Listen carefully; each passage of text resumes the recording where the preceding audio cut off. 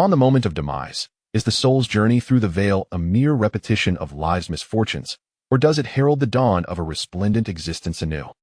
Throughout the realms of existence, whether it be the deathly artifacts signifying the pinnacle of alchemy, the soul vessels that defy mortality, or the legendary sorcerers who command respect, none can escape the dominion of death. Chapter 1. Once more. As consciousness wanes, darkness envelopes the world, silence reigns supreme, and all things seem to reach their end. Is death truly the final destination?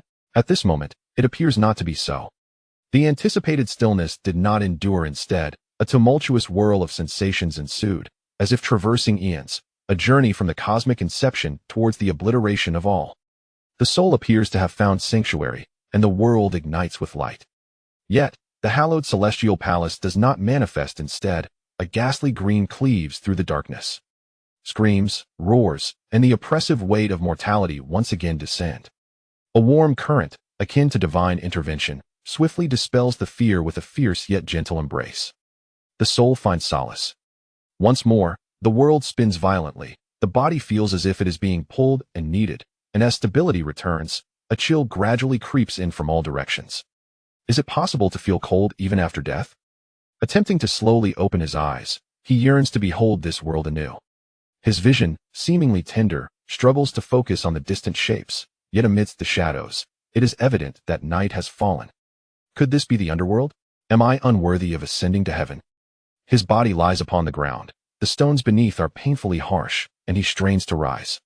As his hands attempt to support his frame, disappointment ensues. Whether it be the weight of his body or the fatigue of his limbs, he barely manages to wobble. As for standing, alas, it seems beyond his current capabilities. The inability to perform even this simple act ignites a flicker of panic within him. Instinctively, he raises his hands before his eyes, only to be met with a revelation that leaves him thunderstruck. I have been reborn. Gazing at his diminutive hands, a tumult of emotions stirs within him. Should he rejoice at his rebirth or lament the failure of his previous existence? To be candid, since the moment he closed his eyes, he had not prepared himself for the trials of living anew. This underworld has a remarkable efficiency in reincarnation. The transition has been seamless. Nevertheless, regardless of circumstances, this new life has commenced. Perhaps it is a tad rushed, yet he shall navigate it as it unfolds. At the very least, he possesses an exceptional advantage. He retains all memories and consciousness from his past life. In other words, he now wields the intellect of a nearly 20-year-old soul within this innocent body. What a marvel this is, indeed a prodigy. Imagining how he shall outshine his peers with an intellect far beyond his years, he cannot help but feel a pang of sympathy for his future companions. He is destined to be the child of legend, the envy of others. In a moment of joy, a laugh escapes him, soft and endearing. Regaining composure, he begins to survey his surroundings, eager to discern the nature of this new family. As his eyes gradually acclimate to the darkness, shapes begin to materialize. But with a mere glance, his heart plummets. The barren branches and the cold moonlight starkly indicate that he finds himself in the wilderness. Where's the house? Where are the family members? The chilling air continues to assail his fragile form, as tremors spread throughout his body. What does it signify for an infant, not yet a year old, to be abandoned in the wild? Dying of cold, starving, or being devoured by lurking beasts, these are the fates that await him. At this juncture, what can wisdom accomplish? In this feeble body, he is rendered powerless. All he can do is wait and witness which form of death shall precede him. Is this divine retribution for my previous desire to escape life? His blood feels as though it begins to congeal, his eyes vacant as they gaze upon the sky, the moon reflecting in his clear green pupils. Suddenly, a severe pang of agony pierces his brain, as if an alien entity has intruded upon his mind. The intense pain nearly renders him unconscious. He yearns to scream, yet only a silent gasp escapes his lips, words choked in his throat. The torment persists, akin to his soul being savaged by a rabid beast. With each bite, his consciousness wanes further, the pain intensifying. He yearns to resist, legs flailing as if to drive away the beast that rends his essence. To his relief, this struggle seems to yield some effect, the pain lessening slightly. Clinging to this lifeline, he fights with fervor, akin to a victim besieged, focused solely on guarding his core. Yet, mere defense is not a sustainable solution. His soul grows increasingly frail, consciousness slipping from his grasp, limbs growing weaker. As the final moments approach, if the soul is extinguished, Will it all come to a definitive end? It is often said that before death, one's memories flicker before the mind's eye like a lantern. He is now experiencing this phenomenon. Fragments of the past unfold before him. He recalls the joyous frolics in the stream with childhood companions, moments of drowsiness during study. Yi-jun, you are my dearest friend. The passing mark is you still fall short. Yi-jun, you truly are useless. I am so disappointed. Yi-jun, Yi-jun. Little June, your exams are approaching. Mother will cease working to be with you. Don't worry, it's just a little short. As long as you study diligently, it will all be the same. Little June, why do you have the keys today? Mother loves it when you call for me to open the door every day after school. Little June, it's alright if you don't get into the top school, we can still attend the second tier one. As long as you are willing, I shall sacrifice everything to support your education. As long as you are healthy and happy, Mother will be content. A solitary tear rolls down as memories dissolve into the ether. In a moment of clarity, consciousness seems to transcend into a peculiar space. It resembles a station, a pristine expanse, devoid of origin or destination.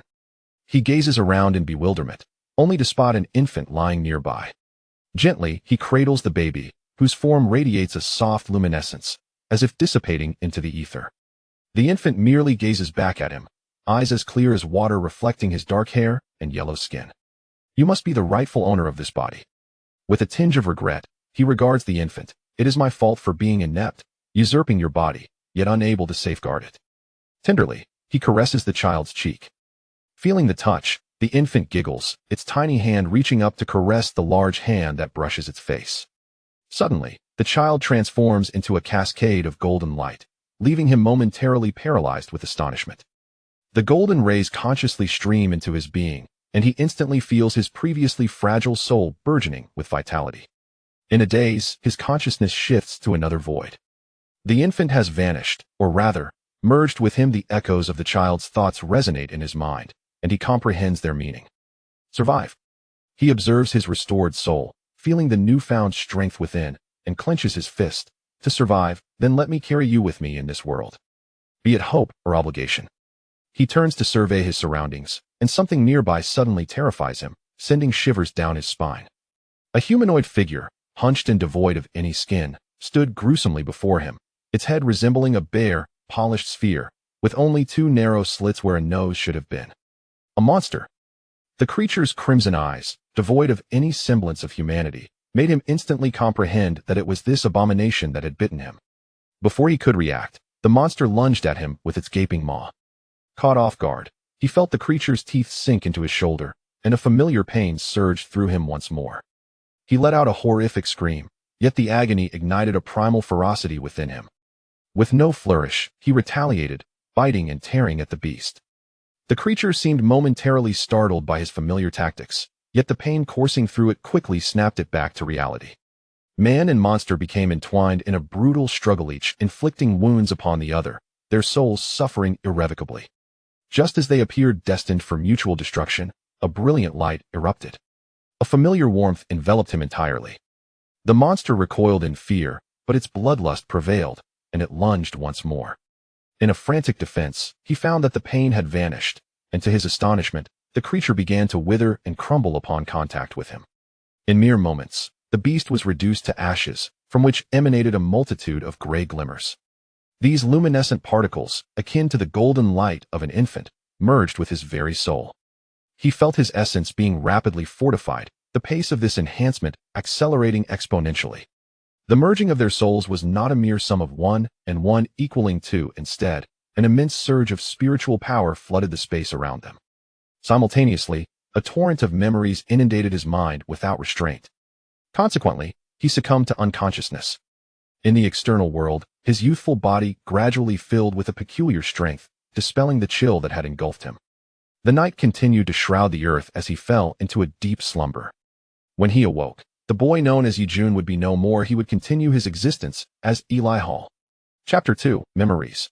The Hall couple in London were renowned local attorneys, celebrated for their exceptional defense skills, which had earned them a remarkable reputation in the legal community. They were a pair of exemplary lawyers.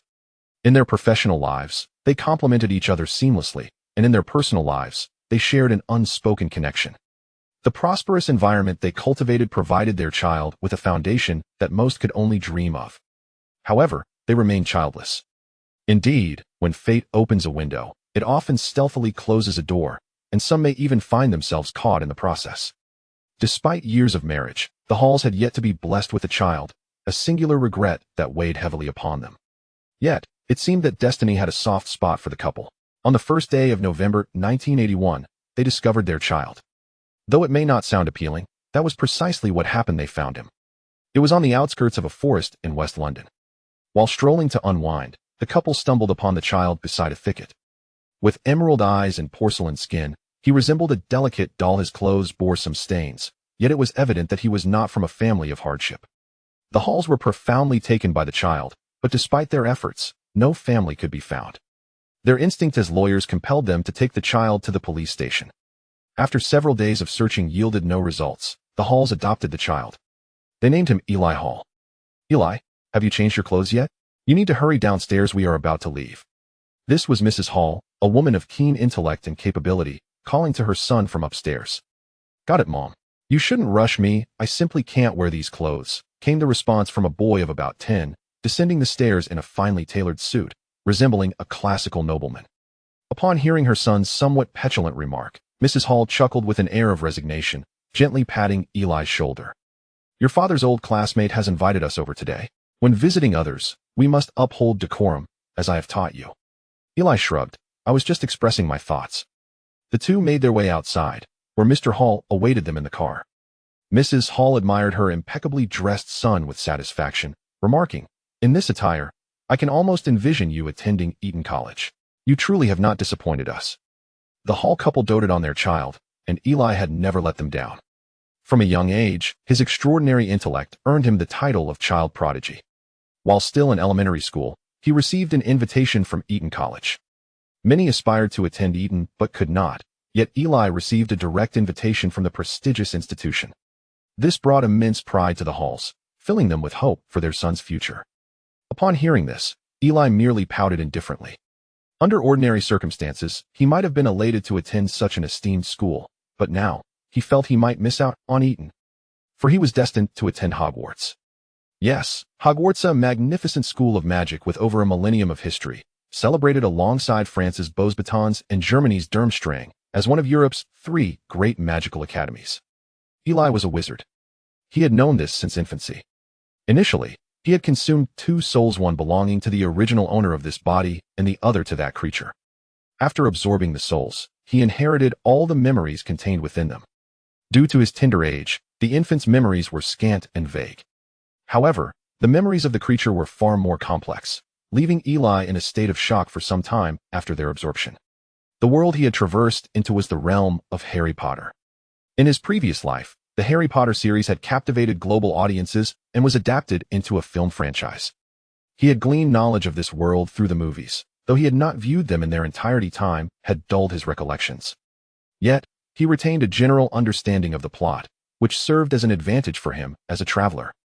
Through these memories, he learned that the former owner of this knowledge was none other than the infamous antagonist of the Harry Potter saga, Voldemort. The man heralded as the most dangerous dark wizard of all time had cast a long shadow over the lives of British witches and wizards with his unparalleled power and terrifying ideology. Undeniably, he had shaped an entire era. The creature that Eli had consumed was but one of Voldemort's fragmented souls. Why had a fragment of Voldemort's soul ended up within Eli? This intricacy tied back to Eli's lineage, or rather, the lineage of this body. At the pinnacle of Voldemort's power, a prophecy circulated within the wizarding community. The Dark Lord would be vanquished by a child born at the end of July. Voldemort would never allow anyone to thwart his grand designs, even if it were merely a prophecy. Upon investigation, it was revealed that the son of the Potter family, Harry Potter, was indeed born at the end of July. In truth, there were 2 young wizards born in that month, but the Potters had fiercely resisted Voldemort in the past, leading him to be convinced that Harry was the child foretold by the prophecy. Thus, in late October 1981, Voldemort resolved to personally eliminate the Potter family, unbeknownst to whether it was Eli, this time traveler, who stirred the wings of a butterfly. The narrative took an unexpected turn. Harry Potter, originally the sole heir of the Potter lineage, now finds himself with a sibling in this altered realm. That little Potter is none other than Eli. He has astonishingly transmigrated to become the younger brother of Harry Potter. Upon absorbing Voldemort's memories, Eli gained insight into the events of that fateful night. As Voldemort sought to extinguish the lives of Harry and Eli, an ancient spell rebounded, leading to the annihilation of his corporeal form, and many presumed him to be dead. This spell was none other than the blood protection charm, cast at the cost of life by their mother, Lily Potter. Voldemort's soul was compelled to fragment in the original world. He had merely split his soul once to bequeath to Harry. However, in this new reality, his essence was divided twice, with one fragment being devoured by Eli. This fragment is a veritable treasure trove. It encompasses all of Voldemort's memories prior to that night, including a vast reservoir of magical knowledge. This discovery brought Eli immense joy as he reveled in the wealth of information. In a world brimming with magic, what could be more invaluable than the memories of a wizard on par with legendary status? Thus, Eli commenced his studies in the magical arts from a young age, imbued with the blood of wizards. In Britain, every young sorcerer aspires to attend Hogwarts for their education. Consequently, he had to reluctantly forego the prospect of Eton College. Eton College is rather overrated, Eli remarked casually, tossing a coin into the air. Madame Horf rolled her eyes in response. Eli, one must practice humility, I have taught you this. Not engaging in a verbal spar with Eli, Madame Horf took his hand and led him out the door. Come on, it is time for us to embark on our journey. Chapter 3 Encounter. After an 8-hour drive, Mr. Hall navigated the vehicle into a neighborhood flanked by similarly styled two-story houses. Eli felt an increasing sense of familiarity. Father, where are we? He could no longer contain his curiosity. Mrs. Hall tilted her head, but Mr. Hall interjected, an old classmate of mine resides here, in a quaint little area called Little Whinging. If memory serves me right, it should be at number 4, Privet Drive. Yes, indeed, number 4, Privet Drive. What is the matter, Eli? Number 4, Privet Drive. If there had been only a slight sense of recognition before, hearing this struck Eli like a revelation. This was indeed the residence of the Dursleys, where Harry Potter, the nephew of Mrs. Dursley, lived in the cupboard under the stairs. Eli could hardly believe that his father's old classmate was none other than the Dursleys. He had initially pondered how he would encounter his brother, Harry Potter, but it seemed fate had made the path effortlessly clear. As they drew nearer, Eli, a traveler from another realm, felt no fraternal bond with Harry. Perhaps it was the blood coursing through this body, or perhaps it was the soul of young Potter merging with his own. A wave of melancholy washed over Eli as he reflected on their shared confrontation with Voldemort's killing curse. Yet he bore none of the iconic lightning scar that symbolized dark magic. In a way, my life is half owed to my brother's rescue, Eli mused, momentarily lost in thought, his hand unconsciously brushing against his forehead, which bore no marks. Noticing Eli's unusual demeanor, Mrs. Hall gently placed a hand on his shoulder. Eli, are you feeling a bit carsick? Her concern jolted Eli from his reverie. He regained his composure and smiled reassuringly at the worried Mrs. Hall, shaking his head. I'm fine, Mother. I was just a bit lost in thought. With that, Mrs. Hall felt reassured. The vehicle soon came to a halt, and Eli eagerly gazed out the window. At the entrance of number 4, Privet Drive, the Dursley family stood neatly awaiting their arrival. The portly Mr. Dursley, who appeared to have inflated even more, had meticulously combed what little hair he possessed and donned an oversized suit. In contrast, Mrs. Dursley was exceedingly slender, her long neck seemingly suited for spying on neighbors. And she too had dressed up, wearing a long gown that matched her husband's suit in color.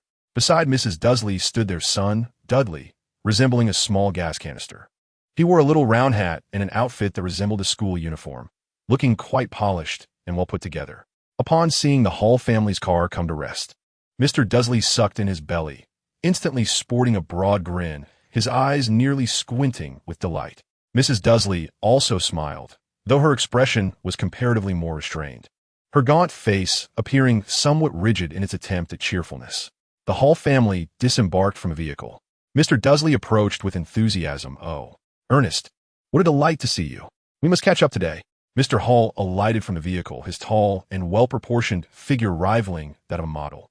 Clad in a perfectly tailored deep blue suit that exuded an air of calm and restraint, he extended his hand in greeting to Mr. Dursley. Hello, Vernon. You still appear remarkably sprightly.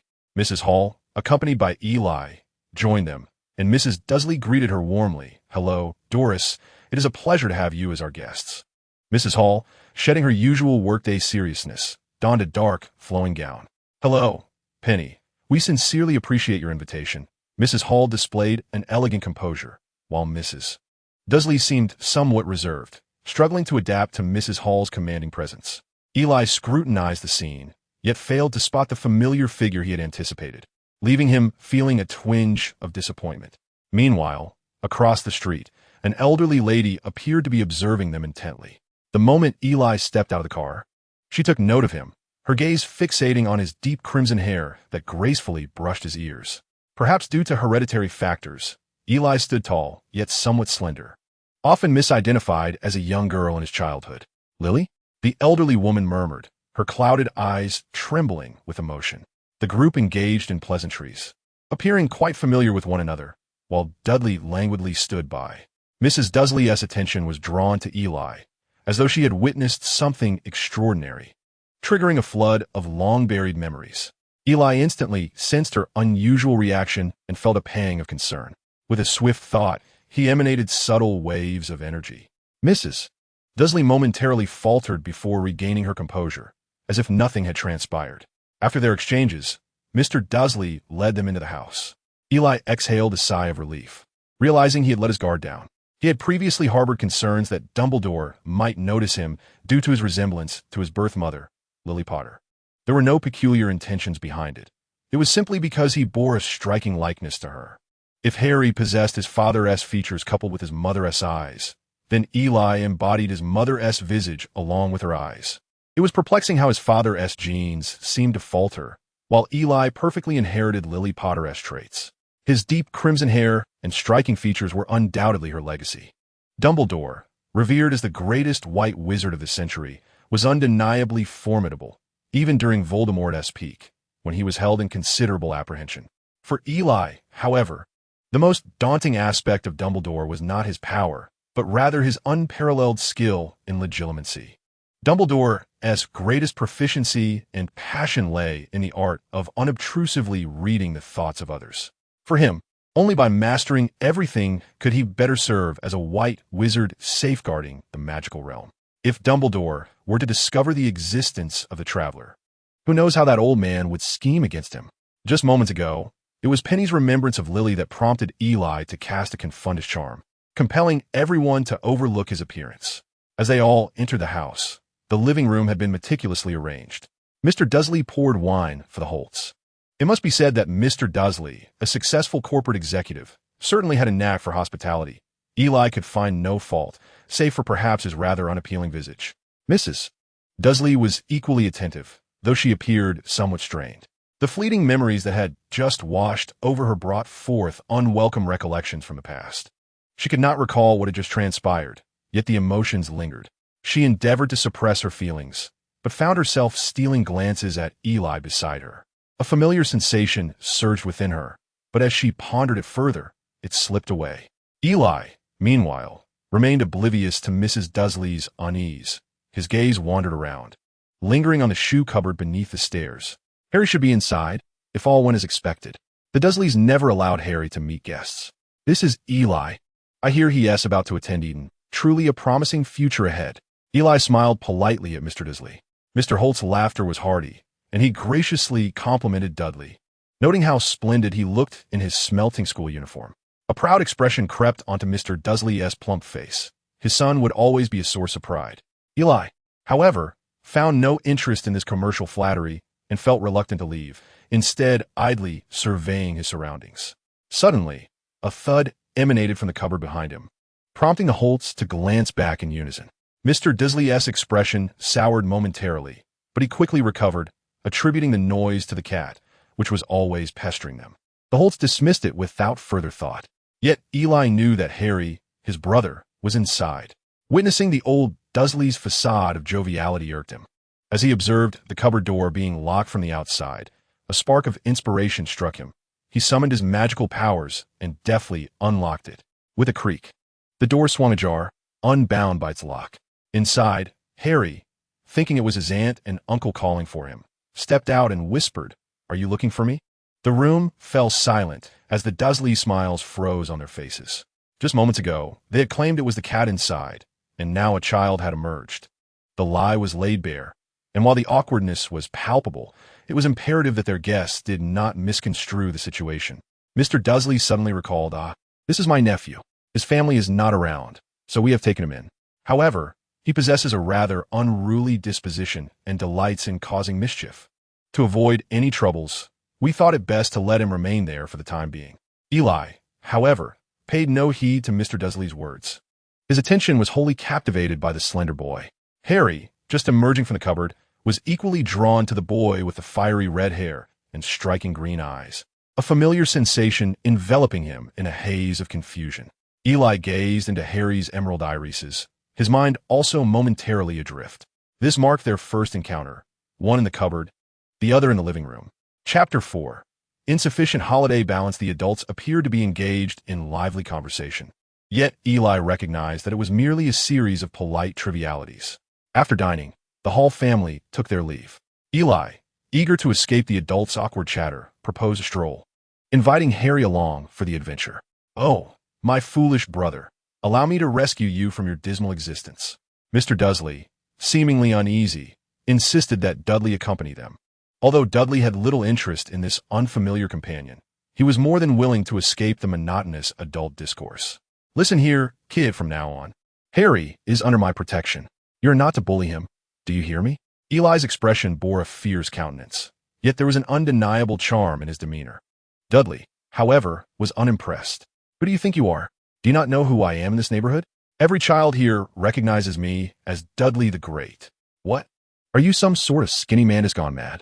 Indeed, in the presence of Dudley, Eli appeared to lack any semblance of intimidation. Eli's dissatisfaction with Dudley's attitude was palpable. What a wretched little brat. Have children these days no manners? Harry, sensing the escalating tension, felt compelled to intervene. Although he was uncertain why this young nobleman named Eli was defending him, he had never experienced friendship and certainly did not wish for Eli to suffer. Despite Dudley's unkind remarks, Harry did perceive that Eli was indeed slender in comparison to Dudley. "Eli, please refrain from provoking Dudley." Eli, however, stood resolute. "What a joke! Am I, a brilliant young wizard, truly to fear this blubbering oaf?" Determined to leave a lasting impression on Dudley, a surge of energy radiated from Eli as a stone, nearly the size of half his face, began to levitate. Harry retreated, exclaiming, "I'm about to show off." "What? Show off what?" Eli remained silent, skillfully halting the stone mid-air between the two of them. Dudley, taken aback by Eli's display, found himself momentarily frozen in place. A glimmer of excitement sparkled in Harry's eyes. Observing Dudley's fear, Eli's lips curled into a satisfied smirk. "Remember this, you little tubby. I could crush you with a mere flick of my wrist." The stone, enormous as half a face, could no longer bear the burden and instantly became riddled with cracks. Eli retracted his magical energy, causing the stone to shatter into countless fragments that fell to the ground. Dudley's round visage turned pale as he trembled and emitted a faint gasp. His parents had always warned him to steer clear of such peculiar beings. Now he had truly learned the lesson, for it was utterly terrifying. Noticing Dudley's fright, Eli softened his expression, pondering whether Dudley would still dare to bully Harry. "No, I wouldn't dare," Dudley stammered. Eli nodded in satisfaction, thinking, a teachable child indeed. "By the way, did I bully you today?" He wore a benevolent smile, his gaze radiating kindness, or at least that was how he perceived it. Yet to Dudley, Eli appeared nothing short of a demon.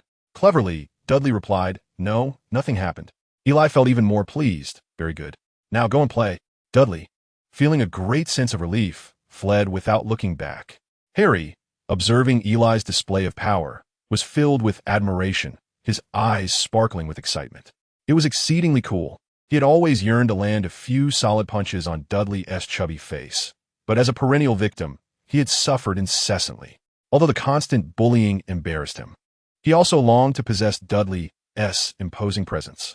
Eli noticed Harry's starry-eyed admiration and felt an inexplicable surge of delight. He patted Harry on the shoulder and said, "See, don't get too carried away. It's of no real use." At that moment, Harry had no objections. After all, he now had an older brother to shield him. Eli chuckled and turned away, his expression suddenly paling. The energy expended to crush the stone had taken a significant toll on him, although his magical reserves surpassed those of many adult wizards. A wizard's prowess is not solely determined by the quantity of magic they possess. Simply having magic without the skill to wield it is a futile endeavor. That display was the most rudimentary application of magic, consuming more energy than casting a destructive spell. Additionally, being still young, his body was not capable of enduring excessive magical output. He needed to grow stronger. Eli became increasingly eager for the impending life at Hogwarts, longing to witness true magic alongside the greatest of white wizards. The lesson imparted to Dudley was merely a fleeting episode by the time the Hall family returned home. Night had fully descended. Illy, here, a letter for you. Mrs. Hall, holding a letter with no stamp, looked puzzled. It appeared somewhat weighty. Clearly inscribed was Eli Hall's name, with the address detailed down to his room. Upon seeing the letter in Mrs. Hall's hand, Eli's eyes sparkled, though he feigned ignorance. Oh, who sent me a letter? Eli's expression of bewilderment was indeed convincing. Mrs. Hall handed the letter to Eli. She refrained from unsealing the envelope, for the Holts had always respected Eli's right to independence. As he took the letter, the unique roughness of the parchment grazed his fingertips. The familiar emblem, composed of a lion, a serpent, an eagle, and a badger, evoked an overwhelming sense of unreality within Eli. The family of three sat in the living room, where Eli earnestly read the contents of the letter to Mr. and Mrs. Holt. As anticipated, upon finishing the letter, suspicion was evident on their faces. The couple scrutinized the letter once more, and Mr. Holt solemnly placed it on the table. Observing his parents' serious demeanor, Eli felt a wave of anxiety wash over him. How was he to explain this? They had always hoped he would study law and become a lawyer, yet here he was a wizard instead. After a moment of contemplation, Mr. Holt declared, I believe we should retain the original letter and seek assistance from the police. Eli nodded, perplexed. This response was far from what he had expected. Where was the surprise? Where was the magic? He had been ready to showcase his abilities, yet now they were considering involving the police. Mrs. Holt concurred, her expression serious. This individual possesses detailed information about Eli. They must have ulterior motives. Ernest, I believe we should apply for protection. Indeed, Doris. Let us remain calm. I will reach out to friends in the judicial and law enforcement agencies to expedite the protection application. A flicker of menace crossed Mr. Holt's face. Anyone who threatens my son should think twice. Mrs. Holt's expression softened slightly. For safety's sake, we should also hire a few bodyguards. Mr. Holt nodded gravely. Meanwhile, Eli was taken aback by this unexpected turn of events. What was this about a protection application? And bodyguards? Dad, why the menacing look? Please don't overthink this. Eli realized that the situation was spiraling out of control. He even saw his father preparing to seal the enrollment notice. If he didn't clarify soon, Dumbledore might very well be accused of fraud. Eli stammered, interrupting his parents' plans. Mom, Dad, please calm down. I think I might know something. Upon hearing this, the Holts turned their sharp gazes toward Eli in unison. Wait, let me fetch my voice recorder. This is all evidence. Mr. Holt began to rise. Wait, Dad, don't rush. I meant to say it's about magic. Seeing the urgency in Mr. Holt's demeanor, Eli quickly halted him. Both parents looked bewildered. Magic? Mrs. Holt questioned, her brow furrowed. Now that his parents had finally calmed down, Eli hastily explained, yes, magic. The letter references magic, and it could very well be real. I can demonstrate for you. Before they could respond, Eli summoned his magical energy, directing it toward the vase on the table. The vase slowly ascended amidst the expressions of terror from the elderly couple, even circling around the three individuals before gently settling on the table. Suddenly, the atmosphere became eerily silent. It felt as though an eternity had passed with Mr. and Mrs. Hall lost in the shattered remnants of their worldview. After a prolonged silence, Mr. Hall finally spoke, though his tone lacked the commanding authority he once wielded in his professional life. So, if I understand correctly, Eli, you're a wizard and you are to attend a school of magic called Hogwarts? Eli nodded repeatedly, affirming the assertion. Mr. Hall inhaled deeply, as if his perception of reality had fractured once more. Ultimately, it was Mrs. Hall who broke the silence, saying, Ernest, at the very least, Eli's magical abilities are genuine. As for this school of magic, perhaps we should have a conversation with him first? Mr. Hall's gaze shifted multiple times. Realizing he had no alternative, his education and knowledge offered no solutions to the current quandary. It seemed there was no other choice. With the elderly couple finally accepting the reality of magic, Eli exhaled in relief. He had genuinely feared they might react foolishly to such an extraordinary event. The couple scrutinized the letter thoroughly, reassured to learn that a professor would come to personally address their inquiries. The family awaited the morrow with entirely different sentiments. Chapter 5.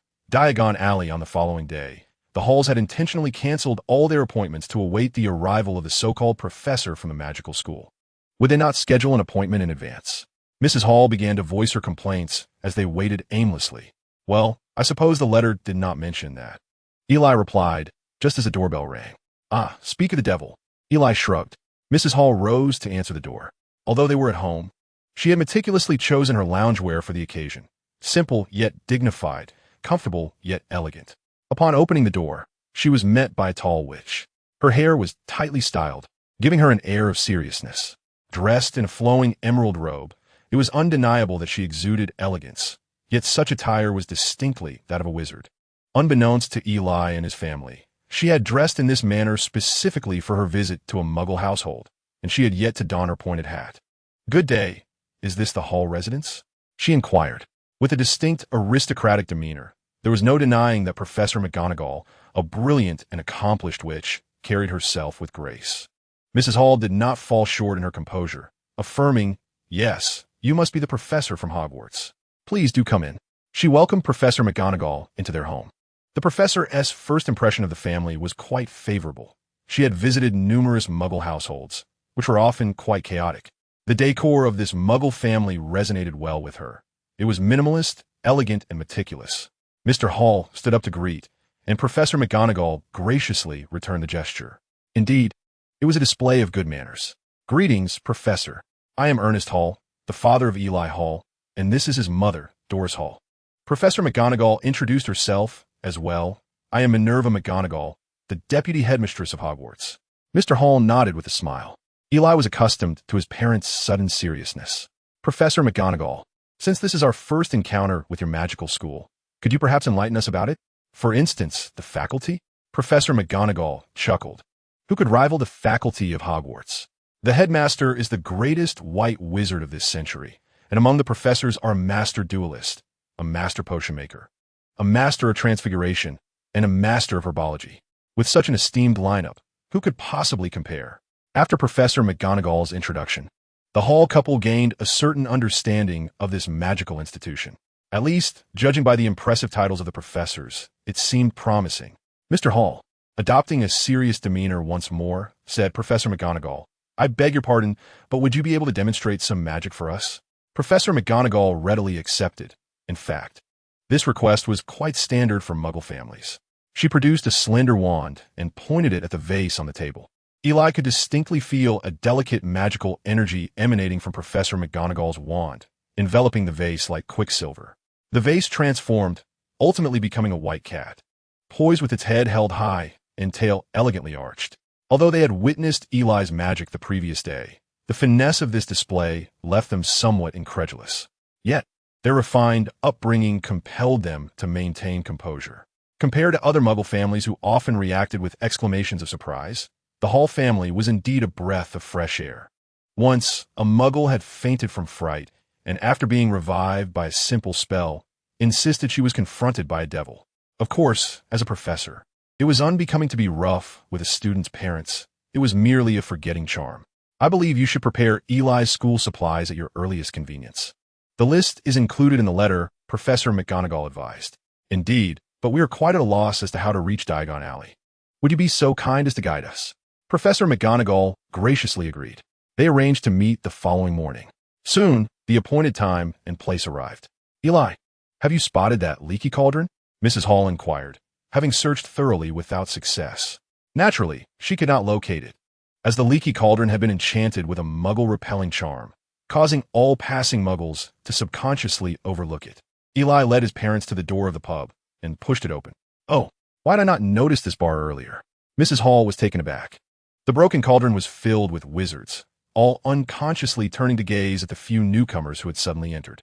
Their attire suggested they were young wizards of Muggle origin from Hogwarts. The group met with Professor McGonagall in the bar.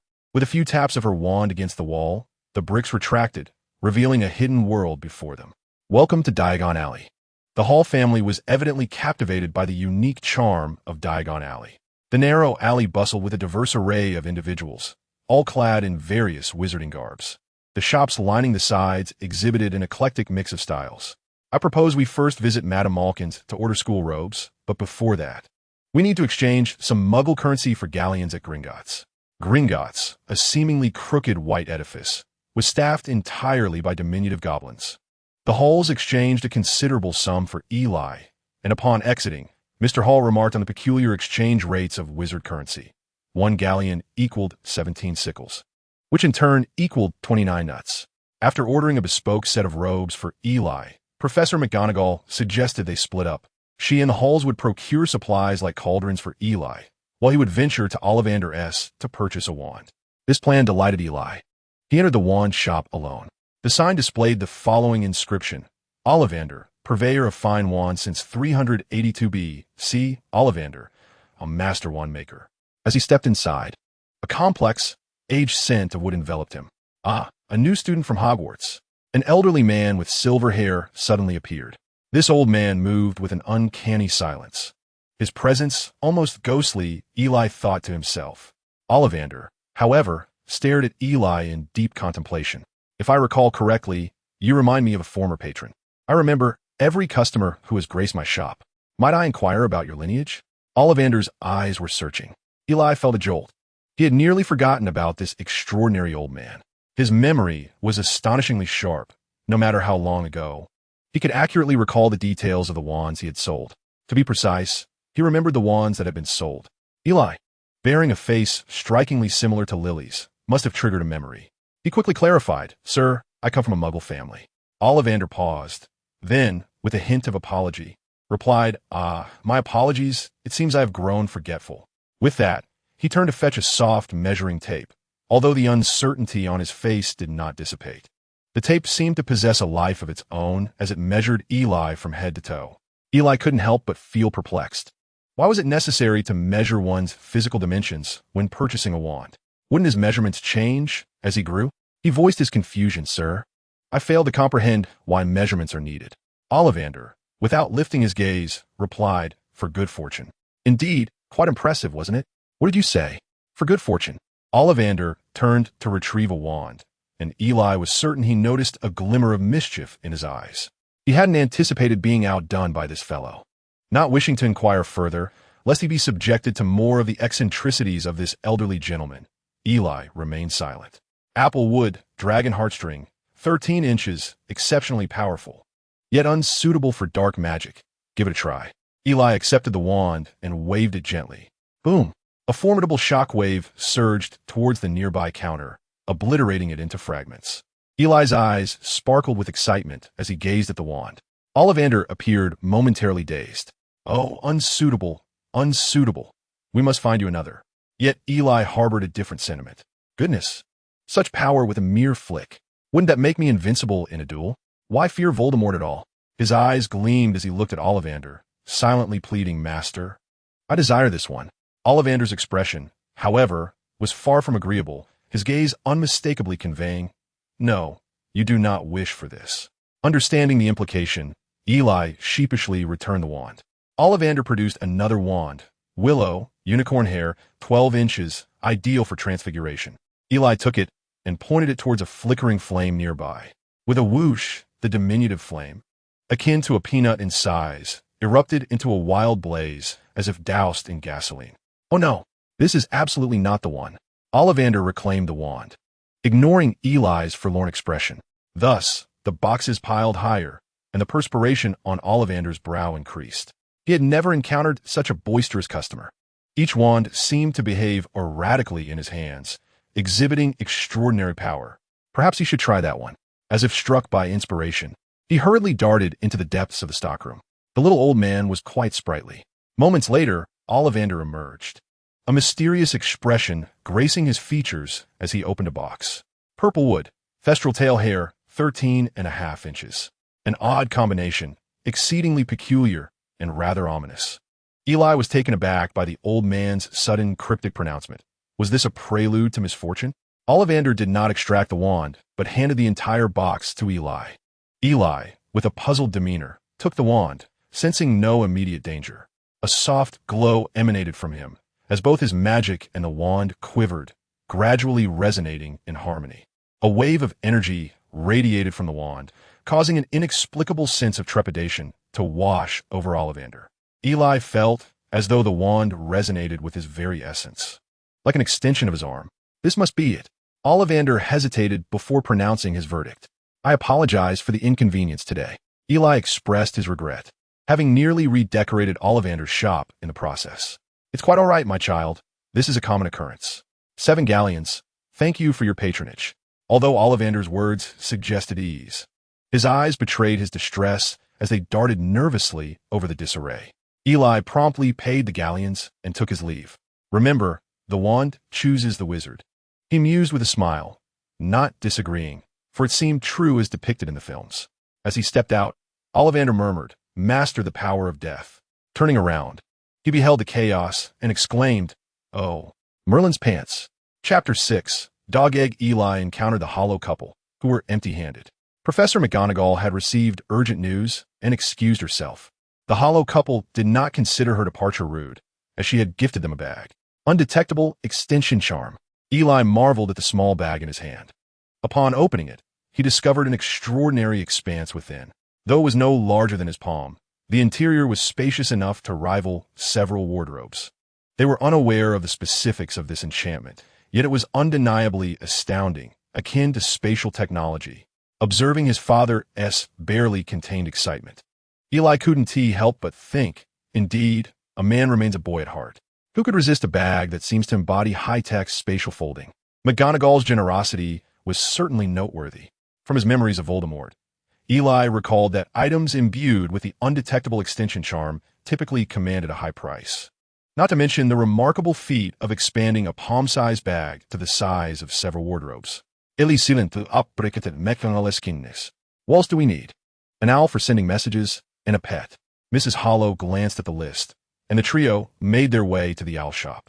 The Eli Owl Emporium was bustling with various owl cages, and the cheerful cacophony of hoots and chirps could be heard from afar. Many young witches and wizards were present, accompanied by their parents to purchase owls. This custom is a hallmark of the British magical community, as wizards prefer using owls to convey messages. The owls of the magical realm differ significantly from ordinary breeds. They possess a magical lineage and are inherently endowed with name magic, enabling them to locate recipients based on names. Thus, an owl is an essential companion for every British wizard, much like a mobile phone. Without much deliberation, Eli chose a lively little creature, a black owl, which he named Shuffly. Eli, do you need a pet? Mrs. Hollow inquired. When it comes to pets, Eli is reminded of Ron's mouse, Scabbers, and Hermione's large cat, Crookshanks.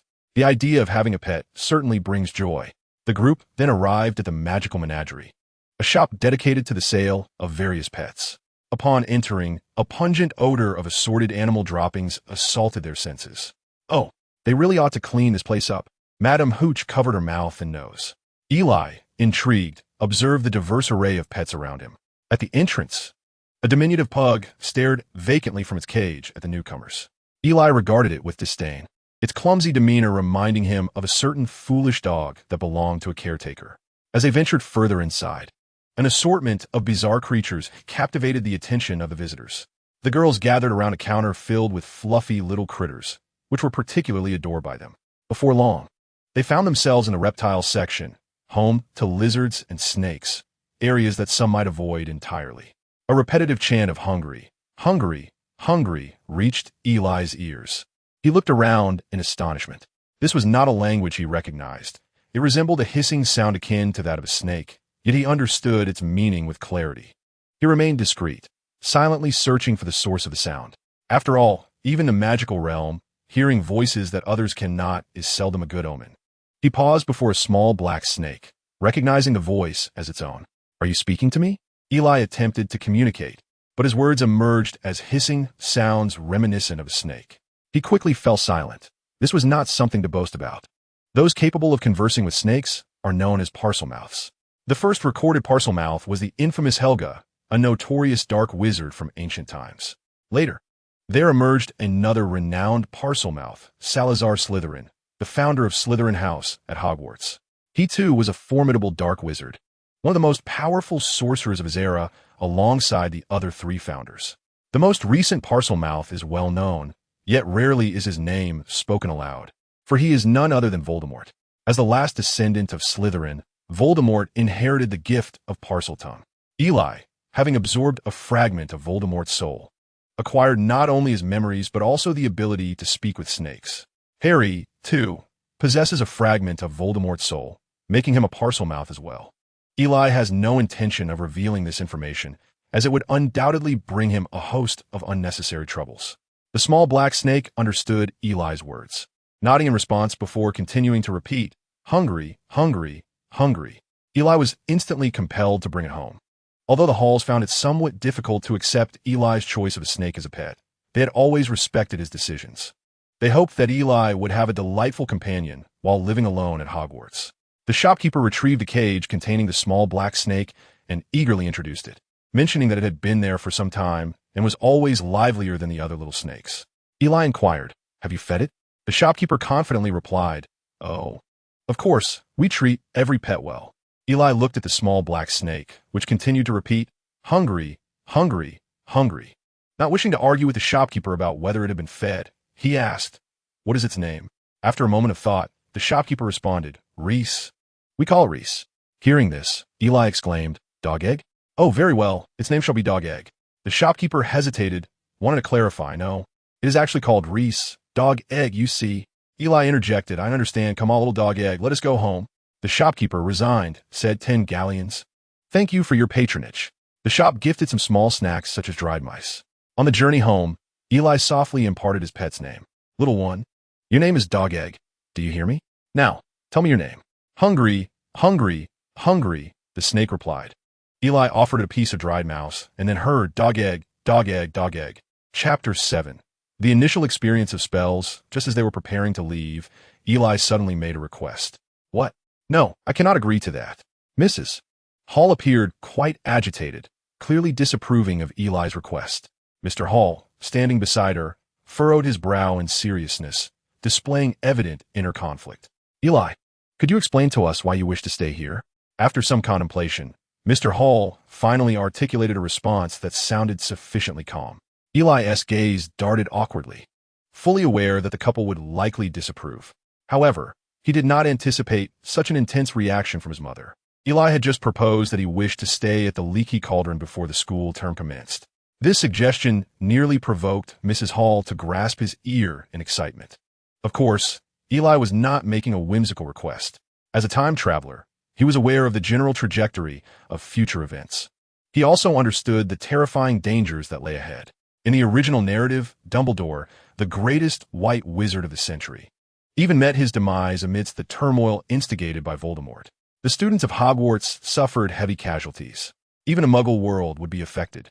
It could be said that as long as he remained a wizard in Britain, safety would remain elusive. He possesses an extraordinarily unique lineage. Being the younger brother of Harry Potter, this character never existed in the original narrative. Perhaps the fluttering wings of this outsider have altered certain plot lines. Consequently, he remains unaware of the extent of these changes. Should the alterations be too significant, he risks losing the singular advantage of being a time traveler.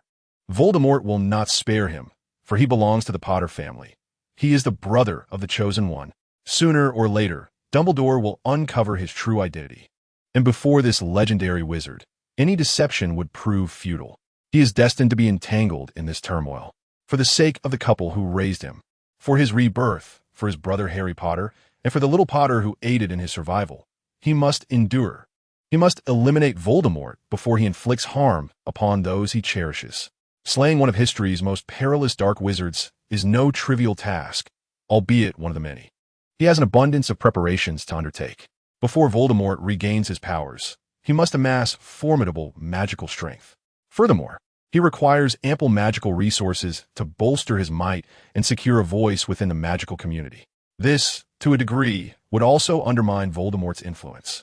Considering many of his Death Eaters hail from traditional wizarding families, he possesses a unique gift, and he is confident that even the Voldemort of yesteryears pales in comparison to him.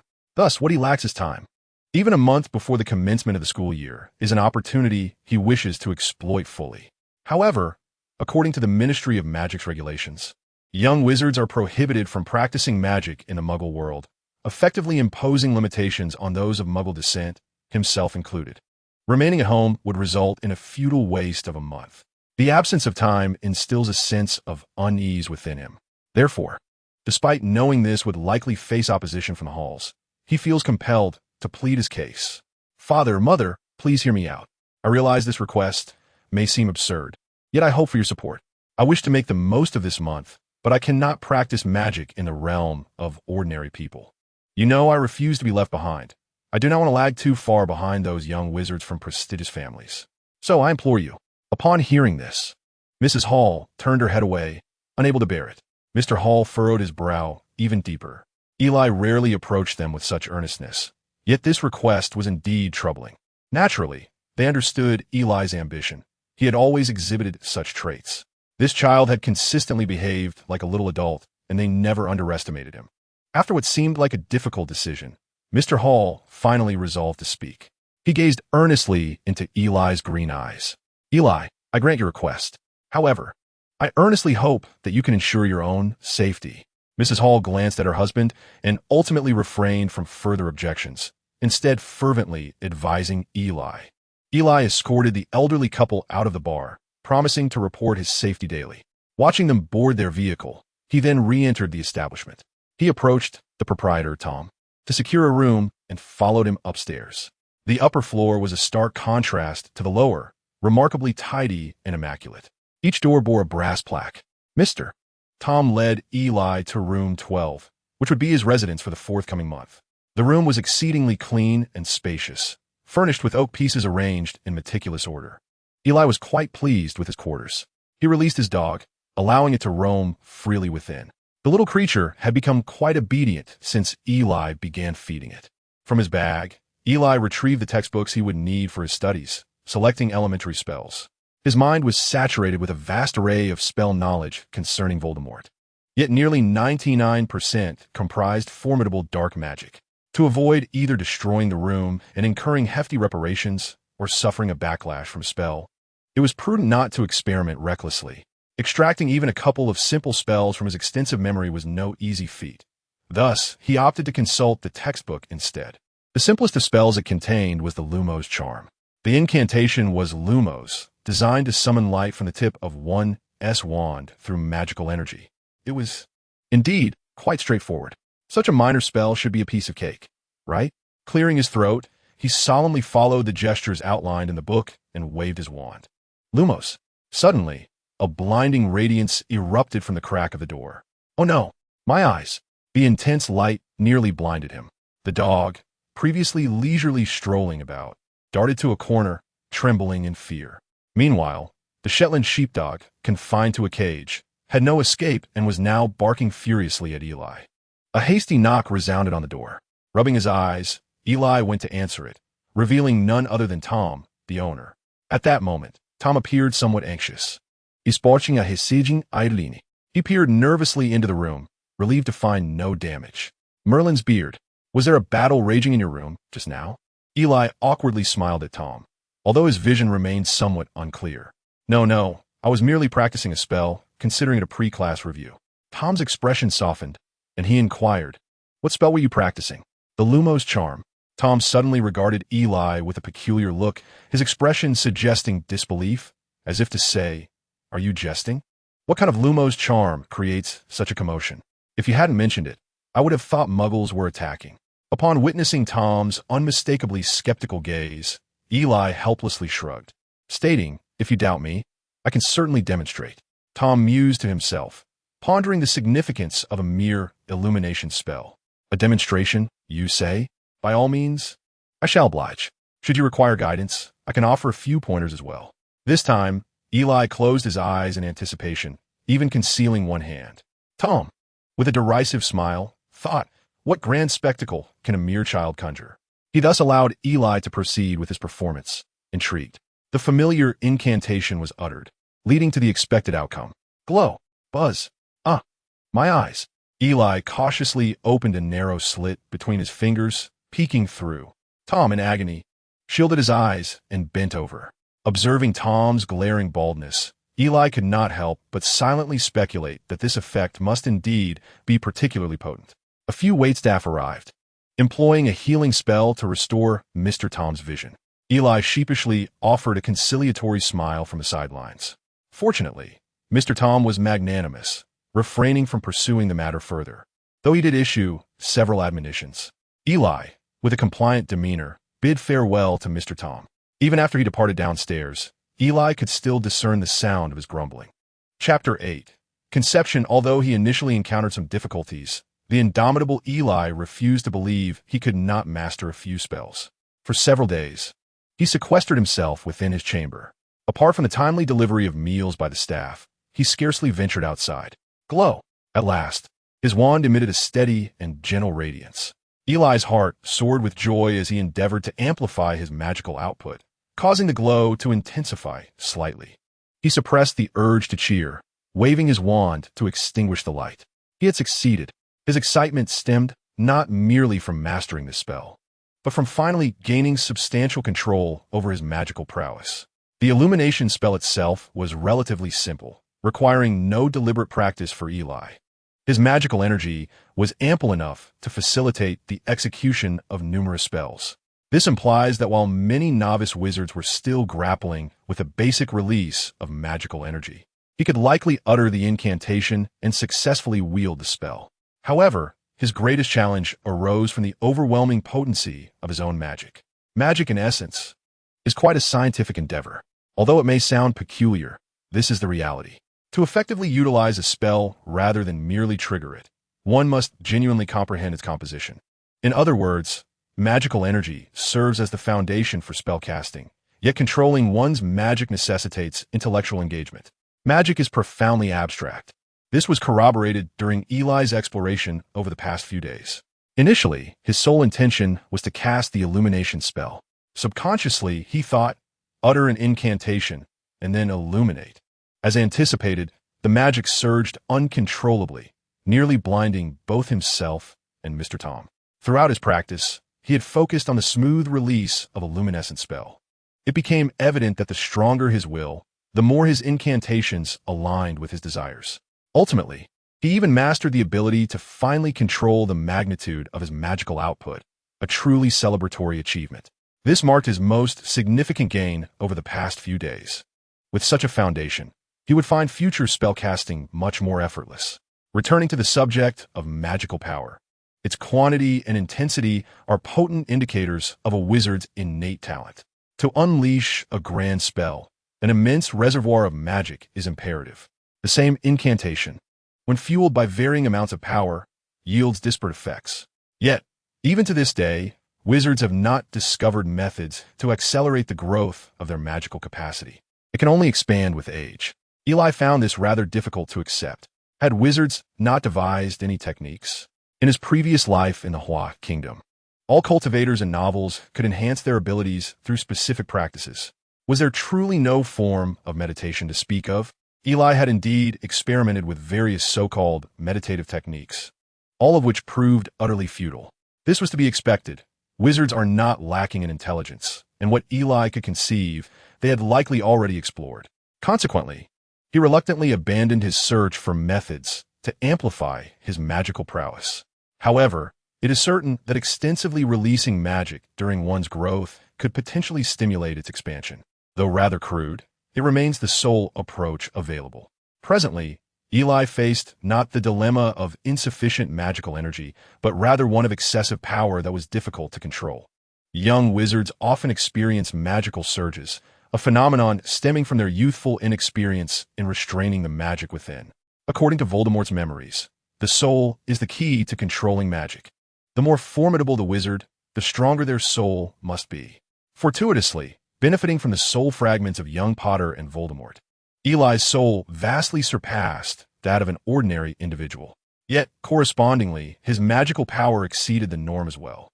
His current magical capacity might rival that of the professors at the academy. This imbalance posed a burden on his soul. Thus, although he had not experienced a magical outburst, he did encounter instances of incantations that were difficult to control.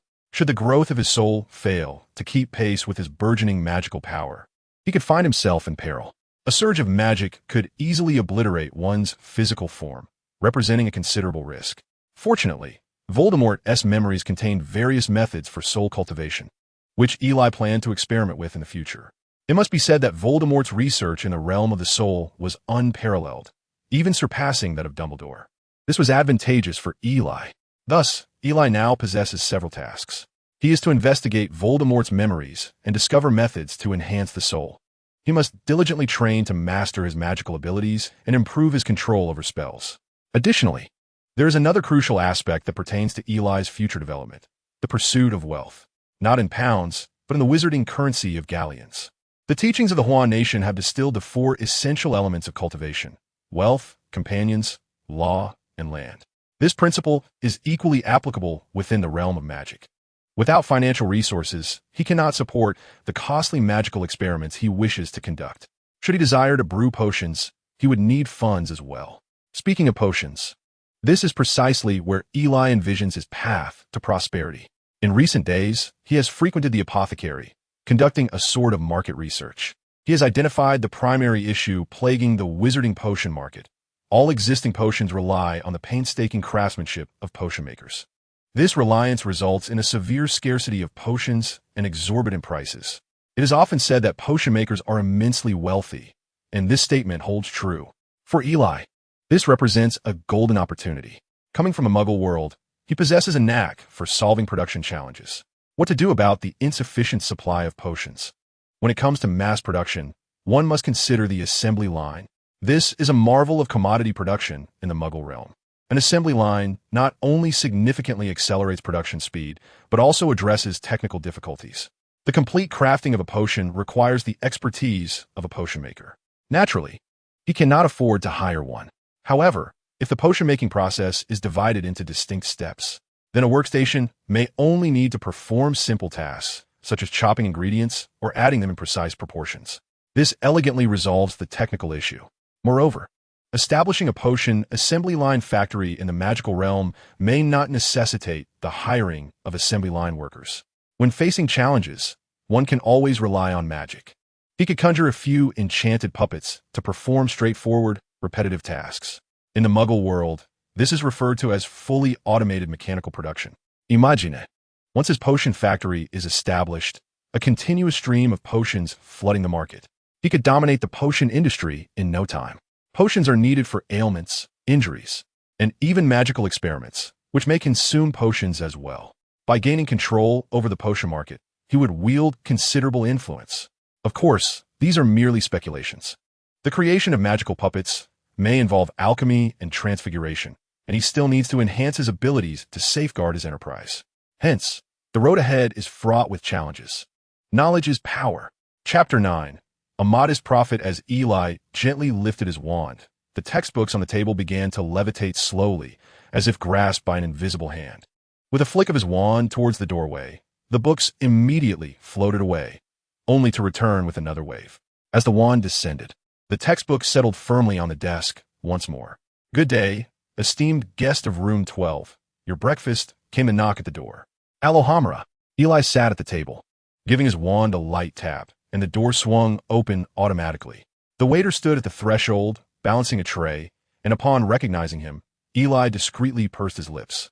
This fellow always demanded a tip when delivering meals, and Eli had lost count of how much he had been fleeced. Eli remained motionless, with another flick of his wand. The food from the tray floated into the room. The waiter, wearing a sycophantic grin, exclaimed, "Oh, what a splendid display of magic." But before he could utter the word tip, Eli waved his wand again, causing the door to shut abruptly.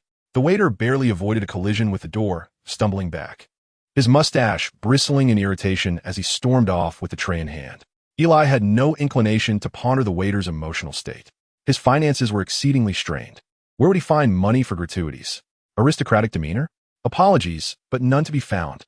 If one were to inquire where all his funds had vanished, a glance at the heap of potion scraps in the corner and a ruined cauldron would suffice to reveal the truth, causing the corners of his mouth to twitch. Lately, in addition to diligently honing his magical skills, Eli had been engrossed in the study of potion making. This pursuit was pivotal for his future prosperity, leaving him no choice but to take it seriously.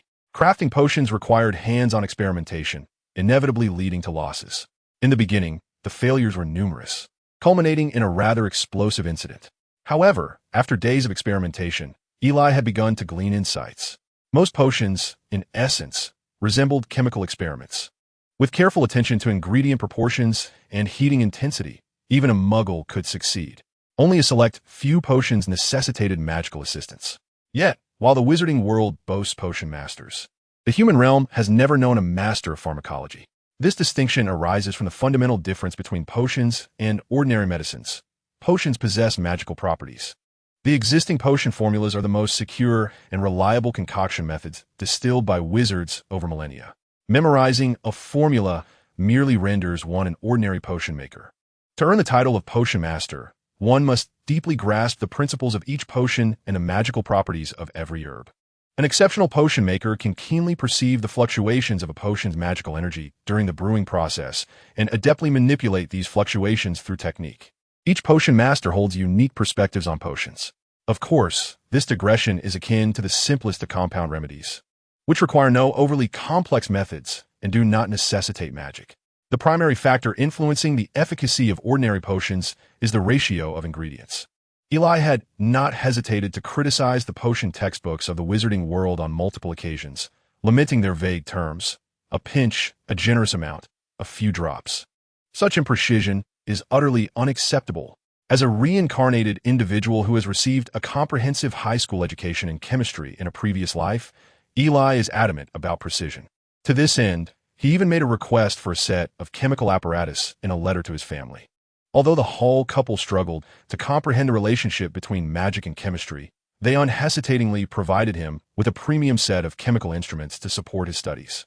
Thus, in a wizarding tavern, a young sorcerer employs scientifically inclined measuring cups, beakers, and glass rods to concoct potions. This is in stark contrast to the norms established by his mother. Yet this method proves remarkably effective through repeated experimentation to ascertain the optimal proportions of ingredients. Eli has discovered numerous precise formulas for potions, which can be considered exclusive secrets. The potions crafted using these meticulous methods indeed surpass the effects described in textbooks, validating Eli's hypotheses. Currently, Eli is in the process of brewing a potion known as the Elixir of the Undead. The name may evoke thoughts of poison, and indeed, is a highly toxic and insidious concoction. What purpose does Eli have in crafting such a poison? It is not to eliminate Tom and abscond with the tavern's profits. Rather, he intends to sell this toxin. Recent potion experiments have left him financially strained. As wizards from the Muggle world face strict limitations on the amount of currency they can exchange annually, the Hall couple has already provided him with the entire year's worth of funds, yet within a month, he has nearly depleted it all.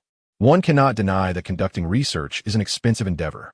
If Eli fails to secure additional income, he risks ending up homeless before the school year begins, returning home to face a rather unpleasant reprimand. Thus, Eli has reluctantly resolved to brew potions for profit. But why specifically poison? The answer lies in his intent to venture into the darker alleys frequented by dark wizards to peddle his wares. It is not a thrill-seeking endeavor. Rather, it is due to the fact that the potion shops in Diagon Alley refuse to accept his brews, even when he presents high-quality potions meticulously crafted. The response is merely indifferent, as they assert, "We have our own potion masters." Eli vows in frustration that once he establishes his own potion factory, he will teach his competitors the true meaning of ruthlessness. The Elixir of the Undead is a formula he unearthed from Voldemort's memories, specifically designed to affect the soul. Its potency is formidable, and the recipe is not widely known. Only a select few are privy to its secrets. More importantly, this poison is relatively straightforward to concoct and cost-effective, though the materials are rather obscure. The formula is not solely known to Voldemort, alleviating any fears of discovery. It is, in essence, perfect.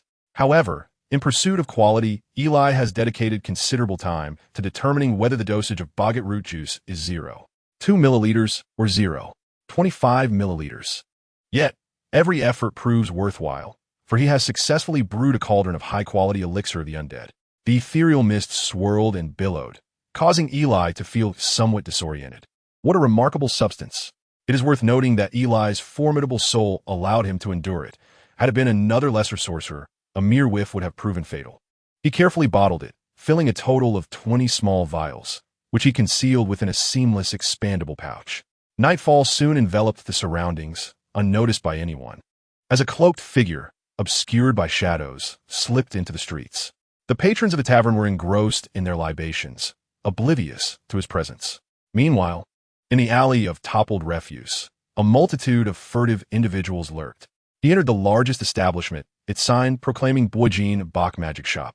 This shop specialized in an array of peculiar, even nefarious, magical artifacts. Both the shop and its proprietor were far from ordinary. Even the young Voldemort had once served as an attendant here. Though shrouded in mystery, the shop's long-standing reputation was undoubtedly substantial.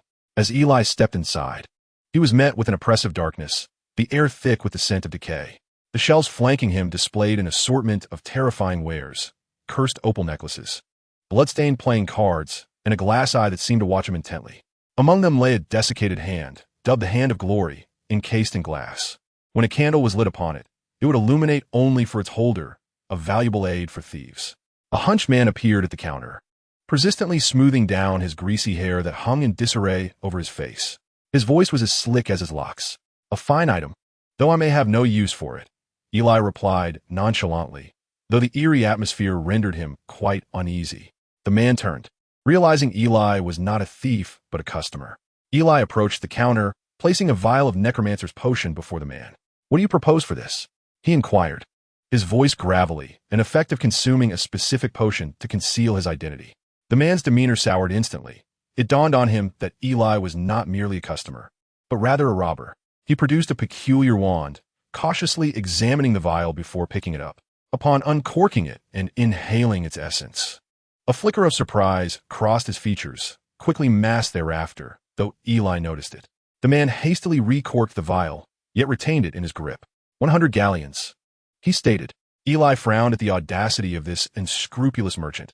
He had gleaned the true value for Voldemort's memories.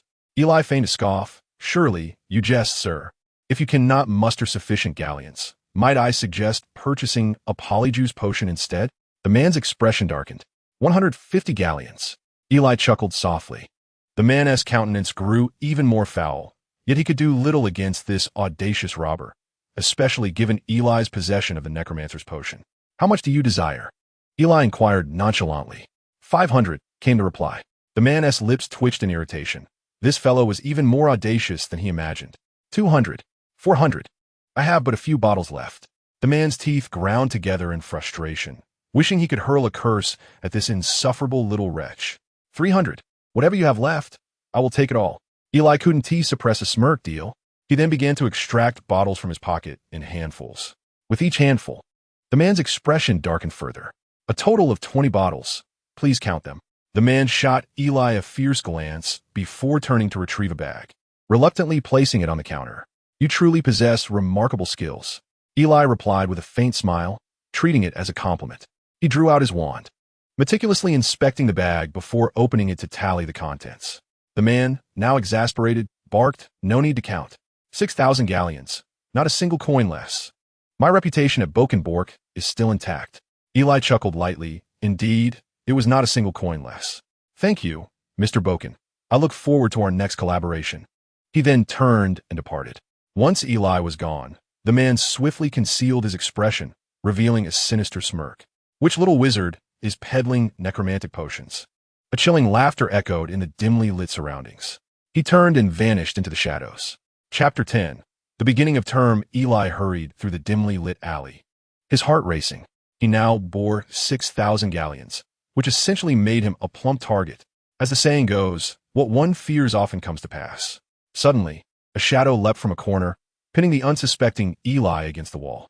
This individual appeared quite seasoned in such matters, expertly restraining Eli's hand as he reached for his wand.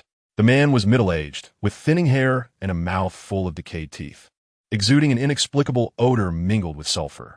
"You affluent little dwarf, I can hear your coin purse clinking. Hand it over." The foul stench nearly suffocated Eli as he desperately sought an escape. Yet, in his small child-esque body, he was no match for an adult. His mind was a chaotic jumble utterly devoid of any useful incantation. The man brandished a wand, pressing it against Eli's throat.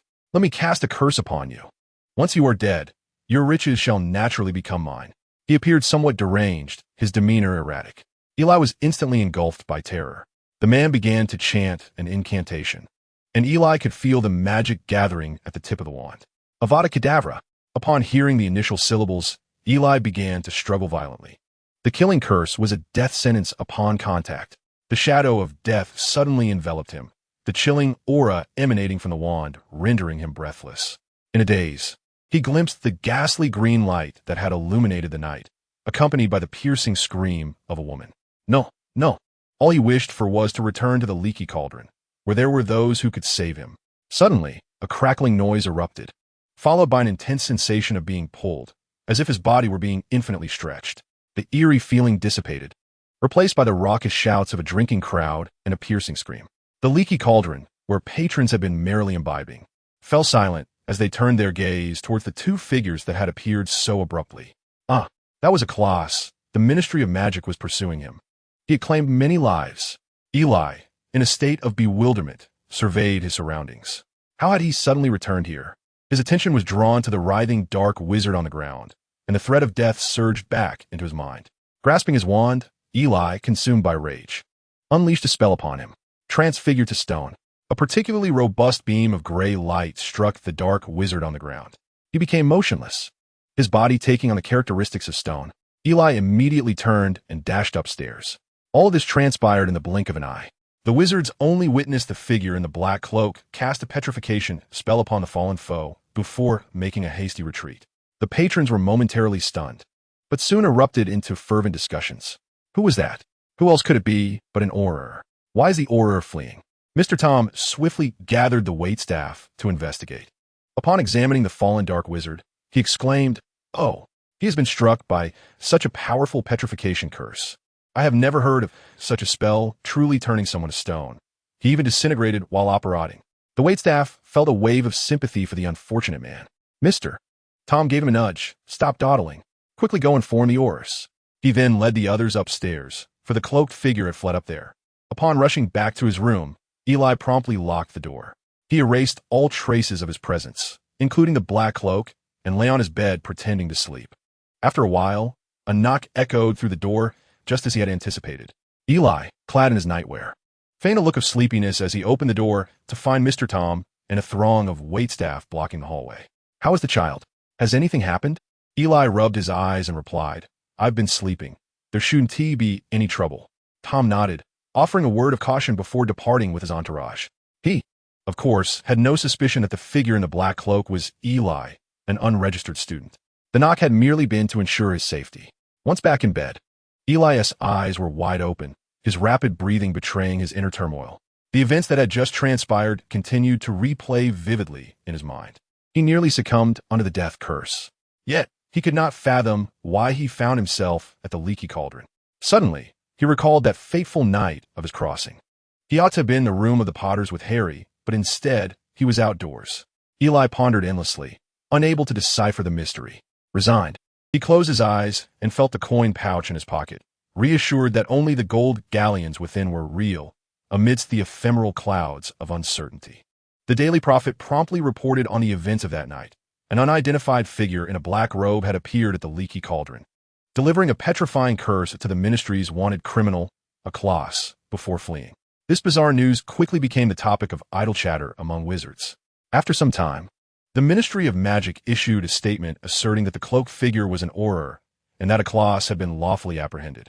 As for the Auror's hasty departure, it was attributed to pressing responsibilities. Upon reading this, Eli scoffed disdainfully. The ministry was inept at handling affairs yet excelled at claiming credit. Naturally, he could not reveal that he was the black-robed figure. Who would believe him? Moreover, it would only invite trouble. People were skeptical of the ministry's explanation, and the newspapers published doubts, demanding that the ministry produce a clause for a confrontation. The ministry fell silent, deflecting inquiries with claims that it was inappropriate for him to appear during the interrogation. Thus began the ministry's contentious exchanges with the media, providing the public with ample reason to purchase newspapers, simply to indulge in the spectacle. Time swiftly passed, and the start of the school year approached. Eli concluded his rigorous training and returned home for a few days. On September 1st, the Hall family arrived at the station. After bidding farewell to his parents, Eli vanished between the pillars of Platform 9 and Platform 10. He arrived at Platform 9, bustling with people, where young witches and wizards exchanged farewells with their parents. Eli's belongings were all stowed away in a magical expansion bag, leaving him with his hands free and a sense of leisure. Once aboard the train, he began to search for that familiar figure. Knock, knock, knock. Eli tapped on the compartment door, catching the attention of a slender boy with dark hair inside. Eli, Harry exclaimed, his green eyes wide with disbelief.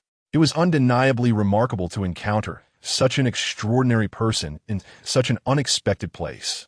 Eli entered the compartment, where only Harry was present. It seemed the trio had yet to reunite. Harry, still in shock, stammered, "You, too, are a wizard?" The moment the words left his lips, he felt his inquiry was somewhat redundant. Eli smiled. "I never anticipated encountering you here. Yet such is the wondrous nature of fate, is it not?" The two settled in for an engaging conversation, reminiscent of long-lost friends reuniting after years apart. Gazing at Harry's familiar face, Eli could not help but feel an innate closeness. Perhaps this was the power of bloodline. "May I come in? Everywhere else is full," asked a bashful boy with red hair at the entrance. Sensing he had interrupted an animated conversation, he felt even more awkward as the two turned to look at him. "Of course, come in," Eli exclaimed upon recognizing the iconic red hair, knowing that Ron Weasley, one of the trio, had arrived. Hello, I'm Ron Weasley," he introduced himself. When Harry's name was mentioned, Ron appeared genuinely astonished. "You are Harry Potter?" Having already experienced the extent of his fame in the wizarding world, Harry felt no confusion and casually showcased the scar on his forehead. "Cool," Ron exclaimed in admiration. At this age, making friends was effortless, and the three quickly fell into an engaging conversation. Both Harry and Eli were left with a favorable impression of Ron, perhaps owing to the natural amiability inherited from the Weasley family. As they were engrossed in their lively discussion, a plump lady wheeled a snack cart toward them. "Would you like anything?" she inquired. "No, thank you," Ron replied, awkwardly producing a squished sandwich. Sensing Ron's discomfort, Harry, in a display of generosity, declared, "I'll take it all." In unison, Eli and Ron cast envious glances at him. Eli couldn't help but think, had he known earlier, he would have revealed his identity sooner. After all, he was Harry Potter's younger brother, and surely a share of the family fortune wouldn't be unreasonable. Quickly transforming his indignation into determination, Eli began to feast heartily. Suddenly, Ron proposed to demonstrate a spell that could transform his plump rat, Scabbers, into a yellow creature. Unfortunately, it failed. Eli patted the dog egg he had hidden in his pocket and recalled that this rat seemed to embody a rather unsavory villain. What was that spell called? It was Animagus, a highly advanced transformation spell that allows one to turn into a specific animal. This rat was indeed an Animagus. A mischievous thought crossed Eli's mind. After all, it was a villain, so it wouldn't hurt to have a little fun. "Ron, why don't I give it a try?" Ron eagerly agreed, having grown weary of the rodent. Eli drew out his wand and gave it a gentle flick. In an instant, the gray, rotund rat transformed into a rather unsightly shade of yellow. "Cool." Ron and Harry's eyes sparkled with excitement. "Oh no, just being modest." Eli feigned humility while secretly reveling in his success. Suddenly, a voice of astonishment rang out, silent casting. The trio turned to see a disheveled little witch settle down. "I am Hermione Granger," she announced. They resumed a new round of introductions. When Harry was mentioned, Hermione exhibited a look of surprise, while Ron was left with a rather poor impression of this impolite girl. Hermione's attention was evidently focused on Eli. "Did you just perform a silent spell?" The book mentions it as an advanced magical technique. Eli, however, found himself captivated by Hermione's appearance, not due to her beauty, as she was still a child yet to fully blossom, being under 10 years of age. Hermione resembled her film portrayal almost exactly, albeit with an added pair of prominent front teeth. To put it delicately, one might call them rabbit teeth. "I've memorized the book at home, but I still worry about keeping pace with others," Eli mused. Clearly, while he was lost in thought, Hermione had delivered an extensive monologue. "You know, I was just listening." Eli appeared quite earnest. The young girl, not overthinking it, suggested, "I've learned a few minor spells. Could you help guide me?" Eli readily agreed, deeming it a trivial matter. Hermione drew her wand and aimed it at Harry's somewhat tattered glasses. Restored to their original state, A soft sound resonated, and Harry instantly felt his vision sharpen considerably. Upon removing his glasses, he discovered they appeared as good as new. Eli nodded appreciatively. For a young wizard, Hermione's accomplishment was commendable. Hermione glanced nervously at Eli, who promptly declared, "Well done. I believe your spellcasting is quite standard." "Quite standard? That implies it's not quite good enough," she replied, already sensing a lecture brewing. Just as Hermione was about to launch into another tirade, Eli swiftly interrupted. "What were you here for, anyway?" Suddenly, Hermione remembered something and dashed out in haste. "I almost forgot. I need to find Neville's toad." The others in the compartment sighed in relief. "Remember to put on your uniforms." Hermione reappeared unexpectedly. Chapter 11. The sorting ceremony as evening approached. The train finally rolled into a quaint little station that seemed to have seen better days. Eli. Harry and Ron were standing in front of him, prompting him to awaken from his slumber. "Have we arrived already?" Eli rubbed his eyes and yawned, his hair tousled from sleep. Harry and Ron exchanged peculiar glances at the just-awakened Eli. This fellow could certainly sleep soundly. Earlier, while they had barely exchanged a few words, they noticed Eli sprawled across his seat, fast asleep. Had it not been for the audible snoring, they might have thought he was merely car-sick. Harry caught sight of a large drool spot on the seat, feeling somewhat embarrassed. Here was someone who appeared aristocratic, yet his sleeping habits were quite unbecoming, leaving a mess of drool behind. Nevertheless, Eli seemed utterly unfazed, smoothing his hair as he rose. It wasn't that he hadn't slept well. Perhaps it was a trait inherited from his past life as a citizen of Hogwarts, for he always felt an overwhelming urge to sleep upon boarding a train. Eli had diligently upheld this fine tradition. "Don't you all sleep while traveling?" A voice from outside called out, urging the students, "Hurry up and disembark. The luggage will be managed by the house elves." 3 individuals descended from the train. "First-year wizards, over here." At the sound of that resonant voice, Harry's eyes brightened. It was Hagrid.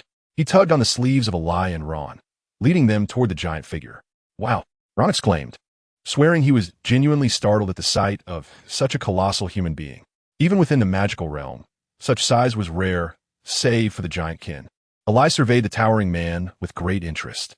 If he were to express an affinity for any character from his past cinematic experiences, Hagrid, the gentle giant, would undoubtedly hold a prominent place. Dressed in an oversized leather coat that appeared custom-made, with tousled hair and a full beard, he exuded a furry charm. His pair of beetle-like eyes shone brightly against the night. Hagrid, holding a large lantern, greeted Harry and the other young wizards with a casual nod before adopting a more formal demeanor to address the group. As a seasoned employee of Hogwarts, he performed his role commendably. Eli curiously scanned the surroundings. It appeared to be a village, though its distance from Hogsmeade remained uncertain. Hogsmeade was an entirely wizarding village, brimming with delightful treasures. A gaggle of first-year wizards, clad in black robes, trailed behind Hagrid like a procession of little radishes. He guided them to the lakeside, where no bridge was present, only several small wooden boats lined up. "Soon, we shall embark on the lake in wooden boats, just as the 4 founders did. It is a glorious tradition." Hagrid spoke with great solemnity, passionately recounting the greatness of the 4 founders, wiping away a tear from the corner of his eye upon finishing. Eli and his companions listened intently, occasionally applauding in response to Hagrid's fervor, prompting a scattering of applause from those around them. Eli had always been intrigued by the legends of the school. Ron, on the other hand, took it upon himself to share tidbits of knowledge about the 4 houses. "Let me tell you, the 4 houses of Hogwarts are named after the 4 founders. My favorite is Gryffindor, known for welcoming those with courage. Even Dumbledore hailed from there. My entire family belongs to Gryffindor. I'm sure I will too." Ron spoke with pride radiating from his expression. Harry, having heard this, developed an interest in Gryffindor. Yet a shadow of worry crossed his face. "But what if I can't go?" Having endured bullying since childhood, self-doubt plagued him. The thought of Gryffindor's esteemed reputation made him question his own worthiness. "Do not fret. If Ron is confident he can join Gryffindor, why can't you?" Eli reassured him, well aware that Harry was indeed destined for Gryffindor. Moreover, with Dumbledore around, how could this cunning old wizard possibly allow his chosen savior to end up in any other house? In light of these circumstances, Eli resolved to join Gryffindor, lest his rather dim-witted brother fall prey to any further ridicule. Moreover, he harbored a genuine fondness for Gryffindor. Who could possibly turn down a band of courageous little lions? Suddenly, a haughty proclamation pierced the air. Only those of noble pureblood lineage are worthy of the esteemed Slytherin. The trio cast disgruntled glances in the direction of the speaker. It was a boy with golden hair, as arrogant as a little rooster. The moment Eli laid eyes on that ostentatious pompadour, he recognized him instantly, Draco Malfoy, scion of the ancient and distinguished Malfoy family. After extending an olive branch of friendship only to be rebuffed mercilessly by Harry, he seemed driven by a mix of humiliation and spite, persistently opposing Harry, earning the moniker the Spoiled One. Eli regarded him merely as an insufferable brat. Ron immediately felt compelled to retort, but Hagrid's urging silenced him. Listen up. Each boat can only accommodate 4 individuals. Should you happen to fall in, I shall have to rescue you, though it is said that the lake is home to merfolk. This statement left the young wizards momentarily dumbfounded. Hagrid, you can scare children too. The 3 of them, along with an unfamiliar young wizard, set off in the same boat, with Hagrid leading the way. As they traversed the tunnel, Hagrid called back to the little wizards, "Mind your heads." The young wizards dutifully lowered their heads, though it was only Hagrid who might encounter the low ceiling. As expected, someone soon realized this discrepancy. Ron shot up, exclaiming, "You don't have to duck. It's not low enough to hit you, see? Oh, be careful." Bang. Oh, my nose. A protruding rock struck Ron, sending him tumbling. Eli stifled a laugh and said, "Yes, I saw that, ha ha ha." Hagrid shot a glance at the raucous young wizards and pursed his lips, reiterating the need to lower their heads. At last, they arrived at Hogwarts. The grand doors of the Great Hall stood closed, and at the entrance stood a tall, which adorned with a pointed hat, Professor McGonagall. First-year students. Professor McGonagall, Hagrid introduced the little wizards before exchanging pleasantries and departing. Professor McGonagall appeared exceedingly stern, causing the young wizards to hold their breath. Ron continued to clutch his nose. McGonagall provided an introduction to the 4 houses before entering the hall to report to Dumbledore. So it's true, the savior, Harry Potter, has also come to Hogwarts. Malfoy's words sparked a flurry of whispers among the young wizards. They were all astounded that Harry Potter had indeed arrived. Malfoy reveled in the attention he garnered from the young wizards, standing before Harry with an exaggerated air of superiority, extending his hand in a mockingly formal manner. "My name is Malfoy, Draco Malfoy." Ron was amused by his pompous demeanor. Upon hearing a snicker, Malfoy cast a disapproving glance at Ron. Upon scrutinizing him, he revealed his disdain. With his fiery red hair and tattered old robes, he was unmistakably a Weasley. Ron's face flushed with anger at Malfoy's insulting remarks. He then turned to the menacing Eli beside him. "Oh, another redhead. Are you also a Weasley? The robes you wear must have drained your family's savings." Eli retorted. "I haven't even spoken yet. And you're already provoking me?" Eli had just been contemplating how to retaliate against Malfoy, and to his surprise, the opportunity had presented itself. Insulting his friend, and then him? He would not hold back. "I am your father." "What?" Malfoy exclaimed, a look of astonishment on his face, doubting his own ears. "I said I am your father," Eli compassionately reiterated. A novice like Malfoy was unaccustomed to such affronts, and his pale visage turned a shade akin to that of a liver. Just as he was about to unleash a torrent of curses, Professor McGonagall suddenly appeared behind him, her expression stern as she tapped him on the shoulder. He sulkily retreated. Harry erupted into laughter, resembling a diminutive child, for Eli had indeed not disappointed him. Ron, too, was exhilarated by the encounter. It felt immensely satisfying. The young witches and wizards were ushered into the Great Hall, where hundreds of older students regarded them with curiosity, causing them to feel somewhat bashful. "Ron, did your family mention how the sorting works?" Harry inquired quietly. Ron's expression soured as he replied, "I heard from Fred and the others that we have to battle a troll." Harry's face paled at the thought. At the front of the teacher's table, an ancient, tattered hat sat atop a 4-legged stool, appearing as though it had not been washed in centuries, its creases forming a mouth. "You may find me unattractive, but I assure you, you shall never find another hat as handsome as I." The young wizards were instantly captivated by the hat. Professor McGonagall held a parchment scroll. "Hannah Abbott." The girl name stepped forward nervously. Taking a seat upon the 4-legged stool, Professor McGonagall placed the hat upon her head. Hufflepuff," the hat announced loudly within a minute. Thunderous applause erupted from the Hufflepuff table. Harry poked Ron with an odd expression. "Is this the troll?" Ron looked embarrassed. "Damn Fred. He tricked me again." "Hermione Granger." Hermione appeared exceedingly anxious, taking deep breaths and muttering to herself. Ron quietly remarked to Harry and Eli, I knew she must have some quirks. Gryffindor. The little witch ran effortlessly towards the Gryffindor table, her face alight with relief. Ron, too, continued the family tradition by joining Gryffindor. Soon, it was Harry's turn. Eli observed Dumbledore, seated in the chair of authority, no longer exuding an air of leisure. He straightened his posture. Eli could not help but internally scoff. Even old Dumbledore experiences moments of tension. Upon catching Dumbledore's gaze, he promptly lowered his head, allowing his hair to obscure his face. You cannot see me, he thought, wishing to avoid Dumbledore's early scrutiny. Harry, equally anxious, murmured softly under his breath after donning the hat, Gryffindor, Gryffindor. The hat seemed to deliberate for a considerable time. Then it shall be Gryffindor. Harry's face lit up with excitement as applause erupted from the Gryffindor table. We have Potter. Harry and Ron waved to Eli from the Gryffindor table.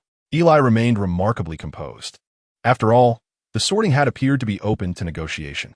Finally, it was Eli's turn. He lifted his head, casually brushing his hair aside, and stepped forward. Professor Snape at the faculty table suddenly appeared momentarily stunned. Professor McGonagall offered Eli a warm smile. She held a positive impression of this polite young wizard. As he donned the hat, without waiting for it to speak, he declared, "No need to ponder. I shall go to Gryffindor. I shall cough if I am directed elsewhere." The Sorting Hat paused, taken aback by such forthrightness. It had never encountered a wizard so candid. Yet, it recalled the admonition regarding Slytherin. You cough? Eli, who had anticipated Gryffindor, was abruptly choked. Professor McGonagall appeared somewhat surprised. Dumbledore's expression shifted, and a certain long-haired headmaster's eyes sparkled with intrigue. Harry and Ron exchanged bewildered glances. Eli, his countenance pale, walked towards the Slytherin table, only to find himself beside Malfoy. How dare you presume to belong to Slytherin? If you keep prattling on, I shall hex you. Although unaware of the specifics of the curse, Malfoy was rendered silent. However, his accompanying lackey was not as subdued, shouting at Eli, "Keep talking, and I will sever your heads." The two foolish boys turned ashen. Eli was clearly in a foul mood. Chapter 12. Telling stories. How could it be Slytherin? Was not the Sorting Hat meant to be negotiable? Perhaps I approached it incorrectly? That wretched Sorting Hat. You cannot treat me differently simply because I am not the protagonist. The cuisine at Hogwarts was exceptionally delightful. Despite its location in England, it seemed to possess its own unique menu. At the very least, Eli did not witness the notorious British culinary disasters of his former life. Young wizards feasted heartily, particularly the first-year students, who praised Hogwarts' dining experience. Only Eli, with indignation, stabbed at a chicken leg on his plate with his fork. Malfoy and his lackey looked on in horror, as though Eli's fork had pierced them instead. They could not comprehend why this peculiar individual harbored such immense resentment. However, from the moment he entered the hall, he became acutely aware that this person was a harbinger of misfortune, absolutely not to be provoked. In an instant, the atmosphere surrounding Eli became laden with tension. He remained baffled as to why his biological parents, the Potters, along with his brother Harry, belonged to Gryffindor, yet he had been sorted into Slytherin. Was it possible? He shook his head vigorously, dismissing the errant thought. He exhaled deeply, even suspecting that the Sorting Hat had erred. Slytherin traditionally admitted only those with ambition. Yet apart from wishing to protect his brother and family, all he desired was to lead a languid existence. What? You mentioned the potions business? Oh, merely a modest venture. Well, since I am here, I shall make the best of it. He glanced distantly at Harry and Ron from Gryffindor. They too seemed uninterested in the feast. Eli offered them a reassuring smile.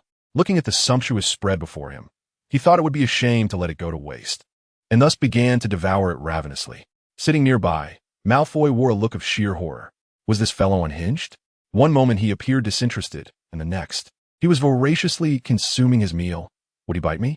Malfoy, filled with trepidation, could only pray that he would not have to share a dormitory with this harbinger of doom. If that were to happen, it would be the end of his good fortune for 8 lifetimes. Eli, oblivious to Malfoy's shifting expressions akin to a chameleon, was instead reminded of Dumbledore's previous admonitions. Do not venture into the Forbidden Forest, and do not roam the 4th floor corridor. Eli was well aware of the perils lurking within the Forbidden Forest. It was home to an 8-eyed giant spider that devoured children. To wander in would be tantamount to seeking one's demise. He vowed that if he were to recklessly enter, he would consider himself a fool. Yet, who could believe that such a man-eating creature had once been nurtured by Hagrid?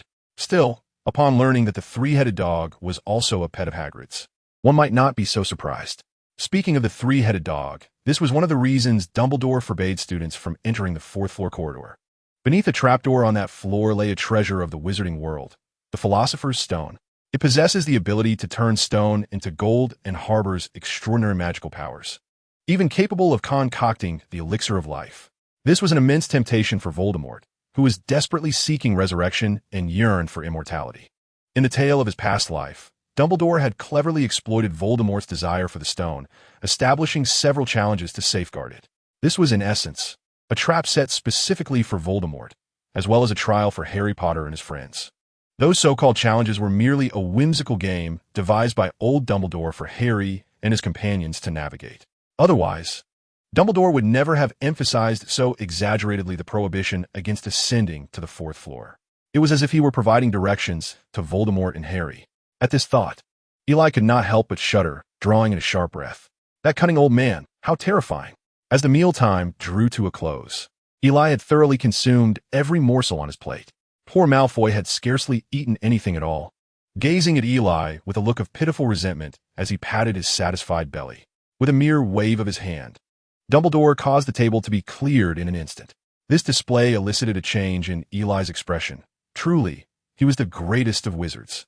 Even from below, one could feel the terrifying energy that resided within Dumbledore. The head of each house led their respective students back to the common room. Along the way, Headmistress Gemma Farley incessantly extolled the virtues of Slytherin House, resembling a motivational speaker Eli had encountered in a past life. Hear the applause. Welcome to Slytherin House. Congratulations on joining the finest house at Hogwarts. You may have heard certain rumors about us, suggesting we exclusively nurture dark wizards or only accept pure-blooded witches and wizards. I believe it is necessary for me to clarify that other houses also harbor dark wizards. They simply refuse to acknowledge it. However, we do indeed aim to recruit pure-blooded wizards, yet many of our students have at least one Muggle parent. We are the aristocrats of ideology. Our emblem represents the serpent, the most intelligent creature, much like ourselves, astute and ambitious. Here, you will forge alliances with like-minded peers, and you will be able to fulfill your ambitions. Eli could only purse his lips, discerning the pride this individual had for their house. The notion of pure-blood supremacy in Slytherin was, in fact, one of his aversions.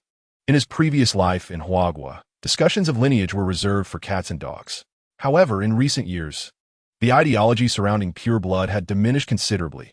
Perhaps it was related to Voldemort's downfall. Nevertheless, having joined Slytherin, Eli bore no ill thoughts. He had always believed that no house was superior. All were equally distinguished. Thus, even if reality did not align with his expectations, he would graciously accept the outcome. The Slytherin common room was distinctly unique, situated underground, beneath the Black Lake, featuring a wall entirely composed of glass. From within, one could gaze into the depths of the lake, where shimmering reflections danced upon the walls of the common room, creating an enchanting atmosphere. Eli smacked his lips. He had to admit that Slytherin possessed exquisite taste, albeit with a slight fear of dampness. He even pondered whether, should that glass wall shatter, Slytherin would face obliteration. He chuckled softly, shaking off the absurd thought. Yet, the possibility lingered. Malfoy, too, maintained a distance from Eli. The individual remained silent, alternating between pouting and smiling, leaving me to wonder if he might suddenly lash out at me. As time pressed on, the class president concluded his fervent speech. The assembly of young wizards below appeared electrified, as if they had already inherited the grandeur of Slytherin. I must admit, this fellow possesses quite the gift for oration. With the hour growing late, everyone gradually retreated to their respective dormitories.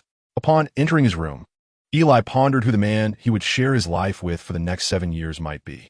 As he opened the door, he was met with the sight of Malfoy's pale visage, accompanied by the terrified expressions of his two loyal companions, Goyle and Crabbe. Malfoy at that moment yearned to flee. How unfortunate he felt to be assigned to a dormitory with this menace, whom he perceived as a lunatic, a brute. He could already envision the tormenting years ahead. No, I must inform my father. I must escape this dormitory. No, I must leave Slytherin, leave Hogwarts. Eli, observing the trio's dramatic demeanor, couldn't help but chuckle. He generously approached and patted their shoulders, causing them to tumble back onto their beds in fear. Eli burst into laughter. These unfortunate children were simply delightful. Why are you all so tense? Although we had a minor altercation earlier, we are, after all, roommates, destined to share the same quarters for 7 years. Let us just pretend nothing happened before. How could he remain upset with a few rowdy youngsters? He extended his hand to Malfoy for a formal introduction. I am Eli Hall. A pleasure to meet you. Malfoy gazed at the courteous Eli in surprise. Entirely different from the menacing figure he had previously envisioned. A sliver of tension eased in his heart. However, he will want to share a dormitory with you for 7 years. Perhaps Eli's proactive approach, combined with his noble upbringing, had a positive effect. Malfoy stood, solemnly shaking Eli's hand. Pleasure to meet you. I am Draco Malfoy. Eli was amused by Malfoy's feigned seriousness. Draco's expression darkened. What was this fellow laughing about now? Eli proceeded to shake hands with Goyle and Crabbe, who seemed even more anxious. I am Vincent Crabbe. I am Gregory Goyle. The atmosphere brightened considerably as they reintroduced themselves. Although it remained quiet, it was no longer as tense as before. Eli placed his pet, a small snake, in a specially designed terrarium beside his bed. This seemed to catch Draco's attention. Is this your pet? Eli was pleasantly surprised that Draco initiated conversation. Indeed, a little black snake whose breed I do not know. You may call him Dog Egg. Dog Egg? Draco struggled with the Eastern-style name. He appeared intrigued by the idea of having a small snake as a pet. As Eli's conversational box was opened, he engaged in a light-hearted exchange with them. Goyle and Crabbe also joined the discourse, instantly enhancing the atmosphere. Eli stoked the flames further by recounting the mythological tales from the land of Hua. It proved evident that children are invariably captivated by such narratives, as seen in the rapt expressions of Draco and his companions. What of the monkey? What fate befell him under such duress? That Buddha was truly remarkable. Indeed, they even acquired some of the Eastern vernacular that Eli had imparted to them. With an air of feigned mystery, Eli declared that to learn more of the tale's continuation, one must await the next episode. The three mischievous children wore expressions of indignation, realizing that without another story, slumber would elude them. Thus, Eli announced, I shall regale you with the tale of Laozi's journey beyond the pass of Hangu. Draco, now completely enchanted by the Eastern stories, eagerly settled into a posture ready for storytelling. Several millennia ago, here, we shall omit several thousand words. Eli concluded his narrative with a sense of satisfaction. However, upon glancing at the group, he discovered their faces adorned with confusion. Why did Laozi venture forth to teach others? They pondered. Wouldn't he encounter peril on his journey? Indeed, he didn't even bring a retinue. Eli was momentarily flummoxed by this trifecta of bewildering inquiries. What nonsense! Why would an elderly sage require an army for such an endeavor? To expand his territory? These insufferable children! How I loathe mischievous brats! Yet, their determination to elicit answers was palpable. Eli gathered his thoughts and continued. Laozi was, in fact, a remarkably powerful wizard, adept in combat. He vanquished all who stood in his path, be they man or deity, wielding his blade from the pass of Hangu to the river Thames. Striking without a flicker of his eyelid, his sword dulled from relentless use, and his wand emitting wisps of smoke. After a lengthy narration, he observed the expressions of these unfortunate children. Draco and his companions exhibited a dawning realization. So the old man was indeed a formidable figure. Suddenly, Draco interjected, but if he didn't blink, wouldn't his eyes dry out? Eli erupted in exasperation. I'm telling you about Laozi's teachings. And you're questioning why he didn't bring an army. I've explained how he fought his way through. And you inquire if his eyes became dry? Enough of this, sleep. Eli's unexpected outbursts startled the group. Perceiving Eli's disregard, Draco retreated into his blankets, feeling aggrieved. I was merely inquiring. Thus, the tale of Laozi's journey beyond the pass of Hangu, all the way to the river Thames, became a legend at Hogwarts. Chapter 13. Transfiguration. Come on, you two. If you don't hurry, we shall be tardy. Draco impatiently urged the slumbering Goyle and Crabbe. Owing to the storytelling session the previous day, the young wizards had scarcely enjoyed a restful night. The trio remained ensconced in their blankets, relishing the heroic exploits of the Monkey King, excitement rendering them unable to find repose. Ilias pondered repeatedly whether that old man's eyes were dry. As time passed, the group nearly overslept, particularly those two fools, who remained oblivious to Ilias and Draco's calls.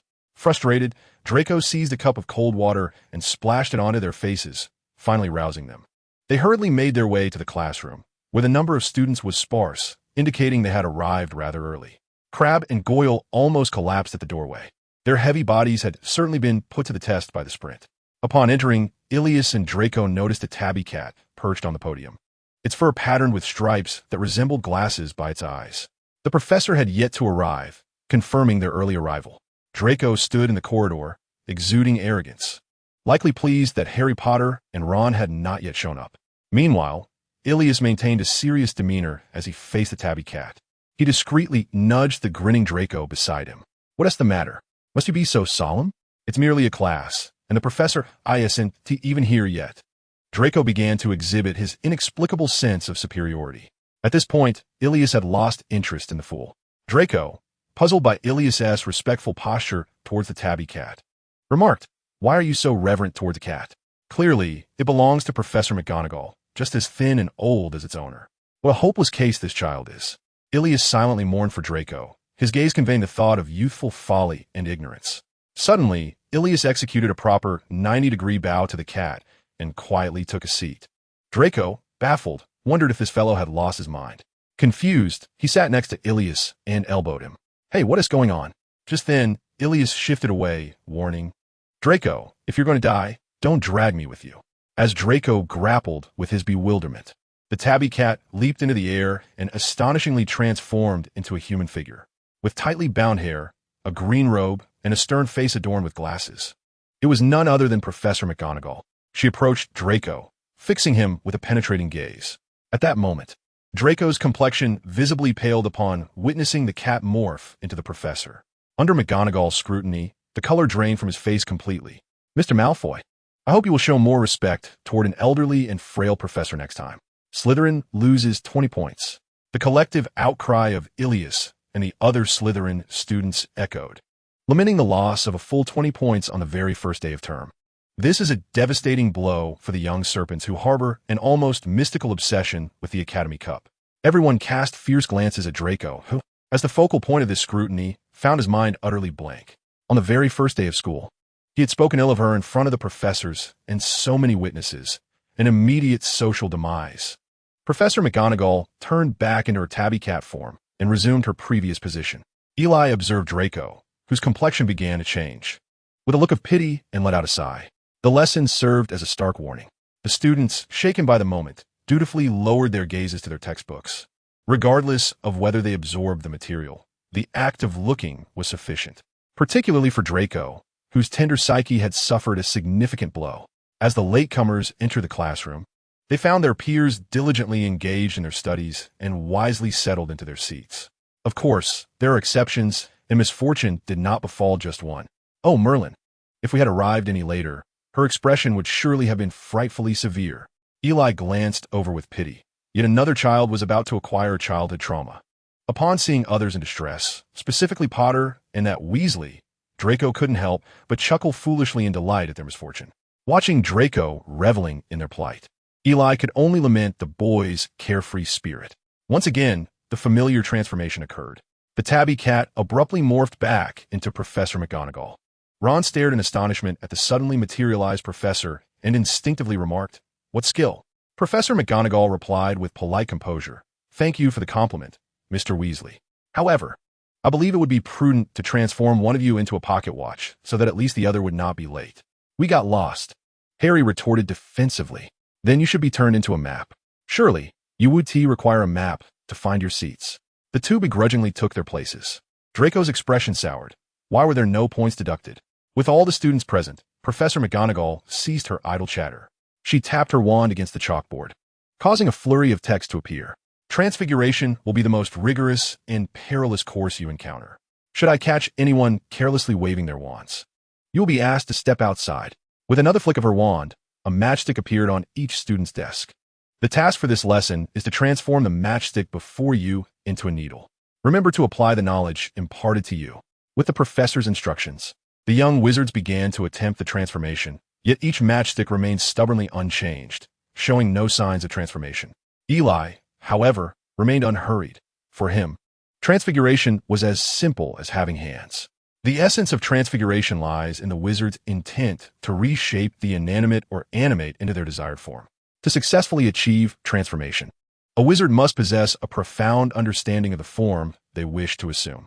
If one desires to metamorphose a table into a pig, it is essential to conduct a few dissections to comprehend the pig's anatomy. Such magic, which enforces a change in the material form through the wizard's will, profoundly tests the strength of the wizard's soul.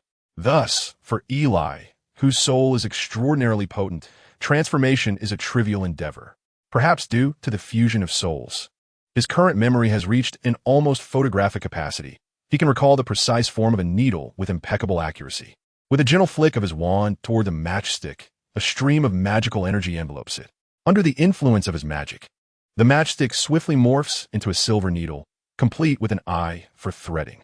Although his current control over magical energy is insufficient to add intricate designs to the needle, this achievement is remarkable for a novice wizard.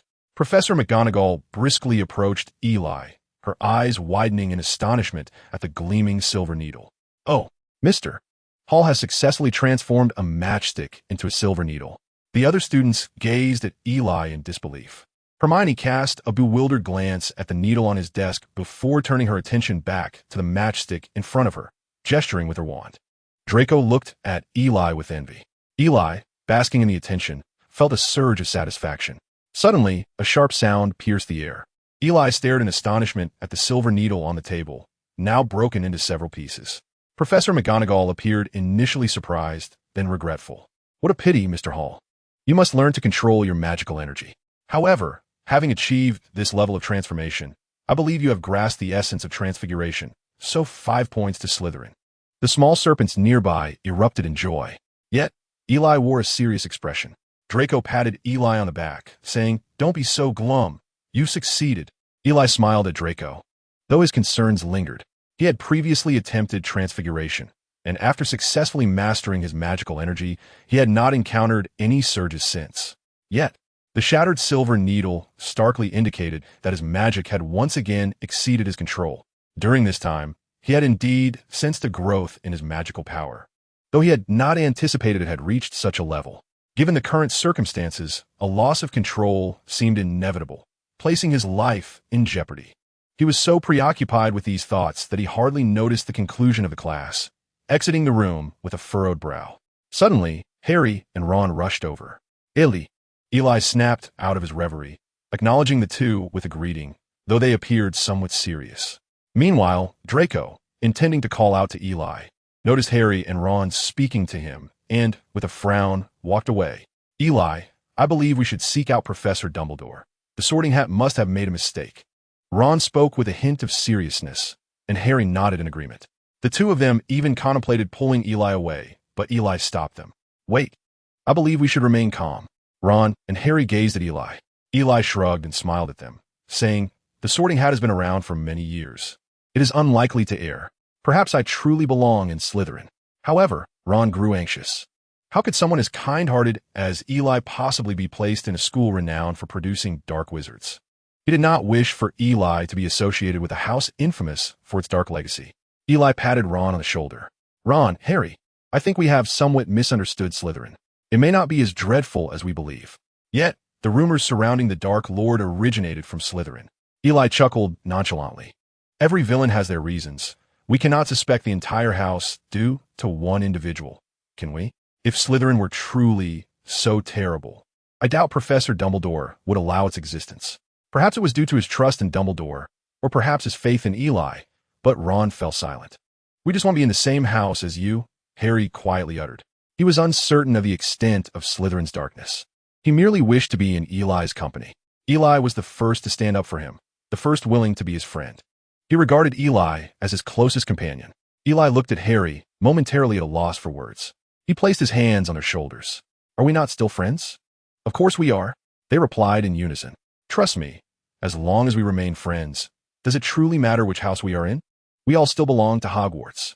Furthermore, we can attend classes together, play together after lessons, and even during holidays, I would love to invite you both to my home."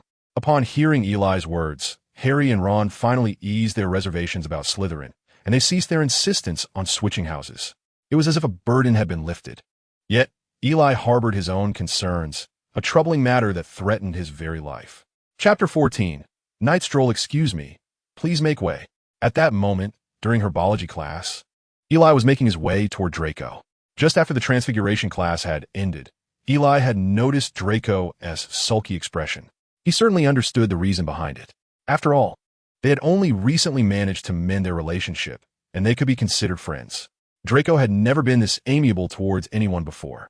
Yet, upon witnessing his new friend laughing and conversing with Harry Potter, someone with whom he had a history, it was no surprise that this proud young boy had become upset. Eli sighed deeply. Have children today become like this? On one side stood his older brother and good friend, while on the other was his roommate and new companion. Unfortunately, these two sides were at odds with each other. Eli now envisions the future encounters between Draco and Harry, those long-standing adversaries, squabbling while he stands by, uncertain whom to support. However, how could he possibly contend with a troublesome child? Thus, Eli resolves to clarify matters with Draco first. After navigating through several people, he finally squeezes himself beside Draco. To his surprise, the latter merely glances at him before feigning ignorance. Eli leans closer, questioning why he had been walking so briskly moments ago. Draco haughtily turns his head away. Hey, my temper. I come to explain, and you choose to play aloof? Fine, I shan't bother with you. Let whoever please you. Eli also turns away. An explanation? Nonsense. Nearby, Goyle, perplexed by the situation, steals a glance at Eli. Yet, upon meeting Eli's fierce gaze, he is startled. What are you staring at? Be careful, I might just gobble you up one bite at a time.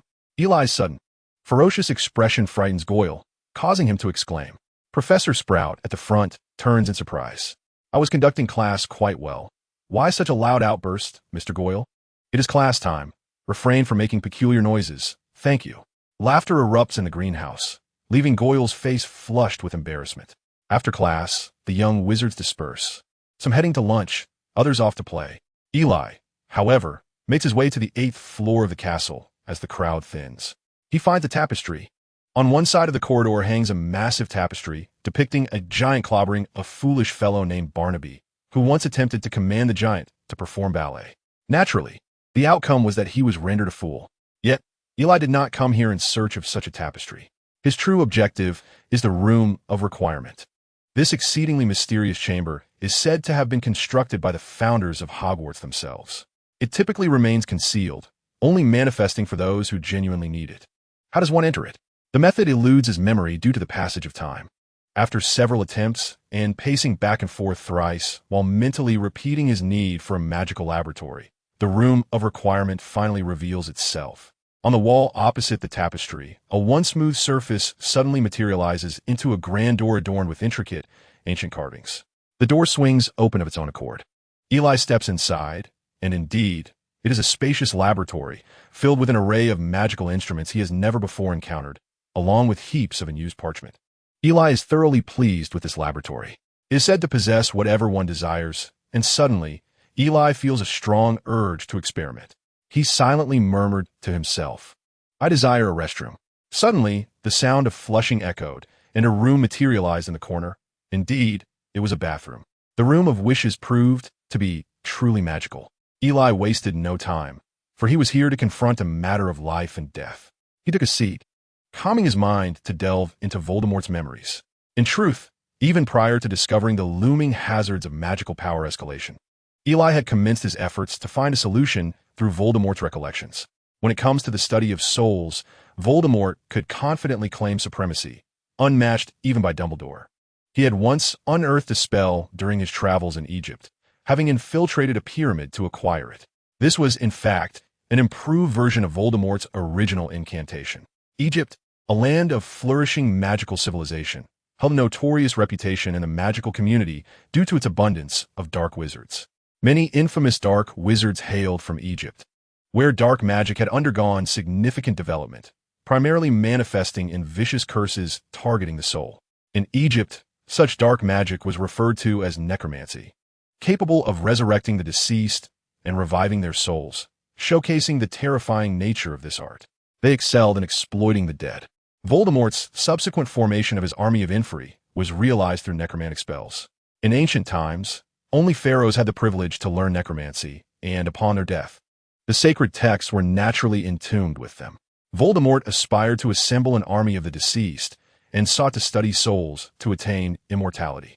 Thus, he ventured into the pyramid to acquire the legacy of these necromantic spells. Among them was a particular magic that could sever the soul from a living being. Voldemort recognized the potential of this spell and enhanced it, transforming it into a dark magic capable of not only severing souls, but also consuming them for his own gain.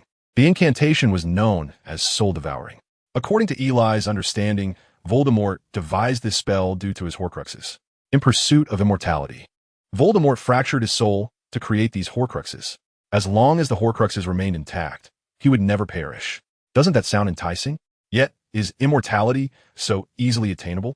The human soul is inherently a unified entity. Once fractured, can it ever be whole again? Historically, those who crafted Horcruxes only divided their souls a single time. However, this individual, in his profound fear of death, divided his soul a staggering 7 times. This led to his erratic temperament and extreme volatility. Naturally, he recognized the peril of his weakened soul, prompting him to invent this spell in a bid to fortify his essence. This was precisely what Eli sought. However, one must remember that every remedy carries its risks. This spell, too, was not without its flaws. After all, another soul remains theirs, and even if absorbed, it inevitably leaves behind lingering dangers. However, there appears to be no better alternative at present. His magical prowess is escalating at a pace that surpasses the growth of his soul. If this continues, his demise is inevitable. There is no other recourse. Eli produced a vial containing a small insect. Let me experiment with this spell and see if it proves effective. As he prepared to unleash black magic for the first time, specifically targeting the soul, Eli felt a twinge of anxiety. He drew forth his pallid wand, aiming it at the writhing creature. Soul Devour. An imperceptible force emanated from the tip of the wand, seemingly connecting an invisible chain to the insect. The once lively creature began to thrash violently as the chain extracted its very essence, causing its struggles to cease entirely. Eli's anxiety intensified, for the gray mass that represented the insect's soul was about to enter his own body. Though feeble, the notion of a soul was a significant concern, regardless of its size. Yet, the arrow was knocked and must be released. Eli awaited the soul's ingress, but suddenly, the gray essence was absorbed by the wand. What? Was it intercepted by the wand? This unforeseen occurrence left Eli momentarily flustered. Such a situation was not documented in Voldemort's memories. Was this not a severe deviation from expectation? As a novice in magic, Eli felt utterly helpless. However, after a brief interval, the wand emitted a pure, immaculate orb of light. Even smaller than the previously minuscule gray orb, yet its brilliance was reassuring. The orb seamlessly melded into Eli's being, and he felt a sense of fulfillment emanating from his soul. It seemed as though his essence had grown somewhat stronger, a nuance that might have gone unnoticed had he not been attuned to it. Had he succeeded? The outcome was unmistakable. He had triumphed. Eli had discovered a method to enhance his soul. He caressed the wand thoughtfully. This wand is indeed a remarkable artifact. If he was not mistaken, it had just purged all impurities from his soul. Upon reflection, he found no trace of the chaotic thoughts that were said to arise from soul absorption. It turned out that his wand had transmuted the soul into pure energy. Thus, the sole drawback of this method had vanished. Indeed, as the younger brother of a child of destiny, he was afforded certain advantages. After tidying his belongings, Eli returned to his dormitory. Unless unforeseen events occurred, Eli's future routine would revolve around classes and devising ways to absorb souls. To kill, starting with his roommate, he would eliminate the haughty Draco, followed by Crabbe and Goyle. Erase all evidence and frame others, and thus embark on a path to Azkaban. Eli swiftly dismissed the perilous thought. If he wished to avoid the one-way journey to the wizarding prison of Azkaban, it was prudent to behave himself. Absorbing the souls of animals appeared to be the safest course of action. But where could he find the most creatures? The Forbidden Forest came to mind. From this day forth, he resolved to become the master of the Forbidden Forest. What? School regulations? He was oblivious to them, having never even heard of such things. As night fell, with the moon obscured and winds howling, Eli stealthily descended from his bed. Suddenly, a noise nearly startled him into casting a fatal curse in reflex. It was merely Goyle, who was currently dreaming of searching for a restroom. Not wishing to expose himself, as Goyle stirred, Eli pointed his wand at him. "Forgive me. Little brother, sleep deeply." A beam of red light struck Goyle, sending him back into slumber, where he had finally located the restroom in his dreams. In the dark castle, a shadowy figure moved stealthily. Next time, I must learn the disillusionment charm first. After a series of heart-pounding moments, Eli finally arrived at the Forbidden Forest. He let out a sigh of relief, having narrowly avoided a collision with the Weasley twins, notorious for their nocturnal escapades and mischief-making. Now, he felt safe from discovery. As Eli ventured deeper into the Forbidden Forest, it seemed that, aside from the darkness, there was little danger. Along the way, he absorbed a few rabbits, but encountered nothing else. Thus, he pressed on, undeterred by the perils that lay ahead. Suddenly, Eli heard a clicking sound above him. Looking up, he gasped in horror. A gigantic spider was slowly descending toward him. Avada Kedavra! The intense fear ignited a fierce rage within him. Startled into a frenzy, Eli felt an unnamed fire burning in his heart. Gazing at the monstrous arachnid, he was consumed by murderous intent. A blinding green light flashed, and the giant spider crumpled to the ground. Gasping for breath, Eli struggled to regain his composure after experiencing such terror and fury, having unleashed a formidable spell. Damn it! He had encountered an acromantula. He never anticipated having ventured so deep into the forest. It was sheer recklessness. Realizing the peril of lingering any longer, Eli pointed his wand at the spider's body, prepared to absorb its essence and depart. Soul siphon. Soul siphon. What? Eli attempted several times, but there was no response. It appeared to be nothing more than an empty shell devoid of a soul. Just as confusion began to settle in, distant sounds of combat echoed through the forest. Chapter 15. The battle in the Forbidden Forest. Quickly retreat. Beware of those damned spiders. Eli cautiously crept forward, taking refuge behind a tree. Not far ahead, two factions are embroiled in a fierce conflict. To be precise, one side comprises centaurs from the Forbidden Forest, while the other is the eight-eyed giant spider that Eli had recently encountered. Judging by the situation, it appears that the eight-eyed giant spider has the upper hand, causing the centaurs to retreat in a state of disarray. The centaurs are not lacking in strength. Rather, they are overwhelmed by the sheer number of these colossal spiders, which move with astonishing speed. It seems that the centaurs are unable to harness their magical abilities and can only defend themselves with their primitive bows and arrows, placing them at a distinct disadvantage. Should he intervene to assist? With the formidable power of his spells, slaying an eight-eyed giant spider would be a mere trifle. In such a close-quarters battle, the entry of even one wizard could turn the tide overwhelmingly. Yet, does he truly need to come to the aid of the Centaur clan? Eli, having watched films in his previous life, is aware that although the centaurs bear a resemblance to humans, they steadfastly maintain that they belong to the realm of magical creatures, not humanity. Moreover, this particular group of centaurs seems to harbor an aversion towards wizards. However, not all centaurs share this sentiment. Eli, concealed behind a tree, observes the centaur clan's steady retreat. If he refrains from assisting, defeat is inevitable. If, by his intervention, the Centaur clan secures victory in this battle, surely their relationship would no longer be marked by animosity. Eli feels a stirring desire to act. His goal is to forge a friendship with the Centaur clan. As an intelligent race, tasked with patrolling the Forbidden Forest, their friendship would greatly facilitate his future explorations within. With this resolve, Eli makes up his mind. With a brilliant flash of light slicing through the battlefield like a blade, he obliterates a giant spider poised to attack. A little wizard? A silver-haired centaur gazes in astonishment at the small figure rushing towards them, easily deducing it to be a young sorcerer despite the mask obscuring Eli's face. The giant spider that had just been vanquished had targeted him, and he is grateful for the timely spell. If you wish to avoid becoming spider fodder, it would be prudent to check behind you, the young wizard suddenly exclaims. The centaur swiftly turns, only to find a giant spider charging at him with a terrifying expression. He raises his bow and unleashes a barrage of arrows, driving the spider back. Thank you. Eli glances at him, noting the striking silver of his hair. Fight well. Collapse and be obliterated. Eli, with his remarkably agile movements, navigates among the centaurs without fear of being attacked by the giant spiders. Ruthless spells rain down, reducing the monstrous spiders that threaten the lives of the centaur warriors to mere remnants. The centaur warriors, who had been valiantly resisting, are left astonished by the sheer power of these crude spells. Weren't you supposed to collapse and be obliterated? What is the matter with the dismembered corpse? How could you employ all your weapons? Glancing at the colossal spider, which had succumbed to a single lethal strike, the centaur warrior promptly fell silent.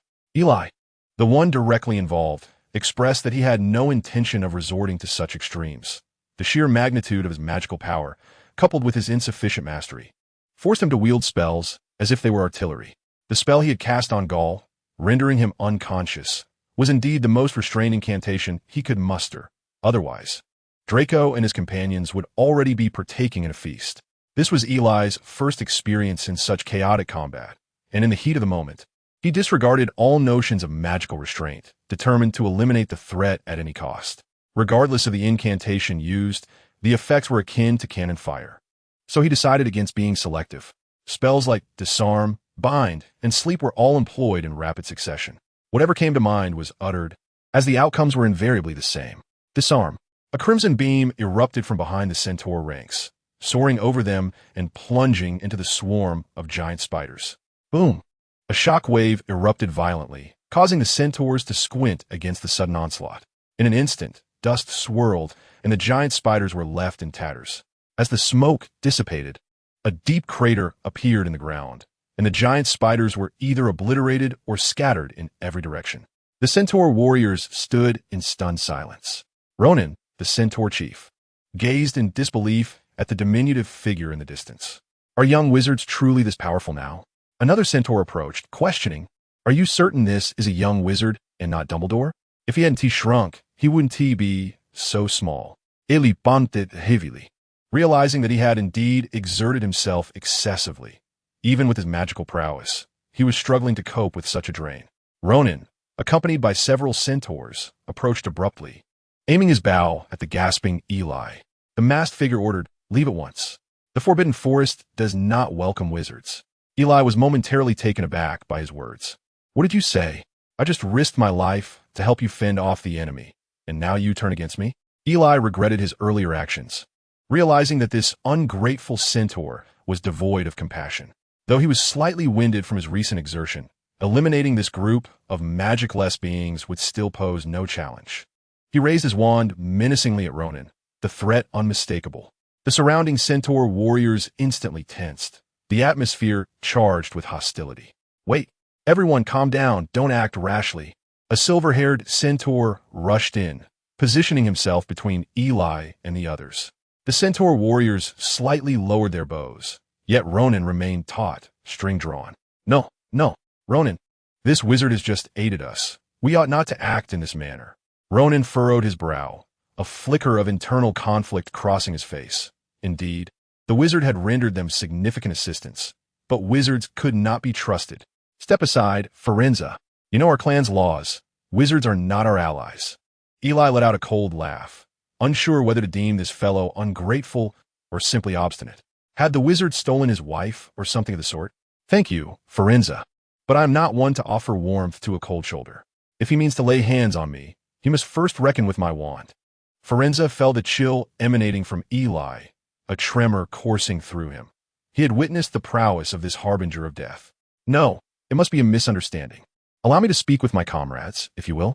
Just as they were locked in confrontation, a great swarm of acromantulas surged forth from the depths of the Forbidden Forest, a tide far greater than before. The incessant clicking resonated as these monstrous spiders, obeying their leader's command, advanced to slay those who harmed their kin. Trouble. The centaur warriors immediately noticed the advancing army of spiders, their hearts racing as they readied their bows, cold sweat trickling down their brows. The mere few spiders they had encountered earlier had already put them on the brink. Now, faced with such a multitude, their doom seemed inevitable. Eli gazed at the black flood of spiders, his expression grave. The acromantula truly reigned supreme in the Forbidden Forest. Their sheer numbers alone could claim dominion over it. Retreat. We cannot withstand this. Ronan commanded immediately, then turned fiercely to Eli. This is all you're doing. Brought on by your explosion. Eli widened his eyes in disbelief. What a fine scapegoat you make of me. Forenza was poised to flee with Eli, but Eli broke free from his grasp. Step aside.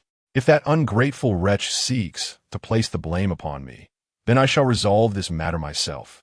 Eli, consumed by rage, could hardly contain himself. He had acted out of goodwill, only to be met with such heartlessness. He could not bear this indignity. Do not act rashly. Before Forenza could restrain him, Eli had already begun to chant the incantation. Flames erupted.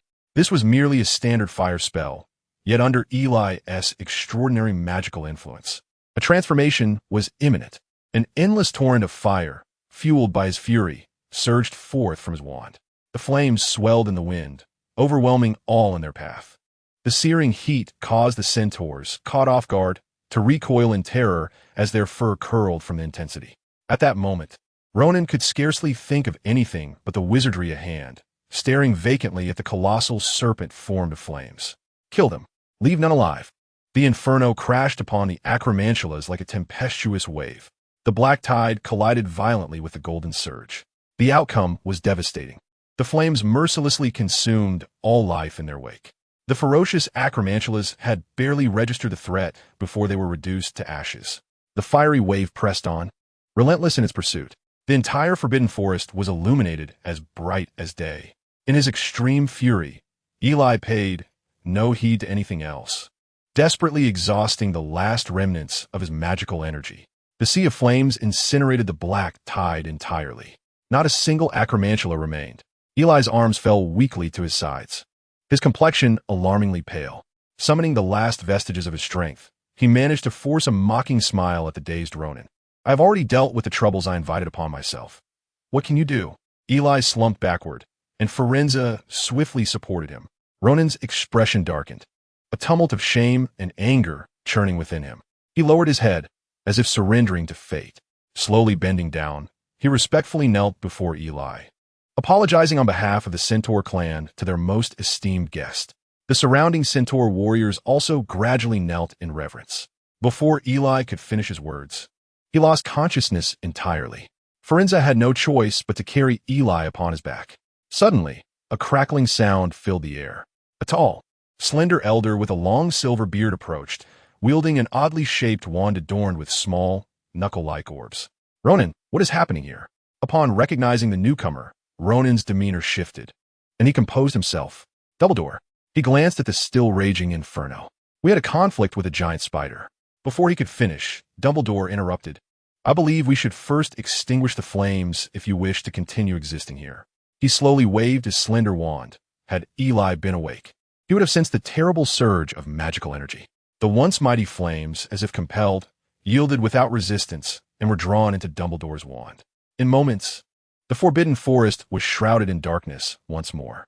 Were it not for the oppressive heat, one would scarcely believe that a terrifying conflagration had recently raged here.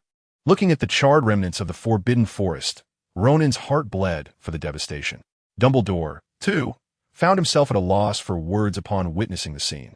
After a prolonged silence, he murmured, since the magic was cast by my student, perhaps I could compensate for a portion of the damage. Observing the severely ravaged forest, Dumbledore's lips twitched. He realized that he might have to forfeit his own funds. Should I collect another round of tuition fees? Ronan, grief-stricken, pointed at the ruins. Compensate? How can you compensate for this? Wouldn't you offer to repay the debt you owe me? I do not want a compensation. Dumbledore sighed with relief. It was better that there would be no compensation. Chapter 16. The reluctant development having resolved the issue of the Forbidden Forest, Dumbledore turned his attention to Eli, still slumped on Forenza's back. If you do not mind, I would like to take my student back with me. Eli, shrouded in obscurity, could not discern who it was. Forenza took a few steps back. Although he had not clearly heard what Eli had said before losing consciousness, he sensed that Eli wished to keep his identity concealed. Suddenly, Ronan stepped forward, positioning himself between Dumbledore and Forenza. I apologis, Professor Dumbledore. But I believe we have an obligation to ensure the privacy of our most esteemed guest from the Centaur clan. Though his words sounded ordinary, Ronan's grave expression betrayed the tension within his heart. Refusing a contemporary powerhouse requires a certain degree of courage. The centaurs gravitated closer to Forenza. Dumbledore was somewhat taken aback by their reaction. He had not anticipated that these beings, who typically harbored animosity toward wizards, would today so ardently defend an individual. Fortunately, Dumbledore was present, a steadfast white wizard who seldom resorted to force. Had it been Voldemort, the situation would have unfolded far more chaotically. He sighed in resignation, a gesture that seemed incongruous on the visage of a centenarian. Well, since you are so insistent, I take pride in my student for earning your friendship. With a nod, Dumbledore vanished with a disapparation spell. Ronan and the others breathed a sigh of relief. The pressure emanating from the legendary wizard was indeed formidable. Although he was a man of virtue, The intimidation stemmed from his immense power. No one could disregard Dumbledore's terrifying magical prowess. Ronan turned to face Firenze. Firenze, please escort our esteemed guest out, and remember to bring back his name. He glanced at the unconscious Eli slumped on Firenze's back, his expression a tapestry of complexity. Handing Firenze a vial containing restorative potions, he instructed him to take the unconscious Eli to the edge of the forbidden forest where the castle loomed into view. Is this Firenze? Where exactly are we? Firenze tucked away the vial and replied with a smile, I have brought you to the edge of the forbidden forest, very close to the castle. How do you feel now? Eli attempted to rise, a wave of weakness nearly causing him to collapse once more. It must be said, the centaur's potion worked remarkably well, alleviating much of his suffering. Reflecting on the recent events, Eli was drenched in cold sweat. He had acted far too impulsively, unleashing his magic with reckless abandon. Such overexertion could lead to significant harm. Thankfully, Ronan had not harbored any murderous intent towards him. Otherwise, he would have been on the path to reincarnation by the time he lost consciousness. Ultimately, this incident imparted a profound lesson. Never act on impulse. Thank you, Firenze. I feel much better now. Firenze recounted the events following his fainting spell. Upon hearing them, Eli was drenched in cold sweat once more. Old Dumbledore had actually arrived. Yet, it was not entirely surprising. After all, he had created such a commotion that if he had remained oblivious, it would have undermined his reputation as the greatest white wizard of the century. Fortunately, Ronan and the others had not revealed his identity.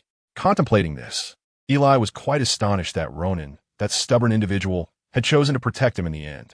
This could indeed be considered the greatest reward of this venture, the friendship of the centaurs. I am Eli, Eli Hall, he announced, lowering his mask. Though he had somewhat prepared himself, seeing Eli's youthful visage left Firenze utterly incredulous. My name is Firenze, the next chieftain of the centaur tribe. He appeared quite proud. Eli chuckled and suddenly inquired, by the way, Firenze, how did you end up clashing with those eight-eyed giant spiders? Upon hearing the mention of the eight-eyed giant spiders, a flicker of anger and resentment crossed Firenze's visage. As guardians of the Forbidden Forest, it is our solemn duty to maintain its stability. However, ever since their leader, Aragog, arrived in the Forbidden Forest 60 years ago, the various creatures within have been subjected to their menace. Firenze seemed to recall a sorrowful memory, turning away. They have rapidly expanded their population, becoming exceedingly numerous in a remarkably short span. Their territory has grown, forcing other races to flee. We have sacrificed many of our kin to combat the eight-eyed giant spiders. Eli, with a grave expression, patted Firenze's flank, unable to reach his shoulder. You are all commendable. Firenze turned back, his demeanor solemn. Thanks to your assistance today, you shall forever be a revered guest of our centaur tribe. He bowed deeply to Eli. It was now Eli's turn to feel a bit embarrassed, hastily helping Firenze back up. Oh, there's no need for such words. Protecting the forest is everyone's responsibility. Perhaps he had forgotten who had set a great fire in the Forbidden Forest not long ago. Seeing Eli's playful demeanor, Firenze chuckled. I must admit, that was indeed an extraordinary display of magic. Eli grew even more bashful. Stop praising me. I might get a swelled head. He seemed somewhat sheepish. Firenze burst into hearty laughter. The two engaged in amiable conversation, and Eli found himself quite fond of this affable centaur. As the night wore on, Eli knew it was time to return to the castle if he wished to avoid being late the following day. Firenze glanced at the sky, his expression growing somber. You should hurry back. All may soon become unsafe. The planet Mars shines brighter. Eli was momentarily perplexed by this sudden air of mystique. Nevertheless, he held great trust in the astrological prophetic abilities of the centaurs. This very line had been spoken by Firenze to Harry in the film. Eli looked up at the sky. It seems rather overcast today. The mysterious atmosphere dissipated, leaving Firenze feeling somewhat awkward. Ahem, it is getting late. You should return to the castle. Eli no longer lingered, but then suddenly recalled something and turned back to ask, by the way, what was that potion you gave me to drink? The potion had indeed worked wonders. Despite his exhaustion, he had recovered remarkably quickly. It would undoubtedly prove valuable in the future if needed. Firenze, with a mysteriously serious expression, replied, Unicorn blood. Oh, what? What did you say? Eli's eyes widened in shock. Friend, that's not something to be taken lightly. Whoever drinks that is cursed It is certain doom. Unexpectedly, Forenza burst into laughter, exclaiming, "Ha ha, just kidding. It is our own concocted potion. Next time you visit, we shall gift you some." Observing the mischievous triumph on Forenza's face, Eli felt exasperated. Have centaurs now taken to frightening children? All right, I shall take my leave, Eli remarked, turning to depart, while Forenza continued to chuckle as he returned to the forbidden forest. Upon returning to the castle, Eli crept back to his dormitory, adopting a furtive demeanor, reminding himself to be cautious. He reiterated the need to master the disillusionment charm without fail next time. Just as Eli stealthily slipped back, a sudden commotion ahead nearly startled him half to death. "Peeves, you cannot do this." Eli listened intently, recognizing the voices of the Weasley twins. These two had actually encountered Peeves. It is well known that Peeves relishes tormenting students. Unlike other ghosts, he can interact with the physical realm. Throughout the castle, he fears only Dumbledore and the ghost, nearly headless Nick. The unfortunate pair had stumbled upon Peeves during their nocturnal escapade. If he were to inform on them, they would be in for a rough time. Out of consideration for the two, Eli decided to intervene. He stealthily approached, wand poised threateningly, and uttered in an ancient voice, "Peeves, you are causing trouble again." The once boastful Peeves, upon hearing this voice, instantly shrank in fear and vanished in a flash. Eli stepped forward, and the twins, still shaken, caught sight of him. "Oh, we thought it was truly Dumbledore. We were nearly done for." Eli was amused by their banter. "All right, let us return." The twins gazed at Eli with eager anticipation. "That trick you just performed was so cool. Teach us." Eli found himself bemused by their carefree enthusiasm. Having met through Ron, they had established a camaraderie. In his previous life, Eli had also held a fondness for these amusing characters from the films. All right, I will teach you tomorrow. It is time for bed tonight." Upon hearing Eli's consent, the twins excitedly dashed off, leaving Eli uncertain whether they were heading back to their dormitory or elsewhere.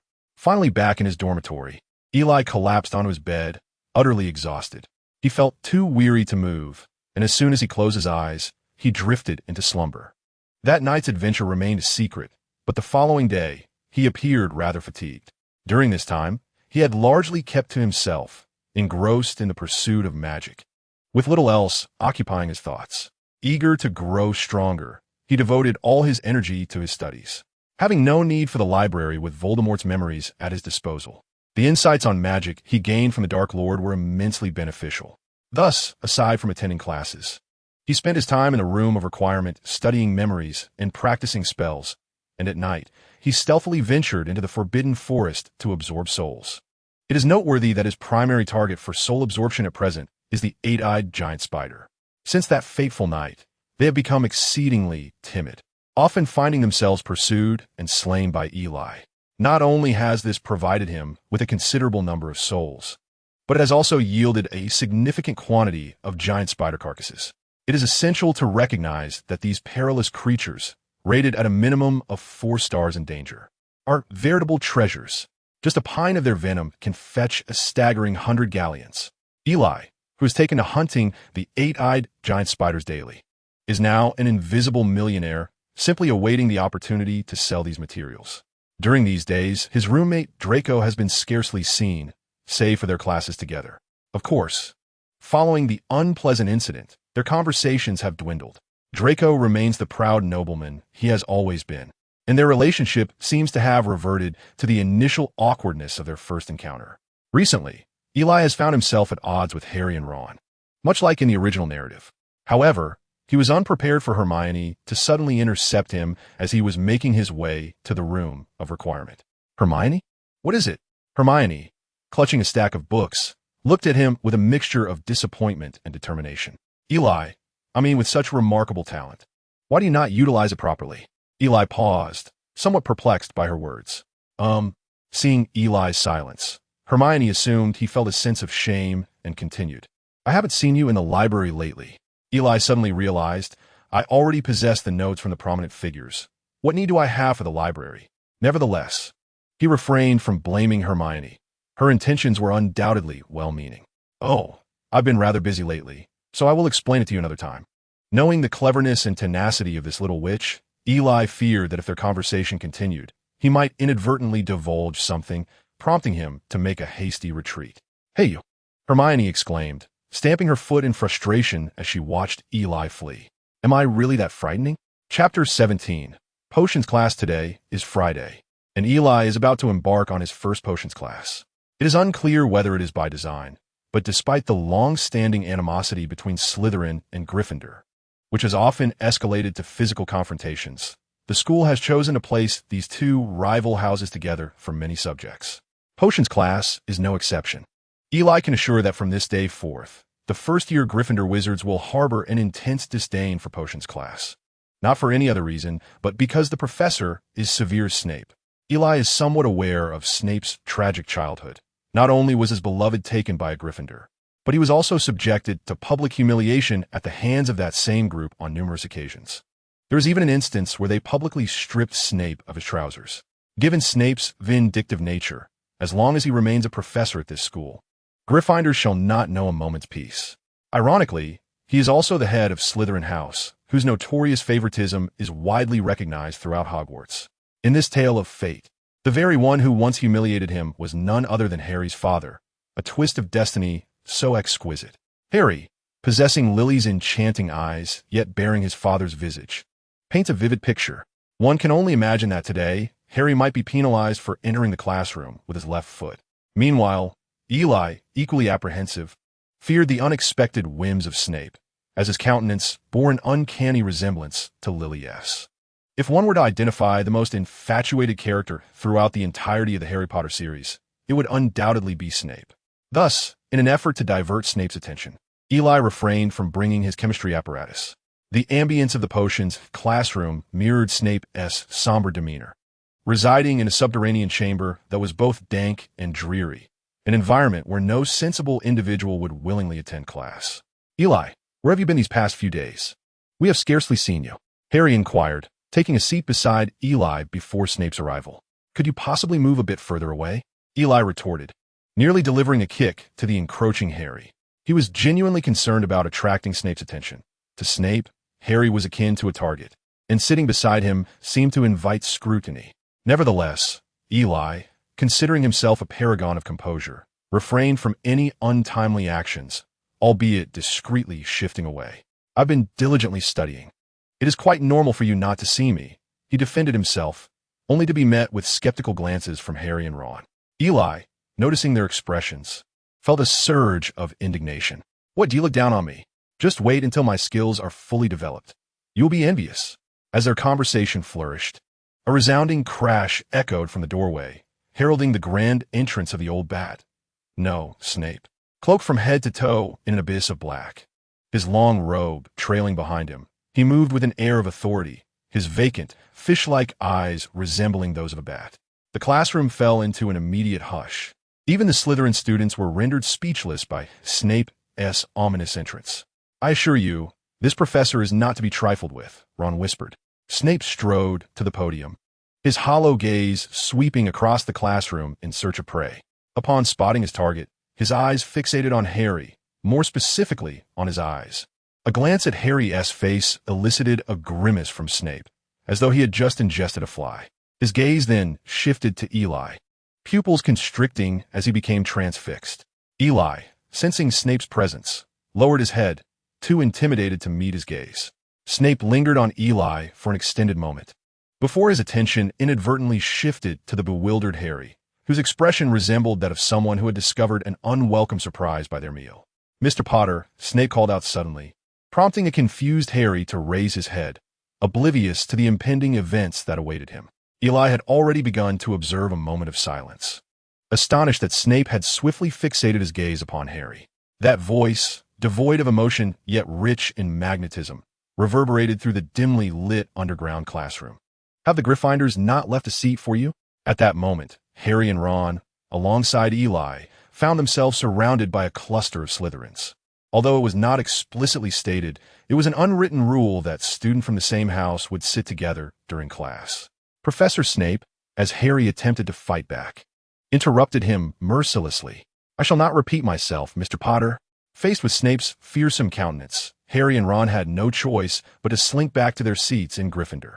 Having dismissed Harry and Ron, Snape felt invigorated as he turned his attention to Eli, and the world seemed to shimmer with newfound beauty. In high spirits, Snape commenced his proclamation for potions class. You are here to learn the intricate science and rigorous craft of potion making. His voice rose slightly. As there shall be no foolish wand-waving here, many of you may struggle to believe this is indeed magic. I do not expect you to truly appreciate the enchanting aroma wafting from a simmering cauldron, nor the mysterious allure of a liquid coursing through the veins, capable of stirring the heart and bewitching the mind.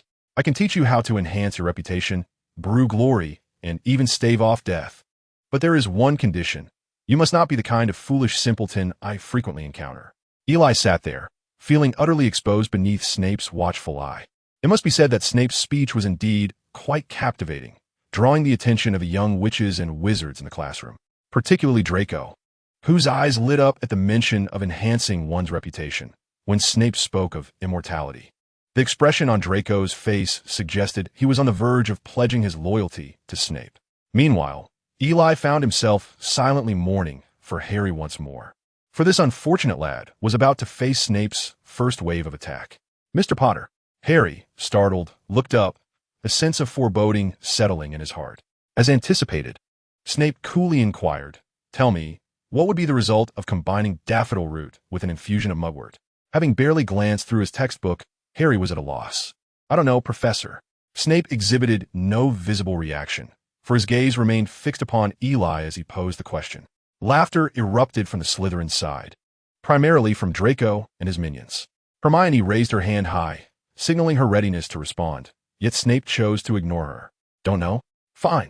We might want to find Bezoar." "I don't know, Professor," came Harry's reply once more, eliciting an even louder wave of laughter. Hermione continued to raise her hand, but Snape remained oblivious to her presence. What distinguishes the aconitum and the wolfsbane? Uncertain of the answer, Harry's voice diminished significantly at this juncture, as Snape's triple inquiry regarding his demise caught him utterly off guard. Slowly, Snape diverted his gaze from Eli and cast a glance at Harry. It appears that extraordinary renown amounts to little. Even the preliminary preview of lessons eludes you. 10 points deducted from Gryffindor. Instantly, raucous laughter erupted from the Slytherins, with Draco particularly reveling in the expressionless visage of Harry. Snape surveyed the room, inquiring why none of you have inscribed the questions I just posed. It seems Mr.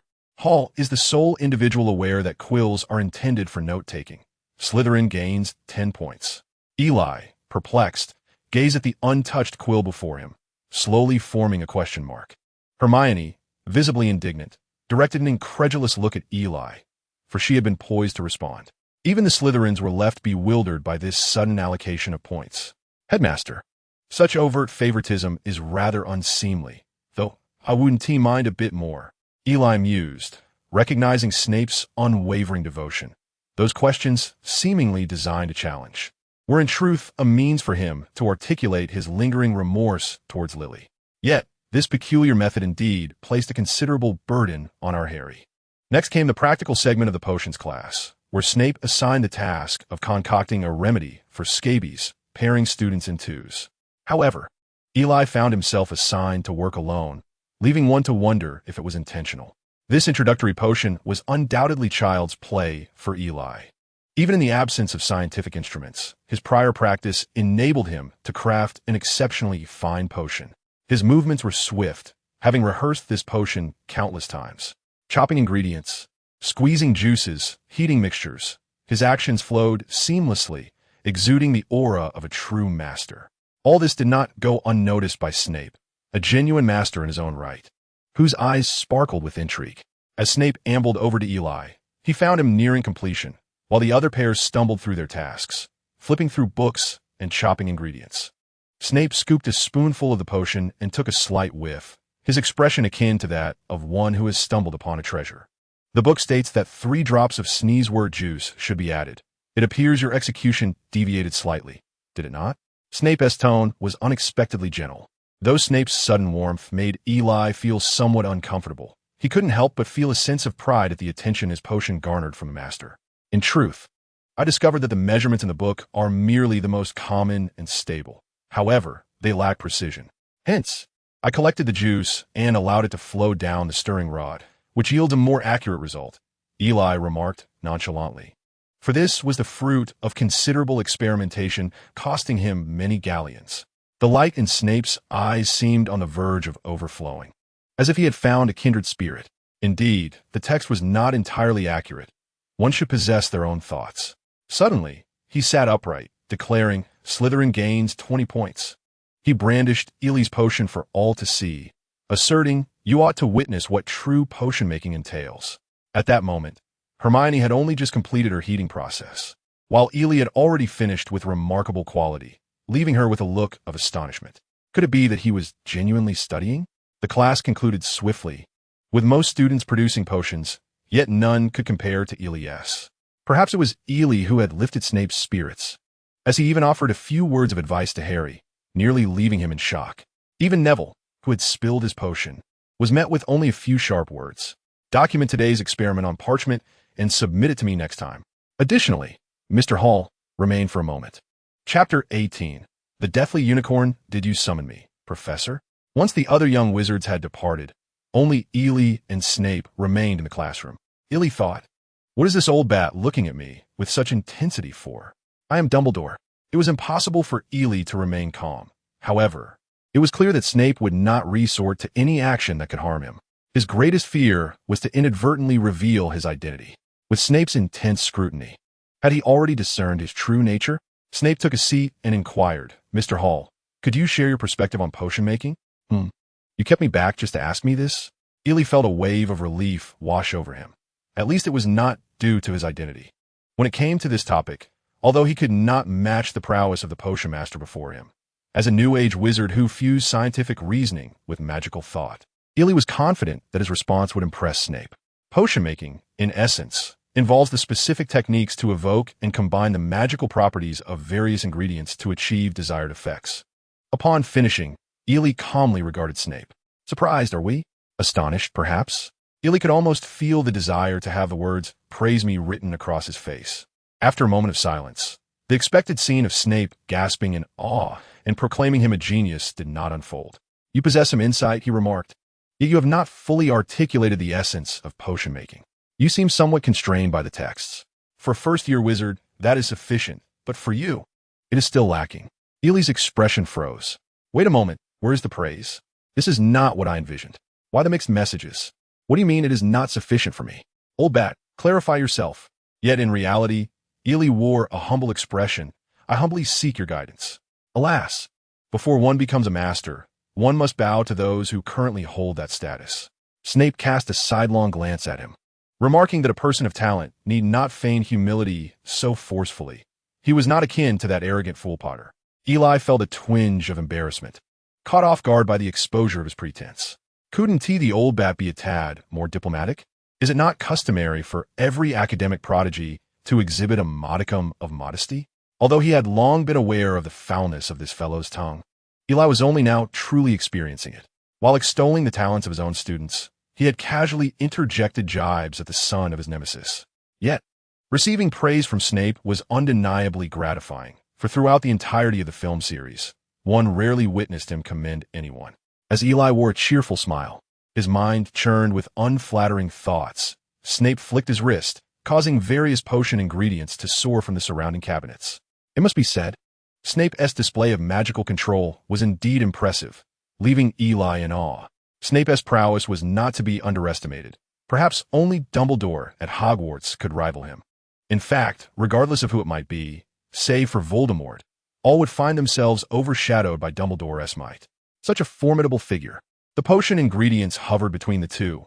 Ely recognized most of them, having long since memorized the entire book. "You know nothing of the power of an academic prodigy. Tell me, what are these ingredients intended for?" Snape said softly, his voice rich with magnetism, compelling one to listen intently. Ely scrutinized the assortment and quickly identified the essence of bone, a common poison known for its corrosive effects on biological tissues.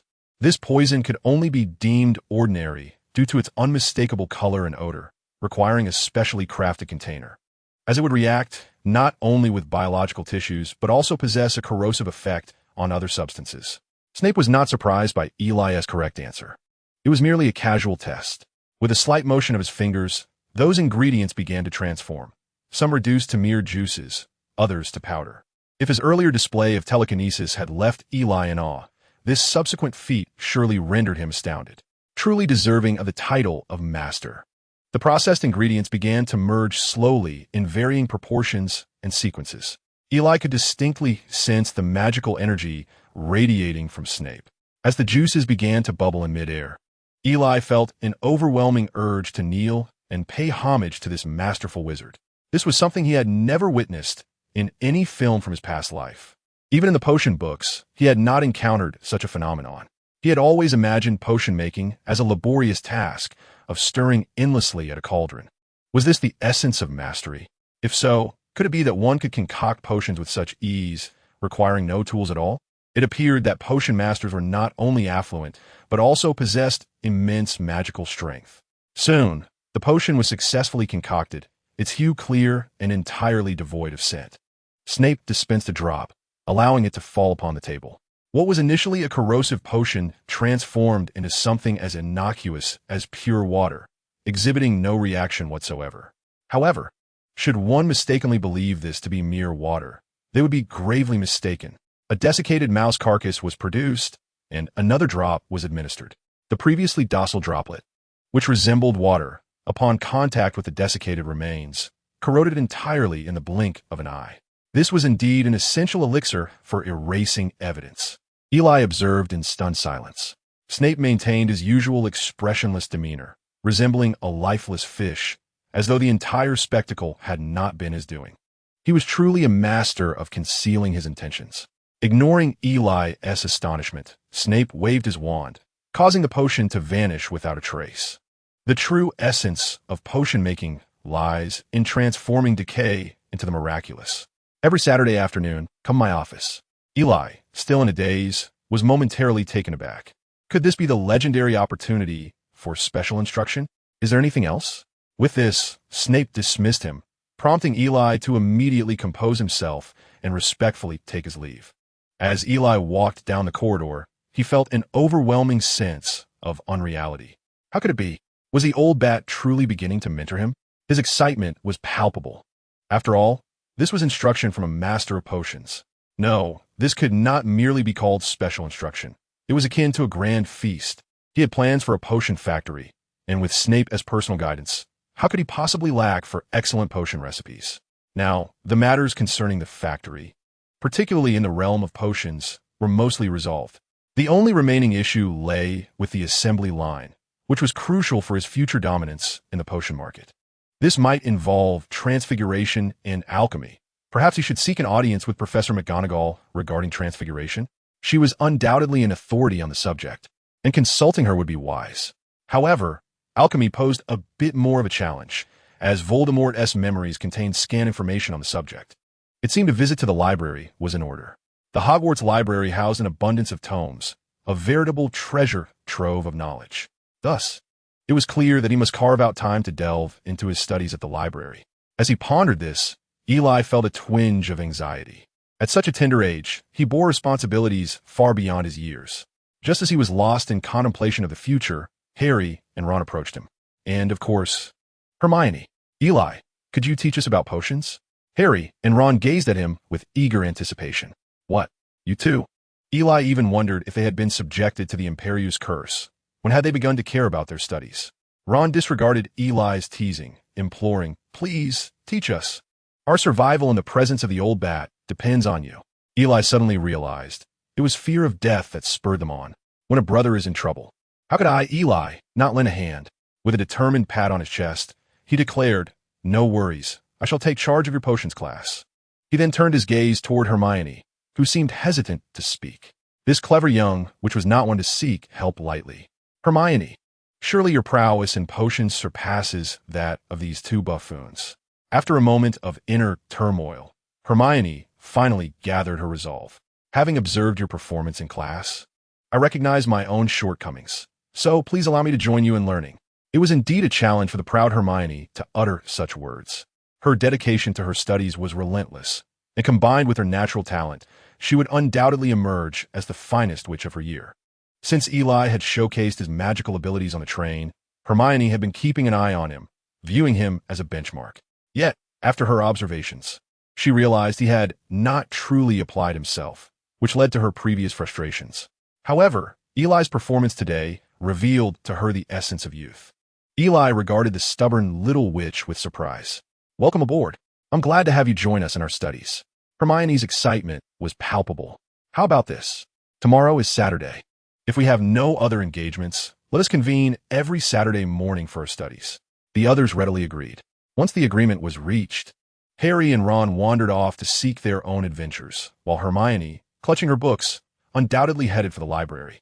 That evening, a figure appeared at the entrance of the Slytherin common room. None other than Eli, on his customary nightly escapade. He pointed his wand to the top of his head, and a silvery liquid began to envelop him from above. Eli felt a cool sensation wash over him as his form gradually became transparent, ultimately vanishing.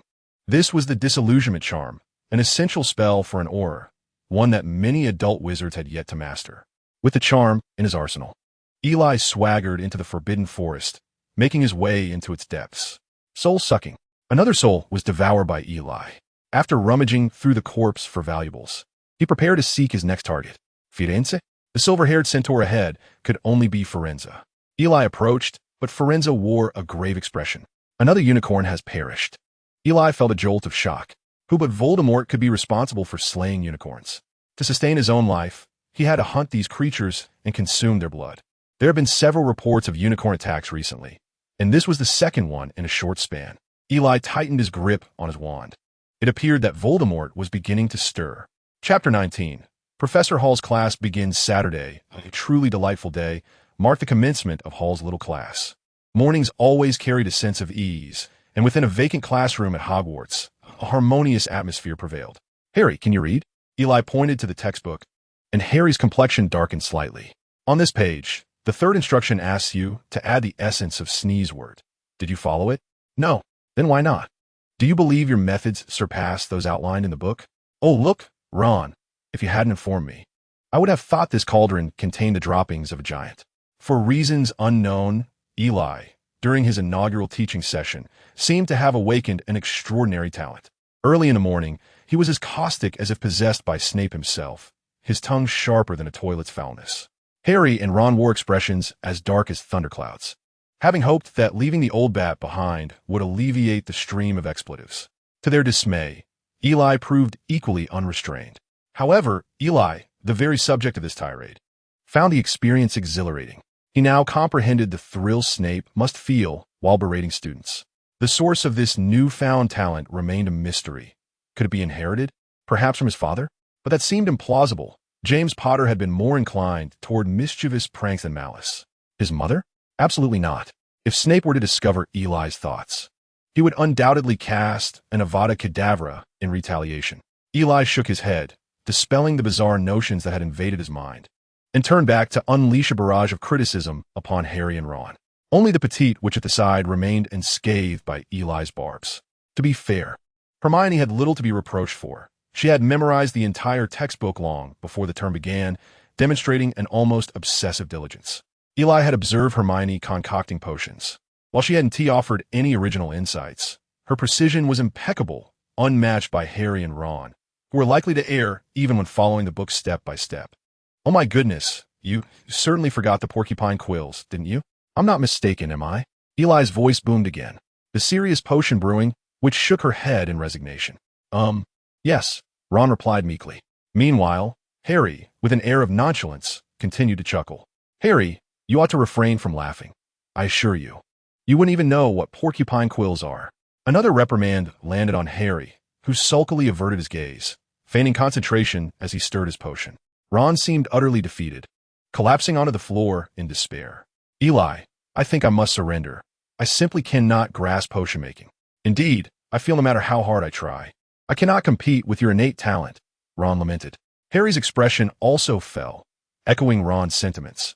He had lost all hope for success in potion making. It was as if he could already envision the old bat grinning wickedly and beckoning him closer. Are all gifted individuals so acerbic in their remarks? I was momentarily led to believe I was attending a lesson with Snape. Ron cast a resentful glance at Eli, who had just been the most severely criticized. These two first-year wizards had, in the brief span of a morning, acquired a veritable lexicon of expletives previously unknown to them. I dare say, it appears you possess a complete lack of interest in this course. Hermione suddenly interjected with righteous indignation. Ron shot her a sideways glance. He had long regarded Hermione with disdain, a traditional rivalry perhaps between the academically challenged and the prodigiously talented. Indeed, our issues pale in comparison to Miss Know-It-All's keen interest in nearly all subjects, he retorted. This moniker, bestowed by Snape during class, stemmed from Hermione's eagerness to raise her hand and answer every question posed. You, Hermione, naturally displeased with the nickname, felt her cheeks flush crimson at Ron's sardonic mention. All right, Eli interjected quickly, sensing an imminent quarrel. He observed the two with a sense of resignation. They seemed fundamentally incompatible. Glancing at the somewhat fatigued expressions of Harry and Ron, Eli understood the principle of moderation. Let us conclude our lessons for today.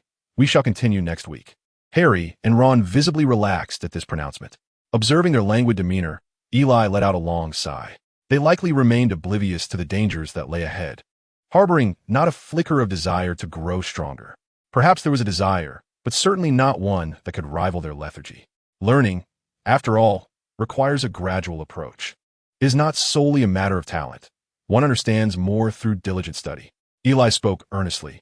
Yet we have scarcely witnessed your study habits, and yet you surpass us. Eli regarded Ron, lamenting their youth.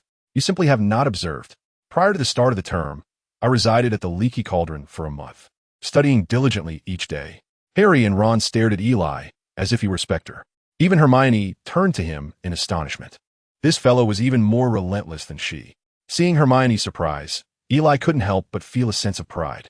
To boast in front of such a formidable scholar was no small feat thus. There's an ancient saying from the East, where there is a will, there is a way. Nothing in this world is insurmountable. Before Eli could finish his philosophical musings, a chilling voice resonated from behind him. Ah, indeed, the mysterious Eastern nation possesses its own unique contributions to civilization. Professor Dumbledore. Harry and Ron scrambled to their feet, while even the young witch Hermione straightened her posture. Eli suddenly felt a stiffness envelop him.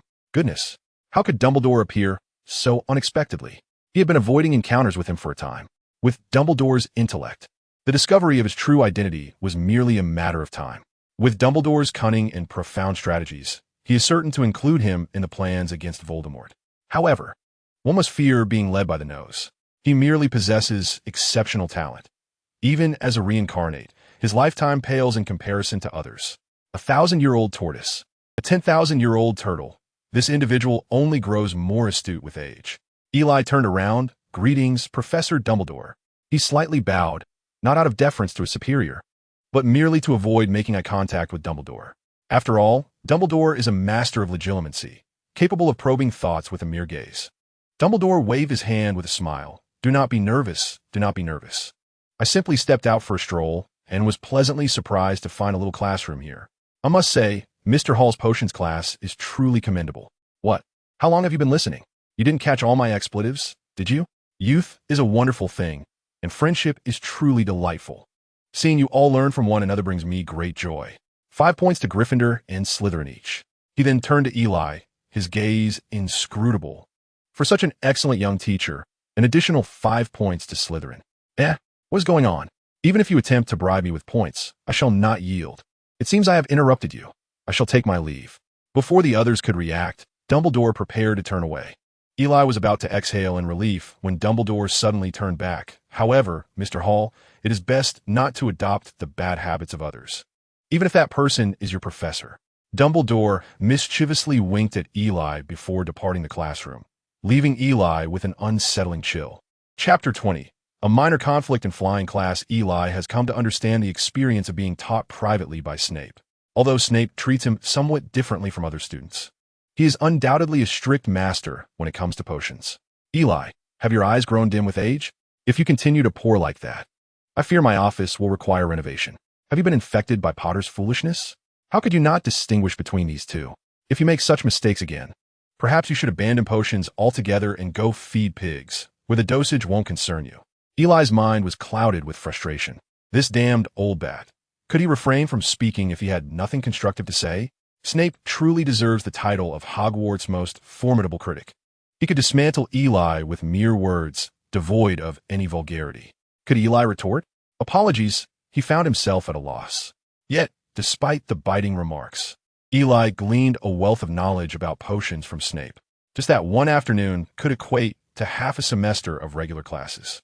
Snape's teaching style bore little difference from the so-called rote learning of his previous life. From the outset, he encouraged Eli to amass a wealth of potion-making methods and the properties of various substances.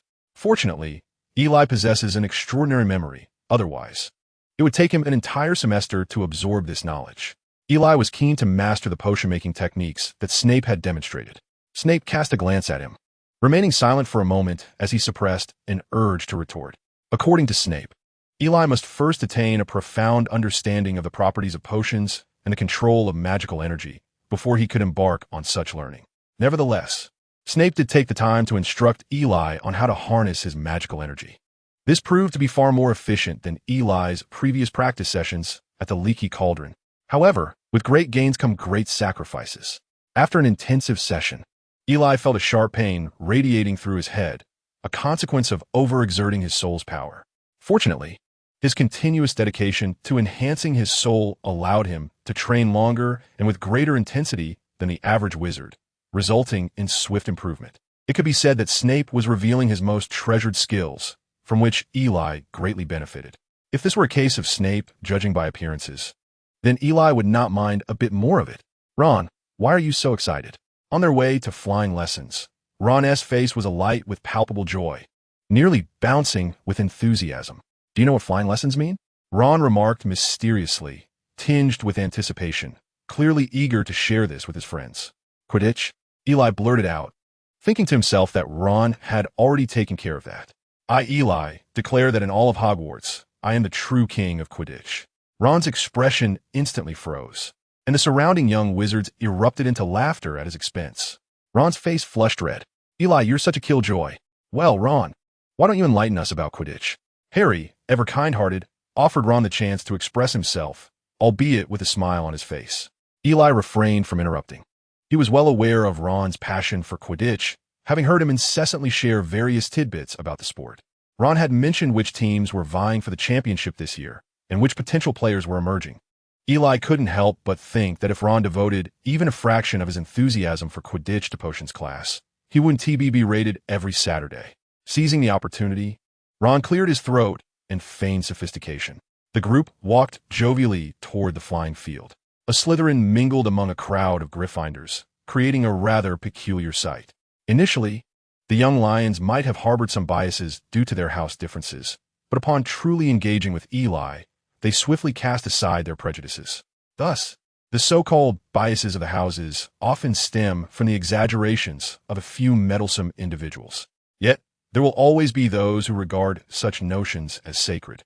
For instance, our dear Draco, flanked by a cohort of Slytherins, cast a disdainful glance towards Eli not far away. As the scion of the illustrious Malfoy lineage, a premier pure-blood family, Draco held a considerable status within the reputation-obsessed Slytherin house.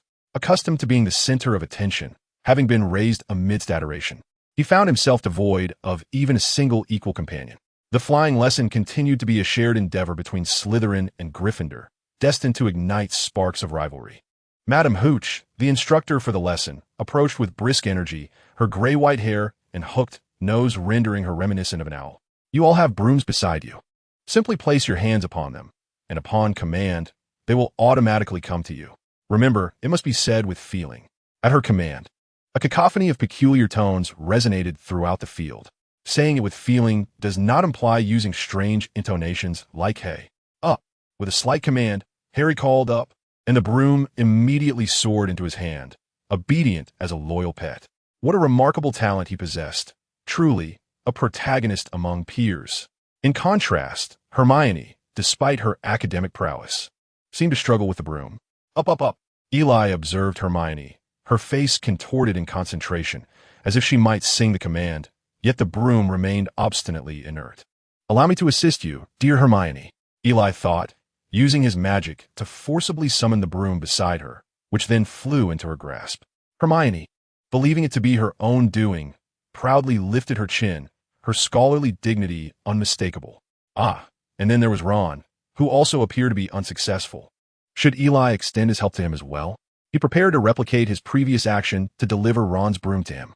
However, just as he was about to activate his magic, the broom responded spontaneously to Ron's call, rising into the air of its own accord. Eli, caught unawares, found that the combined force of his magic and the broom's inherent power propelled it upward with alarming speed, far more than Ron could manage. A sharp sound echoed across the field. Ouch, my head. Eli averted his gaze, feigning ignorance of the incident. Fortunately, Ron sustained only a minor bump. With a gentle gesture, Eli summoned the broom to his hand. Impressive. A nearby Slytherin exclaimed. Oh, it was merely a trivial feat, Eli responded modestly. Had he grown proud? Was he feeling a sense of pride? In truth, it was not a matter of skill, but rather of willpower that is the essence of the soul. Individuals with strong willpower tend to possess a more robust soul, and those endowed with such determination often excel in physical endeavors, though it is not an absolute rule. Hence, this demonstration did not inherently reflect the quality of one's talent. After a flurry of shouts and exclamations, nearly everyone present had successfully grasped their brooms. Madam Hooch nodded in satisfaction, pleased that this year S-Class had not resorted to picking them up by hand. All right, now I will count to 3. At the sound of the whistle, you will gently leap into the air, attempting to soar in a circle before returning to your original position. 1, 2. Before she could even reach 3, a poor soul had already taken flight. Mr. Longbottom, please descend. Clearly, this was beyond Neville's control. He was now in a state of sheer panic, clutching the broom tightly to prevent himself from plummeting. Mr. Longbottom, Mr. Longbottom. A gasp escaped as Neville was whisked away by the broom. The young wizards present watched anxiously as Neville soared into the air, with only Draco and his sycophants reveling in his misfortune. Eli had already grasped his wand, and he was indeed disappointed by the professor's lack of reaction, as he failed to halt Neville's ascent. At that moment, Neville was terrified beyond measure. The uncontrollable broom sent him into a series of perilous flips in the air, and it was solely due to his firm grip that he remained aloft. Otherwise, he would surely have been flung off and met with a disastrous fall. Oh, there he is. The crowd immediately rushed over, and Neville found himself precariously hanging from the tip of a rooftop statue. The fabric of his clothing made a tearing sound, straining under his weight. Oh! Suddenly, Neville fell, causing some young wizards below to cover their mouths in shock. Stop! Madam Hooch waved her wand, but was unsuccessful in bringing him to a gentle hover. Wingardium Leviosa came a determined incantation from Eli, with his wand pointed at the falling Neville. A surge of magic swiftly caught him, still screaming. As Eli lowered his wand, Neville gently descended to the ground. Madam Hooch hurried over to check on him.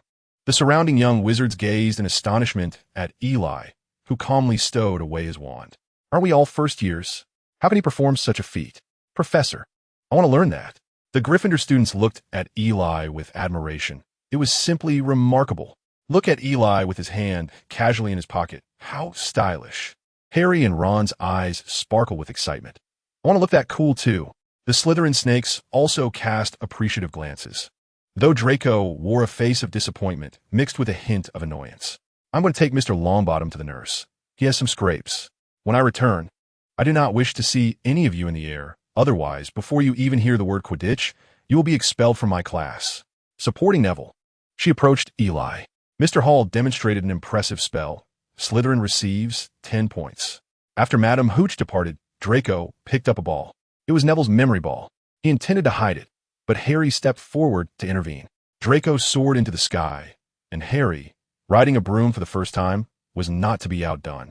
While Hermione could not persuade him to stop, Eli did not intervene. It was precisely due to Draco's mischievous antics that Professor McGonagall recognized Harry's exceptional flying prowess.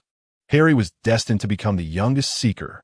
Enough, Draco. There is no need to persistently harass him, Eli remarked, unable to bear the spectacle any longer after Harry reclaimed the ball. Faced with such public humiliation, Draco could hardly contain himself upon hearing Eli's words. Clutching his broom, he retorted with disdain, "What did you say? How dare you, a Slytherin, continuously support those foolish Gryffindors? You are a disgrace to Slytherin." His words elicited agreement from his sycophants, and other Slytherins nodded in tacit approval. Many among them disapproved of Eli's close association with Gryffindor, viewing them as a band of reckless simpletons. Malfoy, shut your mouth. Ron stepped forward, spitting back at Draco, and other Gryffindors quickly rallied to his side.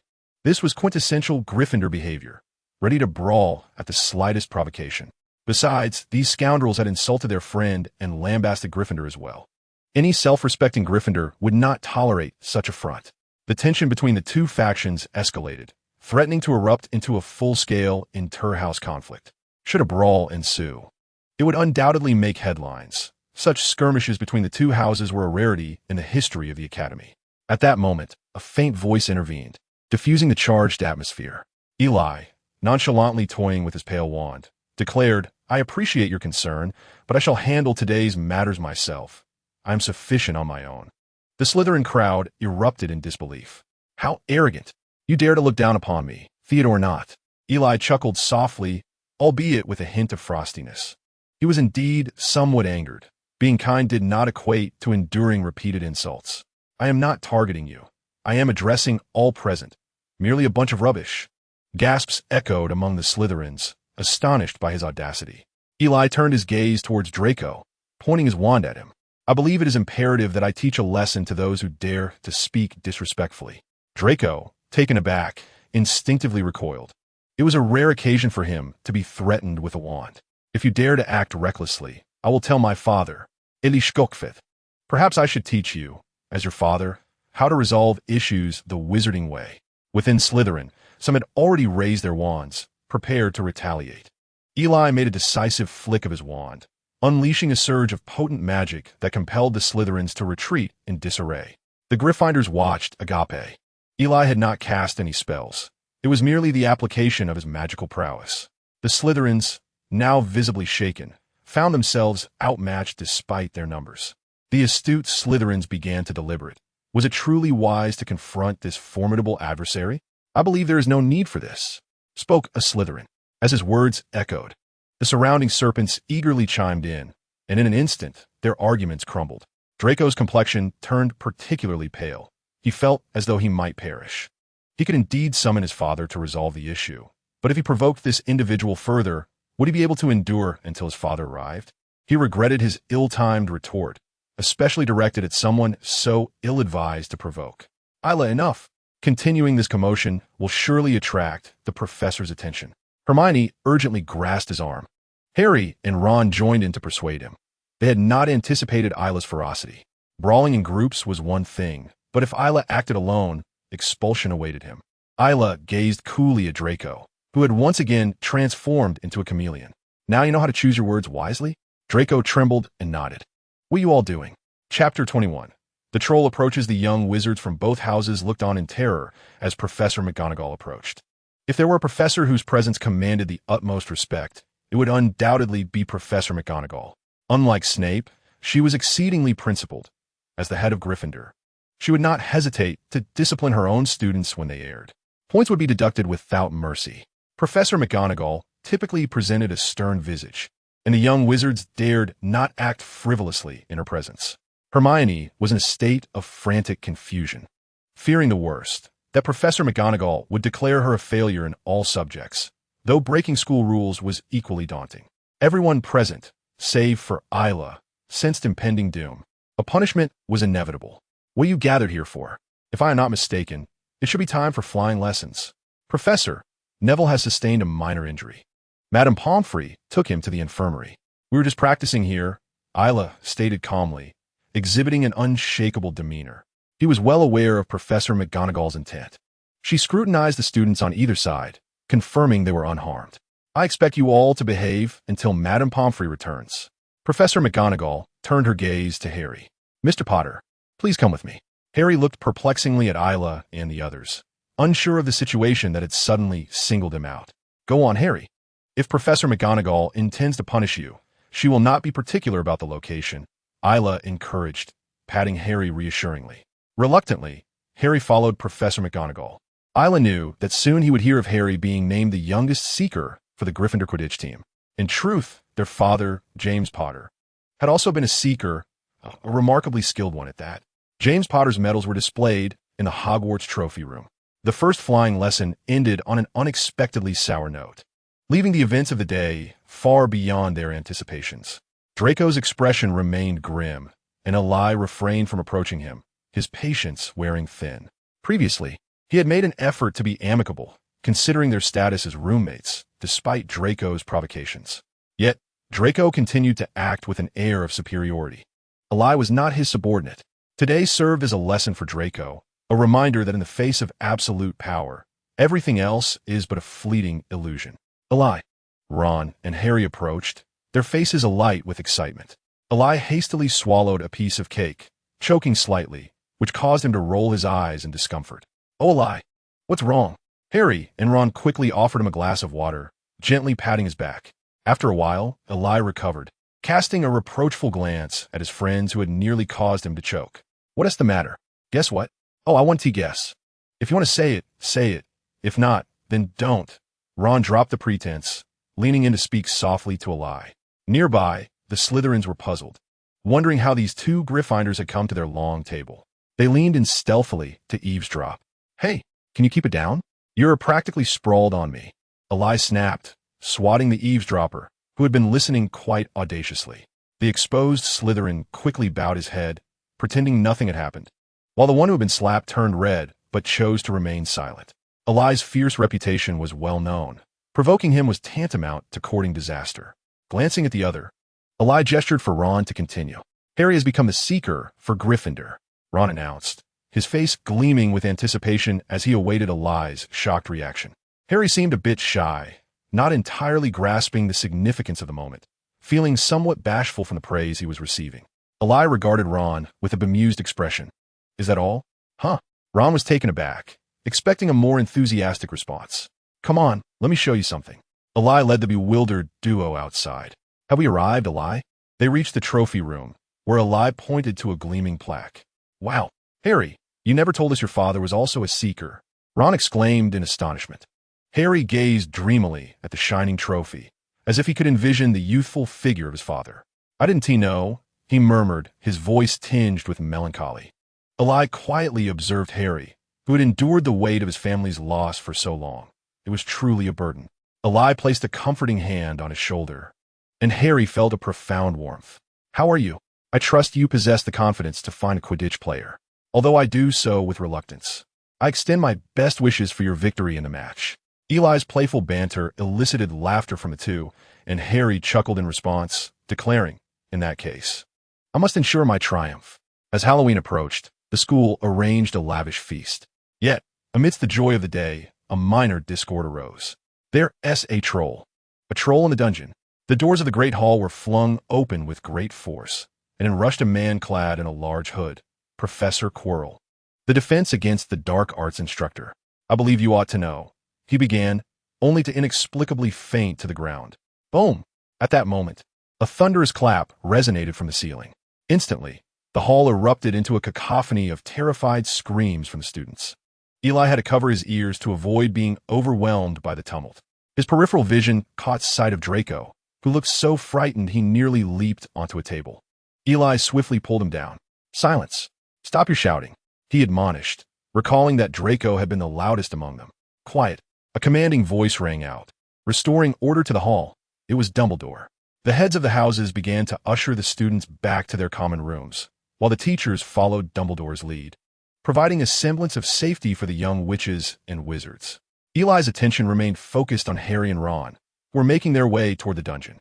Without hesitation, he followed suit, as he was all too familiar with the situation. Ron's teasing had left Hermione in tears, alone in the restroom. Consequently, the troll had somehow wandered into that very vicinity. Harry and Ron, concerned for Hermione, raced to the scene, only to encounter the troll wreaking havoc in the girls' bathroom. Indeed, a scream from Hermione echoed from ahead. "Eli, you're here. I'm going to save Hermione." Ignoring his companions, Eli dashed into the restroom. The troll was swinging a large club, smashing everything in its path, while Hermione cowered in terror beneath the sink. With a surge of determination, Eli cast a spell, a powerful incantation aimed at the troll's back. The force behind such a spell would undoubtedly obliterate an adult acromantula, yet against the troll, it seemed to lose much of its potency. Roaring in pain, the troll whirled around, preparing to retaliate against the small figure wielding a stick. Though the troll possessed a rather simplistic intellect, Its massive frame made its head appear as diminutive as a chocolate bean. However, its magical resistance was exceptionally high, which explained why Eli's spell had not inflicted significant damage. The troll's ire quickly shifted toward Eli, at least allowing Hermione, trembling in her corner, a moment to breathe. Eli? Hermione, tears streaming down her face, suddenly spotted him. Don't make a sound. Bone-breaking spell. Eli gestured for Hermione to refrain from recklessly attracting the troll's attention once more, then unleashed a spell that thoroughly diverted the creature's focus towards himself. Boom! The enormous club struck the ground, creating a vast crater. Eli gasped at the state of the floor. Fortunately, the troll's movements were rather sluggish, and by employing serpentine dodges, he managed to showcase his agility. While hastily evading, Eli continued to cast spells. Despite the troll's formidable magical resistance, Eli's powerful onslaught eventually drew blood. Enraged by its injuries, the troll became even more perilous for Eli. Suddenly, a rock plummeted from an unknown source, striking the troll on the head, momentarily disorienting it. Why are you here? Eli nearly spat blood in frustration upon seeing the two clumsy figures beside him hurling objects at the troll. They were nothing but a hindrance. The troll, indifferent to their antics, raised its massive club and swung it towards the crowd. Given the already cramped space, Eli found it increasingly troublesome to maneuver alone. And with the addition of two deadweights, evading became nearly impossible. Eli used his magic to push Harry and Ron aside, taking advantage of the recoil to slip behind the troll. Boom! The club crashed down where the three had just been standing, leaving Harry and Ron ashen-faced. Had it not been for Eli, they would have been reduced to mere pulp. The spell once again drew the troll's attention back to Eli. But Hermione was still behind him. Damn it! Eli grasped Hermione's hand, desperately dodging the descending club, as the two were cornered in a treacherous situation. Eli. Seeing Eli and Hermione in peril, Harry dashed forward, using the troll's massive club to shield his head. The stunned troll flailed in a panic, while Harry jabbed his wand into its nostrils. The scene was chaotic. Defenseless, Harry was abruptly lifted by the troll, which raised its club to strike. Wingardium Leviosa. In a moment of desperation, Ron finally cast the levitation charm, suspending the troll's raised club in midair. Crash! The club fell onto the troll's head, seemingly dazing it and causing its steps to falter. Finally, it was over, or so he thought. The troll shook its head vigorously, regaining its senses. Eli's eyes widened in alarm. This was not how the original tale unfolded. The troll was supposed to be incapacitated at this juncture. Whether it was due to his presence as an outsider that had stirred the proverbial butterfly effect, the troll remained conscious. Harry was in grave danger. The troll, eyeing the tiny figure it held, displayed a glimmer of a sinister, almost human-like smirk. It raised Harry high, intent on crushing him. No one could halt its advance. With horror, Eli envisioned the gruesome fate awaiting Harry, picturing his skull shattering. Ron stood immobile, devoid of color. Hermione's tear-filled, wide eyes reflected the imminent arrival of death. A murderous intent surged forth, bloodshot veins spreading across her pupils. The ultimate demise. A pallid beam of light collided with the giant, as if the world itself had severed its vitality. No, it was the giant that had been deprived of life. Boom! The creature's lifeless body crashed heavily to the ground, devoid of any trace of existence. Chapter 22. A conversation with Dumbledore. Eli. The voice dwindled as Eli, drained of magical energy, gradually lost consciousness. This seemed to be the second time, didn't it? Within such a short span since the term began, he had already succumbed to magical exhaustion twice. One could only wonder what perilous events lay ahead. The others watched as the giant fell amidst the gray light, and Harry, who had believed himself doomed, trembled but managed to stand. Harry!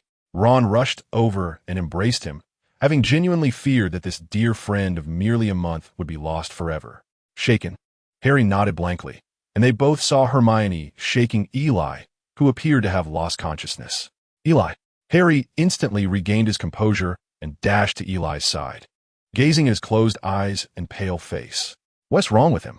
What happened to Eli? Panic surged within him. The thought of losing another dear friend filled him with dread. Just moments ago, Eli had urged him not to approach. If it weren't for him, would Eli be safe now? Guilt spread through Harry's heart, while Ron remained tight-lipped. He must have just fainted, not injured, Ron reasoned. Hermione frantically examined Eli, relieved to find no visible wounds and steady breathing. They needn't have come at all, had they not sought her in the washroom. Eli wouldn't have had to shield her. She had clearly seen that curse unleashed. It was undeniably cast by Eli. She could assure herself that she had never encountered such a spell in any book. A spell capable of slaying a giant was certainly not within the reach of a mere novice wizard. When that gray light was released, she had even felt her own vitality waning. A terrifying curse. How dare you? A shriek erupted at the doorway as Professor McGonagall, pale and clutching her chest, was followed by several teachers, including Snape and Quirrell. McGonagall was nearly rendered unconscious by the frightful scene before her. A giant sprawled on the ground, with several students nearby. You must explain what has transpired here. The fact that her students had nearly perished at the hands of the giant ignited an unusual fury within McGonagall. Harry and Ron stammered, at a loss for words. Would they be punished for telling McGonagall that they had frightened their friend, only to return and play with the giant? It's all my fault, Professor, Hermione interjected. Professor McGonagall gazed in astonishment at the typically well-behaved young witch, who she usually regarded with great favor due to her diligence and eagerness to learn. Hermione, unable to meet McGonagall's disappointed gaze, lowered her head. I have studied trolls in books and believed I could handle it, she murmured. McGonagall's disappointment was unmistakable, while Snape appeared to find the situation absurdly comical. Miss Granger, is that Eli? McGonagall's eyes fell upon the unconscious Eli lying beside Hermione, and her complexion suddenly paled as she stumbled towards him. Snape's expression darkened dramatically as he rushed forward, roughly shoving Harry aside. Madame Pomfrey, the school nurse, hurried to the scene. Professor, Eli seems to have fainted, Hermione whispered, but no one acknowledged her. Madame Pomfrey carefully examined him with her wand, confirming that Mr. Hall had merely succumbed to unconsciousness, evidently having overexerted his magical energy. McGonagall's expression softened slightly. Snape produced a vial of potion, and after Madame Pomfrey administered it, Eli's complexion began to regain a hint of color. I must take this child to the infirmary, Madame Pomfrey declared, waving her wand, causing Eli to float gently towards the nurse's quarters. Only the three young miscreants remained, trembling under the professor's scrutinizing gazes. Miss Granger, I always believed you possessed more sense than others, yet you have profoundly disappointed me this time, due to your grave misjudgment. 10 points will be deducted from Gryffindor. McGonagall then turned her attention to the two fools beside her. Harry and Ron shivered in unison. You should understand how fortunate it is for a few first-year witches to survive in the presence of a troll. Each of you shall receive 5 points. Their expressions brightened slightly. Although they had not gained any additional points, at least the penalties balanced out, did they not? McGonagall cast a glance at the motionless troll on the ground. Mr. Hall risked his own magical strength for the sake of his friend. I shall award him 15 points. She regarded the trio with a piercing gaze, as if to convey that should they err again, they would face severe consequences. Rejoice in your remarkable luck. With that, McGonagall and the menacing Snape departed hastily, followed by the 3 students, leaving only Professor Quirrell behind. As McGonagall and Snape strode down the corridor, Snape queried, Can you discern what curse that might have been? I cannot. However, it is undeniably akin to the killing curse. Snape's demeanor grew grave, as the bizarre curse and Eli's drained energy revealed a troubling connection. Eli's memories lingered at the moment before his collapse, where he could still feel the wild release of magical energy. The gray light was suffocating. Is this a dream? He pondered, finding himself in a forest devoid of any remarkable features, with no sounds of birds or beasts, nor the rustle of leaves. Was it the sound of water? Eli followed the sound, and soon discovered a small river ahead. There appeared to be 3 men by the riverbank, their path obstructed by the flowing water. Eli anticipated their predicament, yet, to his surprise, they drew forth their wands. Wizards? With a flourish of their wands, a bridge materialized, rendering the river an inconsequential barrier. The men joyfully traversed the newly formed bridge. Suddenly, a figure clad in an unusual cloak emerged. Eli strained to discern the person's face, but it was as if a veil of mist perpetually obscured his view. The world abruptly began to collapse, and consciousness returned to reality. The scent of potions assaulted his nostrils, and a familiar sensation of weakness and tingling coursed through his body. He resigned himself to immobility, for he recognized this place. It was the infirmary, Alas, yet another bout of overexertion. Eli could only languidly recline on the hospital bed, considering it a rare respite amidst his studies. Would you care to try this? It might be of some use to you. Eli turned his head to see Dumbledore. He was seated by Eli's bedside, rummaging through a box of sweets. If you wish to eat, then eat. Do not pick and choose, Eli thought, bemused by the old man's lack of decorum. Professor? Actually, I just arrived. I heard a first-year wizard managed to handle a troll. Quite the audacious youth. Here, try this. Dumbledore selected a jelly bean and offered it to Eli. Bertie Bott's every flavor beans. When I was young, I once encountered a vomit flavor that nearly turned my stomach. Eli accepted the candy with an expression of disdain. So, how do you know what vomit tastes like? He was hesitant to consume the confection. Dumbledore paused, then tactfully diverted the conversation. Do eat it. You might feel better afterward. Curiosity ignited. Eli pressed on. I am more curious about how you know the taste of vomit. The sincerity in Eli's expression and the youthful innocence in his eyes made Dumbledore wish he could bestow 2 large jelly beans upon him. Children these days are truly insatiable. The topic was unavoidable, and Dumbledore adjusted his glasses, a bit flustered.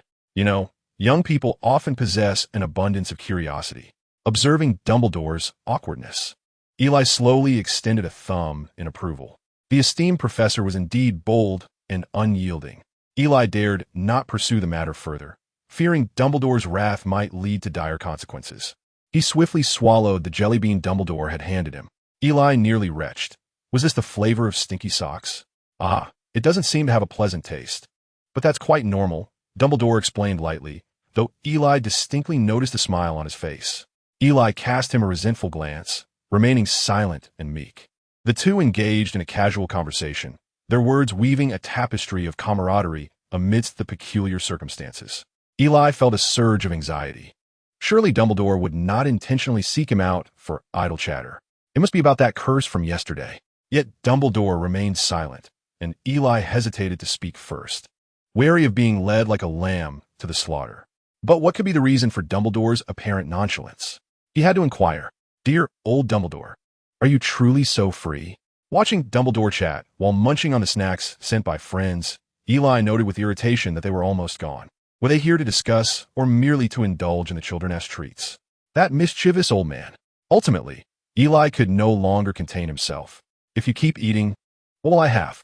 Professor, I have a question regarding the giant from yesterday. Dumbledore seemed as though he had been jolted from a reverie. I was just about to ask you. That was indeed a formidable curse. Eli watched him with a mixture of annoyance and curiosity. Come serve me a cappuccino. So, what kind of curse was it? Eli was disinclined to engage with the old trickster and knew he must first clarify the nature of the curse unleashed yesterday. Dumbledore set aside the snacks and, with a glint in his eye, asked, Eli, do you recall how you cast that curse? Eli concentrated, recollecting the moment vividly. I remember, when the giant aimed to kill Harry, I was desperate to save him and unleash that curse. Indeed, the murderous intent he had felt at that moment was terrifying even in hindsight. Beneath the crescent-shaped glasses, Dumbledore's eyes sparkled with insight. Do you remember the incantation? Ultimate death. Dumbledore pondered for a moment, his penetrating gaze locking onto Eli's. I believe I should congratulate you on creating a new spell. As their eyes met, Eli felt a profound shock, as if something were attempting to penetrate his mind. Instinctively, he resisted, his formidable spirit clashing with that foreign force. Yet, it seemed that the force bore no malice. Upon encountering resistance, it withdrew. Forgive me, child. Please understand the concerns of an old man. Eli regarded Dumbledore with a complex expression, astonished that he had openly acknowledged his intent to delve into Eli's thoughts. Professor Dumbledore rose, smiling at Eli. Your talents astound me, both in spells and in spirit. However, I must now return your time to your friends. They appear quite impatient. He winked at Eli and turned to leave. Go then, Eli thought, noting that Dumbledore had snatched a handful of jelly beans on his way out. Dumbledore opened the door to the infirmary, and indeed, Harry and the others had arrived. After exchanging greetings, he stepped outside, seemingly indulging in yet another jelly bean. Outside the door, the sound of Dumbledore's retching could be heard. Chapter 23. A Quidditch Mishap. Eli, Harry, and his companions rushed to his bedside. How are you feeling? Not bad. Eli handed the last box of Bertie Bott's every flavor beans to a few people, while he himself took out a box of chocolate frogs. It felt as if he had been struck by a troll. Eli shifted his body, primarily feeling a lack of strength. He greatly missed the centaur's restorative potions, for otherwise, he would have been able to move about freely by now. But Eli, I think if you had been hit by a troll, you might not even feel it anymore. Ron quipped instinctively at Hermione, though it was indeed not very amusing. Hermione merely shot him an exasperated glance. The two no longer seemed as antagonistic as before. Observing the trio's newfound harmony, Eli felt a sense of gratification, realizing that the life and death trial with the troll had forged a strong bond of friendship among them. With a serious expression, Hermione approached Eli's bedside, pressed her lips together, and said, "Eli, I would like to formally apologize to you all. I shouldn't have been so headstrong yesterday, nor should I have rambled on." Just as the young witch was about to launch into a formal apology, Eli felt overwhelmed. All right, isn't that a bit too formal? Come on, give my shoulders a rub," Eli said with a rather pompous demeanor. Hermione flushed crimson, having completely forgotten the carefully rehearsed speech she had prepared the night before. "Hermione, there's no need for that. We are all friends. We also made mistakes yesterday. But now that everyone is all right, we should focus on happier topics," the kind-hearted Harry interjected just in time. Ron, the quintessential straight man, nodded in agreement. "Exactly. As long as you don't give a speech, we're all quite happy." Eli shot him a peculiar glance. Indeed, he was a quintessential straight man. Hermione glared at him fiercely, unwilling to engage. "Eli, do you know? You are now a hero who bravely fought a troll," Ron exclaimed with excitement, nearly spitting as he spoke. Yes, Ron told everyone he met, and he was almost becoming a hero for battling trolls himself. Harry mercilessly exposed Ron, leaving him blushing furiously. Eli wiped his face. He could imagine that Ron's big mouth had made him quite well known. Had it not been for the need to save them, he would have preferred to remain incognito. However, what was done. He might as well let things unfold naturally. Eli unwrapped the chocolate frog, revealing a wizard card of Dumbledore. "Oh look, I got Dumbledore," he exclaimed, handing the card to the others. "In fact, I already have several of these." Ron was also a card collector, having previously showcased his collection. "I didn't even know Dumbledore was so impressive. He defeated the dark wizard Grindelwald, discovered 12 uses for dragon's blood, and was a friend of Nicholas Flamel." Harry read aloud Dumbledore's accomplishments inscribed on the card. "So were the 12 uses for dragon's blood?" Eli asked with a grin. "Fry sot boil," he replied, eliciting a round of eye rolls. Ron, captivated by the array of snacks, was busy picking and choosing like Dumbledore himself. "Ah, Draco has sent you a gift," Ron remarked, holding a beautifully wrapped box that exuded an air of luxury. Eli took it into his hands, noticing a note affixed to it, devoid of any heartfelt sentiments, bearing only the name Draco Malfoy. This was indeed characteristic of that arrogant young scion, delivering a gift while simultaneously maintaining an air of aloofness by prominently displaying his name. Eli couldn't help but chuckle. At least the lad had a semblance of conscience. Upon opening the box, he discovered exquisite chocolates, clearly not of the ordinary variety. After tasting one, he found it quite delightful. "Is Madame Pomfrey not present? Don't you think it's somewhat intrusive to disturb the patients?" At the sound of that magnetic voice, Harry and Ron jolted. "Good day, Professor," Eli said, adjusting his posture. Given the circumstances, there seemed to be no need for such formality. Snape produced a vial and handed it to Eli, stating, "This is a restorative potion. Consume it." Eli reluctantly accepted the potion and drank it down. Typical of Snape. Even his benevolence was laced with acerbic remarks. Snape then glanced at the three trembling boys. Impatience etched across his features. "Mr. Potter, do you presume victory over Slytherin is already assured?" "Oh, your arrogance is ever so predictable." Harry stood frozen, discomfort radiating from him, wanting to retort but lacking the courage. The atmosphere in the infirmary grew heavy with Snape's presence. Was a Quidditch match imminent? Eli was bewildered, feeling as though a night's slumber had caused him to miss a century. "It begins today," Hermione interjected. "Thank you for the reminder, Miss Know-It-All." "Thus, I wish you all good fortune," Snape muttered, not wishing to waste another moment, as he hastily departed, leaving four small heads exchanging glances. "So, Harry, you are competing today?" Eli broke the oppressive silence instigated by Snape. "Ah, yes," Harry replied. Eli threw off the covers, and swung his legs over the side of the bed. I cannot possibly miss today's match, though I'm uncertain whom to support. Harry and the others were startled by Eli's sudden movements, quickly pushing him back onto the bed. Eli found himself bemused. Come now, you must trust in Snape's expertise. I am fully capable of functioning normally now. As a master of potions, the restorative elixir he had just administered could only have been crafted by Snape himself, ensuring its remarkable efficacy. Reluctantly, they prepared to leave the infirmary together. Oh dear, who permitted a patient to rise? The group froze in place. Madame Pomfrey, I assure you I am well, Eli protested. Do you think I am unaware of the severity of my condition? Return to your bed immediately. Eli felt overwhelmed. This school was rife with individuals not to be trifled with, and Madame Pomfrey was undoubtedly one of them. She was renowned for her exceptional medical skills. But what truly distinguished her was her almost obsessive dedication to patient care. Eli had no choice but to produce the potion vial sent by Snape, who had just delivered it moments ago, and its effects were remarkable. Madame Pomfrey received the vial with a skeptical expression. Snape? His potions are indeed potent. She brought it to her nose and inhaled, a look of shock briefly crossing her features before she examined Eli with her wand.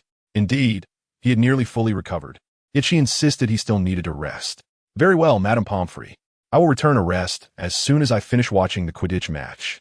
After several earnest assurances from the group, Madame Pomfrey reluctantly allowed them to leave. Harry went to prepare for the match, while Eli, Hermione, and Ron made their way to the stands. Oh, look who it is, our valiant hero who battled the troll. The Weasley twins exaggeratedly pointed at Eli, instantly attracting a throng of Gryffindors. It's Eli. That's Eli, they exclaimed. Wasn't he injured by the troll? No. Wasn't he? It said he was killed? Eli listened to the surrounding chatter, a vein throbbing on his forehead. What on earth was this? What did I break my leg? And who said I died? Ron, what on earth have you been saying? Eli seethed at Ron, who was now too embarrassed to meet his gaze. George, put away your horn. Eli swiftly intervened before George could announce anything with his trumpet. No, I'm Fred. Yes, George, George replied. Eli stepped directly in front of twins. George, that trick of yours isn't quite effective anymore. The twins exchanged astonished glances. Eli, how did you figure out? Even Mum can't. You mustn't tell anyone. The two of them bantered back and forth like a comedy duo, their rapport strikingly synchronized. Eli even suspected they had rehearsed in private. The twins threw an arm around his shoulder and began whispering. Tell us how you knew. In unison, they asked, what did you sense? Eli smirked. Well, magic, of course. The twins exchanged puzzled looks. Magic? What magic? Eli began to doubt whether they were even real wizards. Your magical auras are different, which is why I could discern your differences. The twins appeared even more bewildered, exchanging furtive glances. Can you feel it? They asked. I might feel it like you do. I can't feel anything. Eli exclaimed, puzzled. You both can't sense the magic in others? They nodded. Seeing their expressions, Eli doubted they were lying. Hadn't he, their mother, Mrs. Weasley, also frequently confused them? Did she not feel it either? Never mind. If it remained unclear, he could always ask Snape. Enough, enough. The method has been conveyed to you all. I shall take my leave now. Eli freed himself from the twins, exchanged a brief greeting, and made his way to the Slytherin stands. The little snakes had already noticed the commotion over at Gryffindor, although they did not share the same adventurous spirit as the little lions. A first-year wizard capable of battling a troll certainly warranted their attention. Hello, Eli. Welcome back from the hospital. Hello, I am. The little snakes displayed a remarkable restraint, behaving like miniature adults as they shook hands with Eli. He reciprocated their politeness, though his smile seemed somewhat frozen throughout the encounter. Upon reaching Draco's side, Eli noticed that Draco, despite having clearly seen him, pretended not to. Hey, Draco. Eli patted him on the shoulder, causing Draco to visibly flinch. Am I really that terrifying? Oh, Eli, congratulations on your discharge. Thank you. The chocolate you sent was delightful. A sense of pride flickered across Draco's face. That was my father's doing. Then, an awkward silence fell between them. After a moment, Draco could no longer contain his curiosity. So, did you really kill the troll? Eli shrugged with a smile. If it wasn't tea for him falling to his demise. Then yes, I did.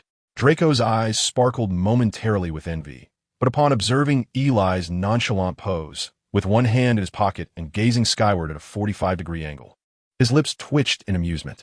After several days apart, the two gradually began to rekindle their camaraderie, engaging in lively discussion about the troll. Soon, the teams were called to the field for the match between Slytherin and Gryffindor. These two traditional powerhouses were also known for their long-standing rivalry, and anticipation filled the air. Harry Potter entered as Gryffindor's Seeker, wielding the latest Nimbus 2000, eliciting a wave of cheers. Slytherin remained relatively quiet in contrast. Harry's equipment was the finest. The Nimbus 2000 was akin to a top-tier sports car, offering a significant advantage over the older broomsticks. The match commenced swiftly, both teams unleashing their pent-up energy in an explosive display. Players soared on their brooms with abandon. Initially, Gryffindor demonstrated superior technique, quickly gaining the upper hand and scoring repeatedly. Frustration mounted among the Slytherins, with Draco sighing repeatedly at the sidelines. Before long, Slytherin could no longer contain their frustrations and initiated their traditional tactics. Flint, the Slytherin captain, enraged after a thwarted shot, knocked Gryffindor's captain and keeper, Wood, off his broom with a single blow, prompting gasps from the stands. Only then did Slytherin unveil their true strategy, resorting to unscrupulous methods. Two players cornered a Gryffindor female player, causing her to crash into the wall, while others sought to knock opponents off their brooms. Slytherin continued to score, and the stands erupted into a chorus of condemnation, with the other three houses joining in the outcry. Yet the little snakes reveled in their triumph, while only Eli concealed his face in embarrassment. How shameful! Resorting to underhanded tactics when unable to win. Are you playing Quidditch or rugby? Though Harry felt a surge of urgency, his duty was to locate the golden snitch. Once found, the game would conclude in their victory. Suddenly, however, Harry's broom began to shake violently, like a frenzied wild horse. Suspended in midair, he was precariously close to a fatal fall. Eli glanced towards the professor's seating area, where Snape was fixated on Harry, muttering incantations under his breath. Was it Snape's doing? Perhaps not. Quirrell, seated behind Snape, was also incessantly murmuring. Without hesitation, Eli dashed out, leaving Draco bewildered. He stealthily approached the area beneath the professor's platform. Hermione? Eli? The two exchanged knowing smiles, each recognizing the other's intention. Hermione pointed her wand directly at the hem of Snape's robes. Alas, Eli could not intervene in time. Hermione had already ignited Snape's garment. Poor headmaster, do not blame me for not aiding you. Hermione acted too swiftly. The two fled. Snape, you're on fire. Chaos erupted at the professor's table as Snape sprang to his feet, colliding with Quirrell behind him. At last, Harry's broom calmed down. The golden snitch finally appeared, prompting Harry to turn and pursue it. The Slytherin Seeker also spotted the snitch and gave chase. A fierce aerial battle ensued, with the Slytherin Seeker attempting to knock Harry from his broom. Yet Harry was not easily bested. The two clashed with fervor. The snitch veered sharply downwards, and both competitors dove after it. The ground loomed closer, and their speed escalated. The Slytherin Seeker glanced nervously at Harry, only to find him resolute. They were mere moments from the ground. Unable to withstand the pressure, he ascended. Employing his remarkable skill and the broom's capabilities, Harry successfully maneuvered just before impact, eliciting gasps from the crowd. Standing atop his broom, he reached out. Alas, he lost his balance and tumbled down, prompting another round of gasps. Was he about to be sick? Harry clutched his chest, and the snitch was expelled from his mouth, along with a torrent of bile. Chapter 24. Harry's nocturnal adventure, just now. Snape wanted to kill you. What? Ron exclaimed dramatically, prompting Eli to hastily cover his mouth. Keep your voice down. Do you want everyone to know we're discussing the professor? Harry appeared somewhat stunned. He was well aware of Snape's animosity towards him, but never imagined that Snape wished to end his life. Hermione's expression was grave. She had never encountered a narrative in her books about professors plotting to murder students. Snape was undoubtedly no virtuous character. What schemes was he concocting? Why? Eli was indeed curious to hear their conclusions and sympathized with his headmaster in silence. Although severe as Snape did not seem to embody the traits of a good man, Eli recalled that he appeared to have no substantial connection to the matter at hand. Harry, with utmost seriousness, began his analysis. Last time we encountered the troll, Snape had scratches on his leg. Scratches? Hermione's eyes lit up, as if she had made a significant connection. Are you suggesting that the troll was released by Snape? And amidst the chaos, he ventured to the third floor only to be injured by the three-headed dog inside? Precisely. Ron and Eli exchanged bewildered glances. Ron was utterly confused, while Eli feigned ignorance. Although he had no idea when they had ventured to the third floor to see the three-headed dog, such details were not within his purview. He was merely playing the fool. It was no wonder he had been influenced by Dumbledore's exquisite performance. Eli fancied that one day he too might aspire to claim a golden trophy. A three-headed dog? What are you talking about? Eli believed his acting was nothing short of masterful, truly an immersive performance. Hermione then began to explain, that night, when we returned to the tower, the moving staircase led us to the third floor. To evade Filch, we dashed into a room, and there lay the three-headed dog. Hogwarts boasted 142 staircases that could turn at random, and a moment's inattention could lead you elsewhere. In fact, Harry and Ron had been late to their first Transfiguration class precisely because they got lost on the stairs. So why were you so late? Ron's face twisted in anger at this inquiry. Don't even get me started. That coward Malfoy challenged us to a duel, but when we arrived at the appointed place, we discovered he hadn't shown up. Eli glanced at Hermione in surprise. So, Hermione, you accompanied them on their nocturnal escapade? Hermione's face flushed as she hurriedly replied. I was trying to prevent them from being made fools of, but they simply wouldn't listen to me. Hermione had always been one to adhere strictly to the rules, and the thought of breaking school regulations was utterly foreign to her. Ron's disdain for Hermione stemmed from her constant interference in their plans.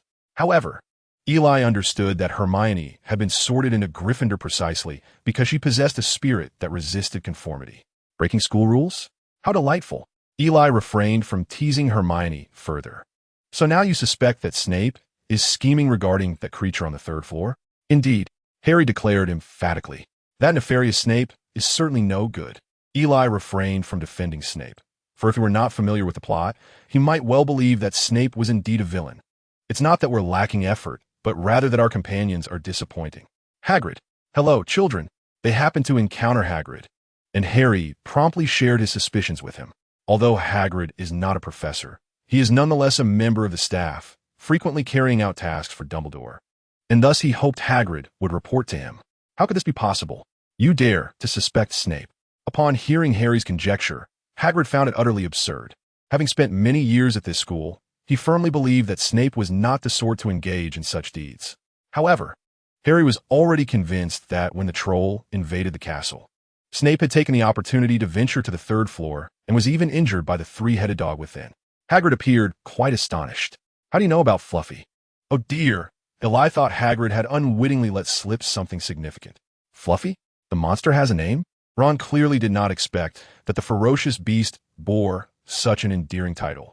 Hermione quickly seized the crux of the matter. Fluffy?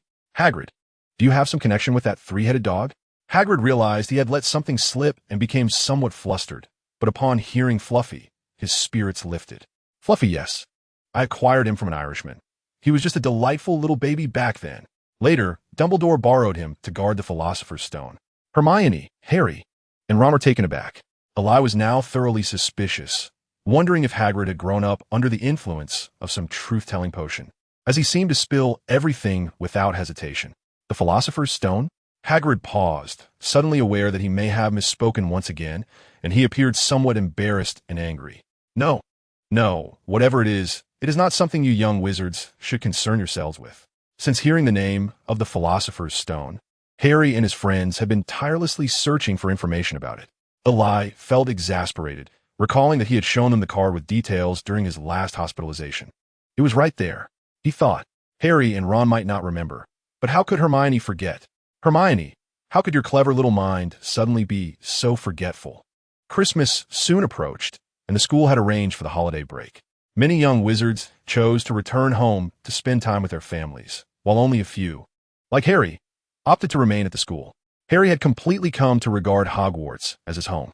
He had no desire to return to the Dursleys and endure their mistreatment any longer. However, Eli remained somewhat puzzled, as Christmas was traditionally a Christian holiday. Why did the wizarding world also celebrate Jesus? Merlin, shall I take my leave? Yet, Eli had no time to ponder such matters. He was currently staring at a letter from home, feeling a cold sweat break out. Just a few days prior, he had informed his parents that he would not be returning for Christmas. Fortunately, the Halls were not prone to writing angry letters. Otherwise, Eli was certain his Christmas would be spent in the midst of a scolding. Gazing at the sternly worded letter, he felt a wave of cold sweat wash over him, fearing a severe reprimand upon his return. Fortunately, the Hall couple ultimately consented to Eli's application to remain at school. Early in the morning, the castle was transformed anew, imbued with the spirit of Christmas, as Professor Flitwick busily adorned a magnificent Christmas tree. "Professor, do you require assistance?" "Oh, Eli, your help will be most welcome." Professor Flitwick, as the head of Ravenclaw, had expressed on numerous occasions his desire to recruit Eli into their house. Naturally, this met with vehement opposition from a certain greasy-haired professor. He never hesitated to lavish praise upon his students, particularly those as exceptional as Eli. "Let me stretch for a moment. You have truly impressed me," Eli declared, as he drew his wand and with a gentle flick caused a flurry of small orbs to rise, gracefully hanging upon the tree. Professor Flitwick nearly snapped his wand in delight. "By Merlin's boxers, what splendid levitation! 10 points to Slytherin." At that moment, the jar symbolizing the scores had Slytherin at the pinnacle, with many of those points earned by Eli himself. At this rate, the House Cup was undoubtedly within their grasp, leading far ahead of their rivals. Eli's remarkable skill was also attributed to his studies under Snape. During this period, he had made significant strides in controlling his magical abilities, and his potion-making prowess was certainly on par with that of seventh-year students. Meanwhile, Harry and Ron were engaged in a game of wizardess chess, akin to international chess, but with pieces that moved autonomously and destroyed their targets when captured. Eli joined in a few rounds, but, much like Harry, suffered a crushing defeat at the hands of Ron. Accepting defeat was one thing, but Eli's sportsmanship left much to be desired. After losing several times, he began to vent his frustrations, even brandishing his wand. Had it not been for Harry's restraint, Ron might have faced dire consequences.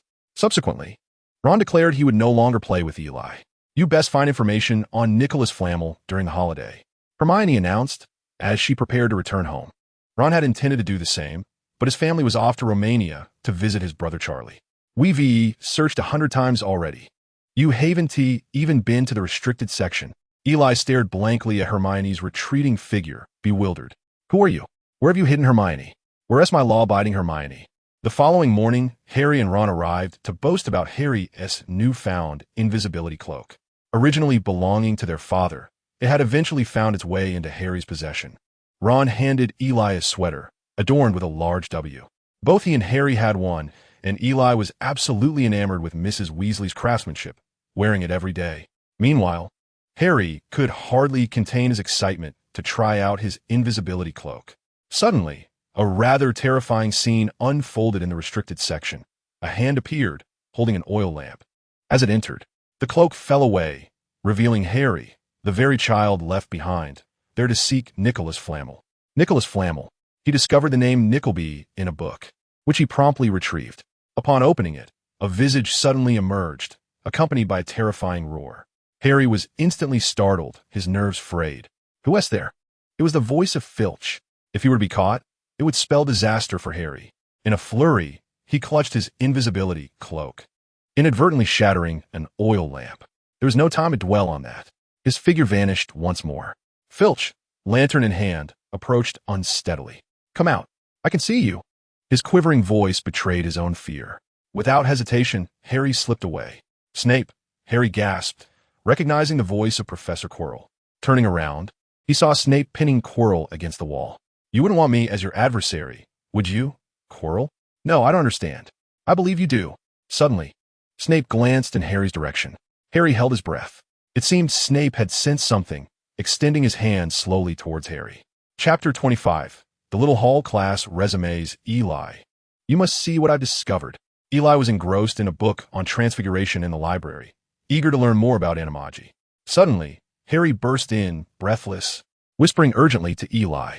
Eli regarded Harry with curiosity, but upon noticing the figure behind him, he sheepishly lowered his gaze. "Eli, no loud talking in the library." The sudden voice startled Harry.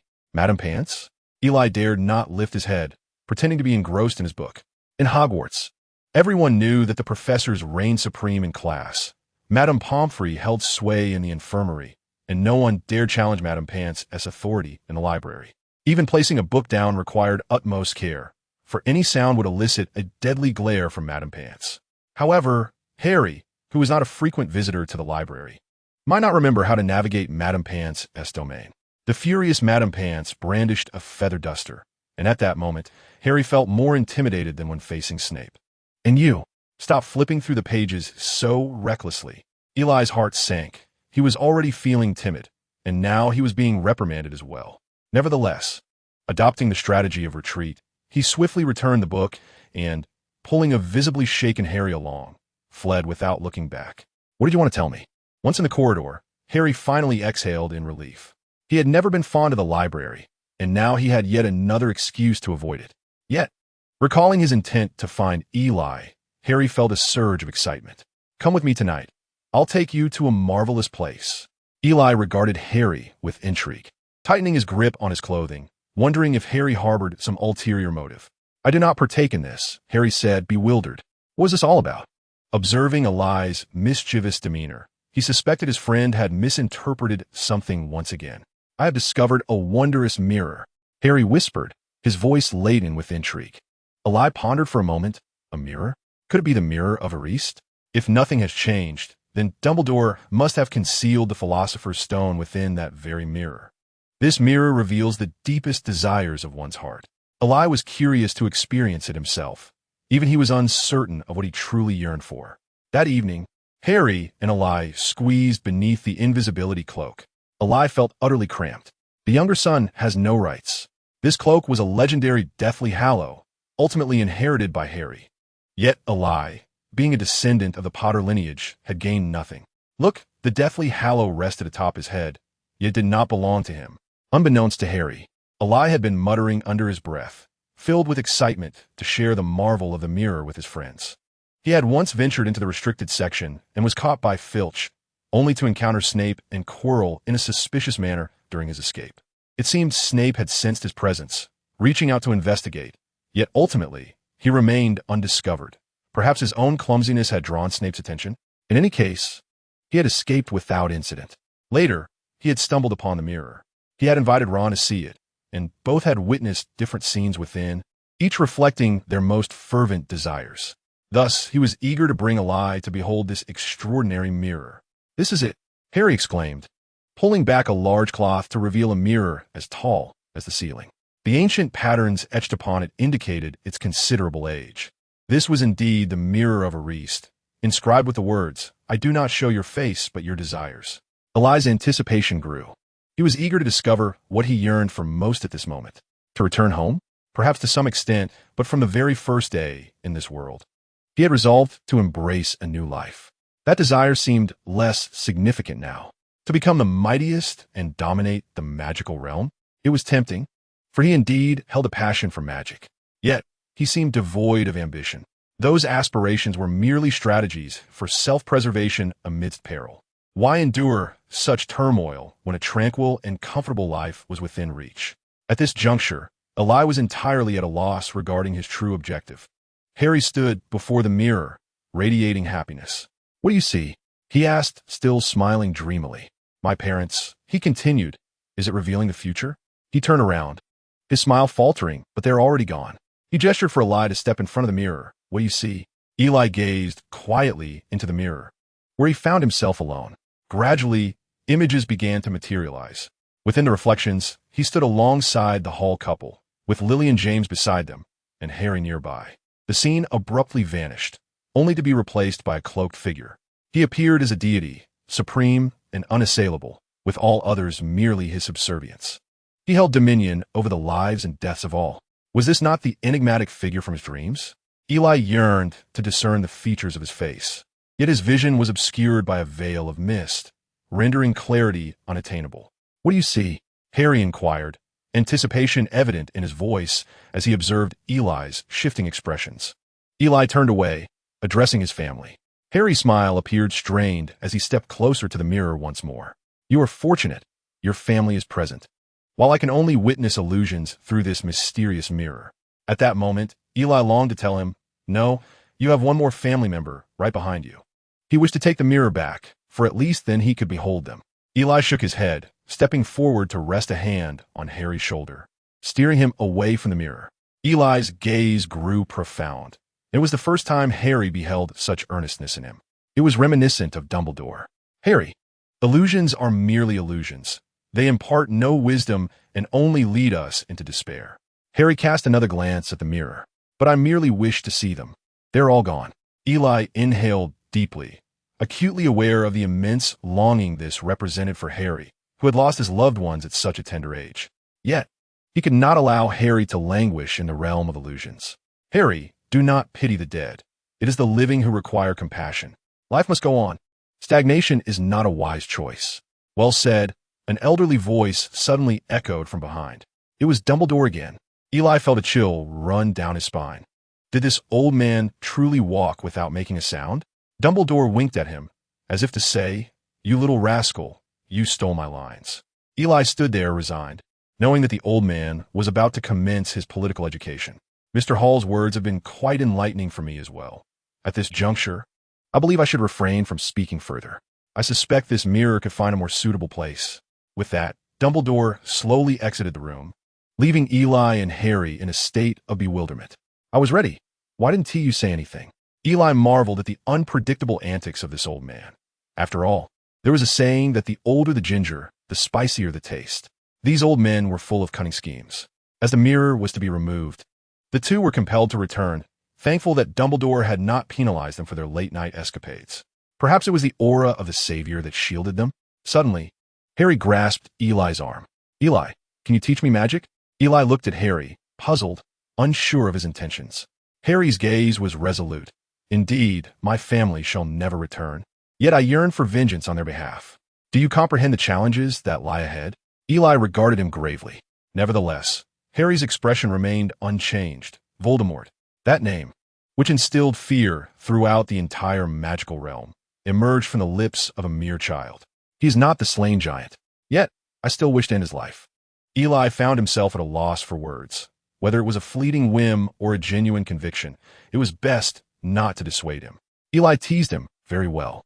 From this moment forth, I shall learn as you do. Can you endure it?" Yes. To vanquish Voldemort is not merely a matter of words. The following day, Eli took Harry to the room of requirement. Harry was taken aback by the wonders of this magical space. First and foremost, you must master a signature spell, even if it is the only one you can wield. Harry was puzzled. Could a single spell suffice for battle?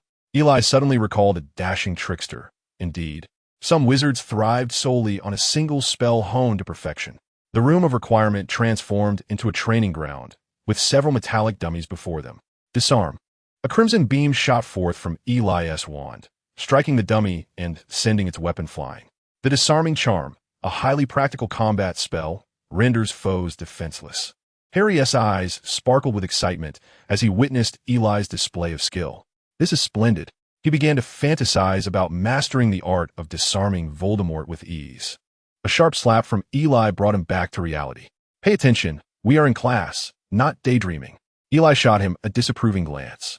"Now first, you must familiarize yourself with the incantation. Repeat after me. Expelliarmus. Expelliarmus." Harry stumbled over the words. "Do not hesitate. Be resolute and decisive." As you chant, envision the enemy's weapon soaring away. The two embarked on a rudimentary lesson in magic, with Harry's voice nearly straining. "Expelliarmus." Eli nodded in satisfaction. "Now grasp your wand. Remember the gesture and incantation. Act with conviction." Harry nodded confidently and aimed his wand at the dummy. "Expelliarmus." "Harry." "Eli." "Oh dear." The wand sparked a little, but the disarming charm's red light was nowhere to be seen. Theory and practice are worlds apart.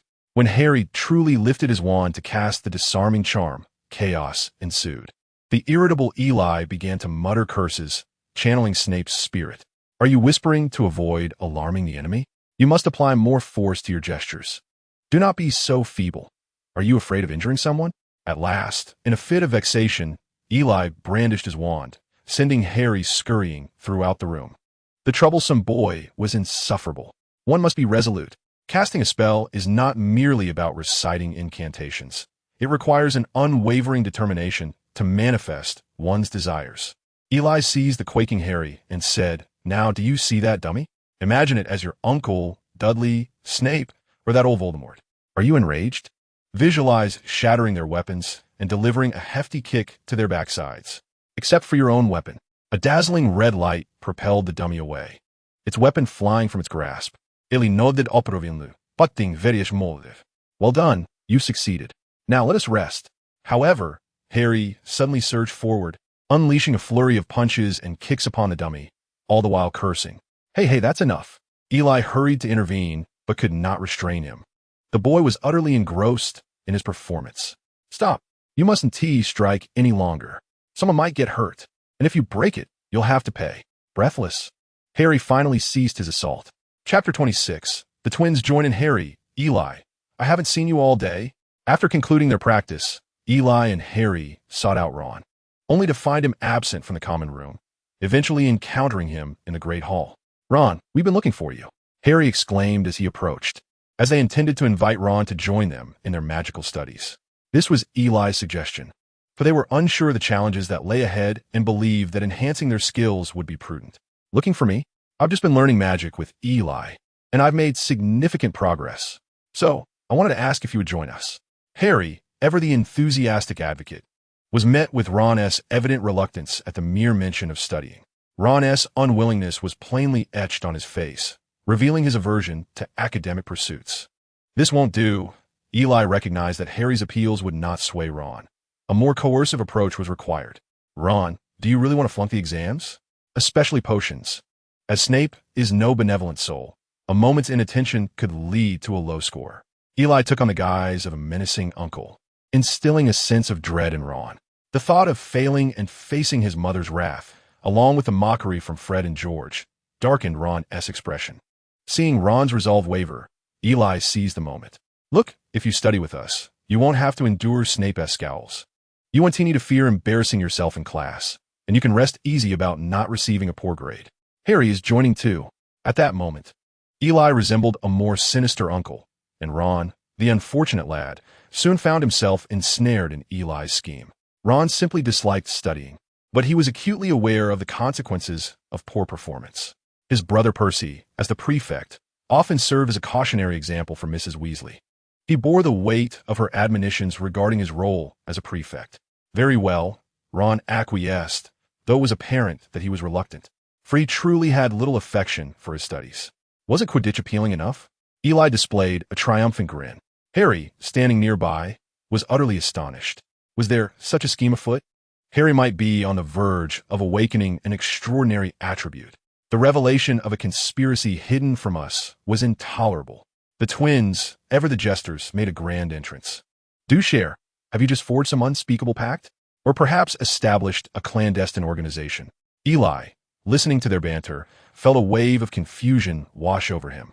What on earth were they talking about? It wasn't anything of significant consequence. Eli feigned mystery, yet the twins were genuinely intrigued by this charade. What is this secret? Pray, tell us. Eli, with an air of profundity, replied, To know, you must agree to one condition. The twins exchanged glances, intrigued. What condition? You must promise to keep it confidential. You cannot divulge our secret to anyone. The twins relished this air of enigma, their curiosity piqued.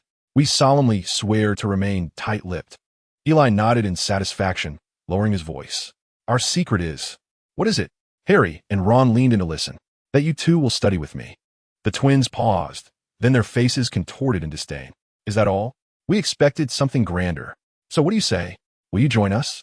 The twins burst into laughter, finding Eli's proposition amusing.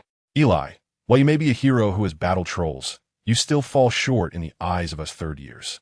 To be frank, although the twins believed Eli had indeed dealt with the troll, they also thought it was merely a stroke of luck. He could not possibly have faced it head-on. In truth, most others shared this sentiment.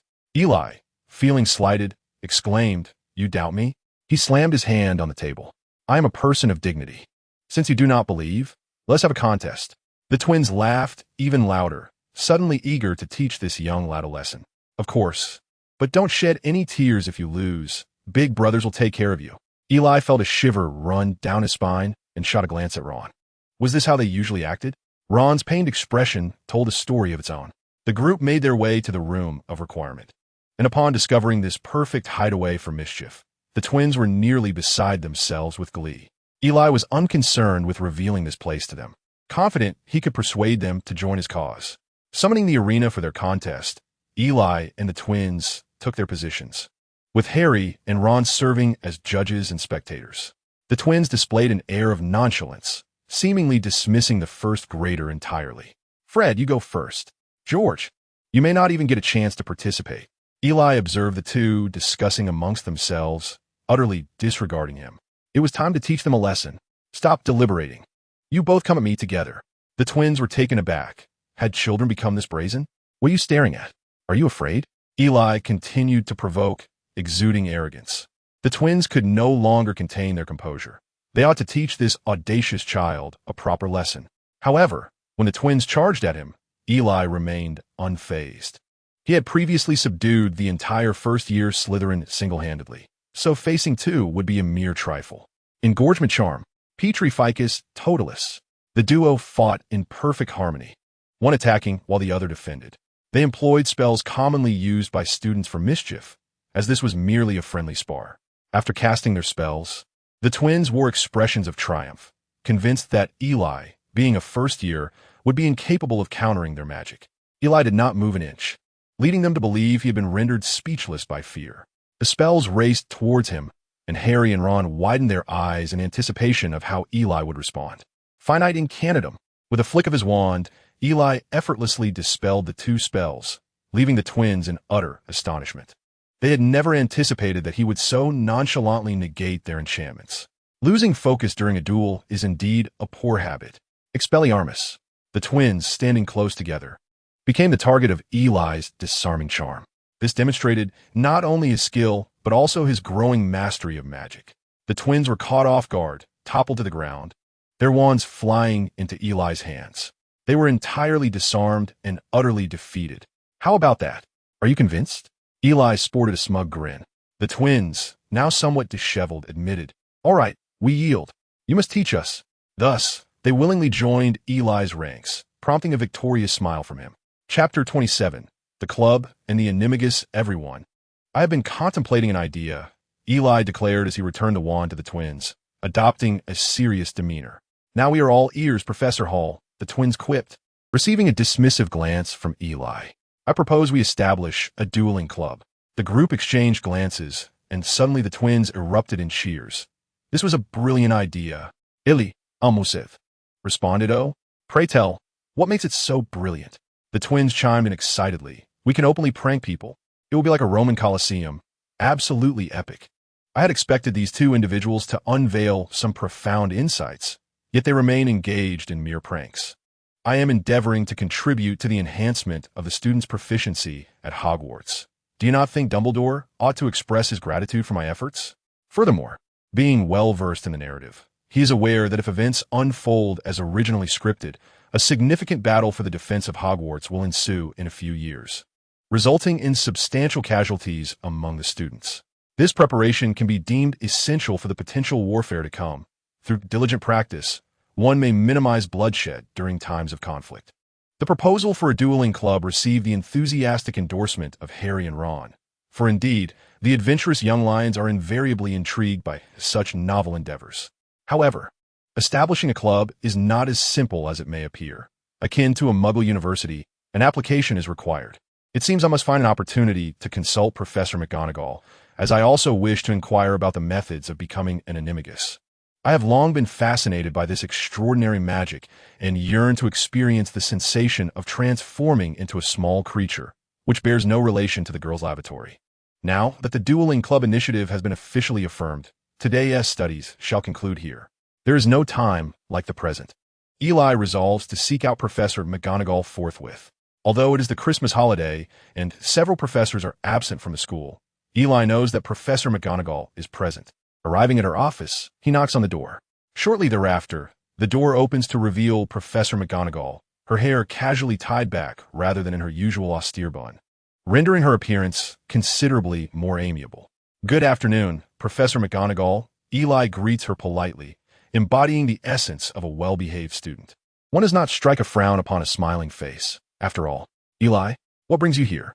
Professor McGonagall appears to be in good spirits, as she is not bound by her usual duties. "Professor, I wish to establish a club," Eli states directly, eschewing unnecessary preamble. Professor McGonagall is taken aback by this request. as there are indeed few clubs at Hogwarts, and it has been a considerable time since a student sought to form one. Please, come in and let us discuss this further. She invites him inside. Upon entering her office, a glance reveals Professor McGonagall's meticulous nature. The room is immaculately organized, with shelves lined neatly with books, even arranged in alphabetical order. Eli also notes the presence of several Quidditch magazines on her desk. He had previously heard of her fervent passion for Quidditch, and it is now evident. Eli sits obediently in the chair. Mr. Hall, why don't you elaborate on the type of club you wish to establish?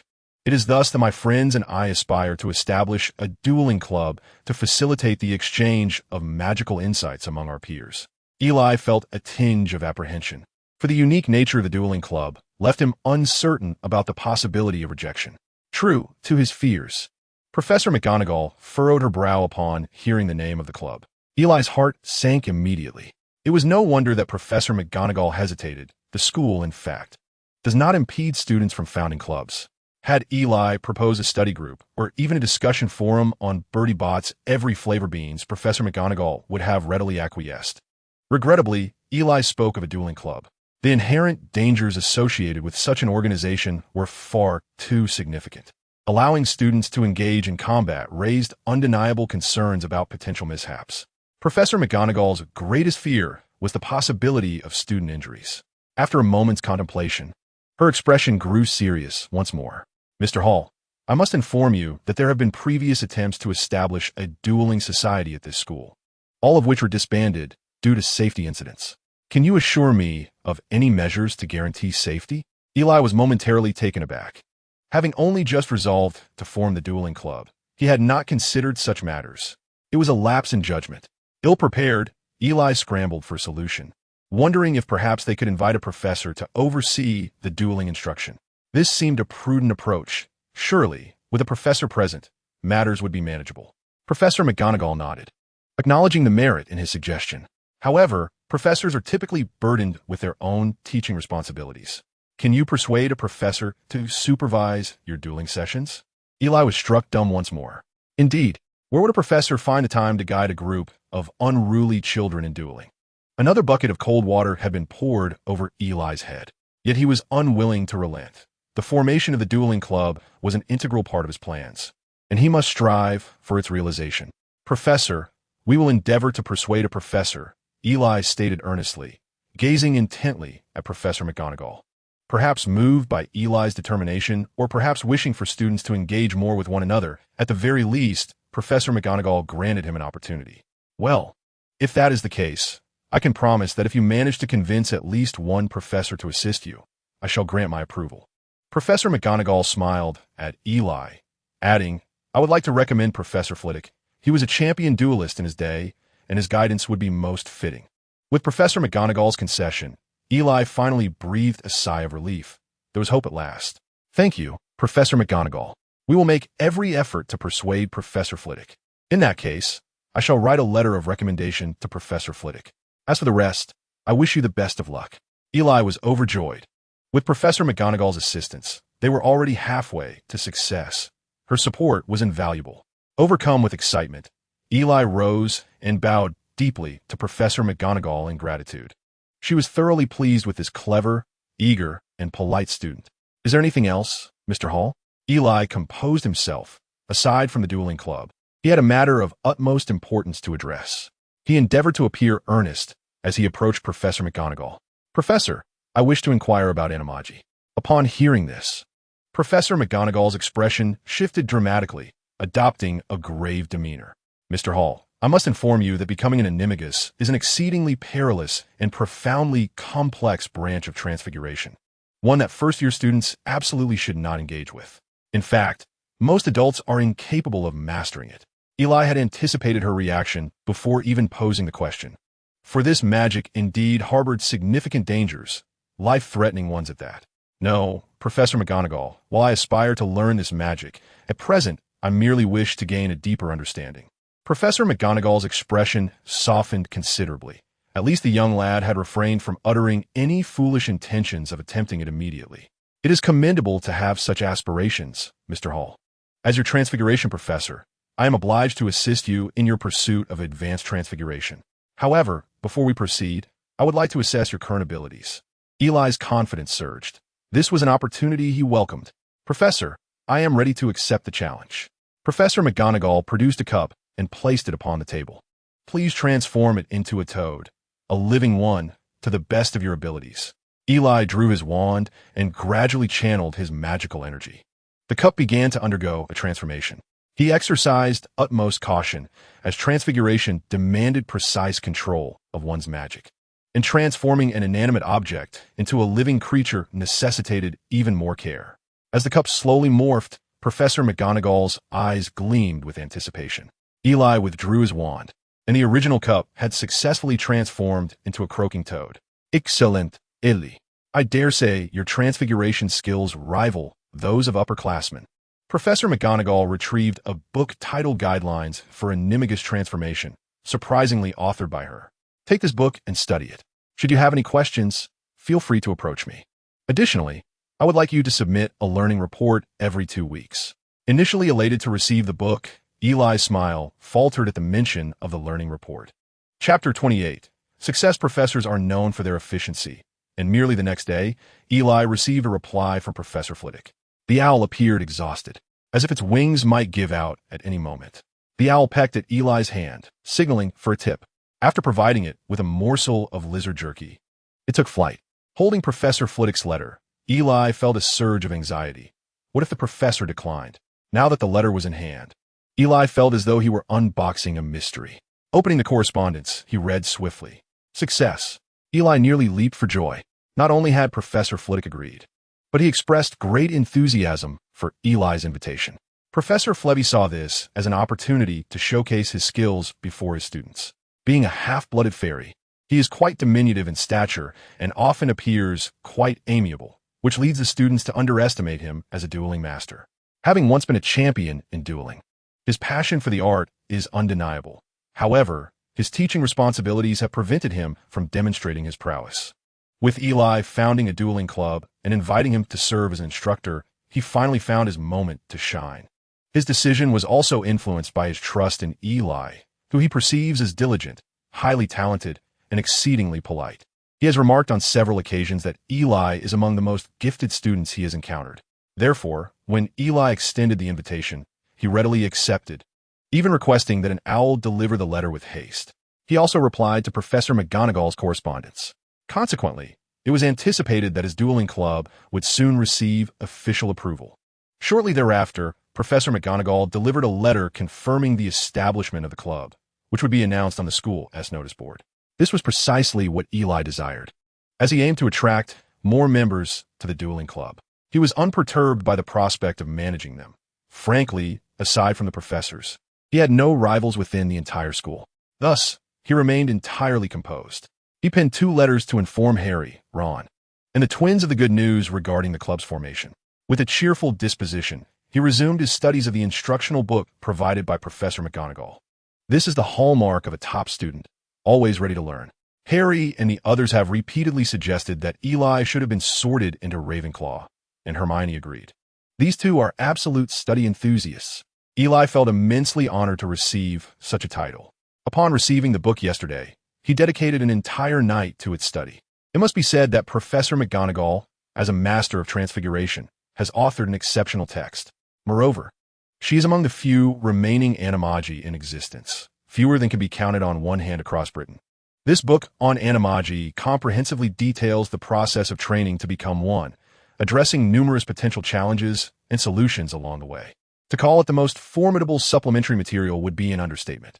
After thorough examination, Eli concluded that training to become an animagus is indeed arduous and fraught with danger, involving a complex process.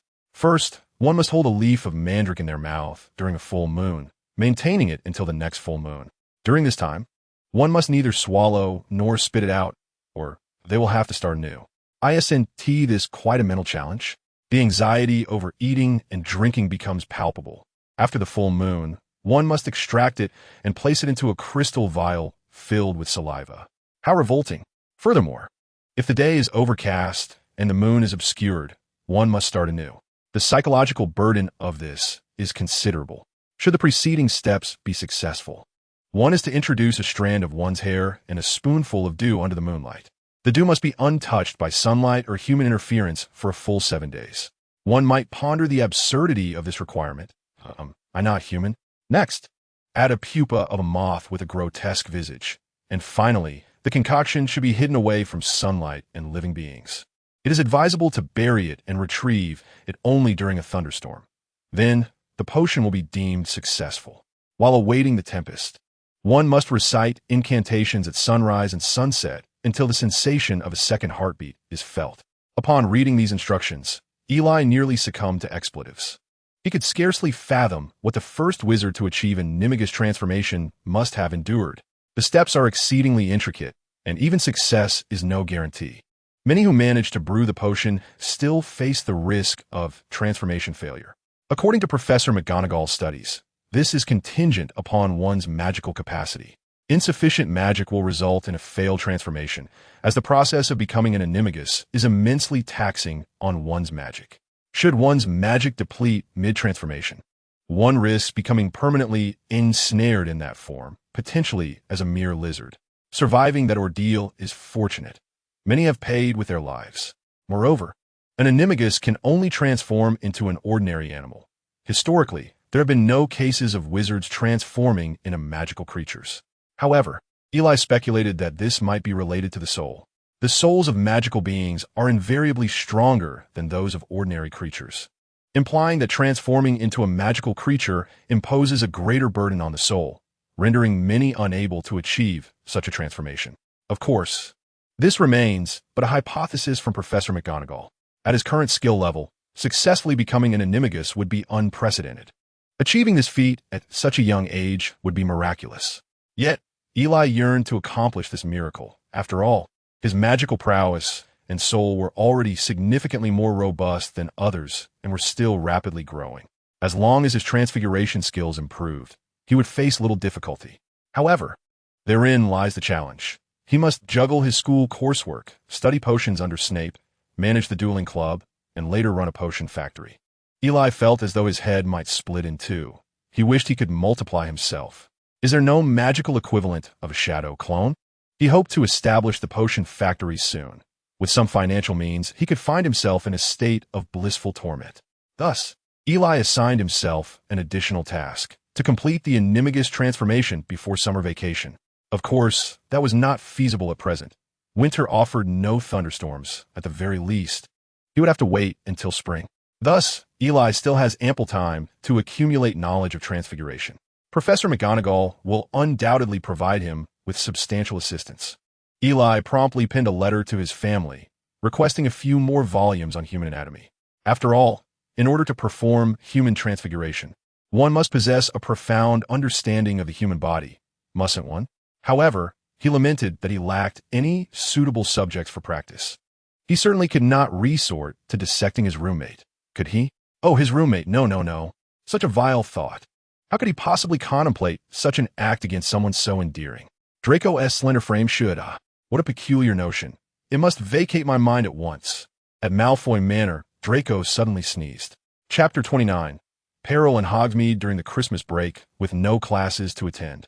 Eli spent his days instructing Harry and his friends in magic, while also secluding himself in the room of requirement to delve into transfiguration and potion studies. The books purchased by the halls had long since arrived, comprising a collection of highly authoritative anatomy texts. Eli immersed himself daily in the intricate illustrations of human anatomy. Now, upon seeing Harry and the others, he could not help but envision anatomical diagrams. Now, contract your biceps. Eli was instructing Harry on the wand movement for a spell. What? Oh, my apologies, I got sidetracked. Raise your hand. Eli rubbed his temples, fearing he might be becoming too obsessed with his studies.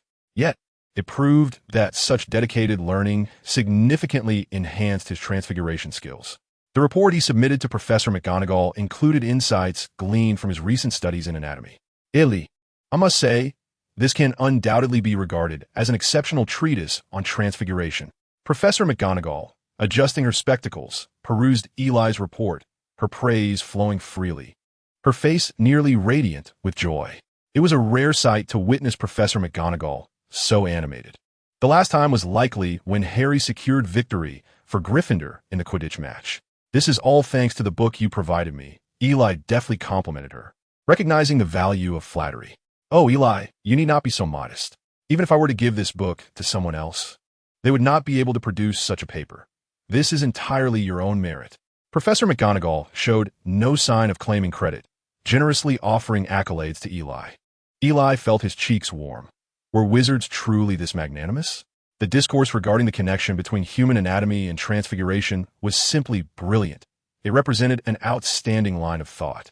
Professor McGonagall carefully tucked away the paper. Eli, I wonder if you would be interested in publishing your article in the Journal Transfiguration? I happen to be an academic advisor for today's Transfiguration. Professor McGonagall exhibited a remarkable degree of enthusiasm, a rarity for someone so composed.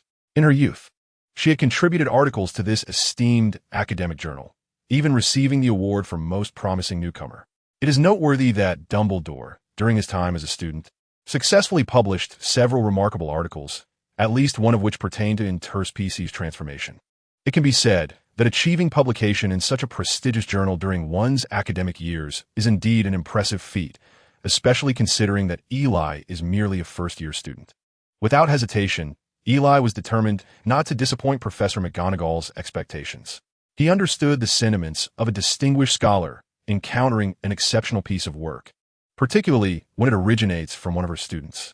"Is my honor, Professor," exclaimed Eli, much to Professor McGonagall's delight.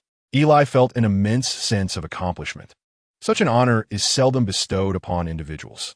Brimming with pride, he straightened his posture before bidding farewell to Professor McGonagall. As Eli exited the office, he nearly burst into laughter. Why nearly? Because just as he was about to laugh heartily, Harry unexpectedly appeared. A sudden cough interrupted Eli's laughter, causing him to roll his eyes. "Oh, Eli, what is wrong?" Harry inquired. Eli's face flushed crimson, and tears nearly escaped him as he shot a glare at Harry. "Isn't it because of you?" "Me?" Harry replied, bewildered. Eli, disinclined to explain, asked, "What brings you here?" "We haven't even begun practicing magic today. I heard from Ron that you were heading this way, so I came to find you," Harry responded. It must be noted that Harry had indeed changed significantly. Although his aversion to reading persisted, he had developed a keen interest in spells and dueling. Now, he actively sought Eli's guidance. Ever since learning about the Auror profession from Ron, Harry had repeatedly expressed his aspiration to become an Auror. An Auror is akin to a police officer, albeit with a scarce number and a high threshold for entry. Had Harry continued on his previous trajectory without the professor's assistance, the prospect of becoming an Auror would have been far-fetched. However, things had taken a turn for the better. Eli was attentive in his teaching, and given Harry's natural talent, he made rapid progress. Eli had previously sensed that Harry's magical ability surpassed that of other young wizards, being a descendant of a pure-blood family. After all, how else could he confront Voldemort? The two arrived at the room of requirement, where Ron and the twins were already present. "Hello, Professor Hall," the twins chimed, their usual banter in full swing, to which Eli had grown accustomed. "Today, I will teach you Transfiguration." "Transfiguration?" they echoed. "Yes. Allow me to demonstrate first. Pay attention. I'm about to transform." Later that evening, after a day filled with learning, Eli was set to embark on an exploration of the Forbidden Forest. However, today was different. A slight ripple in the air signified the presence of Eli, sustaining the disillusionment charm. He arrived before the stone visage of the hunchbacked, one-eyed witch. "Separate," commanded Eli, and the statue slowly parted to reveal a hidden passage. The twins conveyed to Eli that their destination was none other than Honeyduke's sweet shop in Hogsmeade. Eli equipped himself with a discreet, expandable bag, filled with various materials harvested from the Acromantula. Today, his intent was to sell some of these items in exchange for a handful of galleons. This was not his inaugural venture. He made such trips monthly to sell off a portion of his findings. Why sell in increments, you may ask? It is the principle of scarcity that elevates value. If one were to reveal an entire bag at once, how could one expect to command a high price? The mere act of selling might even deter potential buyers. This practice was also a strategy to amass funds for his potion factory. What a splendid example of the accumulation of capital. Alas, one cannot help but pity the Acromantula. Since Eli's arrival, the creatures of the Forbidden Forest have fared significantly better, as the threat posed by the Acromantula has diminished considerably. He must find a moment to express his gratitude to Aragog, His progeny not only fortified Eli's spirit, but also enriched his coffers. Yet again, top-quality materials? The shopkeeper had grown quite accustomed to Eli's presence, this diminutive figure in a black robe. Initially, he had mistaken him for a Hogwarts student and had sternly warned Eli against engaging with the acromantula. After consuming a potion, Eli's voice took on an elderly tone, and the shopkeeper no longer seemed to mind. Of course, Barkley, when had my materials ever been subpar? The proprietor led Eli to the back room, where he released all the materials. The shopkeeper began to tally them. Excellent, all splendid items. He produced a pouch filled with coins and handed it to Eli. Here are 5,000 galleons. Please verify. Eli accepted the pouch. No need. I trust your integrity. He turned to leave when Barkley suddenly called out, wait. Eli turned, puzzled, as Barkley glanced around, appearing quite apprehensive. Eli was bewildered as to why the shopkeeper was so anxious within his own establishment. Barkley whispered to Eli, you'd best refrain from visiting again. Leave quickly. Someone has set their sights on you, and their intentions are not benign. With that, Barkley resumed his demeanor, as if nothing had occurred, and returned to the counter. Eli, too, made his way outside. Set their sights on me? Who would do such a thing? Why me? As he walked along the road, Eli pondered what might have transpired. He speculated that it could be related to the materials. However, acromantula were not particularly rare, nor were they illegal items. Why, then, would he attract unwanted attention? He was utterly perplexed. Suddenly, while traversing the main road, Eli veered into the woods. This was not the route back to school. Suddenly, he collapsed to the ground. A spell shot toward him from behind, but just as it was about to strike, it was deflected by an emerging silver shield. Eli turned around with keen interest, eager to discover who had set their sights upon him. Are you not going to reveal yourself? Eli surveyed the surroundings, detecting no presence of life, yet the magical aura could not be concealed. A silent, invisible blade struck a tree, severing it cleanly in two without producing a sound. From behind the fallen trunk, a figure stumbled forth. Who are you? Eli demanded, pointing his wand at the intruder, who clearly was not an auror, as evidenced by the lack of any disillusionment charm. The individual, rising awkwardly, cast a defiant glare at Eli. You cowardly wretch!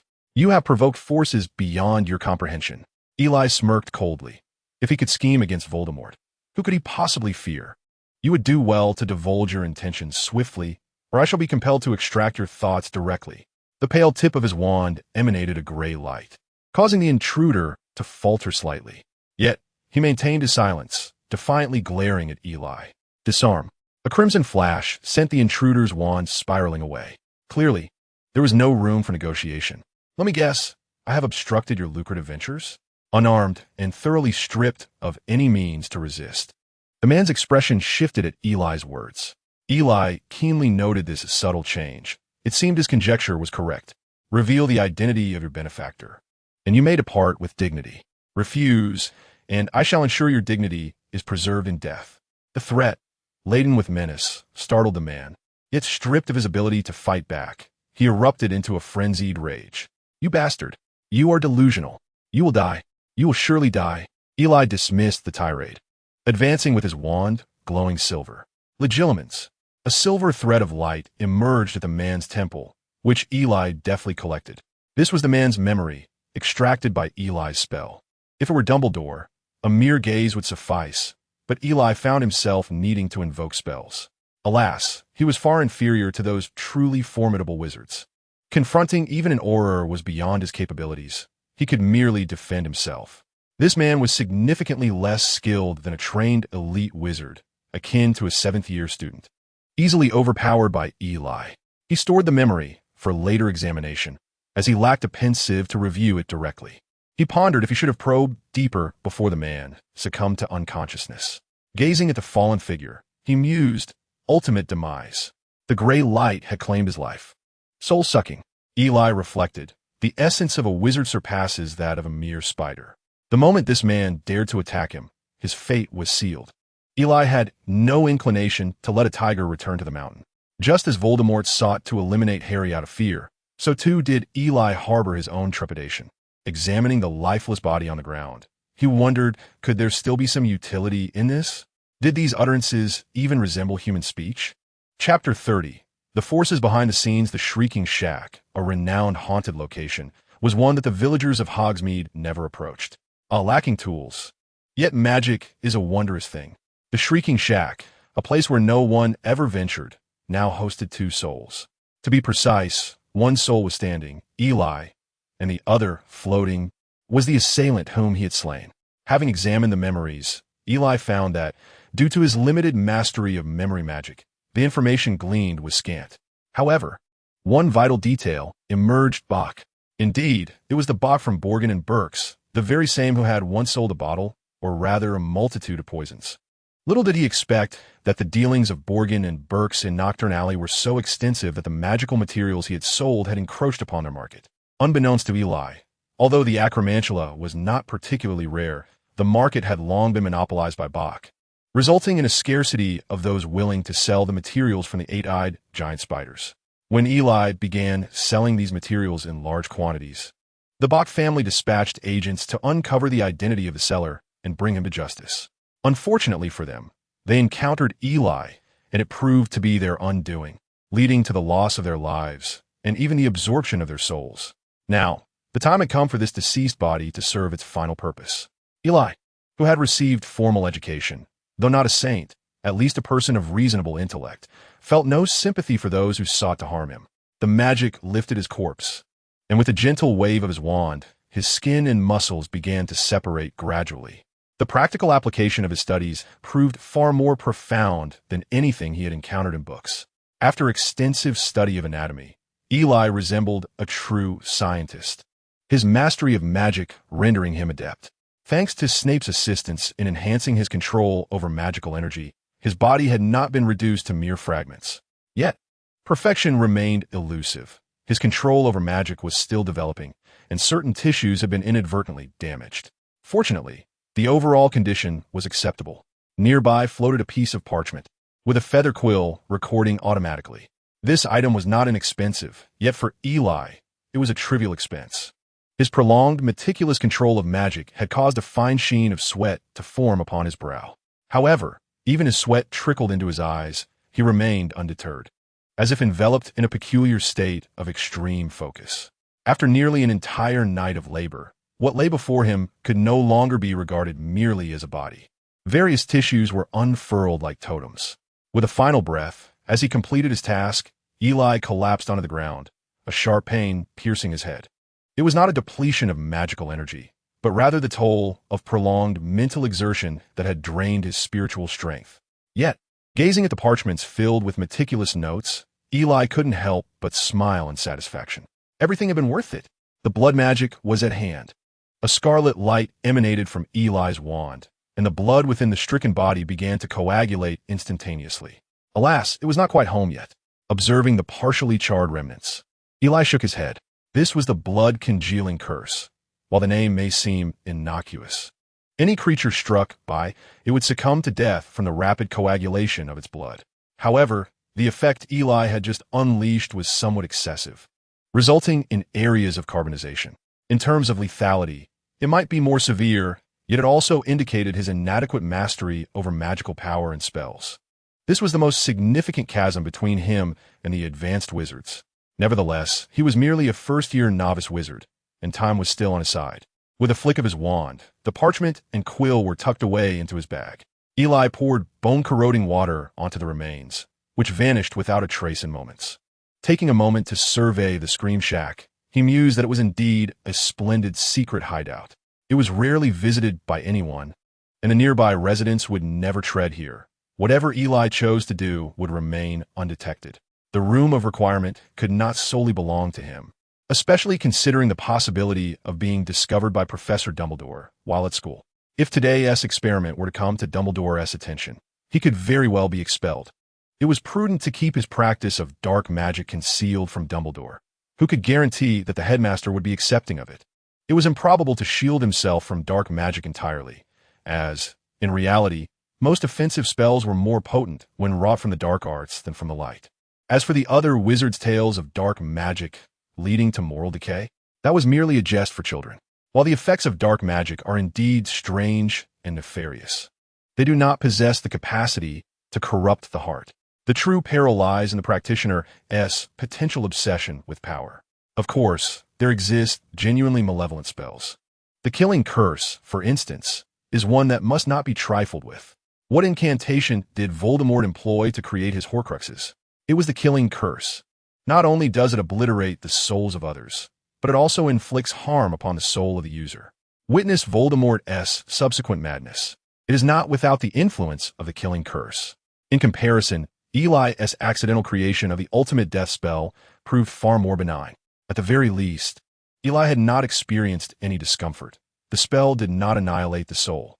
Instead, it severed the connection between the soul and the body, akin to the essence of life.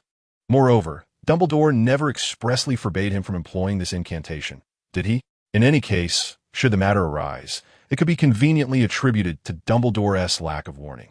Speaking of dark magic, Eli was not solely relying on Voldemort's memories for his studies. Severus Snape was also instructing him. The disarming charm was one of Snape's teachings, a spell he had devised himself, proving exceedingly useful. Regardless, Eli was resolute in his pursuit of dark magic. He was not a paragon of virtue among wizards. As long as he masters dark magic, this world shall belong to him, the dark god of Gunera. Coughing, Eli returned to the castle as dawn broke. Well, perhaps I shall forego my studies today. I grant myself permission. Meanwhile, in Nocturne Alley, within Borgin and Burke's, a man clad in black, sporting a slicked-back hairstyle, respectfully addressed the hunched figure behind the counter. Mr. Borgin, Kester has not returned. He must be dead. A greasy voice emerged from beneath oily locks, laced with a hint of frost. The black-clad man bowed, even lower.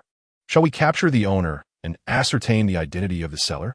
Borgin pondered for a moment before emitting a cold chuckle. No need. After our little scare, he won't be showing his face anytime soon. Remember, our objective is galleons, not murder. During this period, Dumbledore is applying pressure on the Ministry of Magic, and that soft-hearted fudge has begun to crack down on dark wizards. We must not draw attention to ourselves. Understood, the man nodded. Borgin continued, however, we must still keep an eye on that situation, particularly concerning Hogwarts. The man furrowed his brow. Are you suggesting this matter is related to Hogwarts? Borgin ceased fiddling with his greasy hair. The black-clad man hastily fell silent. Chapter 31.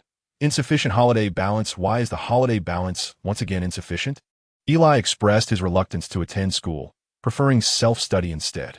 During this brief Christmas holiday, Eli not only successfully established a dueling club, but also significantly enhanced his transfiguration skills, even publishing 3 papers in Transfiguration Today.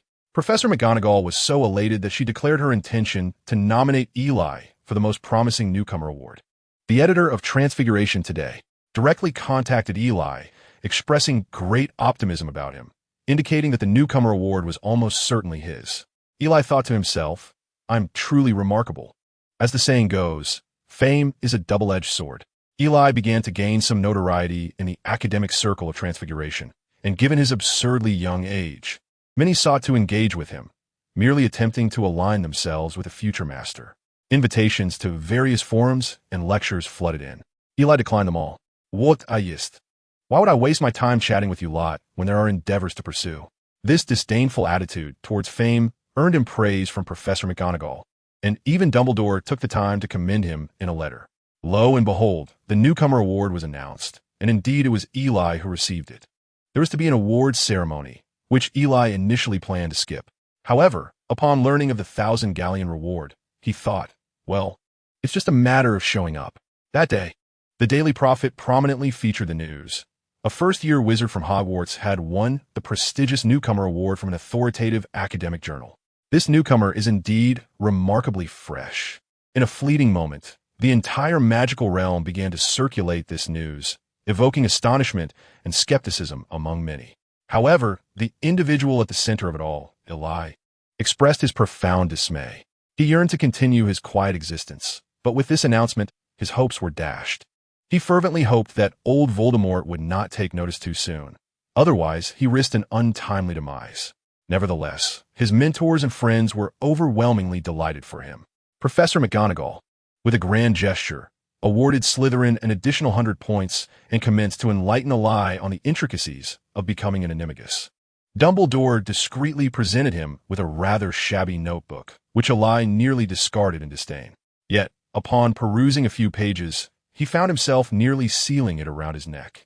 Dumbledore's notes, the writings of a legendary wizard, truly a treasure. Such trivial study materials as 3 years of mock exams and 5 years of transfiguration paled in comparison. Snape delivered a small vial of potion, and Eli struggled to suppress the urge to sell it. Felix Felicis. The potion said to bestow luck upon its drinker for a limited time. Hermione penned a lengthy letter on several sheets of parchment, expressing her astonishment and requesting to learn from him. Unbeknownst to Harry and Ron, who were blissfully oblivious, Eli shared the joyous news with his family. Mrs. Hall nearly leaped from the letter to shower him with affectionate kisses, while Mr. Hall attributed Eli's success to their adept guidance. Eli scoffed inwardly, yet dared not voice his thoughts. This holiday had proven to be extraordinarily fulfilling, and he lamented the impending return to school, where time for research would be scarce.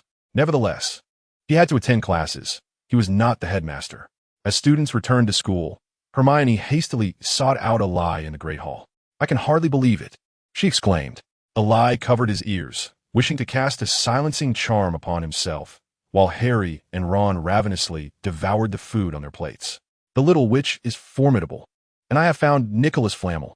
Hermione's final declaration silenced the room, prompting the 3 clueless boys to look up in unison. "You saw him?" Ron queried incredulously. Hermione shot him a disapproving glance. "Of course I did not see him. He is an exceedingly renowned alchemist." "An alchemist? What does that imply about what is hidden on the 3rd floor?" Unlike Ron, Harry grasped the crux of her words. During the holiday, he had either been studying with Eli or playing, having long forgotten about Nicholas Flamel. Hermione beckoned him closer. "The Philosopher's Stone." "What?" Harry and Ron chorused, instantly inciting disdain from both Hermione and Eli. Eli could not help but reflect that only Hermione had uncovered the truth, while the 2 dimwits remained ignorant of what the Philosopher's Stone entailed. The Philosopher's Stone is an exceptionally rare treasure, imbued with immense magical power, capable of transmuting base metals into gold, and most importantly, granting immortality. We must inform the professors. The professors may not necessarily believe our words. So let us seek out Hagrid. Harry was resolutely determined to thwart Snape. Eli felt a pang of sympathy for the headmaster once more. As night fell, at the appointed hour, Eli deftly rolled out of bed. His nightly escapades into the Forbidden Forest had transformed him into the new Nocturnal Prince. Following in the footsteps of the twins, his movements were fluid and graceful, ensuring he would remain undetected. "Where are you off to?" A sudden voice startled Eli, causing him to jump. "Draco?" He turned to find a flamboyantly styled young man standing behind him.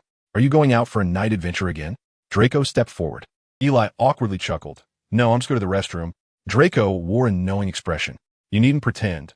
I've noticed you sneaking out every night and returning quite late." Eli was taken aback. "Wait, you mean you've been watching me while you should be sleeping at night?" "Something's amiss," Draco replied. "So what if I go out at night? Now that I've been discovered, I won't pretend any longer. I'm laying my cards on the table." A flicker of struggle crossed Draco's face before he mustered the courage to declare, "I want to go too. If you don't take me along, I'll inform the professors."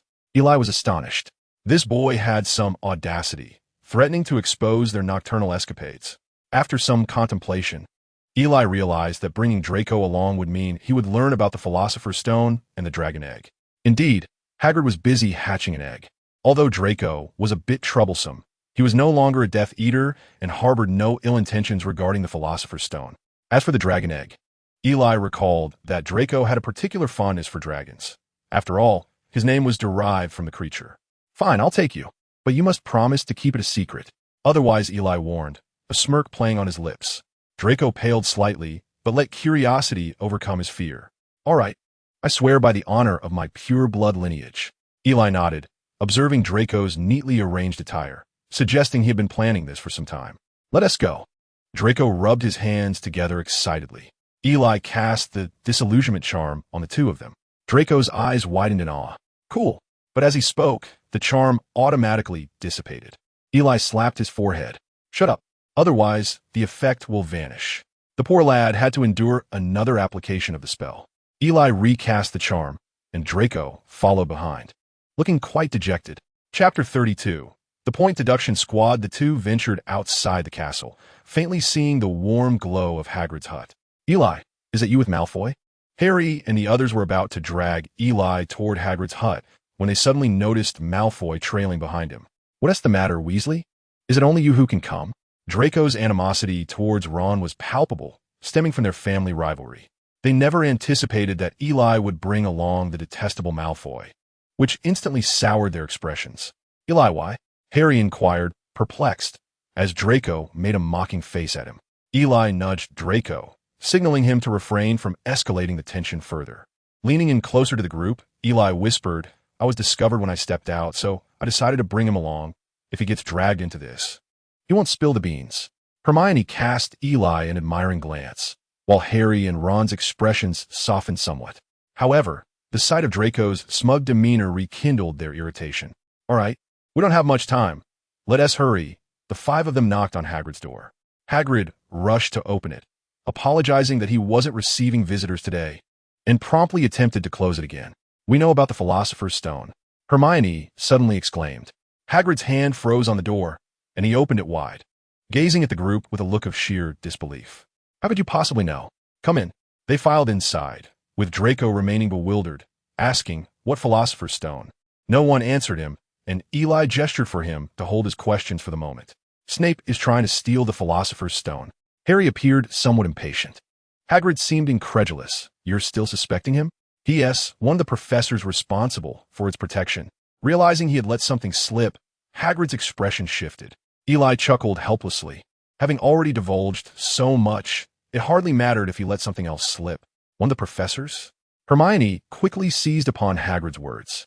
Hagrid, flustered by his repeated slips, insisted, You shouldn't be concerning yourselves with this matter. He is a professor. Harry persisted. Even so, we cannot rule out the possibility of him being the thief. Eli remained silent, for the real spectacle of the evening had nothing to do with the Philosopher's Stone. Hagrid had a large black dog, formidable in appearance, yet clearly its demeanor belied its size.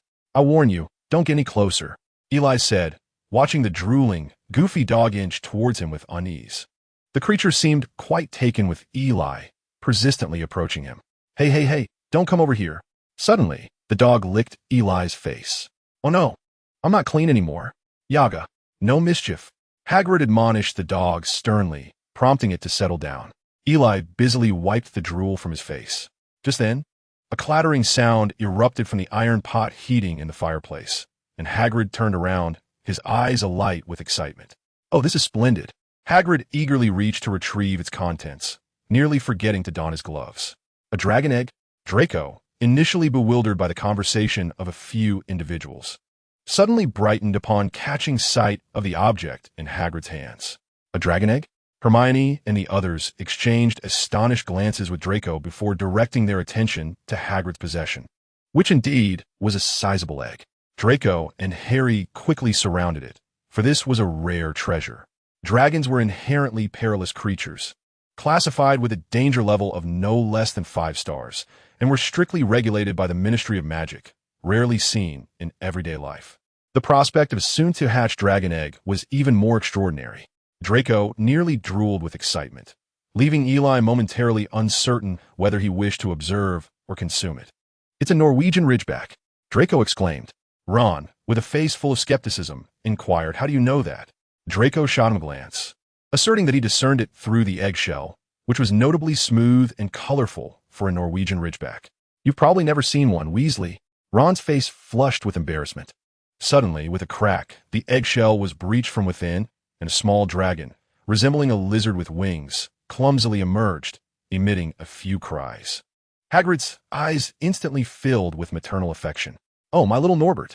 He playfully teased the hatchling, which responded with a few calls. Hagrid's heart melted. Oh, look. He thinks of me as his mother. The 5 of them observed Hagrid's overwhelming display of affection with bemusement. Suddenly, the little dragon expelled a burst of flame towards Hagrid, singeing a portion of his beard. Hagrid hastily extinguished it, appearing somewhat anxious. Draco's gaze remained fixed on the hatchling. You ought to be cautious. This type of dragon can breathe fire and possesses potent venom. Hagrid looked at Draco in surprise. You seem quite knowledgeable about them. Draco, brimming with pride, replied, "Of course. My family owns a dragon's sanctuary." Hagrid immediately understood, while Ron could hardly tolerate Draco's pretentiousness, muttering incessantly.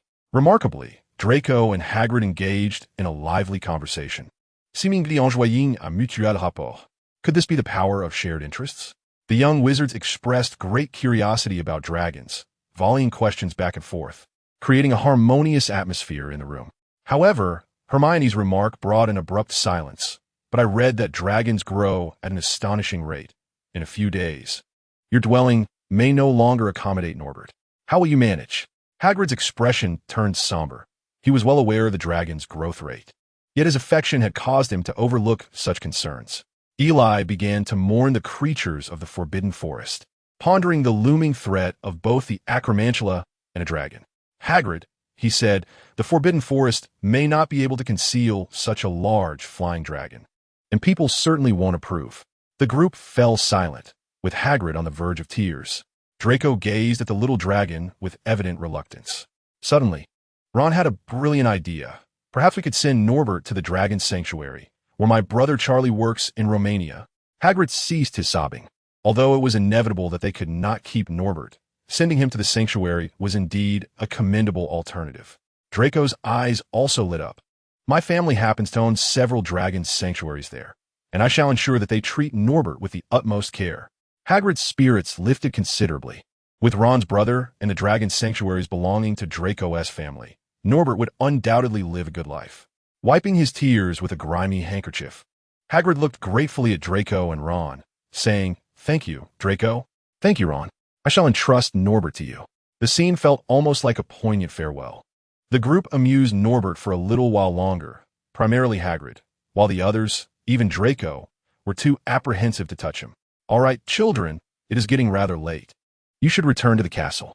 Night wandering is not a commendable habit." Indeed, it was late, and although they had intended to inform Hagrid about the Philosopher's Stone, Hagrid's demeanor indicated that he would not believe them, so they reluctantly made their way back. As they walked, they continued discussing dragons, momentarily setting aside the tensions between Harry and Draco. It was not surprising. After all, they were merely 11-year-old children, devoid of any peculiar prejudices, simply influenced by their families. Yet they would eventually develop their own judgment. Eli was also striving to correct Draco's mindset. He did not wish for Draco to become a Death Eater as portrayed in the original narrative. Even if he were to become one, Eli believed he would lack the heart to commit true malevolence.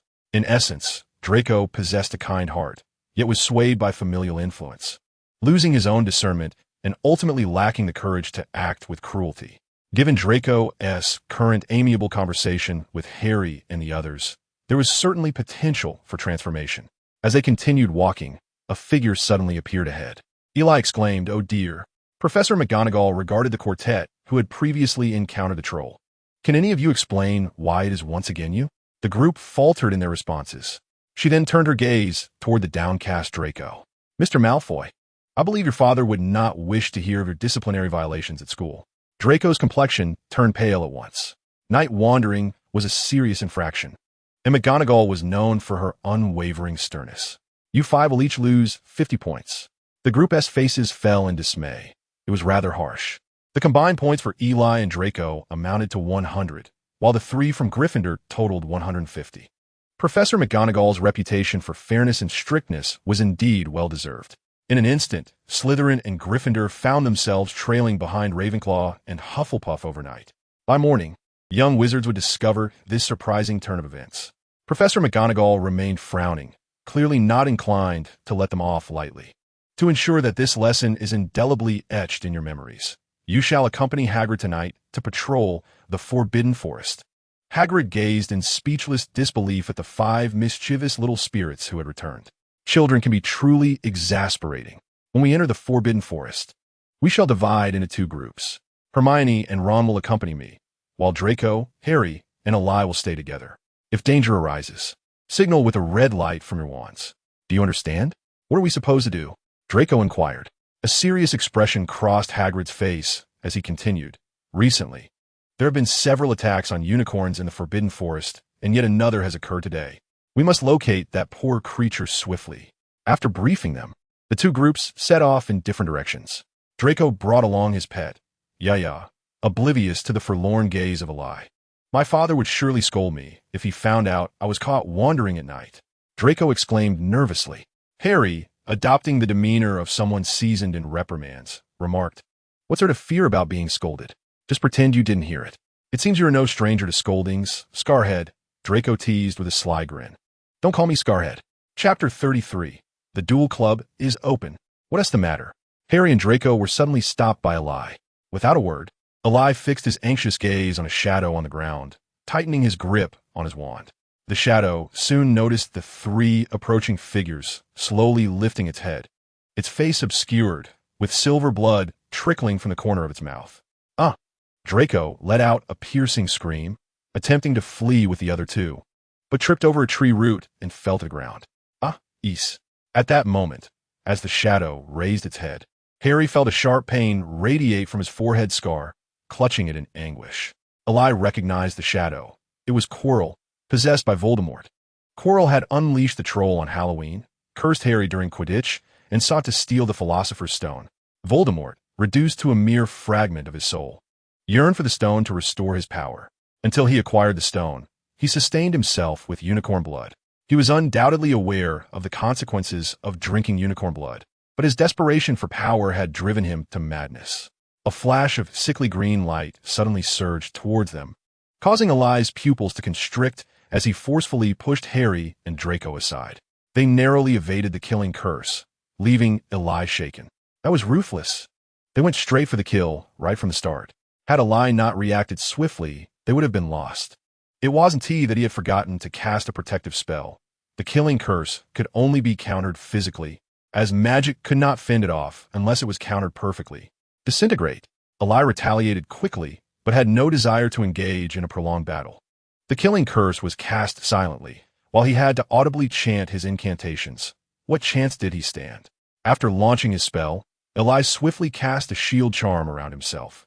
Harry and Draco, Yaya had already fled, and Eli could only hope that Hagrid would arrive promptly. Once again, a green light surged forth as Eli wielded the fallen tree trunk to shield against the spell. Boom! The formidable incantation shattered the trunk, sending a flurry of wood splinters into the air. Elikolotsit, momentariludotsit. Seizing the opportunity amidst the obscured visibility, he launched a swift counterattack. Yet, his adversary was no novice. A heavy ironclad curse effortlessly deflected Eli's own spell. Uncertain whether it was Voldemort or Quirrell controlling his body, Eli realized that the enemy's power exceeded his own capacity to withstand. Even with the combined strength of two, it would be futile. Get out of here, call for help. Eli urgently shouted to the two on the ground, hastily conjuring several protective shields. However, they hesitated, Harry even attempting to retrieve his wand.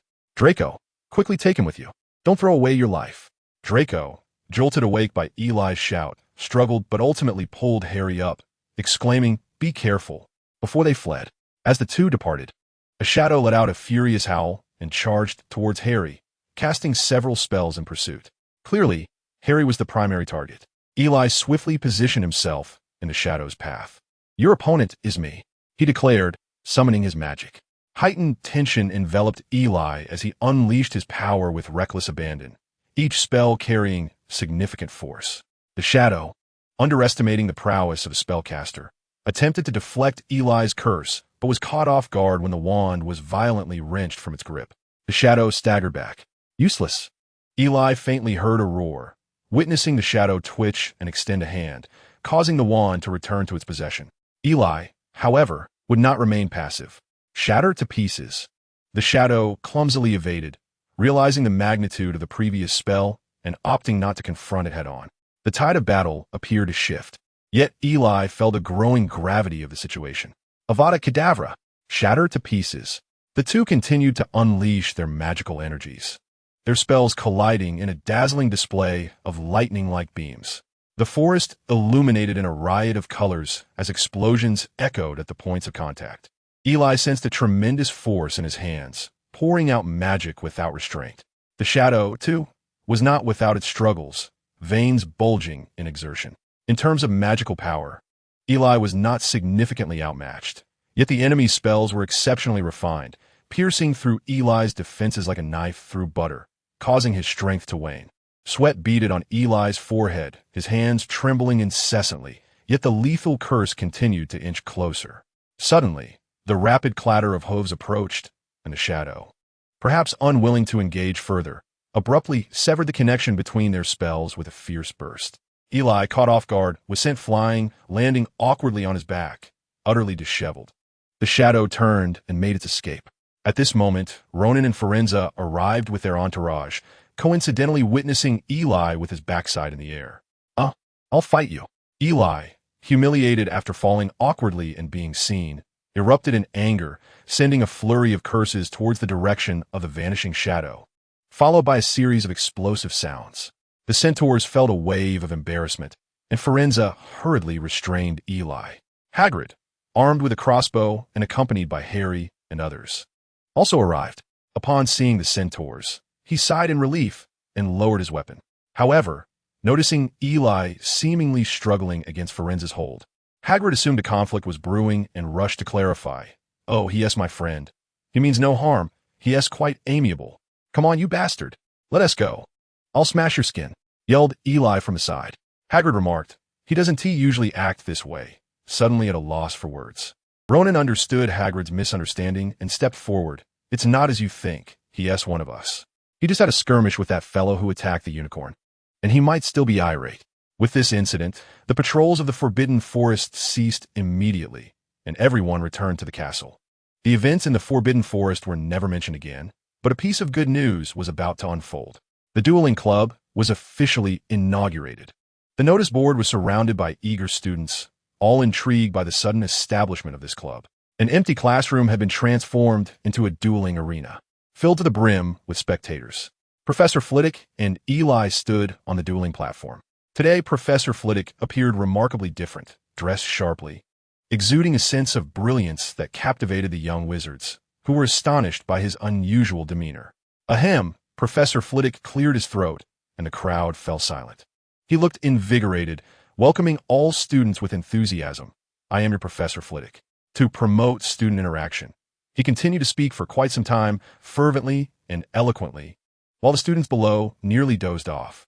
"Now, I would like to invite our club president, Mr. Hall, to say a few words." At last, it was Eli's turn. He cleared his throat. "I hereby declare this dueling club officially established." After pondering for a long time without coming up with a suitable phrase, he decided to simply announce its formation. "Let us get on with it. I'm tired." Chapter 34. The approaching final exams as Eli concluded his brief speech. A hand shot up from the audience, voicing a question. "Professor Flitwick, why is he the president? Shouldn't it be you?" The surrounding area fell eerily silent, and whispers began to circulate after the question was posed. It appeared that he was not the only one with such doubts. In fact, quite a number shared his sentiments. Draco, closest to the dueling platform, immediately requested to join upon learning that Eli had founded a dueling club. He turned around with evident displeasure, resuming the demeanor of young Master Malfoy. Who else could he possibly be? Laughter of ambiguous intent echoed around him. The individual in question wore an expression of defiance, yet remained silent. Eli immediately stepped forward, understanding that unless he demonstrated his prowess to these onlookers, the dueling club would likely falter. Well, raising doubts is every individual's right, and as president, I have the obligation to address these concerns. The surrounding young wizards nodded in agreement, acknowledging the validity of Eli's statement, which was difficult to contest. However, his next words fell like a stone tossed into a tranquil lake, stirring a tempest among the gathered crowd. "Since you all question my capabilities as president, I shall stand upon this dueling platform from this moment forth. Anyone may challenge me, and if I lose, I shall resign." Such audacity! The students beneath him were not merely first years. Aside from the 6th and 7th years preoccupied with the impending ultimate wizarding examination, students from other grades had also gathered. Regardless of their year, they perceived this first-year wizard as possibly unhinged. Harry and his companions, standing closest, grew increasingly anxious, while Hermione continually urged him from the sidelines to remain calm. Eli offered them a slight smile and gestured reassuringly to Hermione. Professor Flitwick, taken aback by the turn of events, hastened to intervene and curtail this farce. Eli halted him, saying, "Professor, if I cannot withstand their challenges today, this club will lose its credibility. Trust me, Professor." Professor Flitwick hesitated, but ultimately relented, reassured by Eli's insistence on safety. "Attention! Sparring must remain controlled. No harmful spells are permitted," Professor Flitwick announced loudly, taking on the roles of referee and safety officer. "I shall go first," declared a second-year boy as he stepped on the platform. The first years were hesitant to challenge Eli, aware of his formidable skills, while the upperclassmen felt it was beneath them to engage in such a battle against a younger student. Thus, it fell to his second year to take up the challenge. The two exchanged the customary dueling salutations, and Eli stood poised and unperturbed, exuding an air of nobility. Expelliarmus, the second year, eager to seize the initiative, launched an attack immediately after completing the formalities. Eli did not react with haste, appearing almost oblivious to the oncoming threat. Some in the audience displayed expressions of disdain or schadenfreude, while Hermione gasped in fear. With a mere flick of his wrist, Eli effortlessly deflected the spell. A hush fell over the crowd, more effective than Snape's intimidation. The second year stood frozen in disbelief. Was he really dispatched so easily? Although one spell might not suffice to defeat Eli, surely it could not be so effortlessly countered. Hermione, watching from below, widened her eyes in astonishment. Eli smiled faintly, his legs stiffening in place as he cast a spell with an ethereal grace. Yet his opponent, in a state of panic, forgot to evade. With a thud, the challenger collapsed to the ground, struggling in vain as his legs remained stubbornly together, immobile. With the match concluded, it was time to show off his prowess. Eli nonchalantly gazed at the ceiling at a 45-degree angle. Mr. Hall emerged victorious. "What a deft application of magic," Professor Flitwick announced triumphantly, commending Eli's recent display of skill. In truth, he had learned this technique from Cairo, who was exceptionally adept at the iron armor spell, while Eli had rather bluntly employed his magical force to break through. Nevertheless, the results appeared quite similar, and certainly beyond the capabilities of lesser wizards. Another contender stepped up, a second-year student, seemingly undeterred by the previous outcome. Believing it to be a mere fluke, Eli cast a glance at the older students below. They showed signs of hesitation, but remained passive. Eli was determined to see his performance through. Another round of formalities ensued, and down went the challenger. Same old recipe, familiar taste, the spell was once again deflected. He surprisingly managed to conjure an iron armor spell. Eli's lips curled into a slight smile. This second year had some merit, though the iron armor spell was not particularly advanced. It was generally uncharted territory for someone in their year. It seemed the student's confidence was not entirely unfounded. However, it was futile. Legs stiffen and freeze. A spell significantly more potent than before was unleashed, and the opponent, maintaining his iron armor, wore a grave expression. Boom! The spell crashed violently against the iron armor, exhibiting an overwhelming force. The iron armor flickered and dimmed, collapsing instantly. The second year's face paled, yet there was no time for a reaction as he too was bound and fell to the ground. A wave of astonishment swept through the crowd. It was a complete domination. Even the iron armor proved ineffectual. Eli emerged victorious once more. Another challenger approached, a third year this time. Yet it was futile. Down you go. Legs stiffen and freeze. Thud. There was no suspense whatsoever. Defeat was instantaneous, or rather, that very outcome was the greatest suspense of all. Eli, with a touch of bravado, clasped his hands behind his back, suggesting, "Why not send two of you at a time? It would save time." A collective uproar ensued. The audacity of this boy was infuriating. Eli cautiously inched closer to Professor Flitwick, whose expression conveyed, "If you continue this arrogance, I might just have to reprimand you." "Two it is. Let us proceed," the twins quipped as they approached. They exchanged mischievous glances with Eli, who couldn't help but chuckle. These two were rallying support for him, fully aware they stood no chance, yet still choosing to bolster his reputation. As expected, they suffered the same fate as the others. The surrounding students were left in shock. What was happening? A first year had bested two third years? Eli glanced up at the ceiling, a countenance steeped in an air of lofty melancholy, and ostentatiously heaved a sigh. Alas, the solitude! How audacious and artful!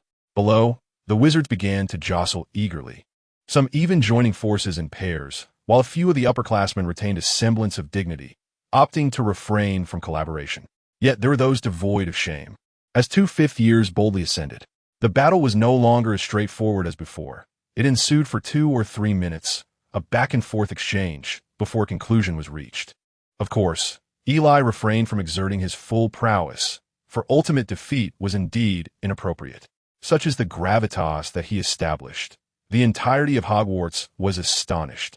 A first-year wizard had single-handedly contended against nearly half the school. He had not even succumbed, as even the 2 fifth years found themselves unable to vanquish him. In an instant, Eli's reputation soared, and the dueling club flourished. New members flocked to join, and professors remarked upon the markedly enriched atmosphere of learning, corridors bustling with discussions of spells. As the end-of-term examinations approached, perhaps owing to the club's influence, the students' grades and charms were particularly resplendent, eliciting broad smiles from Professor Flitwick. In potions, Eli achieved near perfection, earning a full score.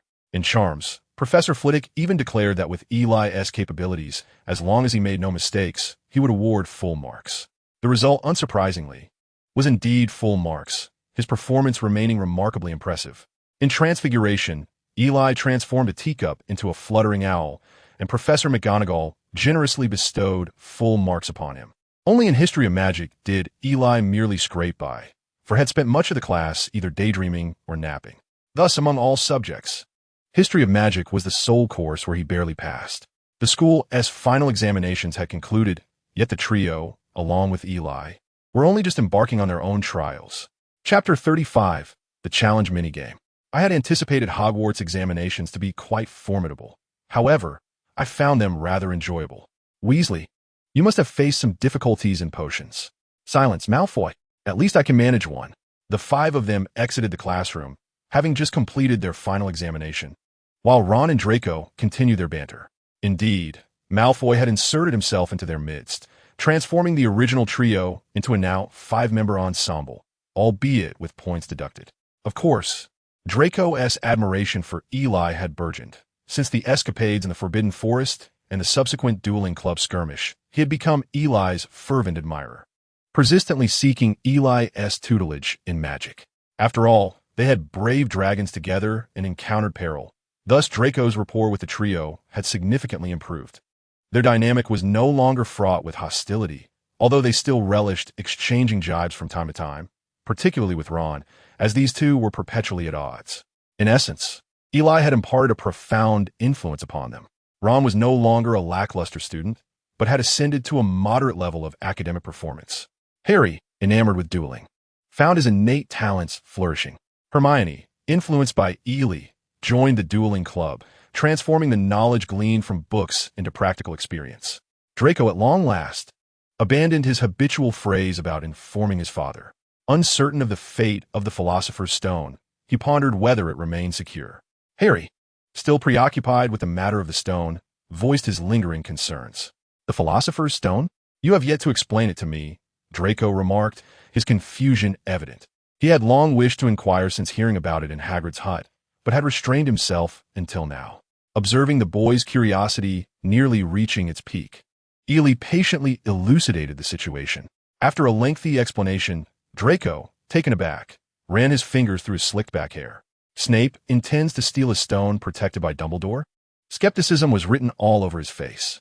Little did they know, Snape possessed considerable wealth and connections with numerous families. He would not resort to theft for gold. As a member of the Malfoy family, Draco was indeed privy to such matters. Yet, the evidence was irrefutable, and his suspicions could not be dismissed. Ron confronted Draco once more. Harry intervened, separating the two, insisting, Draco, Snape's motives are not driven by greed. Then what are they? Harry's voice dropped, wary of eavesdroppers. He serves Voldemort.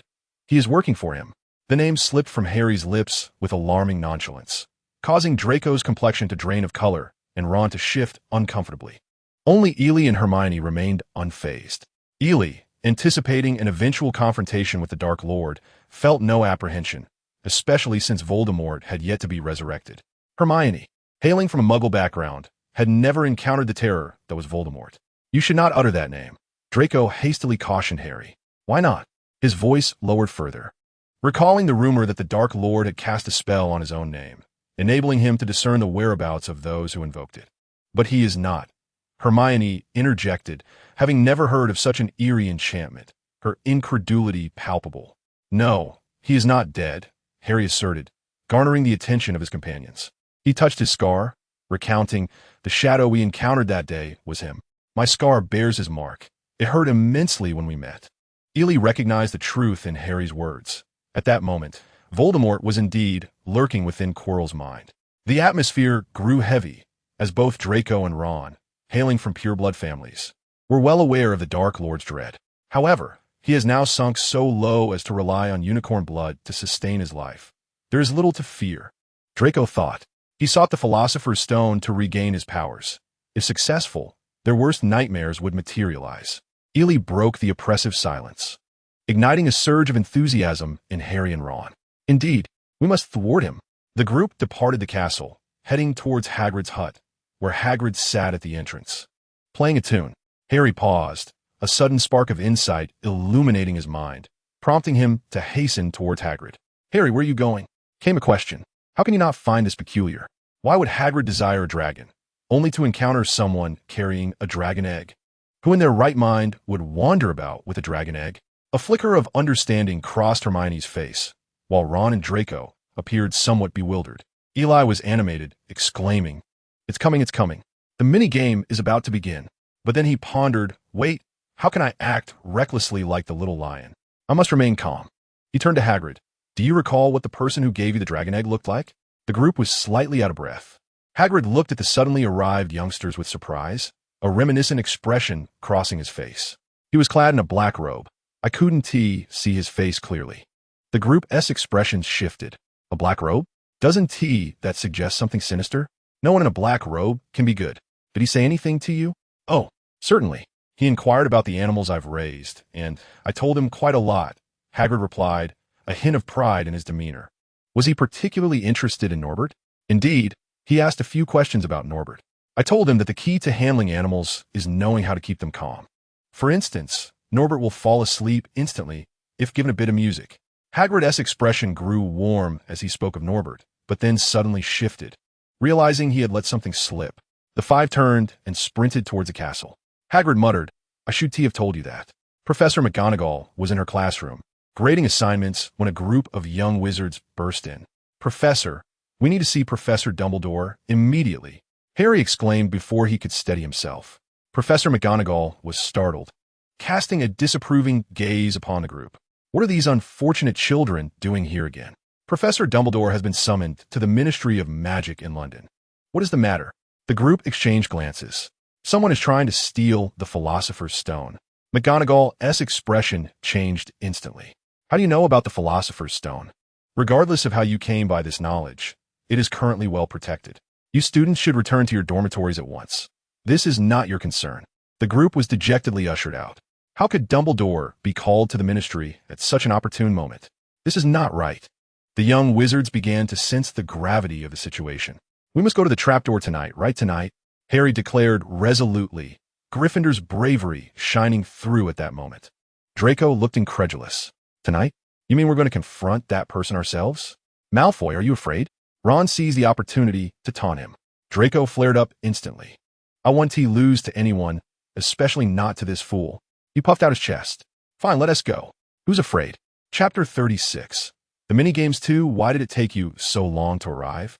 Eli had just dispelled the illusion spell and stood outside the room on the third floor where the Philosopher's Stone was kept, alongside Draco. Harry and his companions rushed in, breathless. We were discovered by Neville and had no choice but to take him down, Ron remarked, casting a peculiar glance at Hermione. All right, let us enter. Eli uttered an unlocking charm and cautiously pushed the door open. Instantly, a deafening snore resonated, accompanied by melodious music. Eli stepped inside and glanced back at the door, noting its impressive soundproofing. It seemed they had been preceded. The atmosphere grew tense as they observed that the nearby harp, which played incessantly, had overwhelmed the sleeping figure of Fluffy. They opened the trapdoor that Fluffy had been blocking, revealing an inky darkness below, obscuring any view of what lay in the depths. Hesitation filled the group. Have you not noticed that the music has ceased? Eli suddenly inquired. It was then that they realized the room had fallen silent. Both the music and the three-headed dog's snores had vanished. "Jump," Eli urged as he pushed Harry down, and the others, too apprehensive to hesitate further, followed suit. Fluffy stirred awake at the commotion, and upon seeing the unexpected intruders, he was filled with a desire to tear them apart. Eli held the rear, casting a protective armor spell to shield them. Fluffy raised a paw to strike. At that moment, Harry and the others had all leaped down. "Not playing with you just yet, little pup," Eli exclaimed, vaulting down himself. And then, with a humorous twist, he landed atop Harry. "Just kidding." A soft net broke his fall. It was a mass of vines. "Is everyone all right?" Voices echoed around them, and they confirmed their safety. Only Ron's voice trembled. "Have you noticed that this thing is tightening?" Indeed, they soon felt the vines constricting around them, tightening with every movement. Ron and Draco screamed in panic, struggling desperately, but to no avail. Were they truly to meet their demise here? Do not struggle. This is the devil's snare. The more you fight, the tighter it binds. Hermione shouted, recognizing the magical plant, and Eli quickly ceased his thrashing.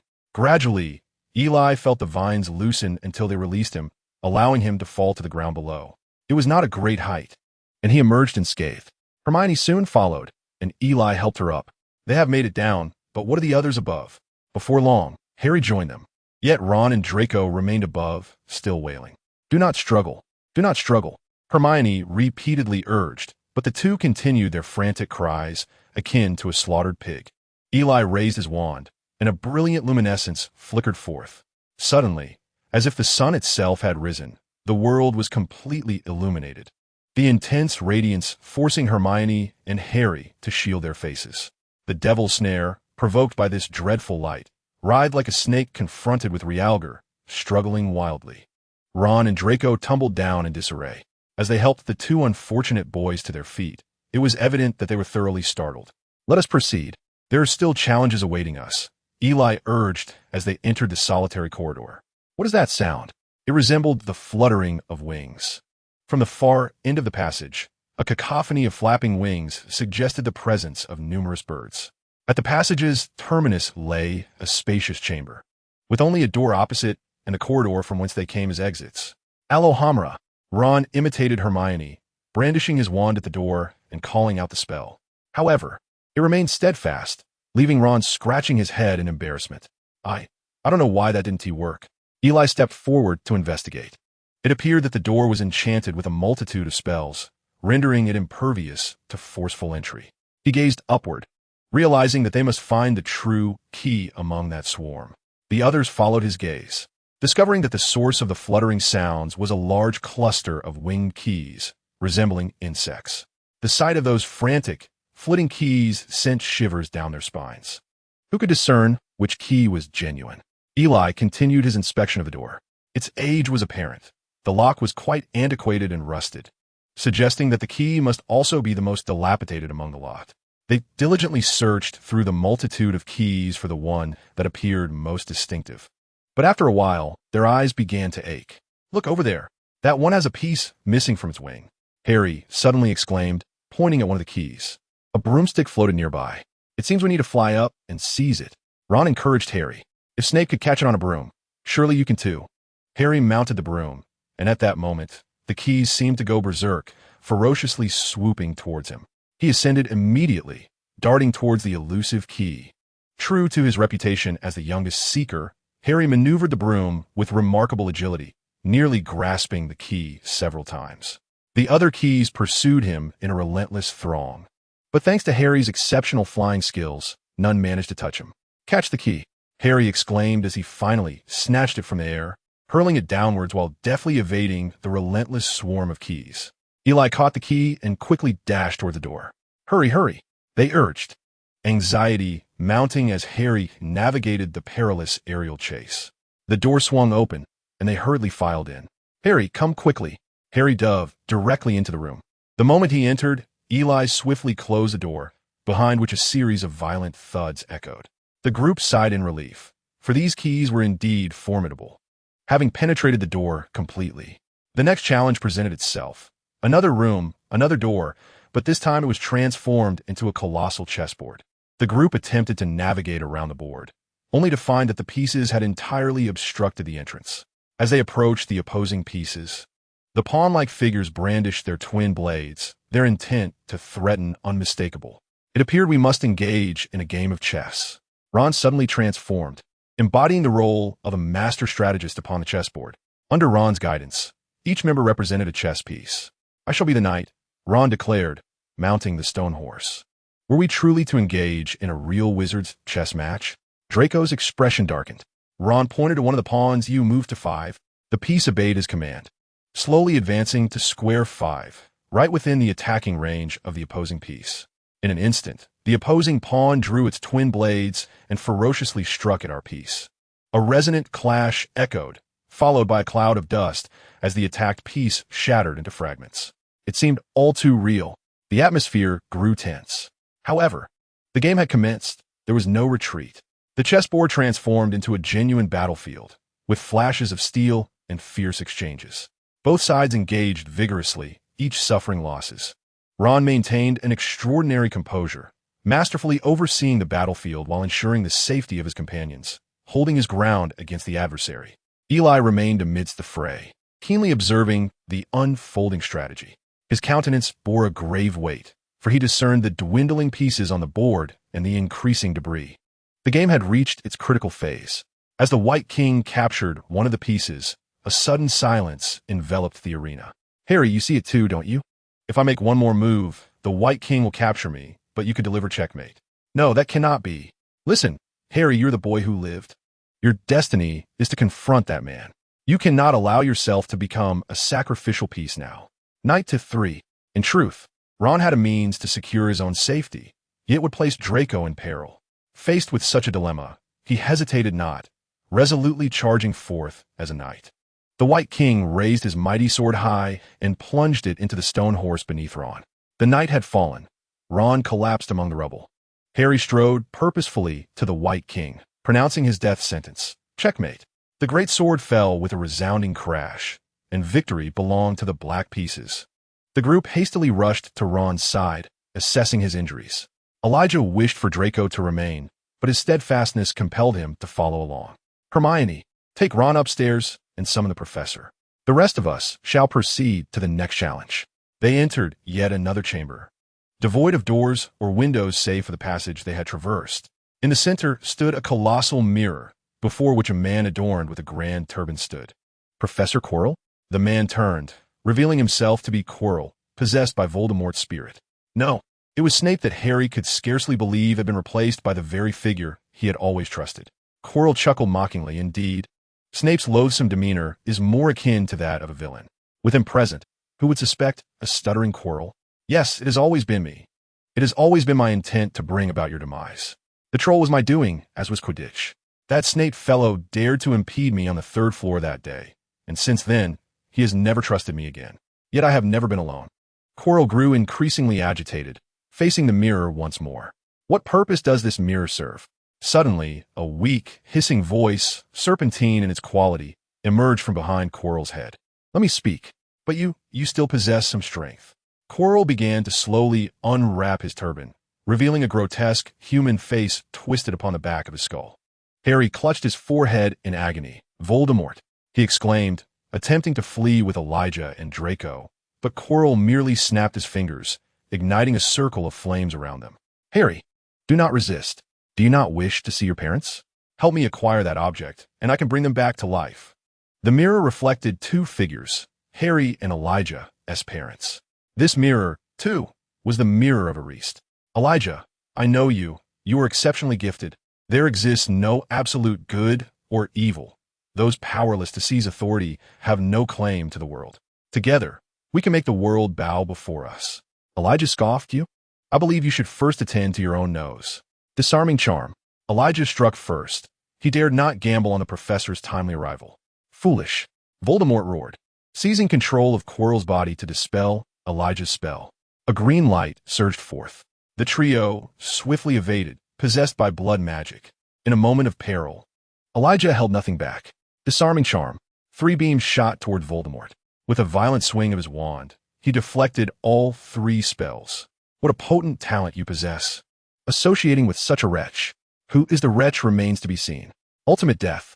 Avada Kedavra. Once more the 2 beams collided, reminiscent of their encounter in the Forbidden Forest. Do not stand there idly. Harry and Draco hurriedly waved their wands in unison, disarming charm. Stupefy. With a furious roar, Voldemort unleashed another surge of power, sending several individuals hurtling through the air. This time, he afforded Eli no opportunity to react. About me. Dark magic assault. A beam of black light surged forth like a tempest, aimed directly at Eli and Harry, who were closest. Eli's pupils constricted sharply. Armor protection. Suddenly, a figure lunged forward, invoking the Iron Shield charm with all their might to intercept Voldemort's assault, only to be violently thrown back, collapsing to the ground, their fate uncertain.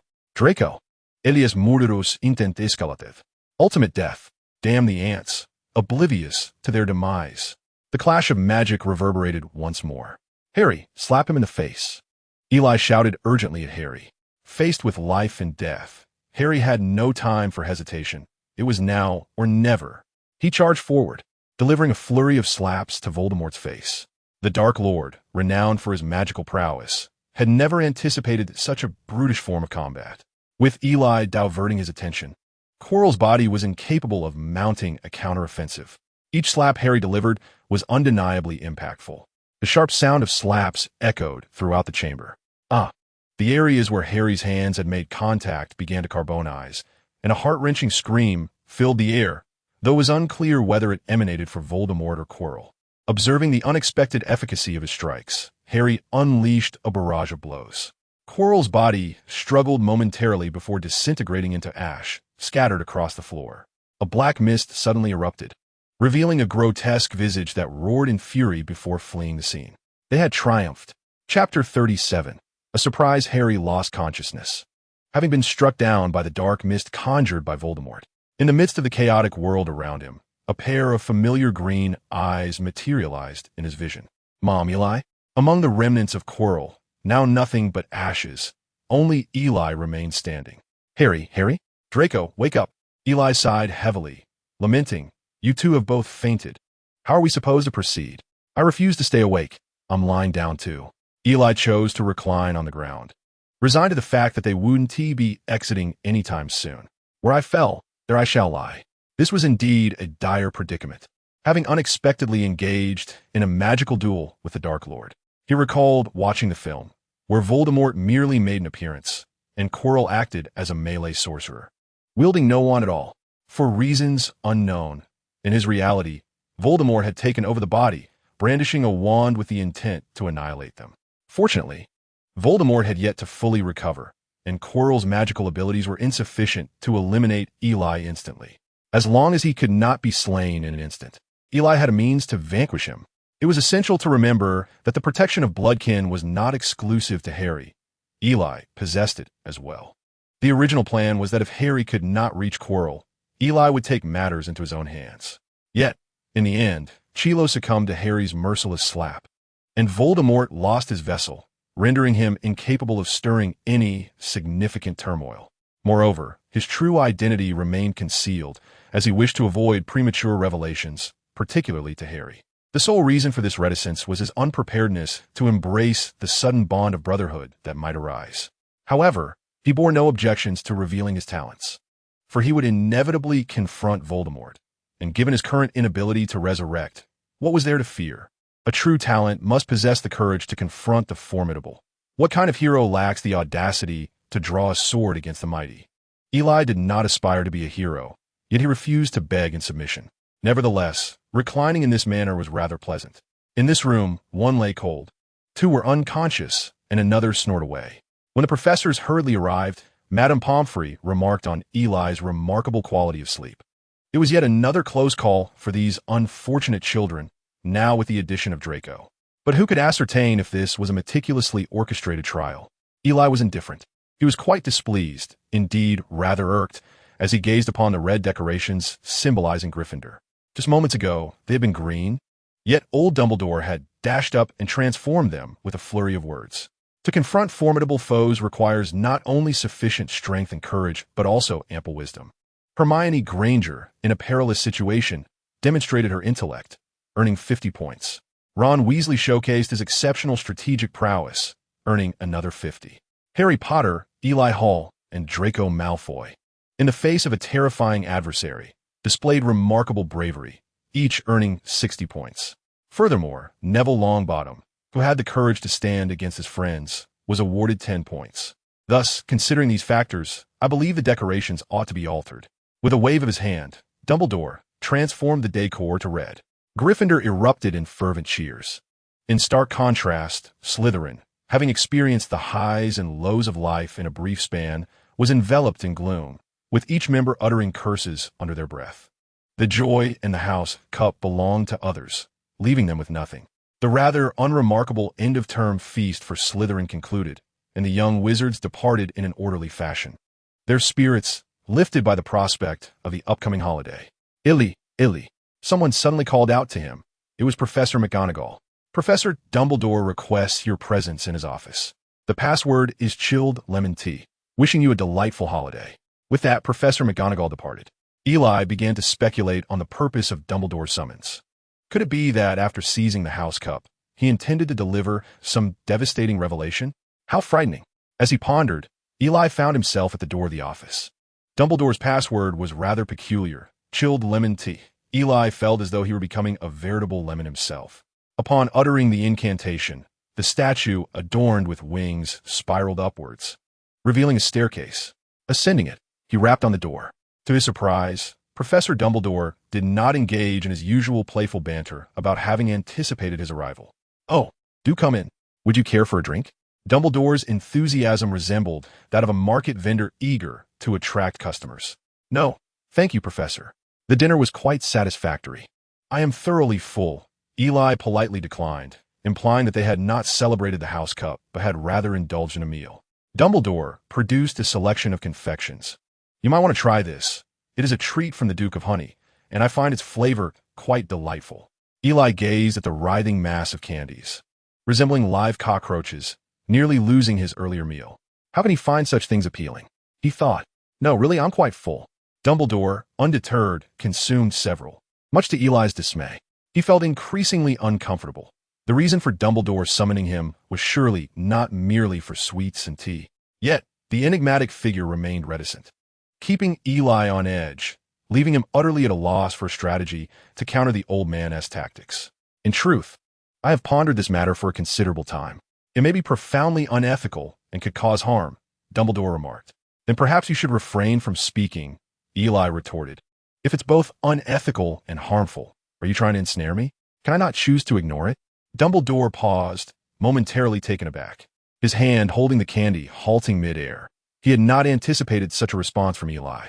Eli's heart raced, fearing that the old man might retaliate in anger. However, Dumbledore quickly regained his composure. "In reality, I have deliberated over numerous scenarios, and I still wish to confide in you." "Very well. You are indeed impressive. You are the authority here. Speak if you wish. I shall merely observe, hardly daring to utter a sound." "Perhaps I could address you as Billy Potter," Dumbledore suggested, causing Eli's hair to bristle with alarm. He knows, Eli thought. But what was Dumbledore's intention? He endeavored to maintain an inscrutable expression, feeling no intrusion of mental force. Displaying a feigned look of confusion, he replied, "Professor, I don't quite understand." Dumbledore nodded, his countenance turning serious, as if he were beginning to reminisce. 11 years ago, Voldemort was vanquished by an infant mere months old, a child later known as the boy who lived, Harry Potter, as you know. However, many are unaware that the Potter family had another son, Harry's biological brother, Billy Potter, who mysteriously vanished that fateful night. Dumbledore's expression deepened with nostalgia. "We investigated thoroughly, but only the faintest traces of apparition remained. Billy was but an infant. He could not possibly have mastered such a skill, leading us to surmise he may have been abducted." His piercing gaze seemed to see through Eli, who felt as though his very soul were laid bare. Had it not been for the absence of any sensation of mental invasion, he might have believed that Dumbledore had employed legilimency. "Until your arrival, Eli, you were the lost child, the youngest son of the Potter family, the biological brother of Harry, Billy Potter. As we have previously established, your parents, the Halls, did not conceal your true origins from you." Eli feigned disbelief, yet they were merely muggles. I know, dear child. It was not they who abducted you. In truth, we remain ignorant of how you vanished until now. But how can you prove that I am indeed Billy? A hint of mystery danced across Dumbledore's face as he retrieved a quill, seemingly ancient and not of this era. This quill has existed since the founding of Hogwarts, a remarkably powerful alchemical creation. It inscribes the name of every qualified young wizard born within the borders of England. 11 years ago, it recorded the disappearance of Billy Potter. Dumbledore gazed at Eli, transformed into Eli Hall. Chapter 38, Nickelmeyer. It was utterly unexpected that Dumbledore had long been aware of his lineage. He must have begun observing him even before his enrollment. Eli was suddenly engulfed by a profound sense of powerlessness. He had fancied himself clever, hiding beneath Dumbledore's very nose. To his astonishment, the man had already discerned his existence, merely choosing to remain silent. This rendered him akin to a jest, a source of embarrassment indeed. With the conversation having reached this juncture, Eli could no longer deny the truth. He maintained an expression of shock, exclaiming, "Oh, the great knickers of Merlin! I am indeed the younger brother of the Savior, Harry Potter." Regardless of whether Dumbledore believed Eli's performance, he himself was convinced. "Eli, perhaps you should be aware of what lies ahead for you. You possess formidable gifts. I can assure you, you are the most talented student I have ever encountered. I only hope that, no matter the circumstances, you will always stand beside Harry." Eli nodded, for this was his mission since assuming this body. Throughout history, there have always been exceptionally gifted wizards, yet many succumbed to the allure of power. Indeed, power is immensely tempting. I confess I once pursued it with fervor. Yet, some truths only become evident when it is too late. Power and immortality are not the most precious treasures. Love is. Dumbledore's past is far from perfect, a source of enduring pain. In his youthful exuberance, he encountered another exceptionally gifted individual. They shared a common language and ambition, closer than brothers. Yet, that person ultimately chose a path he did not wish to tread. Initially, he indulged himself, until an unforeseen conflict led to the loss of his sister. His brother also chose to depart, and that individual embraced his ideals. He possessed legendary strength, vanquished that person, and gained renown. Later, he became the only one capable of opposing Voldemort. The world reveres him as the greatest white wizard. Despite appearing to possess everything, he has, in truth, lost it all. His beloved friends and family have all departed from his side. Albus Dumbledore and Gellert Grindelwald. 2 months of tumultuous passion, a century of unspeakable silence. He has faltered in his judgment. Eli's extraordinary talent has instilled in him a profound concern that Eli may indeed be the third Dark Lord. It is imperative that he imparts sufficient guidance to Eli, ensuring that the boy has familial bonds to anchor him. "Professor, although my biological parents have passed away, I understand the reasons for their demise. I still have my adoptive parents and my brother. My strength will forever be the protective shield for those around me." Eli's gaze was unwavering, reflecting the resolve of a potent force, a promise from the next generation of power. Dumbledore smiled, shedding his customary defenses, his laughter light and unburdened. "However, I hope you refrain from sharing this matter with Harry for the time being." Dumbledore regarded Eli with a hint of surprise. "I am not yet prepared, and perhaps he is not either." After a moment of contemplation, Dumbledore added, "Very well, this is your affair. You should be ready." At that moment, he glanced toward the fireplace, seemingly awaiting someone. "Professor, may I take my leave?" Eli assumed Dumbledore was signaling him to depart. Dumbledore halted him, stating, "No. My old friend wishes to meet you." "Meet me?" Eli was bewildered, unsure of which of Dumbledore's acquaintances would recognize him. Suddenly, a vibrant green flame erupted in the fireplace, illuminating Dumbledore's beard with an emerald hue. "Ah, Nick, you have finally arrived." Dumbledore rushed forward to greet him. "No, Albus, there's no need to assist me. I can manage on my own." An elderly man, whose age Eli could not even begin to fathom, emerged from the flames. His skin sagged, and he walked with difficulty, making Eli apprehensive that he might collapse after just a few steps. Upon hearing Dumbledore's address, Eli realized the identity of this remarkable individual. Nicholas Flamel, the greatest alchemist and the sole possessor of the Philosopher's Stone, was at least 660 years old. Thanks to the stone, he had lived for centuries, far exceeding the limits of human existence.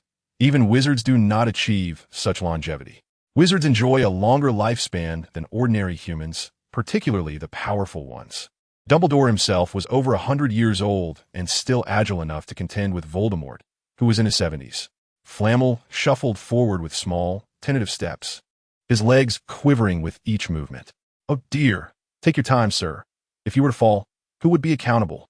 Eli thought to himself, astonished by Flamel's speed of 100 meters in 9.8 seconds, as the elderly gentleman struggled just to take a few steps. Panting as if he were in a race, Dumbledore considered offering assistance, but Flamel seemed to take offense at the notion. The old gentleman displayed considerable tenacity. Unyielding, he approached the chair before him, panting for breath, a feat not easily accomplished at his age. "Dumbledore," he gasped. "Eli. Oh, is this the Eli Hall you mentioned?" Quite the dashing young man, indeed. The elder's eyes were still sharp.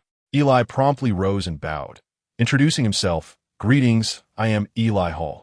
Such decorum was essential, for he stood before an esteemed elder, a figure of immense renown, rivaling even the ancient sages by the Nile. "This lad possesses commendable manners. Yet I hope he remains untainted by Dumbledore's penchant for frivolity," thought Nick as he observed Eli with admiration. Dumbledore, feeling a tinge of embarrassment, took a seat and glanced at Eli, acknowledging his discernment. "What do you think of him?" "He is the most gifted student I have ever encountered." Nick assessed Eli, nodding in agreement. "Indeed, he is exceptional. I have witnessed many prodigies, yet none compare to him." He shot a knowing look at Dumbledore. "Is it merely my humble skills that have caught your attention?" Turning to Eli, he asked, "Would you care to learn alchemy from me?" Dumbledore felt a wave of awkwardness wash over him, yet he eagerly awaited Eli's response. Eli was taken aback. The sudden proposal of apprenticeship bewildered him. "Old Dumbledore, have you already made arrangements without my knowledge?" To have such an unparalleled alchemist as a mentor was indeed a monumental opportunity. Stammering, Eli struggled to find his words. "Fear not, young one. Your innate talent makes you more than capable of mastering alchemy. Simply say if you wish to learn." Such a golden opportunity lay before him. Who would refuse? "I shall learn," Eli exclaimed. Nick nodded approvingly, while Dumbledore sighed in relief. "There is no time to waste. Let us proceed this way. You shall study with me during this summer. Return home and enjoy a few days of leisure." "What does that sound?" Eli, not daring to decline, replied, "Absolutely, no problem at all. Very well, at my age, it's no small feat to make this journey. I shall write to you when the time is right," Dumbledore said, dismissing Eli to return home. As he departed, Eli caught a glimpse of Dumbledore, revealing the fabled Philosopher's Stone, coveted by Voldemort. Chapter 39. Homeward bound, as the young wizards boarded the train home, the term officially came to a close. Eli and his companions crowded into the carriage, reminiscent of their arrival. This semester had been nothing short of tumultuous. Giant trolls, Quidditch matches, Quirrell, and Voldemort. Experiences that many might encounter only a handful of times in a lifetime had all unfolded within a single term. Each individual emerged with their own treasures. Eli had fortified his soul, alleviated the peril of uncontrolled magic, significantly enhanced his abilities, and even amassed a modest sum of gold. Harry and Ron had managed to escape the clutches of Snape, their minds drifting back to the satisfaction of seeing his expression when they passed their exams. At long last, Draco has made a few friends, and he senses that the world has transformed around him. Hermione is undoubtedly the happiest of them all. Initially, it was presumed that Eli would secure the top position, tirelessly studying day and night. Yet, due to his mediocre performance in History of Magic, he ultimately fell just short of Hermione's remarkable achievements. Indeed, this young, which has consistently attained the highest marks across nearly all subjects, firmly holding the first place. Such prowess is truly formidable. Eli managed to secure a rather unremarkable second place, had it not been for his abysmal score in History of Magic. His other perfect scores would have rendered Hermione incapable of surpassing him. Nevertheless, this accolade serves little purpose beyond mere show. Second place is sufficient to satisfy Eli's desire for recognition. After all, he is a first year who has vanquished trolls and confronted Voldemort. Does he really need to rely on such trivial accomplishments for validation? Did I care? Did I feel regret when Hermione boasted? No, I certainly did not. I shall ensure that little Missy learns her lesson. However, Eli insists that this isn't about anger. He merely wishes to teach her not to flaunt, nothing more. With a sudden snap, another cup shatters in his grasp. The train soon arrives at the station, where parents await on the platform. Eli, from afar, he spots his mother waving energetically. His father attempts to gesture as well, but, constrained by paternal authority, remains unsure of where to place his hands. Mom. Eli leaps into her embrace, and, noticing his eager father nearby, he dutifully rushes towards him. Mr. Hall's face crinkles with laughter, though he feigns seriousness, reminding Eli that he is now the big boy and must learn to be composed. Harry watches, sharing a smile. Yet a lingering sadness shadows his eyes. These are my friends. This is Harry. We met at the Dursleys' house. This is Hermione, who also resides in London. And this is Ron. Their entire family are wizards. Oh, you are Harry. We've met before. It turns out you're also a young wizard. Mr. Hall greets Harry warmly with a handshake before noticing Hermione beside him. Hermione politely introduces herself. Hello, Mr. and Mrs. Hall. I am Hermione Granger. Mr. Hall, taken aback, exclaims, Ah, I remember. Your parents are dentists, correct? Their excellent skills saved my teeth. I even saw you last time I visited. What a delightful coincidence.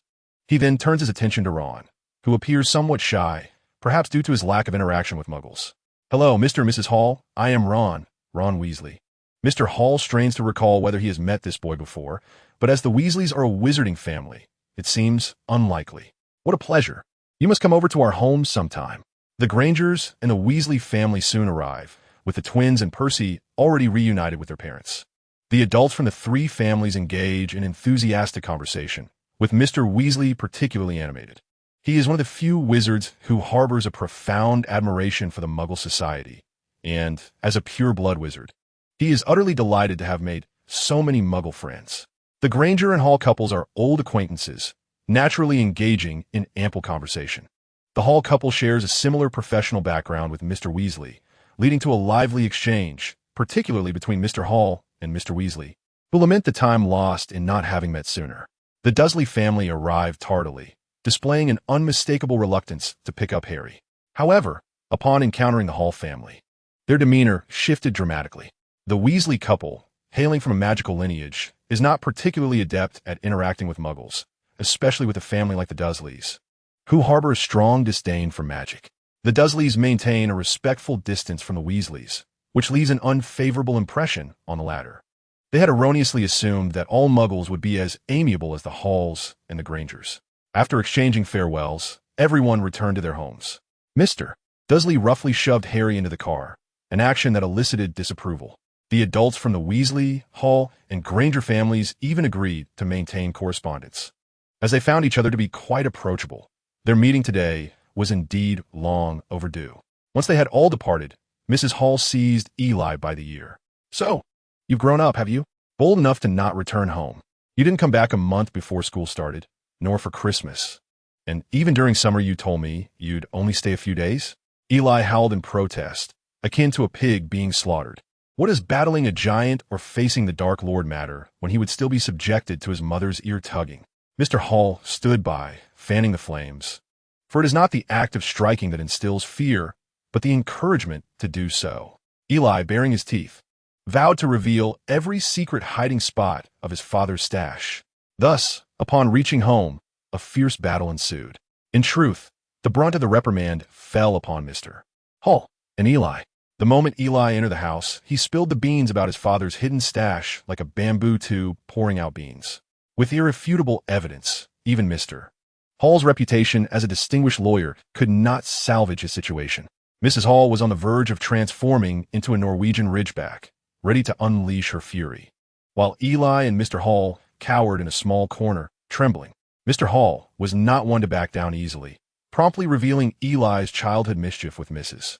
Hall's cosmetics, and even an incident of Eli fighting at school, which had been kept secret until now.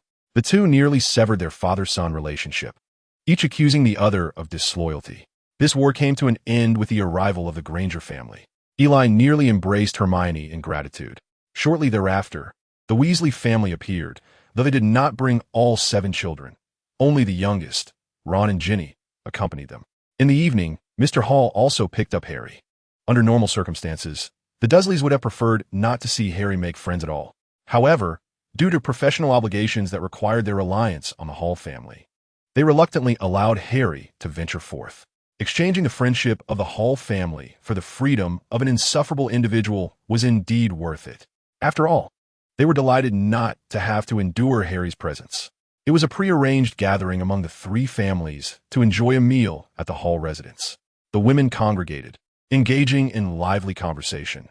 Mrs. Weasley, a remarkable woman, was imparting her expertise on household management to Mrs. Hall and Mrs. Granger. Meanwhile, the men indulged in idle chatter, disregarding any semblance of decorum. They exchanged numerous gifts, each intrigued by the other's world. Mr. Weasley presented them with an array of magical trinkets, which left Mr. Granger and Mr. Hall in awe. Upon returning home, Mr. Granger sent Mr. Weasley an electric toothbrush, though he pondered whether it would succumb to the magical aura. After much deliberation, Mr. Hall discreetly gifted Mr. Weasley a small item, a Glock 17, 9mm. Following an enthusiastic trial, Mr. Weasley exclaimed that this contraption was more effective than a wand. After the meal, the children played nearby. "Oh, what's the matter?" Eli inquired, glancing at Hermione. Hermione covered her mouth, hesitant to reveal her secret. "Did you get hurt?" Eli asked. Hermione shook her head, slowly unveiling her palm, which cradled a tiny tooth. Eli, astonished, exclaimed, "You're 11 and still losing teeth?" Hermione's face flushed, and she playfully slapped Eli on the head. Eli, unable to contain his laughter, soon had Hermione chuckling as well, both amused by her comical, gap-toothed smile. Eli seized the tooth and tossed it onto the roof. "Why throw it on the roof?" Hermione questioned, perplexed. Eli, with the wisdom of experience, replied, "If you toss a lost tooth on the roof, a new one will grow back swiftly." "Is that true?" Hermione responded skeptically. "Would I deceive you?" Eli retorted, mimicking the tone of an adult conning a child. Hermione rummaged in her pocket and produced a small pouch, revealing 5 or 6 teeth. Under Eli's astonished gaze, she flung them all onto the roof. "It helps them grow faster. Have you been carrying this around?" Eli asked incredulously. Hermione shot him a pointed glance. "It's none of your business. Fairy things are to be kept secret." Chapter 40. The Alchemist's home that evening. The Granger and Weasley families departed, leaving Harry to temporarily reside at the Hall household. He remained there until Eli received a letter from Nicklim. Although his stay lasted only a few days, Harry finally experienced what it meant to have a true home. After 11 years of existence in this world, he finally grasped the essence of family and belonging. When he returned to the Dursleys, he felt an overwhelming sense of reluctance, akin to leaving a genuine home. Eli, too, was about to embark on his vacation study time, which promised to be an incredibly fulfilling holiday. "Mother, enough. Please refrain from stuffing more clothes into my trunk," Eli exclaimed, observing his mother tirelessly cramming garments into a magically expanded trunk. He felt a sense of helplessness as the small yet capacious container seemed to perfectly suit Mrs. Hall's desires. Unlike ordinary trunks that would quickly reach their limits, this one allowed her to alleviate her reluctance by simply packing more items.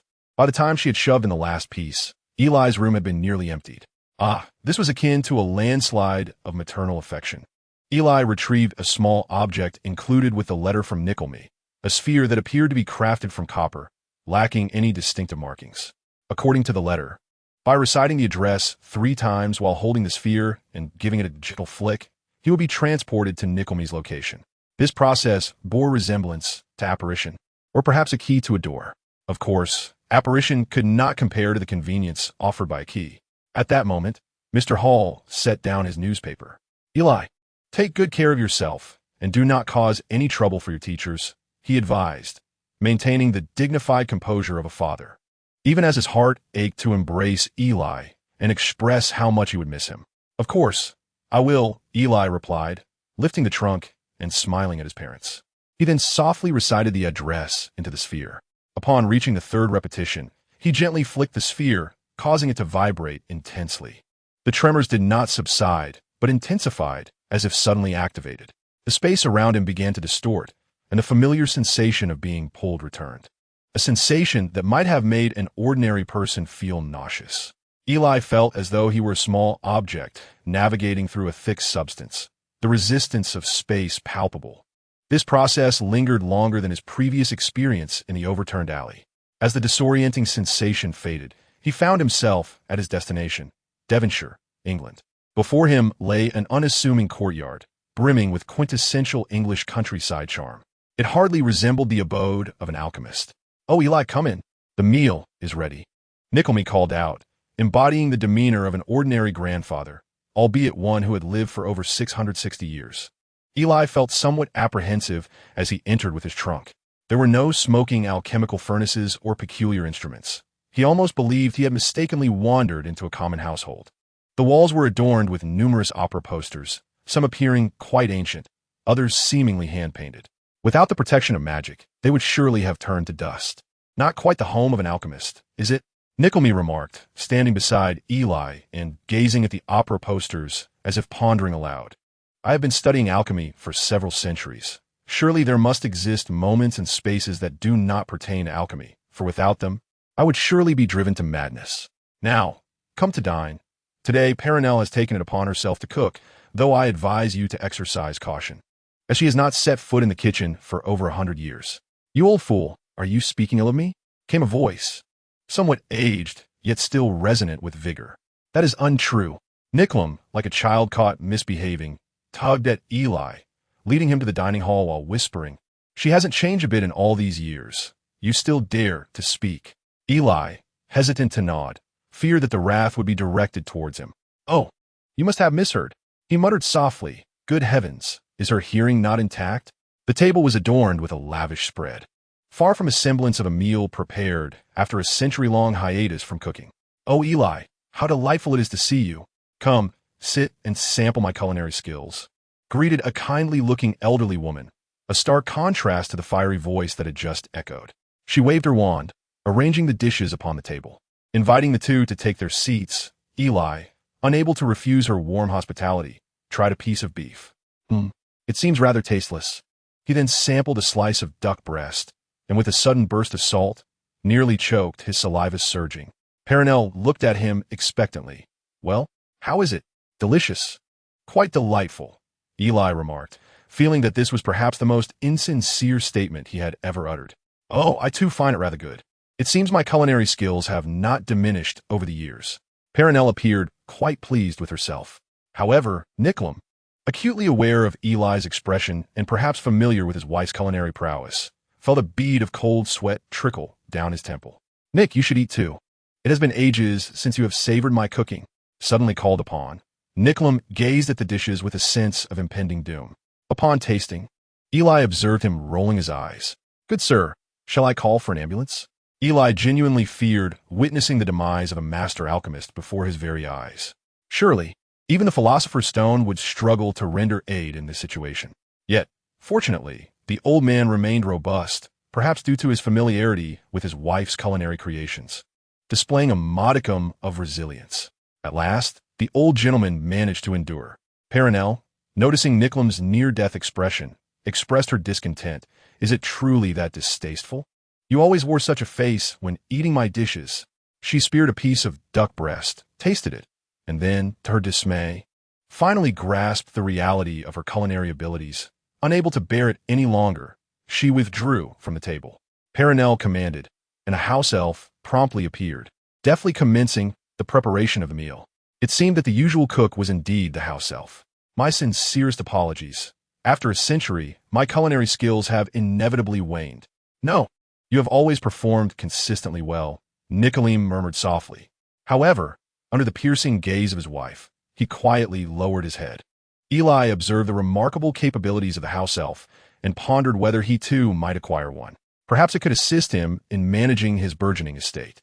He had already purchased a plot of land in England for the cultivation of herbs. All that remained was to procure the seeds. Fortunately, the Ministry of Magic did not impose age restrictions, or else the mere boy of 10 would have found it impossible to secure the land. Chapter 41. The secrets of alchemy. Wizards have an exceptional knack for creating things that defy the laws of reality. Take, for instance, the door that Nicklem had just opened. Logically, it should have led directly outside, yet through Nicklem's manipulation, it revealed an expansive chamber behind it. Upon entering, Eli felt as if Nicklem's identity as an alchemist was finally being validated. Eli was certain that the artifacts within were entirely unfamiliar to him. The air was thick with an array of scents, and scrolls of parchment were scattered about, providing ample opportunity for note-taking. "This is where I conduct my research, and it will also serve as your learning space," Nicolim assured him. Eli was convinced that no other place could be more conducive to the study of alchemy.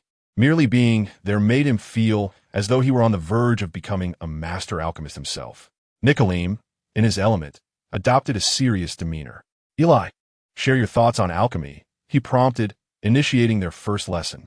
Eli contemplated for a moment. In truth, his understanding of alchemy was rather limited. The only product of alchemical practice he was aware of was the philosopher's stone, which he had once safeguarded, albeit briefly. Transforming decay into wonder, creating precious metals? He was uncertain. Nicolim nodded slightly, acknowledging that this perspective was shared by many, including numerous alchemists. In a sense, that is not incorrect. He rummaged through a nearby table and produced a slender volume. Upon closer inspection, Eli experienced a disorienting sensation. Nicolim held in his hands a journal titled Nature, a publication with which Muggles were undoubtedly familiar. It is a venerable and authoritative scientific journal founded by Sir Joseph Norman Lockyer, encompassing the forefront of research in physics, biology, and other disciplines. Alchemy is, in fact, quite akin to Muggle science.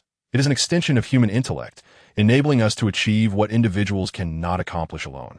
However, Muggle science is entirely predicated upon the laws of nature, whereas alchemy intertwines with magic.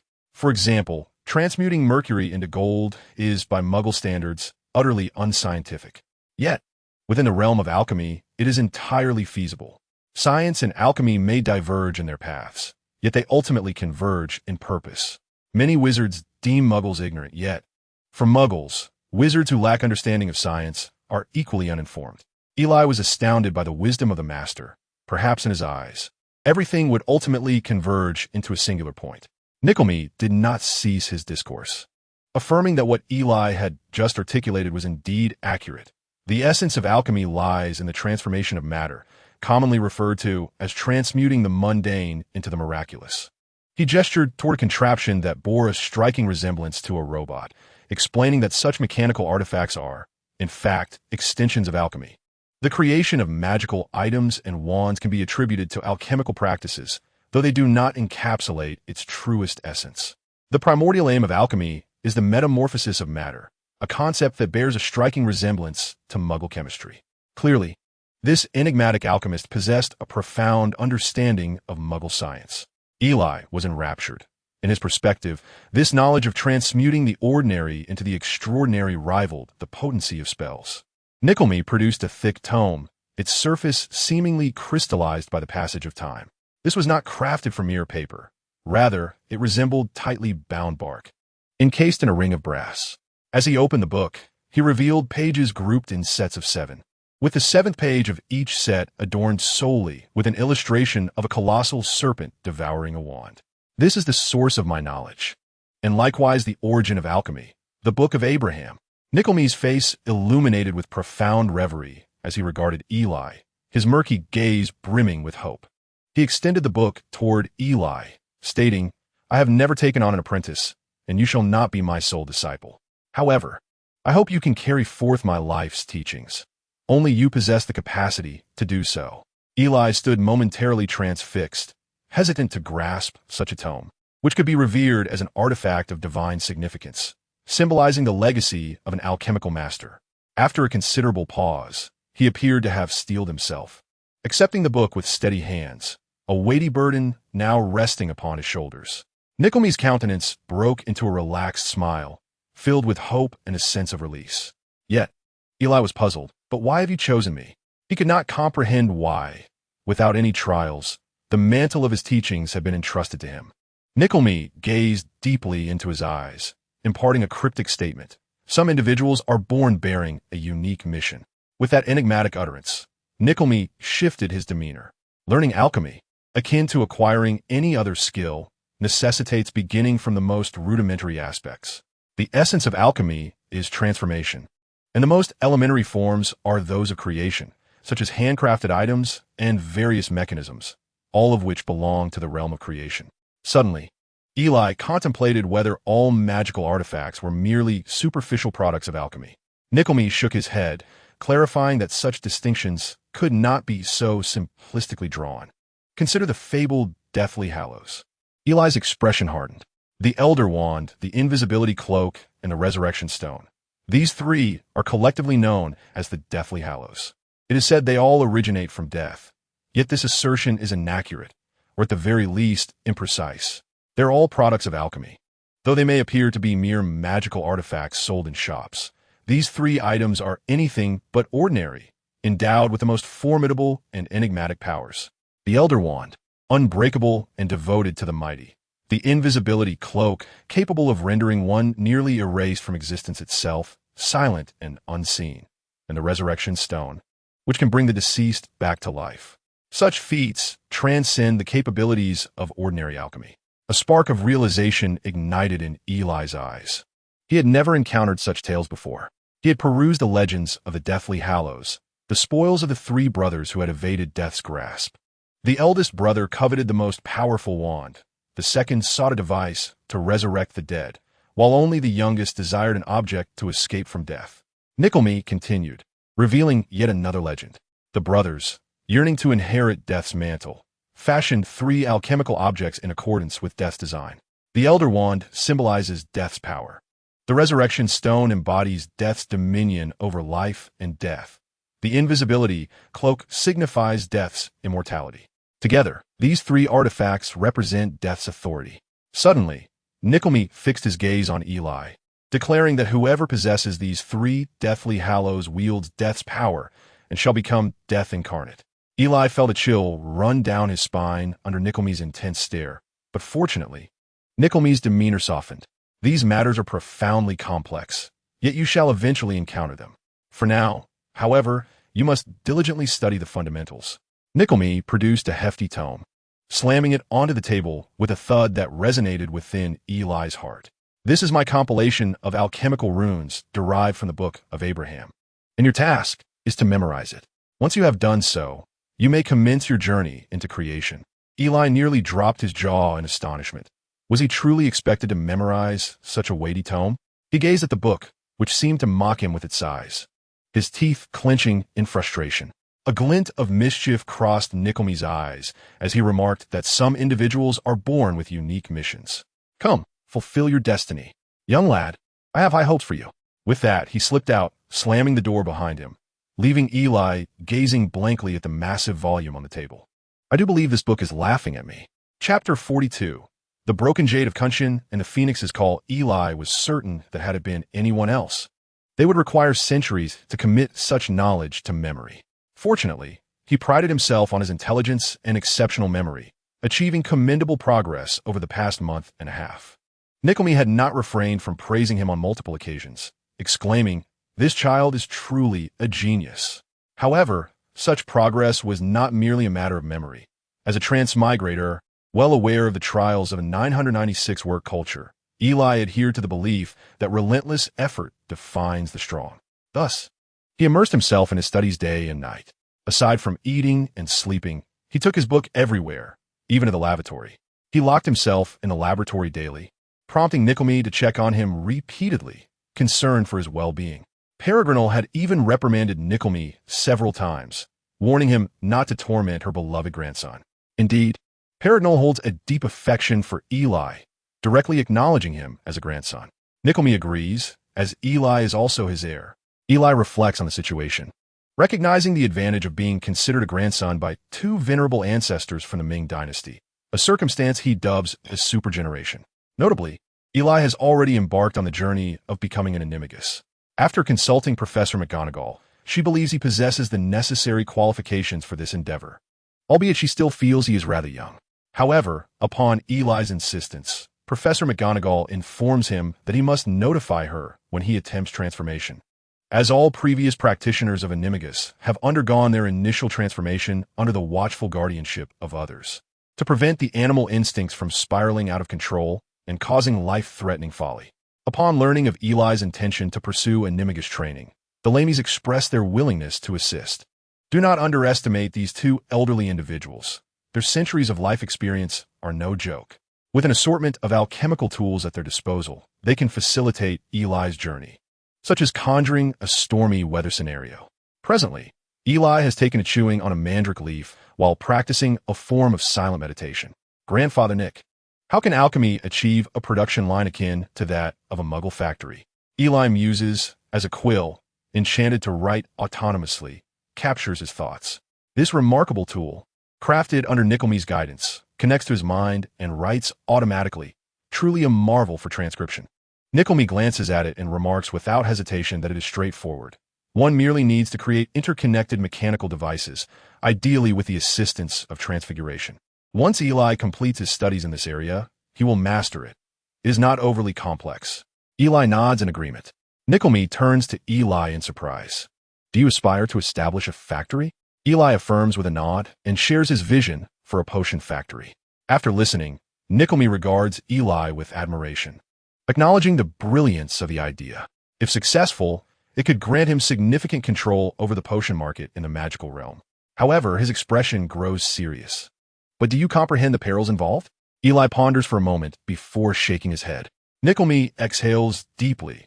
If you wish to dominate the market, it will inevitably threaten many powerful factions, pure-blood families, potion masters. Should you falter, even the Ministry of Magic may turn against you. Do not be deceived. These individuals do not play lightly. Those illustrious families, steeped in history, are often stained with blood. If you encroach upon their interests, they will surely devise means to eliminate you. Eli had anticipated such a scenario. In both the Muggle and magical realms, commercial warfare seldom remains confined to mere business, especially in a world where magic reigns supreme. Yet, he is unwilling to relinquish his ambitions. Regardless of the outcome, one must take risks, mustn't one? He inscribes on the parchment, challenges are inevitable. As I seek to secure my own interests, I shall undoubtedly encounter obstacles. However, I am undaunted. Crabs will always have their admirers, and I shall be the first to seize the opportunity. Nickelme does not conceal his admiration for Eli. Was not his earlier remark merely a trial for Eli?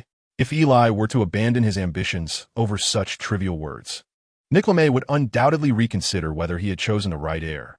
Indeed, extraordinary individuals possess remarkable courage, and since you harbor such aspirations, I shall lend you my unwavering support. I may be aging and no longer suited for combat, yet I am not lacking in wealth. Eli felt an overwhelming aura of affluence emanating from Nickelme, as if he were adorned with gold chains as thick as fingers around his neck. Never doubt the financial prowess of an alchemical master, particularly one of Nickelme's esteemed lineage. To him, transmuting stone into gold is a mere trifle. Eli could scarcely fathom the vast amounts of gold that Nickelme must have conjured using magical stones. With Nickelme's assistance, Eli's factory is now fully equipped, awaiting only the opportune moment. He has been meticulously refining his vision for the potion factory. It is certain that other factions will attempt to suppress him, and thus he must first ensure he is not caught in a precarious situation. Therefore, he plans to firmly secure the raw materials in his own hands. When the time comes, should other factions attempt to impose sanctions by restricting raw materials, Eli will remain unfazed, holding the key to their production. He has already acquired a parcel of land for cultivating herbs. Furthermore, to guard against any desperate and unscrupulous tactics from adversaries, Eli must establish defensive spells around the factory. This presents no challenge for him, endowed with Voldemort's memories, where he possesses a repertoire of sinister spells, some of which he might even hesitate to employ. The remaining concern pertains to staffing, but that can be addressed in due course. Should it prove difficult, there are always house elves. House elves are not only formidable in their abilities, but, more importantly, they are bound to obey their masters unconditionally, a profound imprint upon their very souls. The establishment of a potion factory and the mastery of the potion market are surely within reach. With this thought, Eli feels invigorated. With vigor comes the desire to learn, and with learning, the urge to sleep. The matter of Animagus transformation has been seamlessly managed with the assistance of the LeMay couple, without a single oversight. Eli has devoted himself to studying ancient alchemical runes. These runes are fundamentally derived from ancient runic scripts, deeply intertwined with magic. Many spells are, in fact, rooted in these ancient scripts. Hogwarts offers a course on this subject as an elective, yet due to its tedious nature, few students enroll. Eli, however, finds immense fascination in these runes. According to Voldemort's memories and Dumbledore's notes, many potent ancient magics require the use of runes. Such ancient magic wields terrifying power. frequently employed in warfare in bygone eras. Many spells necessitate the collective strength of multiple wizards, akin to the formations found in the cultivation novels of his previous life. Moreover, as mentioned in the text, it delves into the very essence of magic. Eli, who aspires to become the most formidable wizard in Gunera, certainly would not overlook such knowledge. During dinner, Perenelle had to coax Eli out of the laboratory with a feather duster to join the meal. The culinary skills of the house elf were indeed commendable. Upon catching a whiff of the aroma, Eli felt a pang of hunger. Suddenly, a commotion arose at the door, followed by a knock. Stanley quickly attended to the guest. The house elf appeared unexpectedly to assist in opening the door. "Oh, Nick, I hope I can still join for dinner." Upon hearing this audacious remark, Eli turned with curiosity to see none other than Dumbledore. And behind him was Professor McGonagall. "One must say, your timing is quite impeccable." "Oh, of course. Not to imply anything against you, Minerva. Please come in." Perenelle warmly welcomed him inside. "Hello, Eli. How have you been lately?" "Quite well. Very fulfilling," Eli replied candidly. Now he felt at ease to converse and dine, as the mandrake leaves had been successfully extracted and concocted into a potion. Now, he merely awaited a thunderstorm. Up until this moment, Eli's journey into becoming an animagus had progressed remarkably well. Each evening at sunset, he could distinctly feel a powerful second heartbeat while reciting the incantation. "The reason Albus and I have come is specifically for your first transformation. I am certain with Albus present, it will proceed exceedingly well." Professor McGonagall appeared somewhat exhilarated. After all, her student was poised to complete the animagus transformation during the summer of his first year, which was a tremendous source of pride for her. Eli, taken aback, promptly rose, expressing his profound gratitude to both professors. Dumbledore smiled softly. "There is no need for such thanks. It is our duty as professors and a testament to your own hard work." Eli gradually sat down, deeply moved. The fact that Professor McGonagall and Dumbledore had personally come to support him for his animagus transformation was incredibly touching. It was noteworthy that his rather frugal father had once engaged in learning animagus with a few of his dubious friends under the radar. However, he felt a twinge of confusion. "But how did you anticipate today?" Eli speculated. Could there be some magic to predict the weather? Or perhaps they were resorting to alchemical means. Dumbledore winked at him.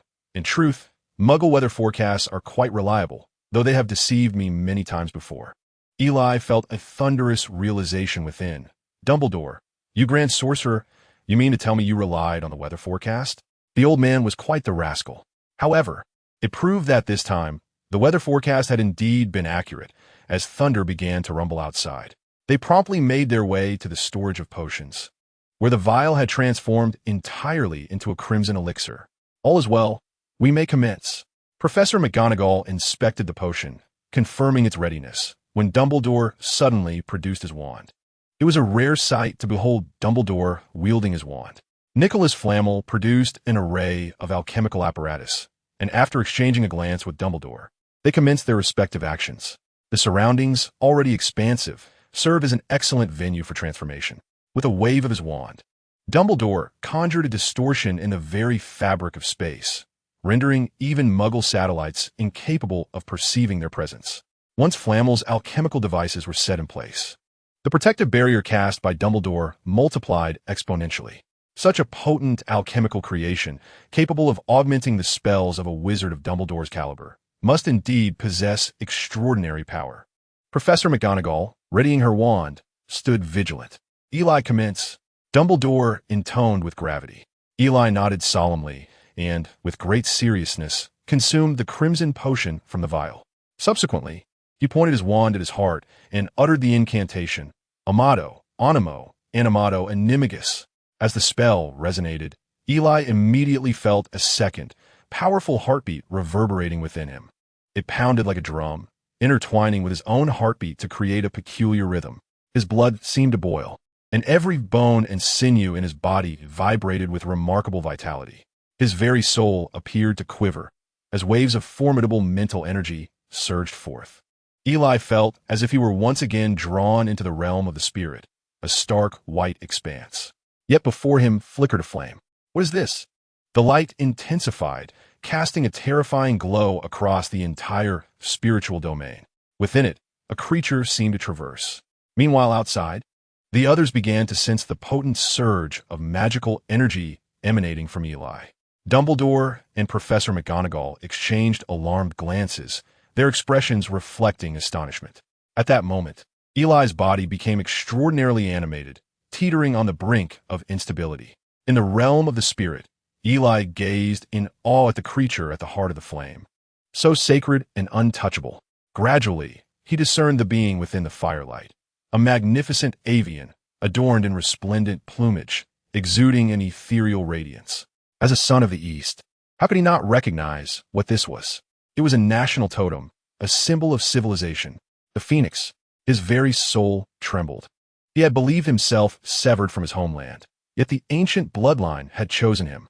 To merge with the deity of his ancestry was an honor for his generation. What fear could there be? Eli resolutely stepped into the flames, drawing closer to this mythic being. The phoenix regarded him intently, acknowledging the courage of this descendant with a resounding cry, and swiftly surged towards Eli. The two began to fuse. In the physical realm, Eli's body ignited with crimson flames, and the temperature around him began to rise. What on earth is happening? Flamel exclaimed in urgent disbelief. Dumbledore, too, was engulfed in shock. Eli was on the brink of undergoing a transformation into a magical creature. Professor McGonagall's grave voice resonated. Never in history had there been an animagus that belonged to a magical beast. Even if there is, it would perish in the first transformation. Dumbledore murmured, "No, it is not merely that." The flames roared with intensity, fully enveloping Eli's figure in a golden-red inferno. The terrifying heat compelled the others to employ magic for resistance, as the very ground beneath them began to harden. "What shall we do now?" Perennial cried, on the verge of tears, a sentiment echoed by Professor McGonagall. Animagus once begun, cannot be halted, is solely reliant on him, is either life or death. Dumbledore's gaze was fixed on that dreadful blaze, his eyes shimmering with a mixture of hope and madness. Eli was suffering as well. The horrific heat was melting him, his flesh and bones being systematically obliterated inch by inch. His magical energy was depleting rapidly, leaving him in a precarious state. Damn it, are we destined to fail? With his magic nearly exhausted, the flames were slipping into chaos, his soul trembling wildly as his body began to crumble. Death loomed just a step away. The excruciating pain and the severe injuries caused him to gradually lose consciousness.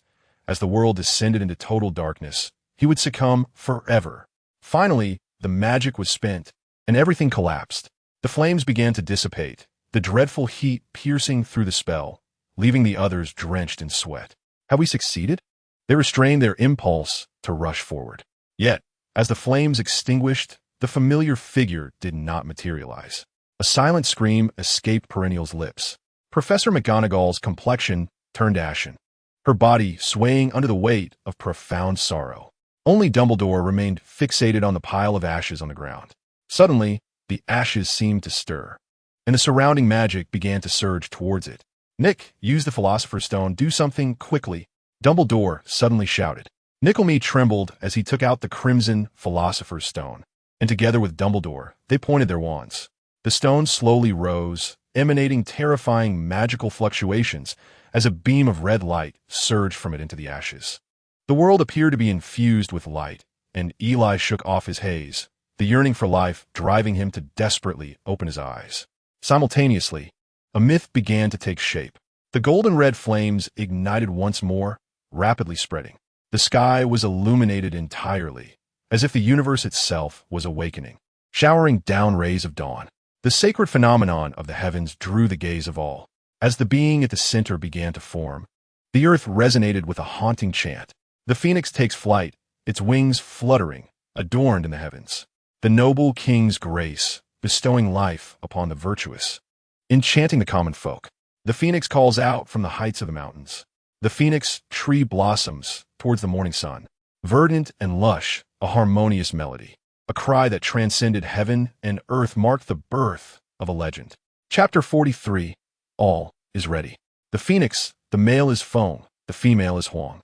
With majesty from all directions, the phoenix reigns over birds. From the depths of despair, rebirth conquers death.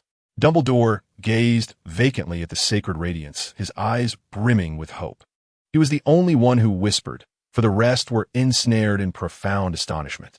The resplendent hues of the sky resembled a divine visitation, and the golden red flames even pierced through the protective barriers erected by Dumbledore and Nickelmere. In the Muggle world, nearby residents were irresistibly drawn to this extraordinary phenomenon. It was only when the flames gradually receded and the celestial glow returned to the heavens that the people on the ground felt they had truly come back to the earthly realm. Albus, is that a phoenix? A magical creature animagus? A phoenix? Professor McGonagall inquired of Dumbledore, her imagination struggling to comprehend such a scene. An animagus, a creature that had never before been birthed from the realm of magical beings, now stood before her. Dumbledore shook his head, asserting, "It is indeed a phoenix, though it bears no relation to Fawkes. This may be a phoenix from the east, entirely transcending the existing taxonomy of magical creatures, perhaps deserving of the title mythical being. Fawkes is a phoenix from the Western magical world, and the Dumbledore family is one that has long been followed by these majestic birds. In the Western magical realm, the phoenix is a creature of 5-star caliber, exceedingly rare. Its tears possess healing properties, its song inspires courage, and it has immense carrying capacity. As its lifespan draws to a close, it chooses to undergo a rebirth. Such a wondrous creature has chosen to follow the Dumbledore family through generations. And there's an ancient saying in their lineage, whenever there is a dire need, the phoenix will appear without delay. Yet, the phoenix that had transformed from a lie was a spectacle far surpassing Fawkes, with flames of golden red and resplendent light. From the ancient lands of the East, a voice echoed, "You know nothing of power." As all the flames surged back into Eli's form and his magical energy gradually calmed, the animagus transformation was officially complete. Humanity harbors a mysterious yearning for flight. Eli, suspended in mid-air, excitedly beheld his magnificent wings, as if the entirety of the sky were poised to be conquered by him. He spiraled joyously through the air before gently descending to lower altitudes. Envisioning his human form within his mind, he underwent a transformation, and after a swirl of change, the phoenix morphed into a human shape. The residual golden red flames coalesced into a robe of delicate golden red hue. His original garments had been incinerated by the flames that surged forth during the transformation. Typically, during their inaugural transformation, all clothing and ornaments of an animagus would meld into fur or patterns, becoming part of their being. However, Eli's animagus transformation was astonishingly peculiar before he had even transformed. His attire had been consumed by the flames. After all, no animagus transformation has ever required the aid of a philosopher's stone. Now, the once vibrant stone had dimmed significantly. "Eli, how do you fare?" Perennial rushed forward, surveying him anxiously, relieved to find no wounds upon his form. "Incredible. Eli, you may very well be the first magical creature animagus in history," Dumbledore remarked with a smile. Professor McGonagall could hardly contain her excitement. It was indeed astonishing that her student had achieved the remarkable feat of becoming an animagus at such a tender age, particularly as a magical creature of such distinction. "I'm mused that they would likely need to register with the Ministry of Magic, which would surely leave them astounded. But no, Minerva, perhaps it would be prudent to consider Eli's perspective." Albus Dumbledore shook his head at Professor McGonagall, who seemed to grasp the underlying message. "In truth, I felt it might not be the right moment. Waiting until adulthood would not be too late. I certainly did not wish to face an interview with the Daily Prophet just yet." Eli's remark elicited a chuckle from the group. He was reluctant to unveil his animagus form prematurely, as it served as a strategic advantage. Dumbledore likely shared this sentiment. With Dumbledore providing cover, the potential violation of wizarding law seemed trivial. After all, wasn't that reporter Rita Skeeter also an illegal animagus? This was knowledge gleaned from Eli's previous life experiences. That woman frequently transformed into a diminutive beetle to eavesdrop for exclusive stories. Thus, it was evident that remaining an undisclosed animagus offered numerous benefits. Wasn't Eli's father also an illegal animagus in his youth? What a case of the apple doesn't fall far from the tree. A fleeting thought crossed Eli's mind, and his crimson gold robe transformed back into his previous attire, which was far more convenient as it eliminated the need for wardrobe changes. After confirming Eli's condition, Dumbledore and Professor McGonagall took their leave, as they were not idly passing time. Upon completing the animagus undertaking, Eli immersed himself in the study of alchemy. According to Nicodemus, Eli had mastered alchemical runes and was ready to formally embark on the craft of potion making. Judging by Eli's earlier creation of an automatic quill, his talent and skill were certainly commendable. Nicodemus's teaching utilized Eli's need for a potion production line as a case study. Such an apparatus, when placed in the hands of others, might not yield the desired results. Yet under Nicodemus's guidance, it became a foundational lesson for novices. Eli was indeed commendable, making rapid progress and overcoming numerous challenges. The most perplexing issue he faced was the connection of the runes. The machinery on the production line must be interlinked and controllable. Otherwise, it would be impossible to create anything. In the Muggle world, this could be resolved with electrical circuits, a matter of a few wires. However, in alchemy, the task was far from straightforward. To achieve mechanical connectivity, a magical circuit must be established, but with each working unit isolated. The only recourse was the mutual resonance of the runes. This conundrum left Eli scratching his head, and whenever he sought guidance from Nicodemus, he was met with the singular response: learn on your own, think for yourself. I, Eli, am a person of stature. I do not require assistance. He confined himself to the laboratory day in and day out, consumed by his work. As a result, Nicodemus endured several bouts of domestic strife from Perineal. Heaven does not forsake those with determination. With the assistance of the Book of Abraham, Eli finally overcame this formidable challenge. Rubbing his chilly head, Eli felt a surge of emotion, on the brink of tears. Engaging in scientific research is truly taxing. Nevertheless, every effort proves worthwhile. Eli has successfully completed the fabrication of various operational units, and when the time comes to produce potions, he merely needs to assemble them. To this day, the conception of his potion factory is already more than halfway realized. Only the construction of the facility and the commencement of production remain. With summer break drawing to a close, Nickelme concluded his holiday early to resume his studies. The Holts had written to inform Eli that Ron had extended an invitation for him to visit the Weasley household. As Eli had just finished his studies, it seemed a perfect opportunity for him to make the journey. The Weasley family resided in Devonshire, not too far away, making the visit quite manageable. Remember to write often and take care of yourself at school, Perineal incessantly reminded him, leaving Eli slightly dizzy from her concern. All right, enough of this. Let Eli be on his way, Perineal declared with a fierce glint in her eye, prompting Nickelme to lower his head once more. With the pastries lovingly crafted by Perineal in hand, Eli set forth on his journey. Chapter 44. Discussing the rescue of Eli. Mrs. Weasley was tidying up items by the window when she caught sight of Eli's arrival and joyfully rushed out. Hello, Aunt. Oh, do come in quickly. Ron and the others can hardly wait for you.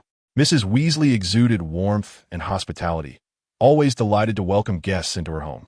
Ron, come down. Eli has arrived. Eli surveyed the Weasley residence. In comparison to Nickelme's home, it brimming with an abundance of magical ambience. The space felt somewhat cramped, yet Mrs. Weasley maintained it meticulously, creating a cozy atmosphere. Brushes in the sink were automatically washing dishes, while sweaters on the chairs were being knitted by themselves, though Eli found it puzzling why one would knit in the summer. A clock adorned the wall, but instead of indicating the time, each hand bore a portrait of a Weasley family member, reflecting their current state. This clearly illustrated Mrs. Weasley's deep concern for her family. Eli, you finally made it. Ron rushed down, brimming with excitement. Ron Weasley, you had better tidy your room before coming down, Mrs. Weasley exclaimed, hands on her hips, startling Ron into stillness. Oh, Eli, please sit down. You must be tired from your journey. Take a moment to rest. Mrs. Weasley always had a remarkable ability to shift her mood, leaving Eli both amused and bemused. Yet, he felt utterly at ease in this environment. He cherished the warm atmosphere of the Weasley home. In his eyes, despite their struggles, the Weasley children were fortunate to have such kind and loving parents. Mom, I've already cleaned everything. Ron protested, looking quite forlorn. Mrs. Weasley let out a sigh, exasperated. I am at my wit's end with you. I must tend to the vegetable garden now, so you be a good host to Eli. Ron, you are fortunate he has arrived. Ginny has been incessantly chattering about chips. It has driven me nearly mad. Ron bounded onto the sofa opposite Eli, sinking into its cushions with enthusiasm. Eli rummaged through his expandable bag, producing a veritable feast of assorted snacks, causing Ron's eyes to widen in delight. Wow. Eli had enhanced the bag through alchemical means, significantly increasing its capacity. Though it could not rival Newt Scamander's marvelous suitcase, it had become akin to a small room, ample enough for him to reside within. He could almost envision a business opportunity, a chance to become a real estate mogul within the magical realm. By Merlin's beard, a sweet voice chimed in, revealing Ginny, who had hurried down at the sound. Ginny, come quickly. If you don't eat soon, your foolish brother will devour everything. Eli called to her with a grin. After all, this was his future sister-in-law. She deserved to be pampered. As for Ron, now transformed into a glutton, Eli playfully swatted him on the head. Can't you leave some for your sister? Ron, cradling his head, mumbled incoherently, but there's still plenty left. Eli shot him a disapproving glance, while Ginny happily immersed herself in the plethora of snacks. Hey Eli, you didn't even inform us. The unmistakable voices of the twins filled the air as Fred and George arrived. We've been concocting numerous new gadgets. Come try them. I assure you, they will leave you utterly astonished. Eli's interest was piqued by their inventions. What are we waiting for? Lead me to them. In a flash, the trio dashed upstairs. The Weasley home resembled a haphazardly assembled wooden cottage, its crooked structure defying the principles of architecture. Inside, the peculiarity of the design became even more apparent. Upon reaching the twins' room, they dragged out a large box from beneath the bed, brimming with prank items of all shapes and sizes. There were even more before, but Percy squealed, and Mum disposed of them all, George lamented. He complained that we were disturbing his studies. Who knows what letters he was writing in there? Eli couldn't help but admire the twins for their unique passion for mischief. Before him lay an impressive array of pranks. This is a firecracker that can launch someone into the air, but no need to worry about fatal outcomes. And this is a vomiting candy, though it is still in the experimental phase. We have no idea what will happen if you consume it. Eli marveled at their distinctive enthusiasm for tomfoolery. George Weasley, Fred Weasley. Suddenly, their mother's voice echoed from the doorway, arms akimbo. The twins froze, akin to mice caught by a cat, hastily shoving the box back under the bed. With a flick of her wand, Mrs. Weasley summoned the box forth from its hiding place, leaving the twins pale as ghosts. I truly never anticipated that you would possess such audacity. Oh, of course. I'm not referring to you, Eli. Would you kindly step outside for a moment? I need to converse with these two rascals. Before Eli descended, he cast a glance at the twins, not out of disloyalty, but rather due to the formidable nature of their adversary. As Eli departed downstairs, a tempest erupted above. Mrs. Weasley unleashed her wrath, leaving the twins utterly speechless. They had once reigned supreme until their mother arrived. The fall of the kings. It seems the duo chose not to descend, likely mourning their lost treasures. Having just faced a raid, Eli could empathize. Eli, has Harry written to you during this holiday? Eli shook his head. Although he had been at the Dursleys, if a friend had sent a letter, his parents would undoubtedly have related. Did he not write to you at all? Not a single letter. Did you write to him? Of course, but we received no response. As if our letters had vanished into thin air. Received nothing.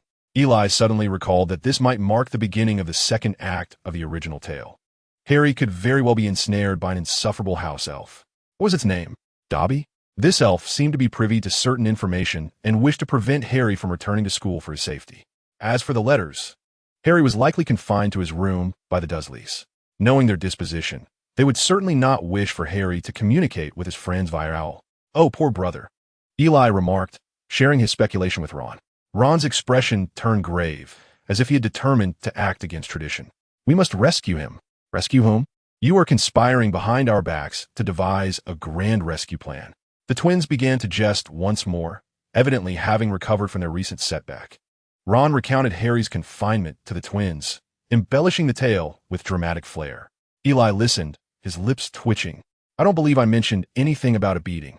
And what is this about a whip? Candles? What on earth? The twins were equally bewildered, yet they knew their brother well.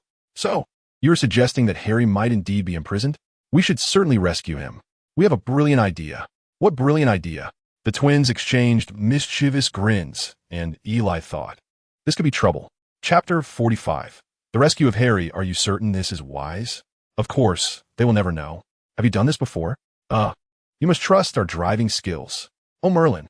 An automobile narrowly soared over the treetops, nearly meeting a disastrous fate. Indeed, it had flown. The twins were piloting Mr. Weasley's enchanted car, en route to rescue Harry, with Ron and Eli in tow. The death-defying antics of the twins caused Eli to break into a sweat. For safety's sake, he retrieved his wand and cast several shield charms upon himself. The Weasleys, true to their Gryffindor lineage, were exhilarated, with the twins and Ron brimming with excitement. Ron was eager to rush into number 4 Privet Drive, wand in hand, to rescue Harry. Eli could only remind him that Azkaban would welcome him. Under Eli's guidance, the vehicle finally arrived at Privet Drive, now cloaked in a shroud of night. Just days prior, the Dursleys were bustling about, preparing their living room. Mrs. Dursley was meticulously decorating the cake she had just baked. Upstairs, the hooting of an owl echoed as Mr. Dursley, vexed while adjusting Dudley's bow tie, shouted up the stairs for Harry. Meanwhile, Harry had managed to calm his somewhat irritable owl, Hedwig. Upon hearing his uncle's call, he pouted and made his way downstairs. "You called for me, Uncle?" Mr. Dursley, without turning around, barked. "If you can't keep that owl under control, I'll toss her out." Harry, feeling helpless, replied, "But Hedwig has been cooped up in her cage. If she could be out for just 2 hours a day." Before he could finish, Mr. Dursley interrupted harshly. "Let her deliver messages to your friends? Dream on." At this, Harry's expression dimmed. He lamented that no one had written to him during the holiday. Not a single letter. Mr. Dursley fell silent, perhaps secretly relishing Harry's misfortune. As Dudley, having tied his bow tie, passed by Harry, he initially intended to shove past him rudely, but suddenly recalled something and sidestepped instead. A smirk crept across Mr. Dursley's face as he remarked, "I believe you should show a bit more gratitude. We raised you and even gave up Dudley's old room for you. That speaks to our good nature. Don't think that just because you've associated with the Potters, you can repay us with ingratitude. This is for the Masons. You can't eat any." Mrs. Dursley removed Dudley's hand from the cake, where he aimed to pluck a cherry, leaving Dudley visibly disgruntled. "They should be arriving shortly." Mr. Dursley gestured for them to come closer. "Now, let us rehearse once more. When the Masons arrive, Penny, you should..." Mrs. Dursley, acting like a performer in a musical, strutted around the living room, proclaiming, "I should be here in the living room, ready to welcome them warmly." Mr. Dursley was quite pleased with her response. "Excellent. And you, Dudley?" Dudley tightened his little suit and puffed out his chubby chest, declaring, "I'll go open the door." "Exactly." Mr. Dursley slowly turned his gaze toward Harry, who stood apart, with Penny and Dudley joining him. The trio cast menacing looks at Harry, reminiscent of Hagrid's three-headed dog. "And you?" Harry pressed his lips together, choosing to remain silent upstairs, as if he were invisible. He had long grown accustomed to this treatment, and his lack of response garnered a nod of approval from Mr. Dursley. Returning to his room, Harry found it improved from the cramped cupboard he had previously occupied, yet to him, it felt no different. He felt an overwhelming sense of alienation, as though he did not belong in this place. Upon opening the door, he was met with the sight of a diminutive, grotesque creature with sagging skin bouncing upon his bed. Terrified, he hastily retreated outside. After a series of explanations, he finally discerned the nature of this oddity, a house elf named Dobby, whose origins were shrouded in mystery, as he seemed reluctant to divulge the identity of his master. Through Dobby's revelations, Harry learned that the reason he had not received any letters was due to this creature's meddling. Yet, he could hardly blame Dobby, for the elf claimed to act in his best interest, insisting that someone intended him harm. Furthermore, this peculiar being exhibited a propensity for self-inflicted harm, as he would bang his head against the cupboard in moments of distress, the noise reverberating throughout the entire building, leaving Harry in a state of panic, fearing it would attract the attention of the Dursleys. Downstairs, the Dursleys were flawlessly entertaining the Masons in the living room, their conversation appearing quite jovial. Just as they were about to reach the 9th hole, a sudden commotion from upstairs caused the Masons to frown and glance sideways, while the Dursleys' expressions froze in place. "Oh, it's just the cat. You know how noisy they can be. I'll go take care of it," Mr. Dursley declared. Hearing his footsteps, Dobby quickly concealed himself in the cupboard. Mr. Dursley forcefully opened the door, exclaiming, "I warned you. You've interrupted my golf joke." He struggled to suppress the urge to shout. Once Mr. Dursley departed, Dobby emerged from the wardrobe, a bundle of letters cascading from his grasp. "What is this?" Dobby asked somewhat sheepishly, hoping Harry Potter would not be upset. "These are letters from your friends. How dare you tell me not to be angry?" Harry had never felt such fury. "Give them to me." "No," Dobby replied, darting out of reach. Realizing the gravity of the situation, Harry felt a surge of dread. Dobby scurried downstairs, standing at the threshold of the living room, and with a snap of his fingers, a pudding cake levitated into the air. A cold sweat broke out on Harry's brow. Dobby, no. Unless Harry Potter promises not to return to school. How could Harry possibly acquiesce to such a demand? Hogwarts was his home. No, I cannot forsake my return. With a gentle push of his hand, Dobby directed the cake to hover ominously above the Masons' heads. The Dursleys' expressions became utterly frozen in disbelief, and Mrs. Dursley's face turned pale.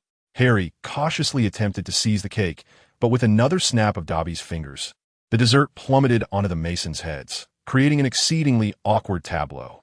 The conversation abruptly soured, Mr. Dursley's face turning a shade of liver before shifting to a deep purple. The following day, he sealed Harry's window. It was not until the arrival of Ron and the others that the situation changed. Their car came to a shaky halt outside the window, startling Harry from his slumber. "What are you doing here?" Upon recognizing the occupants of the vehicle, Harry was filled with exuberance, nearly leaping with joy. Eli gestured for Harry to hastily gather his belongings, then utilized magic to forcibly rip down the security bars.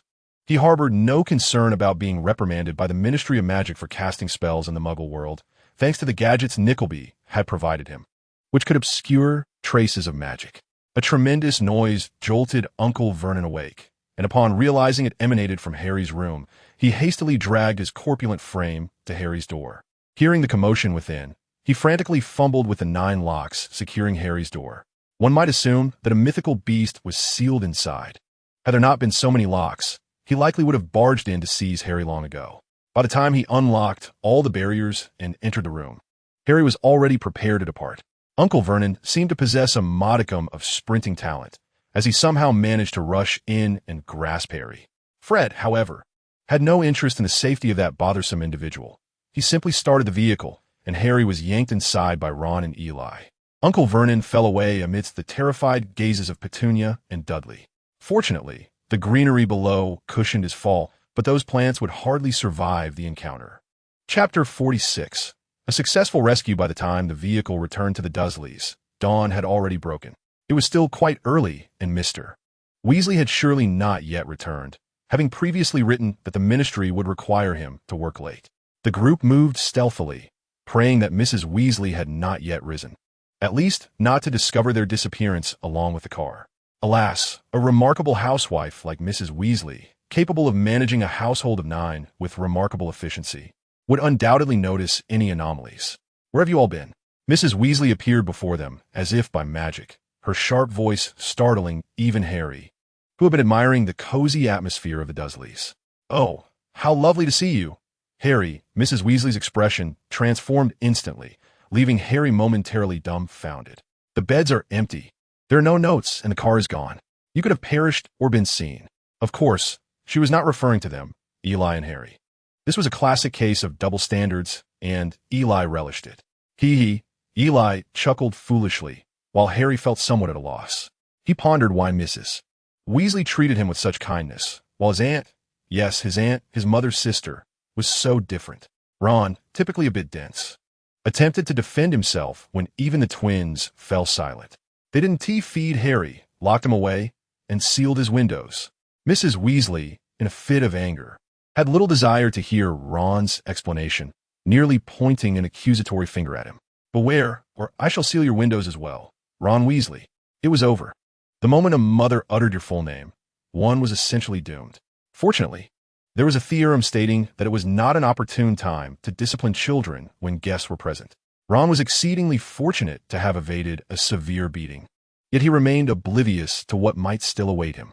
The hour was still early, and Mrs. Weasley, anxious about the well-being of her children, had not even prepared breakfast. Now that they had returned safely, she was determined to ensure her children had a hearty meal. It must be noted that as a member of the Order of the Phoenix, Mrs. Weasley possessed considerable magical prowess. Her exceptional domestic magic was commendable, and it certainly justified her role in vanquishing the Death Eater Bellatrix during the climactic battle. The advantage of rising early was the opportunity to indulge in a delectable breakfast first. Before Mrs. Weasley could set the plates down, the children had already seated themselves and begun eating. "Dig in, Harry. Eat your fill." As a mother, Mrs. Weasley could hardly bear to see her children suffer, particularly someone as kind-hearted as she. Although she had refrained from comment, her heart ached upon hearing Ron recount Harry's experiences at the Dursleys. Light footsteps echoed from the staircase. "Mom, have you seen my sweater?" "Oh yes, I saw it on the cat," came the reply. It was Ginny, just risen and still clad in her pajamas. "Good morning, Ginny," Eli greeted with his mouth full of fried egg, his words barely intelligible. Harry quickly set down his knife and fork. "Hi, good morning." Upon seeing Harry beside her, Ginny suddenly appeared as if she had encountered something astonishing. Without uttering a word, she turned and fled. Eli stifled a laugh. Ginny idolized the savior, Harry Potter, and having previously met him at the Burrow, she had been too shy to speak. Now, with her hair tousled and appearing before her idol, it was only natural for her to feel even more bashful.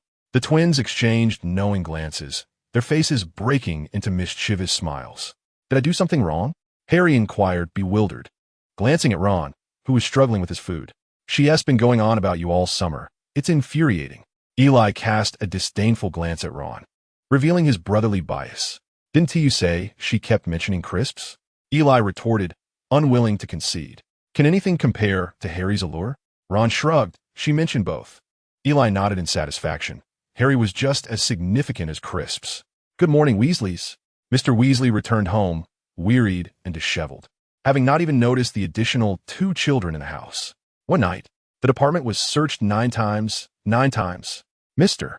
Weasley worked at the Ministry of Magic in the Misuse of Muggle Artifacts office, and recently, the Ministry had been frantically searching for dark magical items, even invading private residences. "Oh, Harry, Eli, it's wonderful to see you. When did you arrive?" It was only upon sitting at the table that he noticed Harry and Eli beside him. "Your sons flew Eli to Surrey in your car yesterday." Upon returning to Harry, the implication was unmistakably clear. It was high time for you to assert your authority as the head of the family and properly discipline your unruly sons. Unexpectedly, Mr. Weasley, with a gleam of anticipation in his eyes, inquired of the others about the performance of the car. He had scarcely driven it since acquiring it, yet he held a deep fondness for this vehicle that resembled a Muggle contraption. Mrs. Weasley, in a swift motion, delivered a sharp slap that skewed her husband's hat askew. Only then did Mr. Weasley adopt a serious demeanor, clearing his throat and stating, "Ahem, this is a perilous matter. You are forbidden from doing so in the future." His expression held no trace of reproach. Soon after, an owl arrived bearing an assortment of letters, which included correspondence from both Harry and Eli. Among these was the school supply list from Hogwarts. "Oh my goodness, so many items. This will not be inexpensive." With the previous defense against the dark arts professor, Quirrell, having turned to dust, a new instructor had arrived. Based on Eli's understanding of the narrative, this individual was a self-absorbed charlatan. Through a masterful obliviate spell, he had appropriated the adventurous exploits of others, transforming them into novels, and had become a figure of great renown.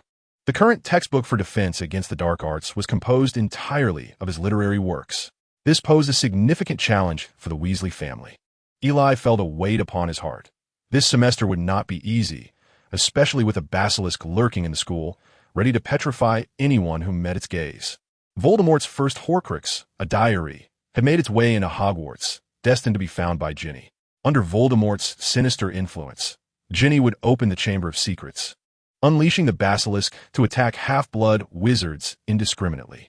Many students fell victim, merely fortunate enough not to meet its gaze directly, resulting only in petrification.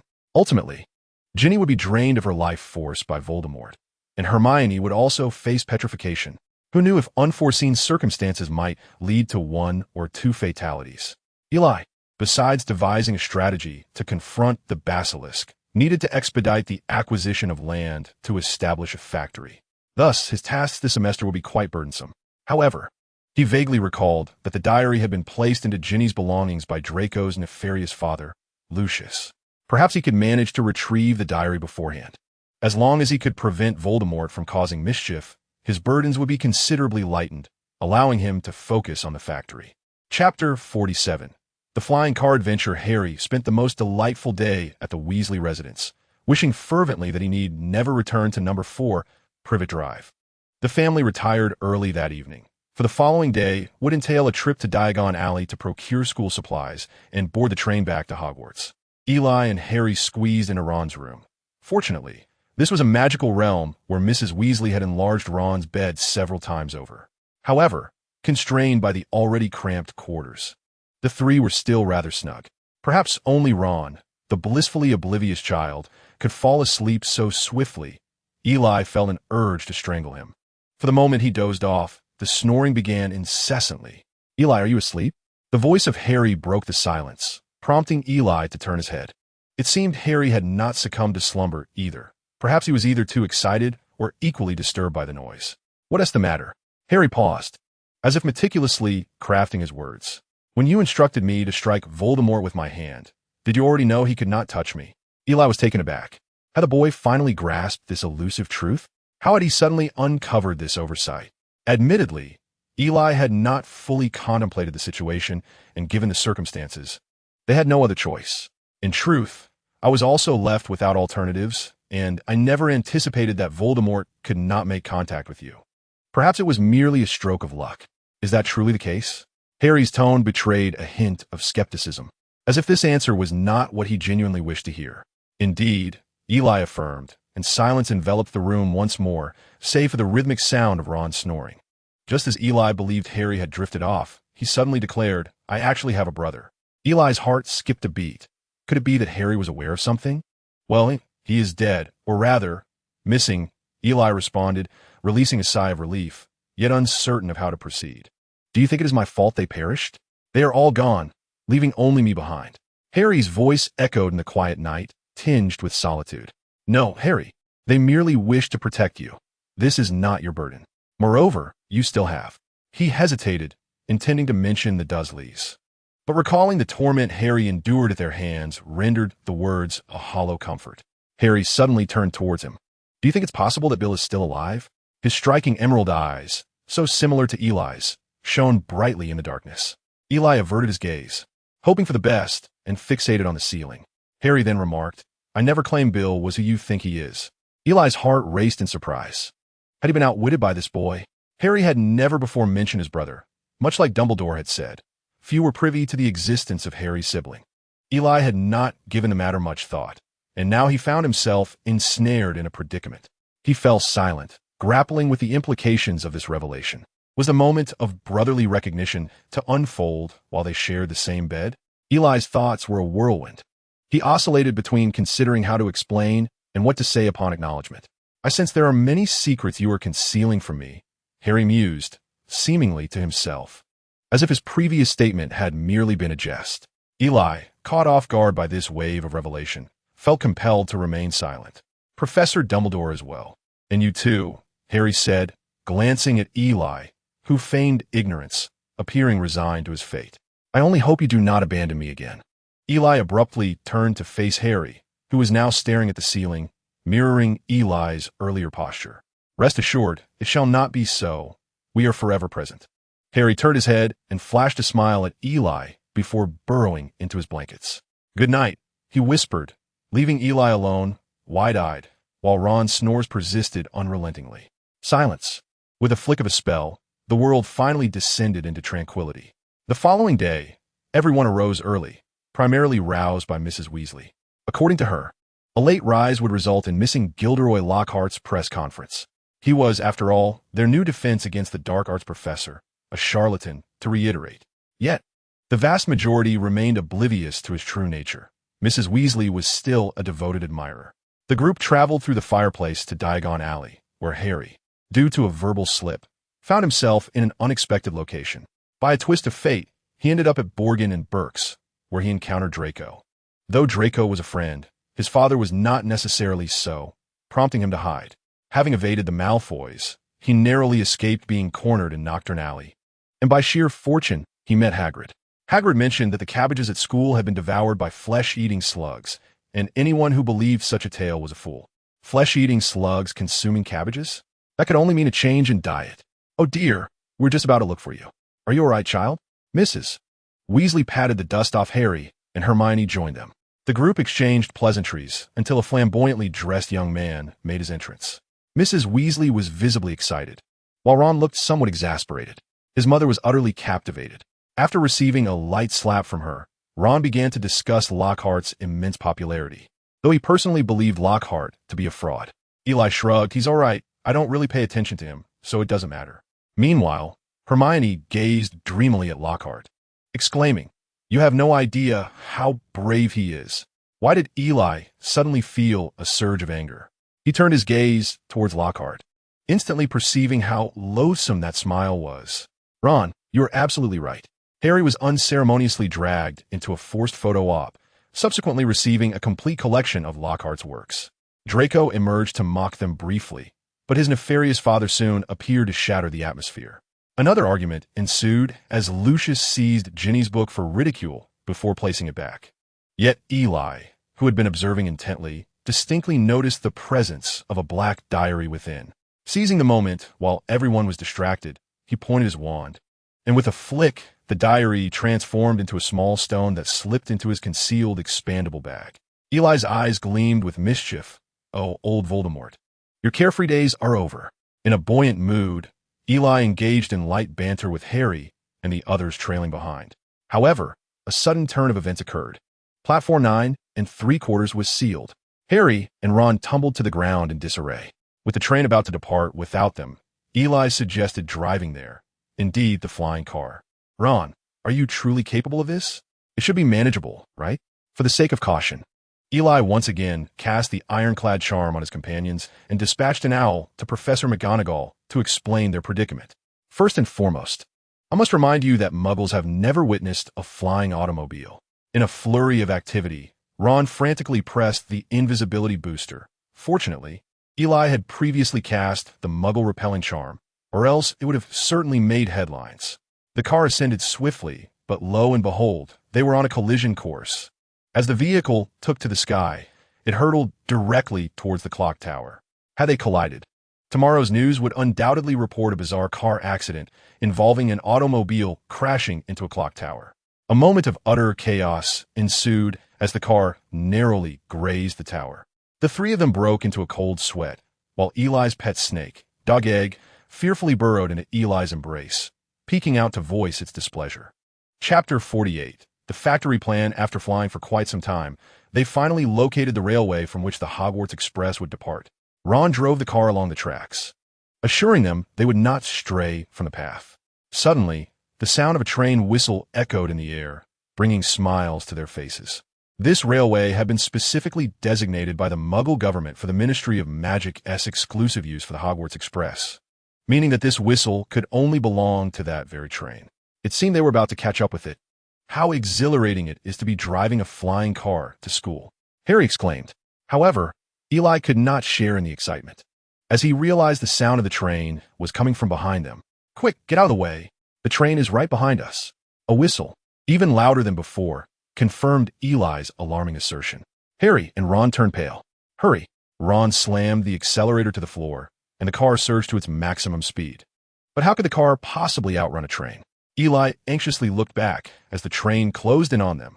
"Steer to the side," Harry shouted urgently, and Ron swiftly turned the steering wheel. The vehicle veered off the tracks, narrowly avoiding a catastrophic collision with the train. However, those who have passed their driving tests know well that one must never jerk the steering wheel in the event of an accident. Eli and his friends were now experiencing the consequences of such a reckless maneuver. The entire car began to spin in midair, leaving them in a state of disarray. The owl trapped in its cage screeched in terror. Clearly, the car Mr. Weasley purchased was no luxury vehicle. It lacked even a basic cushioning charm. With a jolt, the door on Harry's side unexpectedly swung open, and the loss of balance sent Harry tumbling out. "Harry!" Eli exclaimed in shock. Fortunately, Harry reacted quickly, grabbing hold of the door, but at such a high speed, he could not maintain his grip for long. "Hold on, Harry. I'll pull you back." Eli urgently extended his hand to help Harry, but he was hardly able to lift him with sheer strength alone. "Damn it, I'm a wizard. Harry, come here." Suddenly, Harry was thrust by a tremendous force, bringing him alongside Eli. Whether it was the wind or sheer fright, each strand of Harry's hair stood on end, and his lips drained of color. The thrill was overwhelming. Eli hastily secured the car door while Ron struggled to stabilize the vehicle. The journey was filled with unexpected surprises, and at such a tender age, they were already grappling with the trials of life. The train had long vanished from sight, and it was certain they would arrive late. As they approached the school, night had already fallen, and they would undoubtedly miss the sorting ceremony. Ron gradually maneuvered the car to descend into an open area.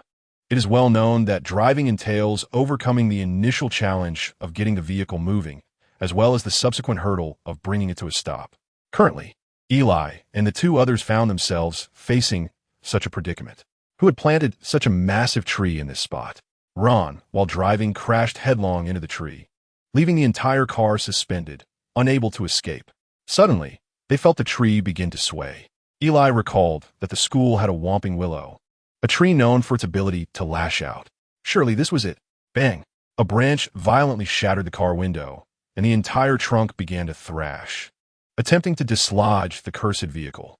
Ron, already fraught with anxiety, desperately struck the steering wheel with his wand, hoping to conjure some magic. Alas, fate was cruel. While he failed to cast a spell, his wand snapped in two. Gazing at the broken wand, Ron's face turned ashen. Eli could not allow the whomping willow to wreak havoc, as he would be liable for the damages. Compensation was simply out of the question. Swiftly, he cast a powerful spell that enveloped the entire tree, rendering the once violent whomping willow immobile. As the car tilted precariously, it began to descend slowly. Bang! Bang! Bang! The vehicle seemed to give up altogether, ejecting the three of them in an instant, followed by the luggage from the trunk, which was unceremoniously discarded as the car sped away. Eli was left dumbfounded. Had the car become sentient? As they watched the vehicle dash into the forbidden forest, despair clouded Ron's eyes. With his wand broken and the car gone, hope seemed lost. With no other option, they grabbed their belongings and hurried towards the Great Hall. Along the way, Harry recounted his peculiar encounters with house elves to the others. Before they even reached the hall, they found themselves summoned to Professor Snape's office. After a thorough scolding from Snape, Harry and Ron were utterly humiliated. What about Eli? He was of no concern. Snape's primary targets were Harry and Ron. It was a stroke of luck for them that Mr. Hall had been so considerate. Otherwise, they would have been expelled for violating numerous wizarding laws and school regulations. Slytherin gained 20 points. Harry, Ron, Eli, hooray. Due to Eli's intervention, they actually did not cause much trouble, only losing a vehicle and arriving late, which essentially amounted to compensating for Lou's emotional distress. Lou lamented, "I was just sleeping there when suddenly I received a hefty hit." Imagine the damage such an impact could inflict on a tree that has stood for decades. Ultimately, it was Dumbledore who arrived with Professor McGonagall to defuse the situation. While Snape immediately pointed at Harry and Ron, eager to lodge a complaint, Dumbledore managed to calm Snape, stating, "All right, Mr. Potter and Mr. Weasley may return to the Great Hall. Today's tard is quite delightful. Eli, come with me," he added. "Once in the office." Dumbledore's phoenix, perched on the stand, bowed respectfully to Eli and cheekily rubbed against him. Hey, you silly bird, don't come over here. I warn you." Ili exclaimed. Fawkes. Dumbledore's words had a significant effect on Fawkes, who promptly stood upright, though he occasionally cast glances at Eli. Eli shifted slightly, wishing to distance himself from the mischievous bird. "I hear you wish to establish a potion factory?" Nick had relayed the information, leaving Eli bewildered. Had he been sold out again? Yet, he maintained his politeness, replying affirmatively. Dumbledore nodded, acknowledging the importance and significance of the matter, assuring Eli not to blame Nick for informing him. "I can assist you," he offered. Eli instantly perked up, but remained somewhat wary. Dumbledore, being astute, could undoubtedly read Eli's expression and smiled with a touch of resignation. "Do not be anxious. I seek nothing from you. I merely hope that you manage this factory well, as it will contribute to the magical community." Eli's demeanor softened. He realized that playing mind games with such a cunning old fox was futile. "How do you intend to assist?" Dumbledore produced a stack of contracts, stating, "This is the legacy of the Potter family, a magical shampoo factory. After your parents' untimely demise, I regret my impertinence, but the family's legacy was temporarily entrusted to me as per James's prior instructions." He handed the contract to Eli. "Now, it is returned to you, so it may be rightfully restored." Eli examined the contract in his hands, feeling a whirlwind of emotions. Indeed, it had returned to its rightful owner, and he owed Dumbledore his gratitude. The Potter family had built their fortune on the sale of magical shampoo, establishing themselves as a notable family, now primarily inherited by Harry. Could Snape's aversion to washing his hair be due to the fact that the shampoo is produced by the Potters? Chapter 49. Success at last. I believe we should seize the moment and begin transforming the factory, Eli suggested. Now, he asked, somewhat taken aback, though he could surmise why Dumbledore was so invested in the potion factory's affairs. With Dumbledore's keen insight, he could clearly perceive the potential success that such a venture could bring. As Voldemort's imminent resurgence looms, and the Death Eaters stir restlessly, he yearns to expedite the completion of a project that could profoundly influence the majority of the magical realm. Thus, when the time comes, resisting Voldemort will be considerably easier. He places immense trust in Eli, not only due to his lineage as a descendant of the Peverils, but also because he perceives that Eli, unlike Voldemort, would not choose to harm others. Eli possesses family and friends. In his own words, he understands love and the value of being loved. Voldemort, a product of a potion, is inherently incapable of perceiving love. Dumbledore's current intention is to assist Eli in establishing the layout of the potion factory with utmost urgency. If you have no pressing matters at hand, Dumbledore's meaning is abundantly clear. It is better to act sooner than later. Eli nodded in agreement, finding this perfectly aligned with his own sentiments. Dumbledore extended his arm, and Eli placed his hand upon it. "Fawkes, I beseech you," Dumbledore called as the phoenix soared above them, suddenly enveloping them in flames. In an instant, they experienced the familiar sensation of spatial transition, and after a brief passage of time, the world transformed dramatically. "Where are we?"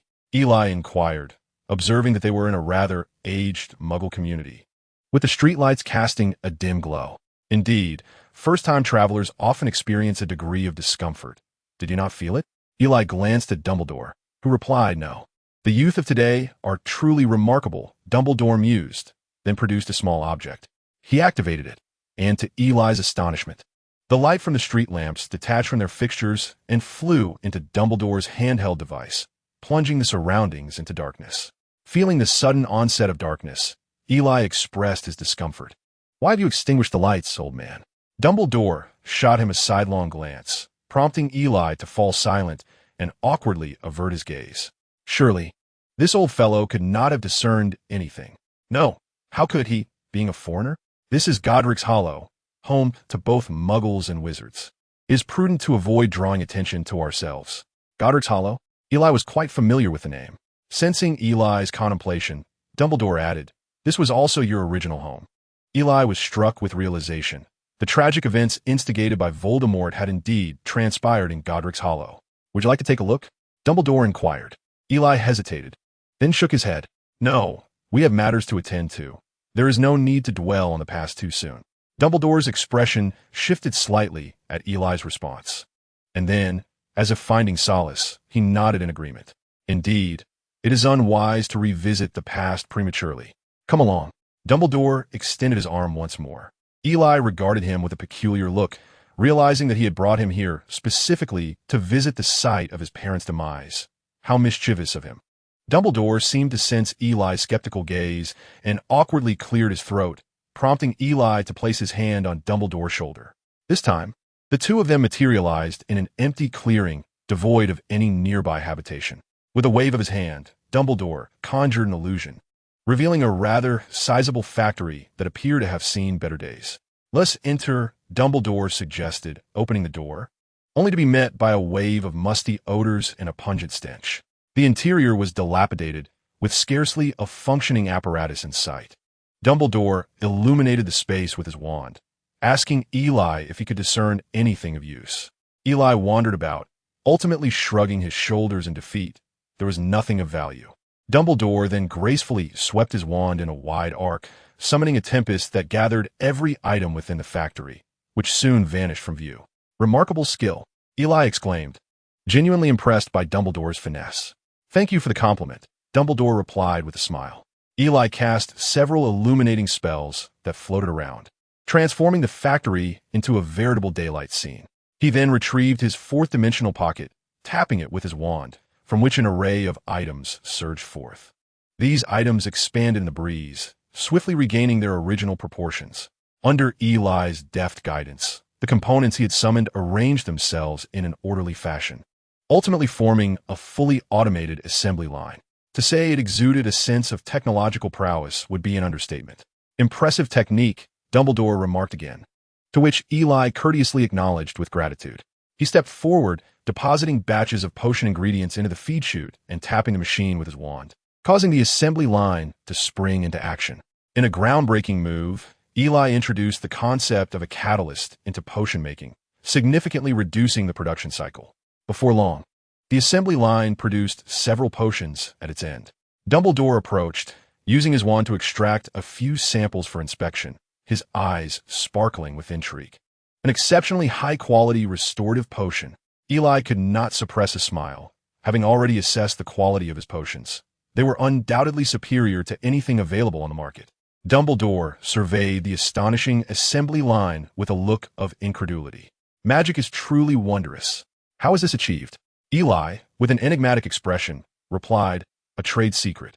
Dumbledore cast a knowing glance at the young prodigy and affectionately patted his head. Ah, please refrain from patting my head. It stunts my growth. Eli protested, recalling his brother Harry Potter's future height with a sense of dread. Dumbledore chose not to press further, respecting Eli's privacy. For Eli, this was indeed his ace in the hole. To dominate the potion market, a vast output coupled with exceptional quality was indispensable. The method to achieve all this mirrors the precise pharmacology that Eli originally researched. He developed specific formulas for various potions, which were then input into the alchemical apparatus. The machines consistently produced with remarkable accuracy, allowing Eli's assembly line to generate a continuous supply of high-quality and highly stable potions. Dumbledore waved his wand once more, chanting a series of convoluted and peculiar syllables. Eli could vaguely discern some of the incantations. They were in the ancient tongue. He could now distinctly feel an overwhelming surge of formidable magical energy rippling through the air. Had this power harbored any malice towards Eli, he would have surely met his demise. The thought of Dumbledore, a legendary wizard, wielding his wand and chanting for such an extended period sent shivers down Eli's spine. It was easy to surmise that these were protective enchantments. The casting of the spell lasted over 10 minutes, and only then did Eli sense the magical energy gradually stabilizing, as if an additional layer of confinement had enveloped the surroundings. He could guarantee that such a level of enchantment would thwart even Voldemort. Should he not exert his full power? A parchment slowly materialized from a void. Dumbledore handed it to Eli, stating gravely that only those whose names were inscribed by Eli would be permitted entry into this place. Eli examined the parchment, finding it indistinguishable from ordinary sheepskin. He then produced a quill and inquired about Dumbledore's full name. Naturally, Dumbledore was allowed access to this location. Eli had unwavering trust in him. Albus Percival Wulfric Brian Dumbledore. A glint of cunning flickered in Dumbledore's eyes. Eli suggested, why not inscribe it yourself? Chapter 50. Cedric, the first name written on the parchment, was Dumbledore's. Upon Eli completing the inscription, the ink seemed to be absorbed into the paper, vanishing without a trace. I have arranged for someone to assist you. He has set up a shop for you in Diagon Alley. Should you require anything, you may approach him, though he may seem rather unreliable. He can indeed accomplish many tasks that others cannot. Who? Montague Flitch. Having sorted out the potion factory matters, the two returned to the school. They certainly missed the banquet, as the students had already retreated to their respective common rooms. What is going on? Is Dumbledore expelling you? I can contact my father to exert pressure on them. Eli quickly interrupted Draco, assuring him that Dumbledore had no intention of expelling him. He merely wished to discuss the day's events in full to avoid any oversights. For the Ministry of Magic was rather neurotic about such matters. Draco nodded in understanding. Being from a prominent magical family, he was well aware of the Ministry's character. Now that the Scarhead has gained notoriety, have you seen the smug look on Weasley's face? Draco seethed at the thought of Ron's self-satisfied demeanor, questioning why he was not the one in the spotlight. Ron was asking everyone he encountered, how did you return to school? Then he would proudly declare, I drove here. In their youthful exuberance, everyone naturally gravitated towards such thrilling matters. Many on the train had caught sight of that car, particularly the Gryffindor Lions, who looked upon Ron with palpable envy. Although the other houses did not exhibit the same fervor as Gryffindor, they were nonetheless quite intrigued. Even the Slytherin snakes occasionally fantasized about showcasing their own flying car before the train. The first lesson of the second year was herbology. In the third greenhouse, A group of young lions and snakes were chattering incessantly. Quiet down, children. Professor Sprout, the herbology instructor, arrived a bit late, dressed as though she had just finished tending to her plants. Having not seen each other over the summer, the young wizards had an abundance of chatter. Such is the nature of children. It seemed they had not heard Professor Sprout's words. With a hint of exasperation, she tapped a flower pot with her wand. Settle down, children. Only then did the young wizards fall silent. Before them lay small plants cultivated in tiny pots, all of the same variety. Eli immediately recognized the herb as mandrake. After enduring an entire month of its leaves over the summer, he certainly knew it well. Today, we shall learn about the mandrake. Can anyone tell me what a mandrake is? Typically, during such questioning segments, Hermione was always the most eager participant, and this occasion was no exception. In the entire greenhouse, only Hermione raised her hand first. The professor gladly called on her. Feeling a rush of excitement at the prospect of speaking, Hermione took a deep breath. The mandrake can cure petrified creatures, but it is also quite dangerous. Its cry can be deadly. The professor was thoroughly pleased. Excellent. 10 points to Gryffindor. Today, our task is to repot these mandrakes. Our mandrakes are still seedlings. Their cries may not be fatal, but they can certainly induce sleep for several hours. Professor Sprout picked up a pair of earmuffs. I have provided each of you with a pair. Be sure to wear them. Everyone picked up the earmuffs in front of them, and once they were all donned, Professor Sprout lifted one of the pots, gripping the base of the mandrake. Watch closely, grasp their base, and pull firmly. With a determined tug, the professor revealed the mandrake's root, which resembled a small doll, albeit rather unattractive. The moment it was uprooted, the small doll emitted a sharp scream. Everyone winced at the piercing sound, which was indeed quite jarring. Eli could distinctly sense the magical essence within its cry, though it was muffled by the earmuffs. In his conceal bag, he had several living mandrakes. Now his inconspicuous expandable bag has nearly transformed into a fourth-dimensional pocket, harboring an astonishingly vast space within. During lunchtime, while everyone was dining in the auditorium, a gray owl suddenly swooped in. All eyes were drawn towards it. This was certainly not the time for delivering messages. Ron immediately recognized the owl as his family's foolish bird, Errol. Eli observed clearly that the owl clutched a crimson envelope in its talons. A howler? The owl promptly buried its head into Ron's plate, eliciting a chorus of laughter from the surrounding crowd. Eli silently mourned for Ron. Holding his nearly severed wand, Ron stared vacantly at Harry. I'm doomed. Harry, too, found no comforting words. Indeed, he was doomed. You'd best open it. I disregarded my grandmother's howler once, and the consequences were severe. Neville's face still bore traces of apprehension. Trembling, Ron prepared to unveil the envelope. Unable to bear it any longer, Eli pointed his wand, casting a barrier around Ron, rendering his voice inaudible. The gathered spectators gazed at Eli in astonishment. Such a display was unprecedented to them. Yet, there was a tinge of regret for the lost opportunity to witness the unfolding drama. Despite the silence, Ron's ashen countenance spoke volumes about the gravity of the situation. This was merely a minor episode. The true highlight of the day lay ahead. The dueling club was set to hold its first assembly of the academic year. Following last semester's activities, aside from the 5th to 7th years preoccupied with exams, a significant number of students from other years had joined the dueling club. Initially, many had been hesitant or entirely disinterested. However, as the dueling club ignited a fervor for learning, numerous individuals feared falling behind and subsequently enlisted.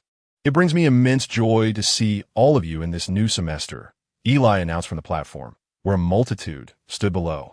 Due to the overwhelming turnout, Professor McGonagall had to relocate the gathering to a larger classroom. Professor Flitwick was absent.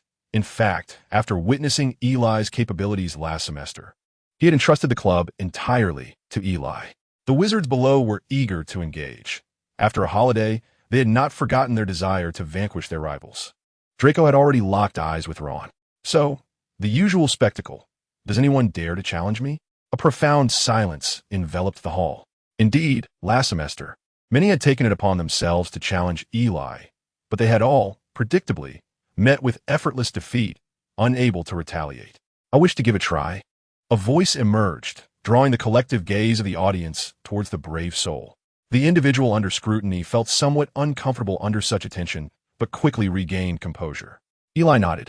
At the very least, the challenger exhibited remarkable steadiness. "I am Cedric Diggory, a fourth-year student, and I humbly seek the guidance of the president." Chapter 51. Gilderoy Lockhart. Eli found himself momentarily distracted, gazing at the polite young man before him.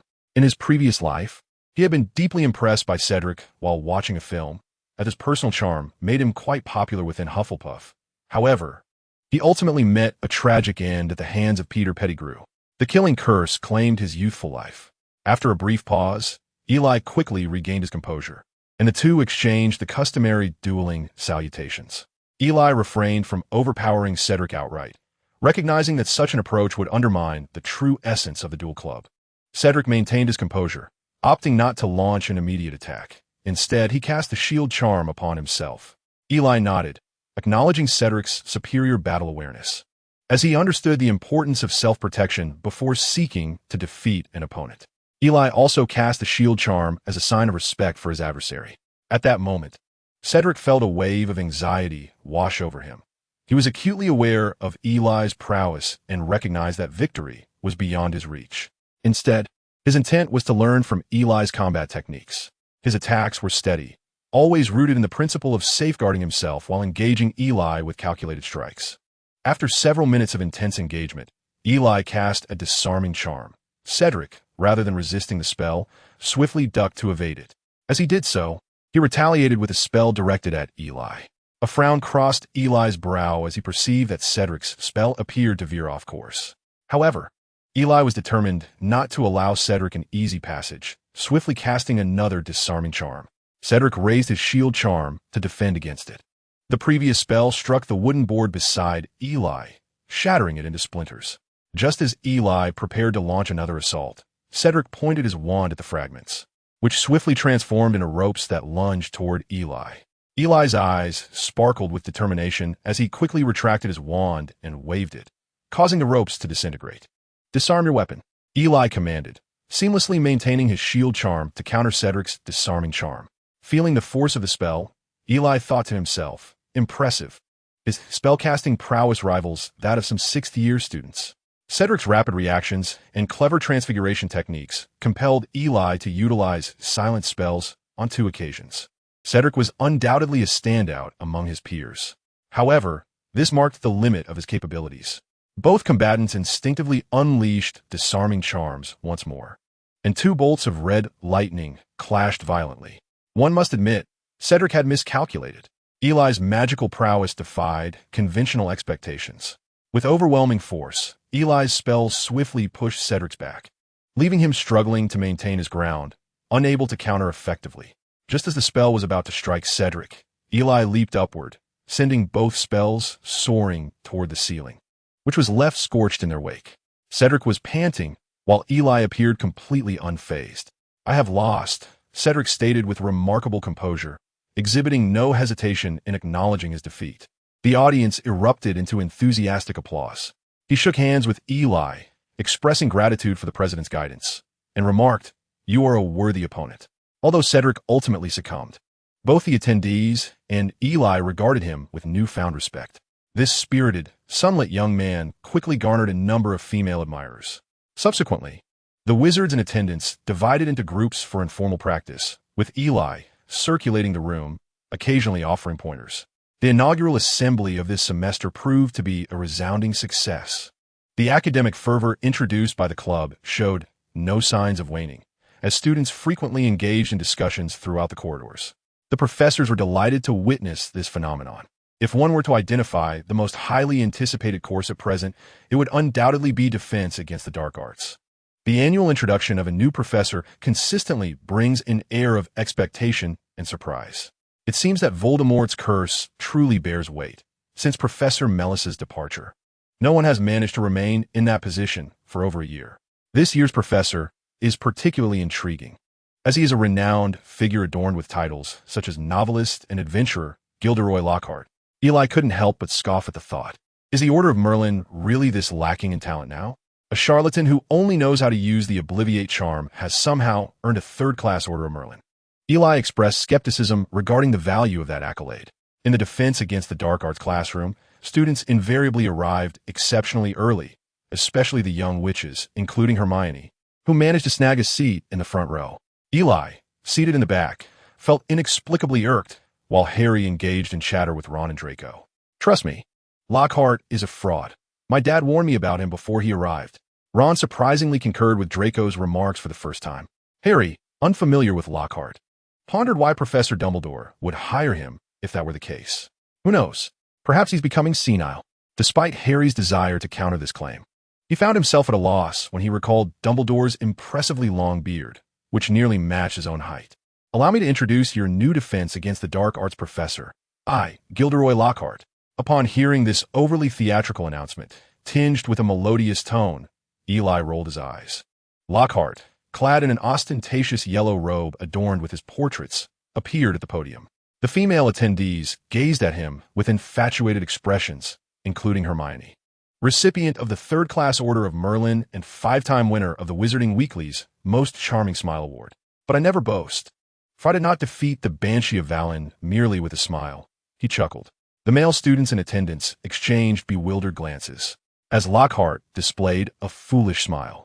Believing it to be charming yet resembling a troll, the boys present wore expressions of confusion. Only the girls seemed to succumb to infatuation. Eli gazed at the flamboyant figure at the podium, wishing he could impart a few dark spells. Harry and his companions nearly retched. To add to the absurdity, that individual distributed a worksheet to assess their preparatory knowledge. Upon seeing the question regarding his favorite color, Eli scoffed. Who cares? I'll just write poop yellow. He hastily scribbled on the paper. Lockhart critiqued the answers on the spot, shaking his head, remarking, Look, hardly anyone remembers that I adore lavender. Ah, Mr. Hall, I believe you ought to take your study seriously. What is this nonsense you've written for my favorite food? A big bag? I don't know what that is, but I'm certain you're mistaken. Eli was utterly speechless, while Harry and his friends laughed without mercy. Only Miss Hermione Granger understood that his aspiration was to eradicate evil from the world and promote his exclusive hair care potion. The more he spoke, the more heartfelt his expression became, even winking at Hermione, who flushed crimson. Eli's gaze could have killed if he unleashed the killing curse. It would undoubtedly hit its mark.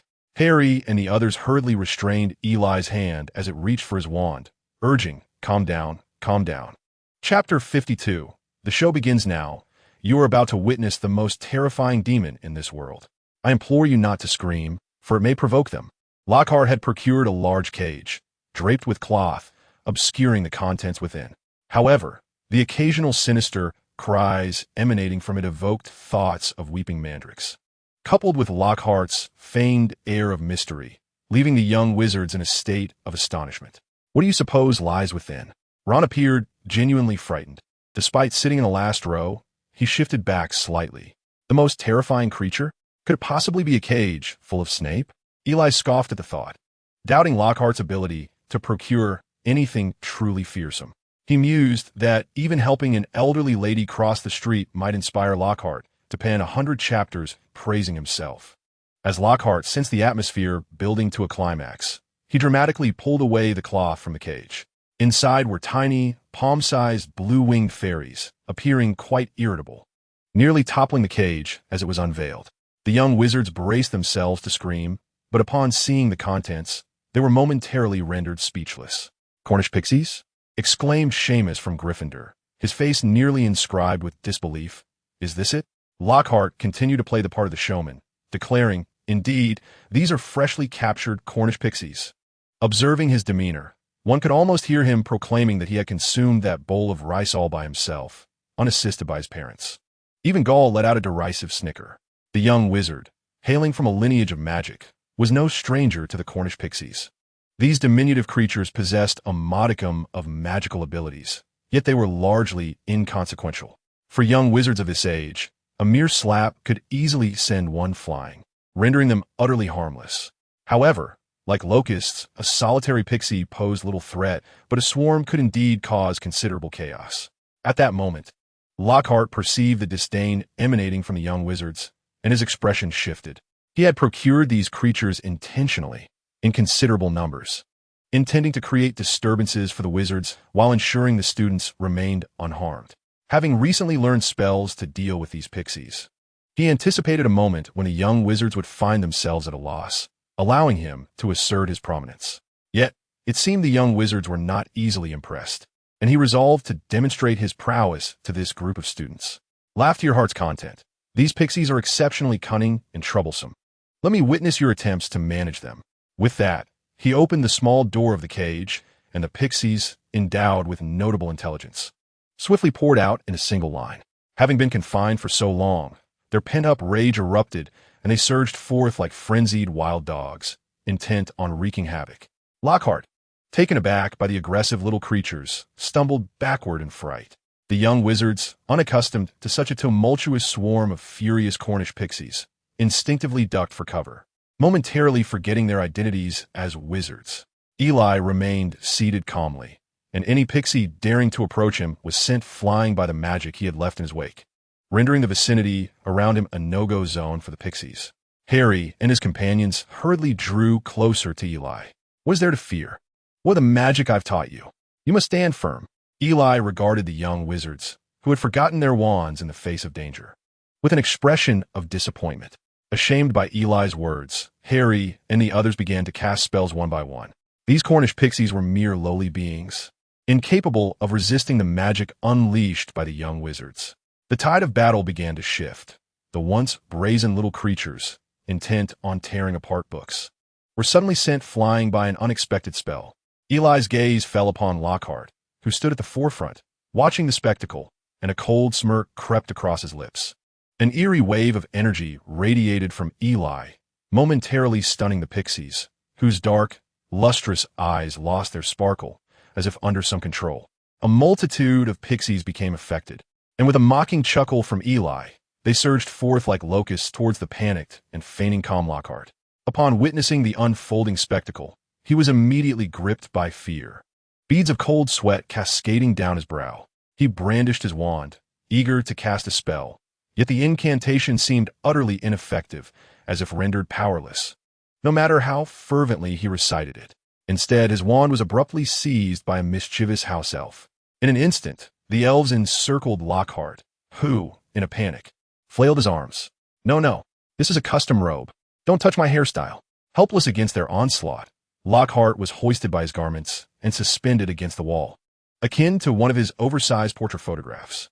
The young witches and wizards began to rally, brandishing their wands in defiance. Most of them were members of the dueling club and had significantly enhanced their magical prowess. Naturally, they found it quite effortless to handle these seemingly intimidating house elves. Hermione caught sight of the unflappable Eli, who effortlessly swatted away the elf tugging at her hair.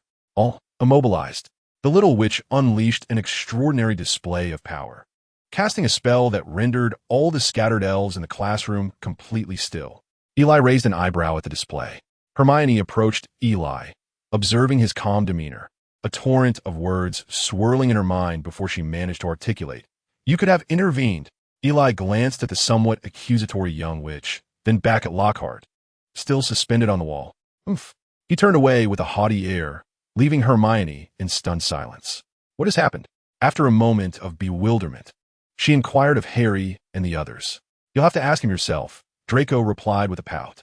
This bizarre lesson in defense against the dark arts quickly became the talk of Hogwarts, particularly Lockhart's utterly ineffectual response that left the students astounded. Eli, however, paid little heed to the commotion, engrossed instead in a letter that bore a succinct message. Personnel have arrived. This note, from Nicklemore, confirmed his earlier promise to support Eli's potion factory, now in operation with a batch of house elves dispatched to assist. The proposal was Eli's own, utilizing the unwavering loyalty of house elves to manage the factory. He withdrew to a secluded spot, and in a swirl of transformation, a magnificent bird materialized before him.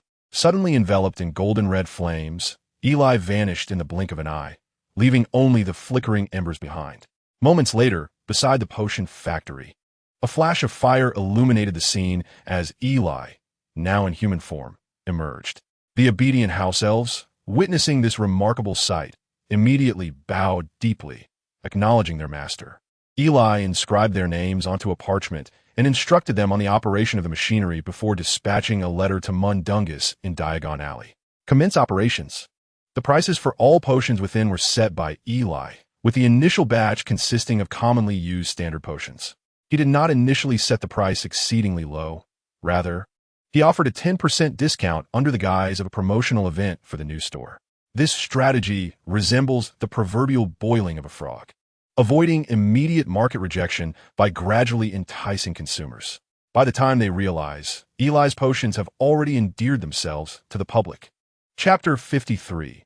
Booming sales. The efficiency of the potion factory is remarkable, with the first batch of potions already produced. Eli assigned a seamless expandable box to the transportation ferries, capable of holding a considerable quantity of potions. Additionally, he designated 3 ferries for protection. Even a wizard attempting to assault them would find it a futile endeavor. It is worth noting that while house elves lack wands, their magical prowess generally surpasses that of human wizards. Their magic appears innate, as natural as an extension of their limbs. In a distant part of the factory, there is a specially designated house serving as a transfer station, equipped with a fireplace linked to the flue network of the Diagon Alley shop. The transporters utilize this location to deliver potions to the store, ensuring the factory remains concealed. Simultaneously, a commotion unlike any other in Diagon Alley drew the attention of all passersby. Good news, good news! The new store is opening, and a grand sale is on. A 10% discount for everyone.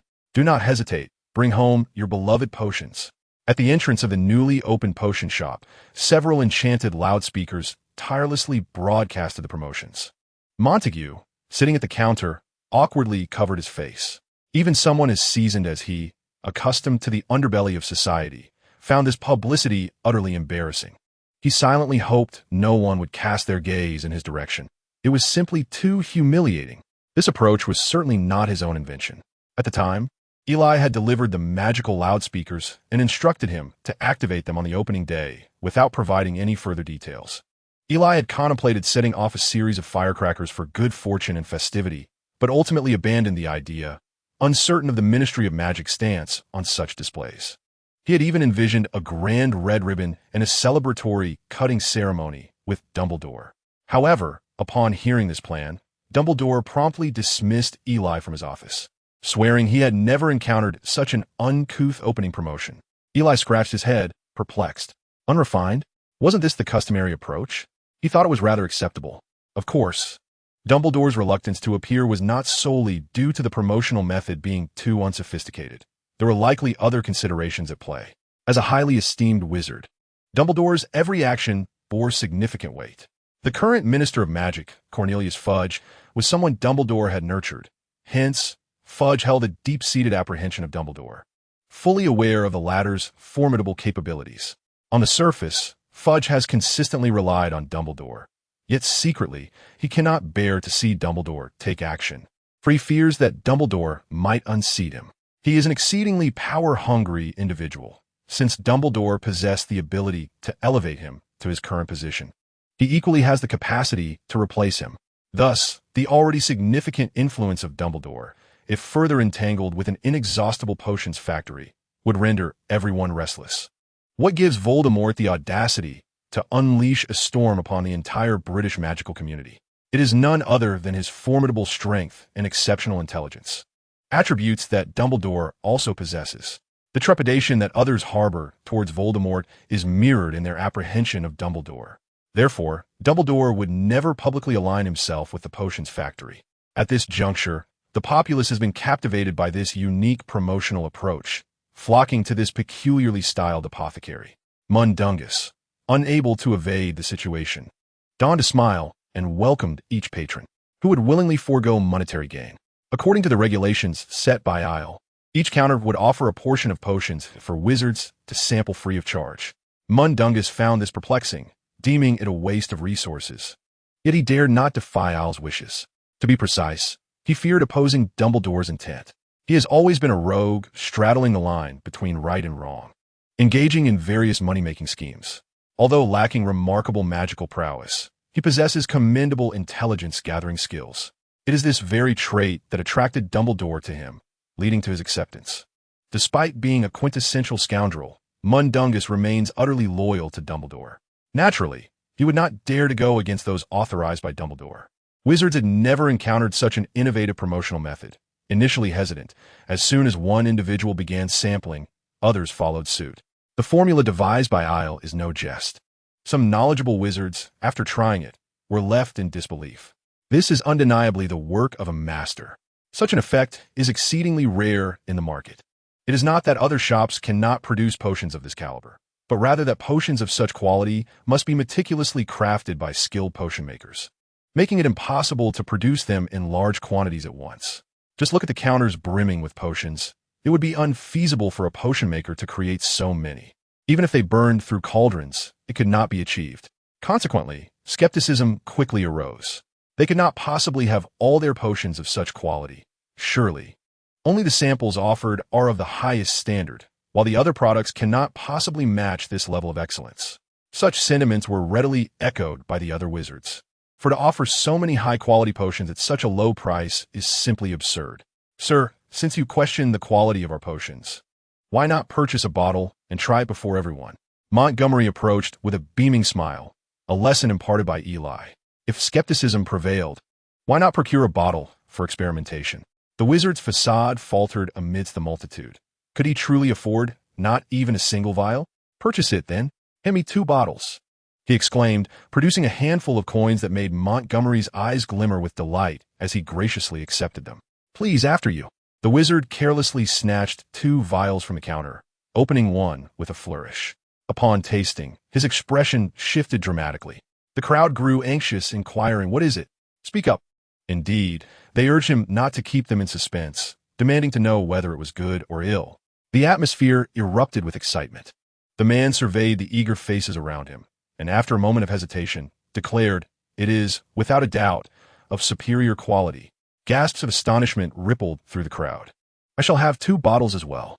Unable to contain their enthusiasm, a patron tossed coins to Montgomery, eagerly unsealing a potion. "It truly is exceptional. I must have 5 more. No, 10. The scene became a frenzy, with some vying to seize the precious vials. The initial tester, witnessing the uproar, wore a grim countenance and, with a scoff, exited the shop. Montgomery observed the retreating figure with a glint of mockery in his eyes. This individual had been dispatched from rival establishments to gauge the situation and sow discord. Yet, the potion's quality stood unwavering, witnessed by all present, leaving no room for deception. This turn of events played splendidly into Eli's hands, serving as a resounding advertisement for him. Chapter 54.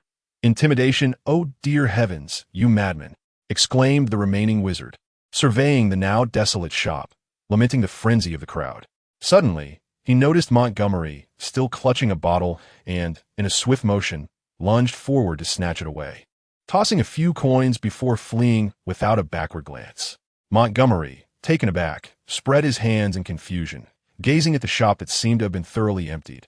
A foolish grin plastered on his face.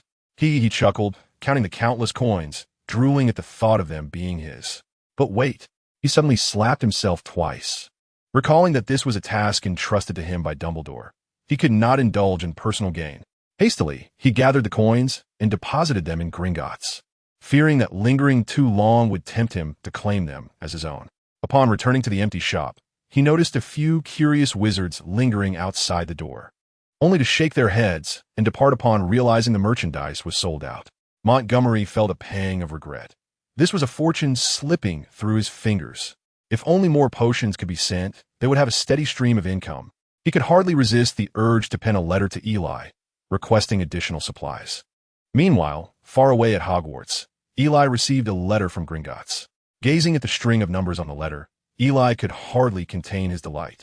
In just one day, they had amassed a staggering 10,000 gallons. This figure is one that many wizards may never see in their lifetime. This achievement was the result of his deliberate decision to limit the quantity of goods available. Indeed, restricting the daily output was Eli's brainchild. Firstly, it served as a strategy of scarcity marketing, effectively igniting the shopping enthusiasm among the wizards. Secondly, rarity enhances value. If they satisfied the customer's desires too quickly, how would they continue to sell afterward? At this nascent stage of his business, he sought to generate buzz. He aimed to create a scene of frenzied demand, leading to a supply shortage. In doing so, people would come to fully believe in and anticipate the wonder of his products. Furthermore, this tactic was also intended to quell the fears of his competitors. If his products not only surpassed theirs in quality and price, but also boasted a substantial inventory. It would inevitably provoke market rejection in the shortest time possible. His shop could very well face collapse due to unforeseen circumstances in just a few days. He desired the effect of a frog slowly being boiled in water. By the time they realized the shop was a formidable beast rather than a mere cat, it would be too late. The emergence of the Phoenix Potion Shop had created quite a stir in the British magical community. Many began to discuss this peculiar establishment. With its exceptionally high-quality products offered at prices beneath the market average, was this not madness? The potion industry buzzed with speculation, but it remained merely talk. To them, such a small shop was merely a fleeting moment of prowess upon opening. Boss, that shop's potions are no trifling matter. Their quality is indeed superb, and their prices are only 90% of ours. The speaker was the man who had just tested their potions in the shop, now reporting his observations to the dapper gentleman across from him. The latter scoffed, dismissing their capabilities as trivial. They might have already sold out their entire stock of high-quality potions, which was of no concern. Such sentiments were not unique to him. All potion merchants shared the same outlook. To them, it was merely a matter of gimmicks. After years in the potion business, they were hardly oblivious to such tactics.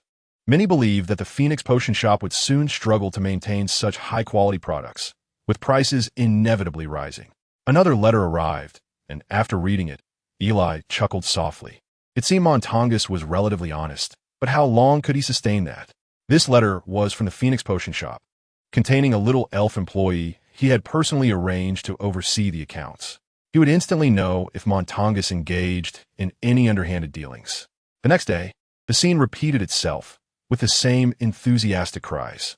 Montongus had donned a set of clothes he must have saved for ages, looking far more polished than before.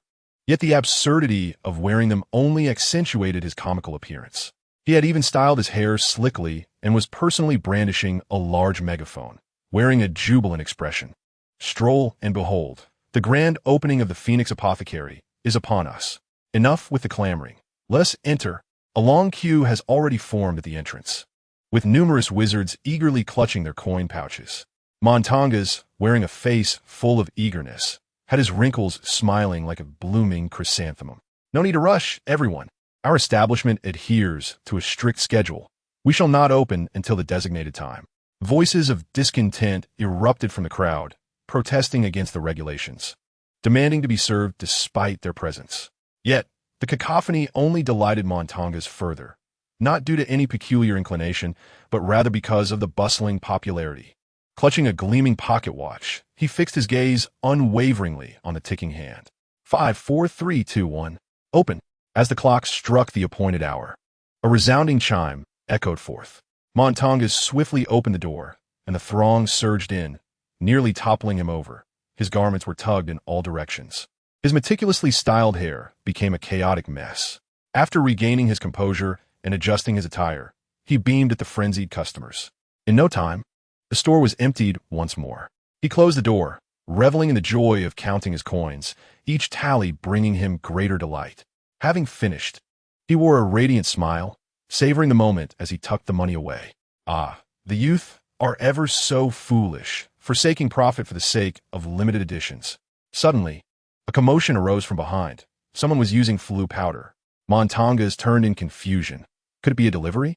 Instead of a house elf, a slender, pale red-haired youth clad in a formal wizarding robe appeared, curiously surveying the shop.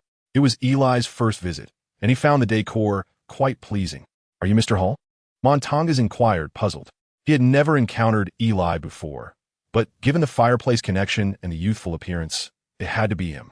Eli regarded the somewhat comical middle-aged man before him and couldn't he help but chuckle lightly as he leisurely approached, tapping the empty counter with his fingers. Montongus flinch. "Thank you for your hard work managing the shop," Eli remarked, casting a fleeting glance at him before continuing to scrutinize his surroundings with interest. Montongus rose, rubbing his palms together with a grin. "Oh, it's no trouble at all, not at all." Eli maintained a cool smile, yet the oblivious Montongus failed to perceive the chill. "With such dedication, perhaps I ought to consider a raise for you?"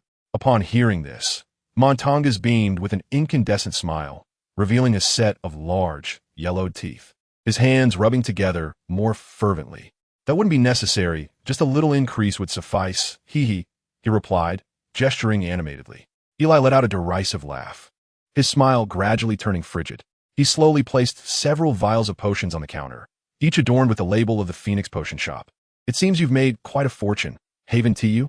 Montangus paused, his smile stiffening, before hastily responding, "This is all for Dumbledore for you." Eli's smile vanished in an instant. Mind control.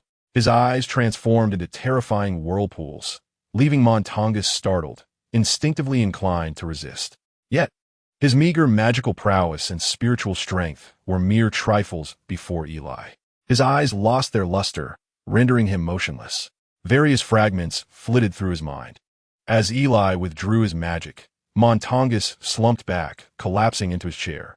Eli donned a smile once more. "Do you have something to say to me?" Montangus trembled all over, struggling to rise. With shaking hands, he retrieved a bag from his robes, but in his agitation, the gold galleon spilled onto the floor. "Here, this is all of it. I return it to you. I was just momentarily confused." Chapter 55. Subjugation. Eli wore an exceedingly gentle smile, presenting himself as a sunny youth to anyone who glanced his way. He picked up a gold galleon from the ground and helped the trembling Montangus to his feet. Montangus showed no signs of resistance. Having witnessed Eli's earlier display of power, he realized there was no room for defiance. "Get up, the ground is cold." Eli gently lifted Montangus, disregarding his incessant shivering, and straightened his clothes. He returned the gold galleon to Montangus's hand, though Montangus dared not touch it. "Here, take it. This is your hard-earned money. I shall not keep it." Holding the galleon, Montangus felt an icy chill run down his spine. He had no inkling of what this little devil truly intended. Eli patted his shoulder reassuringly. "It's all right. The past is behind us. I shall not hold it against you. You can keep the money, but I hope never to discover you scheming behind my back again." Montangus stiffened, nodding vigorously, fearful of any delay. Yes, I want to dare. I will never do so again." "No, there will be no next time." Eli chuckled lightly, nodding in satisfaction. Having gleaned every detail of Montangus's memories, he now stood before Eli with no secrets left. The money he possessed was not pilfered from the shop's earnings, but rather the result of selling the shop's goods at inflated prices on the black market. Eli also discovered that many patrons now flocking to the shop were so-called middlemen, purchasing at Eli's low prices and reselling at market rates, thus reaping substantial profits. However, while they profited, what did Eli gain? His current objective was to swiftly ensure that wizards embraced and became reliant on his products. Now, all the goods have been seized by opportunists who sell them at exorbitant prices. What can the other wizards purchase? Eli restrained a smile from his face and stated, "Listen, I need you to continue procuring goods to sell in the black market, but do not set the price too low. It merely needs to be slightly lower than that of others." "What?" Montangus choked, bewildered by Eli's intentions. Hadn't he just been punished for engaging in black market dealings? Eli, however, remained unfazed, waving a gold galleon before Montangus's eyes. "We must profit from both ends. If those opportunists take all the earnings, what will we gain?" After a moment of contemplation, Montangus smacked his thigh, exclaiming, "Indeed, if they take all the profits, what do we gain?" Eli chuckled at Montangus, who had once again fallen prey to the allure of wealth. "Thus, I will provide you with an additional batch of potions daily. You shall invest these potions in the black market, making those who pilfer our earnings pay dearly. Yes, let those scoundrels pay dearly." Montangus was exhilarated, eager to confront those opportunists. Eli gestured for him to calm down. "As for the profits from the black market, it will be a division of 30 to 70. The more I earn, the more you will earn. Do you understand?" Montangus, upon hearing this, trembled with excitement, his eyes gleaming with greed. His lips quivered, struggling to articulate a response, and he took a step back, bowing deeply to Eli. "From this day forth, I, Montangus Fletcher, shall obey your every command." Eli laughed heartily, patting his shoulder. "Do not disappoint me." He then turned and departed through the fireplace, using flue powder. Montangus straightened up only after hearing Eli's receding footsteps, his eyes filled with a burning desire for wealth. Upon returning to Hogwarts, Eli found the dormitory empty. He was not sneaking out. Dumbledore had given his tacit approval. Although the protective magic of Hogwarts could not prevent him from disapparating, it certainly could not evade Dumbledore's notice. Dumbledore had previously reminded him of his permission to leave due to matters concerning the potion factory. Thus, he had effectively utilized the backdoor Dumbledore had opened for him. Of course, Dumbledore did not grant such favors without reason. If Eli managed the potion factory successfully, he would have fewer burdens, and he would be better equipped to confront Voldemort. This arrangement was mutually beneficial. Montangus, on the other hand, was merely a petty individual obsessed with wealth. Entrusting him with oversight of the shop would undoubtedly lead to personal gain at the expense of others. Yet, Eli saw no need to eliminate him over such trivial matters. After all, Montangus was sent by Dumbledore himself, both to assist Eli and to ensure he did not stray down Voldemort's path. Should Eli dispose of Montangus, he would become akin to a bloodthirsty demon in Dumbledore's eyes. Invoking the enmity of such a legendary wizard would be most unwise. Furthermore, considering that Dumbledore can be regarded as his half-teacher, he has treated him rather well. Why, then, should he offend his own kind? Although the Montangus individuals may be somewhat disagreeable, they nonetheless possess considerable capability. Take, for instance, the matter of the black market. Entrusting it to him would be most fitting. Beginning the very next day, Montangus would introduce the products of the Phoenix Apothecary into the black market, which would serve as a significant source of income. The middlemen, as usual, arrived early, clutching their bulging coin purses outside the Phoenix Apothecary. Their purses were indeed becoming increasingly plump. Other wizards merely glanced at the large gathering, shook their heads, and walked away, for they were primarily ordinary folk, and the potions sold at other apothecaries were simply too costly for them. When illness struck, they could scarcely afford anything. Suddenly, with the emergence of the Phoenix Apothecary, which offered affordable and high-quality potions, though still not exceedingly cheap, at least it was better than the others. Was it not? Alas, this establishment was quite peculiar. Despite its promotional claims, it sold only a limited quantity each day and closed once that stock was exhausted. Its hours were fixed, and it steadfastly refused to open before the designated time, prompting many to arrive early in anticipation. Yet, there were always those who arrived exceedingly early, some even camping out the night before it closed. How could the ordinary wizards ever manage to purchase anything? While a selection of potions from the Phoenix Apothecary did appear on the black market, the prices were exorbitantly high, far beyond their reach. It was not until one fateful day that a batch of potions from the Phoenix Apothecary surfaced on the black market. The quality was impeccable, undeniably genuine, and the prices were lower than those of other middlemen. With such identical quality but varied pricing, it was evident to all which choice to make. The middlemen were left dumbfounded, unable to sell even a single potion from their stock. What to do? Lower the price. Yet, with each price cut, there was always someone willing to undercut them further. No matter how much they reduced their prices, there would always be a lower offer. Soon, their prices approached the uniform rates set by the Phoenix Apothecary, rendering any profit virtually non-existent. These middlemen, gazing at the potions that had now become a complete loss, were left utterly distraught. This turn of events had led them to a complete financial ruin. Chapter 56. A storm approaches. The middlemen had met their downfall, while the ordinary wizards rejoiced. The area outside the Phoenix Apothecary grew increasingly lively, with jubilant announcements echoing through the air, and Montangus applied more oil to his hair than ever before. The Phoenix Apothecary had become a sensation throughout the British wizarding community, garnering attention even from magical realms beyond its borders. Many traveled to England specifically to acquire a bottle of the high-quality potions from the Phoenix Apothecary. Crash! A potion bottle shattered into countless pieces, emblazoned with the image of a phoenix adorned with nine-tailed feathers. I instructed you to investigate. Why you brought me no news whatsoever? The roar reverberated within the confines of the Boggins and Bork shop. The cloaked figure lowered his head, his hands clenched tightly. Sir, we have dispatched numerous personnel for investigation, yet we have not gleaned any insight into the origin of their goods. Bo Jean-Bach, concealed within the shadows, tossed his hair back, inhaling deeply as he endeavored to suppress his burgeoning rage. Are we utterly oblivious to their delivery methods? The figure cloaked in black hesitated momentarily before bowing his head in resignation. Incompetent fool. Bo Jean-Bach could no longer contain himself. Seizing an object from the table, he unleashed a barrage of blows, causing the black-clad man to clutch his head in agony, staggering perilously close to collapse.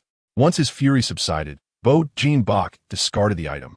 Instruct those at the Ministry of Magic to monitor the Flu network and ensure that all our magical supply channels are alerted to any recent deliveries. Uncover the potion master behind them and locate their stronghold. Depart, he bellowed, sending the cloaked figure trembling as he muttered an acknowledgement and hurriedly exited. Meanwhile, Eli, still at school, received a letter from the house elf responsible for the factory.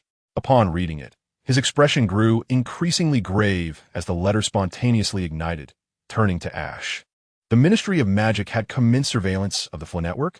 It appeared that the house elf had sensed an intrusion during today's deliveries. The Flow network had always been under the Ministry's direct oversight. The realization of being monitored indicated Ministry involvement. Eli's eyes narrowed. What could this mean? Was the Ministry merely seeking to investigate the foundations of the Phoenix Potion Shop, or was there a more sinister motive at play? If someone indeed sought to use the Ministry against him, their influence would undoubtedly be formidable, capable of commanding the Ministry. They would at the very least belong to a prominent pureblood family. He retreated to a secluded area and transformed into a phoenix, traversing through flames to the potion factory. Both Eastern and Western phoenixes possess an innate gift for spatial traversal, enabling swifter, safer, and more distant travel. In a flash of fire, Eli materialized within the factory.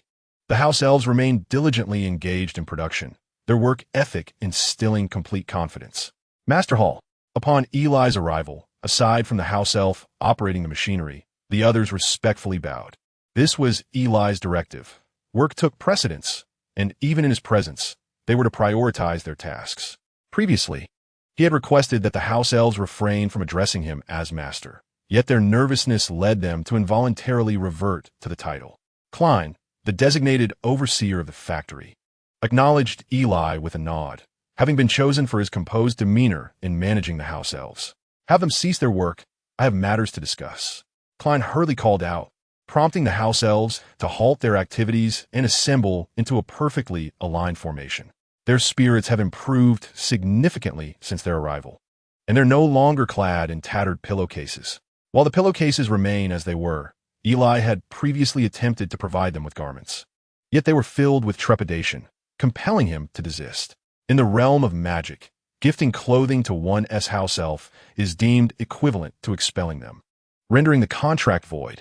For the elves, whose servitude is deeply ingrained in their very essence, this is an exceedingly terrifying prospect. To prevent these little ones from making unfortunate decisions, Eli resorted to crafting specially designed pillowcases, which not only appeared more aesthetically pleasing, but also offered greater comfort. The elves, overwhelmed with gratitude, left Eli both amused and exasperated. Good afternoon, everyone. I am here to inform you that the factory will be temporarily closed. Before Eli could complete his sentence, the elves began to exhibit looks of alarm. Klein's voice trembled. Have we not performed adequately, Master? We are willing to improve. We will accept punishment. As the elves threatened to dissolve into tears, Eli had to press his wand against his throat and amplify his voice through magic. Everyone, please calm down and listen to me. You have made no mistakes. The elves quieted, casting anxious glances at Eli. The factory is merely on a temporary hiatus due to someone attempting to undermine our operations. Therefore, we must take precautionary measures. Instantly reassured, the elves, upon hearing of the threat to the factory, became fervently agitated. They clamored to protect the factory and safeguard the Hall family's assets. Master, please entrust us with a defense task. Klein will fiercely decapitate the enemy. Klein's face radiated a fierce intensity. Eli, drenched in sweat, interjected, enough. We are cultured beings. We uphold etiquette. We cannot resort to violence at the drop of a hat, can we? Our first priority is to ensure safety. During this period, you must not leave the factory. For security's sake, we will abandon our previous mode of transport via the Flow network, allocate some personnel to establish transfer stations, and utilize apparition for our transportation needs. Klein stepped forward, but Master, our manpower may be insufficient. Eli assessed the small number of elves present, merely a dozen or so. If they were to venture out for supplies, there would be little left to operate. This posed yet another dilemma. Klein exchanged glances with the other elves, as if arriving at a silent consensus. Master, we may have a solution. Oh, do tell. In the Denochi forest, our kin still thrive. Eli looked perplexed. Aren't you typically bound to wizarding families through generations? Klein nodded. Indeed, since the ancient wars, our kind has been relegated to servitude within wizarding households. However, a small faction has managed to evade this fate. Some are even cast out, and these relatives have survived in the Denochi forest. Eli nodded thoughtfully. Recognizing the merit in this idea, with the assistance of the elf community, his endeavors would surely proceed with greater ease. Klein was willing to lead his master to the Daunic forest and persuade his kin to assist the Hall family. Eli gently patted his head, expressing gratitude. The issue of manpower could be resolved, and Eli resolved to set off the next day with Klein to the Daunic forest. Now, he found himself once again at the Phoenix Potion shop. Montangus stood up respectfully, exclaiming, "Boss, let us not say too much. There may be those who wish to confront us. The Fluid Network is under surveillance. From this moment forth, the Phoenix Potion shop shall close for maintenance." Montangus was taken aback. "What shall we do then?" "No need to panic. They have yet to arrive. The outcome remains uncertain. For now, prioritize your safety. Refrain from any dealings in the black market until we resume regular operations. The shop will undergo renovations and will officially reopen in 15 days. Chapter 57. The Pitiful Diary Astonishment. The once popular Phoenix Potion shop has unexpectedly closed its doors. Is it fleeing with funds? Or is there a deeper mystery? The headline of the Prophet Daily remains as sensational as ever. Yet this incident has indeed sparked fervent discussions among wizards. As usual, crowds were preparing to queue for purchases. But the notoriously unsavory figure who typically manned the shop was nowhere to be seen. The doors were tightly shut, bearing the notice, "Closed for adjustments. Normal operations to resume in 15 days. Whether true or false, the closure of the Phoenix Potion shop felt akin to abruptly cutting off music during a lively dance party. Heated debates were inevitable. Some expressed anticipation, others lamented, and a few reveled in the misfortune. Mr. Boking was currently filled with confusion. Why had they suddenly initiated a restructuring? Had they discovered something? Habitually touseling his greasy hair, he leaned sideways against the counter. The black-cloaked figure who had been severely beaten last time stood before him, head bowed. According to reports from the Ministry of Transport, when they detected the usage of the shop's Fluid Network and went to investigate, there was nothing amiss. The other end of the Fluid Network connected to a house in Godric's Hollow, which seemed devoid of anything significant. Boking halted his hand, pausing in disbelief. "Nothing at all. I suspect someone has uncovered it." A hint of disgust appeared on his face, accentuating his greasy demeanor. "The folks at the ministry have been enjoying themselves for too long to be effective." He then turned to the black-cloaked figure. "What of our material supply? Any news?" The figure shook his head. "We have not detected any large purchases. Only familiar regulars have come by." Boking's expression grew grave. "No anomalies whatsoever?" The black-cloaked figure hesitated slightly before responding in a low voice. "None." Bang! The black-cloaked figure jumped at the sudden loud noise. Boking clenched his fist and slammed it onto the table with force. "Who are these people, damn it? Did they not say they would resume normal operations in 15 days? Continue the investigation.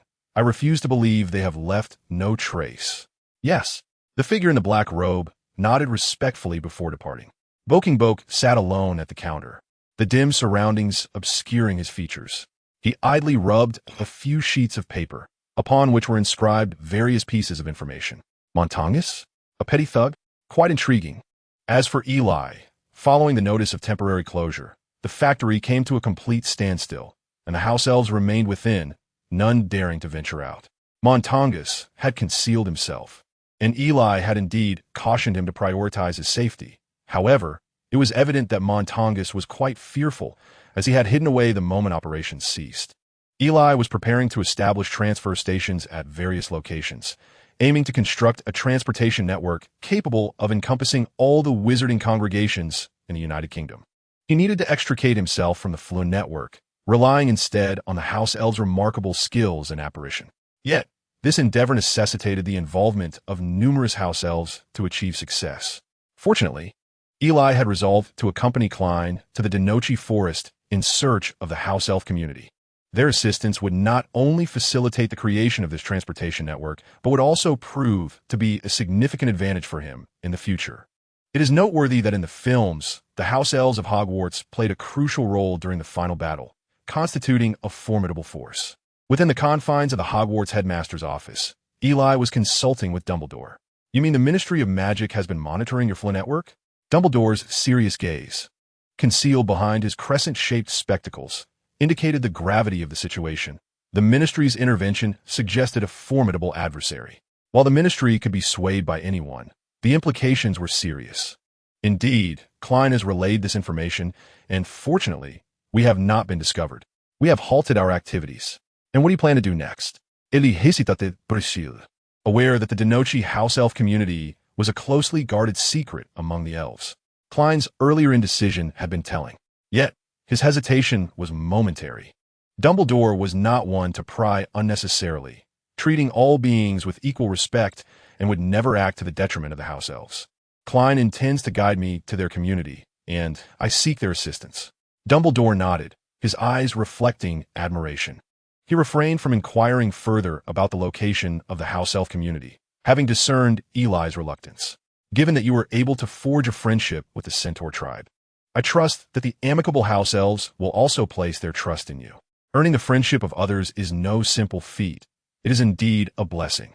Upon hearing this, Eli thought to himself that the old man was about to embark on one of his philosophical discourses. To his surprise, Dumbledore shook his head, indicating that no one wished to hear an elderly man recount his lamentable life experiences. You may return now. Eli was taken aback, but quickly bid farewell to Dumbledore. Take care. Thank you, Professor. Upon returning to the dormitory, he found himself alone once more, having heard from Draco that he seemed to be preparing to join the Quidditch team. At that moment, Draco confidently declared to Harry that he would surely defeat him, to which Harry responded with a derisive smile. Afraid? It appeared that these two old rivals were poised to resume their love-hate relationship on the Quidditch pitch. In the solitude of the dormitory, Eli retrieved the diary of the late Voldemort. In his pre-nasal existence, Voldemort was a man of discernment, his sole artifacts. Aside from this diary, were either antiquities or family heirlooms. Nevertheless, this diary, as the first sole artifact, held a unique significance. It was the sole artifact that had developed self-awareness and nearly achieved rebirth. Perhaps this diary symbolizes Voldemort's youthful exuberance, racing through the sunset. Eli had long concealed this item at the bottom of his trunk, employing magic to prevent its influence from manifesting. Consequently, Hogwarts had remained tranquil to this day. Eli felt that old Dumbledore ought to be grateful to him, for he had spared Hogwarts from a potential closure. He opened the diary, only to find it devoid of words or lines, entirely blank. The pages were slightly yellowed, resembling an ordinary diary. Eli attempted to drop a single drop of ink upon it, and, as anticipated, no trace was left behind. The ink was gradually absorbed. Who are you? The previously blank space gradually revealed this inquiry. Ah, so it has begun to engage in a bit of trickery? Were any other wizards to behold this, they would merely be intrigued by this marvelous, conversing diary, and would soon find themselves ensnared by Voldemort's charm. Eli activated his brain-locking spell with his current soul strength. Mastering the spell required little effort, though it fell short of altering memories. After some contemplation, he inscribed on the diary, I am Dudley Dursley. Who are you? A pseudonym was hardly shameful. The letters slowly faded from the page, only to be replaced by the response, I am Tom Riddle. Eli's playful spirit surged. Could this be humanity's primordial chatting software? Are you a student at Hogwarts? Yes, I hail from 50 years ago. Consider me your senior. Eli could not suppress a smile. Here it comes, Tom's familiar tactics. Did you pass your exams? Could you teach me? Certainly. A chicken and a rabbit together total 27. And the total number of legs they possess is 86. How many chickens and how many rabbits are there? This time, Tom's handwriting did not appear at all. Tom was utterly perplexed. Why were wizards now learning such trivialities? Who was so bored as to confine chickens and rabbits together? Noticing Tom's silence, Eli wrote again, Tom, do you want a girlfriend? What? Even through the diary, Tom's astonishment was palpable. I know a lovely girl named Lindayu. Would you like me to introduce you? Chapter 58. The house elves at the break of dawn, Eli vanished from Hogwarts. Dumbledore provided a cover, claiming he had taken a leave of absence to return home, and naturally, no one doubted it. At this moment, Eli had arrived at the factory, where the house elves were present, each engaged in tasks, be it cleaning or maintaining the machinery. Klein approached Eli and performed a gesture of utmost courtesy. Born into the Nickermy family and raised under the guidance of his elders, he was well versed in the nuances of such etiquette. Let us proceed. If there are no further matters to discuss, Eli beckoned Klein. Klein stepped forward, taking Eli's hand, and in an instant, a crackling sound resonated in the air as they vanished from the factory. The spatial traversal of the sprites bore a striking resemblance to the phantasmal shifting of human wizards, both enveloped in a profound sense of distortion. In contrast, Eli's phoenix-like flame traversal sliced through the fabric of space with the finesse of a keen blade, offering a greater sense of security, free from the dread of disintegration. The two reappeared in a forest, a realm seemingly untouched by human presence, though faint echoes of machinery could be discerned in the distance. "Why do your kin dwell so closely to humanity?" Eli inquired. It was customary for magical beings to maintain a respectful distance from ordinary humans to avert unnecessary conflicts, particularly for domesticated sprites, who were notably wary of humans. Those not integrated into wizarding families scarcely dared to venture near them. Klein elucidated the situation. In recent years, the Daunic forest had succumbed to human commercialization, prompting the sprites to migrate continually. Given their considerable numbers and the vast swathes of human activity, they feared being inadvertently discovered during their relocations, thus retreating deeper into the Daunic forest. As Klein led Eli further inward, the surroundings appeared devoid of any biological activity. After traversing an indeterminate distance, the sounds of wildlife gradually supplanted the cacophony of human noise. "Please hold on, Master Hall." Eli paused while Klein advanced, seemingly probing the air with his hands. Eli sensed a faint magical resonance emanating from Klein, as if he were conjuring a spell. The more Klein's hands moved, the more Eli perceived subtle ripples in the air. When the fluctuations in magical energy reached a certain threshold, the space materialized like a photograph imbued with vivid clarity, revealing a circular portal showcasing an entirely different scene. "Master Hall, we may enter," Klein declared, stepping forward to welcome Eli into the circular opening. It became evident that a magical barrier had been cast here, much like a folding of space itself. Without the ability to breach this barrier, no one would ever sense the existence of another realm within. Eli was awestruck as he slowly ventured into the newly revealed space. This place was suffused with the essence of life, dotted with charming, diminutive houses arranged in delightful disarray. Suddenly, a sharp cry pierced the air. "Oh, a wizard!" And Eli caught sight of a figure hastily retreating. Judging by its form, it appeared to be a sprite. "Master, please forgive their rudeness. They have not been educated in etiquette." Eli offered him a reassuring smile, then stood quietly, awaiting the unfolding events. He had intruded upon their home unceremoniously, and since he sought their assistance, he must not invoke fear or anger. Gradually, the raucous sounds of a gathering approached, and a troop of domesticated sprites emerged slowly. Upon spotting Eli, some recoiled in fright, while others exhibited a flicker of curiosity. None, however, came forth to greet him, their expressions somber and forlorn. At the forefront was a venerable sprite, leaning on a crude, unpolished staff, clad in garments of indeterminate origin, appearing rather rudimentary. Amongst the sprites, he exuded an air of composure. Eli adjusted his attire, striving to appear more amiable. Klein felt a twinge of anxiety. The elder sprite halted, maintaining a respectful distance from Eli, while the other sprites formed a line behind him, also keeping their distance. "Greetings, esteemed wizard," he said, bowing slowly, his frail form betraying his age. Eli responded with a measured bow, a gesture that elicited astonishment from the sprites, some even appearing apprehensive. The elder sprite, too, seemed taken aback, swaying slightly. "What brings the esteemed wizard to our humble abode?" Eli shook his head gently, clarifying, "There are no commands to relay. I come without malice." "Seeking your assistance." "Assistance?" the sprite inquired, his brow furrowing. They had dwelled here for centuries, evading the attentions of wizards. The shackles of their souls rendered them powerless against wizardry. Some had never entered a wizard's household, while others had been cast out.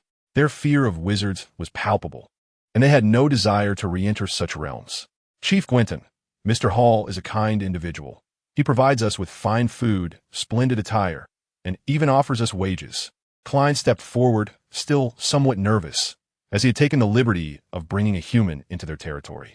Yet, he endeavored to speak on Eli's behalf. At this proclamation, the sprites erupted into gasps and began to murmur among themselves. The sprite known as Gwynton could no longer conceal his astonishment. Observing their reaction, Eli continued in the spirit of Klein's words, "Indeed, I have come not to request servitude, but to seek your collaboration. I am willing to ensure your livelihood and safety." The expression on Gwynton's face fluctuated with conflict. When had they, as domesticated sprites, ever received such hospitality? Yet, their very existence in this forest was predicated on distancing themselves from humans and wizards. Should they acquiesce this time, they would forever relinquish this sanctuary. Dear wizard, it is not that we harbor doubts about your sincerity. Rather, you must understand that we have sheltered here for generations, seeking a tranquil and untroubled existence. Eli glanced at the house elves, who, unlike their counterparts outside, displayed a palpable reluctance to forsake their yearning for freedom. Elder Gwendon, I assure you that no harm shall befall you from other wizards. I possess the strength to safeguard each and every one of you. Gwendon's expression softened further. It was unprecedented for a wizard to extend such a guarantee to house elves. Eli continued, as you are surely aware, muggles are incessantly encroaching upon our territory. Even wizards are compelled to conceal themselves. I do not speak in alarm. You may soon confront an inescapable peril. When that time arrives, who will shield you? Gwendon's body trembled. He was acutely aware that Eli's words rang true. The assembled house elves comprehended the gravity of their situation, and the atmosphere grew somber, punctuated by the sound of quiet sobs. Even Klein wore a sorrowful expression. Chapter 59. Ancient Elves. Eli approached Gwendon slowly, endeavoring to convey no malice. Gwendon refrained from any rash actions, recognizing that this wizard might indeed be different. Eli crouched to meet Gwendon at eye level. The elder was taken aback, nearly stumbling, but Eli steadied him. After a lengthy contemplation, Gwendon summoned his courage. How can you substantiate your claims? Klein wished to provide assistance, but was halted by Eli. Suddenly, the magic within Eli surged like a ferocious beast awakening, exuding a formidable aura that sent ripples through the forest. The house elves gasped in unison, with Gwendon standing closest, wearing a look of sheer astonishment. Eli meant no harm, thus no elf was injured. Is this sufficient? Gwendon regarded Eli with disbelief, astonished that a lad of merely 12 or 13 years possessed such formidable power. This strength was indeed capable of ensuring their protection. Yet Gwendon shook his head. No, this is still inadequate. Eli paused, uncertain of what the elder sought him to demonstrate. However, upon observing Gwendon's murky yet resolute eyes and the cluster of house elves huddled together behind him, Eli understood. He drew forth his wand, startling Klein momentarily. Eli urged him to remain calm, assuring him of his benign intentions. He extended the wand, its grip directed toward the utterly astonished Gwendon. This is my sincerity. The wand, a symbol of a wizard's identity, signifies defeat when disarmed in a duel. Yet, here he was, presenting his wand to this house elf, a being of a lineage that had served wizards for generations. All the house elves stood frozen in disbelief, unable to fathom the spectacle before their eyes. A sorcerer presented his wand to them. Suddenly, Gwynthyn discarded the wand and fell prostrate on the ground, while the entire elfin lineage, devoted to their master for generations, followed suit, including Klein, who also bowed down, collectively proclaiming their eternal allegiance to their master. With a mere wave of the wand, Eli imbued the little elves with a sense of upliftment, commanding them, "Do not kneel. You work for me. I require your loyalty, but I do not demand your servitude. I provide you with work, remuneration, and the liberty to thrive." Eli's voice resonated through the forest, echoing with profound authority.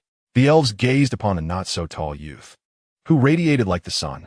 Once again, they fell to the ground, vowing eternal fidelity to their master. Eli exclaimed, "Enough of this kneeling and rising. I beseech you to refrain, for I am weary." The little elves joyfully scampered off to gather their treasured belongings, while Gwynthyn led Eli to a cave. At first, it appeared narrow, with a minuscule entrance, yet upon entering, a magic akin to the spell of seamless expansion made it remarkably spacious. Gwynthyn performed an action reminiscent of Klein's barrier-opening gesture, allowing Eli to discern the trembling of magical energy resonating with the barrier. Eli endeavored to memorize this frequency, though controlling magic at such a level demanded exceptional skill. A passage opened, and Gwynthyn ushered Eli inside. Within, a small platform bore several books, their pages crafted from ancient bark, undeterred by the passage of countless years. Gwynthyn entrusted these tomes to Eli, declaring, "This is the reason we have steadfastly remained here. Within lies the legacy of our kin, chronicling all our magic and diverse knowledge. Eli delicately traced the book's surface, savoring the traces of time and magic. Yet, it seems that human sorcerers cannot learn elfin magic. Why impart this knowledge to me? A reminiscence flickered across Gwynthyn's face. It is due to the imprints within our souls. I have long refrained from allowing my kin to study the knowledge within, for these imprints compel us to submit to our sorcerer masters. Should we be discovered, our legacy would be irrevocably exposed. Eli leafed through the pages, discovering them filled with the ancient script known as runic. Is runic the script of your kind? No, it is not, Gwynthyn replied, reverently caressing the pages. The sorcerers refer to it as runic. We call it the ancient tongue. The ancient tongue? Indeed, in primordial times, all wisdom-bearing races employed the ancient tongue. It is the wellspring of magic, a divine gift. Gwynthyn's face shone with piety. Eli solemnly gathered the books, recognizing them as treasures and symbols of his friendship with the elves. He recorded the names of all the elves onto a parchment. Let's embark on our journey. Given that the prerequisite for spatial traversal is that one must have previously arrived at the destination, Eli and Klein took the initiative to bring several little sprites to the factory.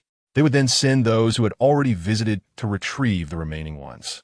Consequently, the factory became quite lively. The sprites were exceedingly curious, yet they hesitated to wander or touch anything uninvited. Eli scanned the vicinity. While there were ample hands available, the factory seemed somewhat cramped. Gwendon, sensing Eli's unease, spoke. Master, our sprite clan excels in spatial modification. Allow us to take charge of this. This perfectly aligned with Eli's intentions, and he entrusted the tasks of transforming the factory and the shop to the sprites. The sprites, eager to find work, became quite animated. Eli observed as they seemingly employed magic to inscribe various designs, visibly expanding the surrounding space before his eyes, leaving him momentarily astonished. Having conducted experiments, Eli knew this method was far more stable than the spell of seamless expansion. Some sprites began to erect barriers around the factory, akin to those seen in their homeland. These barriers were remarkably sophisticated, effectively isolating this segment of space. Even if someone stood within, they would be unable to enter or perceive it, akin to a secluded realm. With the responsibilities delegated to the sprites, Eli returned to Hogwarts. Upon his return, he was greeted by those around him. He had become something of a celebrity. According to the class schedule, they should have no lessons at that time, yet Draco and the others were absent. Eli hadn't seen them for several days. Ever since Draco challenged Harry, those two had been spending every free moment on the Quidditch pitch. Goyle and Crabbe would also accompany Draco to join in the excitement.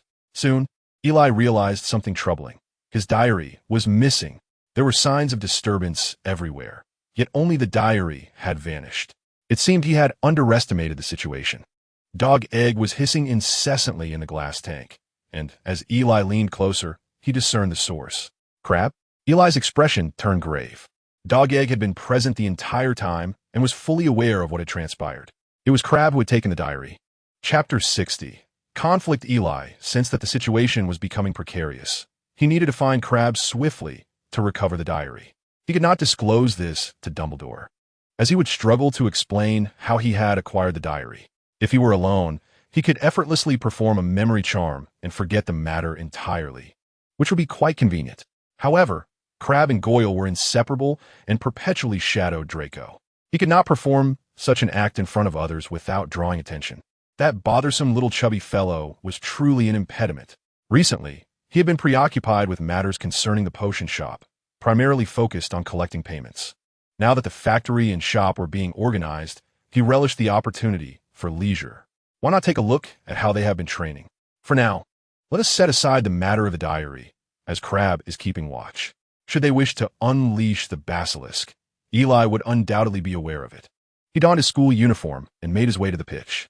On the other side, two factions, one clad in red and the other in green, appeared to be at an impasse. Apologies, but the pitch has already been reserved by us today, stated Wood, the captain of Gryffindor, as he addressed the approaching Slytherins. Their demeanor suggested they were intent on accessing the field. Among the Slytherins stood a rather unpleasant individual with prominent buck teeth, none other than Flint, the captain of Slytherin. Last semester, he had knocked Wood unconscious with a single blow, causing him to tumble down. Eli held a notably poor impression of this fellow. who incessantly glorified pure-blood lineage and relentlessly berated half-blood or muggle-born wizards.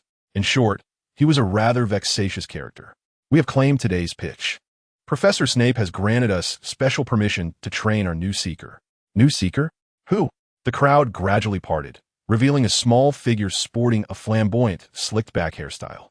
It was none other than Draco, whose receding hairline seemed even more pronounced, prompting Eli to suggest he should use less hair gel. Each member of our team has been sponsored with a Nimbus 2001 by Draco's father, Draco announced, a smug expression on his face as he raised an eyebrow provocatively at Harry. Harry, wishing to dismiss him, merely rolled his eyes. Nimbus 2001. Gasps erupted from those around them, and the faces of the Gryffindor players suddenly soured. The previously most advanced broomstick was Harry's Nimbus 2000. However, a new broom, the Nimbus 2001, had recently been released, outclassing all its competitors. Naturally, the price was exorbitant, and it was astonishing that Lucius had so generously provided each player with one. In terms of equipment alone, Gryffindor could not compete with Slytherin, as Eli sensed the envy of those around him and the scorn etched on the faces of their opponents. Flint reveled in his triumph.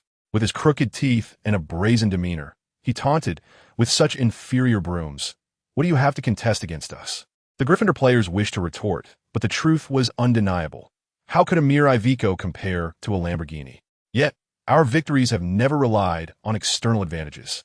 A resolute voice shattered the stalemate. Flint, still basking in the thrill of his bravado, could not abide such provocation.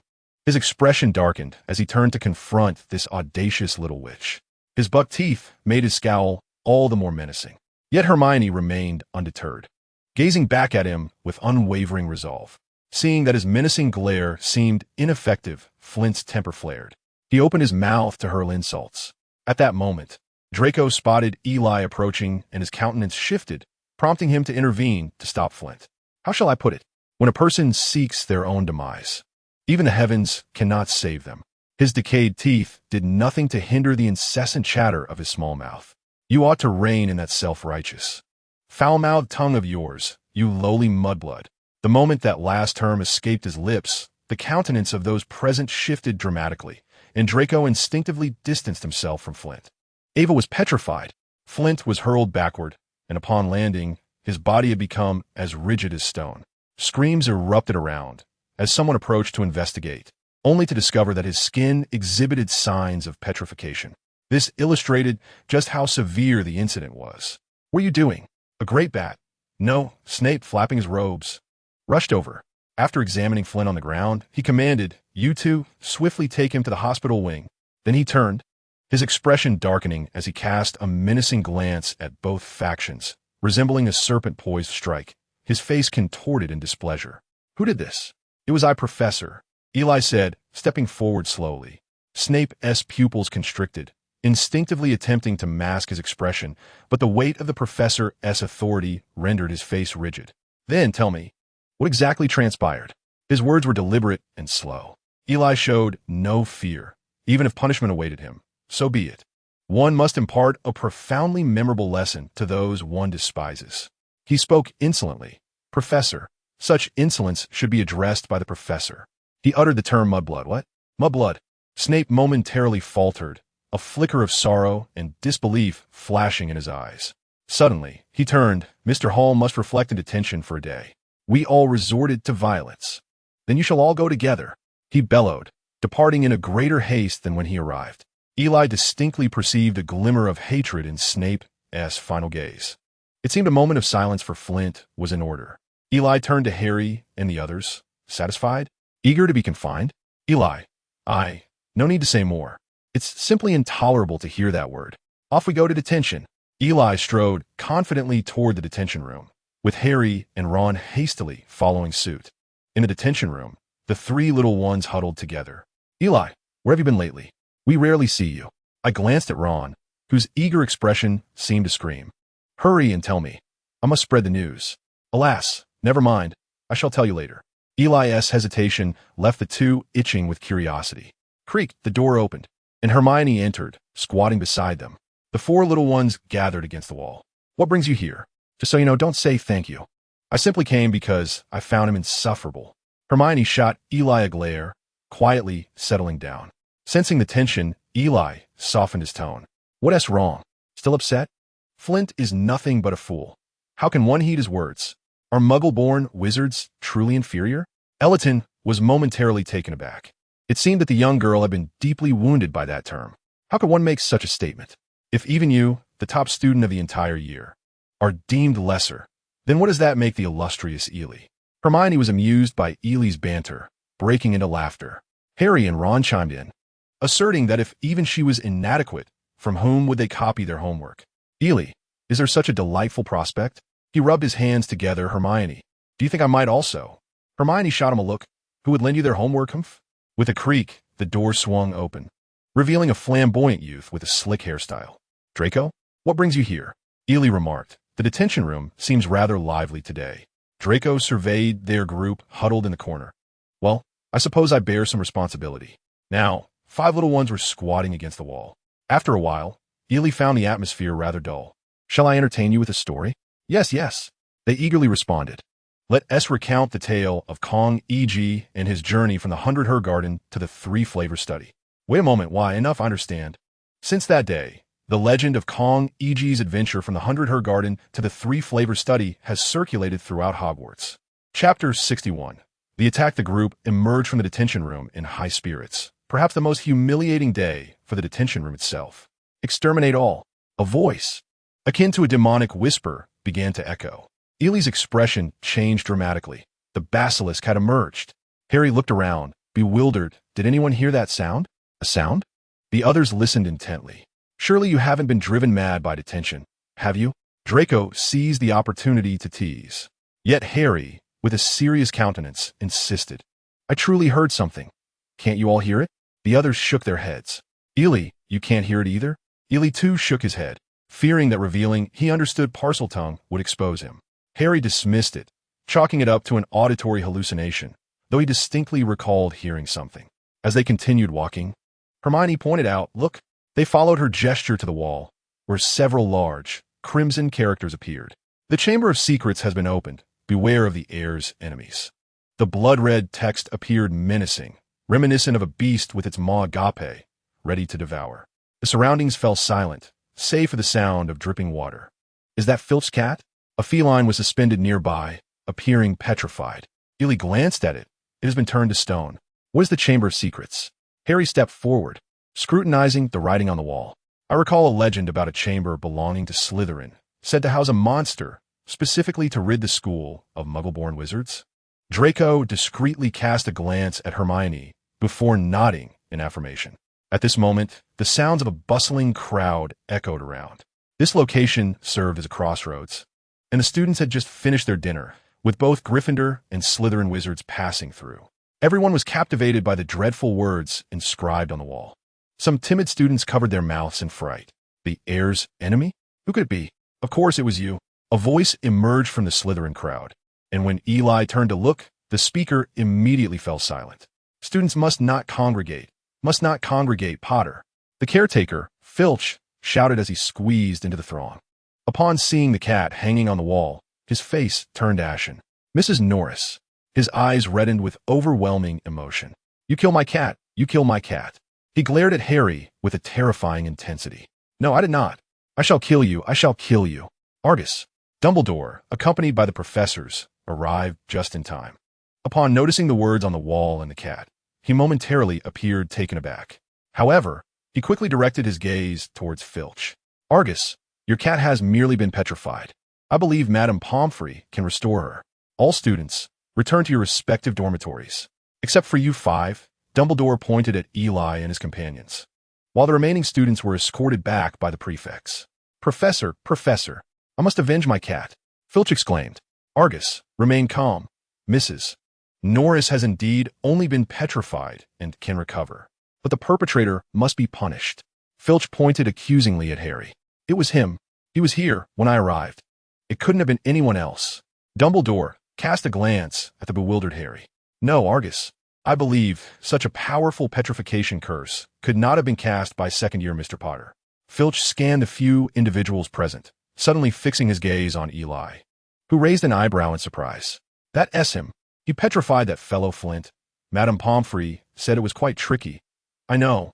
Dumbledore shot a sidelong glance at Eli, who merely shrugged in response, as if to say, "You must be jesting. I know my own students." Professor, I believe this matter may not concern Mr. Hall. They have just emerged from detention and likely lack the time to execute such a feat, Snape interjected, glancing at the words on the wall. Perhaps our defense against the dark arts professor would be more proficient in such matters. Professor Lockhart has been sufficiently troubled by the last teaching incident. He is unlikely to come. Dumbledore waved his hand dismissively, indicating that lingering here would yield no results. Very well, everyone disperse. Please have Madame Pomfrey attend to Mrs. Norris. Filch, we shall assist you in identifying the true culprit. Now everyone scatter. The young wizards hurried away without a backward glance, fearful of encountering any further oddities. Harry, did you just say you heard some strange noises? Hermione inquired, pondering the recent events, suspecting they might be linked to that mysterious voice. Harry nodded, contemplating whether he should inform them. Professor Dumbledore, however, appeared rather grave. Even in the realm of magic, hearing voices unheard by others was an unsettling occurrence. The group hastily returned to their respective dormitories, their pace considerably quicker than usual. Upon arrival, they found Goyle and Crabbe already present in the dormitory. Draco, Eli, you have finally returned. Did they trouble you? Eli shook his head and stepped forward. Were you two together in the Great Hall? Both nodded in affirmation. Eli observed Crabbe's expression, which seemed genuine, and Goyle likely shared the same sentiment. A sense of gravity enveloped Eli. The situation had become increasingly intricate. Shortly after they emerged from the restricted area, they had heard the basilisk's voice. Then, a cat met a grim fate, accompanied by blood-written messages. If Crabbe were involved, it seemed implausible, for he had indeed been seen amidst the crowd alongside Goyle, their demeanor not indicative of being cursed. Either they were adept at concealing their true selves, or the perpetrator was someone else entirely. To uncover the truth, one must delve into Crabbe's actions, for there was no way that Scabbers could deceive him. He had indeed seen Crabbe take the diary. Polyjuice potion? Impossible, as no one knew the diary was in his possession. The Horcrux was ensnared by magic, rendering him unable to manipulate others. Thus, the only suspect remained Crabbe. Yet why was he not the one to open the chamber? Had Voldemort forsaken Crabbe? It was plausible, given Crabbe's dispassionate demeanor, making him a challenging individual to manipulate. At this moment, Eli felt an overwhelming urge to cast a legilimency spell upon Crabbe. The scrutiny made Crabbe uneasy, prompting him to retreat hastily into his bed. In the ensuing period, no further attacks occurred, as if the assailant had withdrawn. Yet Eli dared not let his guard down. The evolution of events had surpassed his comprehension, and he could not guarantee the absence of a genuine crime. Chapter 62. The frantic ball once again, the annual Quidditch season had arrived, and Eli sat listlessly in the stands, utterly perplexed by the appeal of the sport. Draco was also on the field, leaving him without a companion to converse with. This match featured Gryffindor against Slytherin, long-standing rivals who exchanged no pleasantries. On Gryffindor's side, the twins were poised to commence, yet it seemed most believed Slytherin would emerge victorious. This was not due to the Gryffindors' desire to elevate their opponents, but rather because Slytherin's equipment was astonishingly superior. Previously, Gryffindor boasted Harry on a Nimbus 2000, which had significantly boosted their morale. Now, however, Slytherin had been endowed with the financial prowess of Lucius, each player equipped with a Nimbus 2001. How could one dare to bet on Gryffindor? Eli crafted a delicate origami crane, containing several golden galleons, and sent it soaring towards the twins. He intended to place a wager on Gryffindor. Others may be oblivious, but he certainly was not. As a transmigrator with an advantage, he had complete mastery over such matters. He was merely waiting to collect his winnings. Draco and Harry stood like two fiercely competitive roosters, brooms in hand, ready to engage in a duel. The match soon commenced, providing these rival teams a chance to vent their pent-up frustrations towards one another. The atmosphere quickly became electrifying, drawing gasps from the spectators in the stands. From the outset, Draco and Harry, the two Seekers, were locked in fierce combat, determined to prevent each other from seizing the golden snitch. The equipment advantage of the Slytherin team soon became apparent. While they did not capture the snitch swiftly, they consistently scored points. The game appeared to tilt heavily in their favor, with Gryffindor barely managing to secure 30 points, while Slytherin surged ahead with 90. Despite their dominant performance, they remained incapable of shedding their penchant for underhanded tactics. Relying on their broom's superior performance, they deftly outmaneuvered the Gryffindor players. Harry found himself struggling. Draco's speed surpassed his own, and he could only rely on his exceptional skills to keep pace, though it still could not compensate for the equipment disparity. Suddenly, a bludger hurtled directly towards Harry, its velocity producing a sharp sound as it sliced through the air. Harry hastily evaded, yet the ball seemed determined to pursue him relentlessly. In Quidditch, numerous players have suffered injuries from bludgers, and Harry was not eager to exit the match prematurely. He darted around the pitch, the bludger smashing through the surroundings like a cannonball. This was clearly no ordinary situation. In the stands, Lucius, a member of the school board, attended the match and, witnessing his son's advantage, felt a sense of pride. Severus Snape observed the game with keen interest. Draco appeared to notice the unusual behavior of the bludger and borrowed a bat from a teammate. "Scabbers, over here," as Harry desperately dodged. He heard Draco calling him and saw him swinging the bat. He quickly grasped Draco's intent. Changing direction, he sped towards Draco. Draco, aiming at the relentless bludger pursuing Harry, gathered all his strength. As Harry soared past, Draco swung fiercely at the bludger. However, he underestimated the force of the ball. The impact shattered the bat, and Draco was sent flying off his broom. "Cheating! This is cheating!" Lucius exclaimed, leaping to his feet and pointing at the field, shouting at the referee. Draco! Harry, of course, witnessed Draco plummeting from his broom, but the bludger continued its frantic chase, closing in ever closer. He had a sudden inspiration and slipped beneath the stands, where wooden pillars were haphazardly scattered. Utilizing his exceptional skills, he deftly maneuvered around, while the bludger, lacking finesse, relied solely on brute force, crashing through the surroundings and sending with splinters flying. This allowed Harry to gain a little distance from the bludger. Suddenly, a golden flash darted by. It was the golden snitch. Harry, unable to think of anything else, reached out to catch it. The snitch made a sharp turn, sending Harry tumbling out of control. Gasps erupted from the stands as he rolled on the ground several times before coming to a stop. The relentless ball, undeterred, hurtled down towards him. Harry scrambled to evade it, leaving a large crater on the ground.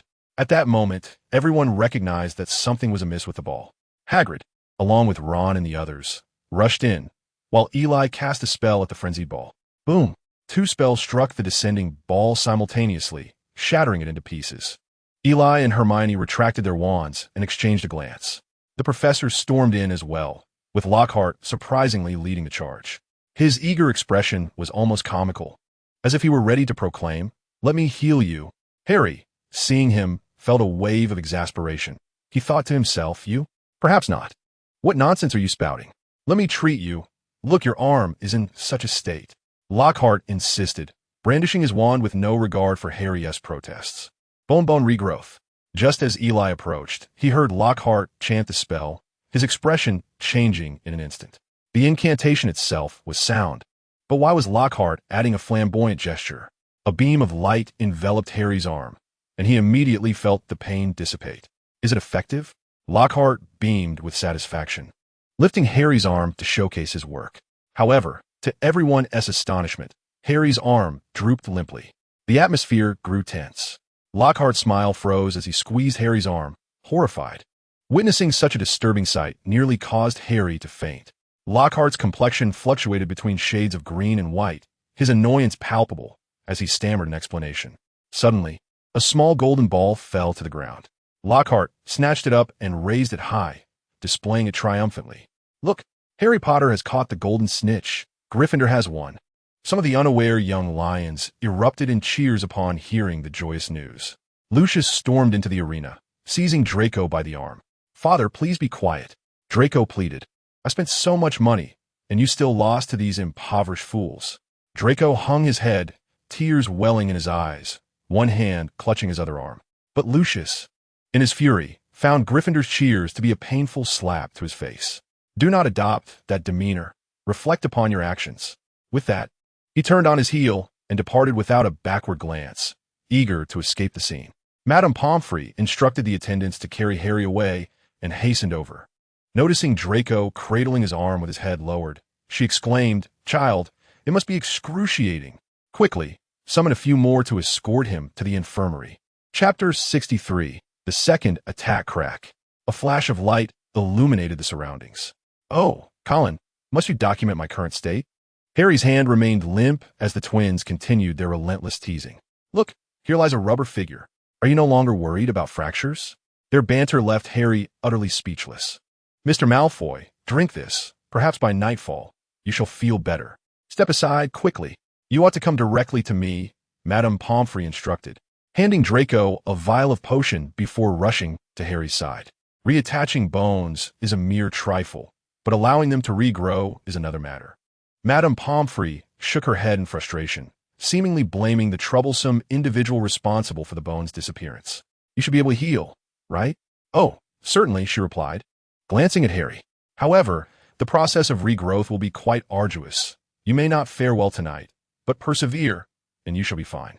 Harry accepted the potion Madame Pomfrey offered, regardless of the anticipated difficulty.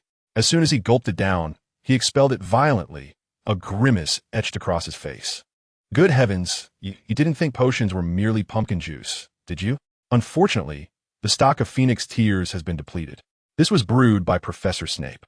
It may taste dreadful, but its efficacy is undeniable." "Ah," Harry grimaced at Madame Pomfrey, realizing why it resembled the foul concoction of Snape's footbath. Indeed, it was his design. Little did they know, at that very moment, Professor Snape might be reveling in a sinister chuckle. Upon hearing of Harry's injury, he meticulously crafted a superior bone-mending potion, employing his exceptional potion-making skills to render it almost nauseatingly unpalatable. Poor Harry could only endure the potion with a sense of resignation. "Enough. The patient requires ample rest. You must all leave. But hurry along. You are of no use here. I shall tend to him." Madame Pomfrey shooed away the students surrounding Harry, leaving only him and Draco on either side. "Now we are both in the same predicament. This time, consider it a debt owed to me." Draco smirked, his injuries significantly less severe than Harry's, having been discharged by Madame Pomfrey that very afternoon after consuming the potion. Madame Pomfrey, steadfast in her belief that patients must have undisturbed rest, was reluctant to allow those already healed to linger in the infirmary. As night fell, the effects of the bone-mending potion began to manifest. Harry felt a profound ache in his arm, though it was not excruciatingly painful. It certainly rendered him incapable of enjoying a restful sleep. He tossed and turned in his bed, the infirmary now devoid of any company save for himself, which filled him with a sense of unease. Ah, no, it was the whispers of a demon, the voice echoing incessantly. In a moment of panic, Harry glanced around, recognizing the very sound he had last heard. "Hello, Dobby?" A large eye, the size of a light bulb, suddenly appeared before him, nearly sending him tumbling beneath the bed. Harry Potter should have heeded Dobby's warning. After missing the train, he ought never to have returned to school. A sudden realization dawned upon him. "It was you, you wretched creature. It was you who sealed the platform, preventing the three of us from boarding the train." Harry's demeanor darkened ominously. Dobby sensed the reproach emanating from Harry and appeared somewhat contrite. Indeed, it was Dobby. Harry's temper flared. "Do you realize you nearly caused us to plummet from the sky, only to be brutally battered by a furious Willow? But at least this would keep Harry Potter away from this school. Harry Potter must return home." Dobby had thought that the rogue bludger would make Harry Potter understand. "Your bludger? You sent it to attack me?" Harry vividly recalled the day's events, realizing how close he had come to obliterating the Potter line. For the first time, Harry contemplated the notion of ending a life. Yes, Dobby felt immense guilt. In penance, he had scalded his own hand with an iron. He extended a hand, haphazardly bandaged, with exposed skin revealing blisters from burns. The anger that had surged within Harry softened at the sight. He took a deep breath. "You would do well to depart while my bones are still mending, lest I throttle you." Dobby tumbled from the bed in fright. No. Dobby never meant to harm Harry Potter. Dobby only wishes for Harry Potter to remain unscathed. "Is it permissible for Harry Potter to endure your harm?" A chilling voice suddenly pierced the air. Eli had arrived at the infirmary, wand in hand. Dobby gasped, visibly shrinking, attempting to escape. Eli pointed his wand, and Dobby, on the verge of slipping into a spatial portal, was forcefully ejected. Dobby was a remarkable elf, capable of concealing his form within space at Hogwarts, a feat not easily achieved by ordinary beings. Yet, Such prowess was trivial before Eli. The Phoenix, the absolute sovereign of the realm of space. Whose house elf dares to harm a wizard? Dobby trembled uncontrollably, engulfed in terror. No, Dobby never wished to harm Harry Potter. Dobby remembered all too well how Harry Potter had vanquished that mysterious figure. People regarded house elves as pests, and indeed they still do. As he spoke, he began to weep. Eli, do not harm him, Harry implored, casting a pained glance at Dobby, whose body bore the scars of torment, clad in tattered rags that were beyond recognition. Dobby burst into tears, and in an instant, Eli donned a mask of anguish as the little creature wiped his nose on the collar of his garment. You must leave at once, and do not return to my vicinity. Dobby stifled his sobs, and, in a remarkably cautious tone, addressed Harry. Harry Potter must depart this castle. It is about to become exceedingly perilous, for history is poised to repeat itself. Repeat itself? Are you suggesting such events have transpired before? Dobby covered his mouth, realizing he had divulged too much. Eli found the spectacle amusing, exclaiming, "What a secretive creature you are, Dobby!" Harry reached out to grasp Dobby's collar, but Eli attempted to intervene. Yet, Harry's grip was firm, causing Dobby to recoil slightly. Was that just used for blowing your nose? Suddenly, a commotion arose at the entrance. Eli quickly cast a disillusionment charm and concealed himself in the shadows. Harry sought to seize Dobby once more, but with a snap of his fingers, Dobby vanished, prompting Harry to hastily lie down and feign sleep. What has transpired now? Came the voices of Madame Pomfrey and Professor McGonagall. Perhaps we can uncover the culprit through this camera. A crackle of sparks ensued, releasing a charred aroma into the air. What does this signify? It signifies that our students are no longer safe. Dumbledore's grave voice resonated. Chapter 64. Foolish Trap. The castle had witnessed a second attack, with yet another victim petrified, Colin from Gryffindor. Fear permeated the school as whispers of the Chamber of Secrets circulated among the students, largely fueled by the imaginations of the younger ones, for none truly knew what the chamber entailed. At this juncture, the half-blood or muggle-born wizards were the most apprehensive, either remaining indoors or banding together in groups. Meanwhile, some took delight in the chaos, particularly those who championed the pure-blood ideology. They were oblivious to the true essence of bloodlines, yet, influenced by their families, they obstinately adhered to this illogical doctrine. Draco, too, was among them, but under Eli's influence. He had undergone significant transformation.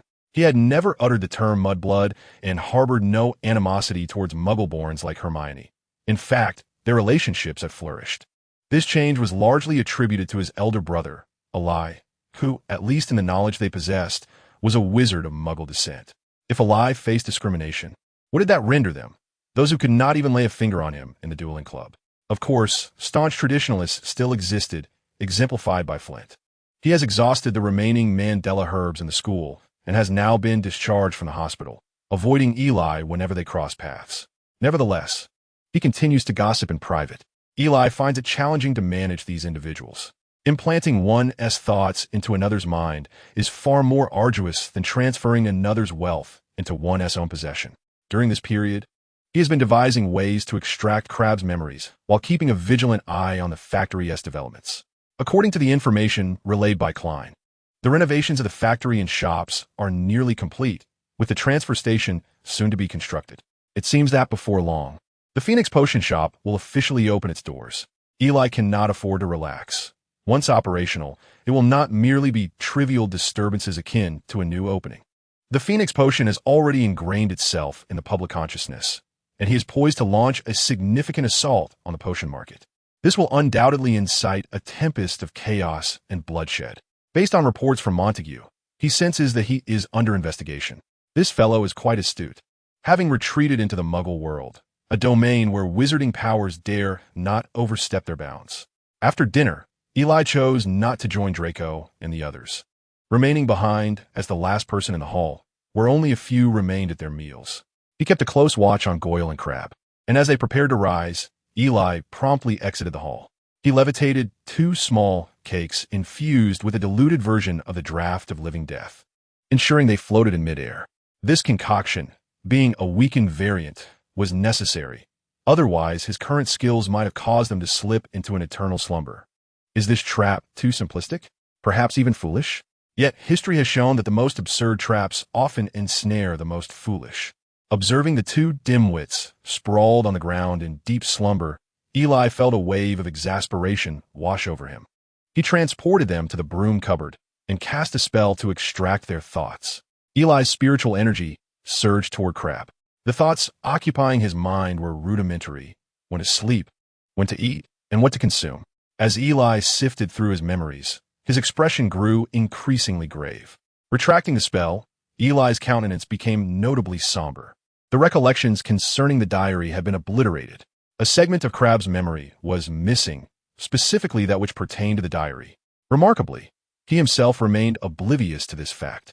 With a complete erasure of their memories regarding being incapacitated, Eli departed with a heavy heart. Given the current circumstances, he feared he had miscalculated. Cursed be his underestimation.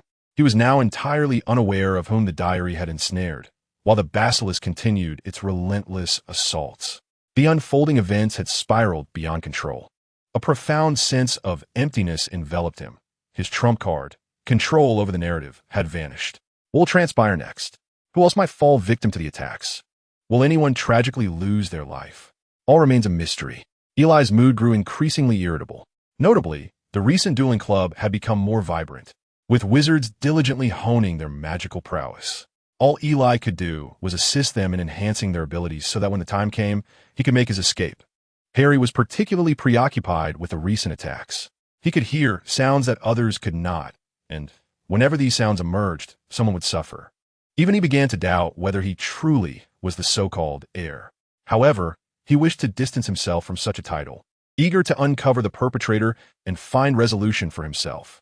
Hermione also astutely detected the connection between Harry and the peculiar sounds, firmly believing it was linked to the attacks. Thus, the trio of determined friends embarked once more on an investigation into the conspiracy. So, do you have any leads concerning the voice in Harry's mind? The five of them sat in the great hall, whispering conspiratorially. A few shook their heads. Draco, do you know anything else about the Chamber's secrets? Draco shrugged. Nothing more. I've shared all I know, but I recall this incident occurred many years ago. Many years ago, the others were instantly intrigued, with Harry reacting most strongly, remembering Dobby's words about history about to repeat itself. Indeed, I heard that a student died back then, and Hogwarts nearly closed down. A student died? Who? Harry inquired eagerly.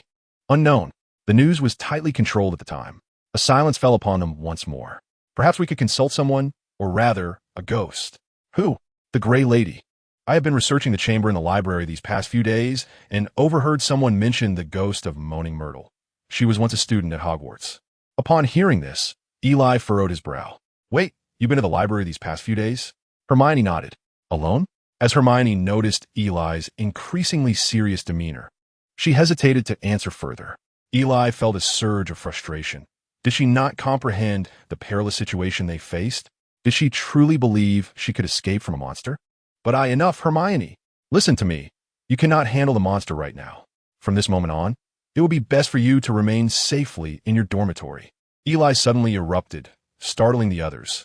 They were unsure why Eli had become so incensed. Hermione bit her lip tightly, aware that Eli's outburst stemmed from concern for her. Yet no one enjoys being reprimanded so harshly. Sensing the atmosphere shift, Draco attempted to diffuse the tension. Eli, please calm down. Hermione means well. Hermione, don't take it to heart. Eli is merely looking out for our safety. Eli recognized his earlier outburst had been excessive, his words too harsh. But he could not shake the lingering shadows in his heart. I'm sorry. With that, Eli turned and walked away. He now harbors a fervent desire to storm into the chamber and vanquish the basilisk, thereby eliminating Voldemort once and for all, were it not for the insurmountable odds against him. Chapter 65. Lockhart's Duel Club. Ever since that unfortunate day, Eli has sought refuge in the Room of Requirements at every available opportunity. He's been diligently tinkering with various alchemical contrivances specifically designed to confront the basilisk. Hermione, meanwhile, has indeed refrained from embarking on solitary investigations in the library. Today, Lockhart has adorned himself in an ostentatious manner, though his usual attire is scarcely more modest. Within the confines of the defense against the dark arts classroom, a dueling platform has been set up where Lockhart stands with an air of self-importance. despite having lost a fair number of admirers following his previous social blunders. A devoted cadre of fans remains, as evidenced by the starry-eyed girls in the audience. Lockhart revels in such attention. It is the pinnacle of his aspirations. A graduate of Ravenclaw, the illustrious Academy of Intellect, his magical prowess, however, seems at odds with his esteemed institution. He has relentlessly focused on cultivating his reputation, masterfully employing the memory charm to deceive adventurers and claim their achievements as his own, thereby garnering immense accolades, which he savors deeply. Now, basking in the gaze of these young witches and wizards, he feels a profound sense of satisfaction. Dear students, I have heard whispers of your newly established dueling club. Yet I believe you are in need of an exemplary instructor, myself, to provide the proper guidance. Hence, I have petitioned Professor Dumbledore to establish the Gilderoy Lockhart Dueling Club, and I have invited Professor Snape to serve as my assistant. He dramatically removed his cloak and tossed it to the eager students below, inciting a flurry of competition among them. Professor Snape ascended the platform with an impassive demeanor. Just by observing his expression, Eli sensed that Lockhart was in for a rude awakening. Professor Snape, and I shall perform a brief demonstration. Fret not, I shall return you a complete potions professor. Lockhart assured. Snape remained silent throughout, his intentions cloaked in mystery as he contemplated how best to toy with the oblivious fool. The two stood at opposite ends, each performing the formalities of a duel before turning to face one another. 1, 2, 3. Expelliarmus. Protego. Contrary to Eli's expectations of Lockhart being sent flying, his shield charm successfully deflected Snape's spell. Eli felt a flicker of confusion. When did this fool improve? Observing Lockhart seemingly parrying Snape's attacks with some degree of enthusiasm, Eli was aware that Snape's true capabilities were a mystery to him. Only Dumbledore could truly outmatch him at Hogwarts. Snape was merely indulging Lockhart, not exerting his full strength. The young witches and wizards watched the exchange between the two professors with rapt attention, thoroughly engrossed in the spectacle. As Lockhart gradually sensed something amiss, no matter how he strained his intellect to mount an offensive, he found himself effortlessly thwarted by Snape. In essence, he was utterly incapable of defeating Snape. He could faintly perceive the derisive smirk upon Snape's face, feeling as though he were a mere monkey being toyed with. Only just realizing the absurdity of his situation, a flash of irritation crossed his visage, madness flickering in his eyes. Black arrow. Several tendrils of dark mist surged forth like arrows aimed at Snape. Eli's expression shifted. Dark magic. Having delved into Voldemort's memories, he had made some progress in understanding dark arts and could instantly recognize the fierce spell. Snape raised an eyebrow, his wand slicing through the air like a blade, devoid of incantation or light. Lockhart's unleashed dark magic was suddenly dispersed, leaving deep gouges in the floor. Disarming charm. Snape offered no respite, casting a crimson light that sent the stunned Lockhart sprawling to the ground with a thud. Oh dear, is he all right? Hermione frowned. Although she had seen through Lockhart's true nature, witnessing him fall so pathetically evoked a twinge of pity within her. What about the damage to the floor? Lockhart's countenance turned ashen as he stifled his fury, knowing he dared not erupt in front of such a crowd. His reputation would be irrevocably tarnished. Excellent, truly splendid. My heartfelt gratitude to Professor Snape for the demonstration. Just now, I provided a counterexample. Certainly, if I wished to vanquish Professor Snape, it would be a mere trifle. Snape, uninterested in Lockhart's bravado, thought it prudent to instruct the students on how to counter unexpected spells, particularly dark magic. Lockhart's face momentarily stiffened before he forced a smile. Of course, of course. Now let us have a group of students come forth to demonstrate. Potter Weasley. Mr. Weasley's wand, even when wielding the simplest of spells, may yield unpredictable results. We might just have to package Mr. Potter into a matchbox and send him to the hospital. He gestured towards Draco in the audience. I too have my little dark magic sprite. Ahem, a mix-up occurred. Draco was summoned to the stage, and these two adversaries were about to square off once more. Both had undergone Eli's training, their capabilities vastly improved. Previously, their duels resembled a turn-based game of wizardry, one strike, then the other. Now, they were employing a myriad of tricks and strategies, engaging in a back-and-forth that appeared even more enthralling than the professor's earlier duel. Lockhart had initially looked down upon Eli's dueling club, but this was a moment of poetic justice. In contrast, Harry's dueling prowess surpassed that of Draco during their clash. It was evident that Harry was far more at ease, while Draco struggled to keep pace. Suddenly, a blunder unfolded. A massive black serpent erupted from Draco's wand, measuring at least 2 or 3 meters in length. These are some spells passed down through their wizarding family, which are not taught in schools. The snake hissed as it fell to the ground. Perhaps due to the overwhelming number of people around, the air was filled with chaotic energy, causing the snake to seem aimless and somewhat irritable. It hissed at the surrounding young wizards, baring its menacing fangs, which frightened them into retreat. Recognizing the gravity of the situation, Lockhart stepped forward, commanding, "Ascend." The snake was struck by the spell and propelled high into the air before descending once more. This likely incited its fury, as it zeroed in on the nearest target, Justin from Gryffindor. Justin stood frozen, momentarily forgetting to evade the impending danger.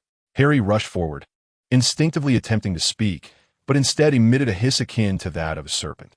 The onlookers gazed at him in terror, as though they had encountered a formidable dark wizard. Unbeknownst to Harry, the snake comprehended his words and turned towards him. To the other young wizards, it appeared as though Harry was commanding the snake to attack Justin. "The snake is gone." Snape's wand emitted a flicker of flame, and the struck snake immediately struggled before disintegrating into a pile of ashes. "What trickery are you playing at?" Justin furiously questioned Harry. Chapter 66. Rumors. This dismal duel concluded abruptly, as Eli and his companions hurriedly escorted Harry away. "Harry, you're a Parselmouth. Why didn't you tell us?" Ron's face was still filled with disbelief. "What am I?" "A Parselmouth. You can converse with snakes." Hermione, well-read, was aware of what being a Parselmouth entailed. "Indeed, I've been able to do so since childhood. I once accidentally released a python at the zoo to frighten my cousin Dudley." Harry did not fully grasp the implications of being a Parselmouth. "No, this isn't merely a talent. Rather, it's quite dire." "Deal? Why?" The founder of Slytherin House, Salazar Slytherin, was a Parselmouth, a notorious dark wizard. Draco's gaze towards Harry had shifted. Harry, perplexed, replied, "But I'm not a dark wizard. If I hadn't commanded that snake to stop, Justin would have been harmed." He failed to recognize the nature of the situation, believing Justin was being ungrateful. "Harry, do you realize that when you commanded it to stop, it sounded like you were inciting it to attack?" "What?" Harry was utterly baffled, questioning the sanity of those around him. "I distinctly told that snake to stop." "Ron, you were right there. You should have heard me clearly." Ron shook his head. "No. Harry, you were speaking in the language of snakes. No one present could understand you." Harry froze, suddenly realizing he had spoken in an entirely different tongue. "Eli, did I truly just speak Parseltongue?" Eli nodded slowly, affirming his identity as a Parseltongue, fully aware of the implications. Harry felt a surge of panic as Hermione and the others nodded in acknowledgement, gradually coming to terms with his dire situation. After a prolonged silence, he pondered aloud. "So, everyone now believes I am a descendant of Salazar Slytherin, that I am the heir?"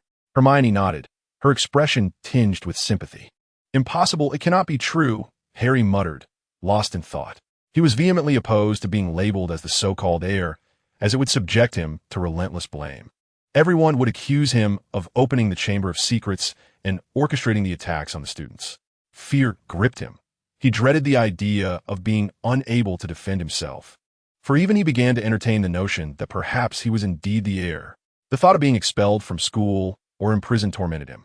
Now, Harry began to grasp the magnitude of the danger that Dobby had spoken of.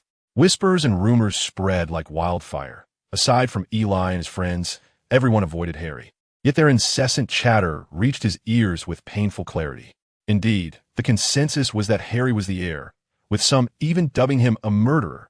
He attempted to protest, but as he approached, the crowd scattered like frightened birds. He found himself at a loss for words. Harry felt on the verge of madness.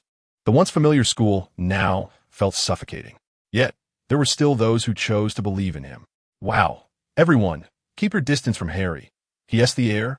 The twins exclaimed with a mocking cry before scampering away with laughter. "Don't take it to heart, Harry. George and Fred are merely jesting," Ron quickly interjected, attempting to mitigate the situation. Harry bore no anger. He understood that the twins were just trying to lighten the mood. "I know. Only they would find this amusing." Indeed, apart from those familiar with Harry, the other students regarded him as the culprit. The rumors echoed their unspoken thoughts. Yet they lacked the courage to voice these sentiments directly to him, leaving only the twins to jest at his expense. As these thoughts swirled in his mind, Harry felt a wave of despondency wash over him. Those around him noticed his demeanor, yet words of comfort eluded them, for they were unsure how to console him. "Harry, where are you going?" Someone called as he turned away. "I'm going to find Professor Dumbledore. I must tell him I am not the heir, nor am I the murderer," he declared passionately, unwilling to bear such unfounded accusations. "Harry, Professor Dumbledore will surely believe you, but we mustn't focus on justifying ourselves," Hermione urged, noting his increasingly frantic state. "What should I do then? Should I simply endure the criticisms and watch as everyone shuns me? I am not the heir. I do not attack my classmates. I must share this with everyone." Upon perceiving the unsettling situation, Eli rushed forward to seize him. "Harry, calm down and listen to me." Gazing into those familiar emerald eyes, Harry fell silent. "Harry, you must understand that we believe in you. The professor believes in you, yet your classmates do not. For we lack the evidence to convince them. Even if you attempt to defend yourself now, it would be in vain, as they would rather believe in a visible culprit. Driven by fear, they need to identify a perpetrator upon whom they can unleash their terror, rendering any defense futile." Harry felt as though he was on the verge of losing all strength. Eli's heart ached witnessing his friend's plight. Had it not been for him, Harry would not have faced such animosity once more. What am I to do? Uncover the truth and apprehend the true culprit. Only when the genuine offender is captured and presented before everyone will fear dissipate, and they will be willing to accept your innocence. Indeed, Harry, we must unite to unveil the truth and bring the murderer to justice. Ron and the others stepped forward. "Don't you dare shed tears, Scarhead. I'll write to my father shortly. He might possess some insights." Draco had a knack for transforming words of comfort into veiled mockery. The unwavering support of friends became a source of strength for Harry, making the surrounding chill feel less oppressive. "And by the way, tell your father to send you some more hair gel. Draco, your pompadour is on the verge of collapse." As soon as the jest was uttered, the weight of despair lightened considerably. In the ensuing days, Eli busily prepared to confront the basilisk. Magical creatures like the basilisk possessed a formidable resistance to magic, and its gaze could petrify anyone who met its eyes, placing Harry in a precarious position. He had to make thorough preparations. Yet another attack transpired. This time, the victims were two, the ghost Nicholas and Justin, both petrified. The news, once released, nearly cemented Harry's status as the murderer. After all, it was Justin who had publicly accused Harry, and now he had fallen victim, which seemed to suggest that Harry was enacting revenge. The situation grew increasingly dire, prompting the professors to inform all students that the school had entered a state of emergency. In a matter of days, the Ministry of Magic, notorious for its incompetence, and the school board decided to remove Dumbledore at this critical juncture. Before his departure, he left a letter for Eli, urging him to assist his brother. Chapter 67. The Emergence of Shadows. Students of Slytherin, please adhere strictly to the school's safety regulations. Unauthorized departures from the dormitories during off hours are prohibited. Snape's somber voice echoed throughout the Slytherin common room, laced with a hint of suppressed anger. What has befallen Professor Snape? The young Slytherins were perplexed by their head's sudden announcement. Soon after, Snape entered, accompanied by a weeping young witch. Astoria? A witch hurried over, named Daphne, the sister of the weeping young witch. Snape's expression darkened as he swiftly summoned all the Slytherin students, ensuring none were left behind before silently turning away. But where was Draco? Eli realized Draco was absent, yet Snape seemed to not mention it. Malfoy was petrified. What? Eli was horrified, rushing to Astoria's side. When was he petrified? I encountered Malfoy in the Olary and returned with him. On the way, he suddenly pushed me aside, and then he was petrified. Astoria appeared quite shaken. Her lips pale as tears streamed down her face. Eli's mind raced. Draco had been petrified. Why had he gone to the Olary, and how had he seen the basilisk? He tried to steady his tone, asking, "Can you tell me where you encountered the attack? Did you catch even a glimpse of the creature?" Upon hearing the word creature, Astoria burst into tears. "I think she needs some rest. Please wait until she feels better to ask her anything." Daphne shielded Astoria protectively. At that moment, Astoria finally spoke. "It was by the window over there in the Great Hall. I fell and saw nothing, and Malfoy." Eli turned gravely, realizing what had likely transpired. Draco must have spotted the basilisk first through the window, and, in a protective gesture, pushed Astoria out of harm's way, leaving her unharmed. But why would the basilisk attack him, a pure blood? Eli's heart sank further. The situation was deteriorating, and events were unfolding that were not part of the narrative. He was now utterly in the dark about who had opened the Chamber of Secrets. It seemed the basilisk had begun attacking indiscriminately. Was Voldemort's soul about to awaken? That night, Eli cast the disillusionment charm upon himself and made his way to the infirmary alone. Professor Sprout's mandrakes were still unripe, unable to cure those petrified. Eli had some stored away and intended to deliver them to the infirmary. At the door, he spotted two shadowy figures. Harry, Ron? These two were about to open the door when they heard him and crouched down in terror, covering their heads. It's me, Eli. Eli kicked the two of them, who were huddled together in exasperation. Eli, what are you doing here? Ron asked. I was about to ask you that. Eli replied, eyeing these reckless fellows. We just wanted to check on Draco. Isn't Hermione with you? Eli furrowed his brow. Typically, it would be Hermione leading these two useless boys in situations like this. The two exchanged hesitant words for a while, until finally, Harry spoke up, revealing that Hermione had rushed to the library and was discovered by a professor. It was said she was currently in Lockhart's office assisting him in responding to fan letters. What? Did I not expressly tell her not to wander off? How could she go again? Why did you not stop her? Eli felt a surge of irritation. Disobedient children were the most exasperating. Who could have foreseen that she would venture out? Earlier, she had mentioned finding some clues. Eli was filled with a desire to confront Hermione upon her return, longing to reprimand her for her stubbornness, for he had never encountered a girl so headstrong. He pushed open the door to the infirmary, where several petrified victims lay, and approached Draco's bed, where he remained frozen in a reaching gesture. Setting aside a few processed mandrakes, Eli took Harry and Ron and exited. Throughout their journey, Eli chastised the two, leaving them unable to hold their heads high. His frustration was overwhelming, for these hard-headed individuals seemed intent on causing chaos. If they managed to survive until the end, their resilience was indeed remarkable. Suddenly, the castle reverberated with Professor McGonagall's voice. All heads of departments, please assemble immediately. Other staff members are to account for student numbers at their respective houses. Her tone was more serious than ever, even trembling slightly. What was happening? Eli's expression darkened. He feared there might be more victims, and the situation could be more dire than mere petrification. The group quickened their pace. In the corridor, McGonagall hurried with the heads of houses to a particular wall. It is here, Eli and the others halted upon hearing commotion ahead. As you can see, the heir of Slytherin has once again left a message, the professors announced gravely. The most dreadful news has come to pass. A student has been taken into the Chamber of Secrets. The faces of the group paled, and Eli felt a sinking sensation in his heart. Who had been abducted this time? A sense of foreboding washed over him. The professors stared at the blood-red words with serious expressions. Do we know who has been taken? Not yet. I have already dispatched teachers to investigate, McGonagall replied, her face slightly pale, eyes filled with an inescapable worry and sorrow. We must send all students home. Hogwarts may never reopen. Eli peered ahead, sensing something was amiss, and his anxiety deepened. Suddenly, he turned and ran, with Harry and Ron momentarily stunned before hastily following. They swiftly arrived at the Defense Against the Dark Arts classroom, reaching the door to Lockhart's office. Alohomora! He forcefully cast the unlocking charm, flinging the door open. Inside, amidst a chaotic pile of letters, there was no sign of Lockhart or Hermione. Panic surged within Eli. On the desk lay unfinished letters in Hermione's handwriting. The last word abruptly cut off mid-sentence.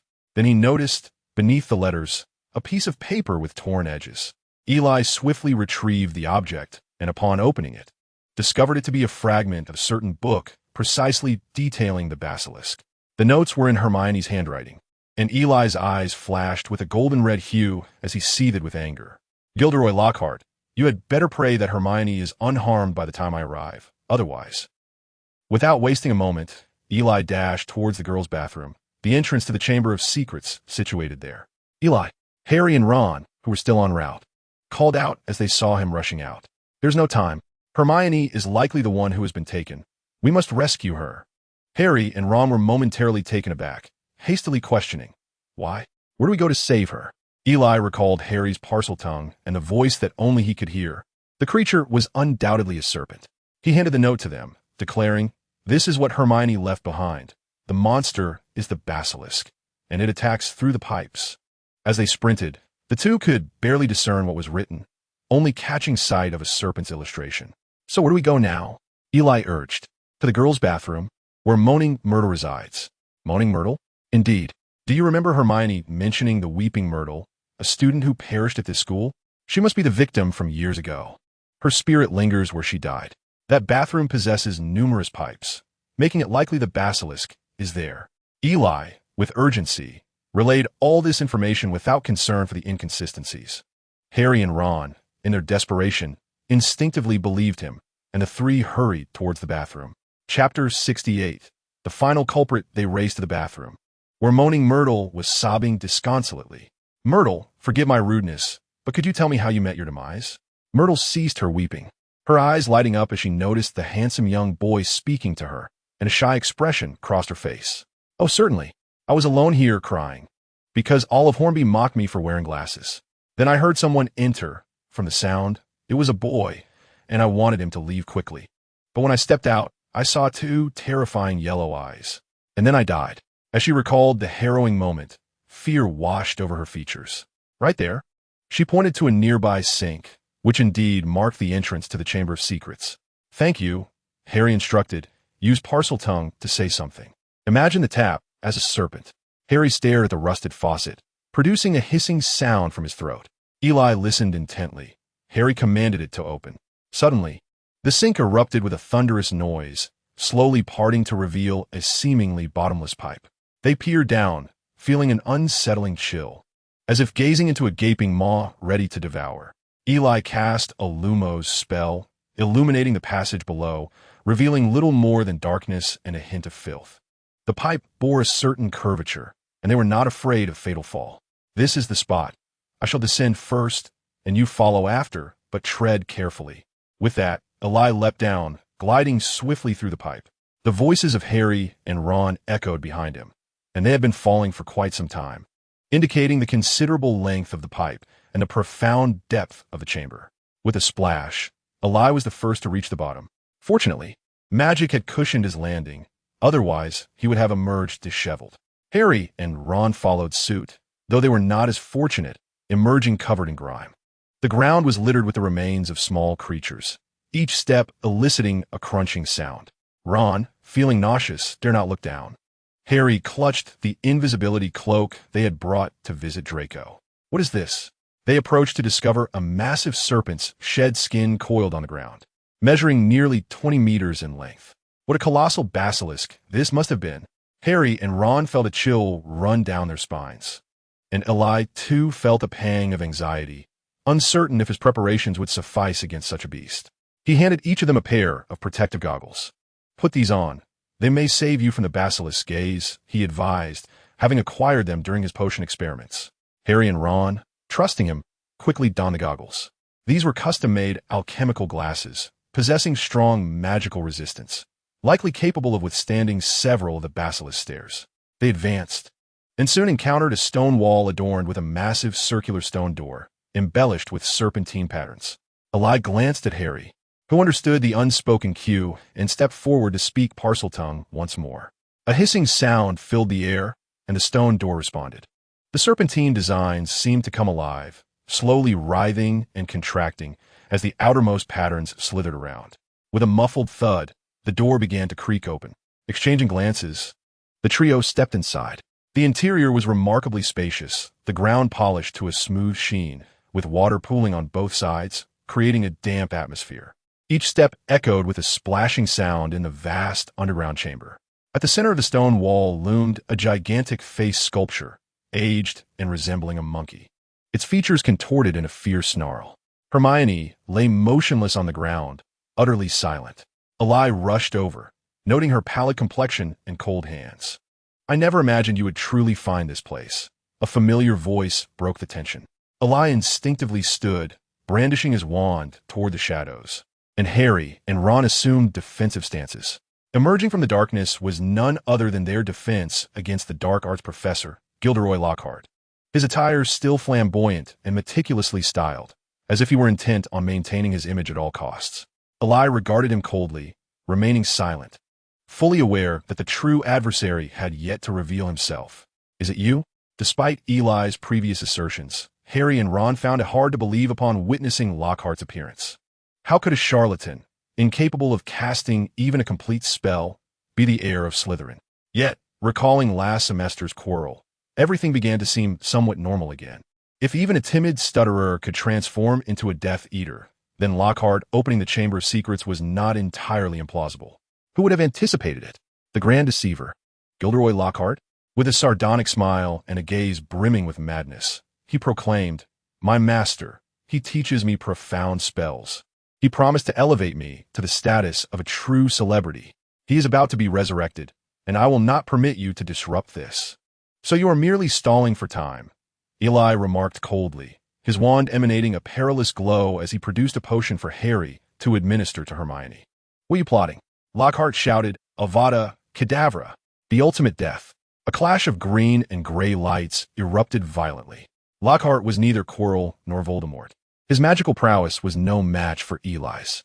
However, he excelled in the art of the Obliviate Charm, a spell reliant on the mind, and given his current obsession, his killing curse was not without its potency. Nevertheless, he gradually faltered under Eli's formidable onslaught. Lockhart's face contorted in horror, followed by disbelief. "Impossible. He taught me so much magic. I cannot be bested by a mere child." Like one deceived, Lockhart struggled to accept his inability to contend with Eli. His vanity was profound. Accustomed to adulation, the recent ostracism by professors had already driven him to madness. Now that he had finally gained strength, how could he tolerate being defeated by a child? Impossible, impossible. Madness consumed his gaze, bloodshot veins coursing through the whites of his eyes. The once handsome face twisted into a grotesque mask. Eli steadily advanced his spell, regarding Lockhart as one with a lifeless corpse. His anger surged, fueled by the realization that his negligence had endangered Hermione's life. The diary was relentlessly siphoning her vitality, and the potion had only managed to stabilize a hint of color in her cheeks. He should have recognized Lockhart's peculiar behavior earlier. Each time a student was attacked, the defense against the dark arts professor had an array of excuses for his absence during faculty gatherings. Then there was the duel with Snape. Given his abilities, he ought to have been defeated in an instant. Yet he managed to hold his ground, even resorting to dark magic, compelling Snape to employ the disarming charm. Eli's only desire was to swiftly vanquish this foe. Voldemort and the Basilisk awaited them beyond. Chapter 69. Tom Marvolo riddle. The outcome of the duel was becoming increasingly evident. Eli's expression was as grim as the depths of the sea, while Lockhart appeared disheveled and grotesque. Eli's spell had pushed Lockhart's magic to the very brink. A fierce glint ignited in Eli's eyes as his magical power surged, culminating in an explosion where their spells collided, forcefully propelling Lockhart away. He crashed against the stone wall and fell to the ground, his fate uncertain. Yet, Eli did not relent. "Tom, are you not coming out?" Harry and Ron, believing the ordeal had reached its conclusion, moved to assist Hermione, but upon witnessing Eli's demeanor, they instinctively raised their wands in a defensive stance. Applause echoed from the shadows, each crisp clap resonating within their hearts. "Indeed, quite impressive, Eli Hall. What an extraordinary talent you are. I assure you, you shall achieve great things." A boy with delicate features and piercing eyes emerged, his beauty surpassing even Lockhart's. Upon his arrival, Harry instinctively clutched his forehead in pain, drawing Tom's attention. In that instant, Tom's gaze turned cold and menacing, fixating on Harry's scar before he vanished without a trace. "Tom, there is no need for idle chatter. I am well aware of your affairs. Let us see the true measure of your abilities." Eli was unwilling to engage further with this cunning adversary. Each passing second weakened Hermione while augmenting Tom's strength. A flicker of malice flashed in Tom's eyes, quickly replaced by a feigned demeanor of regret as he shook his head. Why is it that noble aspirations are so often misunderstood? Why must a genius be shackled by the injustices of this world? It appeared that this individual was emboldened, confident in the formidable dark magic of the Horcrux, which could not be easily destroyed by conventional means. Eli sought to acquire the diary, intending to obliterate it with the ruby flames or the basilisk fawn. However, the diary remained firmly in Tom's grasp, who believed he held the upper hand, delaying any confrontation. Yet Eli could not afford to wait. He could not gamble with Hermione's life, for that would only lead to his own disarray. As Eli caught sight of the diary in Tom's hand, a smile crept across his lips. Tom, after all these years, how does it feel to reclaim this old relic? What? Tom sensed an unsettling shift in the atmosphere. Ultimate demise. A gray light surged forth, laden with destructive intent, hurtling towards Tom. His pupils dilated in alarm as he desperately leapt aside. He tumbled clumsily on the ground, but Eli offered no respite, casting spell after spell. Tom floundered like a circus monkey, awkwardly rolling about.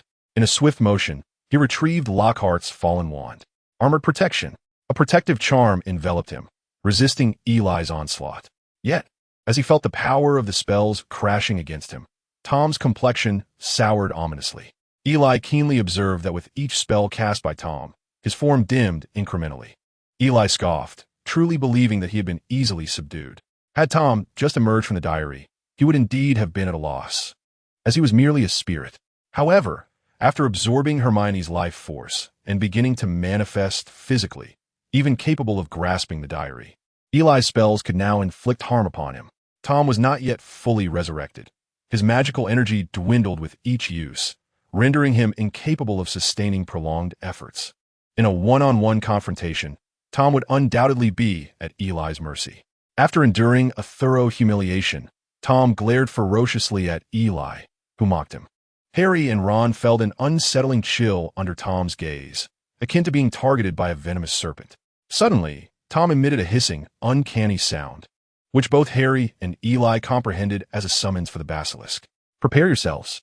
The basilisk is about to emerge. You two, take Hermione and retreat to safety, avoiding eye contact at all costs. Harry and Ron promptly escorted Hermione away, while Eli donned protective goggles. Futile efforts. Before the basilisk, no matter how you hide, death is inescapable.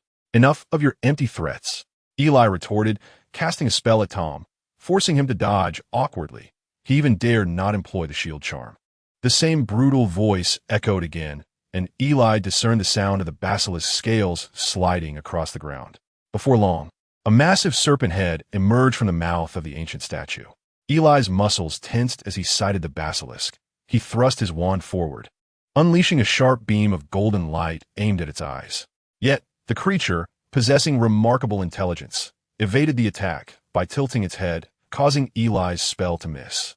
Realizing his eye curse had failed, Eli dared not linger, lowering his head and sprinting away. Although the spell did not strike its intended target, it did make contact with the head. The basilisk, having been attacked upon its emergence, erupted in a furious rage, its gaping maw filled with terrifying fangs lunging towards Eli. He could even scent the foul breath wafting from its mouth. With a thunderous crash, Eli hurled a blasting curse into the creature's gaping maw, which surprisingly halted its advance. Seizing this moment, Eli quickly distanced himself. The basilisk possessed formidable magical resistance, but generally, living beings tend to harbor vulnerabilities within. Eli's previous strike had inflicted considerable pain upon the beast. Infuriated by its humiliation, the basilisk was now more determined to annihilate this bothersome little pest. Heeding the lessons of earlier encounters, it swung its colossal tail towards Eli. Obstacles galore. Eli could not evade in time, attempting to weaken the tail's impact with magic. The spell proved effective, significantly slowing the tail's momentum, yet still sent Eli hurtling far away. Ha ha ha. I have spoken. Do not resist any longer. Should you choose to submit to me now, I might still spare your life, for a talent such as yours is a rarity indeed. Eli chose to disregard Tom's petty provocations. From his pocket, he retrieved several small horns, squeezing them gently, which suddenly erupted into a cacophony of rooster crowing. At that moment, the basilisk appeared as though it had encountered a formidable foe, thrashing its body in a desperate retreat, howling in anguish. Tom's expression shifted. He had not anticipated that Eli possessed such a tactic. It is well known that the basilisk harbors a profound fear of rooster calls, which is why Hagrid's chickens had all been decimated.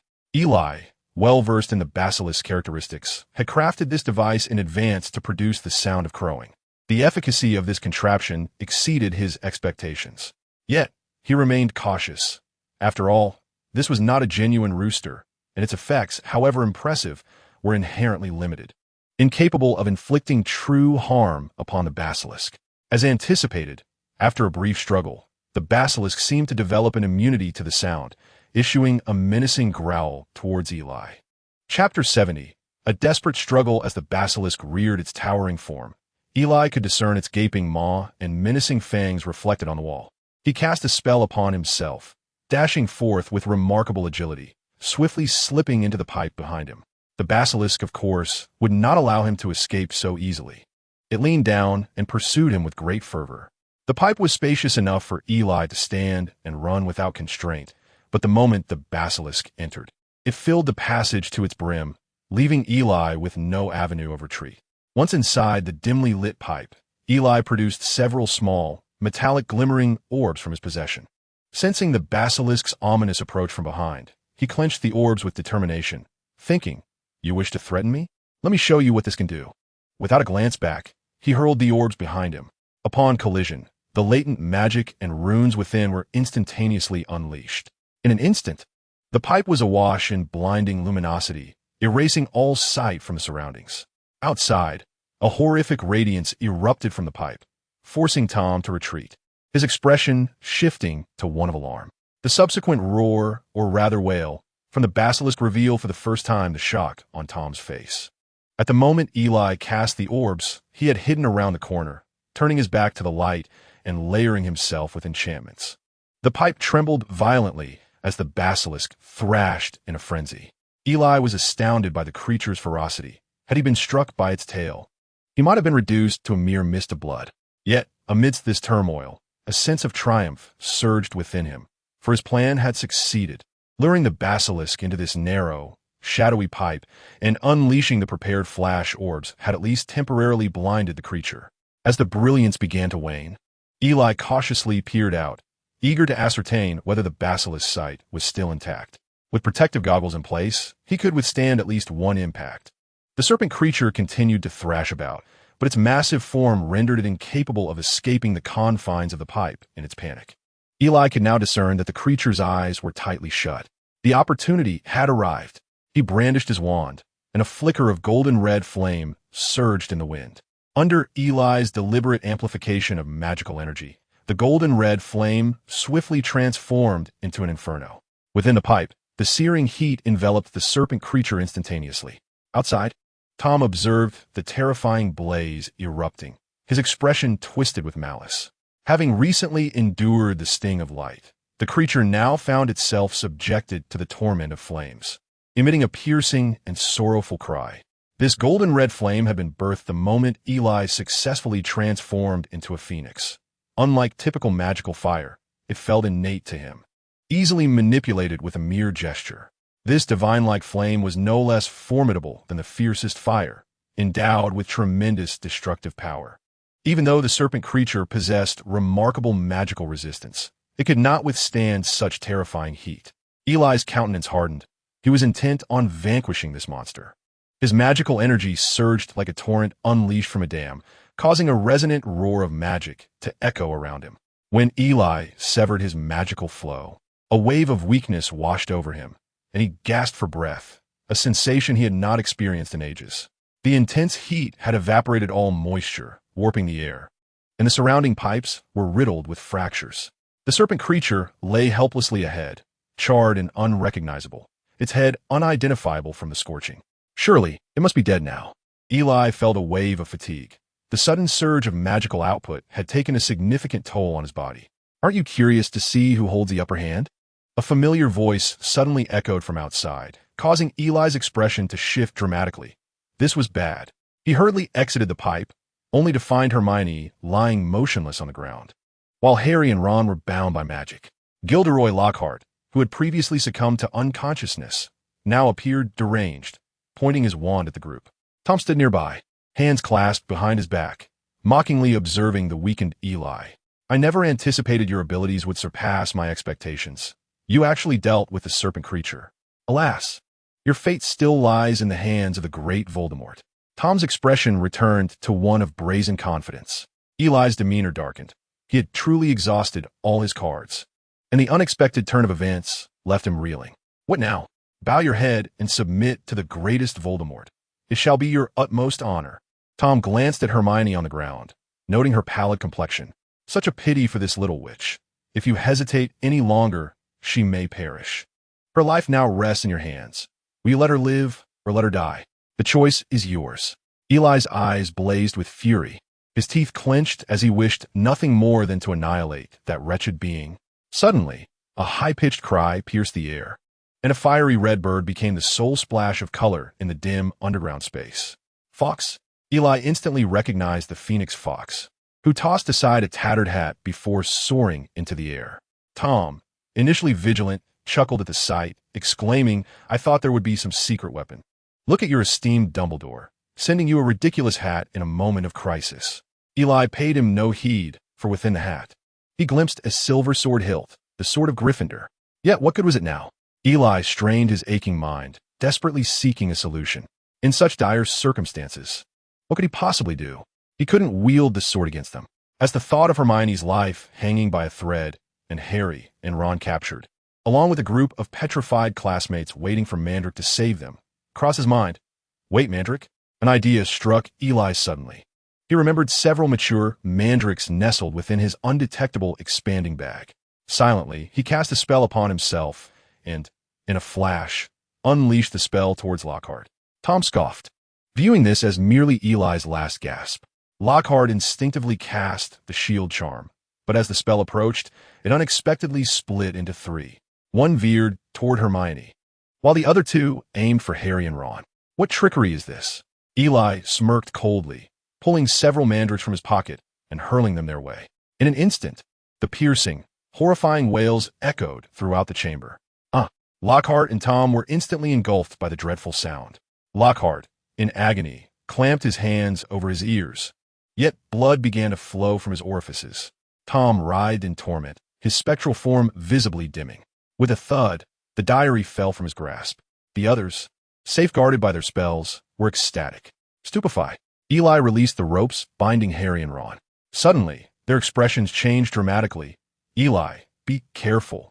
Eli felt a surge of dread as a powerful gust swept through, and with a crash, he was thrown against the ground. The monstrous basilisk emerged, its grotesque form more horrifying than ever. Struggling to lift himself, Eli felt as if his insides had been rearranged. Harry, the hat, the sword, his protective glasses lay shattered, and as he raised his gaze, a pair of terrifying yellow eyes met his vision. This is the last thought Eli had as he closed his eyes. It's over. Chapter 71. The ensuing events unfolded as the story dictated. Harry successfully retrieved the sword of Gryffindor from the hat, slaying the basilisk and using its fangs to obliterate the diary. One of Voldemort's Horcruxes was destroyed, and the soul within was irrevocably vanquished. Eli, however, found himself once more in that white, desolate space. Have I died again? It is not surprising that Eli harbors such thoughts, for he is fixated on the serpent's piercing gaze, engaged in a deadly stare. No, you merely fainted. An ancient voice resounded, startling Eli, who turned to see a balding elder clad in a gray robe standing behind him. Do not be afraid, child. Who are you? Eli felt a flicker of familiarity in the elder's visage, as if he had encountered this face before. You must have seen my statue, and thus know my name. Suddenly, a name sprang to Eli's mind, yet he deemed his thought utterly absurd.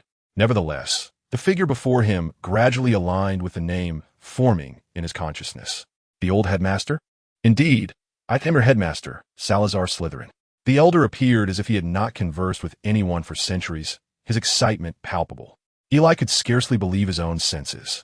Slytherin had been deceased for over a millennium. How could he possibly reappear here? Slytherin seemed to perceive Eli's skepticism.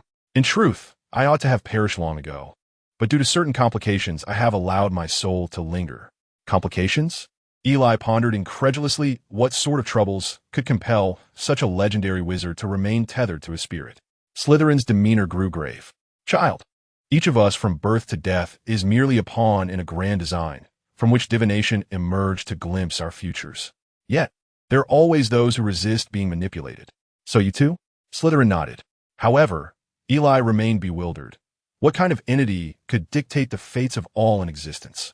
And why would Slytherin choose to exist in this spectral form, merely out of a desire to evade death? Who, then, orchestrates our destinies? A chill crept over Eli. Was everything in this world under someone else's control? Were they merely actors in a scripted play? The Grim Reaper. Slytherin's response was succinct, his gaze as serene as the sky. The Grim Reaper? This was not the first time Eli had encountered the name. Nick had previously enlightened him about the Deathly Hallows and the authority of the Reaper. Yet Eli had always struggled to believe that deities truly existed within this realm.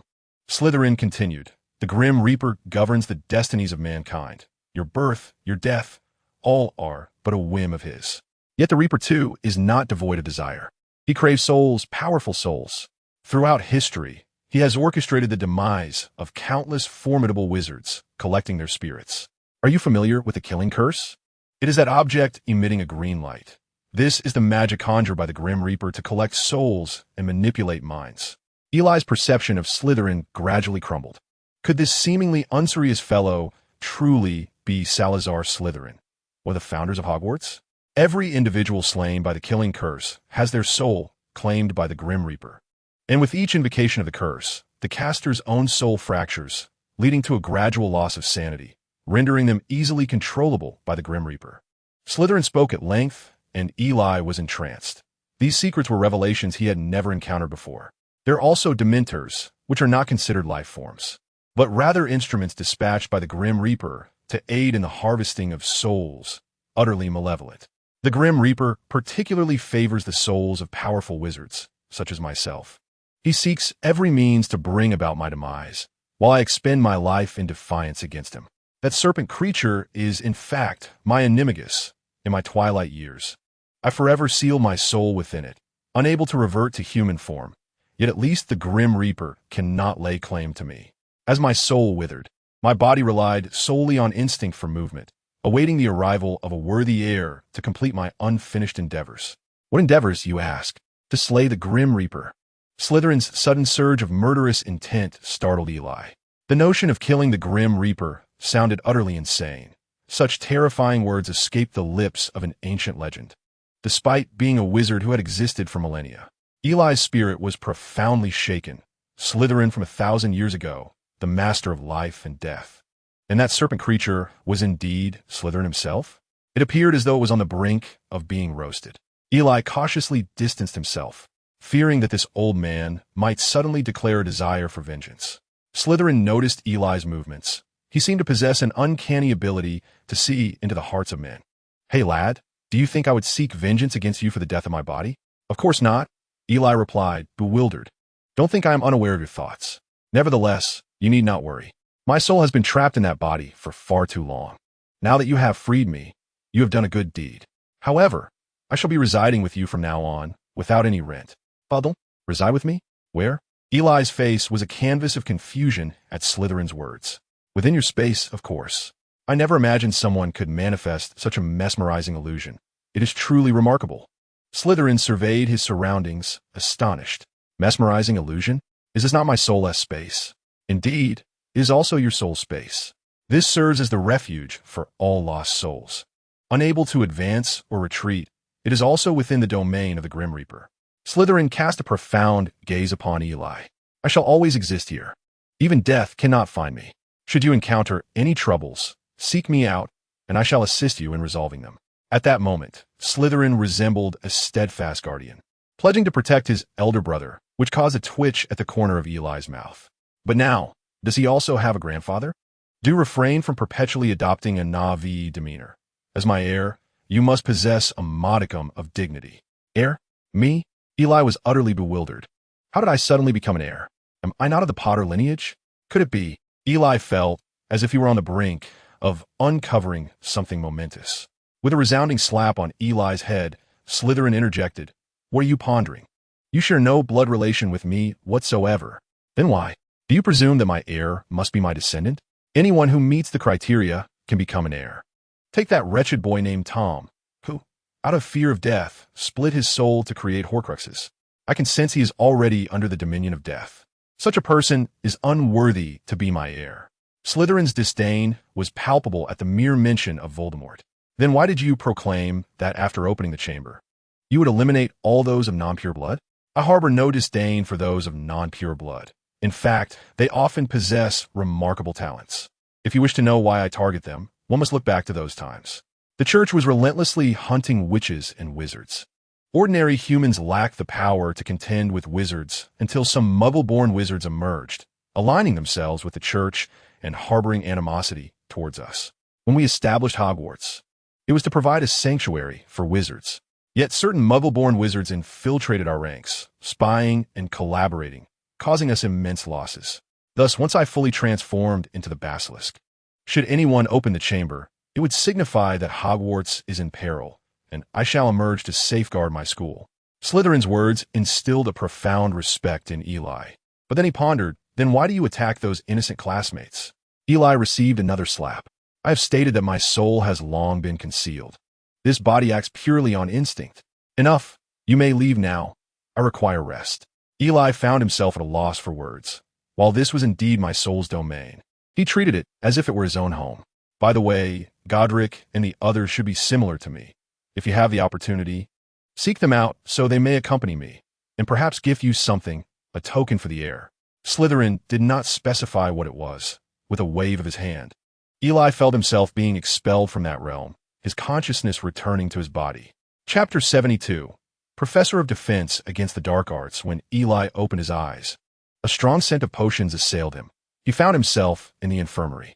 His body throbbed with pain as he attempted to sit up. Oh dear, you must rest. To lie down for a while longer. Madame Pomfrey rushed over and gently pressed him back down. Madame Pomfrey, when will I be discharged? You were brought in with numerous fractures, and your internal organs sustained significant injuries. I can hardly fathom what you must have endured. Quickly, finish your medication and rest for a while. You should be able to leave by tonight. Eli obediently consumed the medication, finding the taste surprisingly pleasant, though he preferred strawberry flavor. Madame Pomfrey shot him a glance that seemed to say, "Are you foolish?" Before departing, "May I see him?" "Oh, Professor Dumbledore, very well, but only for a short while. The patient requires ample rest." "Understood. I shall be mindful of that, Poppy." Upon Dumbledore's unexpected arrival, Eli attempted to sit up. "No need. Just rest comfortably."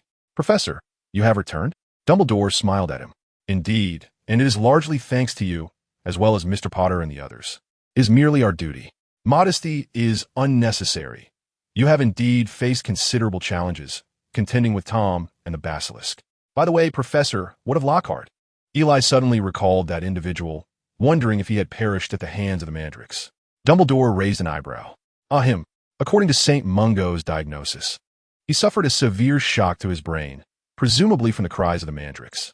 Fortunately, he has not succumbed, much to the astonishment of the doctors. "Professor, why did you hire him to teach defense against the dark arts?" Eli finally posed the question that had long troubled him. Dumbledore cleared his throat awkwardly, to be honest. He was the only applicant at the time.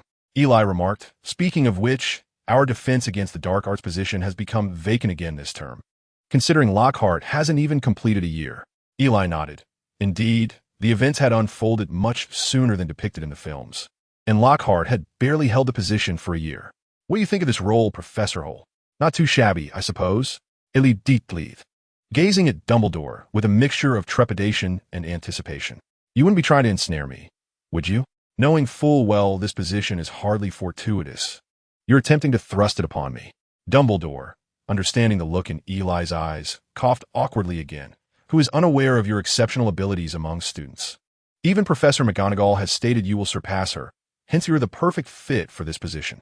Eli couldn't shake the feeling that Dumbledore's words echoed those of some peculiar, noseless old man attempting to charm him. "Rest assured, there is no need for concern. Your only task is to complete the remaining lessons for this academic year. Naturally, a new professor will be appointed next term." Eli regarded the elderly Dumbledore with admiration, surprised he could still entice someone to take the role. "Very well, but I expect to be compensated." Despite his usual reticence in the presence of such formidable figures, the mention of salary bolstered Eli's resolve. "No problem, no problem. Loar has now completely lost his mind. What about his salary?" Eli gazed at the old man, exclaiming, "Old Dumbledore, you've changed for the worse. You've begun to exploit your employees. Even in madness, you still withhold their wages. Nevertheless, as long as I receive my pay, everything is fine." Hee. The two foxes, one large and one small, shared an unspeakable secret, chuckling to themselves. Before long, Professor Pomfrey expelled Dumbledore from her domain. During this time, Harry and his friends attempted to visit, yet they could not breach Professor Pomfrey's defenses. Eli watched them with envy as they held snacks in hand, his mouth watering in disappointment. Fortunately, by evening, Professor Pomfrey released Eli, allowing him to join the dinner. Harry and his companions awaited Eli at the entrance of the infirmary. As soon as Eli emerged, a petite figure leapt toward him. "Oh!" Eli stumbled, feeling the little witch's quiet sobs. He desired to comfort her with a gentle pat, yet hesitated in doing so. Moments later, Eli noticed his shoulder had become thoroughly damp as Hermione finally released him from her embrace. "Thank you, Eli. If it weren't for me." This is merely what we ought to do," Eli replied, a hint of bashfulness coloring his cheeks. He had initially prepared to scold her, yet this unexpected turn left him speechless. "Wow, Eli, have you invented a device that changes skin color? Come, share it with us." The twins suddenly appeared, eager to welcome Eli. "Oh, what? Your face is as red as a monkey's bottom." Eli touched his cheeks and found them indeed warm. "Get away. You're the one resembling a monkey's backside." Hermione, too, felt a tinge of embarrassment, realizing her earlier reaction had been somewhat excessive. "All right, let us hasten to dinner. I'm nearly starving." "Oh, let us escort our great hero to the feast," the twins chimed in a teasing manner. Upon entering the great hall, they all squeezed into the Gryffindor table, where Draco also sat, drawn by the lively atmosphere. "Here you go." A girl dashed over, placing a large piece of cake on a Draco's plate before scurrying away. Eli recognized her as Astoria, the very girl Draco had saved. The others exchanged curious glances at Draco, making him blush with embarrassment. "What is the matter?" "She chose to bring it herself. It's not even my preferred flavor," Draco replied, shaking his head, still youthful and brash. Suddenly, an apple appeared on his plate. Eli shot a disdainful glance at it before grabbing a large chicken leg and taking a hefty bite, mumbling, "This is what really satisfies." He was oblivious to the annoyed glare directed at him from someone nearby. Soon, the defense against the dark arts class was to commence, and the students buzzed with speculation about the identity of the new professor, the classroom abuzz with excitement. "Pray tell, what purpose does that statue serve?" one might inquire. "Observe. It wields a weapon reminiscent of a blade. I surmise it may be a sort of animated puppet." A reasonable deduction indeed. Eli had donned an ensemble of great distinction today, for we now find ourselves in the esteemed position of professors, would we not? He even procured a dollop of Draco's hair gel to style his hair, an audacious choice that exuded both flair and a hint of mischief. Eli strode confidently into the classroom, his presence commanding attention as he approached the podium amidst the astonished gazes of his peers. From this moment forth, I am your professor of defense against the dark arts. Harry and the others nearly dropped their jaws in disbelief. The students initially thought it a jest until Eli revealed his appointment letter, at which point their skepticism melted away. "Professor Hall, what shall we learn in our first lesson?" Ron eagerly raised his hand, brimming with excitement. Eli glanced at the statue of the legendary Guan Yu behind him.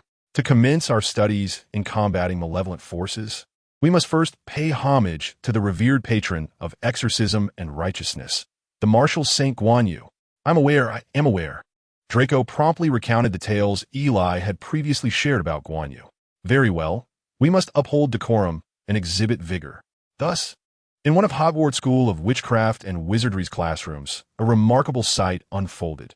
Young wizards clad in dark uniforms bowed in unison to Guan Yu, proclaiming, "We, your disciples, pay our respects to Guan Yu." Chapter 73. Dumbledore's council thus commenced a defense against the dark arts lesson led by a second-year student. "Can anyone enlighten me on what the unforgivable curses entail?" Eli playfully twirled his wand, eager to see which second-year student possessed knowledge of such matters. A small hand shot up. Upon noticing it was Hermione, Eli felt a mix of expectation and surprise. This was indeed paradoxical. Eli assumed the first response would likely emerge from a student of a long-established pureblood lineage. Yet it was Hermione, a Muggle-born. However, considering Hermione's formidable intellect and insatiable appetite for knowledge, this revelation was not entirely unexpected. "Miss Granger, do share your insights," Eli said with a warm smile, gesturing toward her. A slight blush crept across Hermione's cheeks as she appeared somewhat bashful, yet she articulated her answer with remarkable clarity. "The unforgivable curses comprise 3 distinct spells. each capable of sending an individual to Azkaban. Eli elaborated. Each of these spells is exceedingly malevolent, designed to inflict torment. They are the hallmark of dark wizards. Professor, interjected the audacious Seamus Finnegan from Gryffindor. If these spells are so vile, why must we study them? Eli regarded him thoughtfully. A splendid question, Mr. Finnegan. Why indeed? Should we delve into such dark magic? It is imperative to understand that we are learning how to combat dark magic, or more aptly, how to survive in the face of it. If we remain ignorant of dark magic, how shall we defend ourselves against it? Must we then study these spells? The speaker is Neville, who displays a hint of fear and resentment upon hearing the unforgivable curse. Neville's parents, the Longbottoms, were driven to madness by the torturous curse inflicted by the Death Eater Bellatrix, which understandably evokes distressing memories for him. However, Eli turned to Neville, fully aware of the misfortunes that had befallen this timid boy's parents. I cannot teach you these spells right now, not even demonstrate them. Otherwise, I might become the youngest inmate at Azkaban, he remarked, eliciting laughter from the classroom.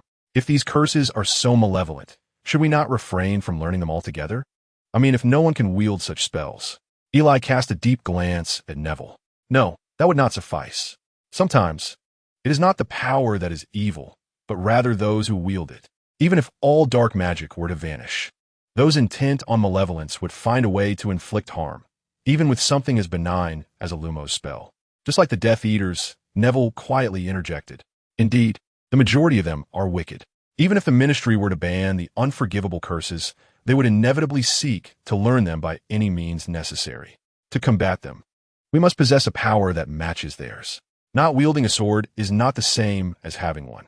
Once Eli concluded, the classroom fell into a profound silence, his words resonating with their thoughts. Perhaps some would lose themselves in the allure of power, yet Eli believed that most would discern how to choose their own strength. This lesson might have been the most engrossing one for the students, as many continued to discuss Eli's defense against the dark arts class even after it had officially ended. In the headmaster's office, Dumbledore remarked, "What a splendid lesson that was. Perhaps I should consider giving you a raise." He appeared in high spirits, teasing Eli. "Yes, indeed." Eli promptly agreed. Dumbledore responded, "I merely jest. Did you truly believe I would grant you a raise? By the way, Professor, did you attend class today?" Eli inquired, curious as to how Dumbledore was so well informed about the content of his lesson. Eli's gaze shifted to Dumbledore, his expression becoming somewhat peculiar. This bearded old man was indeed a peeping Tom. If he could monitor the classroom, what about the restroom? Ahem. Dumbledore's awkward cough interrupted Eli's increasingly absurd thoughts. You know, as the headmaster, I have an obligation to assess the teaching capabilities of the faculty. Dumbledore resumed his authoritative demeanor. Based on my observations, Professor Hall's teaching ability is remarkable, and I believe the students will greatly benefit from it. Then you should give me a raise, Eli said, clearing his throat, now hesitant to speak further lest he inadvertently provoke the century-old gentleman. Eli, I am truly delighted by your profound understanding of power. I firmly believe you can surpass us all. Professor, this is entirely due to your guidance. Eli offered a flattering remark. Do not be modest, Eli. Exceptional wisdom is the greatest treasure. However, Dumbledore's sudden shift in demeanor piqued Eli's interest. The depth of Dumbledore's gaze intensified, and with a slow wave of his hand, Eli sensed an ethereal magical disturbance emanating from the office. At times, extraordinary talent can attract the attention of certain entities.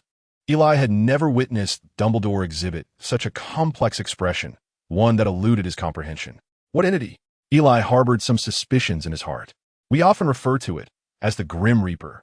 Eli furrowed his brow, taken aback that Dumbledore would broach such a subject. Why would he confide this in him? It is omnipresent, claiming to be all-powerful, drawn to souls, particularly those of great strength. The more potent the wizard, the closer the Reaper's gaze, until they fall into his fatal trap, their souls forever stripped away. Then why tell you? You like me, or rather like us, are too close to him. Dumbledore's gaze turned perilously sharp, causing Eli to avert his eyes. Who? The Grim Reaper? Indeed, indeed. Dumbledore paced restlessly, fiddling with his uniquely shaped and knotted wand. The stronger the talent, the mightier the power, the more robust the soul, the nearer one draws to him. Throughout history, countless prodigious wizards have faced the Reaper. Some were claimed by him, Others dedicated their lives to evading him, while some yearned to conquer and usurp him. He grasped Eli's shoulders firmly, his eyes piercing into Eli's.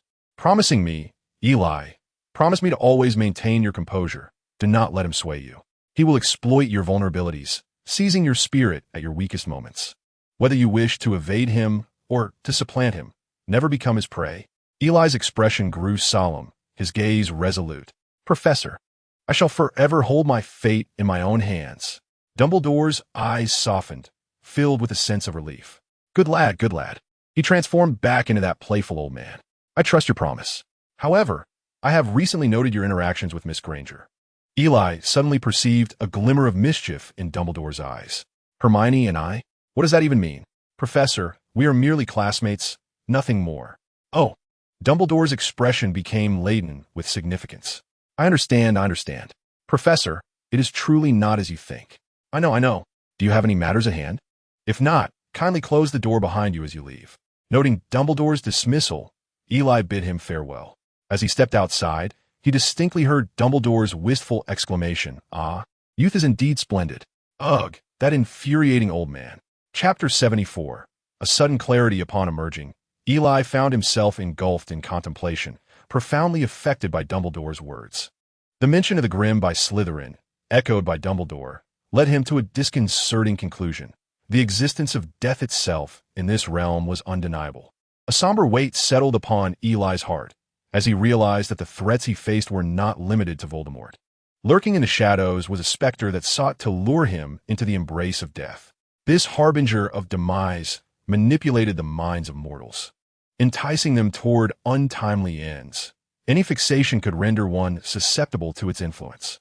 Voldemort's fear of death had driven him to fracture his own soul, allowing the Grimm to seize upon his vulnerabilities, rendering him a mere puppet in death's theater. Eli's thoughts drifted to Dumbledore's tragic past. His sister, cruelly tormented by muggles, had become a ticking time bomb of silence. Their mother had succumbed to grief over her loss. Dumbledore had encountered a figure closer than a brother, united by lofty aspirations. Yet a quarrel had severed their bond, leading to the loss of his sister and the enmity of his brother, driving that cherished companion away.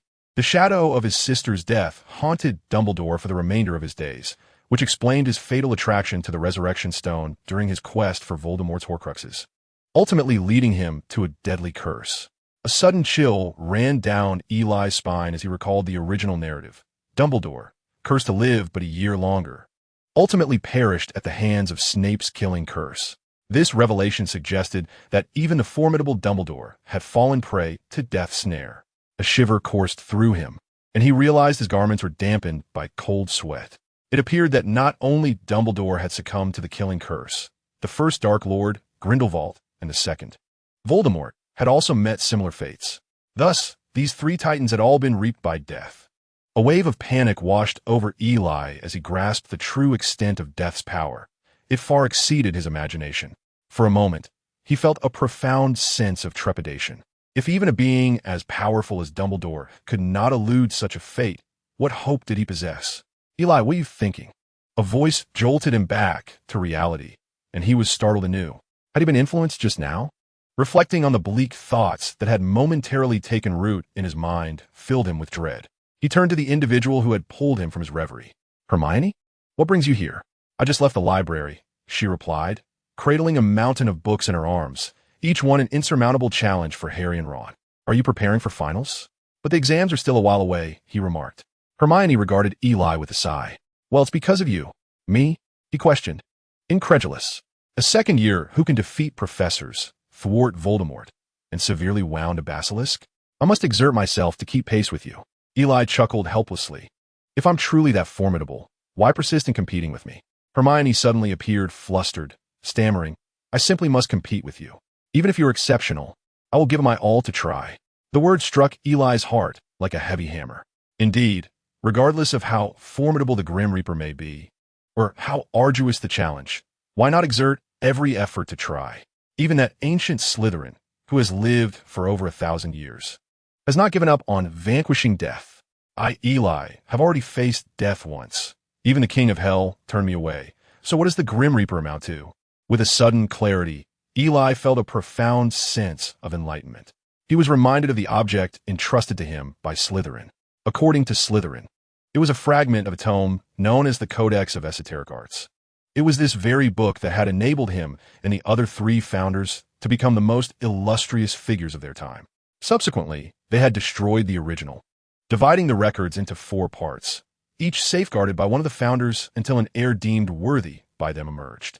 The portion held by Slytherin contained an abundance of dark magic and many secrets, dwarfing even Voldemort's essence in comparison. Given that he possessed such exalted knowledge, why not impart this wisdom to his friends and family?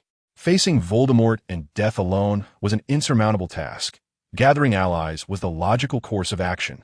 With this thought, Eli reached out and embraced Hermione's shoulders, exclaiming, "Tell me, are we not good mates?" Hermione, taken aback by Eli's sudden gesture, widened her eyes in surprise. What was going on? Eli, oblivious to any impropriety in his actions, continued, "Since you still regard me as a friend, I shall no longer hold back. I possess a wealth of knowledge that I will share with you all." Huh? Hermione's mind was a tempest of confusion, struggling to comprehend Eli's words. "Could you not be more decisive, like a man? Just say it. I will teach, will you learn?" "Fine, fine," Eli responded, satisfied as he patted her shoulder, leaving Hermione wincing in pain from the force of his pats. "I have high hopes for you." With that, he dashed away, leaving Hermione blushing, watching the direction he had gone, stamping her foot in frustration while rubbing her sore shoulder. Eli gathered Harry and the others, sharing the exciting news. How could one refuse the opportunity of magic presented so readily? Harry, already intrigued by dueling, readily agreed, and Draco, eager to enhance his abilities, followed suit. Only Ron hesitated, mumbling uncertainly, until Eli's insistence finally coaxed him into reluctant agreement. With the support of his friends, Eli felt a renewed sense of confidence for the future.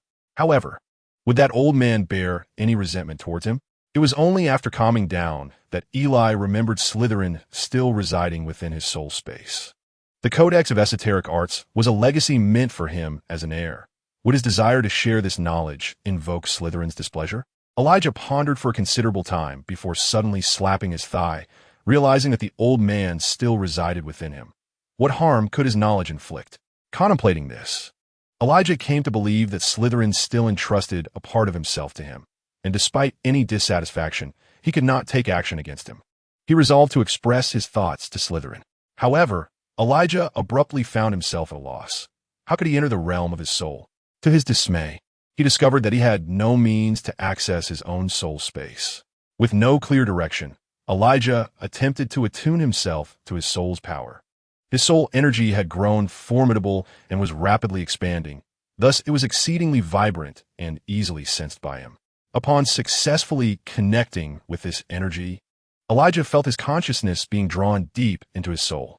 Surrounding him was an expanse of pure white. What is it?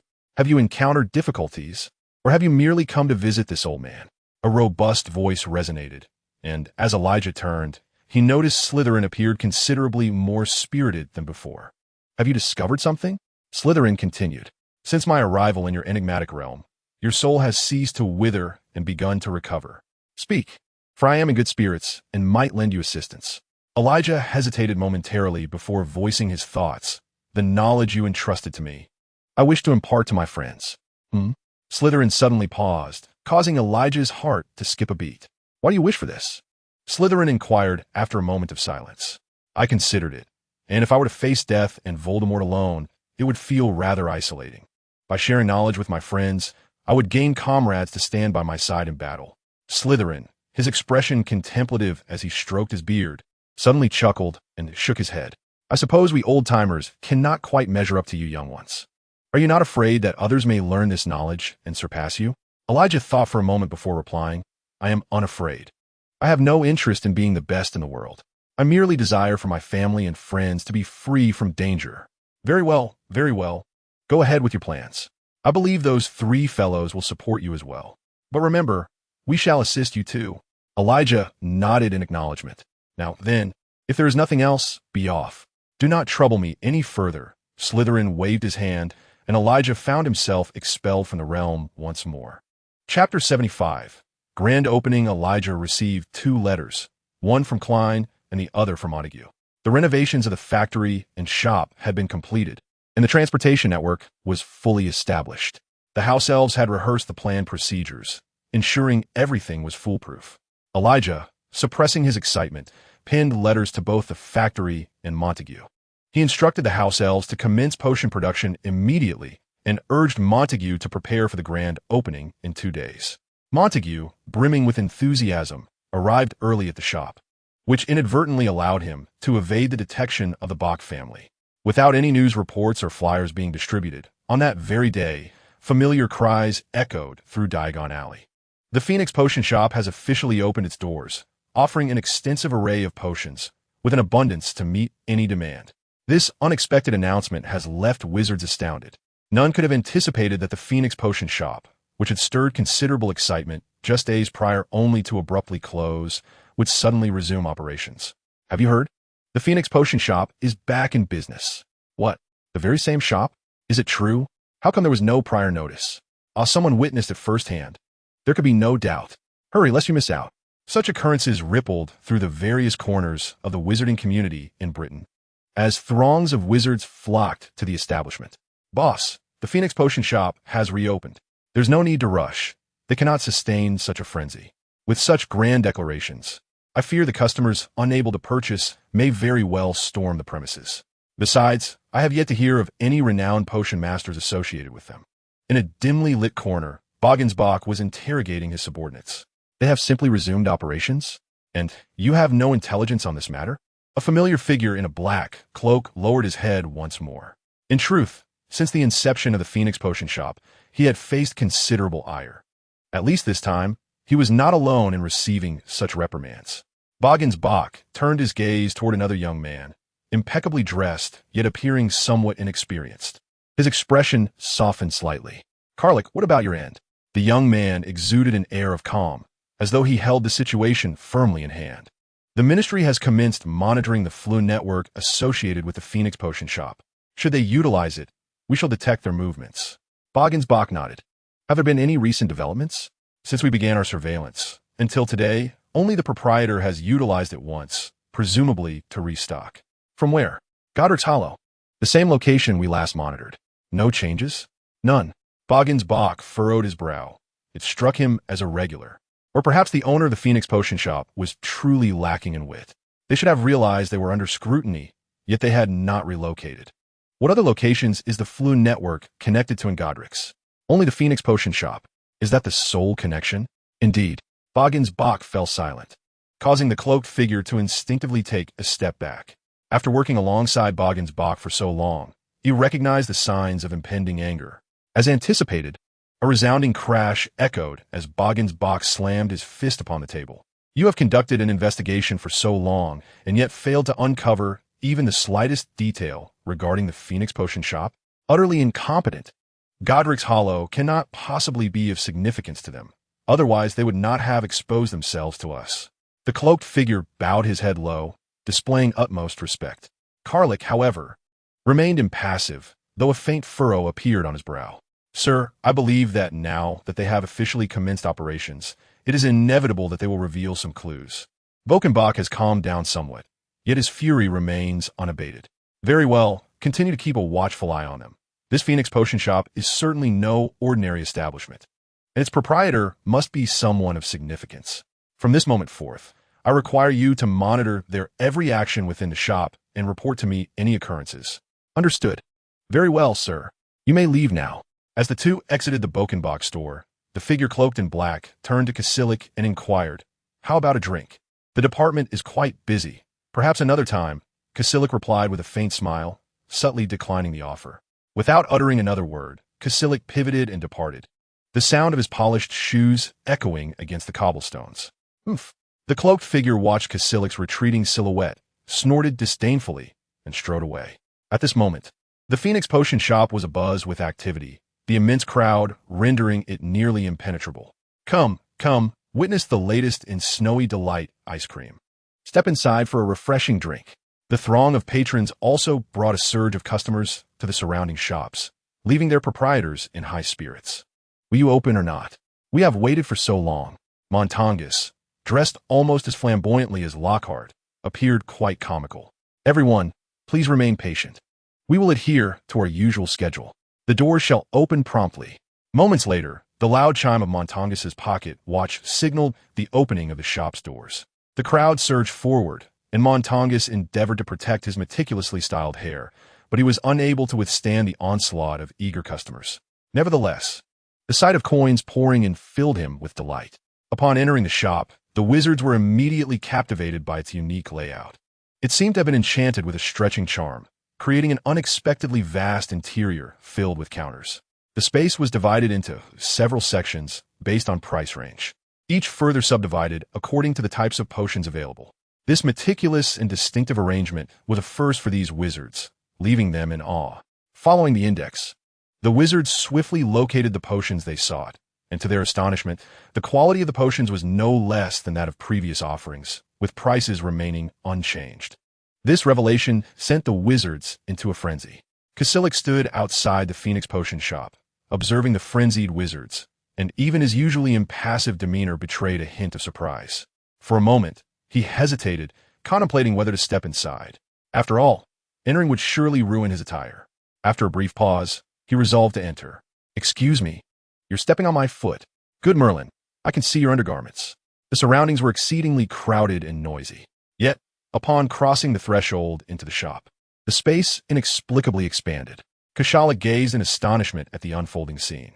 It is worth noting that the seamless expansion charm is typically employed for pockets, boxes, or tents. This was his first encounter with its application in a shop or residence. However, what he witnessed was not the seamless expansion charm, but rather the magic bestowed by the fairies. As the fairies transformed the factory, they simultaneously remodeled the shop according to Eli's specifications. Their efficiency and completion rate were remarkably high, and Eli was contemplating whether he should assume the role of a contractor. Chapter 76. Reactions from all sides. The surprises brought forth by the Phoenix Potion shop for the wizards were far from over. Many who arrived late felt a twinge of regret. After a spree of purchasing, they would undoubtedly be unable to procure any potions from the shop. Yet, some came merely to witness the spectacle, only to discover that new stock was continuously being displayed at the counter. There was no issue of supply failing to meet demand. This revelation sent waves of exhilaration through the latecomers, igniting another frenzy of buying. Of course, not every household had a pressing ailment that required medication. Rather, it was the allure of a bargain that spurred them on. The vast majority had never encountered such premium potions, let alone at prices that were a mere 10% lower than standard offerings. What if, one day, this shop vanished as suddenly as it had appeared? Who would they turn to then? This fear incited a rush to purchase.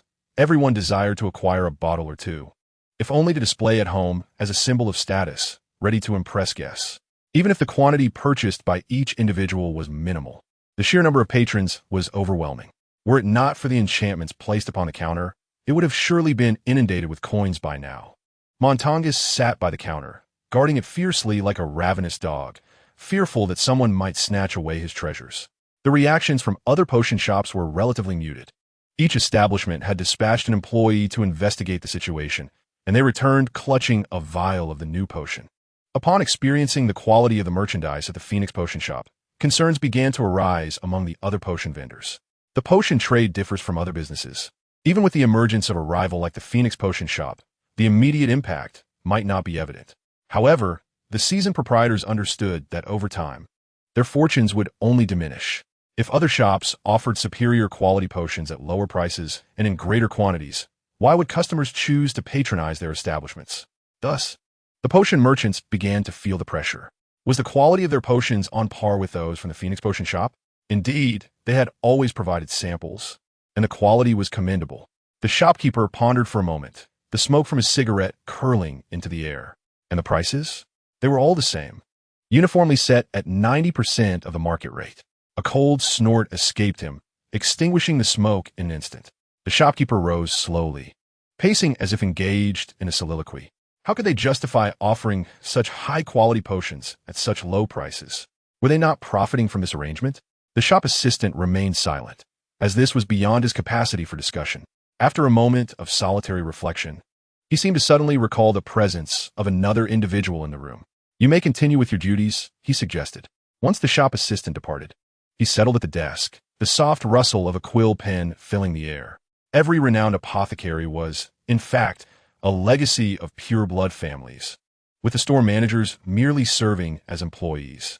Faced with such circumstances, they dared not act independently and chose instead to report the situation back to their families. One by one, all soared from the various apothecaries.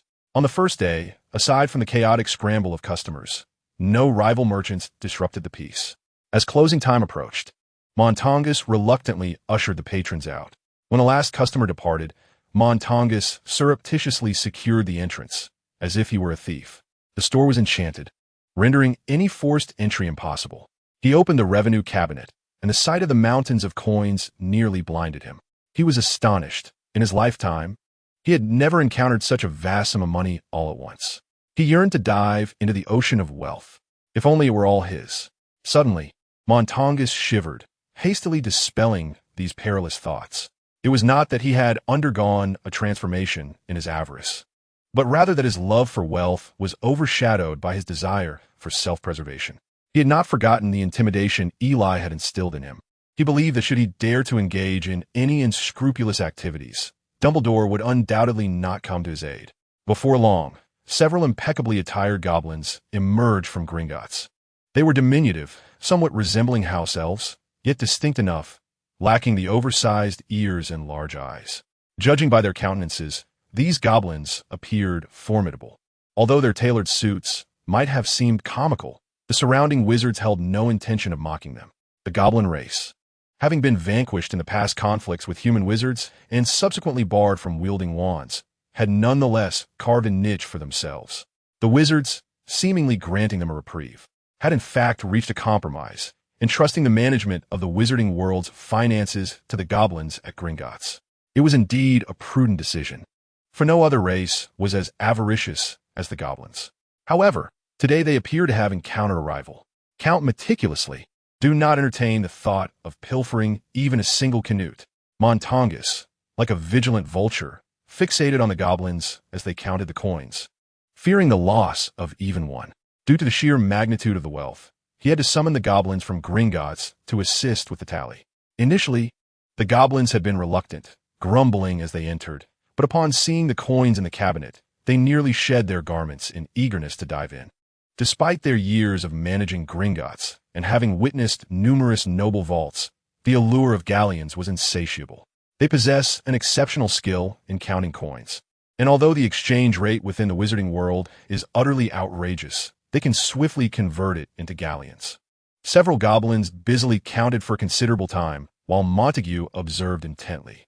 Finally, the tally was complete, amounting to a total of 334,000 galleons. The goblin's voice sounding somewhat peculiar as he coldly addressed Montague. Upon hearing this figure, Montague nearly leapt from his seat, striving to compose himself. "Oh, is that so? All accounted for? You ought to trust Gringotts' reputation," the goblin remarked with a hint of displeasure. "Very well, please deposit this money into the original vault," Montague replied. The goblin cast a fleeting glance at the wealth, stating, "We have recently introduced some financial products. Should you choose to invest, we guarantee the prudent management of your funds." Montague, upon hearing this, displayed his disdain. No, just deposit it. I desire nothing else. We also have a newly launched premium vault, which you—" Montague impatiently interrupted. No, just hurry and deposit it, and remember to have the receipt sent by Owl." The goblin's expression darkened, clearly displeased, as he departed with the other goblins. Once they left, Montague promptly closed the shop door. In recent days, he had been hiding in the shop to evade the pursuit of certain forces, isolating himself from the outside world.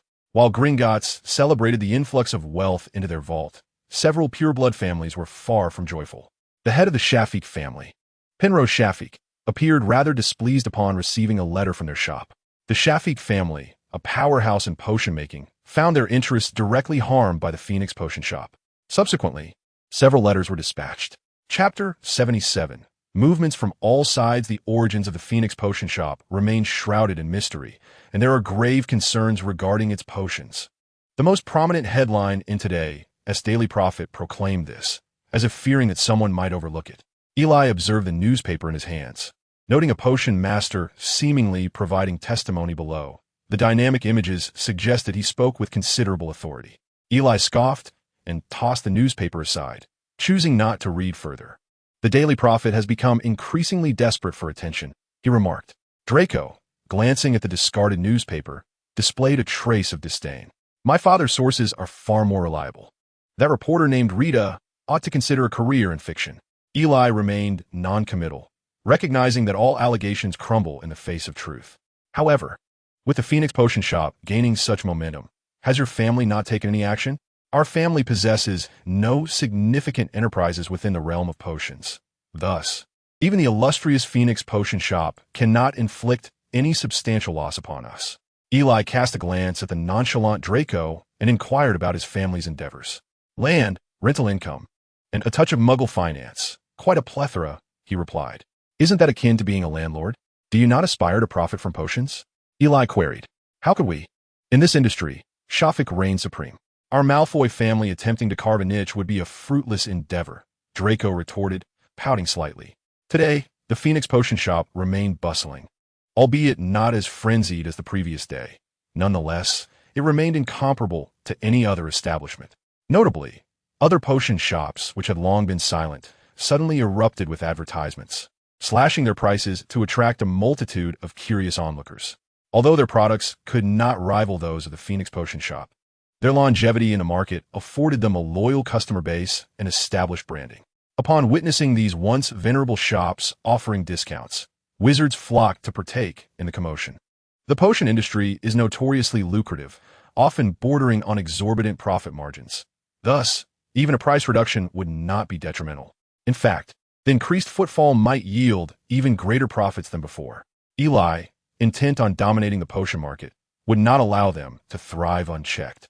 He promptly penned a letter to Montags, instructing a 10% price reduction. Upon receiving the correspondence, Montags was astounded, gazing at the array of potions, each a glimmering galleon. Despite his reluctance, he dared not defy Eli's directive and commence the price cuts.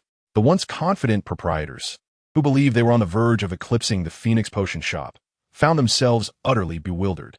They too were compelled to lower prices upon consulting their own family, receiving the directive to follow suit. This back and forth led to an unprecedented decline in potion prices across the market. The potion shops winced at the financial strain, while the Phoenix Potion Shop, with its remarkably low costs, remained unfazed. The most jubilant were the ordinary wizarding families, who had never before encountered such affordable potions. Previously, they had to scrimp and save for medicine. Now, they could afford it without hesitation, resulting in a wave of elation. The Daily Prophet also reported extensively on this price war in potions, albeit largely criticizing the Phoenix Potion Shop for disrupting market regulations. The wizards scoffed at such notions, chuckling. They merely wished for potion prices to plummet to mere pennies, indifferent to rules and regulations. Rita, that cunning woman, showcased her editorial prowess, and soon the newspaper was rife with numerous revelations regarding the Phoenix Potion Shop's clandestine dealings. As the shadowy proprietor, Eli dismissed these allegations with contempt, for none bore any truth. Rita had attempted to unearth information, yet what the Bach family could not achieve, how could she? However, she harbored a secret of her own, one that enabled her to acquire a wealth of confidential news. She is an illicit animagus, her form being that of a diminutive beetle. Frequently, she transforms into this beetle to infiltrate various places, gleaning news with remarkable success. Such is the case now. Observing Montangus preparing to close the door, she hastens to slip inside. Just as she is about to enter, however, she is abruptly halted by an imperceptible barrier, rendering her efforts to breach it futile. Meanwhile, far away at Hogwarts, Eli senses a reaction from his wand. With a gentle flick, the scene at the shop's entrance unfurls before him like a cinematic projection. Spotting the diminutive beetle at the threshold, a sardonic smile curls upon Eli's lips. You have unwittingly delivered yourself to me. In a flash of light, Eli materializes within the confines of the Phoenix Potion Shop. Mr. Hall, it is a pleasure to see you. What brings you here today? Montangus greets Eli with deep respect, his demeanor now a blend of fear and admiration. Eli does not merely surpass him in strength. He has also bestowed upon Montangus considerable wealth. Once a mere rogue scraping by, Montangus has ascended to the position of shopkeeper, now regarded as a man of means. Though he is a small-minded individual, he possesses enough acumen to recognize the source of his fortune. Ah, I merely came to take a look. Please, open the door. Open the door? Oh, right away. Montongus hastens to the entrance, flinging the door open and instinctively glancing outside. Rita, who has been anxiously awaiting her opportunity, perceives the door's sudden opening and, with renewed hope, rushes inside. She finds no one else within, save for the lecherous shopkeeper and what appears to be a Hogwarts student. Eli waves his hand, and the door slams shut behind her. As Rita enters, blissfully unaware that she has been discovered, Eli's expression shifts to one of heightened derision. Montongus, perplexed by Eli's intentions, stands obediently at the door. Without uttering a word, Eli points his wand at Rita, unleashing a sophisticated yet domineering magical force. Rita suddenly feels as though she has lost all control over her body, her magic rendered utterly dormant. In a moment of transformation, a rather overzealous, plump woman materializes in the shop. Montongus stares in astonishment, wide-eyed. Moments ago, there was nothing amiss, and now, this substantial figure has appeared out of nowhere. Rita's expression mirrors Montongus's shock. Her mind is a blank canvas, and upon looking up, she meets the mocking gaze of the boy. Miss Skeeter, I am grateful for your vigorous promotion of my Phoenix Potion shop, Eli states with apparent politeness. Yet his chilling tone pierces Rita's mind like a sharp dagger. Chapter 78. Difficulties in such a dire predicament. Rita realized her struggle was futile, her complexion ashen. Rita Skeeter, the esteemed journalist of the Daily Prophet, had not anticipated that she was an illegal animagus. This was indeed significant news. It was rumored that she held numerous secrets of influential figures. One might wonder, if I were to disclose this information, how would they retaliate against you? Suddenly, a glimmer of defiance ignited in Rita's gaze, as if she had regained her former sharpness. She looked directly at Eli, declaring they would not dare to harm me, unless they wished for me to reveal their secrets. Eli raised an eyebrow at this audacious woman, who appeared to believe he would refrain from taking action against her. Do you genuinely think I would hesitate to end your life? Yes, you would, she retorted. The Ministry of Magic would apprehend you, and you would meet your demise at the hands of Dementors. Eli burst into laughter.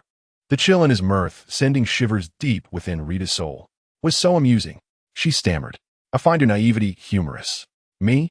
Rita's irritation was palpable. Indeed, you. Do you truly believe those individuals would not dare to act against you? While it is true they have not yet taken action, it is merely because they see no reason or necessity to risk dealing with someone so insignificant. Consider this. If someone were suddenly present irrefutable evidence that could lead to your legal condemnation, what would transpire? What would happen? Rita's voice quivered, her confidence wavering. They would swiftly wield their power to cast you into an abyss from which there is no return. They would grant you no opportunity to utter even a single word. You are well aware of the Ministry's methods. Rita's face drained of color, her body trembling uncontrollably. No, you cannot. You must not disclose this, she screamed, while Eli regarded the now hysterical woman with mockery, who had just moments ago displayed such bravado before him. Very well, I shall remain silent. But why should I? Rita had completely unraveled. When one's psychological defenses collapse, it becomes the most opportune moment for control. She recognized she had no room left for resistance. Standing before Eli as if she were merely a piece of meat on a chopping block. What do you desire? What can you offer me? I will divulge all my secrets, every last one. Eli scoffed. Do you think I would be interested in such trivial secrets? I have no desire to become a gossip-mongering busybody. The Daily Prophet is your realm. From this moment forth, you shall say what I instruct you to say. Any words I do not permit you to utter, you shall not speak. Rita's eyes widened in terror. No, no, they will kill me. If I speak out of turn, they will murder me. You dare to slander even Dumbledore. What do you have to fear? Dumbledore is different. He is a good man. Eli suddenly felt as if he had heard an utterly absurd joke. Ah, a good man is easy to bully. A gentleman can be deceived with cleverness, truly an eternal truth. Eli instantly reined in his expression, glaring sharply at Rita. Rita's gaze wandered. The power emanating from the 13-year-old boy's eyes made her unable to meet his stare. Listen carefully. I do not require you to sacrifice yourself, but you must assist me in controlling the Daily Prophet. You are to deliver all the latest news to me, and I forbid any information that may cast me in a negative light unless I permit its release. Rita understood that this was her final opportunity. All right, fine, she conceded. feeling utterly powerless under Eli's imposing gaze. "However, I fear you may betray me." Eli suddenly pointed his wand at Rita, muttering incomprehensible syllables as if chanting softly. Rita felt something penetrate her very flesh, and a sudden fear gripped her. "What are you doing? What have you done? Do not be afraid. As long as you remain obedient, I will not harm you. But should you entertain any treacherous thoughts, you shall live your life as nothing more than a mere beetle. You are not trustworthy. I am perfectly trustworthy. You have fallen into my grasp, and allowing you to live is the greatest mercy I can offer. Thus, I shall reward you as well as punish you. You have no option left." Rita succumbed to despair, realizing that from this moment onward, she would be entirely under Eli's control. Eli turned his gaze towards the trembling Montague by the door. "See him out." Startled from his stupor, Montague awoke as if from a dream. Yes, yes. He promptly stepped forward to assist the vacant-eyed Rita. "Remember your promise," Rita muttered repeatedly. Eli watched with a smile as Rita departed. "Good. This day will be the most fearful of her life. The demon behind that door will become her lifelong nightmare." After sending Rita away, Montague awkwardly entered, hesitant to meet Eli's gaze. He felt a surge of relief at Rita's fate. She had uttered a few words before Eli cast a dark curse upon her. He had secretly taken Eli's potion to sell it, and had merely been subjected to a glimpse of Eli's memories, which ultimately led to his prosperity. Compared to that, he could hardly refrain from praising Eli's immense generosity. Eli paid no heed to the quaking Montague. After all, this fellow had been rather kind to him as well. "Have there been any exceptional occurrences lately?" "No, nothing at all. Business is flourishing, and there are no adverse situations," Montague responded with a broad grin. Eli cast him a sidelong glance without reprimanding him. Montague was simply a slippery character. "What about those pursuing you? Do you have any leads?" Montgomery's expression slightly softened. "I have been hiding in the shop for some time, lacking any significant intelligence. However, I had previously heard whispers that the adversary belonged to a prominent family." Eli could not help but scoff. "Do you think I am unaware that it is a pureblood family? In the European magical realm, who but pureblood families could possibly wield influence over the Ministry of Magic?" Montgomery nodded in a flurry of anxiety. "Yes. It is true that I have not performed my duties adequately. Yet, I harbor no blame towards you. Indeed, this period is not conducive to intelligence gathering. You must remain here. As long as you do not leave the shop, I can ensure your safety." "Thank you, sir. Thank you, sir. I promise I will not go anywhere. I will not go anywhere." Eli glanced at him before vanishing in a burst of flames. Upon arriving at the factory, Klein and Gwendon promptly approached to pay their respects. "Is there any news?" "Master Hall, we were just about to report that the prices of potion ingredients are soaring." Eli raised an eyebrow. "Oh, how substantial is the increase?" "Indeed, it has nearly risen by 30%. Eli furrowed his brow. Presently, the potion industry was essentially the domain of the prominent families who managed the raw materials as well. Hence, a rise in ingredient prices would inevitably target his Phoenix potion shop. "Klein, the herbal field I entrusted to you previously can now be put to use. Let us utilize our own material for the time being." Having conveyed his instructions, Eli departed. He understood that his supplies could only sustain him temporarily. As potions continued to be produced, the day would come when they would run out. At that point, he feared the repercussions from those influential families. Chapter 79. The end of the term had reached its conclusion, and even in the magical world, students were busy preparing for the impending final examinations. Eli and his companions had not seen Hermione for several days, as she was reportedly holed up in the library, fervently studying, determined to secure the top spot. Eli, too, was not idle. He had to manage the affairs of the potion factory while also studying the Codex of the Arcane that had been assigned to him by Slytherin. This codex contained numerous spells, all powerful and of ancient origin. Ancient wizards differed significantly from their modern counterparts. In antiquity, wizards often engaged in large-scale wars with other magical races, including non-magical muggles. Thus, the art of war magic emerged. The characteristics of such spells were striking. They possessed immense power, typically requiring multiple practitioners and lengthy incantations. Some even necessitated the aid of magical circles. These circles have been lost to time, as few wizards were inclined to study them due to their impracticality. In modern times, with the rise of muggles and the establishment of magical governance and regulations, large-scale wars had become a relic of the past. Consequently, Wizard spellcasting evolved from lengthy chants to swift and efficient incantations. Such magic became remarkably quick and convenient. Although somewhat diminished in power, it proved well suited to the contemporary environment. In the climactic battle of the film set in Hogwarts, Voldemort descends upon the fortress with a cadre of followers, primarily casting spells without the aid of any grand magical formations. However, the ultimate protective enchantment employed by Hogwarts at that time bore a striking resemblance to ancient magic and was executed collaboratively by several esteemed professors, enabling them to withstand the onslaught of numerous Death Eaters. Ultimately, though, the frenzied Voldemort shattered their defenses single-handedly. Elijah, of course, did not pursue the study of such formidable spells, as he had no need to engage in combat with Muggles. Nevertheless, there remained a plethora of knowledge within that could prove advantageous to him.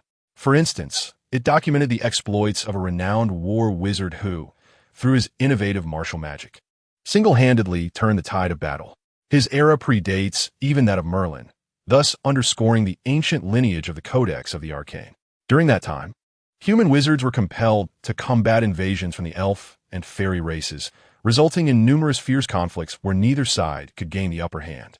Eventually, a treacherous fairy approached the elf chieftain and proposed an alliance to eradicate the human wizards, suggesting that once their goal was achieved, the two factions could share dominion over the world. The elf chieftain, not to be trifled with, feigned agreement while secretly preparing for betrayal. After all, who would willingly share control? Thus, the two races formed a tenuous alliance to launch a joint assault on the human wizards, initiating a pivotal confrontation. Should they falter, the wizards would suffer catastrophic losses. Just as defeat loomed, a figure emerged, proclaiming to the commander that he possessed knowledge of war magic that could prove beneficial. In desperation, the beleaguered commander allowed him to take the stage. As the battle commenced, he stood alone atop a colossal stone on Lonely Mountain, his incantations unceasing, unleashing devastating war magic that inflicted grievous losses upon the allied forces of elves and fairies. At a critical juncture in the conflict, he sacrificed his life to unleash his final spell. The moment it was cast, every fairy and elf present felt their souls suffer, their spirits instantly dampened. It is essential to recognize that magic is intrinsically linked to the soul. Thus, in that moment, the fairies and elves lost their combat efficacy, allowing the humans to reclaim victory. That wizard perished due to the depletion of his own soul, yet his spell endured through the ages, preserved within the Codex of the Arcane. This spell was referred to as the labor of the soul, with its creator merely known as Joseph. Had it not been for this Joseph, it is conceivable that wizards would have become the slaves of the fairy and elf races.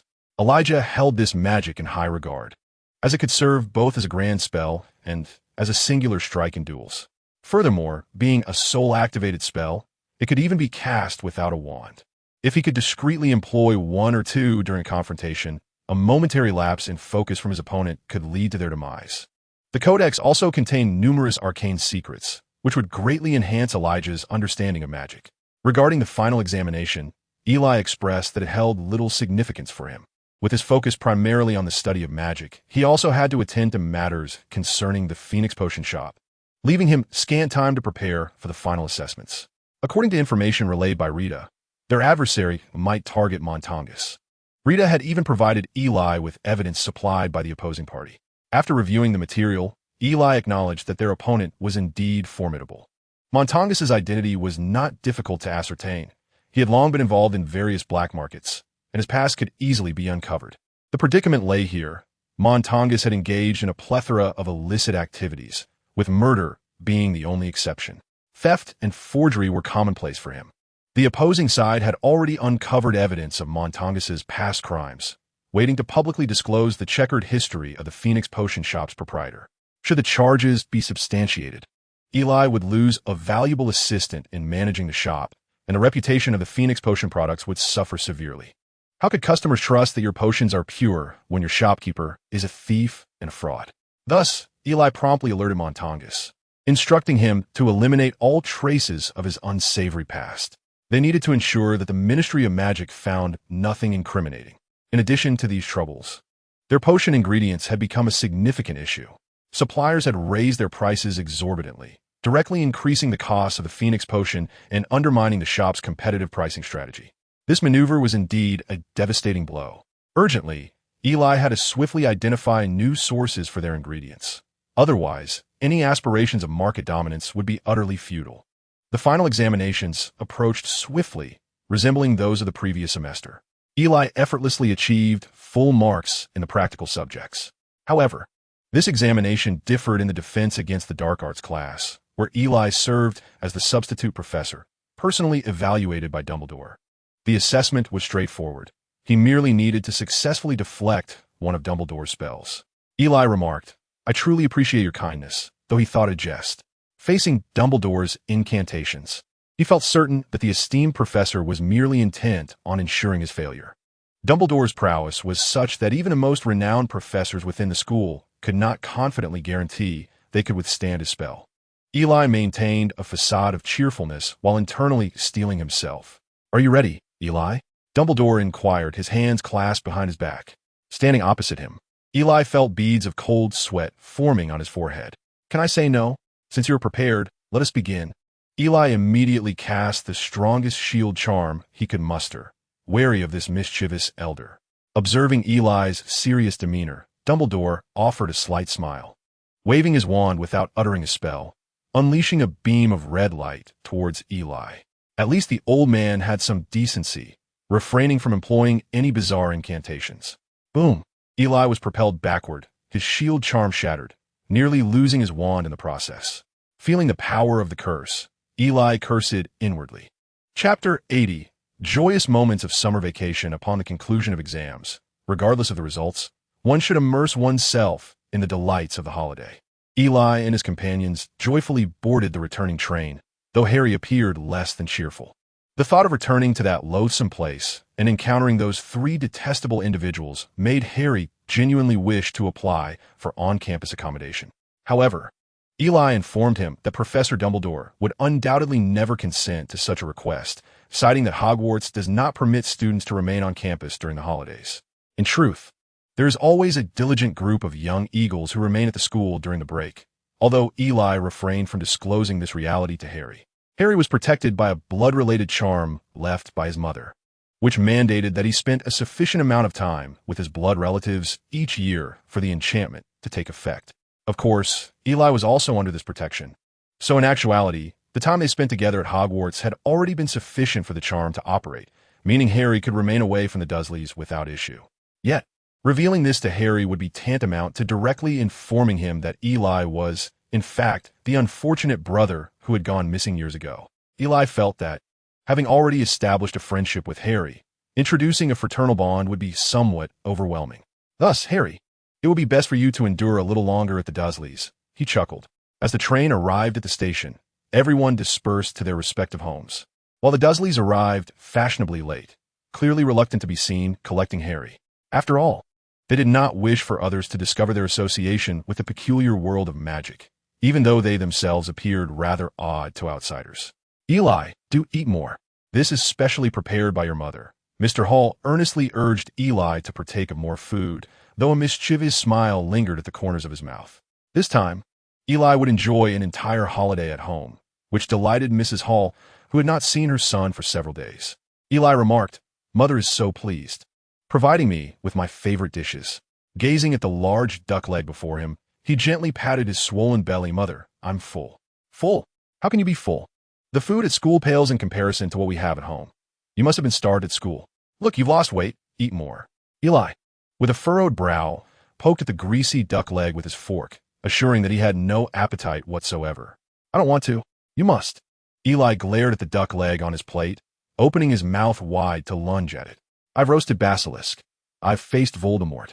Am I really to be afraid of you, you little brat?" Meanwhile, Mr. Hall, witnessing the boy finally being bested, felt an immense sense of satisfaction. After all, the last time this rascal had caused him much grief regarding his savings, it was a tale full of tears. "Indeed, Ernest, you should partake in the feast. Eli has returned today. Do indulge a little more. Ha ha ha. As for me, I'm not hungry." Mrs. Hall remained silent, simply observing him with a quiet gaze. Mr. Hall could hold out for no more than 3 seconds. "Very well, I shall eat." It is a family virtue of the Halls to take advantage of another's misfortune. Eli cheerfully piled a duck leg onto his father's plate. Come, father, eat up. It will be cold otherwise. Mr. Hall glared fiercely at Eli, who wore a jovial expression of a beloved son. Once the meal concluded, it was Mrs. Hall who appeared most satisfied, while the two hefty men languished on the sofa, weary. Remarkably, Eli chose to set aside thoughts of magic for the moment, temporarily putting aside matters of the factory. Those challenges would not be resolved in a day. It was far better to relish this hard-earned holiday. These days may very well be the most relaxed Eli has experienced in a while. Hermione, too, was not idle. She dragged Eli toward the amusement park, and along the way, she was eager to buy every snack she encountered, while Eli trudged behind, laden with Hermione's recent purchases.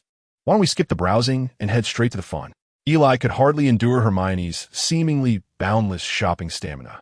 Sometimes they did not even buy anything, merely window shopping from the first store to the last. Eli lamented that he felt utterly exhausted.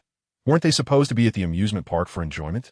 Hermione glanced at the numerous bags Eli was carrying and noted his exhausted demeanor, yet her enthusiasm for shopping was unabated. Very well, then. At home, Hermione's parents, both dentists, had always forbidden her from consuming snacks, but what child can resist treats? Thus, having finally escaped for a while, it was only natural to indulge in a shopping spree. Upon hearing that they would no longer shop, Eli immediately perked up. Splendid. Let's go play. Eli scanned the area and pointed to a ride, exclaiming that one. It seems delightful. Hermione observed the carousel Eli indicated, which was playing a lively tune. Can't we try something a bit more thrilling? Thrilling? Eli surveyed the surroundings once more. That one. I have longed to try it.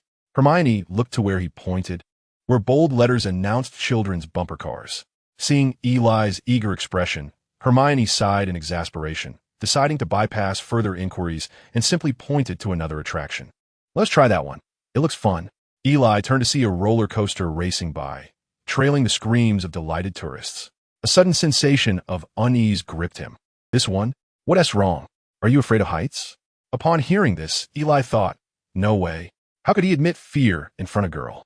He pounded his chest and declared, what is there to fear? I could ride without a safety harness. Let us go. Observing Elias bravado. Hermione could only purse her lips in resignation. The roller coaster has a height restriction of 1 meters, and both individuals exceeded this requirement. Once seated, the staff secured their safety measures, but Eli suddenly felt a flutter of anxiety. Hermione noticed Eli's unease and inquired, what is the matter, Eli? Are you feeling unwell? No, not at all. I'm perfectly fine, Eli insisted, refusing to show any signs of fear. After all, his animagus form was a phoenix, the sovereign of the skies. How could he possibly be afraid? As a roller coaster began its ascent, it quickly accelerated to high speeds. Amidst the rush, Eli's screams momentarily drowned out Hermione's, resonating loudly in the solitude of the heights. Hermione turned to look at the boy, astonished by his fierce expression. When the roller coaster finally decelerated and came to a stop, the passengers disembarked. Eli, feeling the solid ground beneath him, realized his legs were still trembling. Eli, are you all right? Eli stood up straight, exclaiming, "Iem fine." I could go again without a second thought. Your posture is quite impressive, but your expression tells a different story, Hermione remarked, still holding on to Eli, who appeared somewhat overwhelmed. They proceeded to a dessert shop, and observing Eli's shaken state, Hermione shook her head in exasperation. Chapter 81. Unforeseen circumstances. Eli had enjoyed several days of ease, yet the sudden turn of events threatened to disrupt this tranquility. He stared at the letter from Rita, his brow furrowed and his demeanor dark. Without delay, he penned a message instructing the house elves to cease outdoor activities and return to the factory immediately, reinforcing their defenses during this precarious time. The contents of the letter were stark and shocking. Mundungus had been captured by the Ministry of Magic. Eli swiftly dispatched a letter to Dumbledore. This matter required his intervention. Eli currently held no sway within the ministry, and if Dumbledore did not act, Mundungus would be lost to them. The evidence the ministry possessed left Eli with little hope of extricating Mundungus from their grasp. The implications of Mundungus's capture were severe, leaving the Phoenix apothecary unattended, and he could not send the house elves to manage it. Without supervision, the house elves were vulnerable to the wiles of wizards, and thus The Phoenix Apothecary was forced to cease operations once more. Whispers circulated among the wizards, and soon, the Daily Prophet began to publish allegations that the apothecary's manager was a thief. Though the words were innocuous, they fell like a stone into a tranquil pond, sending ripples through the community. This was the utmost Eli could achieve. He could not silence Rita entirely, for doing so might place her in jeopardy as well. He could only temper the harshness of the newspaper's rhetoric. Suddenly, a surge of magical energy caught Eli's attention, followed by a series of knocks at the door. With his wand at the ready, Eli approached cautiously. "Who is it?" "We are from the Ministry of Magic's Department of Magical Law Enforcement. Please open the door immediately." A sudden jolt coursed through Eli's mind. How could the Ministry of Magic have located him so swiftly? But why would they seek him out? Had Mundungus revealed something? Yet, after careful reflection, Eli realized he had committed no transgressions against wizarding law. The knocking at the door grew increasingly insistent. Given that he had not erred, the ministry surely had no legitimate grounds to pursue him. Even if they did, he possessed the means to escape. With this thought in mind, Eli approached the door. Upon opening it, he was met by two individuals clad in black leather, standing sternly at his threshold. Such attire was indeed rare in the Muggle world. They produced identification, stating, "We are from the Department of Magical Law Enforcement. Are you Eli Hall?" "I am." "What is the matter?" he inquired. They stowed their credentials and replied, "You're suspected of illegally occupying private property. You must accompany us to the ministry for a trial." "What?" Eli exclaimed, furrowing his brow in disbelief. "Illegally occupying private property? When did this occur?" "I was unaware." The notion had never crossed Eli's mind. He had never stolen or taken anything. So how could he be accused of such an offense? Moreover, the ministry had dispatched 2 agents to apprehend him for a trial. What had their efficiency become so remarkable? Eli scrutinized the 2 men cautiously, feeling his magical energy begin to stir. He could not simply walk into their trap. That would be akin to a lamb entering the lion's den, fraught with peril. Sensing the surge of magic emanating from Eli's wand, the ministry officials cautiously drew their own wands. "I must warn you, underage wizards are prohibited from casting spells in the Muggle world. Any breach will result in penalties," one of them stated gravely. "But you cannot just take me away," Eli retorted defiantly. "Under such circumstances, yielding would be dangerous." Suddenly, a crackling sound pierced the air. "I am his professor and guardian, and I will accompany him to the trial," came the calm voice of Dumbledore. Upon recognizing him, the 2 ministry employees visibly trembled, their grip on their wands faltering. He approached Eli, placing a hand reassuringly on his shoulder, and nodded at him. "Please lead the way." They arrived at the ministry, where a cold voice at the registration desk inquired about their names and purpose. The bustling crowd was composed of impeccably dressed individuals, their expression somber. The entire ministry exuded a grave, dark atmosphere that felt somewhat oppressive. As they boarded the elevator, they navigated through various levels until finally arriving at a designated exit. The 2 ministry officials flanked Eli and Dumbledore, effectively sandwiching them in. It was Eli's first encounter with such a scenario.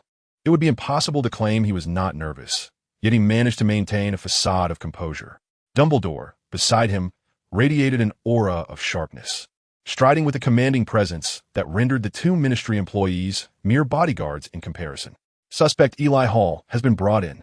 The courtroom was relatively spacious, with Ministry of Magic officials clad in black robes seated in a tiered arrangement around the room, alongside members of the Wisengamot dressed in crimson robes. At the center, Minister Fudge loomed, casting a condescending gaze upon the defendant's bench. Upon spotting Dumbledore, his pupils dilated in shock. "Ah, Albus Dumbledore, the ministry has not summoned you. You cannot attend this trial." Dumbledore, unhurried and with a voice resonant enough to reach every corner, replied, as chief warlock of the Wisengamot, "I possess the right to attend every trial. According to the Wisengamot Charter, the accused is entitled to appoint a defense counsel." Fudge's expression stiffened, a flicker of resentment crossing his features, swiftly overshadowed by fear. "Very well, take your seat quickly." As the presiding judge, he feigned composure. Witnessing Dumbledore's imposing presence, Eileen felt a wave of reassurance wash over him, calmly taking his place at the defendant's bench, boldly meeting the scrutinizing gazes above him. "Ahem, Mr. Eileen Hall. What do you have to say regarding your illegal occupation of private property?" Eileen raised an eyebrow. "I beg your pardon, sir." but I believe you ought to inform me when and where I allegedly trespassed on private property, as well as provide your evidence. We are well aware of your crimes. You merely need to confess what you have done." At this moment, Dumbledore interjected, "Minister, Mr. Hall is still merely a suspect. No charges have been established against him yet." The intensity of Dumbledore's gaze rendered Fudge unable to meet his eyes, momentarily leaving him flustered. "Respected Minister, I believe we should summon the suspect's parents to testify, to establish his identity, should we not? After all, he is a minor." A voice, sharp and almost comically high-pitched, pierced the air, making Eileen shudder involuntarily. He turned to see a woman in pink attire, feigning a delicate demeanor. "Minister Dumbledore, I believe our minister possesses such authority." Hearing their words, Eileen almost succumbed to a fit of rage. His parents were muggles. Summoning them would be an overt threat. Chapter 82.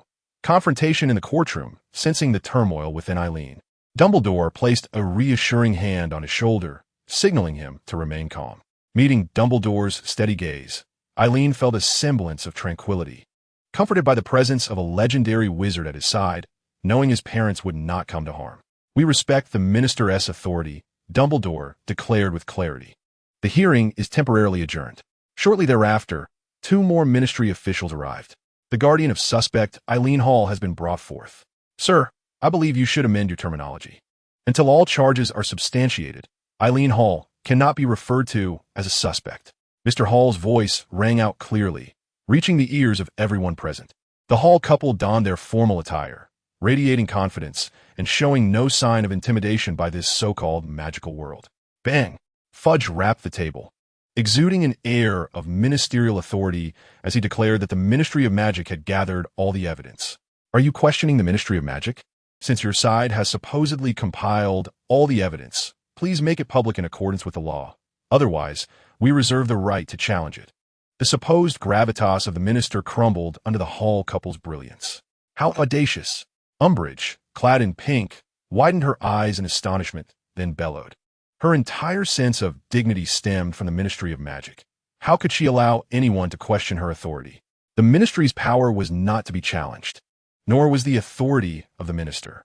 Unfortunately, such intimidation held little weight before the judicial elite that was the Hall couple, who had encountered far too many so-called authorities.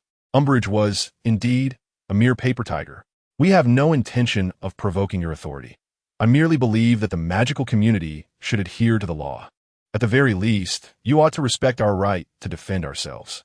Umbridge inhaled deeply, her body trembling with indignation. "Minister, I believe you should present the evidence you have collected prior to the trial." Dumbledore's words were light, yet resolute, and Fudge dared not dismiss them. He had indeed miscalculated. He thought that by summoning the Hall couple, they, being muggles, would tremble before the ministry. He had not anticipated their unwavering stance. Striving to keep his tone even, Fudge said, "Very well, please present the evidence regarding Eileen Hall's illegal occupation of private property." He gestured to the ministry employees on his right, and soon someone brought forth a document. As the document was opened, Fudge discreetly glanced at the audience below. He extracted the file, revealing that, according to informants, Eileen Hall had unlawfully occupied a plot of land located in Godric's Hollow. According to the ministry's records, this land rightfully belonged to James Potter, who had a legitimate heir. Our investigation found no documentation regarding the transfer of ownership for this land. Eileen raised an eyebrow, surprised that this was what they had uncovered. Indeed, they had connected the Floo network to a piece of land that belonged to the Potter family, but it had long been abandoned. Legally, he was the heir to the Potter estate, and his use of the land was entirely legitimate. The crux of the matter was that he was now Eileen Hall, and no one knew he was the long-lost youngest son of the Potter family. "The Transportation Department may now present the evidence," said Fudge. A young man on Fudge's right stood up, appearing unremarkable, and bowed slightly to Fudge. "According to our records, the land in question has indeed been connected to the Floo network." The declarant, Montongus Fletchley, nodded at Fudge and then turned his gaze to Eileen. "This Montongus Fletchley has been tried and justly imprisoned for theft and fraud. According to his testimony, it was indeed you, Eileen Hall, who instructed him to connect to the Floo network. Do you have any explanation for this?" Eileen glanced at Dumbledore and admitted, "Yes, I did instruct him to apply for the Floo network." The faces of the Halls shifted in color, while a flicker of delight crossed Fudge's countenance. He raised the gavel, a symbol of wizarding law, and declared in a booming voice. Then I announce, wait. Dumbledore suddenly interrupted. What exactly are you trying to accomplish? Fudge's face turned ashen. He longed to roar at Dumbledore, but dared not. Please, Minister, allow me a moment. There are matters left unsaid. Dumbledore turned to Islay, who gazed deeply at Dumbledore and then slowly nodded. Dumbledore sighed with relief, as if he held a jewel of wisdom. Minister, if the status of heir permits the lawful use of land, then what if Mr. Islay Hall is indeed the heir of the Potter family? A wave of murmurs swept through the room, and Fudge's expression shifted to one of confusion. He could not fathom Dumbledore's intentions. The Halls exchanged complex glances with Mr. Hall gently embracing his wife. The courtroom erupted into a cacophony akin to a bustling marketplace, as whispers filled the air. A series of sharp knocks on the table quickly silenced the crowd. This is absurd. The legitimate heir of the Potter family is their only son. But what if they had another son? Dumbledore's gaze became intriguingly enigmatic. Fudge's mouth fell slightly agape, shaking his head. Dumbledore, surely you cannot be jesting. I'm certainly not joking. The Potters have but one son. Dumbledore refrained from further argument, adopting a narrative tone. On the night Voldemort fell, we only found the living Harry Potter amidst the ruins. He had a brother, yet he has since vanished, has he not? The Halls listened, somewhat stunned by Dumbledore's recounting. They had investigated Islay's lineage over the years, yet found no clues. The Ministry still retained a file on Billy Potter, with the last conclusion marked as missing. Impossible. He was merely an infant then. It is inconceivable he could have survived all these years. Why could he not have survived? Who truly knows what transpired back then? The members of Wisingamot and the Ministry were left utterly astonished, having initially attended the trial with a sense of morbid curiosity. Even so, that did not substantiate that Islay Hall was indeed Billy Potter.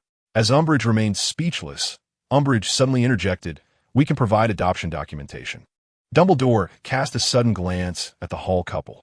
Eli also turned his head, his expression complex. Mr. Hall managed a strained smile and nodded at Eli. An acerbic voice abruptly shattered the atmosphere. "Oh, is that so? I believe it is these two who should furnish a report on the adoption of Billy Potter. Otherwise, how can we ascertain that this is not a deliberate abduction of a wizard?" Umbridge wore a malicious smile. Chapter 83. Heritage. Umbridge's gaze brimmed with venom, as she relentlessly sought to persecute. Should the Hall couple refuse to acknowledge Eli as their adopted child, Eli would face repercussions from the Ministry of Magic.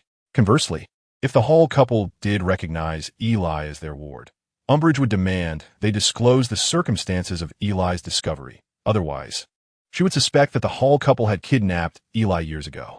In any case, Dumbledore and his companions would dare not provoke her. If Eli were to abandon all restraint, they would find themselves powerless. The only vulnerability lay with the Muggle Hall couple, who, when targeted, would compel Eli to yield.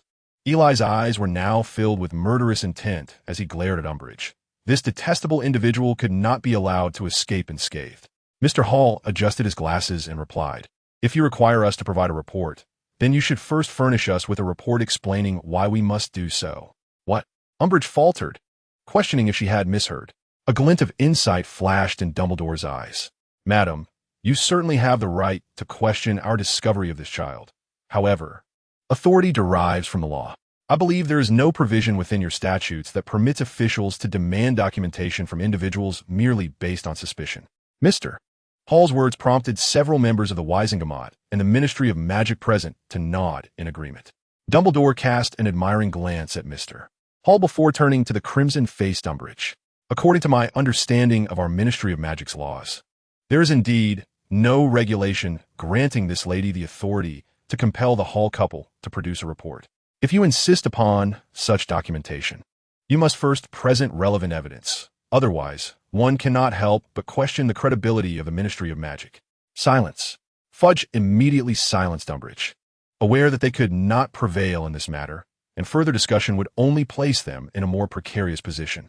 "I apologize, Minister," Umbridge wilted, realizing she had no courage to defy the Minister of Magic. Was she not merely a sycophant who had ascended through the ranks?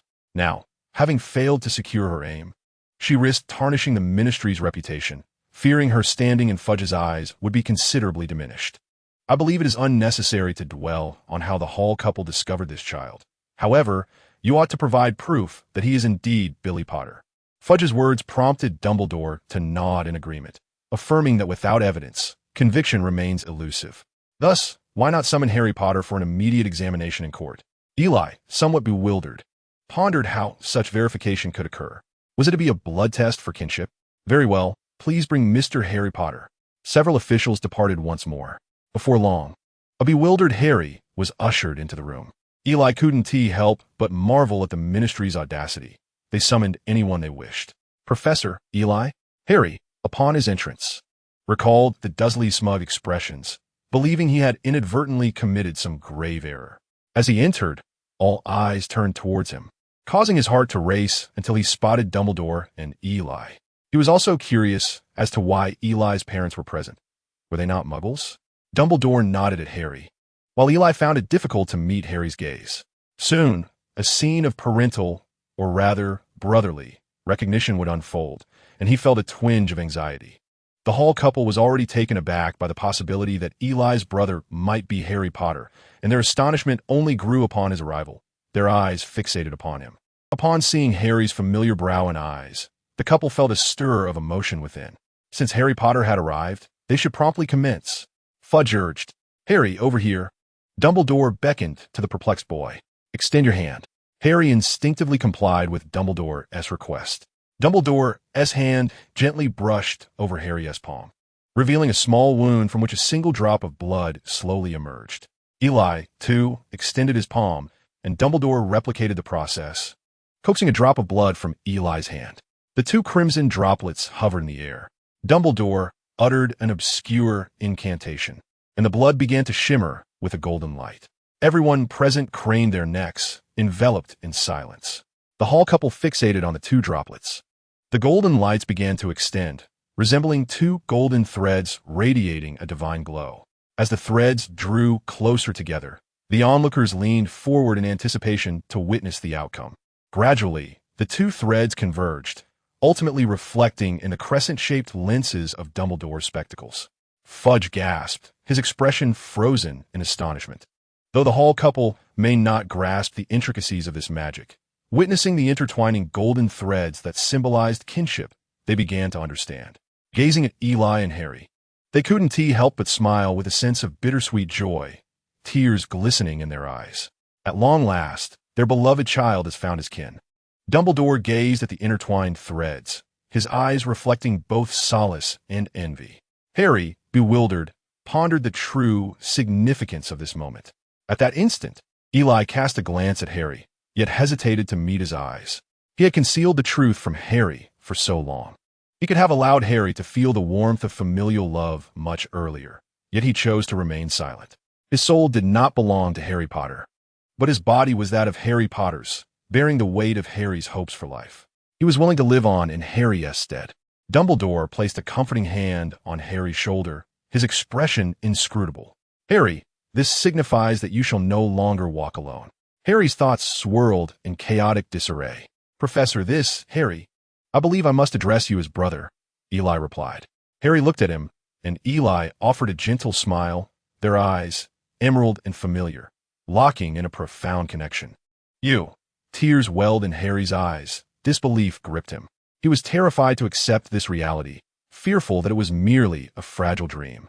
He had waited for years, longed for a sense of belonging, endured solitude for far too long. The sudden appearance of kinship left him reluctant to reach out, afraid of losing it once more. "My dear children, you have gained a true brother." The Halls approached, softly patting Harry and Eli on the shoulders. This scene felt achingly familiar to Harry, as if it were drawn from the depths of his subconscious, mirrored in a long-cherished reflection. Though the individuals were not the same as those from years past, the emotions remained genuine. Bang, bang, bang. Fudge pounded the table with force, eliciting veiled glances of discontent from those present. Such an extraordinary revelation of kinship was rudely interrupted by this plump man. Fudge's face wore an expression of disbelief. Nevertheless, Billy Potter had been adopted by Eli Hall, thus forfeiting his claim to the Potter estate. The Hall's expressions shifted, acknowledging the reality that Eli had indeed been adopted, relinquishing his inheritance from the Potter lineage. I believe the matter is not yet fully understood, Dumbledore interjected, overshadowing Fudge's voice. The Ministry of Magic still classified Billy Potter as missing, implying that there was no record of his adoption. Fudge's expression froze, yet he persisted. That is because we had not located Billy Potter before. Now that he has been found, the adoption is a fact, and he has lost his inheritance, committing an act of unlawful possession. Wait!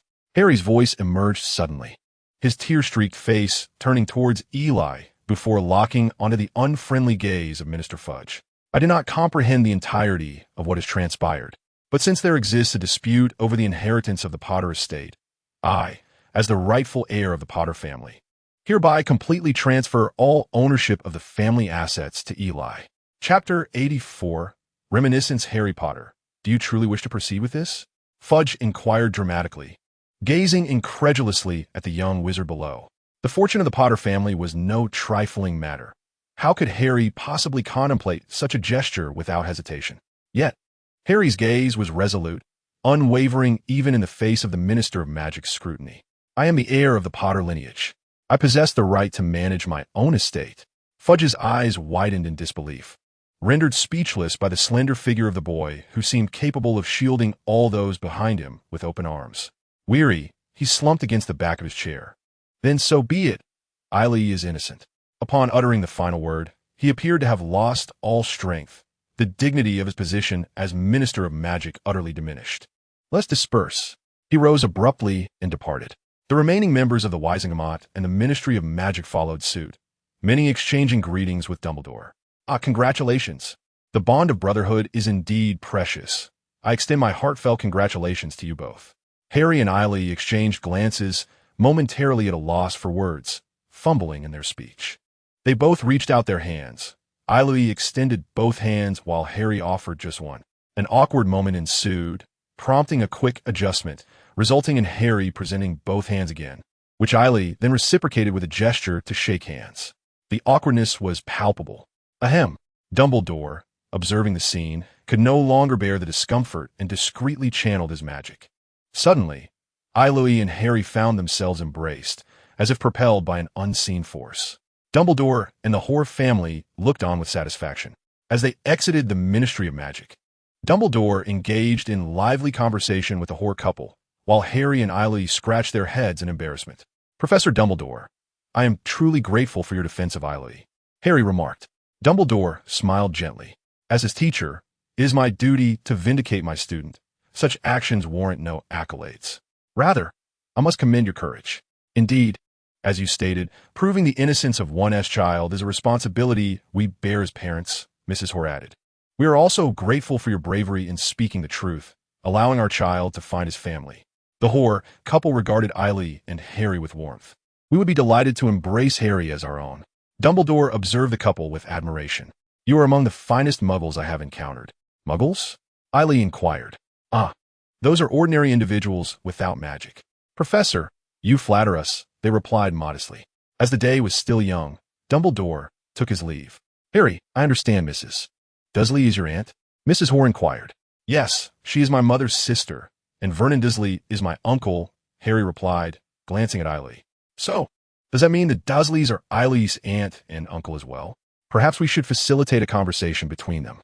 Eli scratched his head, apprehensive, fearing it might lead to yet another melodrama of familial recognition. A group of individuals drove to the Dursleys' residence, and after a couple of hours, they rang the doorbell at number 4, Privet Drive. Who is it? Oh, Ernest, Doris? Mr. Hall chuckled apologetically. I'm sorry, Vernon, for our unexpected visit, but there is indeed a matter of great importance. An important matter? Come in, Mr. Dursley urged.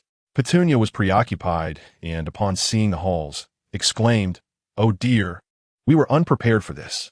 It is rather rude of us not to have notified you in advance. The Dursleys and the Halls settled in the living room, with Harry and Eli seated together. The atmosphere grew suddenly peculiar. We have come because there is indeed something rather unexpected, Mr. Hall stated, glancing at Harry and Eli. Today, some events transpired. The Ministry of Magic has required Eli and Harry to undergo a blood test, which has revealed that Harry and Eli are brothers, meaning Eli is your nephew.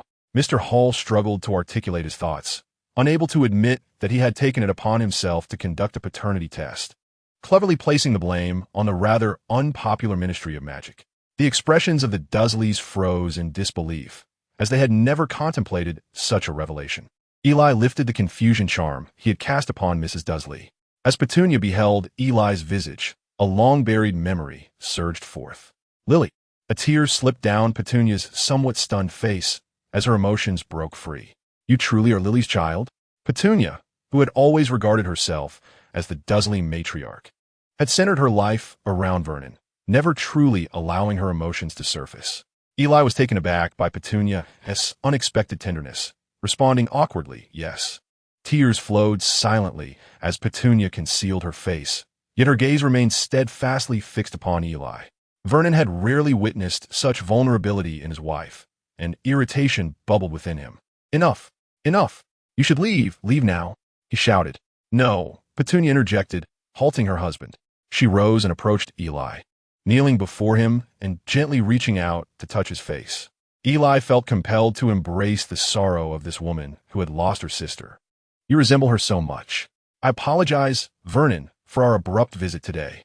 No, we are grateful for your presence, Petunia replied, striving to compose herself and stifle her tears.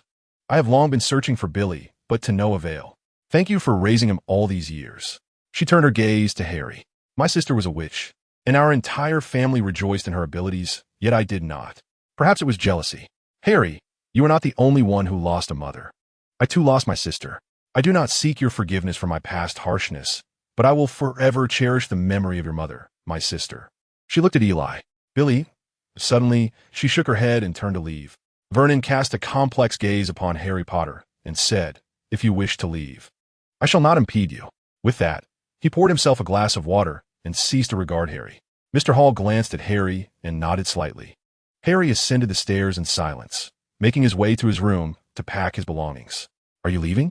Harry turned to find Dudley standing at the doorway. Harry said nothing, merely nodding in acknowledgement. He yearned to depart, having long contemplated it.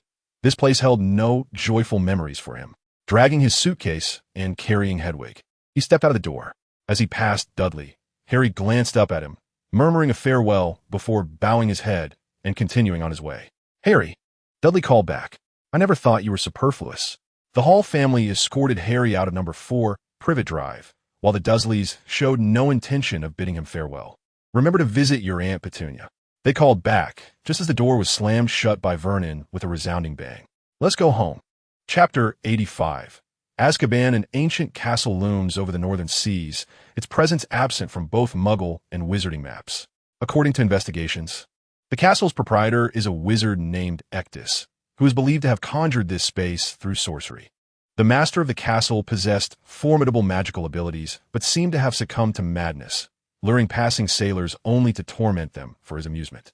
By the time later wizards discovered this castle, its master had long since perished, leaving it to be deemed a place without a guardian. Yet, it birthed a multitude of dementors, creatures that feast upon human souls and positive emotions. The Ministry of Magic dispatched numerous personnel for research, ultimately concluding that these dementors could not be expelled and were inexorably linked to the castle. Any attempt to damage even a single brick would provoke the dementors' wrath. The investigators were reluctant to divulge more, stating only that the walls of this castle were saturated with torment and suffering. Eventually, the ministry appropriated it as a magical prison.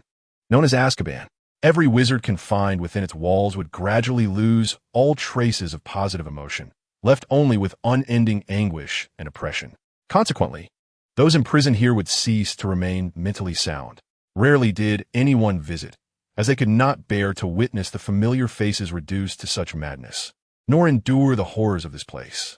Dementors typically could not distinguish between the guilty and the innocent, unleashing darkness and terror upon any creature that approached. Young man, I hope to see you again, he chuckled. Eli disregarded the peculiar individual. If it weren't for the 2 Aurors accompanying him, he might have believed the strange man was an escaped convict from Azkaban. Eli was not imprisoned in Azkaban. He had come for a visit. It seemed an eternity since anyone had come to see him, and judging by the 2 reluctant Aurors, it was hardly surprising that no one had. Upon their arrival on the island, the 2 Aurors drew their wands. As Eli gazed into the darkness, he tightened his grip on his own wand. Shadows danced around them, akin to maggots writhing over decaying corpses. The Aurors wore grim expressions. "We should move quickly," one urged. The trio proceeded along the rugged path toward the castle, where blackness appeared to be the only hue, making it difficult for Eli to discern any traces of human life. Pushing open the heavy, weathered door, it creaked ominously. Dim lights flickered within, and save for the echo of their footsteps, silence enveloped them. It felt as though the inhabitants had all perished. Eli could see the curled forms in each cell, and with the addition of some cawing crows, it resembled a charnel house. Though, this place was far more maddening than a mere graveyard. There were no imposing iron gates or towering walls. The facilities bore little resemblance to a prison. Perhaps the presence of dementors rendered all else moot. Here, the Aurors led Eli to his cell, coldly uttering a few words before lapsing into silence. "Montague, Montague," Eli called softly to the figure huddled in the corner, who bore a faint resemblance to Montague. Upon hearing Eli's voice, the figure stirred, turning to reveal a gaunt face that momentarily left Eli unrecognizing. "Sir," he gasped, crawling to the cell door and clutching Eli's trouser leg. The Aurors remained indifferent. The prisoners had been stripped of their wands and were long past sanity, rendering them no cause for concern. Eli crouched down, grasping Montague's hand. "Hold on. We will secure your release soon. You won't have to stay here any longer." Suddenly, Montague felt a metal badge in his hand, a warmth enveloping him, as if he had already escaped Azkaban. He looked up and saw Eli watching him, shaking his head. Montague promptly sealed his lips, refraining from voicing his thoughts, and tightened his grip on the metal badge. His countenance visibly brightened. Eli patted his shoulder, encouraging him to persevere. "You two may leave now," said the Auror as he departed with Eli. "Thank you, sir. Thank you, sir." This was the only sound resonating within the castle. Eli trailed behind the two Aurors, surveying his surroundings, yet he failed to catch sight of that familiar figure. Or perhaps it was that everyone here appeared remarkably similar, devoid of vitality. It was futile to attempt to identify an individual he had never encountered face to face. "Gentlemen, may I inquire about the treatment of Aurors?" "I plan to sit for the Auror examinations upon graduation," Eli asked nonchalantly. His words seemed to shatter the oppressive atmosphere. "How good can it be? We're summoned to perform menial tasks daily. I'd rather work as a shop assistant in Diagon Alley. One of my cousins, who failed to become an Auror, ended up as a security guard at Gringotts, and it appears he lives more comfortably than I do." The two exchanged grievances, their complaints revealing how the stifling environment had truly begun to affect their minds. "When did you become Aurors? I heard they were quite formidable in my childhood." "Formidable? It's slightly better now, but back then, one could never tell when they might meet a grim fate." "Ah, that must have been during the reign of the Dark Lord. We ought to express our gratitude to Harry Potter for his downfall." At the mention of the Dark Lord, the two fell silent. In a distant cell, a body, resembling a tattered sack, stirred suddenly. "Harry! Harry! What has become of him? Tell me, what has become of Harry Potter?" A roar erupted, startling the two tense Aurors into instinctively casting a few spells. "What are you doing? Get back!" A hunched figure appeared in the corridor, and the two Aurors brandished their wands to usher him away. Eli squinted. Despite the drastic change in appearance, he could still discern a resemblance to the photograph. The two Aurors kicked and shoved the prisoner back, and Eli followed suit. "The Dark Lord will return. The Master will return. He will kill you all." A frenzied female voice echoed from the other side, prompting the Aurors to rush over to reprimand her. Unfazed, Eli discreetly tossed a small pouch into the cell of the earlier emerging prisoner before casually walking away. Once the three departed, silence enveloped the castle once more. Only one cell remained illuminated by two glimmering eyes. Chapter 86. Breaking news shockwaves reverberate. After 2 years of camaraderie, classmates transformed into brothers. The Phoenix Potion Shop has once again ceased operations. What undisclosed secrets lie behind this? A prison break at Azkaban. Was it collusion or mere negligence? The latest edition of the Daily Prophet has nearly morphed into a bulletin board, with massive headlines threatening to overwhelm the entire page. These stories require no embellishment. Each event written stirs immense reactions.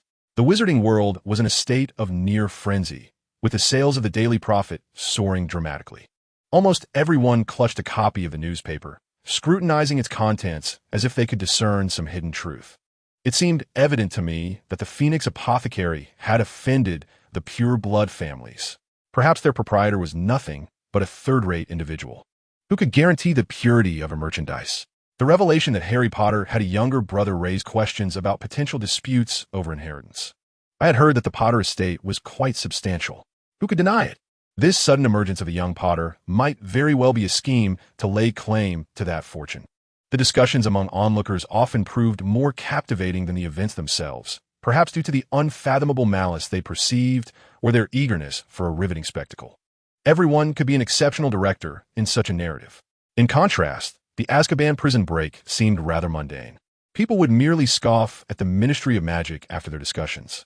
Eli paid little heed to these so-called controversies. In fact, he found himself in the Muggle world, where the tumult of the magical realm seldom reached him, except for that fateful night over a decade ago when the Dark Lord was vanquished. The ecstatic wizards completely disregarded the international statute of wizarding secrecy, and the magical fireworks that night compelled Muggle television to assure the public that those were merely meteors. However, Eli did take note of the news regarding Sirius's escape. It was worth mentioning that his escape was somewhat linked to Eli himself. That day, Eli had not only visited Mundungus, he had discreetly placed a wand and some protective trinkets against Dementors inside the inconspicuous extension bag he had given to Sirius. Eli understood that even without his assistance, Sirius would have found a way to break free. He merely wished to alleviate some of his godfather's suffering. The Weasley family had struck it rich, embarking on a trip to Egypt, their family portrait even gracing the pages of a newspaper. It was upon seeing the image of the rat Peter Pettigrew in that photograph that Sirius became frenzied and determined to escape. Where was Peter Pettigrew, you might ask? He was none other than Ron's plump pet rat, Scabbers. An animagus, he had lived in the form of a rat in the Weasley household for years. Once, as the secret keeper for the Potters, he had betrayed their location to Voldemort, subsequently obliterating an entire Muggle street with magic and severing one of his own fingers to leave at the scene, transforming himself into a rat and scurrying into the sewers. The only one remaining at the scene, Sirius was unjustly framed as the traitor and the murderer of Muggles. The Ministry of Magic, with barely any trial, confined him to Azkaban for over a decade. It was only when he spotted Peter in the photograph that he sought vengeance, wishing to protect Harry from harm, and thus managed to escape in his animagus form. With no wand and no provisions, he journeyed across the sea. Eli knew he would inevitably make the same choice, so he thought it best to offer his assistance. Eli shrugged, indifferent, stating that he would find another store manager when the time came. However, securing Mundungus's release was indeed a troublesome matter. Harry, not fully grasping Eli and Dumbledore's plans, inquired if it was due to the Ministry of Magic. One could say that, but they are merely enforcers, Eli replied.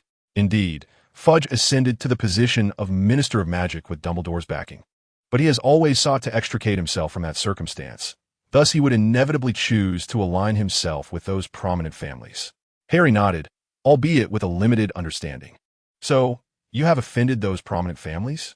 Eli set down the dessert in his hand, finding its sweetness intolerable. After years of living in Britain, he still could not adapt to the local culinary customs. Of course, my products have deprived them of profits, driving them to desperation. I still have money here. That could be considered yours, Harry quickly interjected. I'm not solely in this for profit, Eli retorted. The current situation cannot merely be resolved with money. What do you mean? Harry asked, perplexed. Eli waved his wand, casting a shield to prevent tracking by the Ministry. You believe Voldemort will return, don't you? Eli said with a serious demeanor, feeling Harry deserved to know some of his plans. However, upon uttering Voldemort's name, he took precautions to avoid being traced through the magical protections associated with it. Indeed, during our first year, he attempted to steal the Philosopher's Stone, and last semester he unleashed the Basilisk. He will undoubtedly return. Eli nodded. Thus, we are destined for a confrontation. He is not only powerful, but also possesses a cadre of followers. Death Eaters? Harry inquired.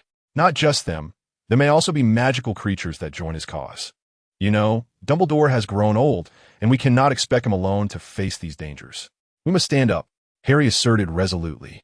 Certainly, we must stand up, but we cannot rely solely on ourselves. We need to ensure that those prominent families and the Ministry of Magic do not side with Voldemort. But how is this related to your store? Harry questioned. It is inherently linked, you should recognize the significance of potions. As long as we control the potion market, we hold their lifeblood. To put it another way, those prominent families and the ministry are merely pursuing profit, as long as we offer them sufficient incentives. They will not hesitate to join us. Harry pondered this, finding Eli's reasoning sound. However, you know Voldemort will threaten lives. Then we must possess sufficient strength. Eli gazed intently at Harry. We still have Dumbledore, and we are young. Given time, we can surely amass the power needed to contend with Voldemort. In truth, Eli was confronted with challenges that extended beyond merely facing Voldemort. Compared to the omnipresent Grim Reaper, who manipulates countless individuals at will, Voldemort truly pales in comparison. Harry's expression was one of complexity. After 2 encounters with Voldemort, he had believed that perhaps the Dark Lord was not as fearsome as rumored. However, after listening to Eli's account, he realized that Voldemort's power far exceeded his imagination. He could only feel fortunate that he and a few friends had survived their confrontations with Voldemort. Not once, but twice. Sheer luck indeed. Harry glanced at the newspaper, astonished that someone could escape from Azkaban. He pointed at the dynamic image of Sirius Black, who was barking furiously, exclaiming, "Look, he resembles a mad dog." Eli cast a complex glance at the photograph before turning to Harry. "There is something I must tell you. This mad dog is our godfather." Chapter 87. The vacation balance is running low. Harry stood frozen in place, gravely questioning whether Eli was playing a trick on him. Although this revelation seemed incredulous, it was indeed the truth. Sirius Black, past, present, and future, was undeniably their godfather. Harry stared at the raging image of Sirius, recalling that he had just compared him to a mad dog. It took a considerable amount of time for Harry to digest this news. He fixed his gaze on Eli, who began to feel uneasy under Harry's scrutiny. Eli tightened his clothing, asking, "What are you planning to do?" Harry nearly rolled his eyes in exasperation. "Eli, could you please refrain from keeping secrets from me in the future? Professor Dumbledore, too. Both of you treat me like an infant in need of protection." Harry's agitation was palpable as he finally expressed the thoughts that had long been brewing within him. He was not foolish. He recognized that Eli had been subtly aiding him all along. Whether it was Quirrell in their first year or the Basilisk in their second, Eli was always the first to bear the brunt of the pressure, as if he were a child walking behind adults, forever treading upon paths they had forged. In truth, having endured disdain from a young age, he was more independent than his peers. He possessed his own thoughts, which compelled him to bravely confront situations he deemed right. This was a courage many would never possess throughout their lives, the courage to choose one's own path. Thus, he felt a sense of injustice regarding the secrets kept from him by Dumbledore and Eli. Eli fell silent as well. Indeed, since the moment he truly survived, he had contemplated how to combat Voldemort and protect those beloved characters he once admired in films. He realized he was increasingly resembling Dumbledore, always lost in thought, forever seeking to grasp every situation. Once he felt pity for Dumbledore, would he one day also be the object of someone else's pity? Regardless, Harry, at the very least, should be made aware of certain truths regarding his parents. Eli took a deep breath, preparing to articulate his thoughts with care. "Harry, in that case, I shall impart to you all that I know," Eli said, eagerly meeting Harry's gaze. "Professor Dumbledore revealed my lineage to me quite early on. Perhaps during my first year, following that incident with Quirrell. He shared many details about my parents and events from those times, but I refrained from telling you, believing it was not yet the right moment. Back then, Sirius and our father, James Potter, were the closest of friends, which is why he became our godfather. There existed a rumor that incited the Dark Lord to hunt our family. Ultimately, it was Sirius who divulged our location to that person, leading to the events you're already aware of. It is important to note that not all of this information was disclosed to me by Dumbledore, nor is it the complete truth. Eli did not intend to deceive Harry. Rather, this was the extent of what he could uncover. The true events of that time remain largely known only to Sirius. Logically, Eli could not possess further insights, and thus could only relay this version of events to Harry. Upon hearing this, Harry's emotions surged. "Are you saying that he is the one responsible for my parents' deaths?" Eli quickly sought to steady Harry. "No, please do not panic. These are merely rumors from the past, and the truth may be far more complex, enveloped in numerous uncertainties." Uncertainties? What could possibly be uncertain? Dumbledore has stated as much. Harry struggled to maintain his composure. The Ministry of Magic had imprisoned Black in Azkaban without even conducting an interrogation. At the scene of the crime, only Black was present, and no one could substantiate that he was the perpetrator. Harry breathed rapidly, consumed by hatred for the one who had taken his parents from him. However, as he listened to Eli's explanation, he gradually regained his composure. Harry, I will not rest until the true murderer from that time is brought to justice. But we must also seek the truth. Eli's gaze drifted toward the newspaper featuring a furious Sirius. Harry had officially moved into the Hall residence. Although the Halls had yet to formally adopt him, they had reached an agreement with the Dursleys, allowing Harry to reside with them. He had finally escaped that wretched place, and his joy was immeasurable. The Halls treated him as if he were their own child, and Harry, being well-mannered, endeared himself to them. What delighted him most was that he had gained a younger brother, and even more thrilling was that this brother was none other than his dear friend. However, awkwardness soon followed. Typically, he had always acted like a subordinate around Eli, but now, having transitioned into the role of an older brother, he found it challenging to embody the authority that came with it. For instance, at that moment, Eli was teaching him transfiguration. Upon learning that Eli was an animagus, a bird no less, Harry had developed a keen interest in the subject. Yet, this was no simple duel. It required finesse, and, as a rather headstrong child, Harry struggled to grasp the intricacies involved. Every time, I find myself at the receiving end of Eli's scathing rebukes. And it is particularly irksome since I can hardly refute him, especially considering the numerous vases I have inadvertently shattered. However, it cannot be said that there has been no progress. Under Eli's stringent one-on-one tutelage, it would be unreasonable to assert that I have not made any advancements. Harry's transfiguration skills have indeed shown modest improvement. The day of the new term swiftly approached, and the two of us were escorted to the station. On the train, the 5-member Demerit squad reconvened. I could scarcely believe it. Scarhead, you're Eli's biological brother, Draco exclaimed dramatically, finally sporting a less slicked-back hairstyle. Could it be that his hairline was faltering? What's the matter? Am I not allowed to be a brother? Harry retorted defiantly. Eli, how do you feel about suddenly acquiring an unreliable brother? Hermione inquired earnestly of Eli. Ahem, Eli pretended to clear his throat. Regarding this matter, as the party involved, I must admit I am quite taken aback.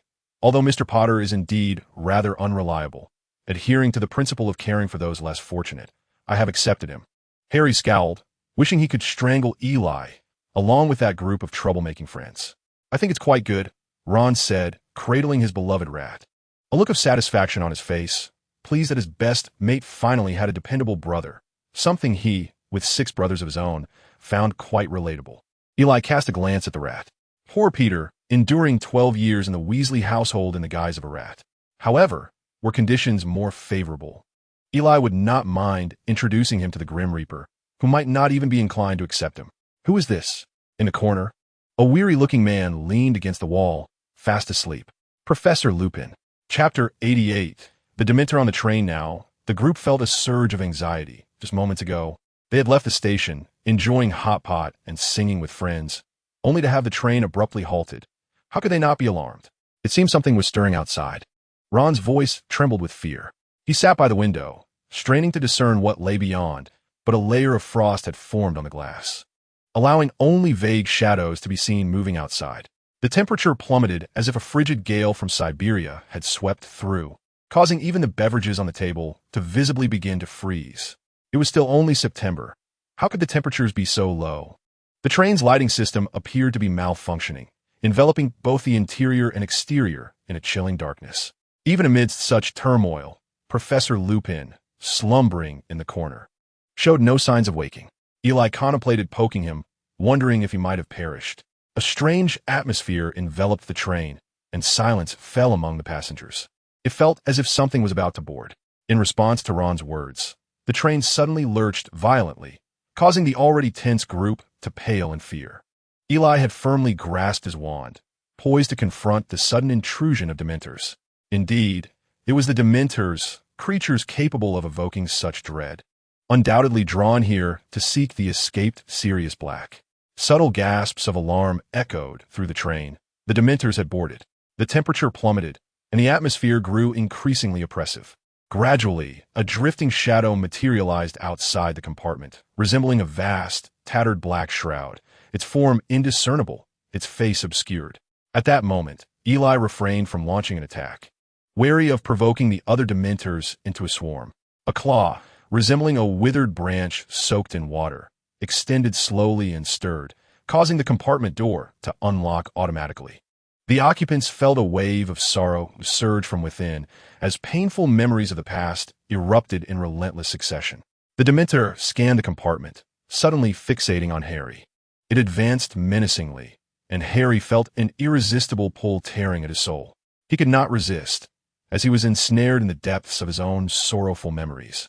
Death drawing ever closer. Eli sensed the gravity of the situation. The Dementor was feeding on Harry's soul. In a moment of panic, Eli did not even think to wield his wand. Instead, he instinctively kicked towards the Dementor at the door. Thud! Eli felt a satisfying impact as the Dementor was sent crashing into the corner. It is essential to note that Dementors lack a corporeal form, meaning conventional means cannot harm them.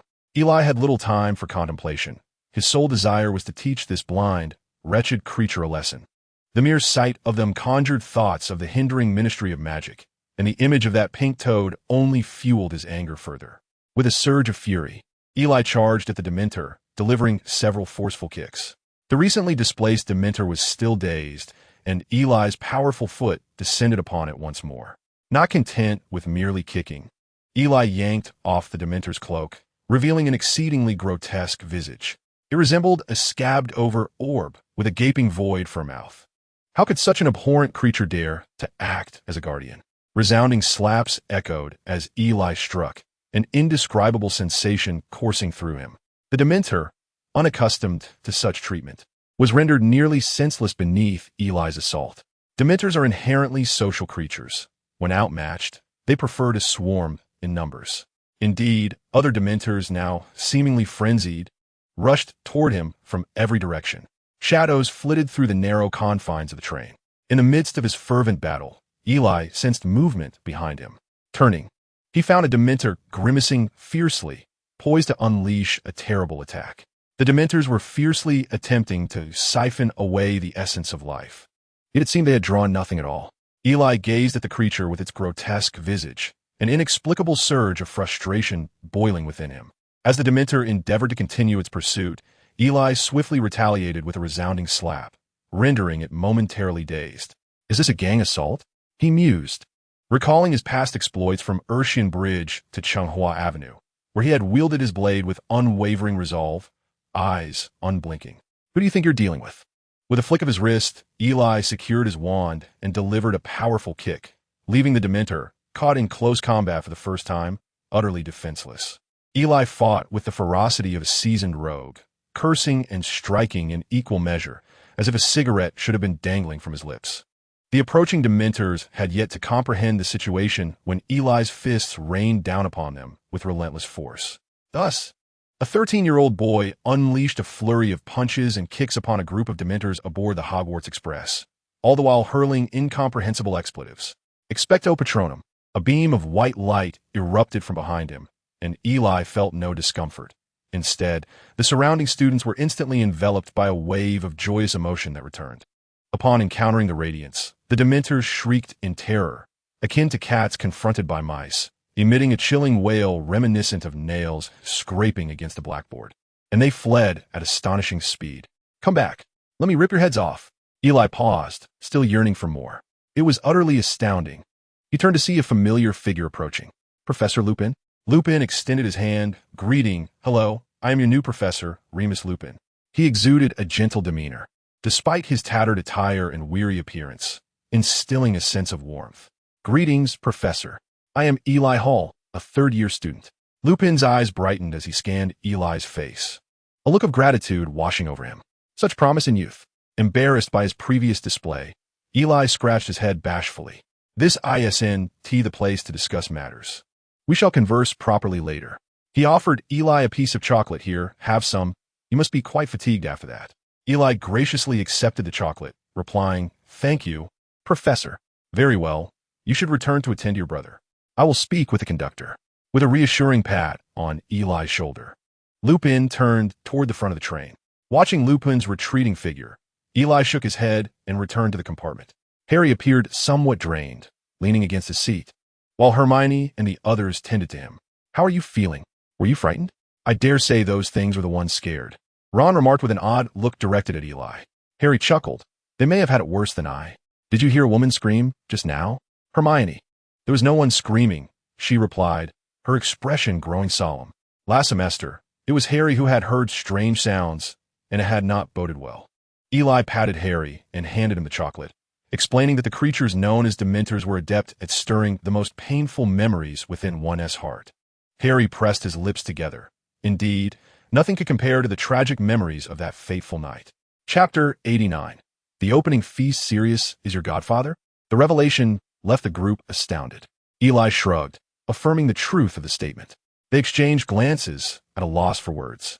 Surely, they could not extend congratulations for his successful escape from prison. "I heard from my father that he is a notoriously vicious murderer." Mr. Weasley, working at the Ministry of Magic, naturally had access to more information. Although he was unaware of the full truth from that time, he was well informed about certain happenings within the Ministry. Due to Sirius's escape, the Ministry had dispatched Aurors to patrol near Eli's residence, intent on preventing him from finding Harry and Eli. It would be disingenuous to claim they were genuinely concerned for Harry's safety.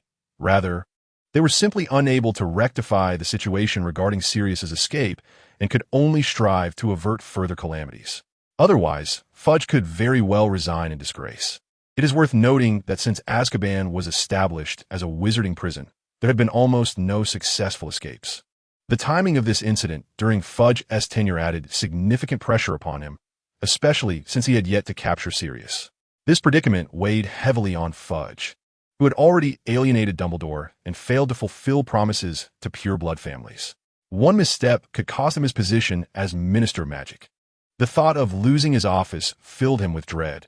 He had toiled immensely to attain this status and was not afraid of criticism, as long as he could maintain his seat as minister. The events of that time are somewhat ambiguous. I heard from my father that the incident garnered immense attention, with the Muggle government incessantly pressuring the ministry. The then minister, Millicent Bagnold, acted with a heavy hand, hastily convicting and imprisoning Black. Many were skeptical regarding Black's guilt. Draco attempted to mediate, and his assertion held some truth. Millicent Bagnold was a skilled politician, adept at navigating political crises. The ramifications of that incident were profound. Her priority was not to ascertain the identity of the true culprit, but rather to find someone to bear the blame swiftly. Many acquiesced to such actions at the time, yet questions lingered, albeit few cared to pursue them. Although Harry harbored some animosity towards Sirius Black, Eli's explanations tempered his immediate desire for vengeance. Now, with Draco highlighting the inconsistencies surrounding the matter, Harry felt somewhat reassured.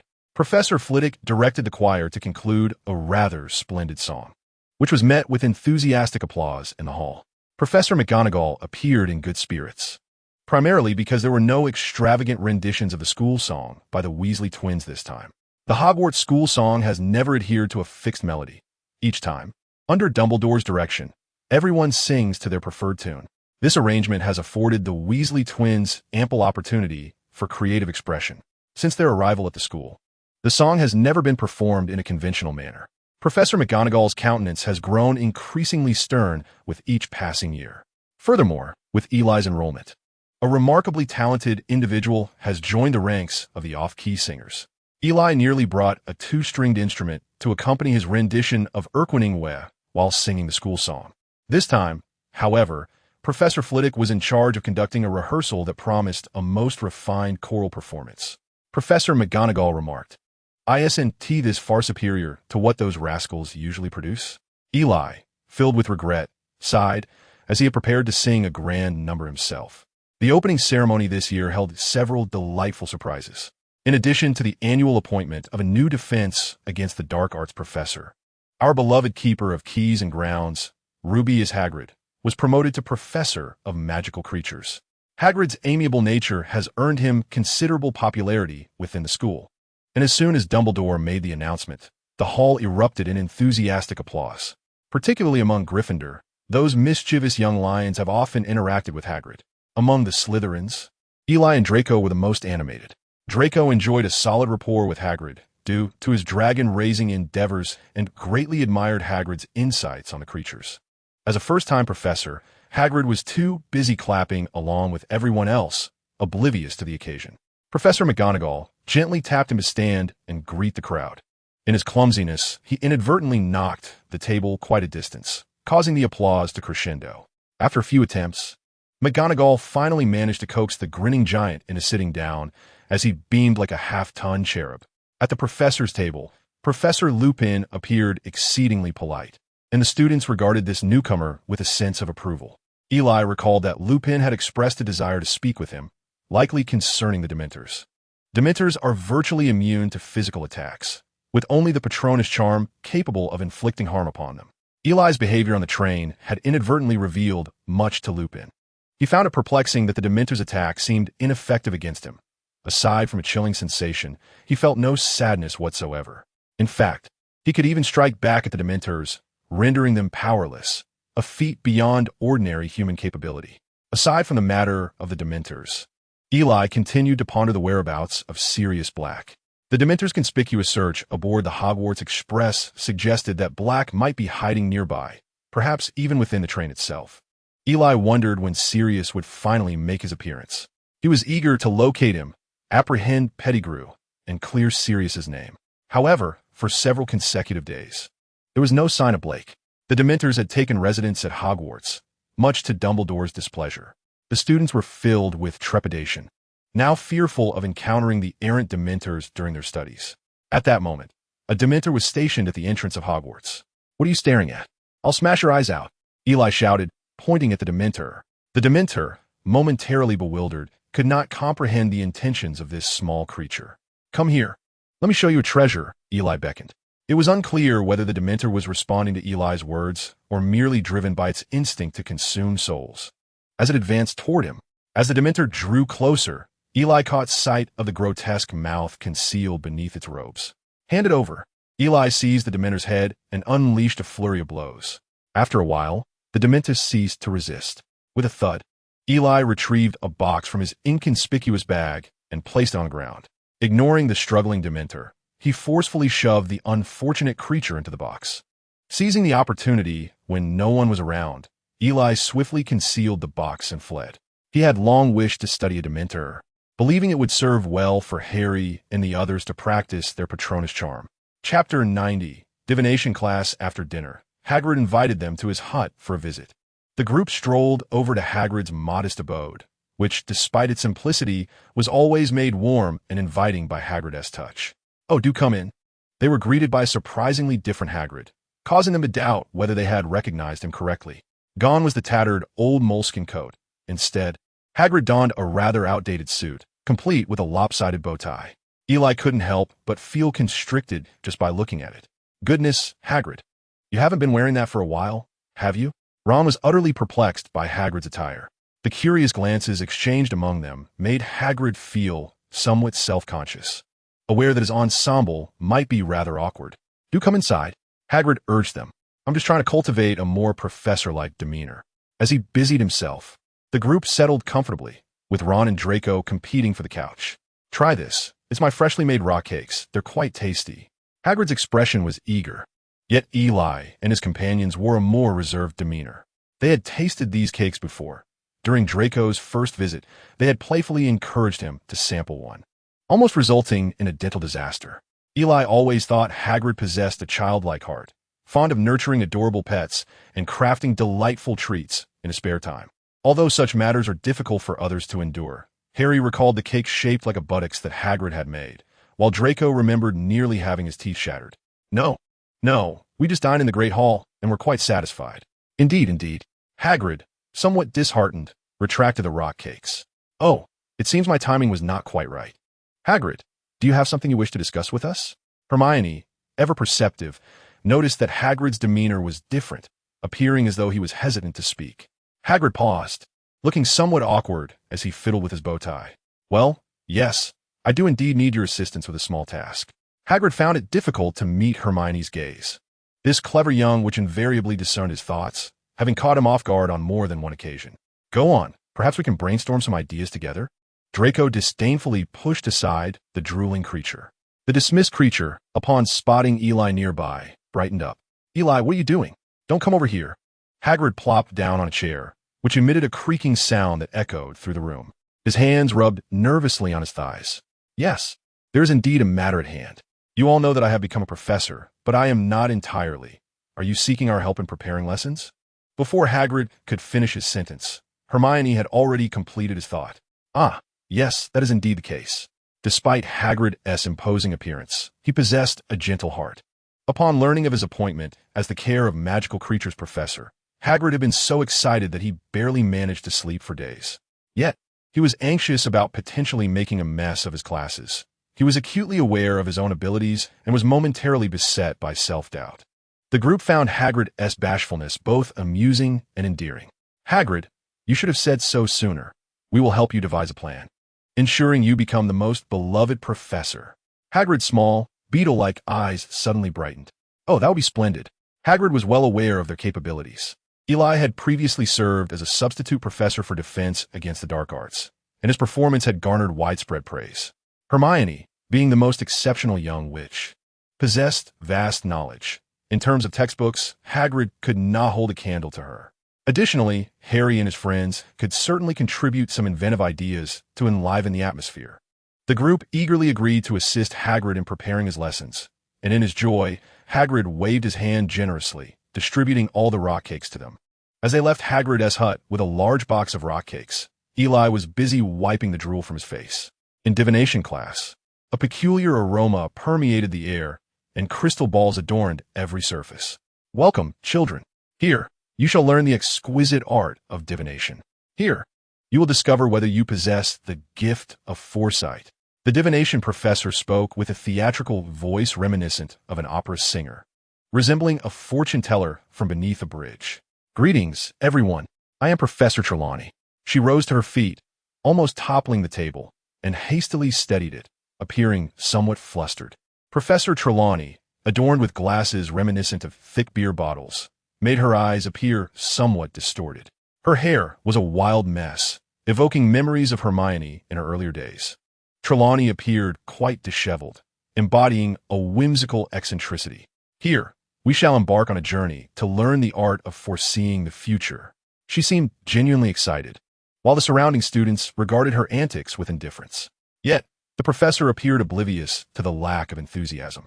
"This semester, our focus will be on the interpretation of tea leaves, utilizing the remnants to predict what lies ahead. Please exchange teacups with the student seated opposite you." The students began to fumble with the teacups on the table, which indeed contained some tea leaves. The truth lies hidden, much like sentences concealed within a book, awaiting interpretation. Eli gazed at the murky leaves in his cup, his expression filled with confusion. What could this possibly reveal? He leaned closer to sniff, recoiling slightly at the sour odor.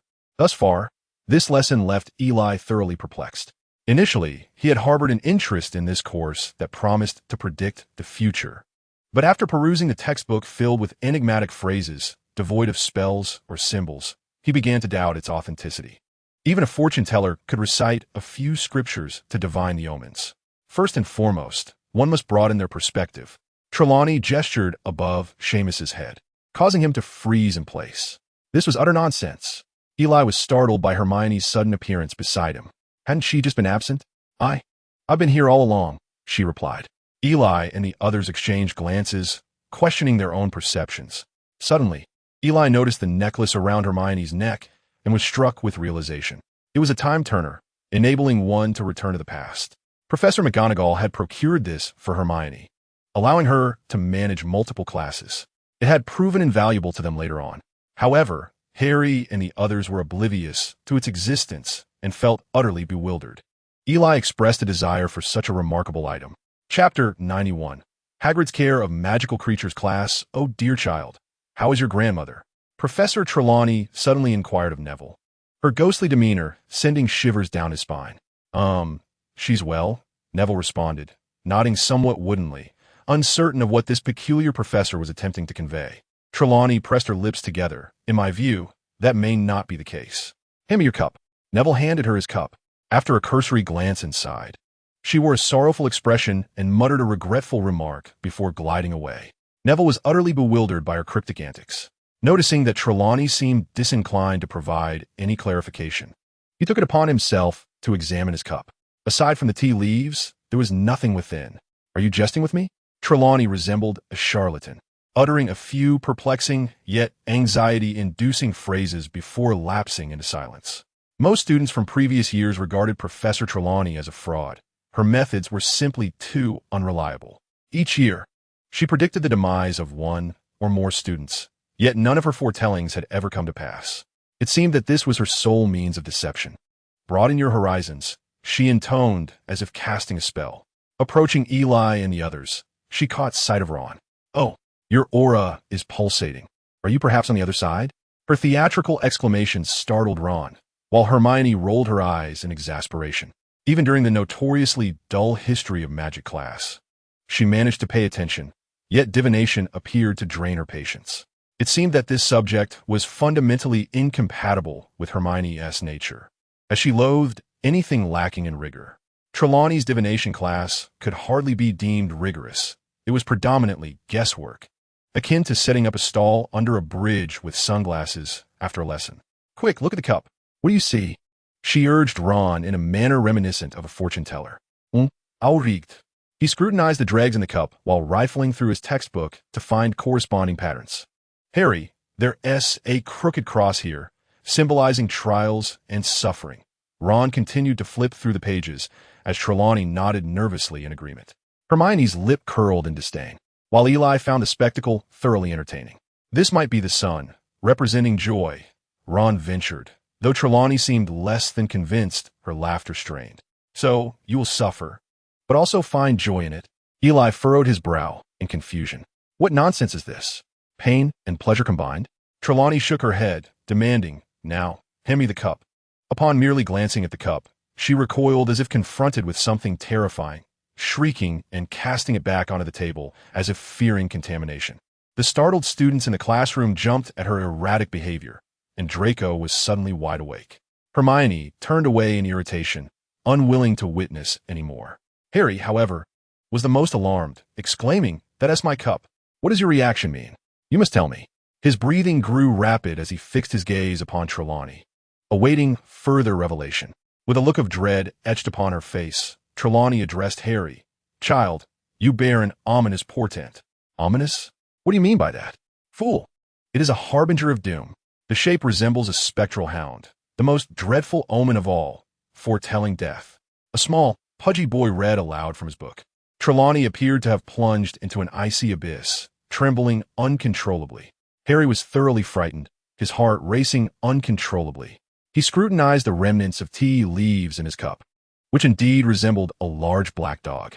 "Professor, why not assist me in divining my fate?" Eli offered his teacup.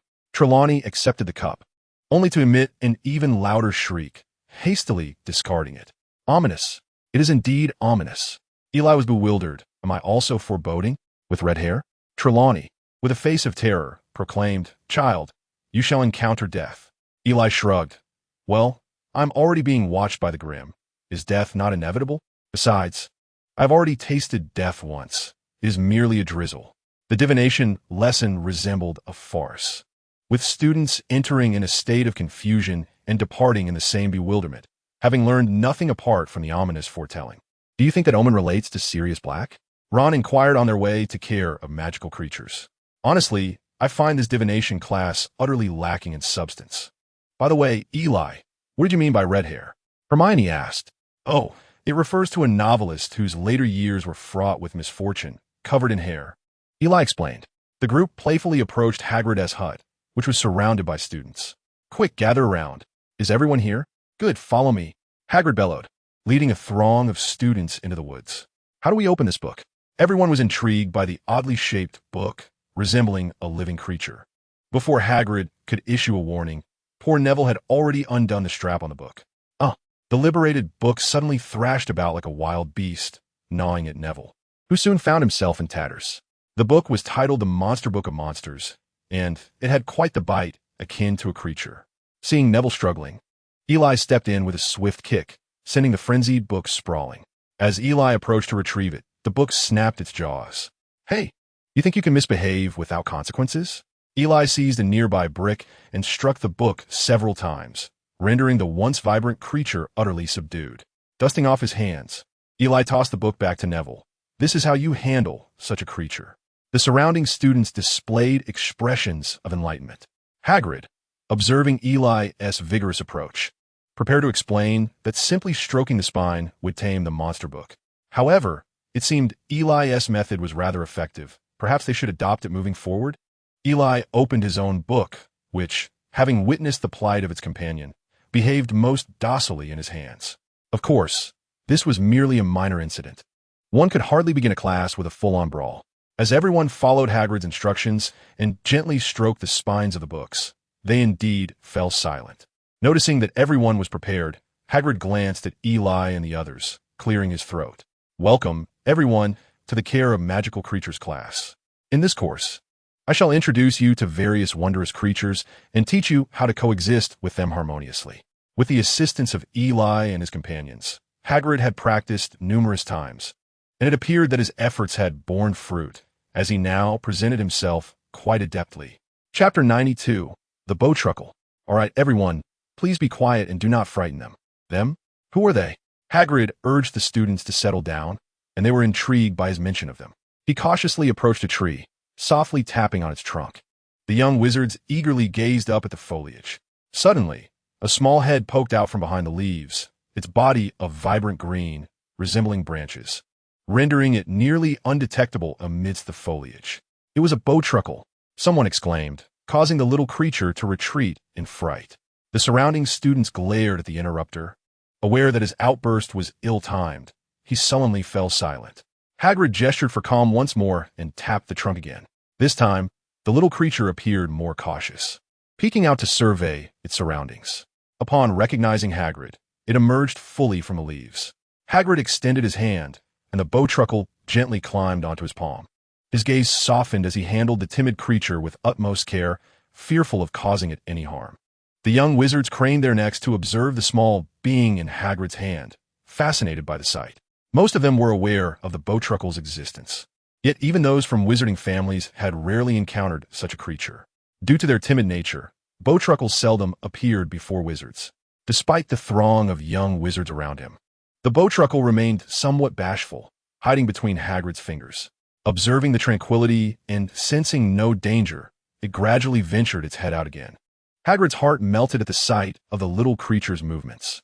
Although he had a preference for larger, more formidable magical beings that might seem fearsome to other wizards, his affection for magical creatures was broad, and he held a particular fondness for gentle beings like the bowtruckle. It was Eli's idea to showcase the bowtruckle.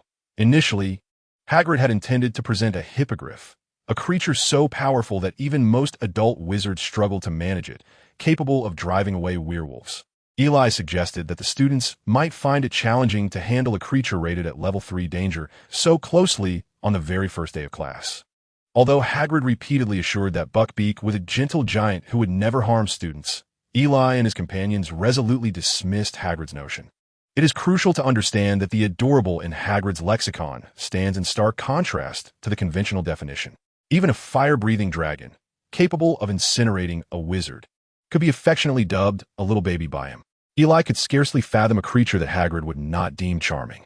He believed that, given enough time, Hagrid could tame even a basilisk. Of course, this was merely a jest, for only a Parselmouth could hope to control such a creature. However, one could not entirely discount the possibility that Hagrid might endeavor to learn Parseltongue in pursuit of yet another adorable companion.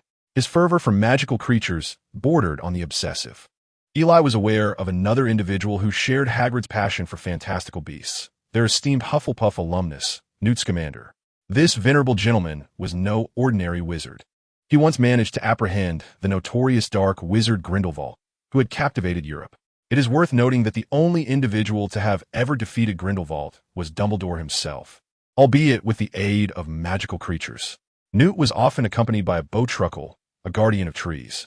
Individuals like Hagrid and Newt seemed to possess an innate affinity that allowed magical creatures to gravitate toward them effortlessly. Their genuine kindness toward these beings was unparalleled. Once the bowtruckle acclimated to its surroundings, Hagrid began to introduce this delightful creature to the young wizards. His voice was significantly softer than usual. Yet amidst the rapt attention of the audience, his words were still distinctly audible. "This is Carter, a bowtruckle. He is quite familiar with me. I found him injured during my patrols, and you cannot imagine how pitiable he was," Hagrid said, his voice thick with emotion. "I healed this little fellow, which is why he is so close to me. Isn't that right, little Carter?" A tenderness that belied his imposing stature illuminated Hagrid's face. The young wizards found it challenging to comprehend the communication between Hagrid and the bowtruckle. Yet it was undeniable that their curiosity about this small creature had been piqued. They were timid by nature, and in ordinary circumstances, one would rarely catch a glimpse of them. These little beings were remarkably docile, seldom exhibiting aggression towards others. However, Hagrid sternly cautioned the young wizards, "Do not attempt to harm the trees they protect. Though they may appear timid, if you dare to damage their arboreal homes, they could easily pluck out your eyeballs." Hagrid's words sent a shiver down the spines of the young wizards, altering their perception of the diminutive creature.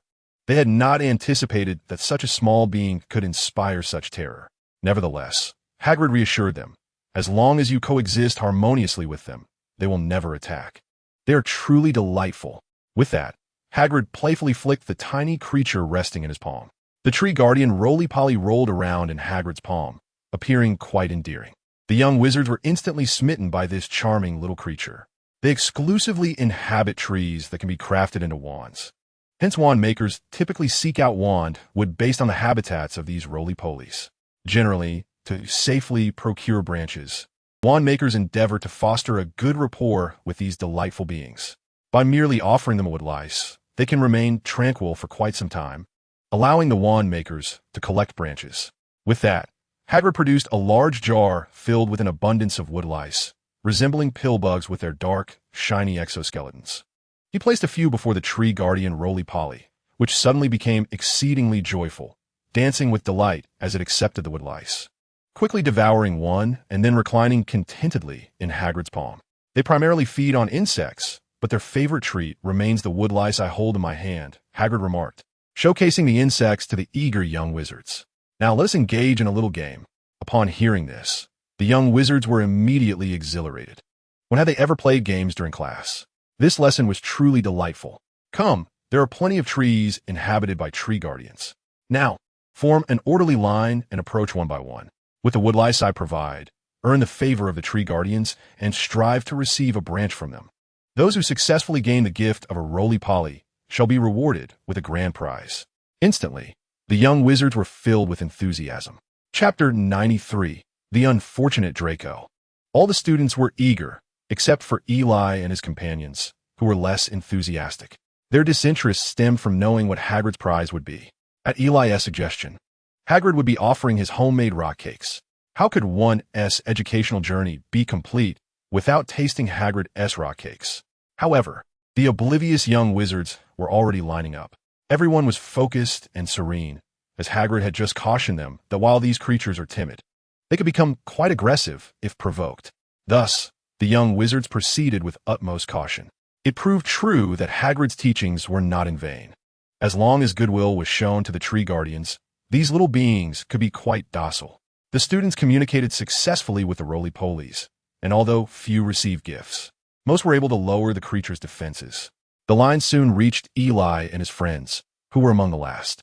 Eli approached, retrieving some small woodlice from Hagrid's jar, extending them towards the tree. He was uncertain whether they would emerge, as they had undoubtedly feasted excessively today. These roly-polies would surely remember this day. However, to Eli's astonishment, small heads soon emerged from behind the leaves. They appeared to be quite unafraid, gently approaching Eli's hand to accept the earthworm he offered. Some even settled comfortably in the palm of his hand, displaying an affectionate demeanor. "Oh, Eli, they truly adore you," Hagrid exclaimed, his small eyes wide with wonder, as it was his first time witnessing these shy creatures exhibit such fondness. Noticing that these little beings were reluctant to leave his hand, Eli had no choice but to fetch another handful of worms to offer them. Sated and content, the little ones lazily returned to their perch in the tree. Just as Eli contemplated slipping away, a seemingly intact branch was thrust towards him. This was no mere branch. It was in fact Hagrid's rock cake being offered. Unable to refuse the little creature's earnest invitation, Eli accepted the branch under Hagrid's expectant gaze. Harry and the others found great amusement in the situation. Eli glared at the ungrateful little creatures, vowing that next time he would ensure they finished the rock cake. Yet moments later, Eli's spirits soared as Harry and the others each received a branch. Eli was overjoyed. Finally, only Draco remained, and the group eagerly anticipated his reaction. If he too were to receive one, it would bring a sense of balance to their hearts. After all, as the old saying goes, happiness is often built upon the misfortunes of others. Draco, however, frowned at the jar teeming with wriggling worms. As the son of the Malfoy family, he had never engaged with such creatures. With a delicate pinch, he cautiously selected a worm, his expression one of disdain, and offered it to the tree frog. He was not particularly fond of such small creatures.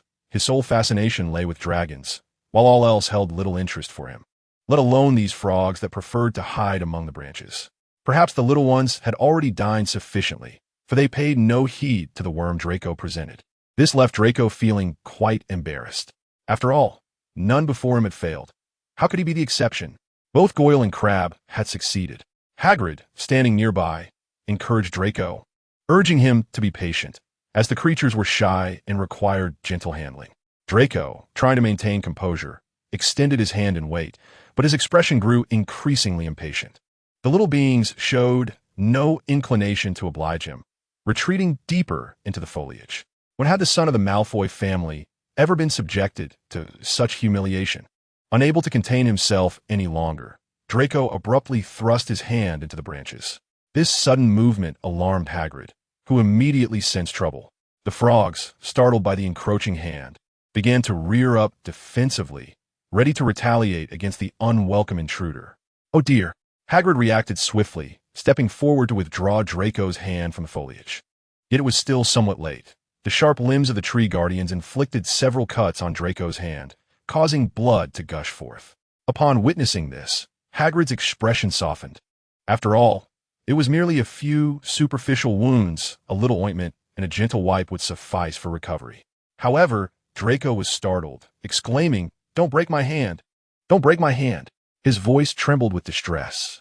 This fear stemmed from Hagrid's previous warnings that these tree guardians could effortlessly pluck out an enemy's eyeballs, making their recent display of menace quite daunting.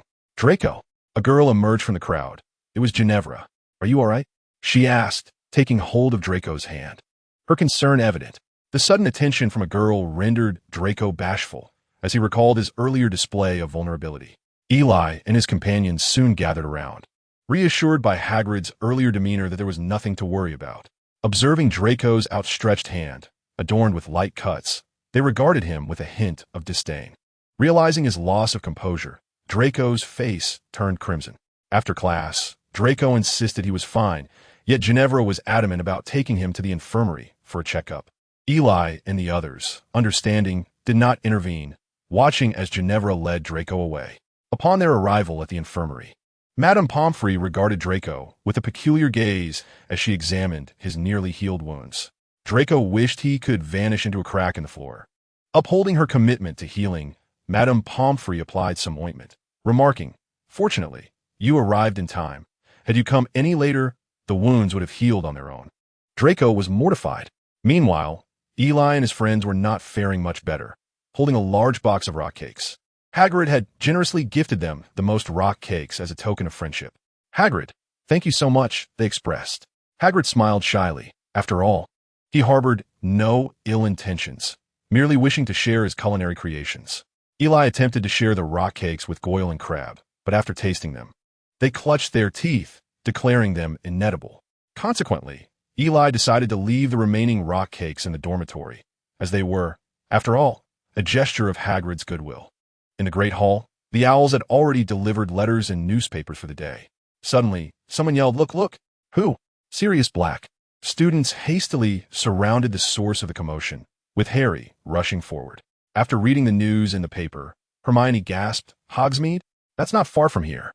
Eli also took note of this news, finishing off the last of the small cake with a single bite.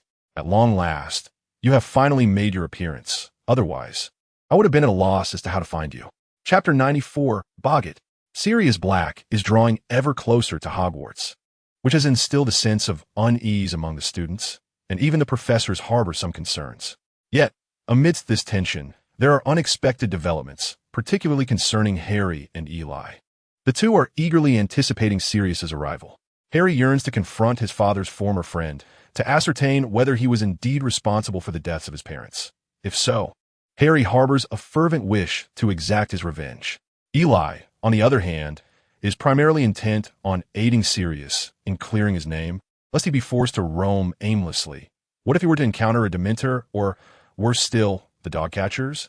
However, news on Sirius has dwindled. No one has seen him since, and the patrols of the Dementors have intensified, deepening the student's sense of oppression. Dumbledore has repeatedly expressed his dissatisfaction with the Ministry of Magic regarding the Dementors. Yet under the beleaguered Fudge, such concerns seem trivial. It is noteworthy that Ron and Hermione have recently been embroiled in some discord. In truth, their disagreements have been brewing since the start of the term, primarily revolving around Hermione's cat and Ron's rat. Hermione possesses a rather corpulent cat, whose face resembles that of a pancake. The cat, named Crookshanks, is dearly cherished by Hermione. Whenever Eli brings up Crookshanks' appearance, Hermione hastily forbids him to continue, yet Eli persists in his comedic critiques unbeknownst to her. Crookshanks seems to harbor a particular disdain for Ron's rat, Scabbers, and is constantly devising ways to attack him. Ron has argued with Hermione on numerous occasions, with neither willing to concede. While this may appear to be a typical case of cat and mouse, Eli knows that Crookshanks possesses some lineage of a Kneazle, which makes it particularly averse to those of dubious character. Scabbers, unbeknownst to many, is actually Peter Pettigrew in his animagus form, a being of decidedly nefarious reputation. Thus, Crookshanks is ever eager to eliminate him. Eli feels no sympathy for Pettigrew. In fact, he often instructs Padfoot to playfully torment him. Padfoot appears and vanishes like a specter, leaving no trace after his mischief, rendering Scabbers utterly miserable. He cannot complain, and thus must swallow his grievances whole. Scabbers often laments the carefree days he once enjoyed at the Weasley household, days that have long since vanished. Since accompanying Ron to Hogwarts, he has lived in constant trepidation. Eli once suggested that perhaps Scabbers should be neutered. It is said that neutered cats live longer, and perhaps the same could be true for rats. Ron found this notion quite reasonable, and nearly sought out Madame Pomfrey to have Scabbers neutered. Ultimately, however, due to Scabbers' noisy protests and several near escapes, Ron abandoned the idea. Scabbers breathed a sigh of relief as he glanced at his little brother, grateful for the reprieve. The tale of cat and mouse goes unnoticed by all, for the instinctual nature of cats hunting rats remains unchanged. They were finally about to experience the inaugural lesson of the new professor on the defense against the dark arts, a class that promised to be rather different from those of the past. Professor Lupin had removed all the desks and chairs from the classroom, leaving a large wardrobe in the center that occasionally trembled, as if something within yearned to escape. Can anyone guess what resides within that wardrobe? A boggart indeed, Professor. Now, who can enlighten us on the appearance of a boggart? No one knows what it looks like. When did it arrive? Ron gazed in astonishment at Hermione, who seemed to have appeared out of nowhere. Meanwhile, Neville envied Hermione's time-turner immensely, pondering whether, if he possessed such a device, he could return to decades past to find a younger Voldemort. Of course, that was impossible. A time-turner only allows one to revisit the past, not to alter the events that have transpired.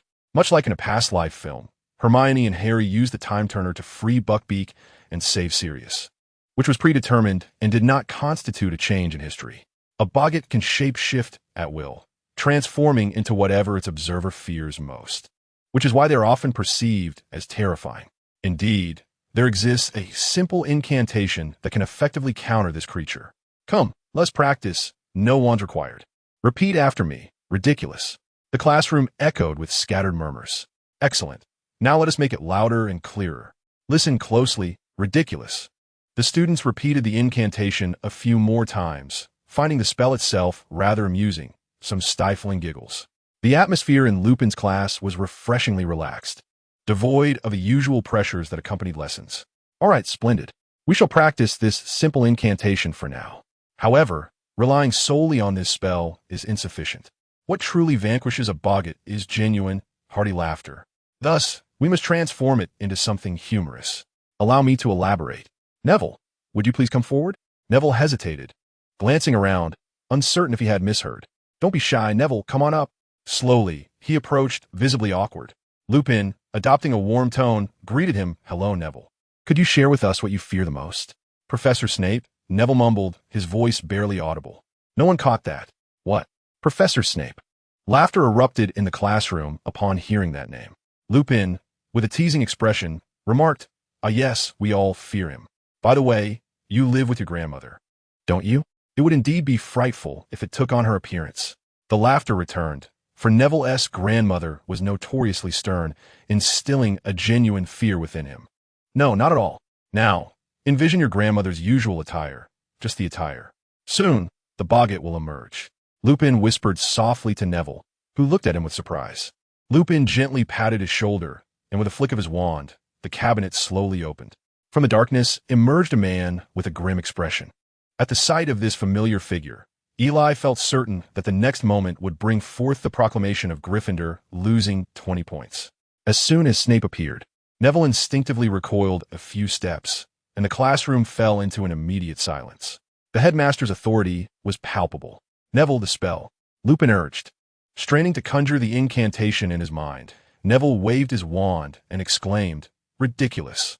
In an instant, Snape transformed, donning a rather antiquated green dress, clutching a red handbag, and adorned with some peculiar headpiece. Snape in women's clothing, an occurrence most rare. Eli wished he had a camera to capture this historic moment. The classroom erupted into peals of laughter, with Harry and Ron nearly dislocating their jaws from mirth. The jubilant laughter nearly incapacitated the boggart. The atmosphere of the class instantly brightened, with students eagerly volunteering to take their turns. Lupin called out, and the students formed a line. A parade of humorous transformations followed. Ron successfully equipped a giant spider with roller skates. When it was Eli's turn, curiosity bubbled within him. What would his boggart be? The Grim? Voldemort? Or something else entirely? Facing the boggart, he did not conceal his thoughts, allowing it to sense his fears. In a swirl of transformation, another figure appeared on the classroom floor. "Harry!" Hermione gasped. The figure lying there was unmistakably Harry's lifeless body, pallid and staring blankly. The corpse began to shift, morphing into the familiar visages of Eli's acquaintances. Mr. and Mrs. Hall, Ron, Hermione, Dumbledore, Snape, each one becoming a cold, lifeless body sprawled before Eli. Eli seemed to become ensnared in a trance, his eyes bloodshot, overwhelmed by a deluge of frantic thoughts. "Illy!" Lupin shouted, pulling him back to reality. "Ridiculous!" Eli vigorously waved his wand, striving to dispel the haunting scene. Another transformation occurred, and silence enveloped the classroom once more. Lupin stared in disbelief at the boggart now taking the form of Dumbledore, who appeared with his long beard, dressed in a snug ballet costume, complete with elegant white dance tights, standing gracefully. The uproarious laughter that ensued nearly brought the ceiling down, and Lupin himself was on the verge of rolling on the floor with laughter. The classroom was filled with uncontrollable mirth, and under the weight of such powerful laughter, the boggart dissipated into wisps of smoke, vanishing completely. In this particular defense against the dark arts class, the reputation of Hogwarts resonates profoundly. Chapter 95, Remus's Extracurricular Guidance. Recently, students have been engulfed in trepidation, not solely due to the ominous approach of Sirius Black, but also because of the Dementors that incessantly roam around the castle. Although Dementors fall under the jurisdiction of the Ministry of Magic, it is inconceivable that such merciless beings, devoid of compassion, could be entirely controlled by any authority. Once they sense overwhelming fear within you, or are unable to suppress their insatiable hunger when confronted with positive emotions, they dare to consume. Cloaked in a chill of desolation, the mere proximity of a Dementor can gradually extinguish one's joy, let alone the multitude of them now wandering through Hogwarts. Wherever the Dementors traverse, Flora withers and beauty fades. A true embodiment of despair. Dumbledore, witnessing the verdant landscapes of his school transform into a desolate expanse of withered branches, has already devised a comprehensive compensation list for the Ministry of Magic. Perhaps, in the coming year, he might manage to reduce the cost of textbooks, and the Whomping Willow could finally receive a proper trimming. Inside the defense against the dark arts classroom, a throng of students has gathered. It is not class time. The only event that could rally these students over the weekend is the dueling club.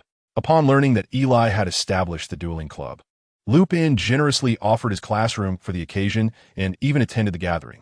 Observing the lively students, Lupin is reminded of his own youthful exuberance, filled with nostalgia. Today is your stage, and I am merely a spectator. Eli wishes to invite Lupin to address the students first, but he playfully declines. Like any other student, he stands among them, engaging in light-hearted banter, devoid of any professor's demeanor. Lupin's student life was undoubtedly rich and vibrant. In his youth, he formed a mischievous quartet known as the Marauders with Eli, Harry's father James Potter, Sirius Black, and Peter Pettigrew. The very name suggests their notorious nature. They epitomized the quintessential school bullies, engaging in all manner of mischief, although their actions, while mischievous, never crossed into the realm of true malevolence. Sirius, with his striking looks and charisma, garnered admiration from many a girl, while Lupin, with his gentle disposition, managed to endear himself to the teachers. As for Peter and James, they were rather irksome. Even their mother, Lily, initially held disdain for the arrogant troublemaker. It remains a mystery how James ultimately won her heart. Their tumultuous relationship with Snape was equally riveting. However, their most egregious act was nearly bringing about Snape's demise. They went to great lengths to conceal Lupin's identity as a werewolf, forcing him to transform in secrecy during the full moon in the Shrieking Shack. The tale of the Shrieking Shack's ghost stories originates from this very narrative. In an effort to protect the Shrieking Shack, Dumbledore planted the Whomping Willow. However, it appears that Snape was somewhat aware of this matter, in an attempt to safeguard Lupin from harm. They endeavored to lure Snape into the path of the Whomping Willow to eliminate him. Had he not ultimately faltered, Snape may have met his demise then and there. This certainly elucidates Snape's animosity towards them. Such a student life was undeniably vibrant, with Lupin generously sharing anecdotes from his past, captivating numerous students. In keeping with tradition, Eli demonstrated his prowess before preparing for a bout among peers. This time, Cedric was once again his challenger, maintaining his characteristic composure. Eli could sense significant progress in him. Nevertheless, Eli was no slouch either. Armed with unparalleled magical heritage, his prowess now reached at least the level of an Auror, which meant that some professors within the school could no longer contend with him, except for the venerable Dumbledore and the 4 esteemed heads of houses. However, Eli's strength was closely akin to that of the 4 heads, with Dumbledore generously bestowing praises upon him. Naturally, Cedric could scarcely last a few exchanges against Eli. After a few rounds, he was predictably defeated. Eli's strength left Lupin in awe. As customary, let us commence with free dueling. Just as Eli was about to step down from the platform, someone in the crowd called out, "Can you teach us how to deal with Dementors?" Eli cast a surprised glance at the speaker and then at Lupin.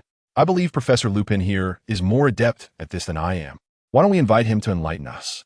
As soon as Eli finished speaking, the surrounding students turned their gaze toward Lupin, followed by a resounding wave of applause. Lupin, with a resigned shake of his head, ascended the platform, bemused that he had come merely to observe a duel, only to be conscripted by our illustrious president. He raised his hands in a gesture of surrender, eliciting laughter from the students below. Eli's choice to have Lupin teach stemmed from a desire to honor the elder and a firm belief in Lupin's capabilities. He had sensed the overwhelming magical energy emanating from Lupin on the train. Despite his somewhat disheveled appearance, his prowess was undeniable. In his generation, he was considered among the elite, at least on par with Snape. If Eli were to duel Lupin for an extended period, he would likely find himself outmatched. No wizard esteemed by Dumbledore is to be taken lightly. Since many of you seem disinclined towards those drifting Dementors, allow me to commandeer a portion of your precious extracurricular time. The students below listened intently. Dementors are exceedingly dark creatures that feed on human souls and joyful emotions. The vast majority of attacks prove ineffective against them. To repel or even vanquish these beings, one must wield an exceptionally pure form of positive energy. Here, I shall impart to you a spell known as the Patronus Charm. However, I do not expect everyone to master this incantation, for its complexity is exceedingly high. Even some adult wizards find it challenging. I certainly do not wish for you to brandish your wands and confront Dementors, as such an endeavor would be profoundly unwise. The Patronus Charm is indeed difficult, and in the original text, Harry's ability to learn this spell in his 3rd year is a testament to his extraordinary talent. Now, I invite you to conjure within your minds the most joyous memory you possess. The more blissful, the better. The The Patronus charm is fundamentally rooted in our inner happiness. The students began to practice, some smiling as delightful thoughts filled their minds, while others, consumed by impatience, found themselves unable to recall anything. Nevertheless, the outcome was the same for all. No one managed to produce a Patronus in the first lesson. Originally, Lupin intended to use a boggart to simulate a Dementor, but during class, he inadvertently caused the boggart to perish from laughter, and thus had to abandon that approach. Eli did not bring out the captured boggart, as the consequences of unleashing a genuine Dementor could be catastrophic. Regardless of whether it harmed anyone, he would be compelled to face Azkaban. Eli led Harry and the others to the room of requirement. Eli, what exactly are we here for? Hermione inquired once the door had closed. Eli deeply. I am here to guide you in practicing the Patronus charm. The group exchanged puzzled glances, wondering why the secrecy. With an enigmatic expression, Eli retrieved a box from his undetectable extension charm bag and placed it on the floor with a thud. What is inside? They asked. You'll find out shortly. He responded, as the box trembled, clearly containing a living creature. A palpable chill emanated from within, prompting the group to instinctively step back. As Eli unlocked the box, the lid was violently thrust open. A bone-chilling cold rapidly spread through the room, enveloping it in an atmosphere of despair. Dementor, Draco exclaimed, nearly losing his footing. Harry and the others were rendered speechless by fear. This frigid aura, this sense of hopelessness, this was indeed a genuine Dementor.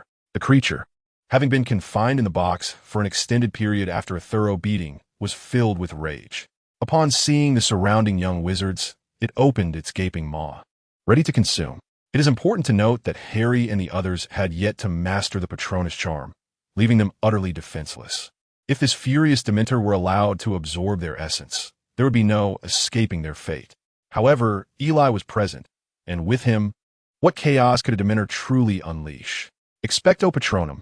A surge of radiant white magic erupted from Eli's pale wand, instantly forming a protective barrier around the Dementor. Harry and the others felt a wave of relief wash over them as they were restored to the realm of the living. The formidable protective magic caused the Dementor to emit a sharp, piercing wail. Such sorcery was undoubtedly a lethal blow to it. It was akin to the depths of winter colliding with erupting magma, causing the Dementor to wither visibly.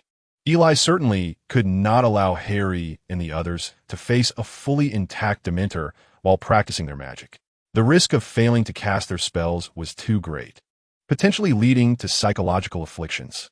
Initially, the Dementor attempted to escape Eli's magical grasp, but after suffering severe burns, it curled up pitifully. Its once ethereal form became disheveled, resembling a tattered rag. Sensing the Dementor's essence dwindling, Eli retracted his magic.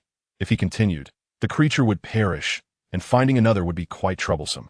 Once Eli withdrew his power, the Dementor's body gradually unfurled, yet it could no longer affect the group. As they felt the Dementor's influence nearly evaporate, they exchanged astonished glances. All right, let us practice with this creature. Follow Professor Lupin's guidance, and if you have any questions, feel free to approach me. Eli conjured a reclining chair and leisurely settled into it, eliciting envy from the others who gazed at his comfort. Hey, why are you looking at me? I'm not a Dementor. Focus on it. The group faced the Dementor, their previous fear dissipating. Hermione was the first to step forward, tightening her grip on her wand. She closed her eyes and began to recall joyful memories. Expecto Patronum. Nothing happened. She realized that the joyful thoughts did not necessarily have to be from her past experiences. Any thought that could inspire happiness would suffice. Hermione glanced at Eli, bit her lip, and once more closed her eyes, striving to conjure delightful images in her mind. After a moment, a smile crept onto her lips. Expecto Patronum. A faint white mist emanated from Hermione's vinewood wand, while it lacked the potency of Eli's. It caused the weakened Dementor to quiver. Eli looked at Hermione in surprise, although he was aware of her talent. He had not anticipated that she would successfully cast the Patronus charm on her second attempt, although its power was modest and did not fully materialize the Guardian. Achieving this feat at such a young age was indeed impressive, worthy of the title genius. Excellent work, Hermione. To cast such magic so swiftly makes you undoubtedly the most exceptional witch. Eli's effusive praise made Hermione blush. I'm still not as good as you. Eli shrugged, I am a genius among geniuses. It is only natural that you cannot compare to me. Hermione rolled her eyes at him. What were you thinking of at that moment? Harry inquired. I won't tell you. Hermione replied, turning away and casting a furtive glance at Eli. You are a genius among geniuses. Hermione is a genius. What does that make us? Draco teased. Eli cast a fleeting glance at his precarious hairline, pondering the term genius, which left Draco somewhat perplexed, though Eli refrained from elaborating. Allow me this time, Harry declared, brandishing his wand as he approached the Dementor, taking a deep breath. Having endured profound sorrow in his childhood, Harry harbored an intense dread of the Dementors, which could effortlessly evoke the painful memories dwelling within him. His recollections were no less burdensome than anyone else's. Yet, as he stood before the Dementor, a surge of empowerment coursed through him. Expecto Patronum, the radiant white light elicited a wail from the Dementor, leaving several onlookers astonished by the brilliance Harry had conjured. As he retracted his wand, he seemed to bask in a euphoric glow. Harry, you succeeded on your first try, Hermione exclaimed, her astonishment palpable. Ron and Draco gazed at Harry with envy. Harry, overwhelmed with excitement, found himself at a loss, unsure whether it was the memories that had stirred within him or the triumph of casting the spell. Eli, however, was not entirely surprised. In the original narrative from his previous life, Harry had mastered the Patronus charm in his third year, even managing to repel a multitude of Dementors single-handedly. He possessed an innate magical talent. Despite the weight of his tragic past, it was precisely this that rendered his spirit more resilient than others. Magic emanates from a powerful heart. Moreover, Harry was not the same as in the films of his former life. Not only had his magical prowess significantly advanced, but he also had a brother by his side. The moment of recognition in the courtroom had granted Harry formidable mental fortitude, filling a void in his shattered existence. Eli observed Harry, who was grinning like a fool, wishing only for those around him to remain in such joyful spirits indefinitely. His obsession lay with his loved ones and mentors. The encounter with the Boggart had clearly illustrated this, yet had also stirred deep-seated fears within Eli. This did not exclude the possibility of a trap set by death itself, adept at exploiting human emotions to lead them to their demise.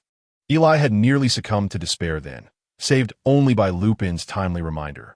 Reflecting on the terrifying thoughts that had surged through him at that moment sent a shiver down his spine. The practice continued. Though the Dementor appeared on the verge of collapse, Eli directed his wand towards it, sending forth wisps of pure white light that drifted into the Dementor's mouth. Instantly, it seemed as though the creature had been administered a powerful tonic, its strength gradually returning. This was Eli's stored soul energy, perfectly suited to nourish the Dementor. Chapter 97. The Cursed Master Draco the Dementor absorbed the soul energy, visibly regaining its strength. However, Eli had no intention of keeping this creature as a pet. If it had recovered, then it was time to continue the practice. Ron stepped forward with his wand, finally having replaced his old one. Last semester, Ron accidentally broke his wand, which not only earned him a howling letter, but also resulted in a scolding upon returning home. However, as the old adage goes, when one door closes, another opens. The broken wand had once belonged to his brother Charlie, and in the realm of magic, it is widely accepted that a wand chooses its wizard. Thus, Charlie's wand was ill-suited for Ron. Furthermore, the wand was exceedingly worn, and the Weasley family lacked the resources to maintain it, with even the unicorn hair within it becoming exposed. Fortunately, with its breakage, Ron finally acquired a wand that truly belonged to him, a 14-inch willow wand with a core of unicorn hair. The Weasley family was known for their wands with unicorn hair cores, which are stable and loyal, but utterly unsuitable for casting dark magic. Once Ron possessed his own wand, his magical aptitude immediately began to manifest. After some attempts, he managed to produce a flicker of white light, albeit somewhat clumsily, yet it surpassed the abilities of many wizards, as few could successfully cast on their very first day. This, of course, was also tied to Ron's vivid imagination. His thoughts were simple, and though he harbored a slight insecurity, he was easily content. Just the thought of being a prefect, the head of the boys' student council, and the captain of the Quidditch team would elicit a smile from him. Regardless, Ron had at least taken the first step towards mastering the Patronus charm. Next was Draco, hailing from the illustrious Malfoy lineage, with an undeniable magical talent. Typically, half-blood wizards tend to possess greater abilities than their pure-blood counterparts. Figures such as Dumbledore, Voldemort, Eli, and Snape were all half-bloods. Even Harry was of mixed blood, and there were rumors that the forefather of the wizarding world was also a half-blood. Beyond half-bloods, descendants from the sacred 28 families among purebloods also exhibited exceptional talents. For instance, Mr. Weasley, despite his gentle demeanor, possessed a formidable magical prowess. Eli had never witnessed Mr.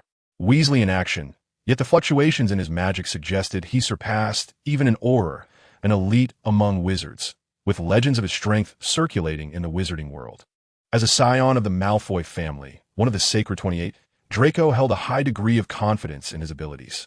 However, when faced with the Patronus charm and the task of recalling happy memories, he hesitated. "What's wrong, Draco?" Eli inquired, noticing Draco's stillness.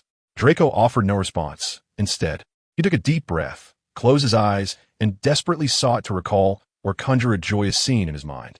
A look of struggle crossed his face as his brow furrowed tighter. Suddenly, he opened his eyes wide and exhaled weakly. "I seem unable to find anything particularly joyful." "How could you not have any happy memories? Your home is so grand. You must have seen plenty of delightful toys as a child." "Think again," urged Eli. Draco shook his head. Ron found Draco's words utterly incomprehensible. To him, the mere thought of his household resembling the Malfoy estate brought him boundless joy. Perhaps the sorrows and joys of humanity are forever disconnected. Draco had grown up in a family of immense wealth, where virtually anything was within easy reach. He was entirely oblivious to his own desires, as the things that could be purchased with money posed no challenge to his family. While other families would yearn for a Firebolt 2000 for years, his family generously provided every member of the Slytherin Quidditch team with a Firebolt 2001. Happiness invariably springs from fulfillment, and fulfillment arises from the depths of one's desires. Draco, lacking any true yearnings, could not conceive of anything that might bring him to tears of joy. Thus, the boy who excelled in spellcasting found himself stymied before the Patronus charm. The others exchanged glances, unsure of what to say to Draco. Offer consolation? How does one comfort someone with a grand estate? Eli stepped forward and gently placed a hand on Draco's shoulder. "Don't be disheartened. This has nothing to do with your talent." "Then who can be blamed?"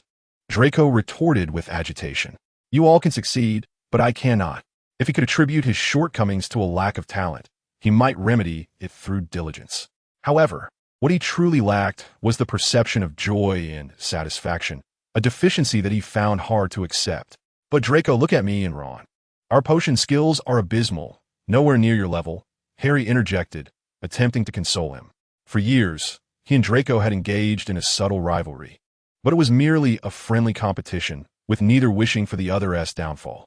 Draco's spirits were low. He feigned indifference. "Fine, if I can't learn it. I can't learn it. It's not like I'm missing out on anything essential." Yet, those present could see through his facade of forced cheerfulness.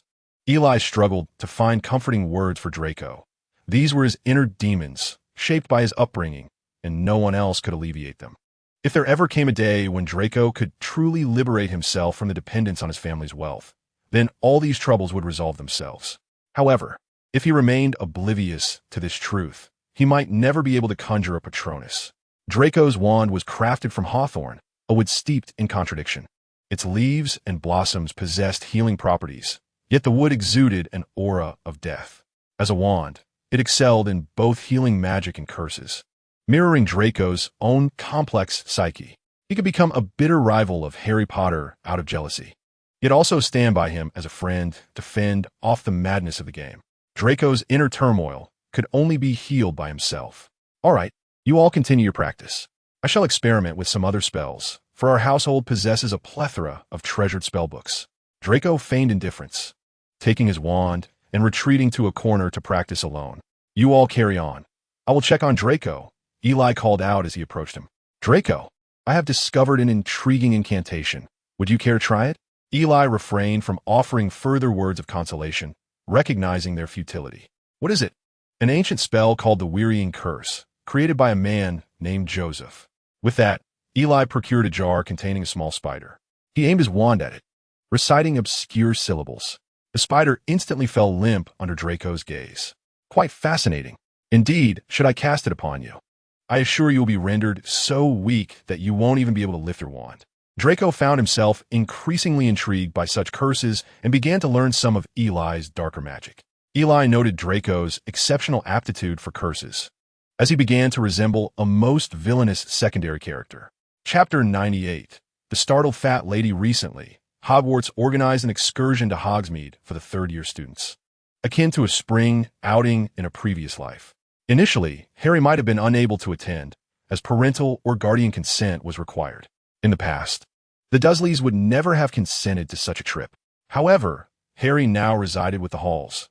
Though not adopted, he was at least recognized by the Dursleys, granting him the rights of a guardian. Hogsmeade offered more peculiarities than Diagon Alley, being the only purely wizarding village in all of England. Its architecture retained a medieval style, appearing both quaint and suffused with magical essence. The trio of affluent youths, Harry, Eli, and Draco, were on the verge of monopolizing the place, purchasing whatever caught their fancy. Ladies and gentlemen, today's expenditures shall be covered by yours truly, Master Eli. Not so fast. Minors are prohibited from entering the pub.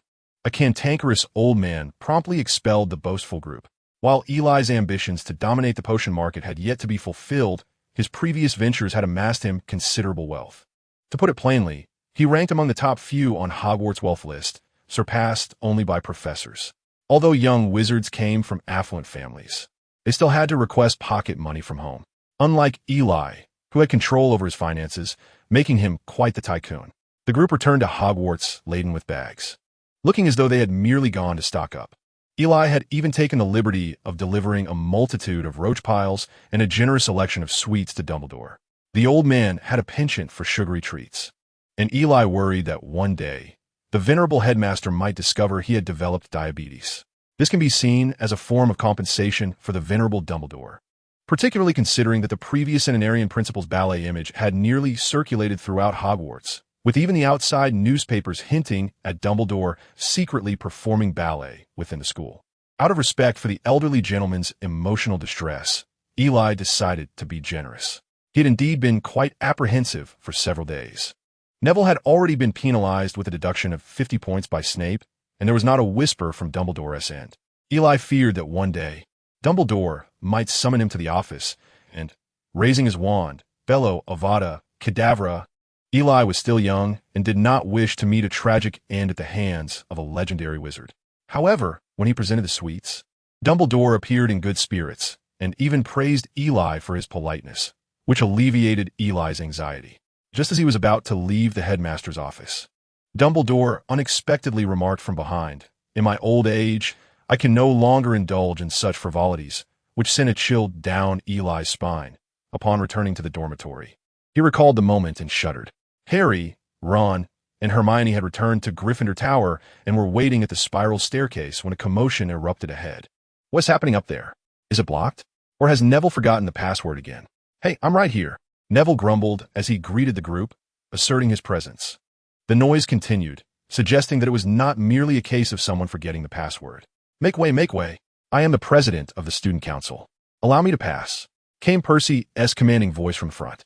Percy reached the entrance to the Gryffindor common room and ordered everyone to step back, declaring that a thorough search of the dormitory was to be conducted, and no one was permitted to enter. Ginny rushed down from above, joining Harry and the others. "It's the fat lady. She's missing." The group exchanged astonished glances, turning to the entrance where indeed the fat lady's portrait displayed no sign of her presence, marred by several jagged scratches that had torn through the canvas. "It's probably for the best. Her singing sounds like a pig being slaughtered. This is neuest, Ron." The portraits on the walls were in an uproar. Typically quiet, they were now clamoring noisily. The portraits closest to the fat lady began to weep, as if they had witnessed something dreadful. "Everyone, please return to the common room immediately." The voice of Filch rang out. Make way, the headmaster is coming." "Hurry up, didn't you hear? Clear the way." Filch shouted angrily at the surrounding students as he followed closely behind Dumbledore. Dumbledore strode purposefully to the entrance of the common room, examining the grotesque scratches on the fat lady's portrait with a grave expression. Having been informed of Sirius Black's presence near Hogwarts, Dumbledore had been on high alert for any untoward incidents. Unbeknownst to him, he was unaware of the truth that Sirius had clandestinely changed the secret keeper. Thus, with irrefutable evidence and no defense from Sirius, Dumbledore had come to believe that he was indeed a Death Eater. Dumbledore embodies righteousness, yet he is far from indecisive. He is a Gryffindor who holds a deep-seated loathing for evil. When Snape consented to act as a spy for him in Voldemort's ranks, Dumbledore unhesitatingly absolved Snape of any wrongdoing without trial. When he suspected Sirius to be the perpetrator, he could watch as Sirius was unjustly imprisoned in Azkaban without a fair hearing. At that moment, Sirius was merely perceived as a dangerous murderer in Dumbledore's eyes. Mr. Filch, summon all the ghosts at once and instruct them to search every portrait in the castle for the Fat Lady. There is no need to summon the ghosts, Professor. She is right there. Filch pointed towards a nearby painting. The students turned to look, and soon a few eager ones rushed over. Dumbledore proceeded towards that direction. Slow down. Do not rush. On ahead, boy. Everyone return. Percy shouted. Continue forward. Dumbledore urged the students ahead, clearing a path. Upon reaching the portrait, which resembled an animal painting, he addressed the Fat Lady. What has happened here? Cautiously, the disheveled Fat Lady peeked out from behind a cow, her eyes still glistening with tears. He has devilish eyes, and his soul is as dark as his name. He is your headmaster, the one everyone speaks of. He has arrived. Right here in the castle, it is Sirius Black. The Fat Lady appeared utterly terrified. Dumbledore's expression grew grave once more. Search the castle, Mr. Filch. The rest of you, proceed to the Great Hall. Dumbledore directed everyone present to disperse slowly, leading them to the Great Hall under the guidance of the prefects. Elijah, who had been in the dormitory, was also summoned to the Great Hall. What is happening? He inquired. It's him. He has come to the castle and nearly harmed the Fat Lady. Harry exclaimed to Elijah, visibly agitated. Elijah's heart sank. He pressed down on Harry's shoulder. Promise me. Do not seek him out just yet. His greatest fear was Harry acting impulsively and rushing to confront Black. Who knows what chaos might ensue with a deranged man tormented by Azkaban for 12 years. Chapter 99. The enclosed Hogwarts, all the students were gathered in the Great Hall to spend the night, experiencing such a grand assembly for the first time, their excitement palpable. Goodness, Weasley, you even brought your rat. You don't think Black would take a liking to it, do you? Draco remarked disdainfully, eyeing Ron's somewhat lethargic pet. Shut up. Malfoy, I would have brought Scabbers here if it weren't for Hermione's wretched cat. Ron retorted. Come on now. Crookshanks wouldn't even touch your fat old rat. At that moment, Hermione passed by, carrying bedding, and upon overhearing Ron's exchange with Draco, she stomped her foot in displeasure at Ron. Indeed, it remains a mystery as to whose feline is relentlessly pursuing the hapless Blan. Ron, cradling Blan in his arms, seemed to direct his words towards Draco. Hermione turned her head, remarking, It isn't a cat's nature to chase mice. You ought to keep a closer watch on your rodent, and you should tend to your cat. The two turned away from each other in a huff, each sulking in silence. Draco, with a dismissive pout, carried his bedding away to the floor. I have never before slept on the ground, let alone amidst so many others. He muttered reluctantly as he laid out his bedding. I think it's quite pleasant. Do you not find it refreshing? How lively. Eli, unfazed, recalled his childhood days spent rolling out bedding with his relatives in the countryside. This was indeed a novel experience for Draco, who found himself tossing and turning under the covers, unable to find sleep. The moment he shifted his head, he was greeted by a sea of faces. Shall I regale you with a story? Eli softly suggested, noticing the restlessness among his peers. Upon hearing this, Draco retorted, If you start telling stories, I might as well stay awake. All right, tell the tale of the monkey. You left off last time with that monk who smashed something with a single punch and asked the monkey if it wished to ascend to the west. The mention of Eli's storytelling invigorated those around him. In these parts, who was not familiar with the legendary storyteller Eli Hall? His tales had spread throughout Hogwarts. Now, whenever new students arrived, upperclassmen would recount the adventures of the great journey from the pass of Hangu to the Thames, and the escapades from the Three Flavor Bookstore to the 100 Her Garden. I believe that monk is more formidable than the monkey, declared Dennis Gorlandon from Slytherin. How could that be? That monkey single-handedly faced thousands of soldiers. He is the true hero. If he's so mighty, why was he grasped by the throat? An uproar ensued among the listeners. Enough. What is there to argue about? Are we listening or not? The crowd quickly quieted down, eager to hear Eli's tale. Thus, he began recounting the story of Pan Jinlian striking down Zheng Guanshi. I searched the astronomy tower and the Ollery but found nothing, Headmaster, said Filch, hurrying into the hall with an oil lamp in hand. Dumbledore was already surveying the assembly. I checked the basement.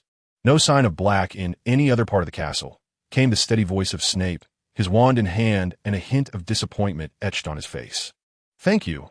I too believe he will not linger here, Dumbledore replied in a calm tone. The castle had been completely sealed off. While the ominous presence of Dementors loomed outside, everyone was on high alert regarding Black. Should an incident occur involving a student within the school, Hogwarts would be hastily shut down, and Fudge would have no choice but to resign in disgrace. Thus, the Ministry of Magic exhibited even greater diligence than Hogwarts in this matter, were it not for his fear of Dumbledore. Fudge would have even dispatched Dementors to scour the castle. The beleaguered Hogwarts had seen tumultuous times. During Eli's first year, Voldemort infiltrated. In his second year, a millennia-old basilisk was unleashed, and mere weeks into his third year, a murderer had slipped in. Eli had heard from someone that Hogwarts was the safest place, yet he found himself pleading, "Please, no more." With the headmaster, the househeads, and the caretaker all present, the students sat in hushed silence, their true state of wakefulness ambiguous.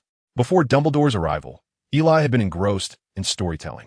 Quite the skill displayed, wouldn't you agree? Snape's voice resonated through the quiet hall, piercingly clear. To enter Hogwarts unnoticed, single-handedly, indeed required remarkable prowess.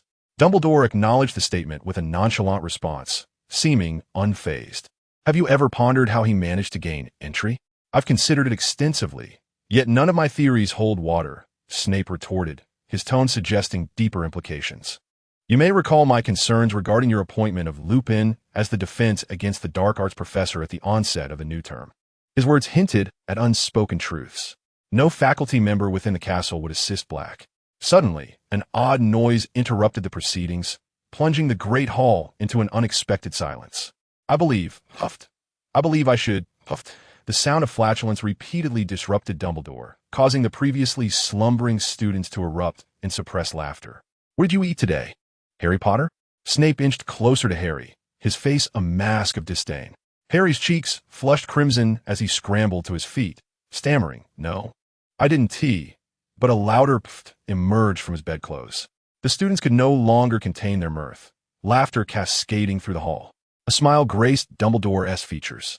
"Mr. and Mr. Weasley, thank you for enlivening the atmosphere," he declared, directing his gaze toward the twins with hearty laughter. Point from Gryffindor. Snape seized the opportunity. Not necessary. Not necessary. I believe finding joy in such tense moments is a display of wisdom, Dumbledore interjected, stifling Snape's impending deduction of points. Snape swallowed the 20 points he nearly uttered, his expression darkening. I now find myself enamored with learning. I wish every day were defense against the dark arts, exclaimed Ron, brimming with excitement as they made their way to class. His enthusiasm evidently resonated with the surrounding students, who were unusually eager to attend a lesson. I wonder what we will learn today. Last time we had that, Hinkapunk and the Red Cap, Ron promptly recalled from their previous lesson. Well done, Ron. You're nearly matching Hermione now. Ernie from Gryffindor chuckled in response. Ron, initially brimming with pride after showcasing his skills, suddenly lost his composure upon hearing Hermione's name. Is it true, Ron? Are you still quarreling with Hermione? Harry inquired. With a dismissive grunt, Ron retorted, I shan't forgive her until she finds a new home for that wretched cat. Oh, come on, Ron, Hermione's cat isn't that bad. Eli chimed in from the side. Goodness. Eli, what has happened to your taste? Ron exclaimed dramatically. Eli shrugged. I think it's rather cute. Hermione looks adorable holding that cat. Chapter 100. A glimpse of things to come. The students arrived early in the classroom, buzzing with excitement as the professor had yet to appear. Outside, autumn had settled in, with falling leaves and wandering shadows rendering the season even more desolate. Hey, Scar-Ed, Quidditch is just around the corner. Aren't you afraid? Draco taunted. Malfoy, spare me your nonsense. We were the ones who triumphed last time. Ron interjected before Harry could respond. Draco appraised Ron with a smirk. Is that so? A pity you can only watch from the stands while I bask in glory. Ron's displeasure was evident. Was Draco mocking him for not being a member of the Quidditch team? What is there to be proud of? You won't win anyway, Harry declared confidently. Just wait until the match. We'll see you on the field. As the conversation turned heated over Quidditch, the classroom door was abruptly flung open, crashing against the wall with a resounding thud. An immediate hush fell over the room as the young witches and wizards recognized this dramatic entrance. Severus Snape, clad in a seemingly unchanged black robe, strode in with a stern expression, his gaze unwavering. As he walked, he waved his wand, causing the classroom windows to slam shut, plunging the room into darkness. The students were bewildered by Snape's sudden appearance, reminiscent of their potions class. Neville's smile froze on his face, and he paled at the sight of the intimidating figure. Snape moved with an air of authority, his stride more imposing than usual, perhaps reveling in finally conducting a defense against the dark arts lesson. He approached the podium, where a machine and a scroll lay. The statue of Guan Yu Eli had previously placed still in the background. With a swift pull of a rope, the curtain unfurled with a flourish. Turning to the class, he spoke in his signature deep, measured tone. Turn to page 394. Snape's manner of speaking was distinctive, as if he cherished each word and relished the pause between them. However, his slow cadence, combined with his penetrating voice, undeniably imposed an atmosphere of tension. In that moment, the students dared not breathe, as they could scarcely believe that their once amiable Professor Lupin had transformed into the formidable Severus Snape. The students' spirits instantly dampened, even the Slytherins. The classroom was filled with the sporadic sound of pages turning. Snape surveyed the room with a sharp gaze, akin to a serpent patrolling its territory. "Where's Professor Lupin?" A foolish child dared to voice this question, and upon hearing the sound, oh, it was Harry, that hard-headed boy. Snape's attention immediately fixated on Harry, his expression far from amiable. Draco cast a resentful glance at Harry. Snape's face remained largely impassive. Today was a day he had long anticipated. A lesson on defense against the dark arts. So why should he allow his irritation towards Potter to spoil it? "This is not your concern, Potter," he remarked, wishing to refrain from squandering precious class time on Harry. "Simply put, your professor is currently unable to attend." He strolled back to the podium, tapping his wand against the machine before him, commanding the book to turn to page 394, which he reiterated. Below, a disinterested Ron flipped through the pages with a languid demeanor. Snape quickly noticed this uncooperative student, a flicker of disdain crossing his face. And with a pointed gesture of his wand, Ron's book abruptly flipped to page 394, startling him. "Werewolf?" Ron questioned, gazing at the illustration in bewilderment. "But Professor, we have just learned about the Redcap and the Chisperful. It will be weeks before we cover nocturnal creatures." Suddenly, Hermione's voice pierced through the classroom. Ron looked at her as if she had materialized out of thin air, nearly doubting his own senses. Silence. Snape's expression darkened. He was displeased by the challenge. "When did she come in? Did you see her arrive?" Ron asked Eli, his face a mask of disbelief. Eli shrugged, and Hermione ignored him, still embroiled in their argument. On the podium, several images were projected onto the screen, and Eli marveled, "How did I not think of this? I wasn't even the first to use class time. Can anyone among you tell me the difference between an animagus and a werewolf?" Snape had no desire to waste time. Before he could finish, Hermione raised her hand high. Yet, Snape completely turned his back to her, as if disinterested. "Is there no one?" He lamented, disappointment evident. Hermione was accustomed to being overlooked by Snape. "I know, Professor. An animagus is a wizard who can choose to transform into an animal, while a werewolf has no choice. They transform on the full moon and forget their identities. If anyone stands in their path, they may even kill their closest friends. Moreover, werewolves only respond to the howls of their kind," she elaborated. Draco fittingly howled in response.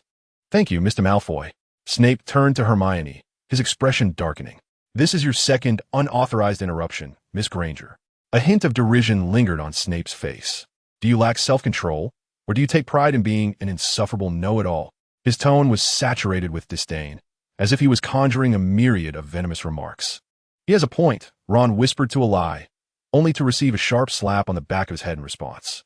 5 points from Gryffindor, Snape declared, as if releasing a pent-up frustration. A collective gasp echoed from the young lions surrounding them. He raised his voice, "As a punishment for your foolish ignorance. Each of you will submit an essay on werewolves by Monday morning, focusing on how to identify them. 2 rolls of parchment." This proclamation was met with wails of despair from the students. Harry, incredulous, protested, "But Professor, there's a Quidditch match tomorrow." His reluctance was palpable. Snape abruptly loomed in front of him, his hunched posture and piercing gaze imposing a formidable pressure on Harry.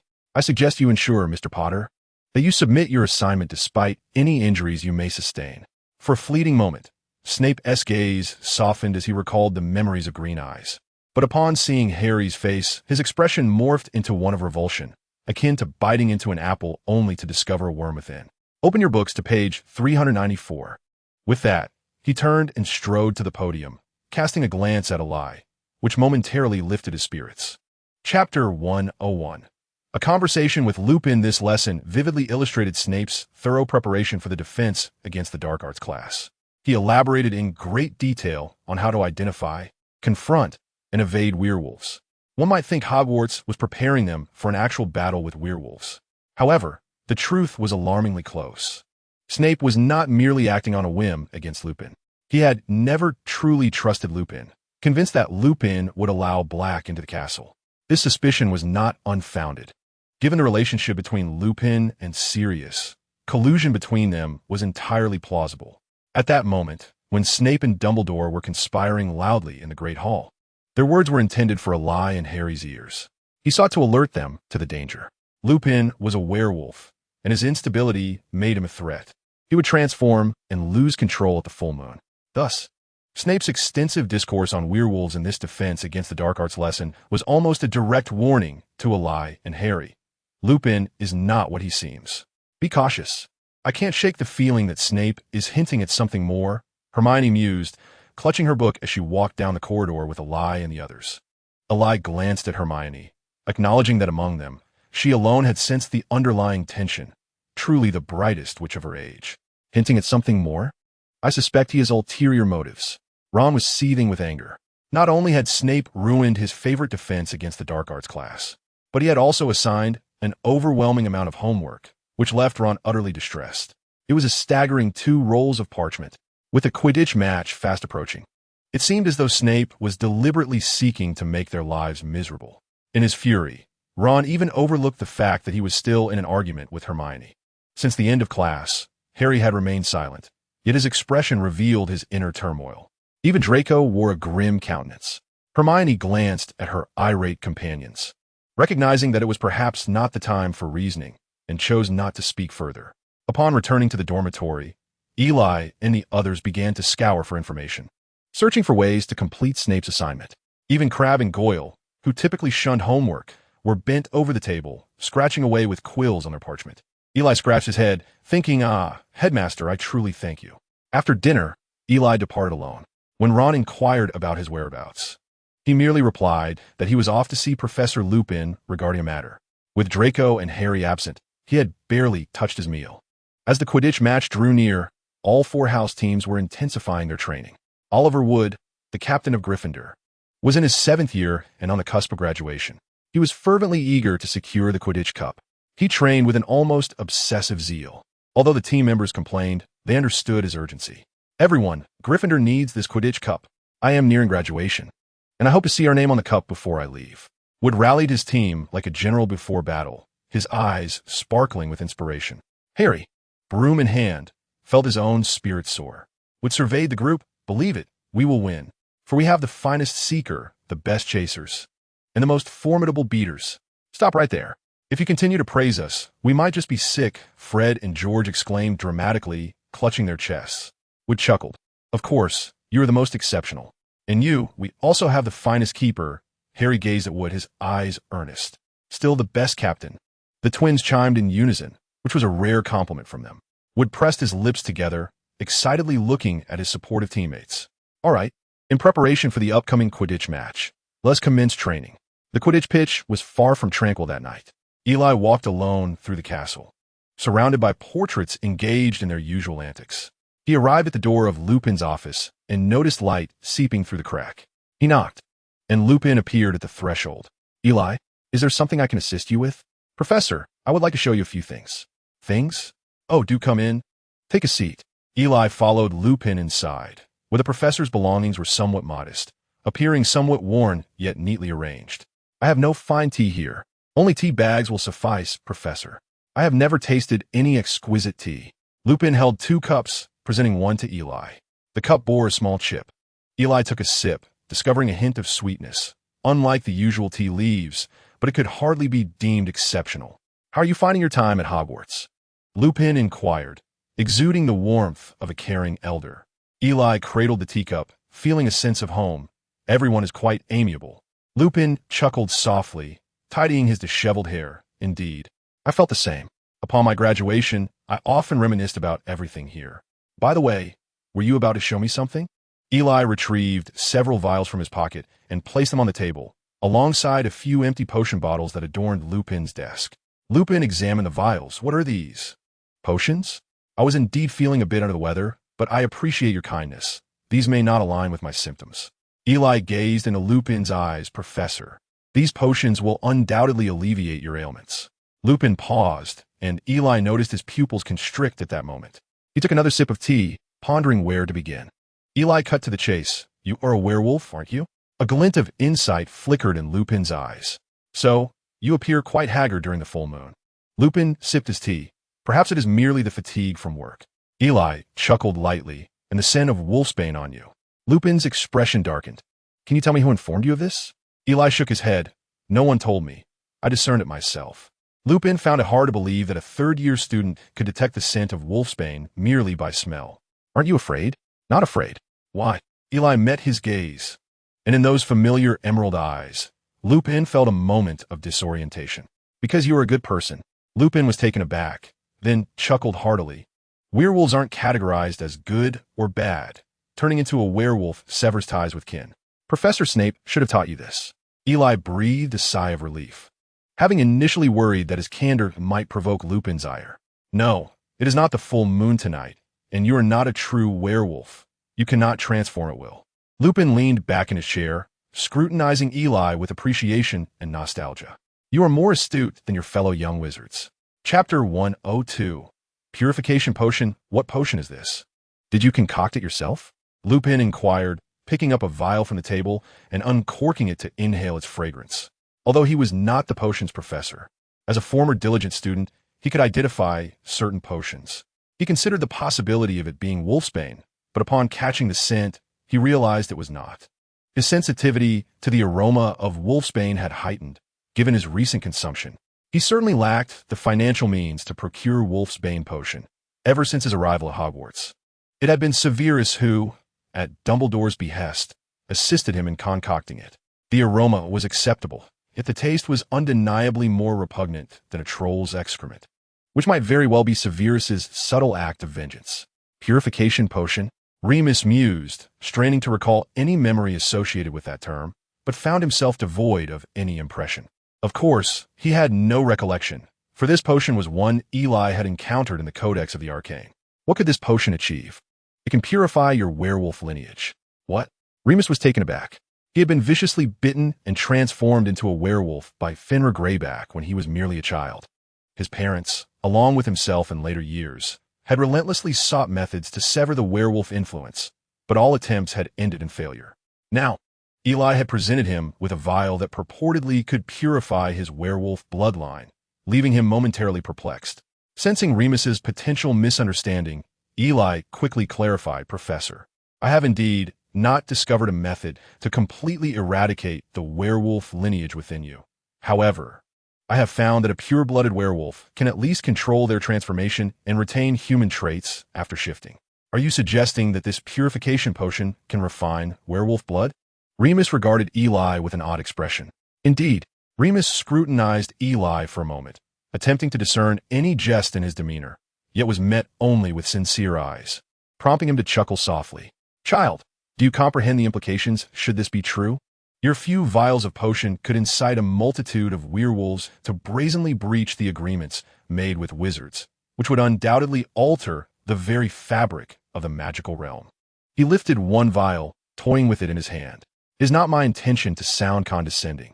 How could a 13-year-old like you possibly produce such a priceless potion? Eli fell silent, fully aware of Remus's skepticism. It was akin to someone approaching him with claims of having brewed a potion capable of vanquishing death itself. He would surely react with disbelief. If you harbor doubts, I suggest you consult Professors Dumbledore or Snape to ascertain the potion's efficacy. Eli was confident that, given Snape's prowess in potion-making, he would be able to evaluate the potion's effects. Remus examined the potion in his hand, smiled, and decided to treat it as merely a cold remedy. He then downed the potion in one swift motion.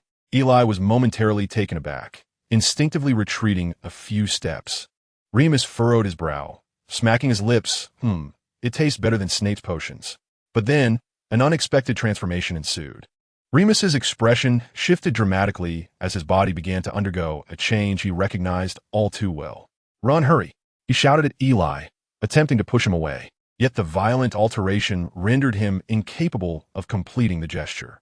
Transforming into a werewolf is often an excruciating experience for one like him, yet this time felt remarkably distinct. The agony diminished significantly compared to the usual full moon nights. Nevertheless, Lupin emitted a low, mournful cry. His physique began to ascend rapidly, as a multitude of dark fur erupted across his skin, and his bones underwent violent alterations. His garments could not withstand the metamorphosis and tore apart, revealing a rugged body cloaked in dense black fur. His fingers elongated gradually, and his nails sharpened at an alarming rate. Moments later, Lupin's former visage had vanished, leaving before Eli only a panting werewolf. A wand materialized in Eli's grasp, prompting a newfound caution within him. After all, it was his first time brewing such a potion, and he was uncertain of its effects. What if there were a misprint in the Codex of the Occult? He braced himself, ready to take action should Lupin lose his human consciousness, intending to subdue him while he remained weakened. However, after a brief interval, the werewolf merely stood there, seemingly dazed, offering no reaction. Professor Lupin?" Eli ventured cautiously, attempting to call out. Suddenly, the werewolf turned its gaze toward Eli, emitting a primal growl. Eli, startled, nearly cast a spell at him. Yet the werewolf did not lunge at him with fangs bared. Instead, it extended its hands, or rather, its claws, to examine Eli with a curious scrutiny. Observing this anthropomorphic demeanor, Eli exhaled in relief, retracting his wand. It appeared the potion had been successful. The purification elixir's effect was to gradually refine the werewolf lineage, consumed during a time of diluted bloodline. It compelled the transformation into a werewolf without the torment typically associated with the full moon. Furthermore, it allowed for the retention of human consciousness post-transformation. Given Lupin's current state, it seemed a triumph. Perhaps it was the first instance of retaining lucidity in werewolf form. Yet this peculiar sensation, coupled with the unfamiliar anatomy, left Lupin momentarily astonished. He examined his body in disbelief, having never witnessed his transformed self before. His human consciousness would invariably lapse during previous transformations. "Professor, you might attempt to revert to your original form," Eli suggested. Lupin glanced at Eli, momentarily at a loss, for he had never consciously transformed back into his human shape. His prior transformations had always occurred in a state of unconsciousness after the full moon had passed. After a considerable struggle, Lupin's body began to change gradually. The dense fur, akin to steel needles, receded, and his fangs and claws diminished. His visage slowly morphed back into that of a human. As Lupin was on the verge of returning to his human form, Eli glanced down and suddenly recalled something. With a swift wave of his wand, the tattered remnants of Lupin's clothing on the ground transformed into a blanket, draping itself over him. Once Lupin had fully reverted to his human guise, he was drenched in sweat, yet devoid of the weakness that accompanied previous transformations during the full moon. Instead, he appeared invigorated by Merlin's undergarments. Transformed back into human form, Lupin found himself engulfed in a whirlwind of excitement and skepticism. He meticulously attuned to his body, acknowledging the undeniable truth of his recent metamorphosis. Remarkably, he retained his human consciousness during the transformation, encountering Eli without any predatory cravings, save for his inability to articulate. Such an occurrence was beyond his comprehension, a veritable fantasy, leaving him momentarily at a loss for words. "How do you feel, Professor?" Lupin inquired, glancing at Eli, suddenly realizing the purifying potion he had consumed was likely genuine. Even a wolf's bane could not sustain his clarity while simultaneously sparing him from debilitating weakness. Chapter 103. Alliances. Lupin observed the 13-year-old before him, struck by the wonders of this world. A potion capable of refining werewolf blood, one that could incite werewolves to risk their lives in fierce competition, had been concocted by such a young child. He questioned whether he had grown outdated. What other marvels of the magical realm remained unbeknownst to him? A torrent of thoughts flooded his mind. The lifelong pursuit of liberating himself from the werewolf lineage now seemed unattainable. Yet he could shield himself from the perils of involuntary transformations. If he could control his transformations at will, he could embrace his werewolf identity, for it would prevent him from harming those around him during such changes. His gaze fell upon the remaining purifying potion on the table, and he realized it could very well become a coveted treasure that might incite bloody conflicts within a magical community. With a wave of his wand, he enveloped the entire office in a soundproof barrier. Lupin's expression turned grave. "How much of this potion do you have left?" "At present, this is all I possess. But I can brew more," Eli responded. "Listen closely. You must not disclose this potion's existence. The consequences could be dire," Lupin warned, his demeanor serious. Eli interjected, "But if we do not release this potion, our plans will come to naught. Indeed, Professor, besides aiding you in mastering your abilities, I require your assistance with another matter." "What is it?" Eli took a deep breath. "I wish for you to help me sell this potion to werewolves." "What?" Lupin nearly gasped, astonished at the audacity of Eli's suggestion. How could one even contemplate selling such a potion instead of safeguarding it? The potential madness of werewolves seeking it was unfathomable. Lupin struggled to articulate his thoughts. "Do you comprehend the implications of such a potion for werewolves? No one should wield this kind of power. What exactly are you planning?" Lupin seemed to have a sudden realization. "You are also a werewolf. I trust you understand the internal dynamics among them." "No, I have never associated with them." Lupin shook his head. "But you must know of Olav Victor," Eli insisted, his gaze unwavering, a resolute intensity in his eyes. Lupin suddenly fell silent, a hint of surprise evident in his demeanor. "How do you know him?" Eli smiled subtly, but offered no reply. Nodding thoughtfully, Lupin conceded, "Very well. Since you are aware of him, I shall share what little I know. Presently, the werewolf clan revolves around Fenrir Greyback, who has always advocated for a stance against wizards. However, many of the current werewolves are either transformed from wizards or have one wizarding parent. Compared to other werewolves, they harbor a closer affinity towards wizards and yearn for a peaceful coexistence based on equality. These werewolves are led by Olav Victor. Fenrir, being formidable and esteemed, enjoys a substantial following within the werewolf community, which renders Victor unable to openly confront him despite his opposition. Nevertheless, it is certain that Victor has never relinquished his ideals." Upon finishing, Lupin regarded Eli with a scrutinizing gaze, attempting to penetrate the depths of the boy's soul. Eli nodded, affirming that this aligned closely with the tidings relayed by the Pixies. The werewolf clan currently finds itself amidst turbulent undercurrents. Fenrir and Olav appear to be at odds, with each faction pursuing its own agenda. Eli's plan is to recruit werewolves through a purification potion, enlisting their support. Olav Victor, being sympathetic to wizards, stands as the ideal ally. His purification potion can cleanse the werewolf bloodline, enhancing their strength. Once Olav's faction attains power sufficient to rival or even suppress Fenrir, it is highly probable that the werewolf clan will align with Eli. For it is not solely Olav's group that seeks to augment their strength and gain controllable transformation abilities. Other werewolves share the same desire. Thus, Eli could leverage Olav's support to amplify his influence within the werewolf community and ultimately sever ties with Fenrir, bringing the werewolves under his dominion. The individual who can facilitate Eli's engagement with Olav is none other than Lupin himself. Eli, still merely a student at Hogwarts, finds it impractical to traverse extensively. Moreover, the Pixies, given their historical standing, are unlikely to earn Olav's trust. Hence, it falls upon Lupin, a werewolf of considerable strength, to step forward. Eli hopes Lupin will assist him in making contact with Olav Victor to present the purification potion.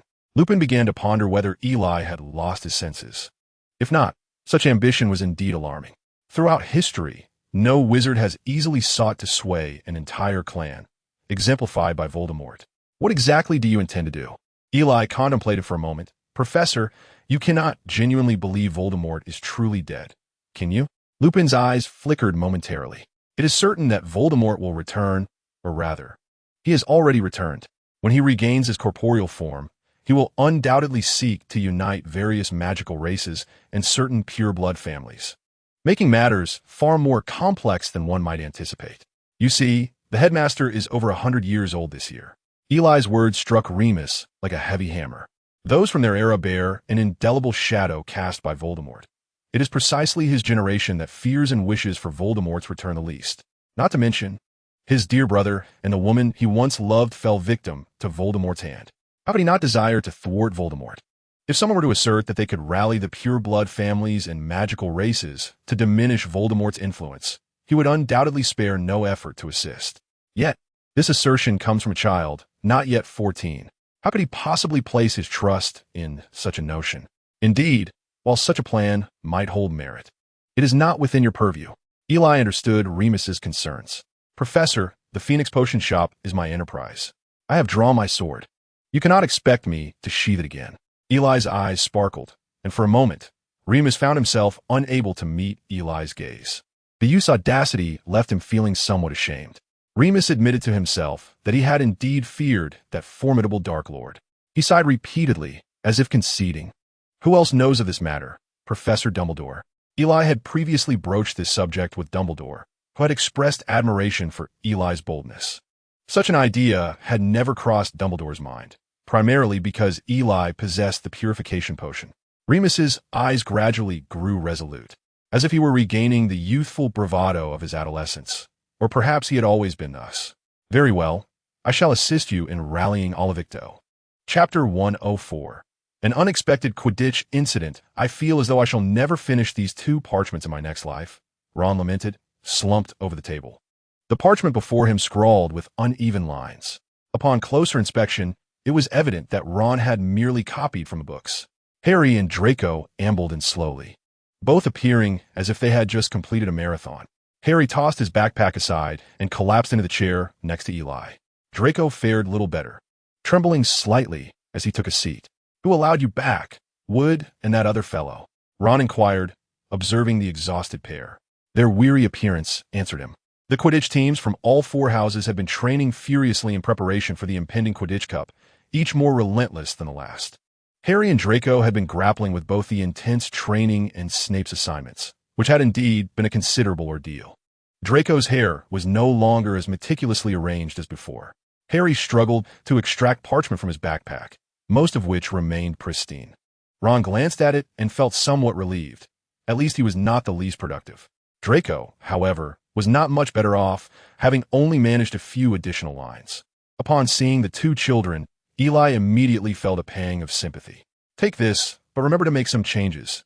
If you make any mistakes, do not blame me.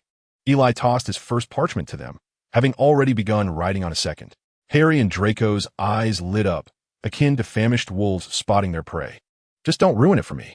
Eli fretted at the thought of them tearing up his work. Harry and Draco locked gazes, each unwilling to relent, poised for action. After a moment of standoff, they proposed, shall we view it together? Place it in the middle. They reached an agreement, carefully positioning Eli's parchment after some playful gestures. Hermione observed this and contemplated speaking, but noticing the weary expressions on their faces, she swallowed her words. She had always opposed the act of copying homework. Yet at that moment, she could not bring herself to be harsh on these 2 unfortunate souls. Eli, can I borrow it a copy as well?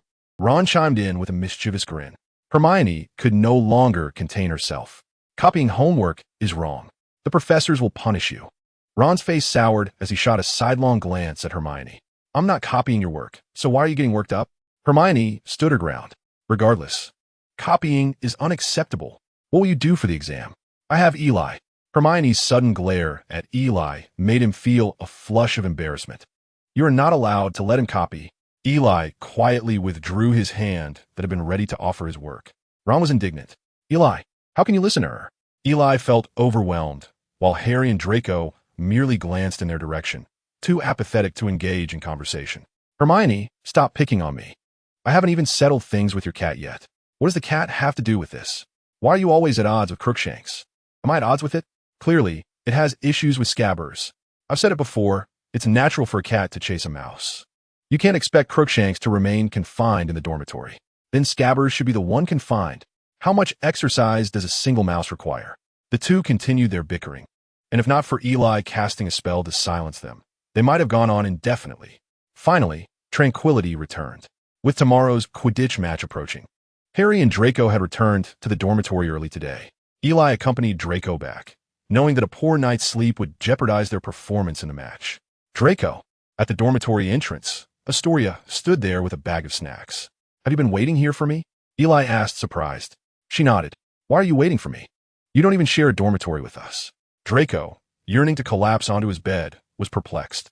"I thought you must be tired from practice, so I brought you some food, hoping it would make you feel better." Astoria extended the snacks towards him. "I find myself unable to eat." Draco is utterly exhausted and gazes at the food before him with no appetite whatsoever. Eli observes this individual, sighing and shaking his head, clearly reflecting the folly of youth. "Perhaps you could let me have it for now." Draco is indeed too fatigued. He can eat it in the dormitory. Astoria nods at Eli, relinquishing the food into his care. In the dormitory, Draco promptly burrows into his bed, disregarding the food entirely. Eli glances at it. After all, it would be a shame to waste it, wouldn't it? The following morning, Draco dresses neatly to familiarize himself with the Quidditch pitch. The castle is particularly lively today, with students from various years congregating and chattering incessantly. Banners and emblems from different houses adorn the surroundings, saturating the castle with the spirit of Quidditch. Professor McGonagall appears exceptionally excited, having adorned her hat with some moss, though it is not particularly aesthetically pleasing. The Great Hall is abuzz, especially on the Gryffindor side, where Seamus and Dean have even set off fireworks. Neville's face is smeared with paint symbolizing Gryffindor, a sight echoed by many others, creating a festive atmosphere. The professors seem unconcerned with the raucous students. Today, the school rules can take a brief respite. However, while the regulations may have relaxed, our keeper, Filch, is not inclined to do the same. He shouts in an attempt to quell the exuberant students, yet none heed his calls. As the time for the match approaches, the stands are already filled with spectators, each unwilling to miss even a moment of the action. Unfortunately, the weather is not in our favor. The sky is overcast, and rain persists, occasionally accompanied by the rumble of thunder. Nevertheless, unless a life is at stake, even torrential rain cannot halt a Quidditch match. The game proceeds as scheduled, the relentless rain casting a misty veil over the field. The intensity of the match escalates, proving even more exhilarating than previous games. Soon, the Gryffindor team takes to the field, facing off against Hufflepuff. The Hufflepuff team is formidable, particularly their Cedric, a player of considerable skill. From the outset, the match is fiercely contested, with the score oscillating back and forth, heightening the suspense. At this moment, no one can predict which team will emerge victorious. All eyes are now fixed on the two seekers. Whoever captures the golden snitch will determine the outcome of the match. Harry and Cedric maneuver deftly across the pitch, evading one interception after another. Suddenly, the golden snitch darts upward, and the two pursue it without hesitation. They ascend almost vertically, their figures becoming increasingly obscured from view. Suddenly, a flash of lightning illuminates the sky, and Cedric feels a jolt of electricity course through him, sending chills down his spine. In an instant, he loses control of his broom as panic sets in. He must descend swiftly to avoid being struck by lightning. Harry paid little heed to the surrounding chaos as he ascended almost vertically. Suddenly, he felt a drastic drop in temperature, to the extent that even his broom began to frost over. Such an altitude could not possibly experience such a significant temperature fluctuation. Indeed, a swarm of dark figures loomed closer. It was the Dementors. Harry turned to descend, only to narrowly brush past one of the creatures. The Dementor seized the opportunity, and a wave of attraction emanated from its mouth.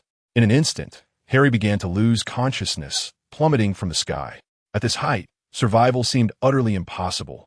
The spectators below caught sight of a figure emerging from the clouds. They initially believed Harry had captured the golden snitch and were about to celebrate when Hermione suddenly cried out. He was falling. An uproar erupted in the stadium, and many professors stood in terror. Under such circumstances, it appeared inevitable that Harry Potter would meet a grim fate. Dumbledore's expression hardened, and he rose swiftly. Extending a hand, he reached out into the air, invoking a spell to slow the descent. A surge of magical power enveloped the scene, gradually diminishing Harry's falling speed. As he neared the ground, his descent transformed into a gentle float. Chapter 105. The battle with the Dementors. Harry slowly descended to the ground, where Madame Pomfrey rushed forward, administering a potion before hastily escorting him into the castle. Meanwhile, the match continued, culminating in Hufflepuff capturing the golden snitch and claiming victory. A thunderous cheer erupted throughout the stadium. Yet, Dumbledore's countenance grew increasingly grave, tinged with a hint of anger. Countless shadows surged toward the jubilant Quidditch pitch, and the surrounding temperature plummeted, causing the onlookers to shiver uncontrollably. The Dementors could no longer suppress their insatiable hunger. The overwhelming joy permeating the Quidditch field drove them into a frenzy. They no longer adhered to the Ministry of Magic's commands. If these frenzied Dementors were allowed to rampage across the pitch, the resulting casualties would be catastrophic. The professors gripped their wands tightly, bracing themselves against the approaching onslaught of Dementors. The members of the board and various esteemed guests in the high stands paled, trembling in fear. Expecto Patronum. Professor McGonagall was the first to act, resolutely conjuring her Patronus, a lithe cat that bravely charged at the Dementors. Those Dementors that drew near her Patronus shrieked and fled. Yet their numbers were overwhelming, and one Patronus was insufficient to repel them all. Teachers, protect our students.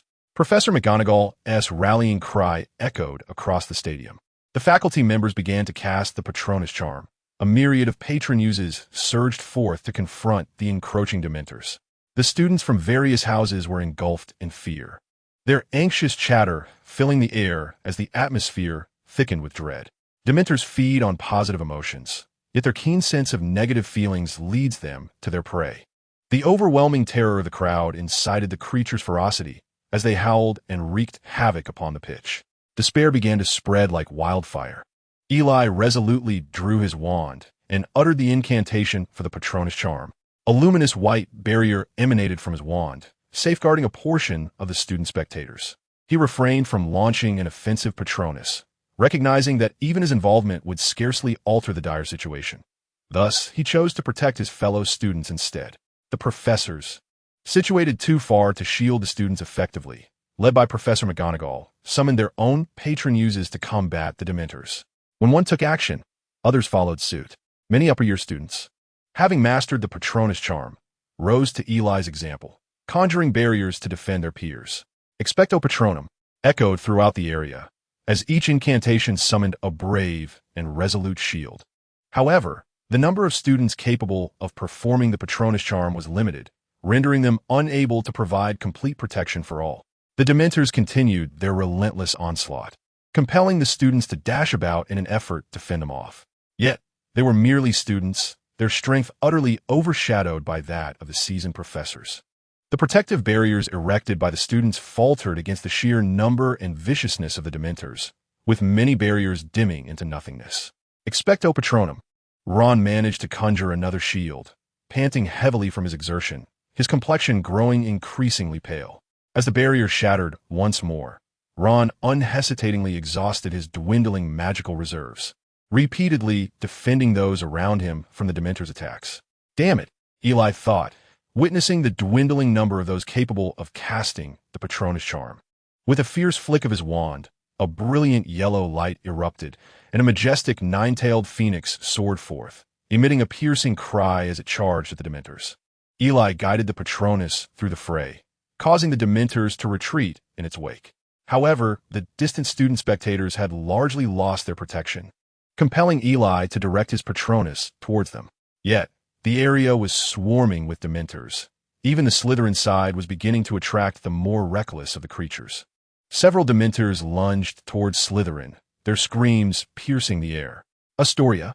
Draco had just returned to the stands after finishing his match, finding himself beside Astoria. For reasons unknown, the Dementors seemed fixated on her, converging upon her with malevolent intent. The soul-sucking allure rendered Astoria unconscious, her body weakening visibly. Draco frantically cast spells at the Dementors, but ordinary enchantments proved utterly ineffective against them. Call the Patronus! Call the Patronus! Call the Patronus! Draco shouted. Eli also noticed the situation and immediately commanded his Patronus to charge forth. If he hesitated even for a moment, Astoria would meet her demise. Who could withstand the onslaught of three Dementors? Astoria's life was swiftly ebbing away, and Eli's Patronus was barely in time. Call the Patronus. A pure white light suddenly erupted, and the three Dementors let out piercing screams, fleeing in a frenzy. Draco raised his wand high, powerful magic surging within him, completely banishing the Dementors and shielding Astoria behind him. The prolonged battle had taken its toll on the professor as well, who struggled to hold back the various patron uses amidst the Dementors, with one particularly agile, though appearing remarkably sacred.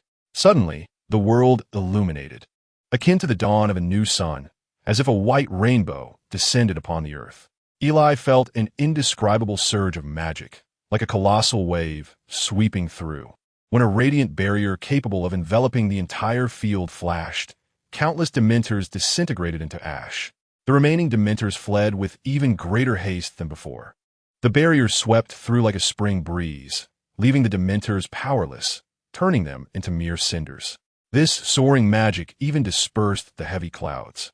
As the blinding sunlight pierced the earth like a blade, Eli strained to open his eyes and beheld an elderly figure floating in midair, resembling a deity.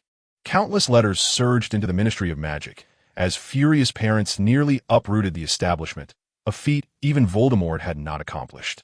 Although no students had died that day, had it not been for the valiant resistance of the teachers and students, life and death could have been a mere heartbeat away.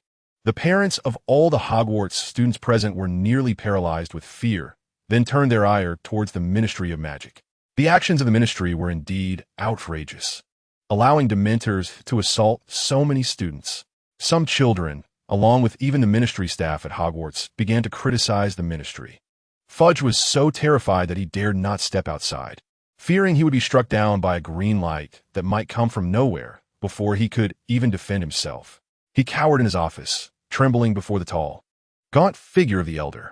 "You had better provide me with an explanation." Dumbledore's crescent-shaped eyes glinted coldly. Chapter 106. The hospital wing. When Harry opened his heavy eyelids, he heard hushed conversations, punctuated by occasional laughter. Had he sustained a head injury? It seemed quite likely, given that his face had hit the ground first. Perhaps it would make him a bit wiser. Harry strained to clarify his vision, discovering that he was surrounded by familiar faces. Waking from unconsciousness to see so many acquaintances indeed lifted his spirits. Neville's face, smeared with paint, was particularly conspicuous. He was the first Harry noticed, followed by George and Fred, who were peering curiously from behind. "How do you feel?" Hermione sat on the edge of the bed, her gaze filled with concern for her dear male friend, commonly referred to as a close confidant. Harry had just awakened, his mind still muddled. A silly grin plastered across his face. "You truly frightened us, mate," the twins exclaimed, rushing to the bedside. After some fidgeting, Harry donned the glasses Hermione had handed him. "What transpired?" he inquired, his memories still suspended in the heights, unable to grasp how much time had elapsed. "What could possibly have happened? You did fall from your broom. And if it weren't for Dumbledore, you have become nothing more than a puddle of Harry Potter," George added, a hint of trepidation in his expression, while the others wore similarly grim visages. What exactly occurred? Harry was baffled, unable to discern what could have left such a disconcerting impression on so many. Surely, such a calamity could only be orchestrated by Voldemort. The group fell silent for a moment, as if awaiting someone capable of recounting the events with calmness. Eli spoke up. "After Madame Pomfrey took you away, hundreds of Dementors invaded the pitch. The headmaster is furious.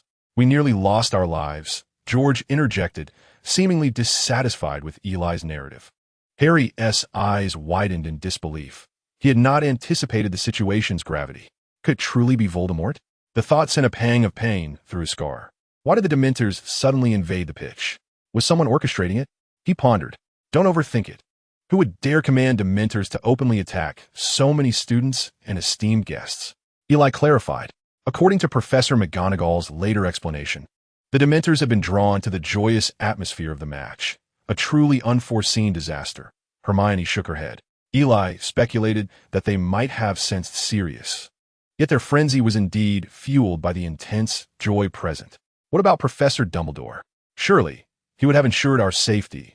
Harry's faith in Dumbledore was unwavering, especially as Hagrid often extolled the headmaster's virtues. You wouldn't have seen it. Dumbledore displayed immense power, though I didn't witness it myself, Neville lamented. Of course. You were fainted from fear, someone teased. Don't mock me.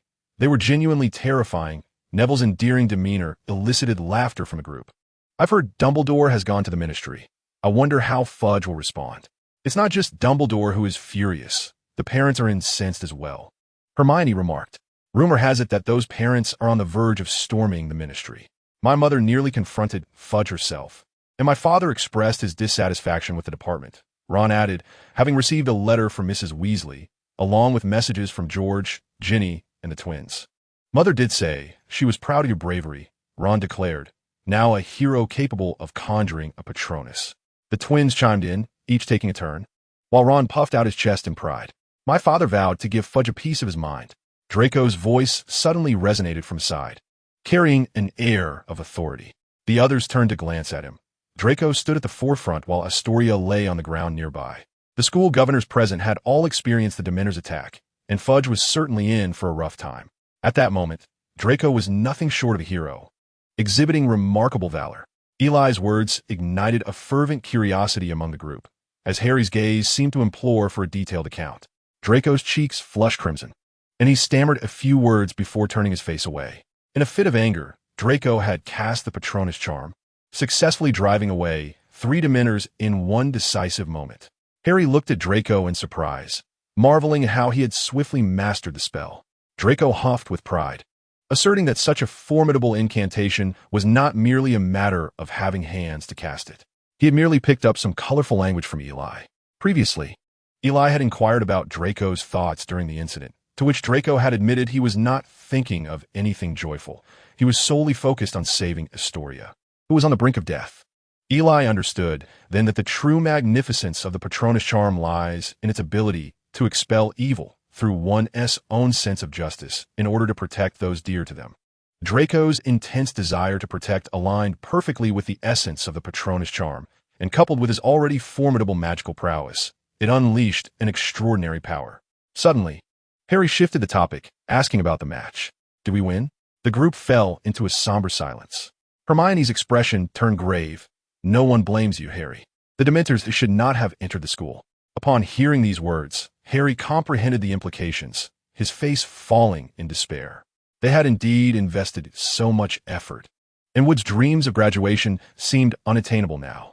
Ron, cradling a pile of debris, cautiously showed Harry a broken broomstick. Harry, there is something I think you should know. When you fell from your broom, it was swept away to the Whomping Willow, and by the time we found it, Ron held up a mangled piece of wood, indicating the broom was utterly beyond repair. Harry's countenance darkened entirely, and he lay back down, the vivid scar on his forehead glaringly prominent. The others exchanged glances, at a loss for how to comfort Harry at that moment. Draco remained silent, understanding that the Nimbus 2000 held profound significance for Harry. It was not merely about its monetary value. This broom had been a gift from Professor McGonagall during Harry's first year, providing him with immense support and encouragement, akin to a steadfast comrade. All right, let the patient rest well. Having been attacked by Dementors and falling from such a height, he has certainly endured considerable hardship, Madame Pomfrey interjected, ushering everyone to leave. As they bid farewell to Harry, Draco approached Madame Pomfrey and, as if suddenly reminded, inquired, Madame Pomfrey, how is Astoria? Madame Pomfrey's complexion appeared somewhat unwell, and her gaze towards Astoria was tinged with pity. She shook her head at Draco, indicating that her condition was quite delicate, yet she would soon awaken. You should leave now. Allow them to rest properly. Draco wished to voice his concerns, but the words caught in his throat. Chapter 107. Harry and Lupin. Harry endeavored to project an image of vibrant health, hoping that Madame Pomfrey would release him sooner. However, she was not easily swayed by such trivial theatrics. Her professional standards dictated that no patient would be discharged before her estimated recovery time. It was understandable that Madame Pomfrey took such precautions. The effects of a Dementor's kiss were not to be trifled with. The psychological impact of a Dementor's attack on a wizard is profound. Hence, it is no wonder that many prisoners in Azkaban, a place notorious for its horrors, succumbed to madness. Sirius, once the charming prince of their school days, had later appeared as a gaunt shadow of his former self, his teeth yellowed enough to repel Buckbeak. Harry had encountered a Dementor's attack on the train, but had not sought Madame Pomfrey's aid, remaining listless for several days. It was not until the following afternoon that she permitted him to leave. At that hour, Ron and Eli were occupied with their classes, so Harry resolved to head to the library. He still had that infernal assignment concerning the 2 parchments to complete. As he wandered the corridor, it was nearly deserted during class hours. Much like a university in his previous life, many students chose to remain in their dormitories when not attending lessons. Passing by Lupin's office, Harry noticed him standing at the door. "Oh, Harry, you've been discharged? How do you feel now?" Not too bad. Madame Pomfrey's skills are quite commendable." Lupin appraised him critically. "Ah, it seems a lie and the others are in class. Why not come in and sit with me? You can catch up on your assignments. I hear Professor Snape has assigned quite a hefty task." Upon reflection, Harry deemed this a splendid opportunity. Professor Lupin might assist him. Following Lupin into the office, he observed a tall, imposing tank against the wall, within which resided an ugly green creature adorned with sharp horns, making peculiar faces at him. "Ah, this is a Grindylow I just acquired, intended for my next class." "What, a water monster?" Lupin regarded the tank. "These little fellows can be rather unfriendly, though they're not overly difficult to manage. Do you see their fingers? Long and fragile. If one grabs you, simply wrench its fingers apart. Would you care for a drink?" "I only have tea bags," Lupin offered, retrieving a cup, the same one Eli had used last time, marred by a chip. Harry seated himself, feeling somewhat awkward. "That's fine." As Lupin poured hot water, he glanced at Harry. "Eli has visited before. He is your brother, correct?" "Yes," Harry replied, anxious that Lupin might accidentally spill hot water, yet he perked up at the mention of Eli. "Come on, it's not too hot." Harry accepted the teacup, grateful for the warmth it provided on a chilly day. What a remarkably gifted youth he was. "I've heard that it was he who taught you the Patronus charm?" "Indeed, he imparted some knowledge to us." Harry nearly divulged the matter of the Dementors, but Eli had previously cautioned him against such revelations. Mastering this incantation and overcoming the Dementors is no small feat, yes. They are truly terrifying. "They seem to impact me profoundly," Harry confessed, perplexed, as he struggled to fend them off each time they appeared. Lupin glanced at his teacup, seemingly lost in thought. "Indeed, they have a way of forcing us to confront our darkest memories. It simply indicates that your recollections are more burdensome than those of others." Harry's expression darkened slightly. "Before I fainted, I always heard a woman scream. It happened on the train and during Quidditch as well. I suspect it was my mother's voice." Lupin gazed into Harry's eyes and then shook his head, as if to dispel the unwelcome memories that threatened to surface. "The moment I laid eyes on you, I recognized her. I knew her, Lily. Is it the scar?" Harry inquired. Lupin took a sip of tea, the steam rising warmly. "No, it's your eyes. They are just like your mother's." Turning his gaze to the window, Lupin became lost in reminiscence. "Yes, I knew her, when I was shunned by others. She offered me kindness. She was an extraordinarily talented witch, compassionate and capable of seeing beauty in everyone, particularly in those who could not see it in themselves." Harry, cradling the warm teacup, listened intently to Lupin's description of Lily, her visage becoming increasingly vivid in his mind. A smile blossomed on Harry's face. "Your father, he had a knack for mischief. I hear this talent has been passed down to you," Lupin remarked, glancing at Harry as he adjusted his teacup. Upon hearing of his father's less-than-reputable talent, Harry felt a flush of embarrassment at Lupin's jest. He suddenly found himself relishing this conversation. It was the first time he had heard anyone recount such detailed memories of his parents. It was as if someone intimately close had made the figures in his heart come alive. While others recognized him as the illustrious savior, Harry Potter, through his scar, Lupin was among the few captivated by his eyes, so reminiscent of his mother's. "You bear an uncanny resemblance to your parents, even more so than Eli," Lupin mused. Harry wholeheartedly agreed, scratching his head. "I find it difficult to see him as an older brother." Lupin chuckled. "Indeed, he can sometimes be quite the pressure. However, I don't mind whether he is the older or younger sibling. At least I encountered him and ultimately recognized him." Harry lifted his teacup and took a sip, instantly feeling a comforting warmth envelop him. This can be considered a silver lining amidst misfortune. Lupin raised his teacup to the greatest bond of kinship in this world. Harry clinked his cup against Lupin's and drank deeply from the warm tea. After an engaging conversation, Harry felt considerably uplifted. It seemed he had forgotten to complete his homework. However, he dismissed the concern, thinking he could simply copy from Eli later. As he made his way to the dormitory, he unexpectedly encountered Filch. "What mischief are you plotting?" Filch, clutching his menacing cat with its fiery red eyes, glared at him threateningly. I was just heading back to the dorm," Harry replied, but the skepticism in Filch's eyes suggested otherwise. "You wouldn't be off to cause trouble again, would you?" Filch's piercing gaze sent chills down Harry's spine. No, I just returned from the infirmary after a brief visit with Professor Lupin and was about to head back. Then you must hurry back to your dorm. You have no business lingering elsewhere. Filch's frustration was palpable as he failed to find any fault with Harry. Not wishing to provoke further confrontation, Harry turned away and hastened his steps, eager to avoid any more peculiar encounters. At that moment, Eli stood at the entrance of the Gryffindor common room, blocked by the fat lady. Ever since being frightened by Sirius, the fat lady had remained in a state of distress, her melodious singing absent for quite some time. Yet, the Gryffindor students expressed their relief at the respite. The fat lady wept inconsolably, ignoring Eli's commands. Please, cease your tears. Professor Dumbledore will ensure your safety, Eli implored earnestly. But his words fell on deaf ears. Do you understand the trauma such a terrifying creature has inflicted upon a delicate woman like me? She lamented, her tears flowing like rain. Eli felt a shiver run down his spine and suddenly devised a plan. Fat lady, I've heard you possess a remarkable singing voice. I have yet to experience it. Would you sing for me? He gazed at her with eager anticipation. The fat lady cast a fleeting glance at Eli, then dramatically clutched her heart. No, the dulcet nightingale has been silenced by darkness and can sing no more. Eli gasped in disbelief at her audacity. Well, fat lady, I happen to have learned some excellent singing techniques. Would you care to try them? Her tears ceased instantly as she regarded Eli with skepticism. Is there a voice more enchanting than mine? Though Eli wished to affirm that there were indeed many, he restrained himself for the sake of his goal. Of course not. This method is excellent for preserving one's vocal cords. You've been crying for so long. You must take care lest your magnificent voice suffer. Upon hearing this, the fat lady touched her throat thoughtfully.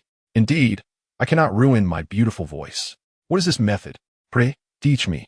Eli sensed an opportunity and cleared his throat. Standing tall, just watch closely. Would you care to try? Seeing Eli's earnestness, the fat lady attempted to recapture her former singing prowess. Ah, splendid. Do it again. In that instant, Eli transformed into a music instructor. The fat lady swiftly found her rhythm, and it seemed quite delightful. Eli felt as if he were instantly transported to a grand music classroom, every musical cell in his body stirring with excitement. The ancient Hogwarts transformed into the illustrious Golden Hall of Vienna, and he longed to sing a melodious tune. Allow me to showcase my talent, Eli thought, instantly embodying the essence of the world's foremost tenor. As he opened his mouth, he was engulfed in ecstasy, utterly captivated, oblivious to the disparaging portraits surrounding him. Just as he reached the peak of his enthusiasm and prepared to hit a high note, he felt a sudden tap on his shoulder from behind. With his mouth agape, even the fat lady could see his tonsils. The unexpected interruption startled Eli, causing him to choke abruptly. Coughing profusely, his face flushed crimson, resembling a ripe crab. Harry, in a fluster, panicked, wondering what to do. Surely he won't choke to death. Eli felt as though he might cough out his lungs, barely managing to catch his breath, narrowly avoiding an untimely demise. He glanced at Harry beside him, realizing it was this very fellow who had startled him, and his irritation flared. You nearly scared me to death. Eli rasped, still flushed. Harry, nervously fidgeting with his hands, replied, I'm sorry. I didn't see you were so engrossed. You were about to sing that high note that could annihilate the world, and I ruined it. Harry stood there, feeling wronged, afraid Eli might retaliate in his fury. Never mind, never mind. Fat lady, may we enter now? That was truly a magnificent melody, though a command is required. With auspicious stars shining upon you, please enter. The fat lady finally consented, and Eli stepped through the passage first. Harry guided Eli to their dormitory, where Eli plopped down on Harry's bed, surveying the room. Where's Ron's rat? I don't know. I just got back. Harry shrugged, indicating his ignorance. Ron stormed in, visibly upset. What's the matter, Ron? Harry, Illy, did the fat lady finally let you out? Of course, I'm fine now. By the way, what happened to you? Upon recalling the incident, Ron's expression turned furious as he took a seat on the bed. It's that dreadful cat of Hermione S. Crookshanks? Has Scabbers been bullied again? Scabbers is missing. Missing? Could it be? Eli suddenly considered a possibility. If that were the case, Sirius would be unable to clear his name. Not exactly. Today, we were all in an empty classroom catching up on homework when that vile cat suddenly brought in a dead cockroach and devoured it right in front of us. Did it have to eat it in front of us? Later, it spotted Scabbers and went mad trying to catch him, and that's when he vanished. Eli let out a sigh of relief. At least he was still alive. Although retrieving it would be somewhat troublesome, he now possessed a remarkable artifact. Ron, hold on a moment. I have something splendid that will surely assist you in locating Scabbers. Ron's eyes instantly lit up. Really? Show me. Eli, with an air of mystery, produced a folded piece of parchment, entirely blank. What is this? Eli pointed his wand to the parchment, declaring, I solemnly swear I am up to no good. Immediately, ink seemed to seep into the paper, spreading from the center. The Marauder's map, presenting Moonface, Wormtail, Bigfoot, and Sharp Fork. Harry read aloud the words that appeared. Ron craned his neck to get a better look. Eli unfolded the map, revealing intricate patterns and names that move continuously. This is Hogwarts? Indeed. I acquired this from George and Fred. It is a map of Hogwarts that displays each person's name. Upon hearing of its wondrous capabilities, Harry and Ron's eyes widened. Wow, how did you manage to get this from them? It's a prankster's treasure. Eli replied to Ron, George and Fred are up to something big. I lent them a hand, and they gifted this to me. Something big? What is it? Eli wore an enigmatic expression. You'll have to ask them yourself. Recognizing Eli's reluctance to divulge more, Ron refrained from probing further, and he and Harry marveled at the Marauder's map. Eli glanced at the map, noting that Peter Pettigrew's name was absent. It appeared he had fled. If he were still present, they might have been able to capture him directly. George and Fred wished to open a joke shop, and, knowing Eli's wealth, borrowed some galleons from him, in return for which they gifted him the Marauder's map. With this artifact, Eli might be able to locate Sirius Black. Chapter 109. The Three Broomsticks Transfiguration class always commenced early in the morning, under the nascent rays of the sun, and Professor McGonagall seemed to embody this title perfectly. The classroom echoed with her solitary, crisp voice, as if rehearsed in advance, flowing with remarkable fluency and logical coherence. Yet, such flawless discourse served as the ideal sedative for young wizards who had just extricated themselves from the warmth of their winter slumbers.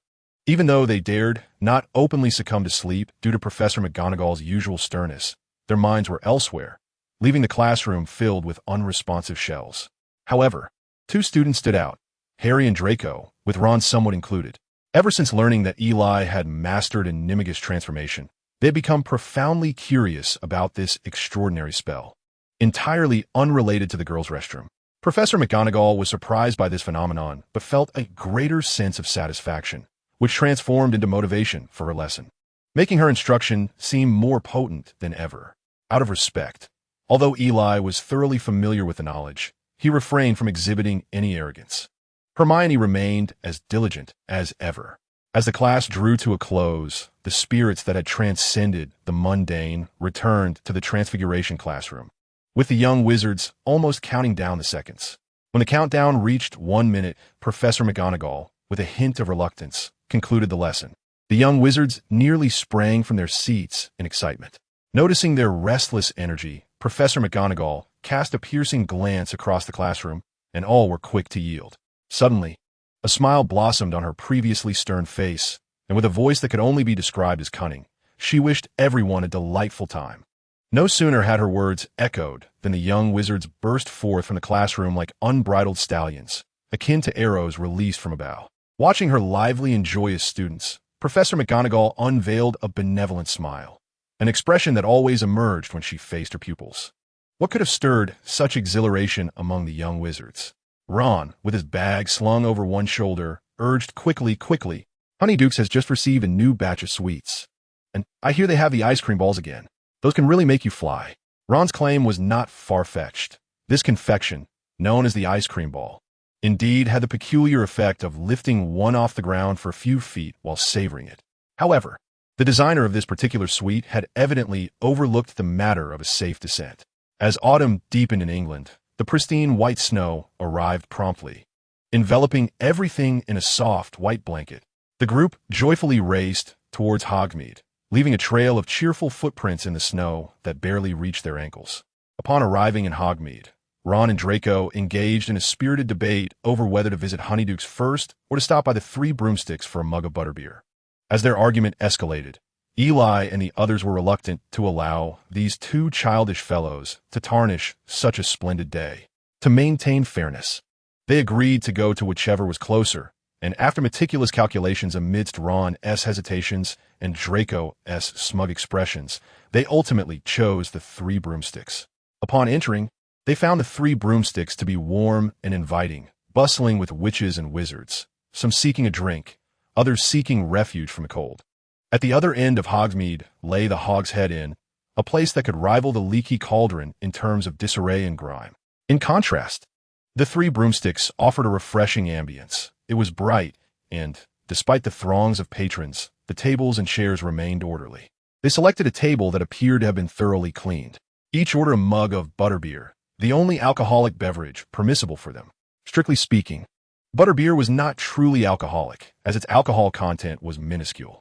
Its creamy sweetness and the warm, buttery texture enchanted the young wizards' palates.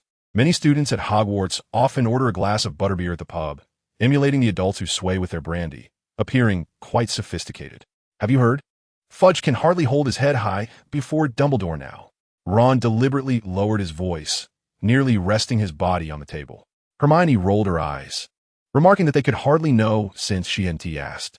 According to my father's sources, Fudge has been incessantly currying favor with Dumbledore lately, sending several owls daily from the Minister's office at the Ministry of Magic to Hogwarts.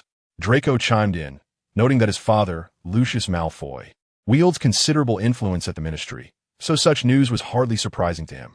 It seems he is desperately grasping at straws. That may not be the case. I suspect Fudge's actions are precisely what Dumbledore desires, Eli said, idly swirling the remaining butterbeer in his glass, the foam spilling over. Indeed, he was previously supported by Dumbledore, so it makes sense for him to seek out his old benefactor again. After all, Dumbledore is quite the soft-hearted man. Draco nodded in agreement, analyzing the situation astutely. Even Ron nodded in assent.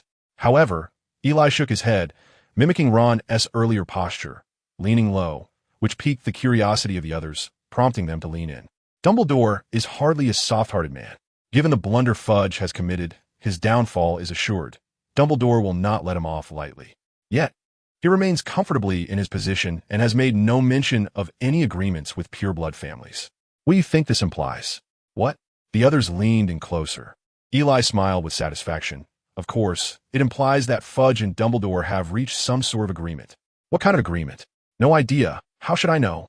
However, it is certain that if Fudge wishes to continue in his role, he must now be subservient to Dumbledore. The group exchanged knowing glances, each taking a sip of butterbeer. Draco mentally noted these developments. As the heir of the Malfoy family, he must learn to contemplate such matters. In this weather, the group found comfort sitting in the pub. Even Ron, who had been clamoring to visit Honeydukes, slumped in his chair. Eli blew at the foam that was about to overflow and caught a glimpse of a conspicuous shadow in his peripheral vision. The clientele at the 3 broomsticks felt far more reassuring compared to the Hogshead. Individuals attempting to conceal their identities stood out starkly, much like the few he had noticed. Dressed in a loose black robe devoid of any embellishments, it resembled a piece of black cloth hastily draped over. The figure beneath the robe appeared quite substantial, looking rather robust, and the massive stature contrasted sharply with the restrained movements. Sensing the magical aura emanating from the individual, Eli furrowed his brow deeply. Chapter 110. The werewolf victor after a satisfying meal. A few individuals contentedly produced 3 brooms. Ron was reminded of the Honeydukes candy shop he had long yearned to visit, as well as the enchanting and delectable ice cream balls. The group fulfilled Ron's wish and emerged from Honeydukes, laden with an array of packages. Clutching a vast assortment of sweets, Ron drooled profusely. As they traversed the path to Hogwarts, 2 shadowy figures abruptly blocked their way with remarkable speed. The group halted immediately, casting curious glances at the hooded figures whose faces remained obscured. Such attire was hardly conducive to feelings of goodwill, and they gradually grew wary. Throughout the encounter, Eli remained vigilant, his wand already drawn. A faint sound emerged from behind, barely perceptible, were it not for the thick blanket of snow rendering the atmosphere eerily quiet. Eli might have missed it. Harry and his companions also noticed the approaching figures from behind and promptly drew their wands. In such a confined pathway, the appearance of these individuals boded ill. Perhaps you would care to articulate your intentions? Eli's voice bore no warmth, given the aggressive stance of their adversaries. There was little room for pleasantries. Harry and the others felt a surge of tension. Eli's tone suggested these individuals were far from benign, and they had never engaged in combat before. The hooded figures remained silent for a few moments, before one of them lifted his hood. The individual had exceedingly short hair and features as sharply defined as if sculpted by a master artisan, exuding a poised demeanor that concealed a latent ferocity. Upon seeing his countenance, Eli furrowed his brow, for the man's appearance bore an uncanny resemblance to that of a wolf. "My apologies, Mr. Hall. Please forgive my unannounced visit." The man's voice belied his appearance, emanating a gentle quality. Eli, sensing the undercurrents of power within the figure, was not easily swayed by mere words. However, the fact that this stranger knew his name sent a chill of unease through him, revealing the disparity of knowledge between them. "If it is indeed Mr. Victor, I presume you have matters of significance to discuss," Eli replied with courteous composure, feigning indifference to the presence of the other. Victor appeared momentarily taken aback, before erupting into hearty laughter, gesturing for the other 4 werewolves to remove their hoods. Indeed, it was evident at a glance that they diverged sharply from the average human appearance. Compared to Victor, the other werewolves displayed even more pronounced differences, while Victor retained a semblance of humanity. The atmosphere shifted, lightening considerably as Victor clapped his hands and remarked, "Indeed, Mr. Hall, your reputation precedes you. It is a pleasure to witness it firsthand. It is an honor to be personally intercepted by none other than Mr. Victor." Although Eli's words were gentle, their meaning was anything but polite. The opposing party, eager to assert dominance, encircled them, displaying an unfriendly demeanor, ostensibly to test Eli and to establish their authority. However, Eli remained unfazed. Their presence indicated a negotiation concerning the purification potion Eli possessed. Since the visitors had a request, Eli felt no fear of them turning hostile, provided that Victor still desired the potion. Eli was confident that they would not resort to theft, especially with Dumbledore nearby at Hogwarts, ready to intervene at a moment's notice. Not to mention, Aberforth's presence in Hogsmeade added an extra layer of security. Upon sensing the reproach in Eli's tone, Victor was momentarily taken aback, but quickly donned a smile, his ability to mask emotions momentarily leaving Eli astonished. "Mr. Hall, please do not take offense. Our unique status necessitates a certain level of caution," he explained. Hermione, standing beside Eli with her wand in hand, regarded the peculiar and intimidating figures with trepidation. Observing their anxious expressions, Eli contemplated revealing that the 4 were all werewolves, and formidable ones at that. The thought of their potential fear was amusing. "Do not panic. I shall reveal their identities to you at a later time. They harbor no ill intentions," Eli assured, serving as a calming balm for the jittery group. "Might I inquire what brings you here, Mr. Victor?" Eli asked. Victor's gaze flickered toward Harry and the others, signaling his distrust of them. "You all may return for now. I shall join you shortly," Eli instructed Hermione and the others. But Victor interjected, "You should all leave. I require a private conversation with Mr. Hall." The 3 werewolves complied swiftly, departing in unison. Hermione and her companions observed the werewolves' actions, realizing that Victor was genuinely earnest about the negotiation. After some persuasion from Eli, they finally departed, casting occasional glances back, with Hermione's eyes betraying her intent to seek out Dumbledore. Once only Victor and Eli remained, Victor's demeanor shifted to one of seriousness. "I implore you, Mr. Hall, to lend your assistance." Eli was taken aback by Victor's unexpected humility. "Mr. Victor, perhaps you could elucidate how I might assist you?" Victor collected his thoughts, and Eli sensed a magical barrier enveloping them, muffling their conversation. "I trust you are aware of the internal dynamics among werewolves. Currently, the Grimbeak family holds significant power, persistently opposing wizards, and I fear they may lead our kind into oblivion." Eli shook his head, clarifying, "It is not apathy on my part, but rather that you must elucidate the relationship between the survival of werewolves and wizards." Victor inhaled deeply. Grimbeak is collaborating with the Dark Lord. In Eli's eyes, a glimmer of insight flashed. Had the werewolves allied themselves with Voldemort so swiftly? What manner of collaboration was this? According to our understanding, Grindelback would wholeheartedly assist the Dark Lord in his resurgence, while the Dark Lord, in turn, promised the werewolves elevated status and advantages. Ili Skokfed. Did he truly believe that individual? One could trust many, but Voldemort's words were absolutely untrustworthy. It was said that Voldemort was devoid of emotion. and his apparent regard for his followers was merely a facade. In his heart, no one could stand on equal footing with him. Victor sighed deeply. The werewolves were a mixed lot, some born into their kind, others forcibly transformed from wizards, an amalgamation of various natures, akin to a scattered heap of sand. We must endure the hostility of wizards while also remaining constantly vigilant against vampires. No one wished to place their faith in that Dark Lord. Grindleback was the only one who could be trusted, for they all yearned for dominion. This is not mere alarmism, should they unite. A cataclysmic battle between wizards and werewolves would be inevitable. Chapter 111. The marked Eli walked alone along the path back to Hogwarts, faint footprints still discernible along the way. Victor had just unequivocally expressed his desire for Eli to provide them with a purification potion, promising that the werewolves under his leadership would stand firmly by Eli's side for all time. To demonstrate their sincerity, they even established an unbreakable vow. This magical oath would directly bind their souls. Should either party betray their promise, they would face instant death as punishment. Similar to this oath was the unbreakable loyalty charm, which would not result in death but would enshrine a particular secret within the soul of a designated keeper. As long as the keeper refrained from revealing the secret, no one would ever discover its location, even if standing right before it. These two charms were indeed powerful binding contracts, nearly impossible to dissolve. Upon Eli's return to Hogwarts, Dumbledore summoned him to the headmaster's office immediately. "What promise have you made?" Dumbledore's demeanor had shifted from his usual benevolence to one of grave seriousness. What Eli was undertaking was something he had never dared attempt in his own time. Furthermore, werewolves were widely regarded as a brutal race within the magical community. Collaborating with werewolves was tantamount to drinking poison to quench thirst. Victor had pledged to forever lead the werewolves in harmony with humans and to stand united against Voldemort. How credible was this? He had bound himself with an unbreakable vow. A flicker of undisguised joy briefly danced in Dumbledore's eyes, only to be swiftly concealed. Eli suddenly felt an overwhelming magical force scanning him from head to toe, as if all his secrets were laid bare before Dumbledore.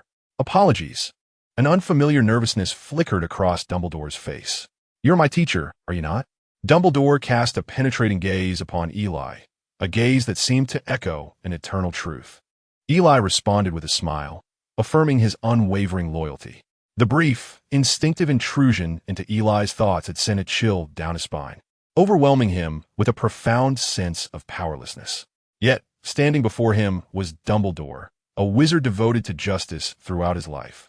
Although he may have employed some less than honorable methods, he was undeniably a figure worthy of trust. Lowering his head, Dumbledore placed a reassuring hand on Eli's shoulder. Uttering nothing further, a wave of shame washed over him. He had unconsciously pried into the thoughts of a disciple he held in high regard. While he had often invaded the privacy of others, Eli was different. His character and abilities positioned him at a level equal to, if not surpassing, Dumbledore's own. Most remarkable of all was the unwavering trust Eli had consistently bestowed upon him. Dumbledore felt a deep sense of remorse for his indiscretion. However, he had not breached Eli's memories. He merely sought to confirm the existence of a particular protective enchantment. Moments earlier, after their potions lesson, Ron, weary from Snape's oppressive atmosphere, exhaled deeply upon exiting the classroom. Eli remained silent. Though Snape treated him with a degree of favor, he had witnessed firsthand Snape's harsh treatment of Ron and others. Perhaps out of a sense of dark amusement, Snape had materialized like a specter behind Ron as he nervously added herbs to his bubbling cauldron. In a chilling whisper, Snape had inquired, "Will you ever stop?"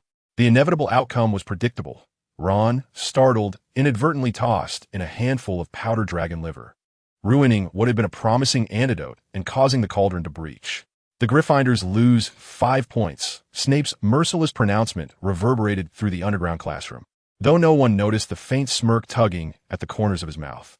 Following potions came Hagrid's care of magical creatures class, with the assistance of Hermione and others. Coupled with Hagrid's collection of fascinating creatures, this class had become one of the most sought-after courses. Hagrid's confidence burgeoned as he gradually honed his teaching skills, becoming increasingly adept in his instruction. However, when he revealed his intention to showcase a newly nurtured creature, the blast-ended Scroot, Eli promptly dissuaded him from such an idea. While the students were growing ever more curious about magical creatures under Hagrid's influence, they might struggle to accept some of the more bizarre specimens. For instance, one day, Hagrid had presented a half-grown acromantula, nearly causing Ron to faint from fright. Poor Ron. He seemed perpetually the target of misfortune. Hagrid's peculiar creature, the blast-ended scrut, was somewhat familiar to Eli, who had come across information about it online in his previous life. The scrut was notorious for exuding an overpowering stench reminiscent of decaying fish and shrimp. Eli believed that the young wizards would undoubtedly find such a revolting creature intolerable.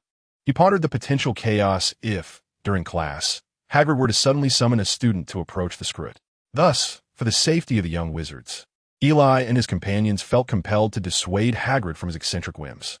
As class concluded, students gradually departed, but Eli and his friends lingered behind. They were set to visit Hagrid's home, although they had previously made it clear that they were not keen on tasting rock cakes. "So, how did you find today's lesson?" Hagrid asked, winking at them.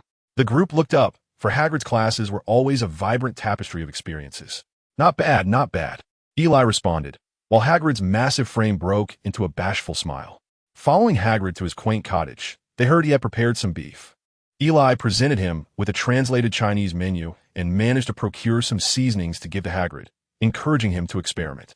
Uncertain of how much culinary skill Hagrid had acquired, Eli urged, "Please sit down. I need to check the pot. My book mentioned that bone broth requires a long simmer." Hagrid, having not yet changed out of his ill-fitting formal attire, began bustling about the stove. Ron and Draco glanced at the only remaining sofa, then at each other, before racing to claim it, each determined to secure the spot. "Oh, Ron, you must see this," Hagrid called after working at the stove for a moment. Moving to a nearby cupboard, he opened a box and pulled out a plump rat. "Scabbers," Ron exclaimed, snatching the rodent with a look of affection as he nuzzled and kissed it. Eli found the scene quite distasteful, wondering how Ron would react if he knew that the rat was, in fact, a middle-aged, sleazy man transformed. Chapter 112. Confrontation. While Eli and his friends were visiting Hagrid's cottage on the other side, Cornelius Fudge arrived at Hogwarts, accompanied by 2 Aurors. Their visit was not a friendly gesture toward the students. Fudge made a beeline for the headmaster's office. The 2 Aurors were named Kingsley and Dawlish. Dawlish presented as a robust man with short, gray-white hair, exuding an intimidating presence that would deter most from approaching him. In contrast, Kingsley was more composed and reserved, a bald, dark-skinned wizard adorned with a gold earring, leaving a memorable impression. Fudge hurriedly led the 2 Aurors toward the headmaster's office, pausing only to wave and smile at a cluster of students he passed by. Since the last Dementor attack at the Quidditch pitch, Fudge had ordered the Dementors to withdraw, at least away from Hogwarts. Dumbledore agreed that should Sirius Black's whereabouts be discovered, the Dementors would be permitted to capture him, as Black was always a target of the Ministry of Magic. The withdrawal of the Dementors not only brought relief to Sirius, but also to the vast student body. Having experienced the horrors of Azkaban, Hogwarts students began to learn the Patronus charm to avoid being inadvertently consumed by the frenzied Dementors. Eli's dueling club had nearly transformed into a training session for the Patronus charm, with students gathering to discuss it fervently. Consequently, when these students graduated years later, it was astonishing to discover their mastery of the Patronus charm was remarkably high. No one knew the purpose of Fudge's visit, yet he seemed unconcerned about concealing his intentions, boldly approaching Dumbledore under the very noses of some individuals. "Delicious," Draco exclaimed, taking a hearty bite of beef, savoring the moment. Even the most reserved Hermione was seen eagerly scooping a generous piece of beef from the pot. The aroma wafting from Hagrid's hut had stirred the little creatures nearby. Eli was in a state of bliss as he indulged in the Chinese cuisine he had longed for, nearly swallowing his tongue in delight. While at home, Eli had occasionally sampled the somewhat inauthentic Chinese cuisine from England, but upon arriving at Hogwarts, it had become utterly inaccessible. He had even tried to negotiate with the house elves in the dining hall to prepare a Chinese meal, though the elves struggled with stir-frying. "This is undoubtedly the best meal I've had since arriving," Ron declared, reclining in his chair, a satisfied expression on his face. Several young wizards were full, yet Hagrid felt only a lingering taste in his mouth, remnants of the exquisite flavors.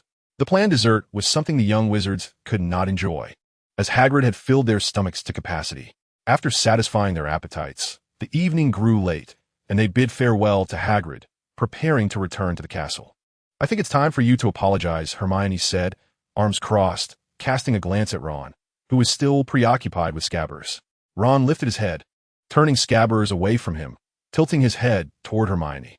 "All right, I'll apologize to Crookshanks when I see him. You." Hermione glared at him when it came to arguments.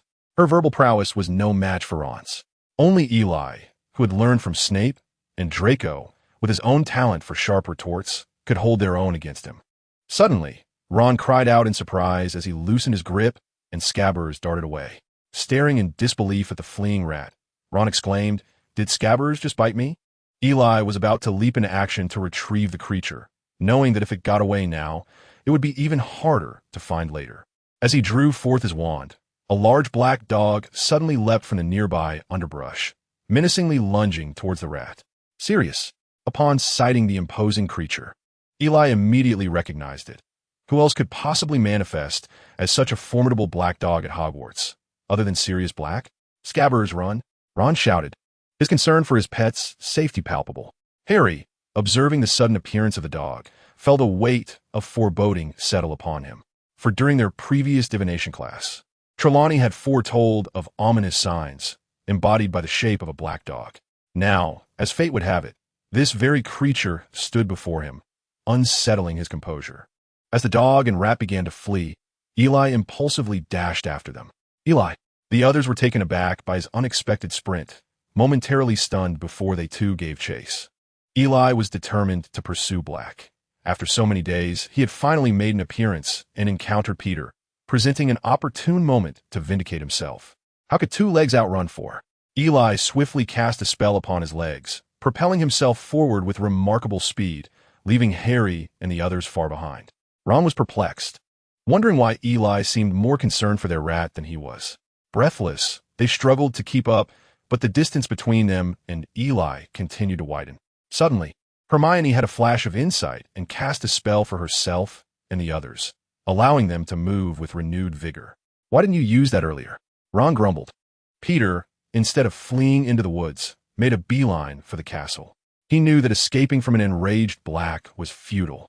Rather than risk being caught after a brief chase, he hoped that if he reached the school, others would intervene upon seeing Black, a murderer in their midst. As the rat and dog approached the school entrance, Eli was determined to thwart Peter's intentions. "Incarcerus!" he shouted, casting a spell from a distance. Peter and Black were instantly immobilized as if held down by an invisible force, utterly powerless to resist. In a moment of desperation, Peter transformed right before their astonished eyes, morphing from a rat into a balding, rotund man. "Help! Someone help! Sirius Black is here!" he cried out, his voice echoing through the halls. Ron, arriving just in time, was frozen in shock at the sight of this blubbering man, his mind racing. He had just witnessed Scabbers transform into this creature. Could it be that he had been cradling a rat that was, in fact, a man all these years?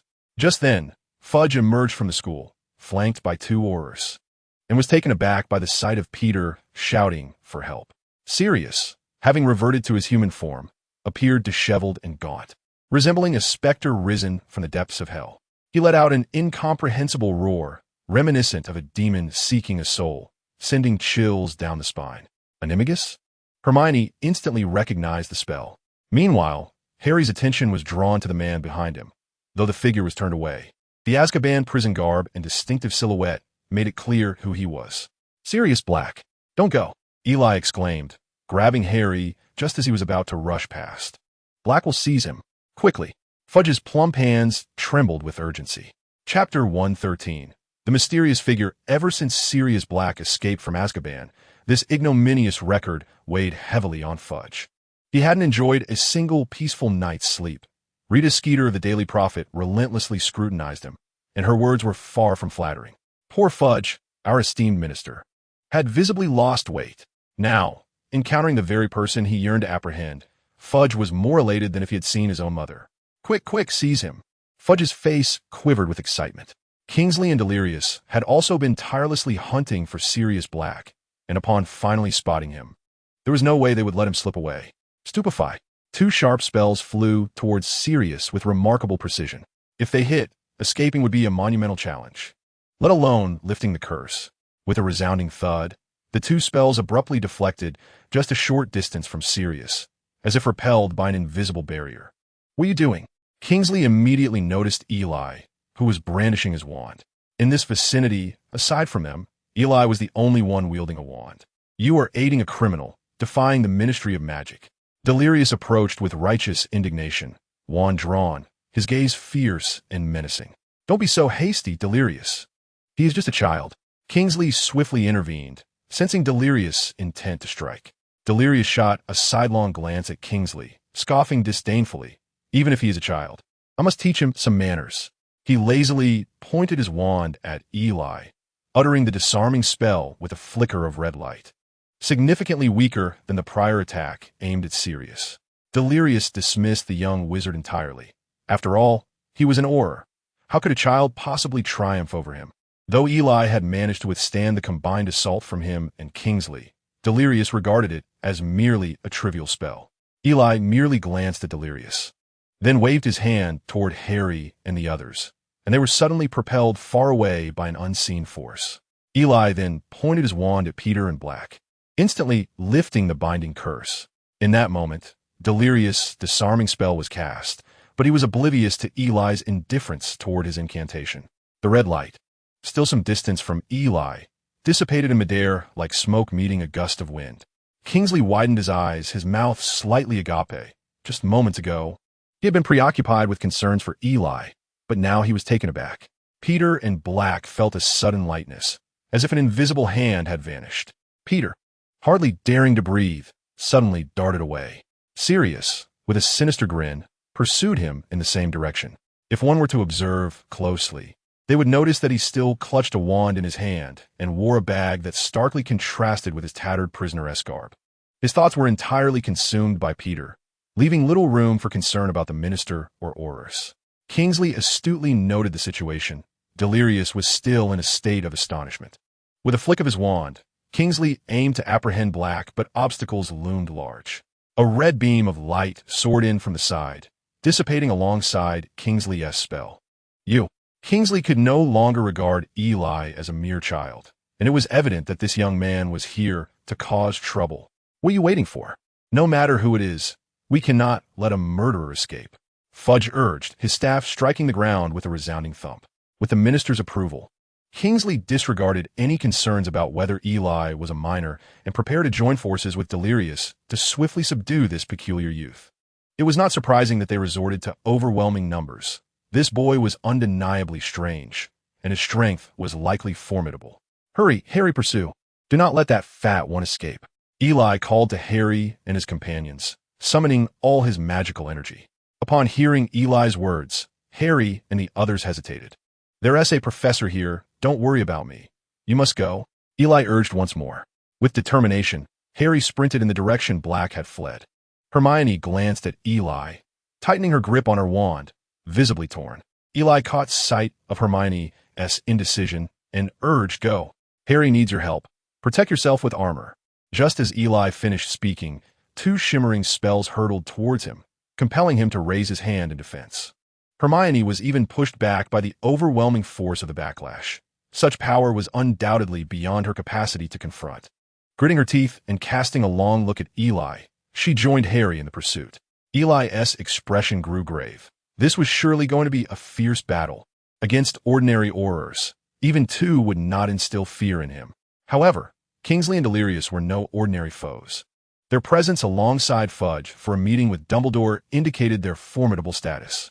The pressure intensified as Eli faced two wizards of such caliber, compelling him to remain on high alert. The battle among the three erupted forthwith, vibrant bursts of light illuminating the scene, with powerful shockwaves driving the surrounding students away. Even Fudge found refuge among the crowd. Kingsley and Delirious pressed forward with remarkable speed, intent on a swift resolution to capture Black. Eli appeared notably defensive, focused on evasion. Though he was not entirely without options, he was acutely aware that employing certain spells could land him in Azkaban. Originally intending to vindicate the Godfather, they inadvertently found themselves ensnared. Kingsley and Delacour, in their impatience, were astonished that their vigorous assault could not overwhelm this mere boy of around 10 years. Their actions grew increasingly violent, and their spells escalated in potency. Eli now had no hope of counterattacking. He could only buy time, enduring for as long as possible until Black and his companions subdued Peter. The trio's confrontation was devoid of spoken incantations, relying entirely on advanced silent magic. The surrounding Hogwarts students were utterly captivated, as if witnessing a revelation. Fudge was more anxious than anyone else. Having finally encountered Black, his subordinates were ensnared in a struggle. "What on earth are you doing? Are you playing house with a child?" Fudge was tempted to cast aside his robes and intervene personally. But upon seeing the chaos on the ground, he begrudgingly stepped back, continuing to vocally express his frustration. The students around were in awe, whispering, "Isn't that the head?" "Indeed, that's the head. The other two are Aurors." The notorious robber, Sinkage, was apprehended by that dark-haired Auror. Sinkage? The very one who successfully robbed Gringotts? Goodness. The head is formidable. The head is formidable. The students began to cheer for Eli, while Fudge glared disapprovingly at those who cheered the loudest. Yet the students were undeterred. Retorting, "What are you looking at? Do you think you're the Minister of Magic?" Eli, under the relentless assault from the two, found himself retreating, beads of sweat forming on his brow. Suddenly, a swarm of shadows swept across the sky, and Eli's expression turned to one of horror.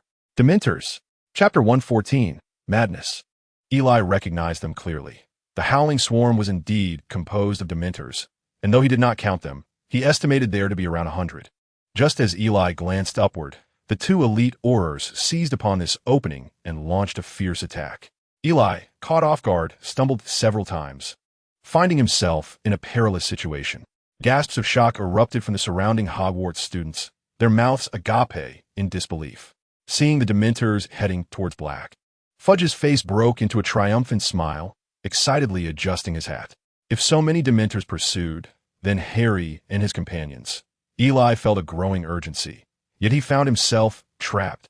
His initial strategy of stalling time now turned against him as he became ensnared. In his desperation, Eli's mind was thrown into turmoil as Delacour pressed in closer, relentlessly advancing. The situation grew increasingly dire. "Seamus, quickly summon Professor Dumbledore," Ernie urged, grabbing Seamus beside him as they prepared to seek Dumbledore's assistance. They dashed towards the castle, only to collide with a similarly frantic Cedric on the staircase. "Step aside," Ernie exclaimed, pushing past Cedric as he attempted to ascend, but Cedric grasped him firmly. "What are you doing?" Seamus demanded, prying Cedric's hand away. Cedric, faced with the urgency of the duo, remained calm. "Are you two going to find Professor Dumbledore?" "Certainly. If Dumbledore does not arrive soon, Eli will be in peril." Cedric grasped the two, urging them to stay back. "Professor Dumbledore is not here. We must seek out the headmistress." Simo and Ern exchanged a glance before being pulled along by Cedric towards Professor McGonagall's office. Outside the castle, Eli's emotions were affecting his magical stability, compelled to maintain the shield charm under the pressure from Kingsley and Delirious.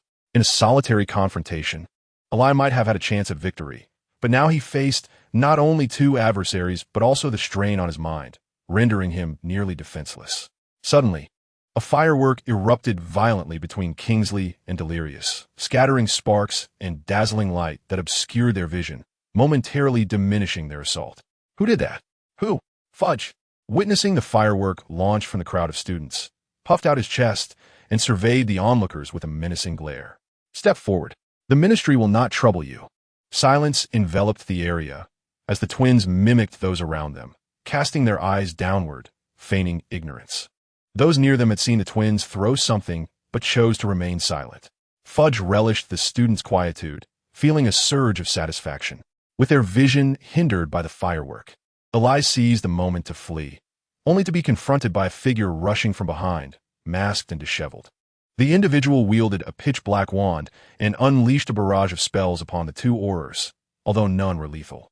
Kingsley and Delirious, no novices, swiftly countered, dispersing the magical haze. Instinctively raising their shield charms, they successfully deflected the mysterious assailant's spells, whose intensity rivaled their own. The enigmatic figure seemed intent on challenging the Aurors, launching an unrelenting stream of spells. Kingsley and Delirious were momentarily baffled by this unexpected and vigorous combatant.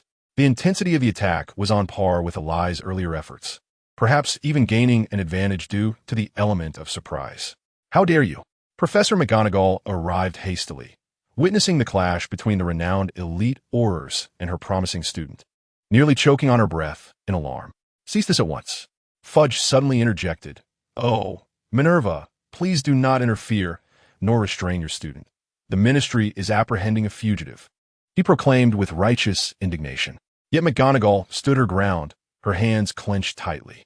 "Minister, you must not resort to such measures against a student in our care. Please, rein in your subordinates." Fudge never anticipated being confronted in such a manner. Just as he was about to issue further threats, he noticed the discontent etched on the faces of the surrounding students, which left him somewhat deflated. Professor McGonagall, observing Fudge's lack of intent to call back the two Aurors, resolutely turned on her heel, stirring a gust of wind that tousled Fudge's few pitiful strands of hair. The wave of her wand conjured a remarkable turbulence, the sheer potency of her magic intensifying the pressure on Kingsley and Delirious. With McGonagall's arrival, the tide of battle had effectively shifted. The two Aurors could hardly hope to subdue the professor and the enigmatic figure. "Do what you must," Professor McGonagall imparted to Eli, before unleashing her formidable magic in a standoff against the Aurors. Eli's hand trembled slightly around his wand as he beheld the frail yet resolute silhouette of McGonagall, his eyes stinging with unshed tears, prompting him to turn and sprint towards Black. Realizing Eli might rush to aid Black, Kingsley and Delirious grew frantic, intensifying their assault. "Stop it, McGonagall, or the ministry will not hesitate." Fudge's proclamation was met with the students edging closer to him, wands materializing in many hands. You. The audacity of the students left Fudge somewhat astonished, as he could scarcely believe they dared to confront the Minister of Magic so boldly. The Gryffindor Lions stood resolutely at the forefront, exuding an aura akin to that of their headmistress. Eli sprinted desperately in that direction. The Dementors had long since vanished from the skies, presumably engaged in battle with Harry and the others. If he could not run swiftly on foot, then he would take to the skies. Transforming into his animagus form, Eli spread his wings, stirring a tempest as he soared. Arriving at the riverbank, he found his path obstructed. Reverting to human shape, Eli scanned the vicinity for any signs of them. Suddenly, by the river's edge, he spotted a figure lying still. He slowed his pace, striving to cast aside the dreadful thoughts swirling in his mind. Yet as he approached, the familiar shape solidified his fears into stark reality. "Harry!" Eli felt dizzy, propelled forward, collapsing beside that familiar form. The scar he recognized so well. Who else could it belong to but Harry? Eli recoiled from the truth, wielding his wand to cast a series of probing spells, but the responses returned only despairing news. Harry was dead. An oppressive silence enveloped the air. Even the birds in the trees and the fish in the water ceased their movements. Despair flooded Eli's heart, unchecked magic rampaging through the forest. The atmosphere grew taut, leaves quaking violently, stones swept into the air by a terrifying force that carved deep gouges into the trees. Any creature that drew near was met with either death or injury. At the center of the tempest, Eli resembled a soulless husk, his eyes vacant. His body, unable to bear the burden of unrestrained magic, began to bleed profusely. Chapter 115. The Grim Reaper's trick. Eli's form was akin to a tattered sack, being mercilessly slashed by unseen blades, unraveling under the chaotic surge of magic. At this moment, Eli seemed utterly oblivious to the excruciating pain coursing through his body, allowing the frenzied power to wreak havoc upon him. What is despair? Is it a cry of collapse? Is it a fit of hysterical destruction? Neither. Despair is an eternal descent, a complete relinquishment. Harry Potter, who once accepted the soul of young Potter's plea, vowed to protect him. Now that Harry Potter has perished, he has forsaken that promise, and it is not merely a breach of commitment. It is a profound failure as a traveler of worlds. Despite having a thorough grasp of the plot's trajectory, even without Eli's intervention, Harry would have navigated his path unscathed, eventually securing a high position within the Ministry of Magic. Yet now, Eli has arrived, only to meet with death, his soul devoured by a Dementor. What a monumental failure! Who is truly responsible for Harry's demise? Is it the Dementor, or is it Eli himself? Does his presence in this world hold any significance? Eli found himself engulfed in boundless self-doubt, his thoughts spiraling inward, his body on the brink of self-destruction. Awaken! A voice, akin to a thunderous roar from the heavens, struck Eli's heart like a heavy hammer. scattering all his thoughts in an instant, while the agonizing pain surged into his mind like a tidal wave. How could Eli even contemplate destruction when his body was in tatters, ravaged by magical forces? The relentless, terrifying pain caused Eli to convulse on the ground, leaving no capacity for further thought. Yet, paradoxically, it was in this very agony that Eli's spirit found stability. His soul ceased its trembling, and the control over his magic gradually returned. The raging storm began to subside. A sudden wave of magical energy pierced through the tempest of Eli's power, tearing a rift. Eli. It was Lupin, brandishing his wand, casting spells to keep the chaotic magic at bay. Upon seeing Eli covered in blood, Lupin rushed over, inspecting him and discovering he had not been the victim of dark magic. With his wand, Lupin gently tapped Eli's body, murmuring ancient incantations.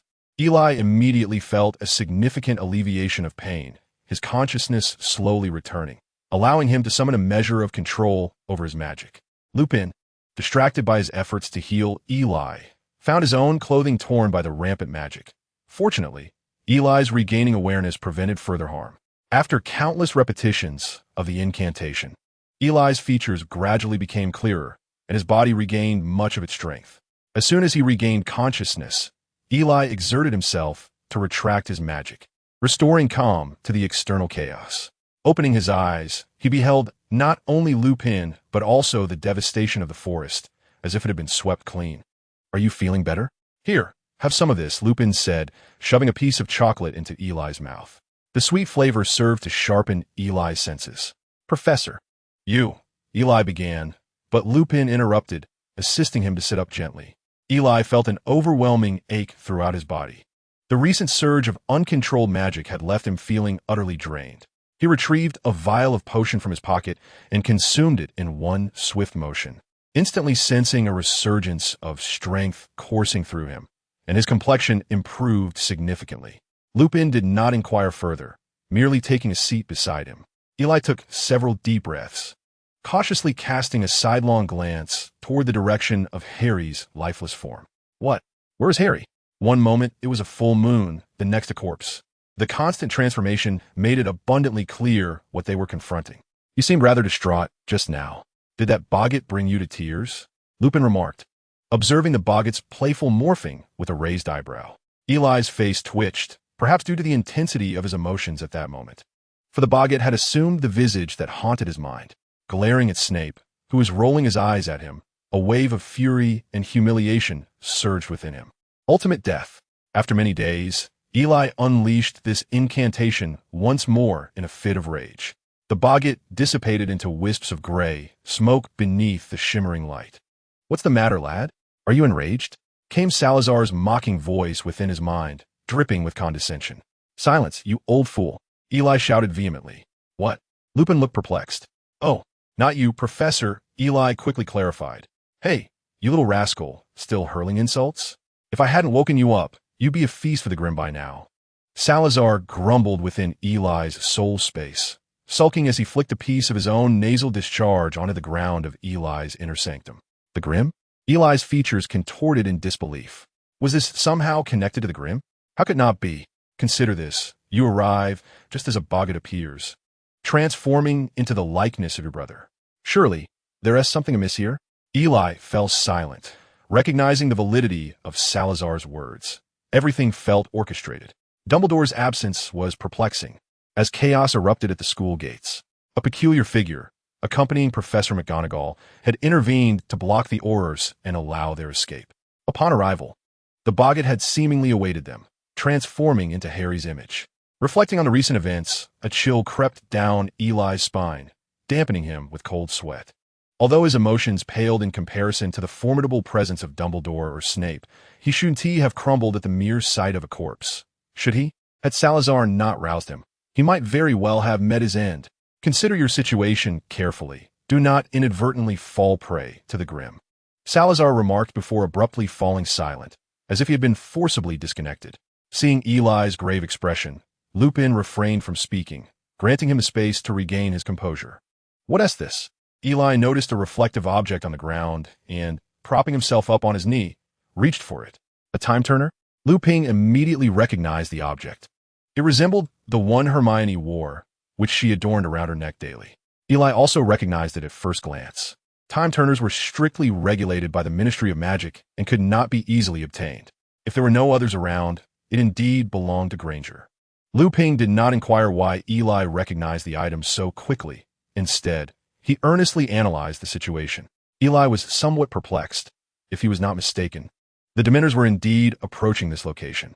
However, Harry and his companions had vanished, including Black and Peter. The discovery of Hermione's time turner was curious, especially considering the mysterious figure. Could this be a clue from Granger? After a moment of contemplation, Lu Ping pointed to the time turner in Eli's hand. Is this a hint? Eli murmured, caressing the time turner. Lu Ping stood up, his wand slowly scanning the surroundings as if searching for something.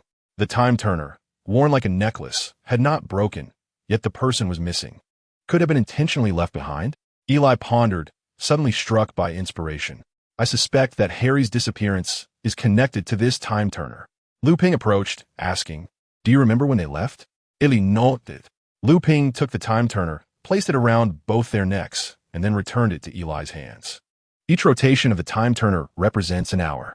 Be cautious not to turn it incorrectly. The consequences of encountering yourself are unknown. The gravity of Lu Ping's expression convinced Eli that the outcome would undoubtedly be dire. Calculating the time in his mind, Eli scrutinized the time turner carefully. Ensuring he had not overlooked anything, he began to rotate the device slowly. Both remained focused, scarcely daring to breathe. As Eli completed 2 rotations, he felt everything around him rapidly receding, the surroundings stretching into elongated afterimages. It was as if something was pounding near his ears, drowning out all other sounds. Time lost its meaning.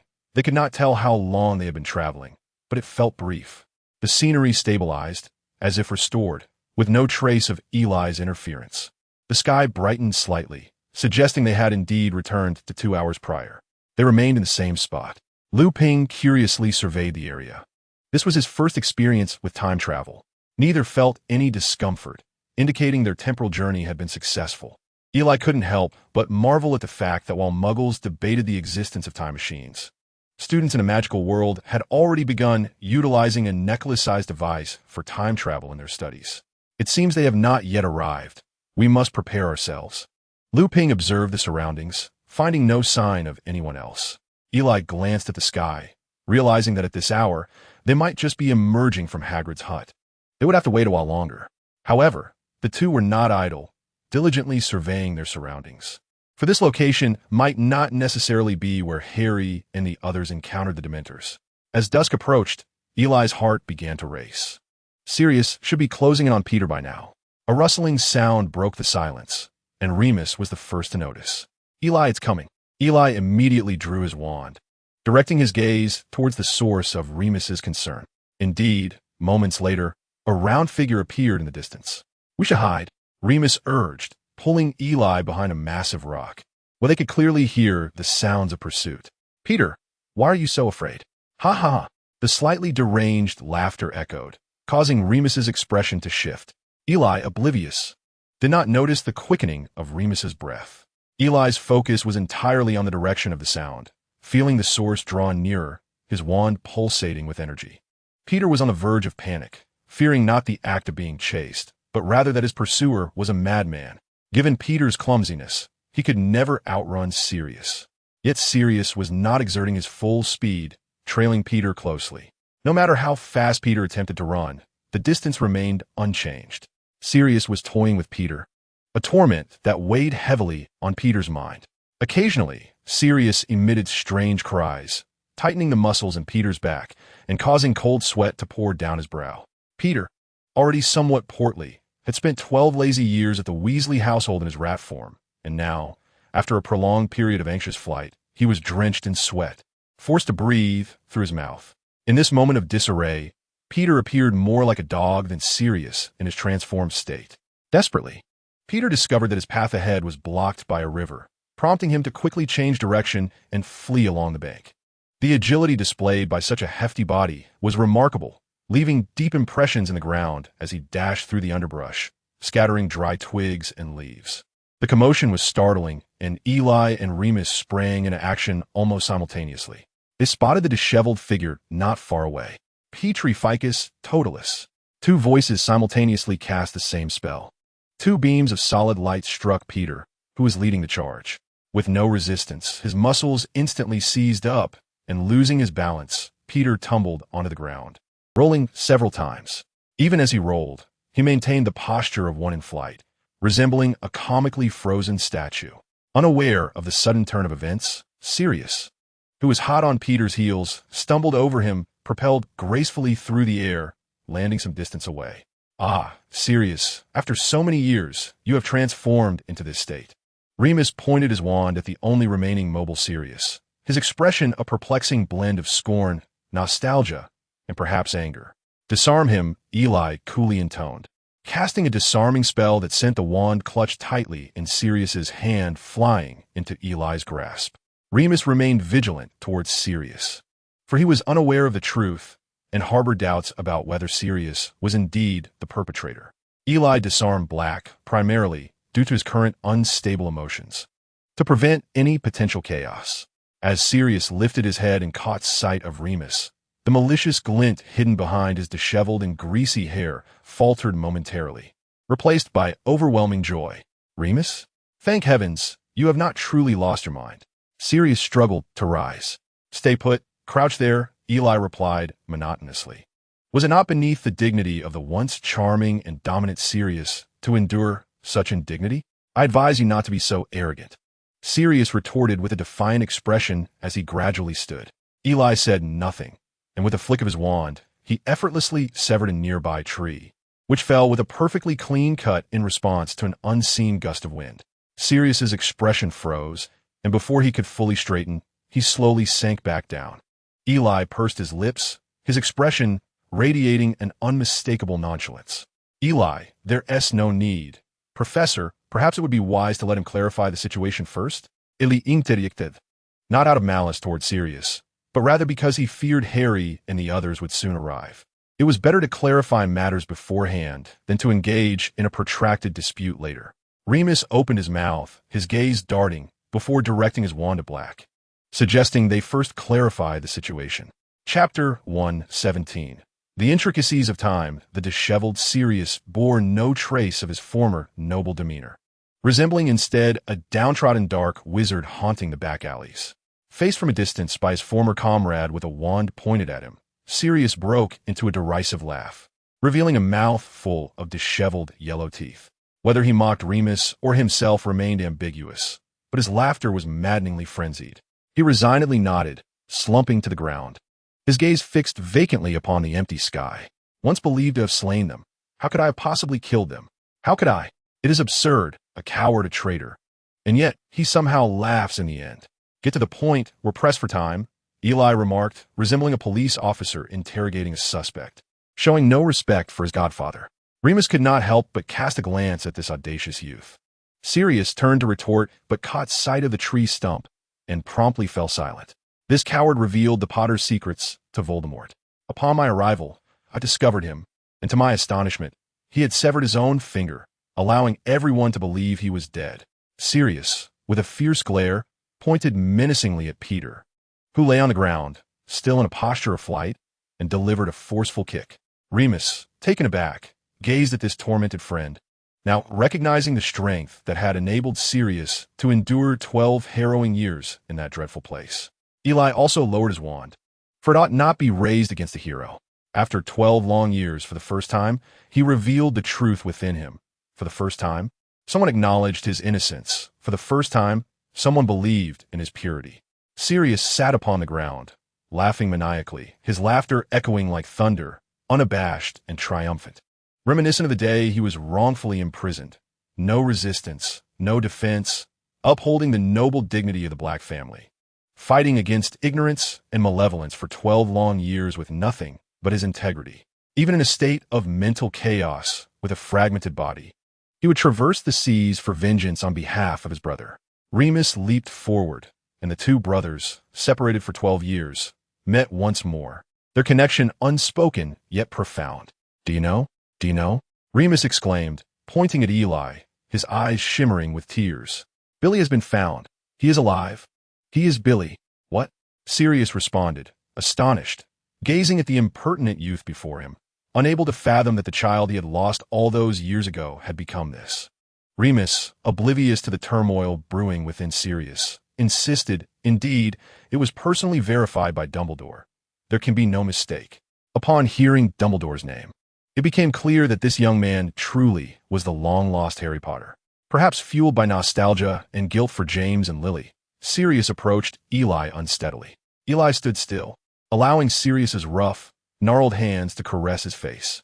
Like Lily, it truly is Billy, Sirius exclaimed, enveloping Eli in a fervent embrace. Where'd you been all these years? Who took you away? Sirius, overwhelmed with emotion, recalled his arrival in Godric's Hollow, gazing upon the ruins, nearly blinded by tears, only to discover that Billy had vanished, prompting a desperate search throughout London. He had long suspected that Death Eaters were responsible, and had not spared his cousin any trouble during his time in Azkaban. Eli felt a twinge of fear at Sirius's fervor. Wary of those jagged teeth, the thought of being bitten was daunting, to say the least. I was not kidnapped by anyone. I simply do not know how I ended up in London. Sirius regained some composure. Yet the joy of having found what he thought was lost forever shone brightly in his eyes, impossible for Eli to overlook. Release Eli. He is fainting. A thunderous roar and a spell were cast almost simultaneously, but fortunately, Remus reacted in time. Harry and his companions rushed over, panting heavily. Draco's already pale face had grown even more ashen. Ron, breathless, bore a grimace, while Harry, though gasping for air, held his wand aloft, his gaze strikingly fierce. Only Hermione noticed Eli, her brows furrowed deeply, revealing her unmasked skepticism. No, Harry, calm down, there has been a misunderstanding. Ili hastily clariet. This fellow, with a flick of his wrist, cast a spell, fearing Harry might act rashly. Eli recalled vividly from his previous life in the films how Harry had suddenly attacked Snape in pursuit of the truth. Eli's explanations flowed, while Sirius's gaze remained fixed on Harry throughout. Despite Harry's lingering doubts, the fact that Sirius willingly ingested the truth serum compelled Harry to believe. Naturally, the truth serum was brought by Eli. As a potions entrepreneur, it was quite reasonable for him to carry a few vials of potions, wasn't it? Upon hearing the truth, Harry's eyes turned red, his throat bobbing with emotion as he struggled to contain his sobs. Upon seeing Peter, still maintaining a comical posture under Lupin's watchful eye, Harry rushed forward, unleashing a flurry of punches and kicks. Eli, unable to restrain him, pleaded, Stop. You might kill him. If you break him, you'll have to pay." Breathless, Harry finally ceased, his expression still filled with unquenched fury. After enduring a veritable truth conference, Hermione approached Eli, eager to voice her lingering questions. "No, Hermione, I believe we have more pressing matters at hand," Eli remarked, glancing at the ominous shadows gathering in the sky behind her. "It's a Dementor, damn it. After tormenting me for 12 years, now they seek to hunt me down. I will not allow you to bully my godson." The group braced themselves. Fleeing was no longer an option. They had to drive these creatures away. Expecto Patronum. The resonant and resolute incantation echoed through the forest as brilliant white lights burst forth, igniting their fighting spirit. The battle was imminent, as Eli's Patronus surged upward with a sweeping force. Wherever it passed, Dementors either fell or were gravely injured. The sheer power of this magic left the onlookers in awe. A massive wolf leaped high, tearing apart a Dementor with a few savage bites, exuding an air of majesty. A lithe dog joined forces with the giant wolf, carving a bloody path through the throng of Dementors. The other young wizards also cast their Patronus charms. Although they could not yet summon their own patron uses, the protective barriers they conjured kept the Dementors at bay. However, the sheer number of Dementors was daunting. They rallied together, launching a concerted assault on the group below. Due to Sirius's prolonged life on the run, exposed to the elements, his body had weakened significantly. After several onslaughts, he turned pale. The Dementors seemed to sense this vulnerability and focused their attacks on Sirius. Under such immense pressure, Sirius stumbled and fell, nearly succumbing to the Dementor's soul-sucking grasp. How could Harry bear to watch his godfather suffer such an onslaught? In a fit of rage, he stepped forward, raising his wand high against the Dementors, embodying the spirit of a warrior. Expecto Patronum. Harry unleashed an unprecedented surge of magic, and from beneath a veil of pure white, a magnificent, ethereal stag emerged. Its imposing antlers exuded an aura of majesty. Harry's immense power repelled the approaching Dementors with remarkable force. "Well done, James," Sirius exclaimed from the ground, his voice resonating with excitement. Chapter 118. The truth revealed naturally. Eli and the others were not solely focused on applauding Harry's awe-inspiring display. They too raised their wands, aligning themselves with Harry. A blinding radiance obscured their figures, and waves of protective barriers radiated outward in succession. Hundreds of Dementors, confronted by such overwhelming power, dared not attack again. Some fled, while others met their demise. Once the area was devoid of Dementors, the group, breathless and gripping their wands, felt utterly drained from expending their magical energies. "This place is unsafe. We must leave," Lupin urged as he surveyed their surroundings, adjusting his disheveled hair. "Where to?" Ron replied, utterly unwilling to move after having endured 2 exhausting sprints and a harrowing experience of magical depletion. The mere thought of running again felt like torment. The others turned to Lupin, hoping he would suggest a safe haven. After assessing the young wizards, he hoisted the fallen Sirius from the ground. "I know a place that is absolutely secure, the Shrieking Shack." Draco looked at Lupin in astonishment, his expression conveying disbelief, as if to say, "Are you serious?" Ron's countenance mirrored his apprehension. The Shrieking Shack was infamous for its haunted reputation, and being sent there felt akin to confronting Dementors. Harry remained unfazed, while Hermione and Eli nodded in agreement. "That's a splendid idea. Children," Sirius remarked, brushing off the dust and leaves from his attire, which seemed disheveled regardless. "The Shrieking Shack has some connection to us. Contrary to local lore, it is not haunted." After conversing with Sirius, he no longer appeared as a madman. Draco remained skeptical.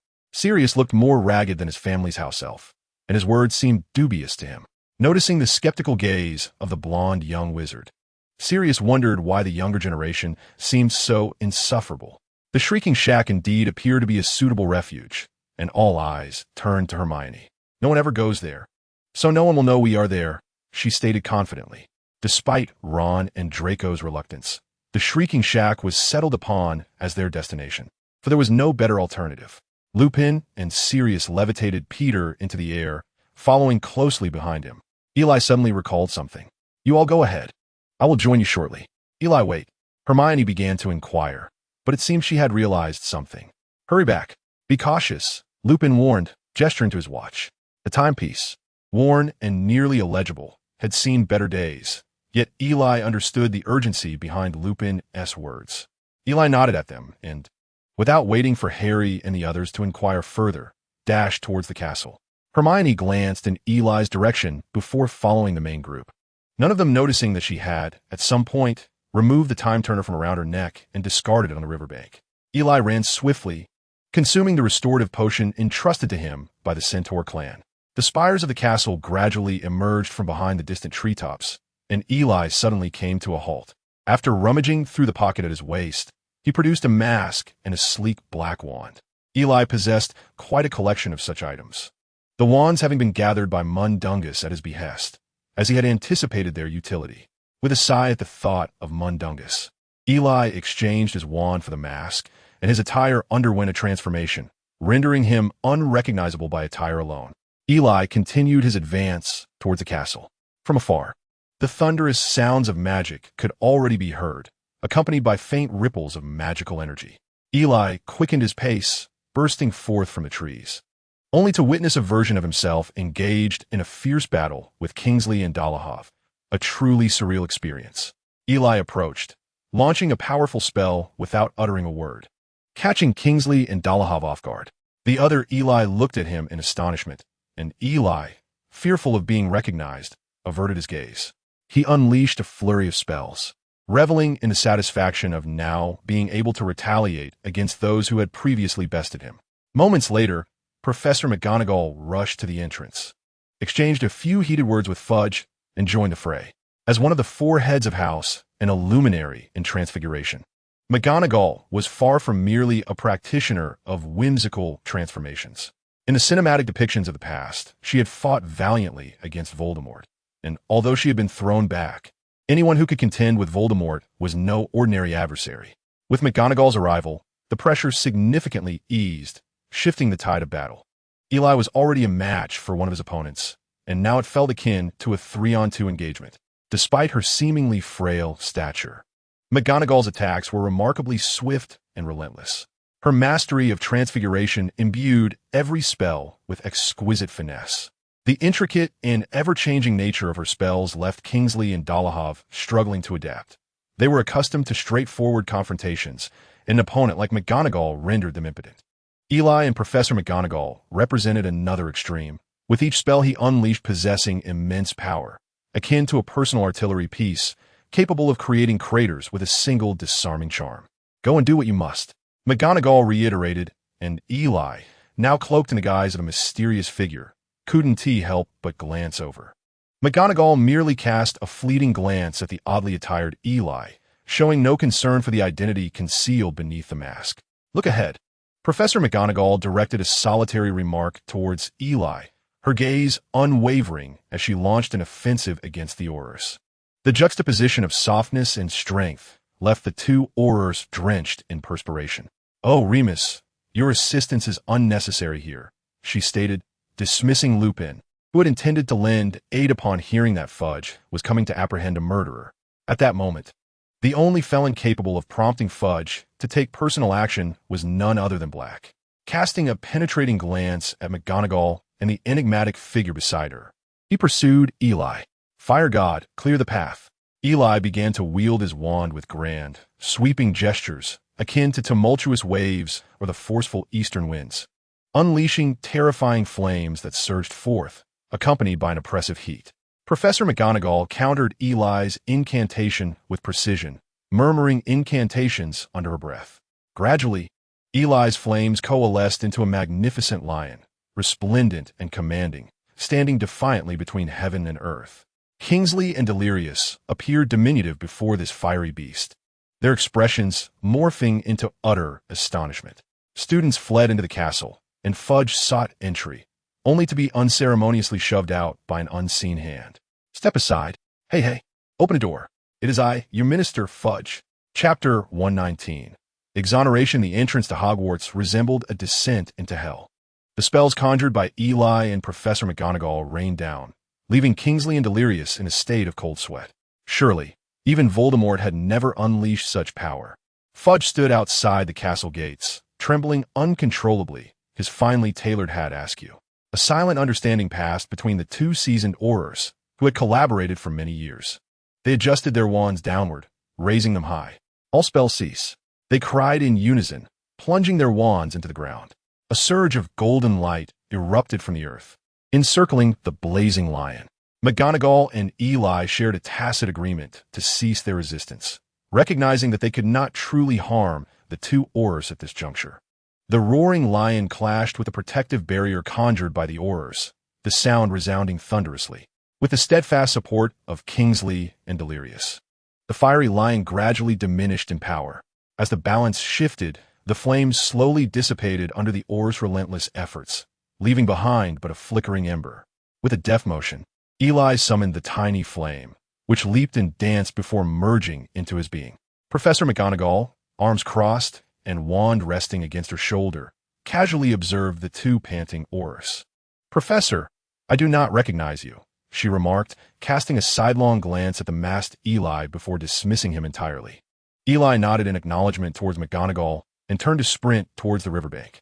"You." Delirious' expression shifted, and he straightened, intent on pursuing, only to be restrained by Kingsley. Kingsley's ebony visage flushed slightly. The recent confrontation had indeed been exhausting. "They possess commendable skills," Professor McGonagall commented nonchalantly. Delirious cast a discontented glance at Professor McGonagall, yet she did not spare him even a fleeting glance. Kingsley appeared remarkably composed, as though he were not the one who had just engaged in a confrontation with Professor McGonagall. We were left pondering the thoughts swirling in her mind. His voice was notably deep, yet one could discern a hint of breathlessness. Unfazed, Professor McGonagall raised her chin slightly, asserting, "I am merely a professor standing up to protect my students. You should be aware of whom he has released." Kingsley furrowed his brow in contemplation. I regret to inform you that I am neither an Auror nor under the Ministry of Magic's command. Apprehending murderers is not within my purview, Professor McGonagall retorted resolutely. Fudge approached slowly, tidying his disheveled hair and bow tie. He squinted between McGonagall and his two subordinates, sighing as if resigned to the situation. Let us leave this matter to Dumbledore. But Minister, Delirious exclaimed, his eyes widening with excitement upon hearing Fudge's words. He had toiled for an extended period to hunt down Sirius Black, finding not a single hair, and endured daily scorn. He faced reproach from Fudge, criticism from the newspapers, and even heard his neighbors mutter about him each day upon returning home. Now, the very Sirius Black he had longed for night and day had been delivered directly to him, a golden opportunity at hand. Yet, to his dismay, it had been squandered. I said to leave this matter to Dumbledore, Fudge asserted, immediately invoking his ministerial authority, which had a palpable effect on Delirious, causing him to lower his head in silence. Fudge hastily returned his glasses to his pocket and, accompanied by his two subordinates, prepared to depart. As he passed by Professor McGonagall, he cast her a fleeting glance before hastily exiting. May the minister visit us again, though I hope it is not for another confrontation, Professor McGonagall called out cheerfully. Fudge paused momentarily, then quickened his pace, not looking back. Meanwhile, Eli sprinted through the woods, glancing at the sky, realizing that time was swiftly approaching. Several leaps brought him to the riverbank, where he caught sight of two figures, one large and one small, vanishing from view. On the other side, Lupin had just arrived, and the two exchanged knowing glances, each revealing a glimmer of shared joy. After 12 years of animosity and suspicion, the past had finally been laid to rest. So, how shall we deal with this fellow? Ron asked, nestled on a dilapidated sofa, eyeing the petrified Peter. Peter had been struck by the powerful petrification spells of Eli and Lupin, showing distinct signs of immobility, and without Mandrake, recovery was out of the question. Sirius placed a foot upon this traitor, exclaiming, For years, I have longed to end this wretch. His murderous intent was unmistakable. No, we cannot. Hermione promptly intervened, halting Sirius. He turned to her, questioning why. I have waited 12 years, but Harry has waited for many years as well, Hermione remarked, which caused Sirius to fall silent. He had to glance at Harry, who was staring down, lost in thought. Harry had waited long for a family member. If you were to kill Peter, you would still be a murderer, as escaping from Azkaban is not always feasible. Hermione's words were profoundly sensible. Sirius acted impulsively, and killing Peter would yield no benefit other than venting his anger. Do not be so agitated. There are matters more pressing than revenge. You are the godfather to Harry and Eli. Remus placed a steadying hand on Sirius's shoulder, gazing intently into his eyes. Sirius appeared somewhat despondent. His emotions a tumultuous blend after 12 years of silence and numbness. His mind struggled to process such complexity. He sobbed a few times before suddenly lifting his head. Harry, Eli, what do you think we should do with him? Eli turned to Harry. Spare his life for now. Everyone turned to the previously downcast Harry. Sirius looked at Harry in astonishment. Having always believed Harry would eagerly seek vengeance for James and Lily, Harry abruptly raised his head. Hand him over to the Ministry of Magic, expose his past deeds, and let him meet a grim fate at the hands of the Dementors. The resolute tone even elicited a flicker of fear in the petrified Peter's small eyes. I concur.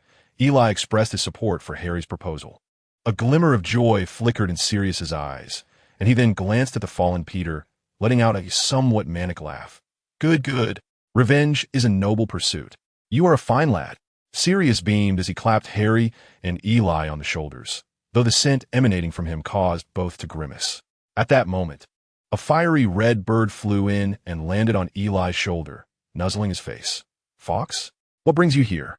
The occupants of the room turned their attention to the suddenly arrived phoenix, and Remus and Sirius immediately recognized it as Dumbledore's bird.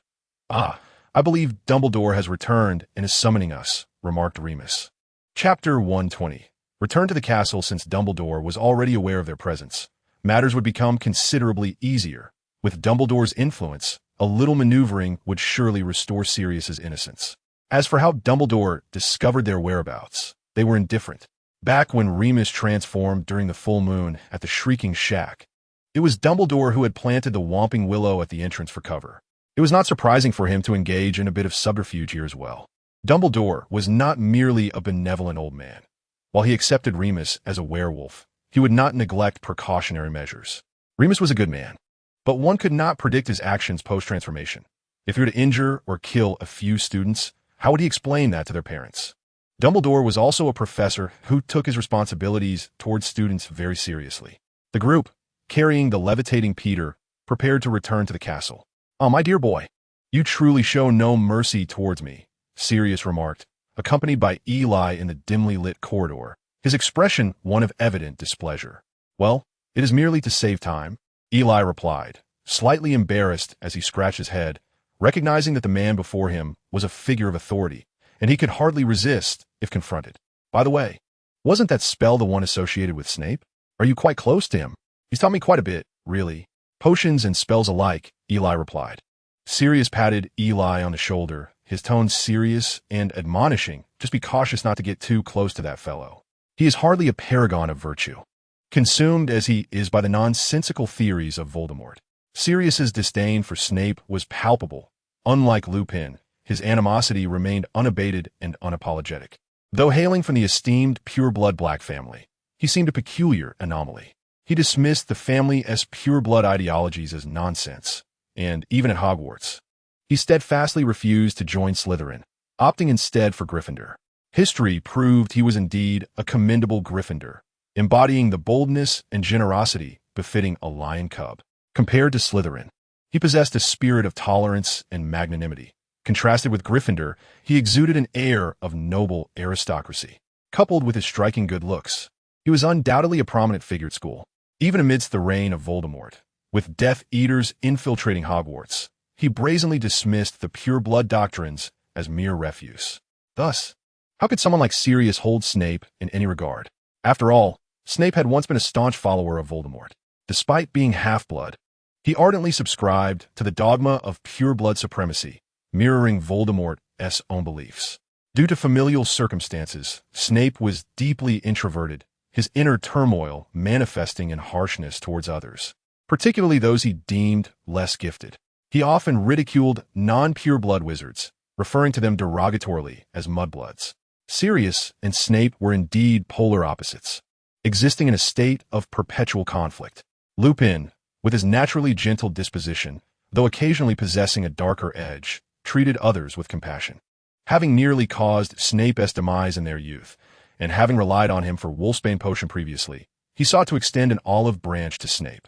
Sirius, with his vehement hatred for injustice, could not abide Snape, and certainly would not permit his godson to grow close to such a character. While Eli maintained a cautious stance regarding Snape, Harry unequivocally sided with Sirius.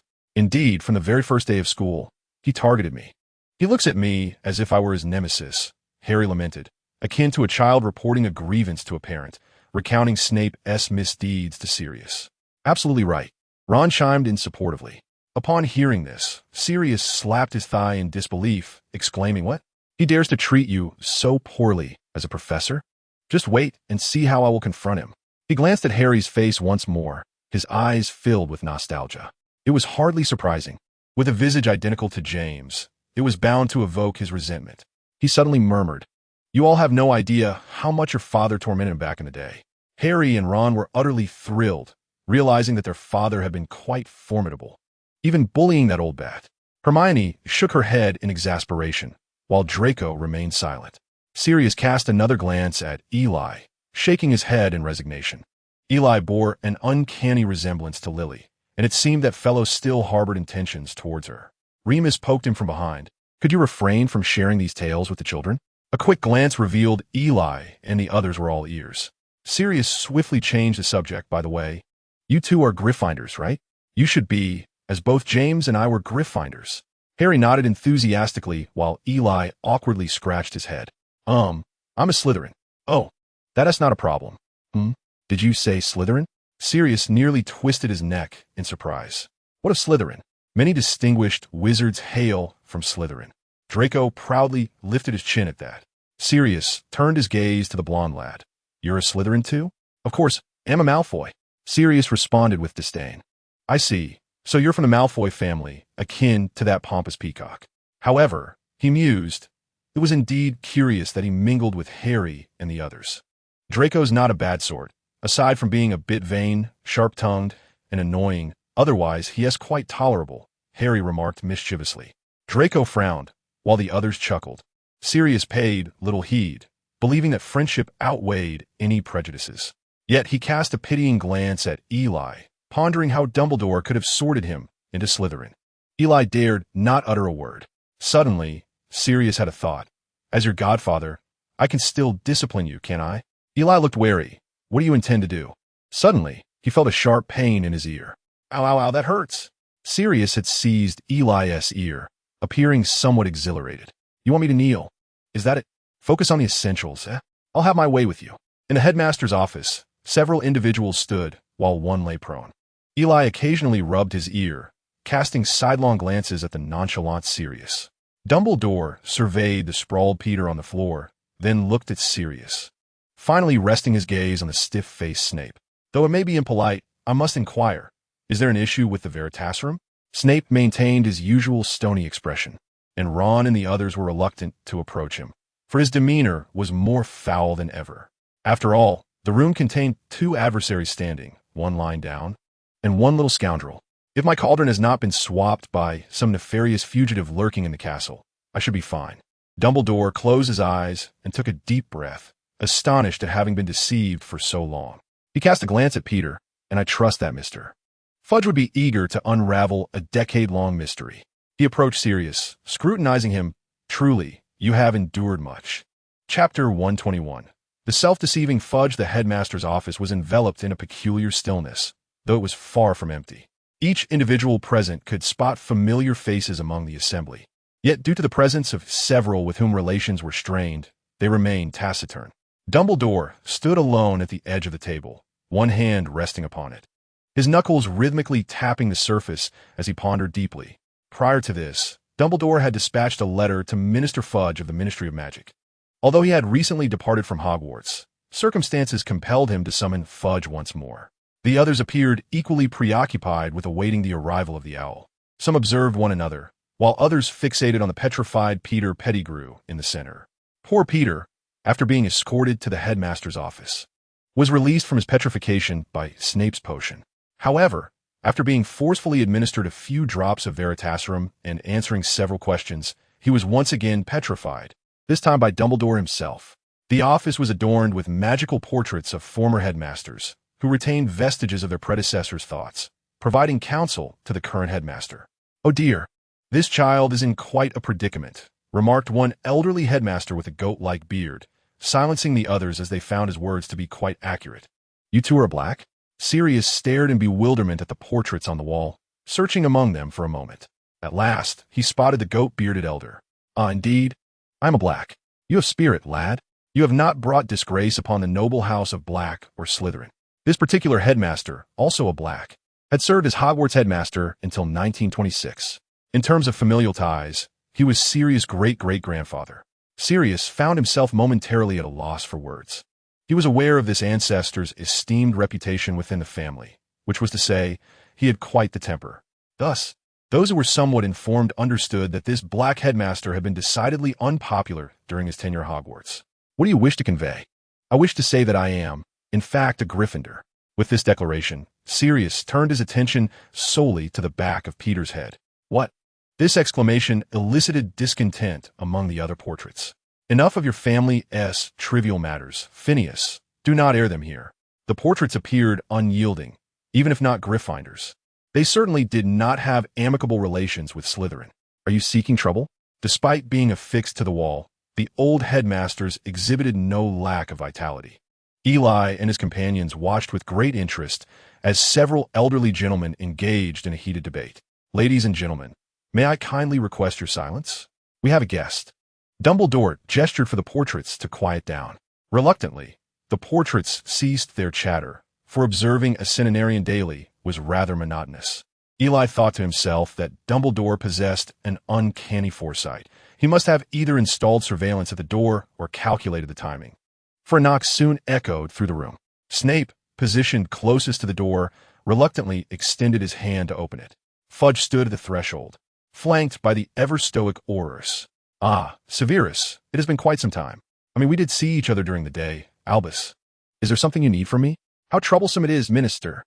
If it weren't urgent, I would not trouble you with another visit. Fudge replied, though his laughter was solitary, perhaps stemming from embarrassment, as he sheepishly closed his mouth. Suddenly, Fudge's attention was drawn to the ragged figure of Sirius standing beside Eli. Instantly recognizing him, his excitement causing his features to tremble. The two aurors behind him swiftly drew their wands in response. Wait, Cornelius, let me explain, Dumbledore interjected, stepping forward to calm the agitated Fudge and shielding Sirius from view. To a politician, Dumbledore might merely be an influential old man, yet from the perspective of a wizard, they dared not act rashly in the presence of such a formidable figure. The aurors even lowered their wands as Dumbledore approached. After what felt like an exhaustive explanation, Sirius, under Dumbledore's guidance, patiently recounted the events of yesteryear. Dumbledore even presented Fudge with a memory revealing the truth about Peter's betrayal. This is impossible.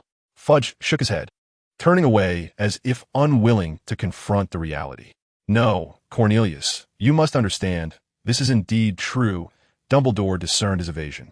You know that the trial concerning Black had far too many elements worthy of scrutiny. We must restore the truth. Fudge discreetly glanced at the others in the office. Inching closer to Dumbledore, his back turned to the rest as he whispered, you must realize the immense pressure the ministry would face if all of this were to be publicized. But that is not a justification for evading the truth. No, Albus. We can revoke Black's wanted status, absolve him of the charges from that time, and execute Peter. However, all of this must remain confidential.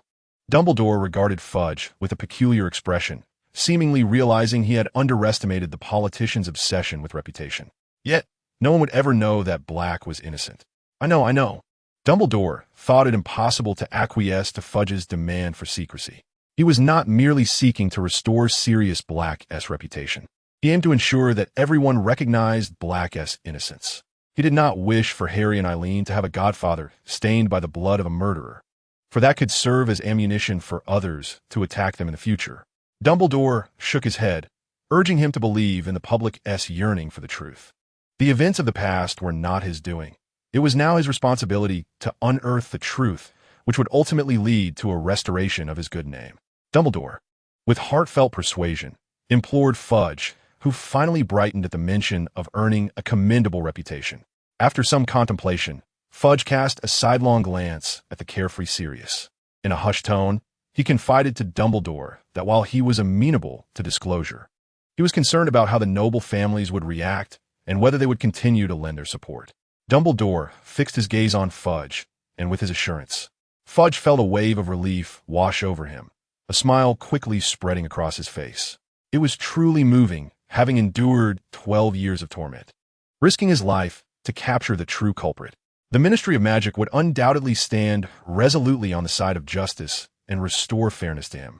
Fudge, much like a grand orator, seemed to be the most stirred by his own words. Chapter 122.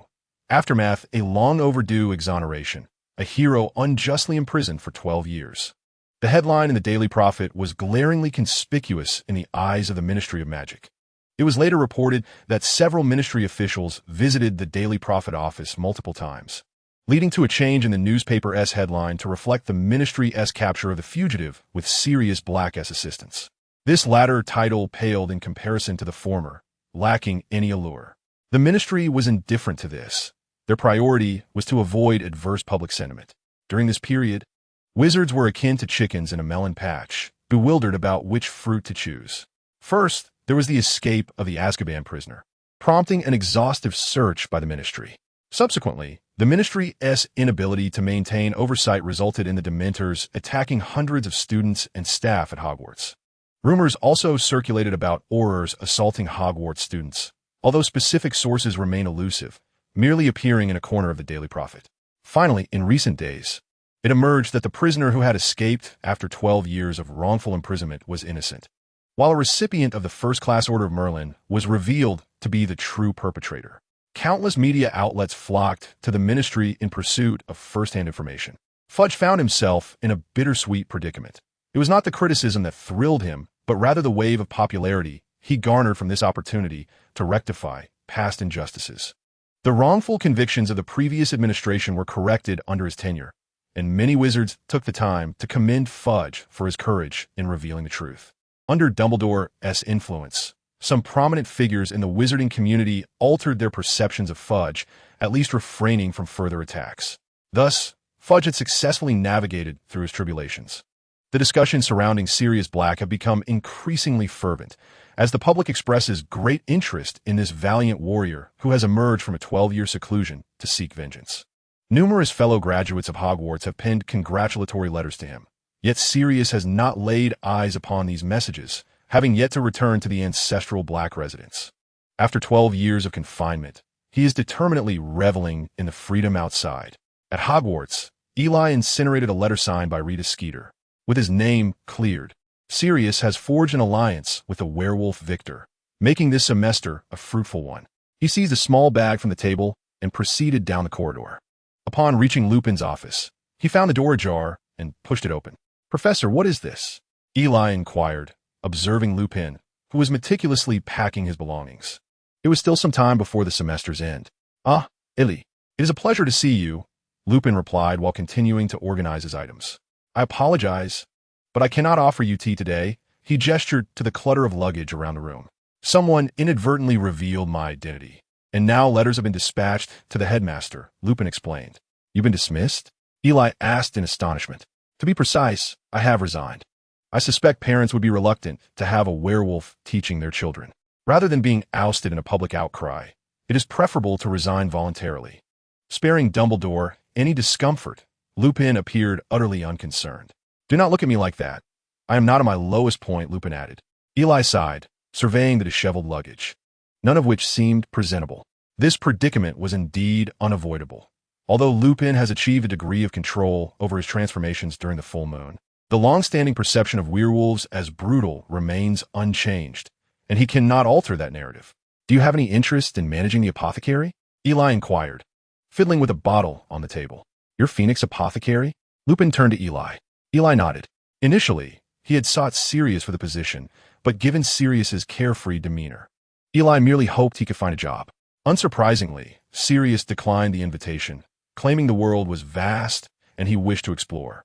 If he does not wish to come, so be it. At least there is Lupin, Eli thought. "Will your customers mind a werewolf as the proprietor?" Eli shrugged. "My previous manager was a thief and a fraud." Lupin pondered for a moment before smiling. "Since you do not mind, I shall give it a try. Room and board, along with a generous salary and benefits." Eli exclaimed.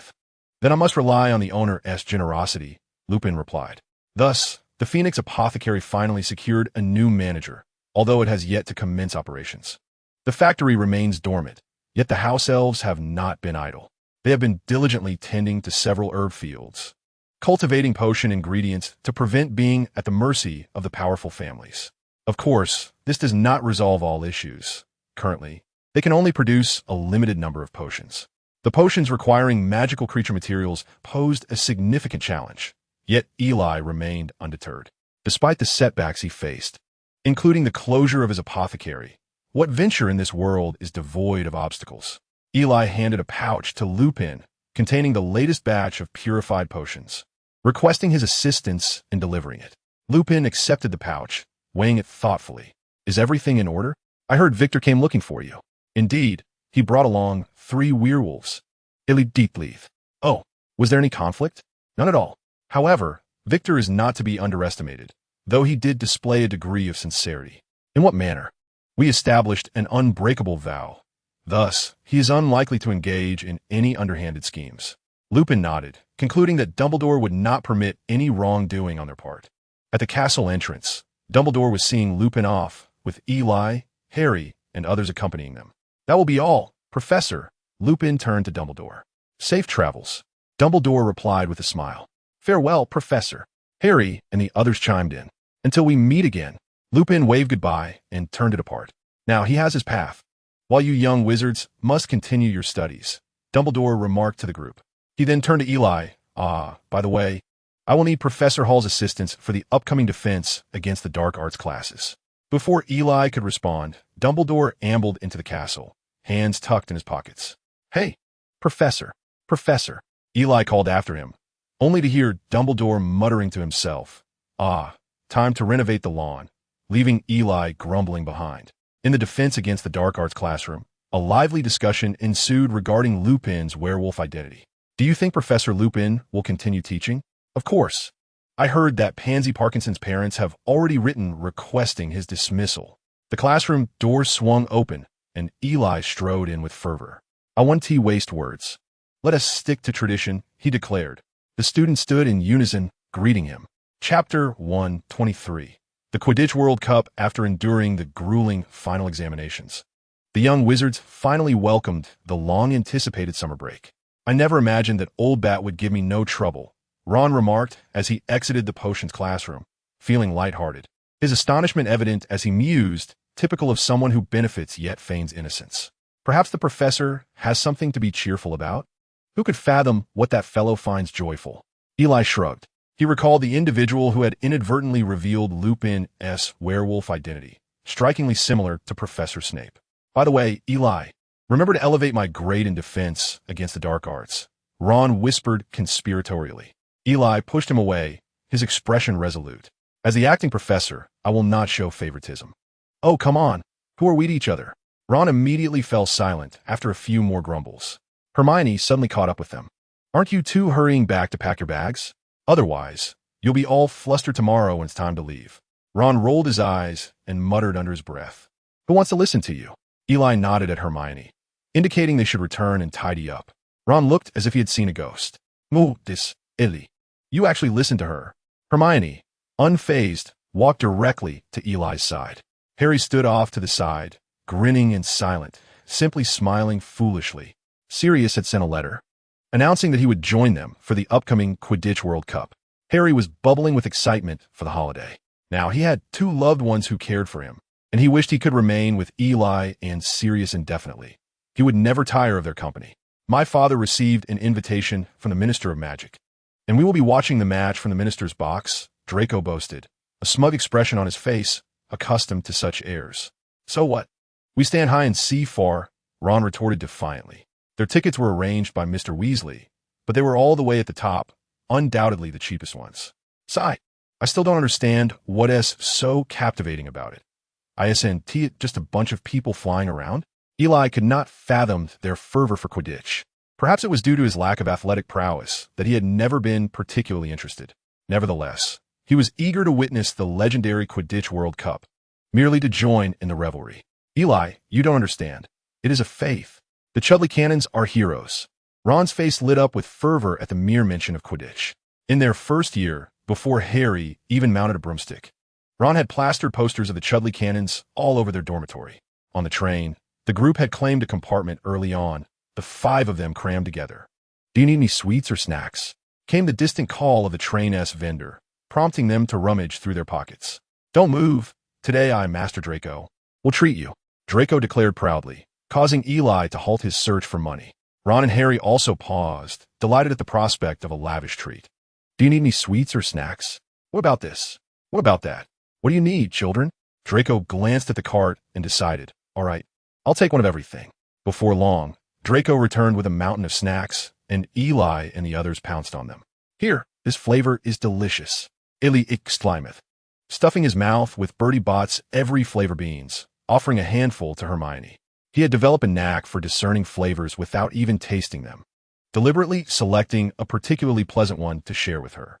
"Excessive consumption of sweets is detrimental to one's dental health," Hermione admonished the ravenous Harry, her gaze shifting to the Bertie Bott's every flavor beans being offered by Eli. In truth, indulging a modest amount was not an issue. Upon arriving home, the Holts had meticulously prepared a sumptuous feast, even inviting Sirius Black to join them. Upon learning that Eli and Harry had a godfather, the Holts extended their warm hospitality to Sirius. After a period of care, Sirius had reverted to his former charming self, exhibiting the carefree demeanor of a roguish gentleman, hinting at a rather indulgent lifestyle during his time away. Sirius, hailing from a noble lineage, though somewhat unversed in the etiquette of the Muggle world, nevertheless possessed a refined upbringing that appealed greatly to the Holts. Upon hearing of the couple's decision to adopt Eli, followed by their welcome of Harry, Sirius held them in the highest regard. When he later learned of the Dursley's mistreatment of Harry, he nearly took up his wand to confront them. This summer promised an exciting event, the Quidditch World Cup. Sirius had pledged to take Harry and Eli along, and early one morning, he arrived at the Holt residence in a newly acquired flying car. "My word, that must have cost a pretty penny," Eli remarked, admiring the sleek, glossy vehicle. Seated in the driver's seat, Sirius donned a pair of sunglasses with an air of nonchalance, declaring, "Oh, it's nothing. Hop in." Harry quickly scrambled into the car, his excitement palpable as he explored the interior. "Is this the flying car? The one that can fly and become invisible?" Mr. Holt marveled at the vehicle. "Ernest, why don't you and Doris join us for the Quidditch World Cup? I assure you, you'll enjoy it," Sirius suggested. Mr. Holt, with a hint of regret, replied, "Unfortunately, we cannot. Doris and I have a significant court case to attend to. We truly cannot spare the time, but do have fun." Adjusting his sunglasses, Sirius declared, "Then we shall set off." With a swift press of the accelerator, he drove off with remarkable speed, Eli experiencing the legendary sensation of being pushed back into his seat. After picking up Hermione, Harry was relegated to the passenger's seat, while Sirius exchanged playful glances with Eli, who chose to ignore the old rogue's antics. Hermione, brimming with excitement, immediately engaged Eli in conversation, though Eli seemed rather unenthusiastic as his latent instincts awakened upon entering the vehicle. Occasionally glancing at Eli, who was slumped against the seat with his mouth agape, Hermione muttered under her breath. Sirius, astonished, caught a glimpse of Eli's deep slumber in the rearview mirror, wondering aloud, "Am I that hypnotic while driving?" "He is always like this. He hardly ever stays awake in a car," Harry chuckled. Sirius, bemused, pondered. James and Lily were never like this? The car descended gently upon the Dursleys' abode. Eli, wake up. We've arrived," Hermione implored, nudging him with exasperation. Eli was still lost in a dream, sharing sweet kisses with a girl with prominent front teeth. It seemed she nudged him, and Eli instinctively pulled her closer. Suddenly jolted awake by a sharp pain in his ear, Eli gasped in surprise. "Oh my," he exclaimed, his first words upon waking a testament to his shock. Chapter 124. Preparation for departure. "Oh dear, you all arrived quite early." Mrs. Weasley was standing by the window, busily attending to the stove. "We could have come in on our own. Be careful not to burn what's in the pot." Sirius Black casually pushed open the door to the Weasley household. Mrs. Weasley, flustered for a moment, returned to stirring a large pot brimming with various concoctions.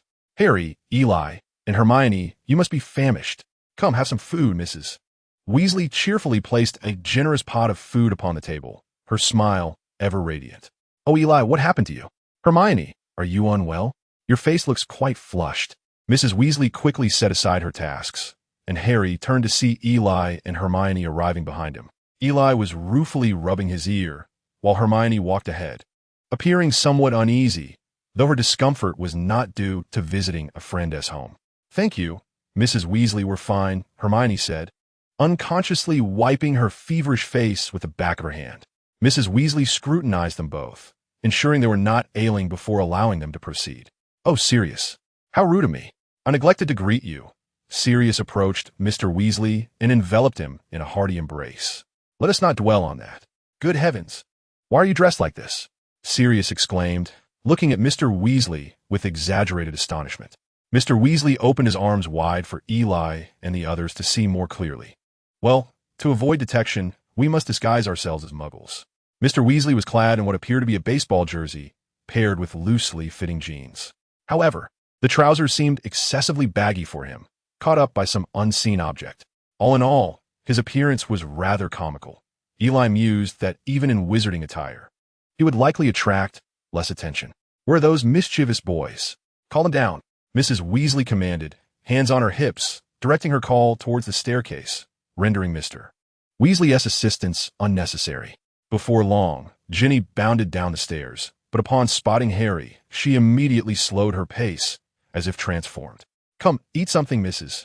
Weasley beckoned Ginny to the dining table, joyfully adjusting her clothing.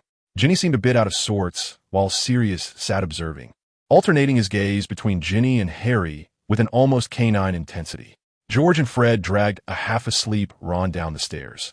The trio remained silent, appearing utterly exhausted. "Move quickly. Don't make me urge you again," Mrs. Weasley declared, hands on her hips, prompting the three to leap toward the dining table. "Where are Bill, Charlie, and Percy?" George yawned widely, his words slightly slurred. "They've all mastered apparition and can arrive at their leisure," Mrs. Weasley said, serving breakfast to the group with a spoon in hand. "It would be splendid to learn apparition. Why aren't we allowed?" Ron, his hair tousled and his eyes barely open, protested. "One must be 17 to learn apparition and obtain a license. Otherwise, it's illegal," Hermione interjected, stuffing a morsel of food into her mouth. "Why should that be? If I could master it, I wouldn't have to rise so early." The Ministry of Magic imposed this regulation due to the considerable risks associated with those under 17 attempting the spell. "If you prefer not to traverse with only half your body, it would be wise to wait until you turn 17, Mr. Weasley warned, casting a mock-serious glance at the children gathered around the table. "Half a body? How could that even happen?" Ron inquired. "It is indeed possible. I recall an incident recorded by the Ministry where a poor soul left a part of their body behind while operating," Mr. Weasley replied, his tone ominously nonchalant. The kitchen, once filled with laughter, fell silent, save for the sound of Mr. Weasley slurping his porridge. "But Bill, Charlie, and Percy have all learned," Ron argued, taking a sip of his porridge, which seemed overly sweet, causing his features to contort. "Charlie had to take the test twice to pass," Fred chimed in with a grin. "And he only passed on the second attempt," Mrs. Weasley added as she refilled their bowls. Eli, watching his bowl being filled once again after finally finishing, felt a tearful frustration rising within him. "Do you remember when Charlie took his first test and miscalculated his destination by 5 miles, landing right on top of a poor vegetable vendor?" Fred gleefully recounted, showing no mercy to his brother. Laughter erupted once more in the kitchen. "Percy only passed 2 weeks ago. Ever since he learned apparition, he descends the stairs with a dramatic flair." Ron complained, his dark circles evident beneath his eyes. In truth, Eli and the others were equally exhausted. They had risen the earliest and lacked the stamina of Sirius Black. Eli dozed off as soon as he boarded the vehicle, and Hermione soon leaned against him, drifting off as well, while Harry, sitting in the front, also succumbed to sleep. "This brings us to the Ministry's arrangements," Mr. Weasley remarked, taking a hearty gulp of his porridge. "For the upcoming Quidditch World Cup, the Ministry has faced quite the challenge. With over 100,000 witches and wizards expected to attend, gathering them without attracting Muggle attention is no small feat. Those who can apparate or have alternative means may arrive independently, yet many others must rely on the Ministry's resources.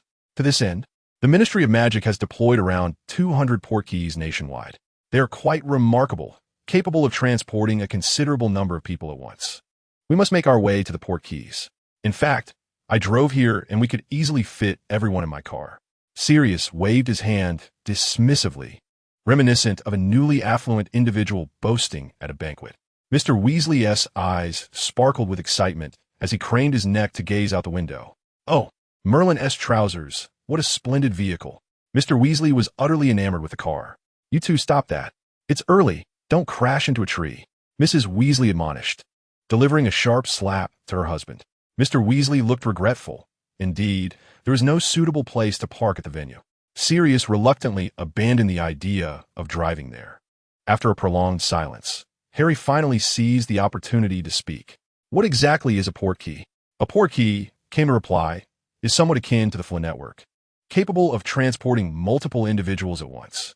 For the sake of discretion, they are usually disguised as mundane objects, perhaps merely a ball or a dilapidated bucket." "George, Mrs.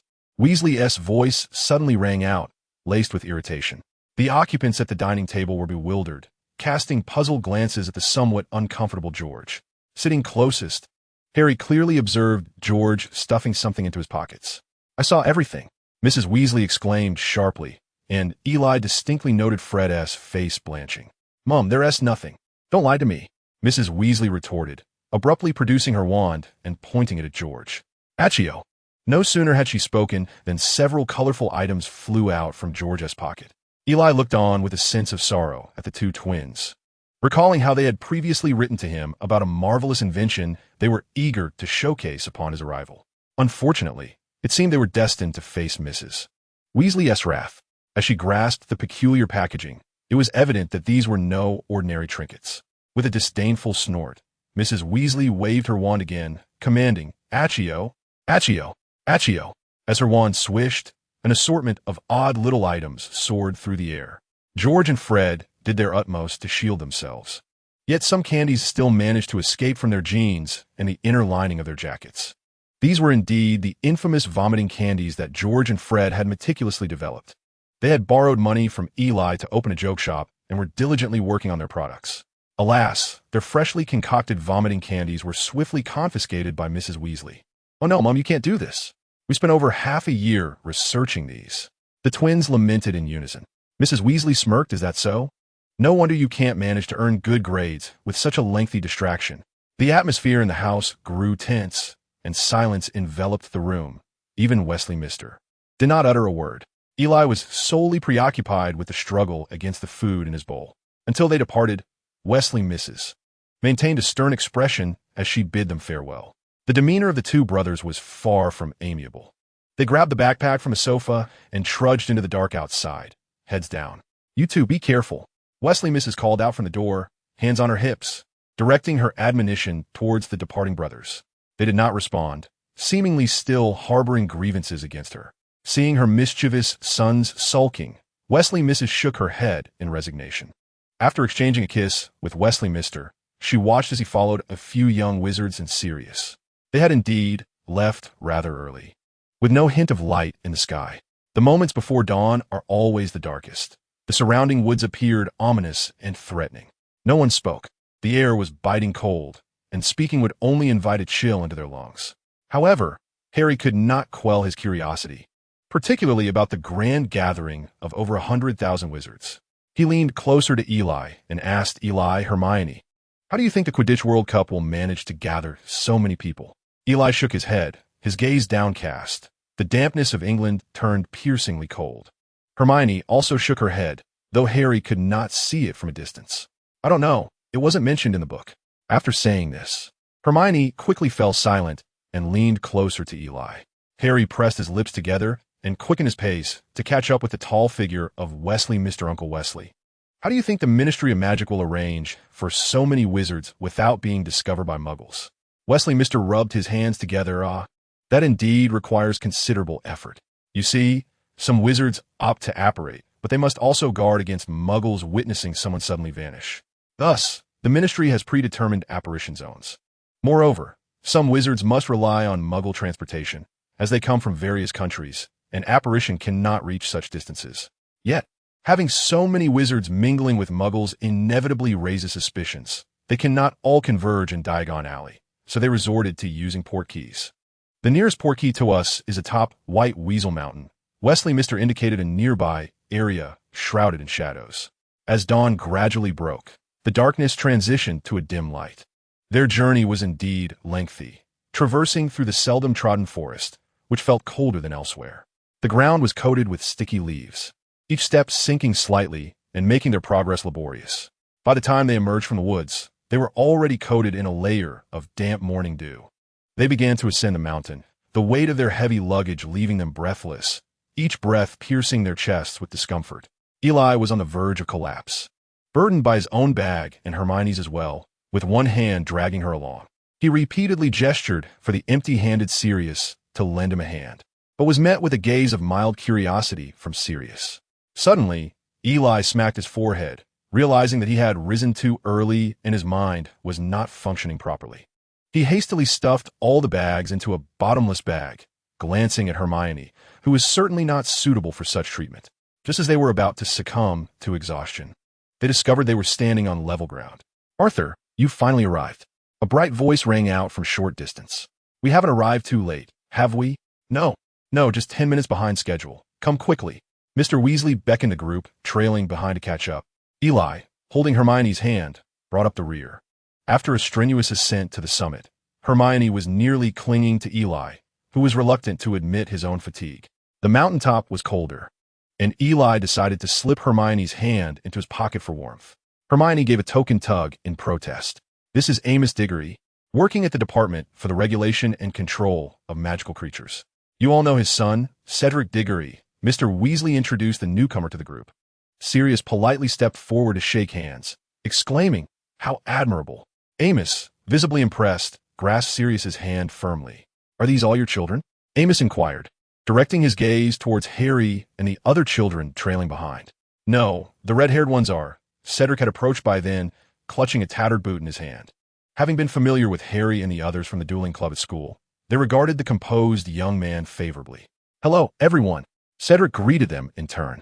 Initially, the twins were reluctant to engage, particularly after the last Quidditch match where Cedric's Hufflepuff team had triumphed. However, Cedric later requested the Quidditch Cup be relinquished, believing their victory was not entirely deserved, which led the twins to begrudgingly forgive him. He stepped before Eli, extending his hand. "Pleasure to meet you."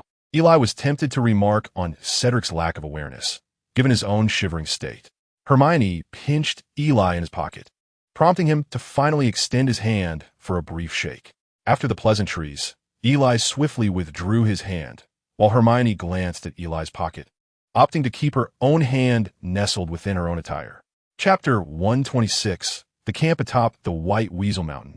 A peculiar scene unfolded as a group of individuals encircled a dilapidated, moldy boot, evidently led by three adults accompanied by a cluster of adolescents.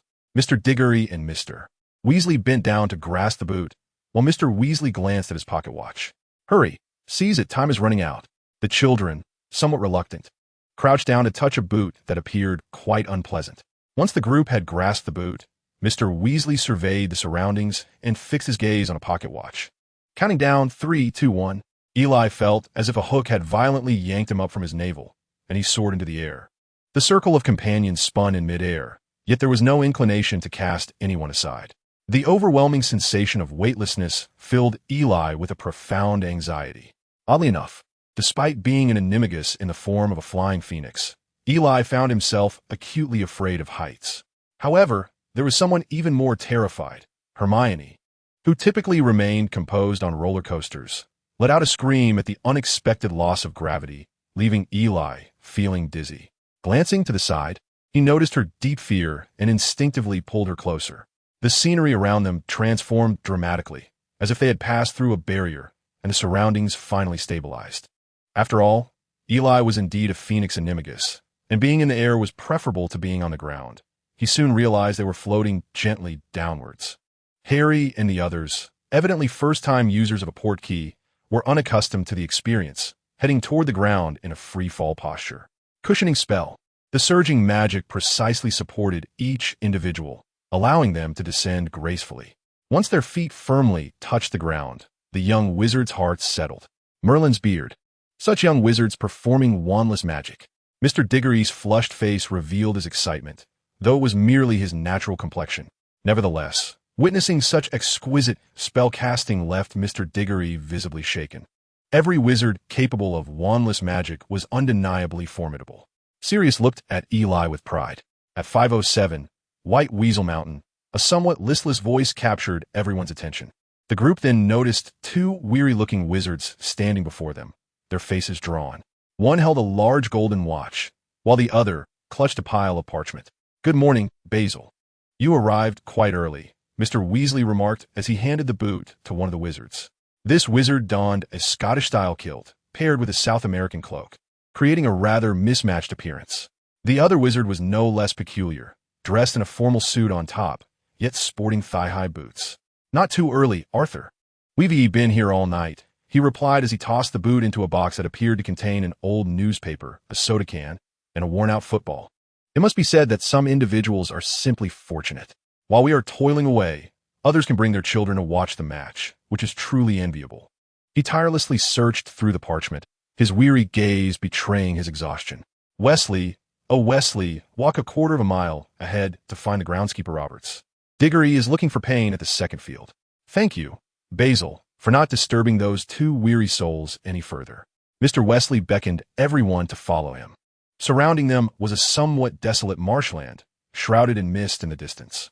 The thick fog obscured the path ahead, and Eli continued to hold Hermione's hand.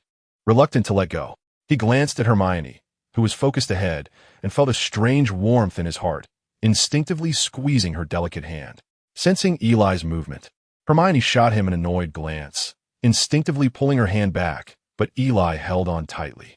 She bit her lip and silently stayed closer to him.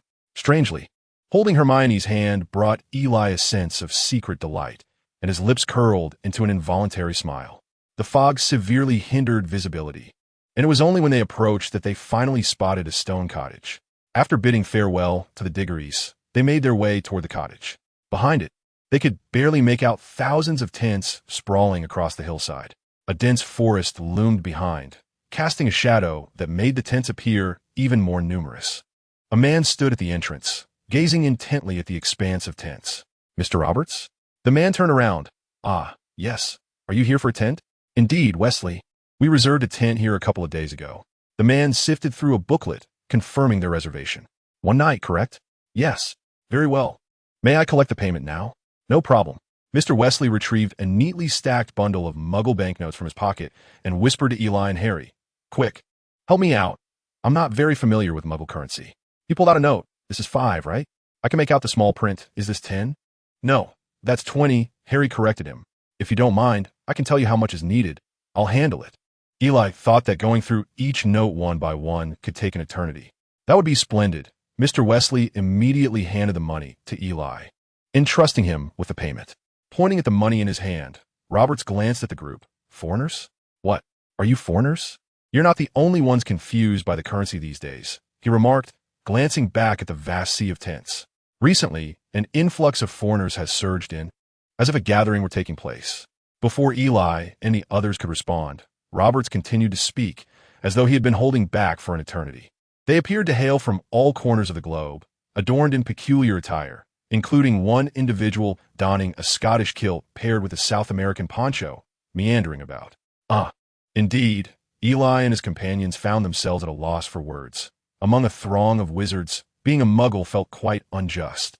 You may not believe it, but someone previously slipped me a coin the size of a bottle cap, and it was certainly not chocolate. Forget it all. A wizard in baggy trousers suddenly materialized, pointing his wand at the back of Roberts's head and barking sternly.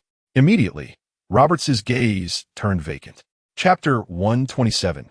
Pitching the tent here is your camp map. Roberts calmly handed Mr. Weasley a somewhat crumpled piece of paper.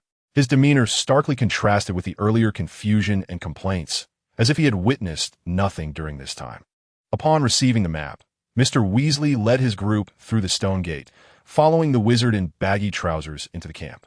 Roberts merely cast a peculiar glance at a few oddly dressed adults. Once Roberts's figure was completely obscured by the thick mist, the wizard in baggy trousers conversed with Mr. Weasley in a subdued tone. "I can assure you that he has undergone the forgetting charm 10 times. That wizard bears heavy dark circles under his eyes, indicating the ministry has truly put him through the ringer. 10 times? Surely that cannot be without consequences for his mind?" Hermione questioned incredulously. In her view, while the forgetting charm lacked aggression, it still impacted one's memory. How could Neville, one of the prophesied children, appear so ordinary during the reign of the dark wizard Voldemort? Neville's parents, the Longbottoms, valiantly opposed the Death Eaters and their master, Voldemort, as exemplary Aurors. They were later captured by the Death Eaters and ultimately driven mad under the torturous whims of Bellatrix Lestrange, Voldemort's most fervent admirer. No one knows how many times they endured the Cruciatus Curse. Typically, as one of the 3 unforgivable curses, few can withstand it more than twice. Bellatrix was a madwoman. She relentlessly tormented the Longbottoms with the Cruciatus Curse, and had it not been for timely rescue, they would have surely perished in agony. These harrowing experiences left an indelible mark on young Neville's psyche. To shield him from the detrimental effects of such terrifying memories, his grandmother cast the forgetting charm upon him. Yet, due to Neville's tender age, the charm also rendered him perpetually forgetful. Thus, Hermione was astounded to learn that Mr. Roberts had to endure the forgetting charm approximately 10 times each day. Rest assured, the Ministry of Magic has always acted with discretion. The wizard cast a glance at the group and noted that, aside from Mr. Weasley, everyone else regarded his words with skepticism. Particularly striking was Sirius, whose disdain and dissatisfaction were glaringly evident in his expression. Indeed, our application of the memory charm was quite mild, and we consistently administer potions into his cup daily to safeguard his mind. He felt a bit awkward and hurriedly elaborated. After finishing, he glanced at the others and, seeing their expressions at least soften, he finally breathed a sigh of relief. Yet, Sirius remained thoroughly unimpressed. "That has settled then. All right, Arthur, I shall take you this far. Many more will be arriving shortly." Mr. Weasley waved his hand in farewell, expressing his gratitude. The wizard then disapparated away. The group stood before an empty space, marked by a wooden sign that read Weasley. Mr. Weasley, hands on his hips, surveyed the vacant area and declared, "It seems we must construct our own tent." Well, in principle, the ministry does not permit us to use magic, so we should ideally erect our tents with our own hands, in the manner of muggles. Mr. Weasley emphasized the need to imitate muggles, appearing quite exhilarated, as he had long anticipated the task of tent building. But with so many wizards gathered, surely using magic wouldn't be a problem? Ron lamented, his brow furrowed, as he yearned to locate the tent quickly and enjoy a refreshing nap. The other young wizards looked at Mr. Weasley with eager anticipation. Mr. Weasley, hands still on his hips, cast a resigned glance at the young wizards. "This is a regulation of the ministry, and, as an employee, I must at least lead by example." He shook his finger, the implication clear. "Understood, understood. We shall certainly support the esteemed Mr. Weasley," the twins quipped, stepping forward to begin untangling the pile of tent materials on the ground. "I must admit, I am rather unclear on how to orient this contraption," Sirius remarked, tugging at a corner of the tent fabric and expressing his confusion. "Not to worry. Let us just fumble through it," Mr. Weasley replied, brimming with enthusiasm as he bent down to fiddle with the materials, though he made little progress. Eli, Harry, and Hermione exchanged glances, acknowledging that the task would likely fall to them. All three had experience camping at Muggle schools and had indeed pitched tents before. However, Harry confessed that he was not particularly skilled, as the Dursleys seldom signed off on his participation in such activities. After some contemplation, Eli and Hermione managed to discern the locations of several pegs. Erecting the tent proved not to be a daunting task, with their combined efforts. It was not long before the tent was successfully raised. As they surveyed the small, crooked tent, Harry was filled with doubt. "I must say, with so many of us, how can this tent possibly accommodate everyone?" "In a moment, you shall understand," Eli teased. In truth, the moment he laid eyes on the tent fabric, he discerned that it was an alchemical creation. The space within this tent was undoubtedly far more expansive than its exterior suggested. "Behold, this is our tent. I must inform you, the playing field lies just beyond the woods. We are as close as one could possibly be." Mr. Weasley appeared exceedingly proud. Eli glanced at the other tents, noting that theirs was the most conventional. The others featured oddities such as chimneys hastily attached, weather vanes erected atop, and even fountains, rendering those tents rather absurd. "Come, let's thoroughly explore our splendid abode." Mr. Weasley eagerly led the way inside, followed closely by Sirius.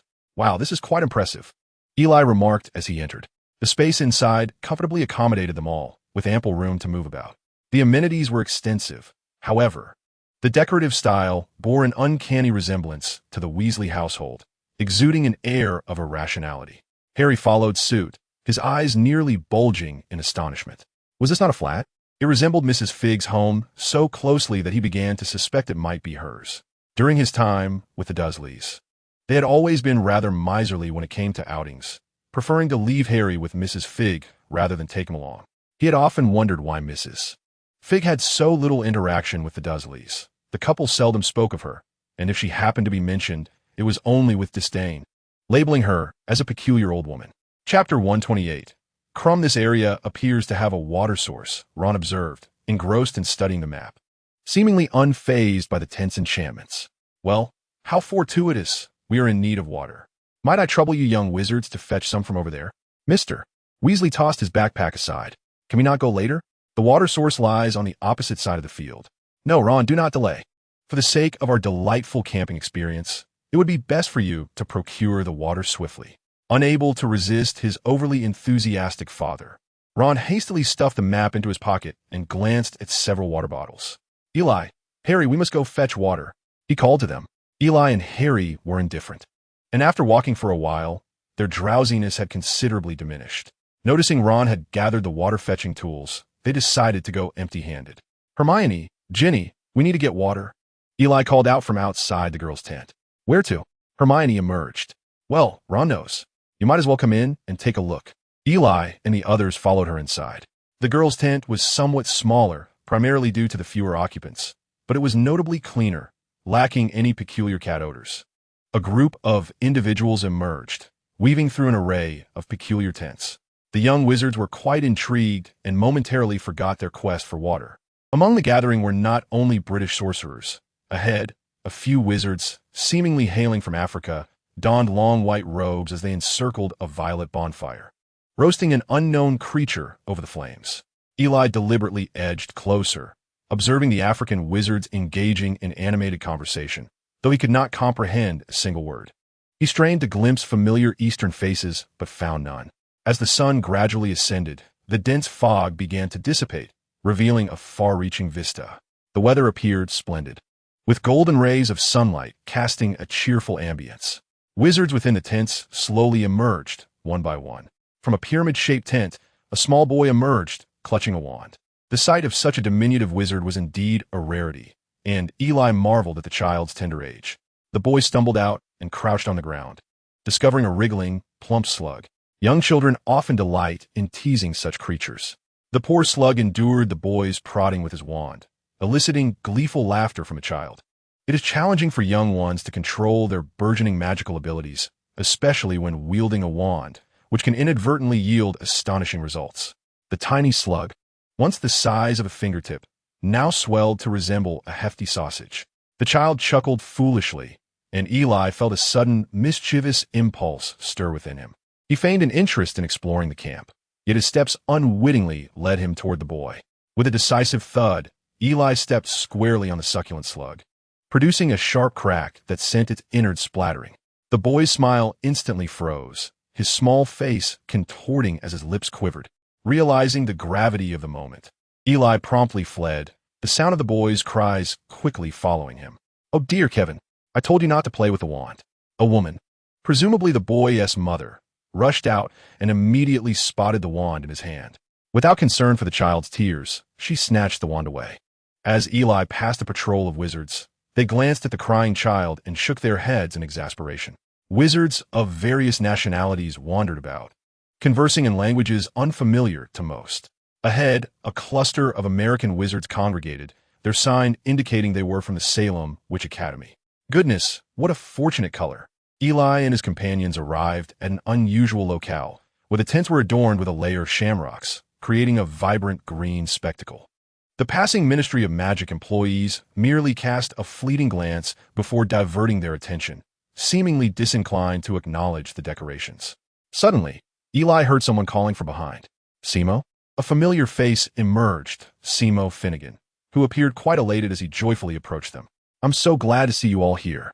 Beside him was a middle-aged woman, bearing a resemblance to Simo, indicating she was his mother. The group exchanged greetings with Simo and his mother. "See, these are our decorations," Simo remarked, glancing at the passing ministry personnel. "Though it seems the ministry folk aren't too fond of them. Why must they like them?"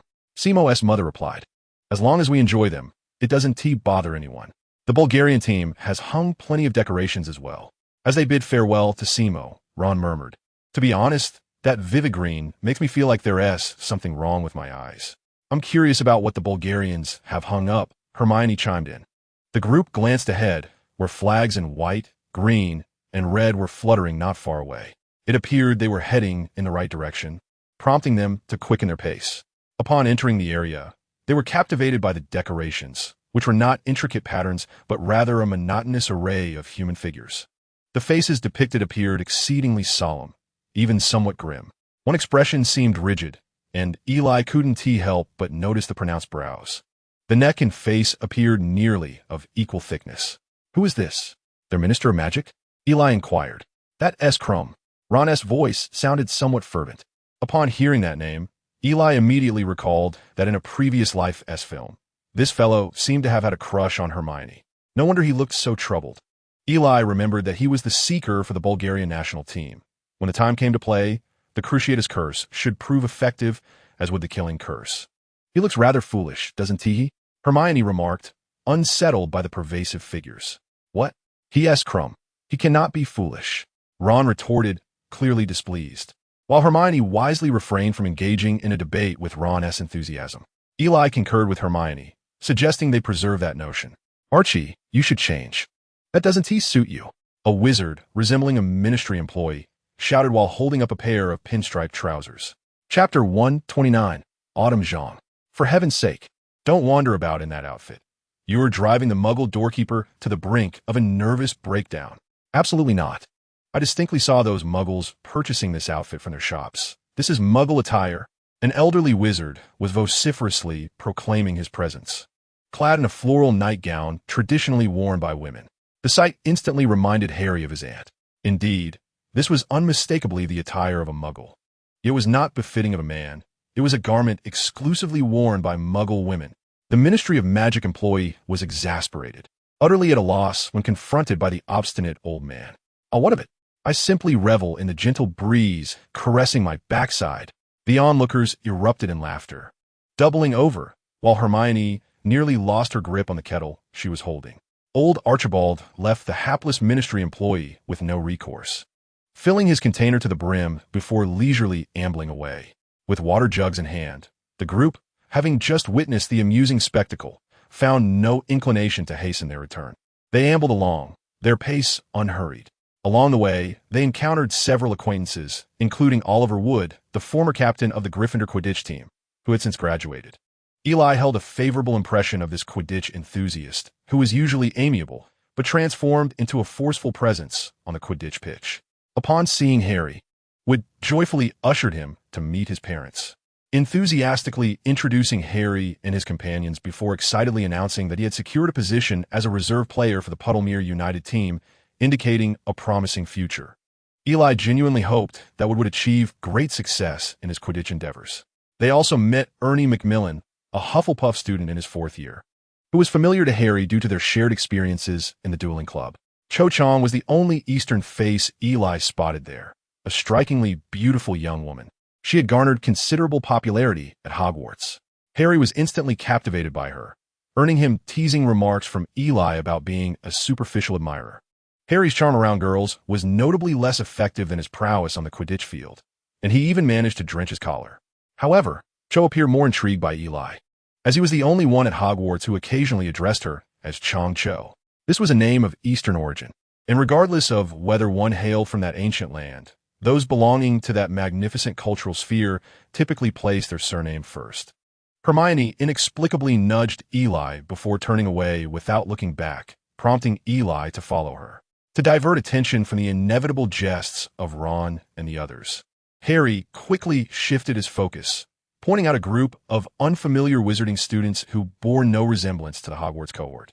The student body at Hogwarts was not particularly large, and over the years, one would have crossed paths with nearly everyone at least once. It was simply implausible to encounter a multitude of entirely unfamiliar faces.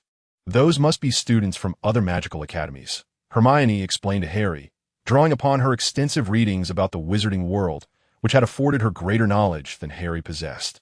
Indeed, Europe is home to more than just Hogwarts, Eli swiftly interjected, echoing Hermione's words, yet Hermione chose to disregard him entirely. More than one? What other institutions exist? Harry inquired of Eli, who remained preoccupied with gazing at Hermione, prompting Harry to gently tap him. Aside from Hogwarts, Europe boasts Beauxbatons and Durmstrang. These 3 esteemed magic schools are renowned worldwide, with Hogwarts holding a slight edge. Harry nodded in realization, feeling enlightened. However, it was evident that the individuals present were not donned in uniforms, rendering their origins indiscernible. Indeed, students from other locales would not solely congregate at Hogwarts, Ron chimed in, edging closer, his mischievous gaze darting between Harry and the distant Cho Chang, making Harry feel quite uncomfortable. Previously, Bill had corresponded with a pen pal, exchanging letters for an extended period, nearly leading Errol to an early retirement. It was said that this individual hailed from Brazil, and Bill had agreed to meet him there, but ultimately canceled due to financial constraints. That fellow sent him a bewitched hat, causing Bill's ears to remain curled for quite some time. Harry chuckled at the amusing tale, having never realized there were so many wizards from various places. Eli was preoccupied, attempting to engage Hermione, who inexplicably had begun to ignore him. Could it be because of Cho? In all honesty, he had barely spoken to her, and besides, Harry seemed to have an interest in that girl. As a brother, how could he encroach upon that? Yet Hermione continued to disregard him, often turning to walk away. Thus, amidst their laughter and chatter, they eventually meandered back to the campsite. Goodness, I thought you had lost your way. The map suggested it wasn't quite that far, Mr. Weasley remarked, discarding a grimy object from his hand. "We encountered some acquaintances and exchanged pleasantries. It appears you haven't yet kindled a fire?" Ron glanced at the neatly stacked firewood. "Dad has been fiddling with the matches." The twins suddenly chimed in. Sirius was fast asleep on the bed, contributing nothing to their efforts. He was utterly exhausted, sleeping more soundly than anyone else. Due to the tickets being issued by the Ministry of Magic, many officials were in close proximity, frequently passing by and occasionally stopping to greet the familiar faces. That S. Cuthbert Mockridge, the head of the Goblin Liaison Office. This gentleman is Gilbert Wimple, who works with the Experimental Charms Committee, his horns having sprouted some time ago. "Hello, I am Arnold Pisgood, a member of the Memory Modification Department for the Containment of Accidental Magical Events. And there are Bode and Croker. They're the unspeakables." Mr. Weasley was diligently introducing Eli and the others, as the Weasley children were quite familiar with those ministry officials. "Unspeakables? What is their purpose?" "This is classified information. All I can disclose is that they work in the Department of Mysterious Affairs, and no one knows what they do." As they began to enthusiastically roast food, Bill, Charlie, and Percy emerged from the nearby woods. The enticing aroma of grilled sausages drew Percy in, and he swiftly snatched a skewer. "We had just operated over and could hardly wait to savor a bite of sausage." Ron grimaced and muttered a few words under his breath, while the twins showed him no mercy. Percy certainly needs a loudspeaker, since he wants the entire world to know that he has just operated. The twins exchanged banter, causing Percy's face to turn crimson. Chapter 130. Barty Crouch. "Ah, Arthur, you have finally arrived." A cheerful voice resonated from outside the tent. A tall man entered, clad in vibrant Quidditch robes adorned with a conspicuous bumblebee emblem. It was evident that this man had once been an athletic young lad, as suggested by the snug fit of his attire. "Ludo!" exclaimed Mr. Weasley with surprise, placing a half-used box of matches on a nearby table. "How have you been? You must be exhausted." He warmly embraced Ludo. "Indeed, it has been quite taxing, but things have improved significantly. Most of the necessary tasks are nearly completed. I mean, I can at least cheer joyfully like a normal spectator in the stands," he replied, appearing genuinely excited, lacking the usual demeanor of an adult. "Oh, I almost forgot to introduce you," Mr. Weasley said, glancing at the busy group struggling for sausages alongside Bill. "This is Bill, Charlie, Percy, Ron, George, and Fred, and my daughter Ginny, whom you have met. These are their friends, Eli Hall, Hermione Granger, and Harry Potter." Mr. Weasley delivered the introduction fluently, though somewhat dismissively when it came to George and Fred, as he struggled to distinguish between the two. Ludo Bagman maintained a cheerful demeanor until he heard the name Harry Potter, at which point surprise flickered across his face as he glanced at the scar on Harry's forehead. "What a lively family you have," Ludo remarked, suddenly leaning closer to Mr. Weasley, his expression turning conspiratorial. "Are you interested in a wager? How about a bet?" Mr. Weasley felt intrigued by Ludo's animated expression, but was cautious, as his family's finances did not allow for gambling. "Someone is betting that the Bulgarian national team will score first, which I disagree with. I know that the Irish team has a particularly strong player, and the odds are currently very favorable. What do you say? Are you prepared to place a bet? I assure you, you will make a handsome profit." Mr. Weasley pondered for a moment. "All right, I'll wager a galleon." "1 galleon it is," Ludo Bagman replied, his face alight with anticipation as he turned to the young wizards. "So, who else is interested?" "No, Ludo, they are still children. You should not teach them such things," Eli meekly interjected. "Oh, Eli, you are still a child," Mr. Weasley disapproved, as he was not in favor of minors engaging in gambling. "Eli, stop it. Mr. Bagman would not involve young children in bets," Percy sternly admonished. Having graduated from Hogwarts, Percy, with an insatiable thirst for power, had successfully secured a position within the Ministry of Magic, a testament to his ambition. Mrs. Weasley was immensely pleased. Regardless of any aspirations, to her, there was no job more respectable than one at the ministry. Mr. Weasley echoed his support, knowing that the father-son duo could look out for one another in such a prestigious institution. Percy swiftly transformed into a diligent ministry employee upon graduation, always maintaining a serious demeanor, which appeared rather amusing to the twins. Eli expressed his earnest desire to place a bet, as a proud traveler from another world. He possessed intimate knowledge of the final outcomes and foresaw a substantial profit. "By the way, Ludo, what did you summon me for?" Mr. Weasley deftly redirected the conversation. "Ah, indeed, there is a matter at hand. Have you seen Crouch? I have been searching for him. What do you need him for? Mr. Weasley inquired. Upon hearing the name Crouch, Percy immediately perked up, his excitement palpable. The officials from Bulgaria are looking to find fault with me, yet I cannot decipher their rapid chatter. I require Barty's assistance. You know he is fluent in over 150 languages. Indeed, Percy could no longer contain his enthusiasm. It is rumored that Mr. Crouch is proficient in nearly 200 languages, even including those of mermaids and trolls. Trolls? The kind that grunts and snorts? George mockingly imitated their sounds. Percy shot him a disapproving glare. Barty Crouch was a highly esteemed official within the ministry, currently serving as the Director of International Magical Cooperation. He had formerly held the position of Director of the Department of Magical Law Enforcement, renowned for his unwavering integrity, even earning the moniker of the Iron-Fisted Director. It is worth noting that during his tenure in law enforcement, Voldemort was rampant, and that position often placed him in direct conflict with the Dark Lord. He resolutely imprisoned numerous Death Eaters, including members from pureblood families. Most notably, he unflinchingly sentenced his own son to Azkaban, handling the matter with the detachment one would afford a stranger. However, this action also revealed that the son of the esteemed director was, indeed, a Death Eater, which severely tarnished his reputation. In his later years, he was reassigned to the Department of International Magical Cooperation. As if summoned by fate, a figure suddenly appeared through apparition. An older gentleman emerged, his short hair meticulously slicked back, appearing somewhat rigid and unyielding. His face bore no superfluous expressions, effortlessly dispelling any inclination for others to approach him. His polished shoes shone so brilliantly they could serve as mirrors. Ah, Barty, you have finally arrived. This time, you must assist me. Ludo immediately approached. Mr. Weasley was prepared to make yet another introduction. What is the matter? The Bulgarians, as you are aware, are still causing trouble. Yet I am utterly oblivious to what they have been saying. Those Bulgarians are demanding 12 additional seats in the upper box. Is that it? I thought they were asking to borrow tweezers. Without indulging in further banter with Bagman, Crouch interrupted. Well, Weavy, he'd been searching for you precisely regarding this matter. Yeah, Percy, emerging from nowhere, offered a steaming cup to Crouch. Crouch glanced at him in surprise, yet it was evident he did not recognize him. Thank you. Percy yearned to say more, but Crouch's icy demeanor left him a loss for words, causing him to appear somewhat awkward. George and Fred were in fits of laughter, holding on to Ron as they chuckled at Percy. Isla scrutinized Barty Crouch. Among all the ministry employees, aside from the incompetent Fudge, the pink-toed Umbridge, and Mr. Weasley, he had some recollection of this legendary figure, Crouch.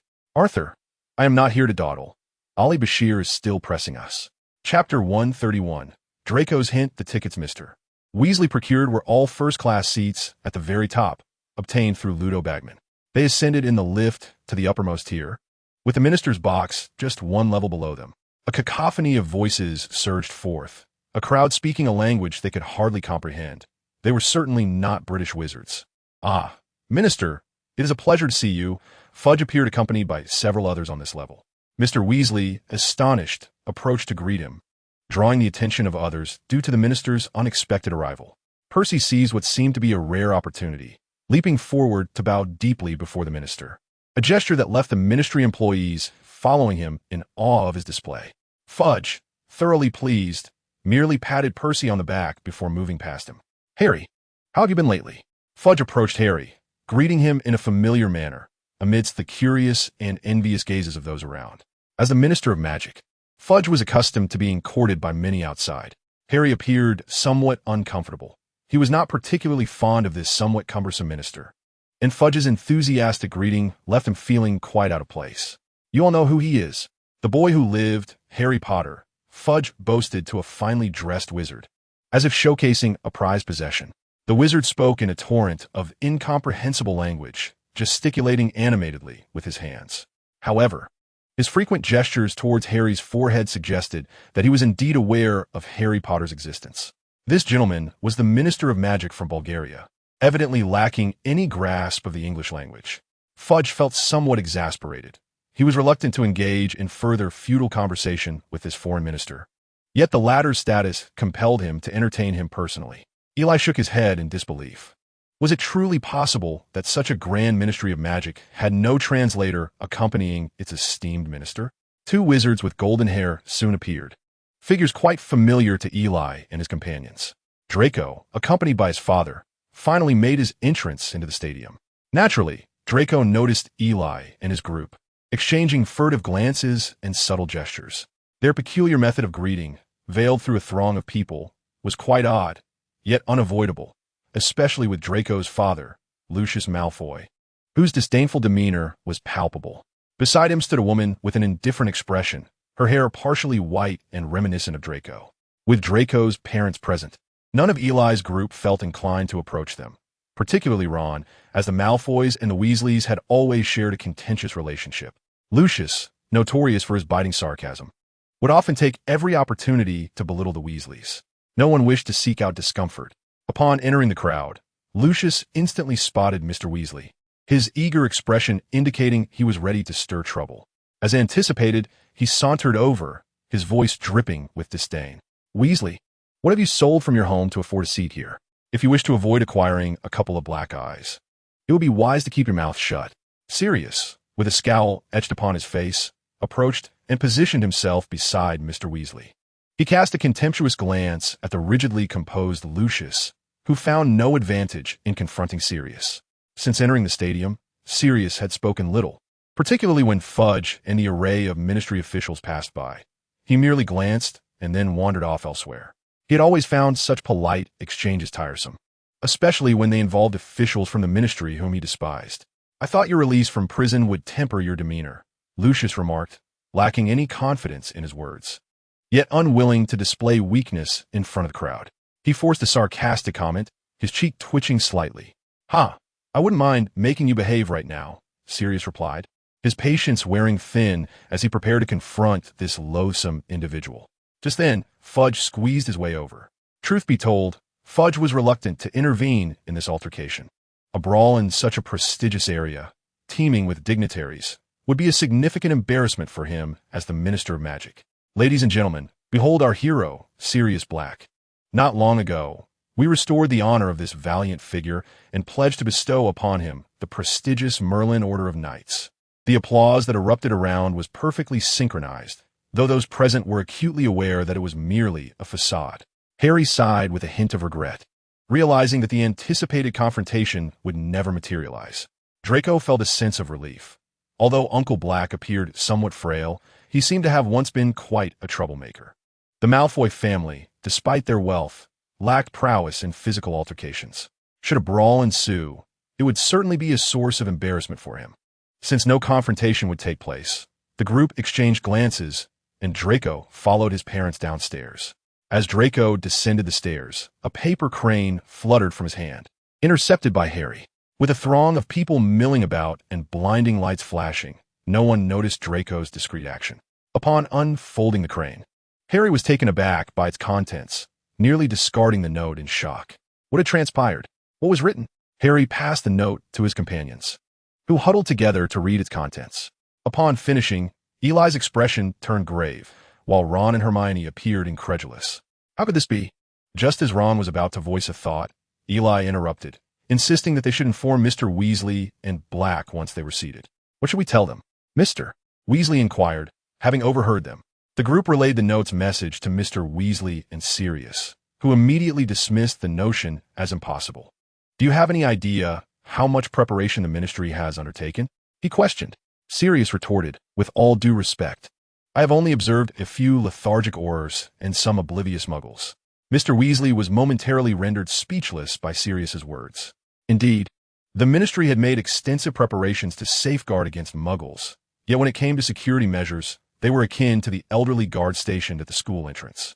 They did not perceive any imminent threats in the wizarding world, especially with Voldemort vanquished.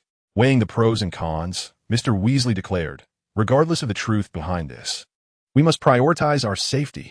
Why not inform the Minister of Magic?" Hermione suggested, believing it would be more prudent for him to handle the situation. He would merely dismiss it as a prank. Sirius interjected. Chapter 132. The sudden assault, the opening ceremony of the Quidditch World Cup, was a dazzling spectacle, filled with an array of novel magical displays.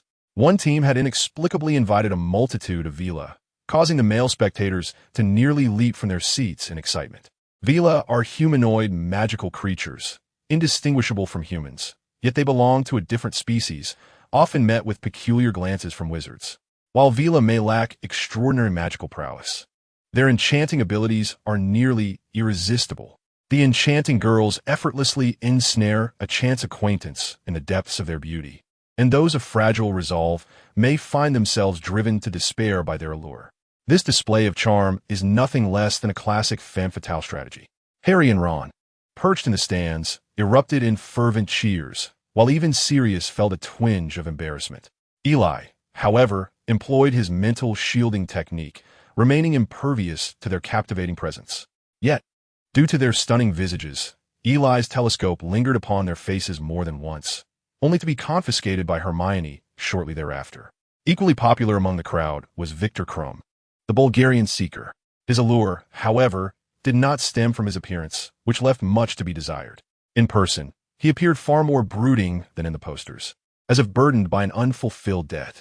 Renowned as one of the finest seekers, his youth marked him as a promising talent for the sport. Ron cheered for Krum with the same fervor he had displayed for the enchanting girls, undeterred by the jests of his brothers. Ron has truly fallen for him, Ginny remarked with resignation. The match unfolded between the Irish team and the Bulgarian national squad. One cannot deny that such a grand international event is far more exhilarating than the Quidditch matches at Hogwarts. Even Eli, who typically held little interest in Quidditch, found his mouth agape in astonishment. Krum certainly lived up to his reputation, soaring on his broomstick with the grace of a bird in flight. The players rode brooms of the highest caliber, which mere mortals would struggle to control, yet they executed formidable maneuvers with ease. Harry's legendary vertical dives and sharp ascents had become the stuff of Hogwarts lore, yet in this match, similar feats were already commonplace. The cacophony of cheers grew louder, with Harry and Ron equally exhilarated. Though Harry seldom followed Quidditch teams, he shared a deep passion for the sport. Krum's form was undeniably dazzling, yet capturing the Golden Snitch proved no simple task, and he could not yet provide significant assistance to his team. The Irish squad consistently scored, their lead over Bulgaria growing substantial. In pursuit of the elusive Golden Snitch, Krum executed increasingly perilous maneuvers, revealing his mounting urgency. The structure of the Quidditch World Cup diverged from that of Hogwarts. Seizing the Golden Snitch would yield an immediate and substantial score, concluding the match. Yet the ultimate victor would still be determined by the overall score. Perhaps due to overwhelming tension, Krum plunged to seize the Golden Snitch, only to fall to the ground, blood streaming from his nose.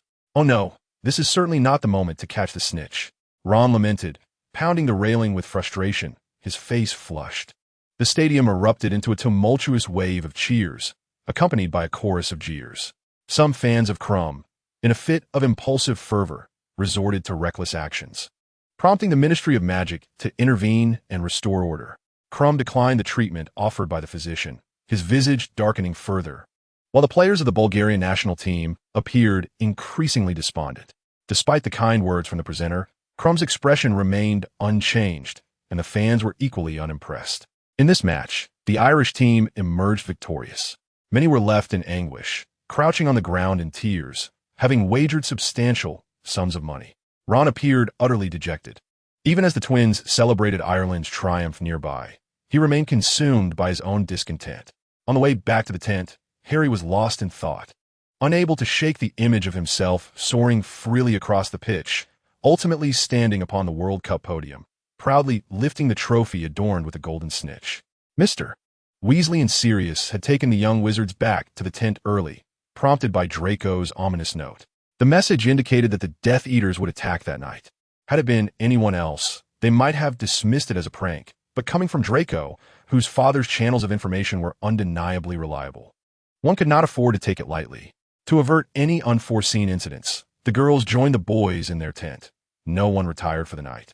All were dressed and ready, wands in hand. The Death Eaters had yet to arrive, and outside, the cheers of Irish fans still echoed. The Ministry of Magic had entirely relinquished its efforts to suppress the use of magic, unable to contain the tide. "I'll go take a look," Mr. Weasley declared, unable to remain seated, as he stood and stepped outside with his wand. "Don't panic. Even if something goes awry, we are prepared. As long as we don't run about, we should be safe." In this tense atmosphere, Only George and Fred could still muster a call to arms. "Hurry, Black. Get the children out now. Leave everything behind. Just throw on your clothes and go." Mr. Weasley rushed back in, his urgency palpable. Sirius sprang to his feet, and the tension in the tent escalated as distant screams pierced the air, definitely not the sounds of celebration. Besides Mr. Weasley and Black, Bill, being the eldest, led the children, with Weasley and Black forging the path ahead. Upon exiting the tent, chaos reigned as people fled in every direction. Amidst the throngs, many were knocked down, closely followed by heavy footsteps of the panicked crowd. To be frank, with 100,000 wizards, had they only united, they would not have succumbed to fear instigated by the Death Eaters. Yet it was only human nature.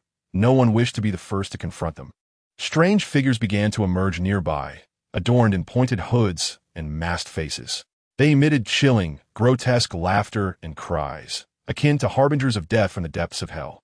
With each few steps they took, they unleashed bursts of fire, intermittently illuminating the night with blinding green light. Vast swathes of tents were ignited, and the enchantments within began to falter, spilling forth a multitude of luggage and those who had sought refuge inside. A cadre of Death Eaters emerged, seemingly exulting in their malevolence. Above their heads hovered 3 individuals, contorted in an eerie posture, yet still clinging to life, occasionally emitting piercing cries. They appeared to be a family.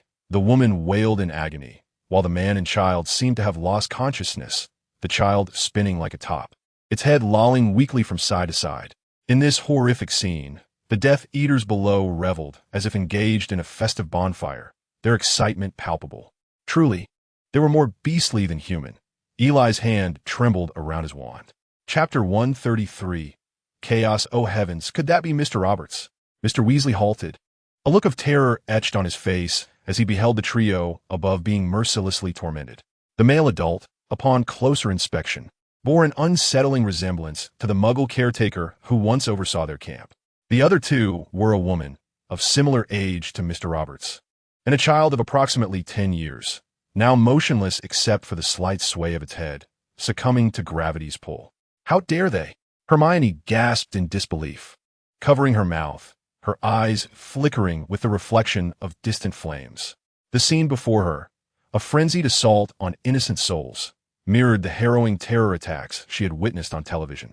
The horror no less acute. Ginny trembled with overwhelming fear, while even Sirius wore a pained expression, his brow furrowed tightly. The Death Eaters were devoid of humanity, Mr. Weasley murmured. They paused momentarily, transfixed by the plight of the Muggle family. Why would they commit such atrocities? Uncle Weasley, you all go on ahead. I will confront them. Eli quietly stepped forward from the rear of the group to join Mr. Weasley. He appeared calm, yet the slight quiver of his cheeks betrayed the fury within. Everyone was aware of Eli's formidable strength, which is why he lingered at the back, flanking Mr. Weasley and Sirius to protect the more vulnerable Harry and his companions. Mr. Weasley wore an expression of incredulity, staring intently at Eli, anxiety evident in his demeanor. He believed Eli's words were merely the impulsive outburst of youth. Eli, do not speak such folly. We must flee. The Ministry's security personnel will arrive shortly. Mr. Weasley called out to the others, preparing to drag Eli away. Yet, when he reached for Eli, he found himself unable to budge him. The flames surged with renewed intensity, the heat becoming increasingly unbearable. I must do something. You go on ahead. I shall act alongside the Ministry personnel. Eli insisted, his tone resolute. This is not the time for recklessness.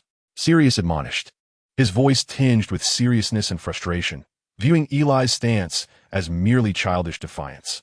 Eli, do not be so stubborn. Trust in the Ministry. Hermione implored, rushing forward to grasp his arm, fearful that he might vanish at any moment. As a few individuals continued to grapple, the Death Eaters took notice and dispatched several of their own, advancing towards this direction amidst a tempest of flames and sporadic bursts of green light. Avada Kedavra! The ghastly green light illuminated the faces of several individuals, and almost simultaneously, Mr. Weasley, Sirius, along with Bill and Eli, forcefully shoved the others aside. The killing curse's green light struck the ground, creating a small crater. Ultimate death. In the instant Eli pushed Hermione away, he retaliated with a deadly counterattack. The Death Eater was entirely unprepared for such a swift response from the group, failing to react to the unfamiliar gray light. When the gray light struck the Death Eater, his body instantly became as if the very bones had been extracted, collapsing in a heap. The death of their comrade astonished the other Death Eaters. Yet compassion and sorrow were emotions foreign to them. They immediately launched a fierce counterattack. However, Eli's side was far from defenseless. Mr. Weasley swiftly concealed himself behind a toppled barrel, confirming that no member was left exposed before he leaned out to cast a silent spell. The attacking Death Eaters were caught off guard, and one of their wands slipped from their grasp. Following this, several cunning curses were unleashed, not merely the typical disarming spells, but imbued with the traits of dark magic. One individual, slightly caught in the aftermath, felt their skin contort painfully, separating from the underlying muscle without detaching completely. That Death Eater crouched down, howling in agony. The assailant was Sirius, a member of a pure-blood family, well-versed in various dark arts. As such families often possessed a wealth of ancestral spells. The Death Eaters quickly realized that this group was no easy target. Unwilling to kneel and beg for mercy simply because of a few curses emanating green light, the Death Eaters, capable of assaulting a crowd of over 100,000, were not benevolent beings. They swiftly adopted a defensive stance, countering incoming spells while casting a plethora of bizarre dark magic in return. Boom! Eli suddenly hurled a powerful explosive spell, but the target was not the Death Eaters. The spell obliterated their cover, impacting several of them. Mr. Weasley and Sirius immediately seized the opportunity to strike. The Death Eaters' assaults were predominantly one-sided destruction, and despite the presence of over 100,000 wizards, none dared to resist. Intense combat erupted here, with the Death Eaters appearing to be at a disadvantage, drawing the attention of the remaining Death Eaters. The Roberts family found respite, as those Death Eaters who had come to assist could no longer continue tormenting them. The number of Death Eaters surged rapidly, forcing Eli, Mr. Weasley, and Sirius to retreat entirely behind their cover, unable to focus on offensive actions. The tide of battle had shifted, yet even now, the shadows of the Ministry of Magic remained conspicuously absent. The relentless barrage of destructive spells resembled a hail of cannonballs and bullets, sending splinters flying in all directions, even leaving the stone pillars pockmarked and dented. Hiding was no longer a viable option. Should their cover be breached, they would find themselves in grave peril. The flickering flames cast a painful glow on Eli's cheeks, and an idea suddenly sparked in his mind. You fancy playing with fire, do you? Then allow me to indulge you. With a swift motion of his wand, vibrant gold and crimson flames erupted from its tip, rapidly consuming all flammable materials in the vicinity. The flames swelled and soon transformed into a formidable wall of fire, advancing like a tide toward the Death Eaters who relentlessly unleashed their curses. The temperature soared instantly, and the Death Eaters felt a severe burning sensation on their skin. They quickly realized that this was no ordinary flame. Could it be fiend fire? Given its ferocity, it could easily be mistaken for such. Yet fiend fire was typically brownish, not this vivid. The water summoned, perhaps the gentlest spell they had conjured, was rendered useless as it instantly vaporized, providing no resistance against the flames. The Death Eaters retreated in panic. The area, once orderly, had descended into chaos after their earlier destruction. They found themselves obstructed by debris, resulting in a frantic shoving match as they feared the encroaching flames. One individual, in a moment of desperation, pushed a companion into the fire and fled, leaving no time for a scream. Enough of this incompetence. We must flee, one of them shouted, casting a few glances at his hapless comrades before dashing away into the wreckage. The remaining Death Eaters, realizing the futility of their situation, followed suit. With the Death Eaters driven away, Eli waved his wand once more, and the myriad of gold and crimson flames seemed to possess a consciousness, retreating into his wand as if they had never existed. We must leave at once. Do not linger, Mr. Weasley insisted, unwilling to remain any longer, ushering everyone toward the safety of the woods. With the Death Eaters forced elsewhere, Eli chose not to pursue them further. At least the Roberts family had been rescued. Hurry, don't dawdle. This is no time for jokes, Sirius exclaimed, firmly pulling Eli along, determined to prevent any foolish notions from taking root in his mind. Compared to the multitude of 100,000, the Death Eaters were few in number, and as they raced toward the woods, they encountered no further threats. However, Chaos continued to reign.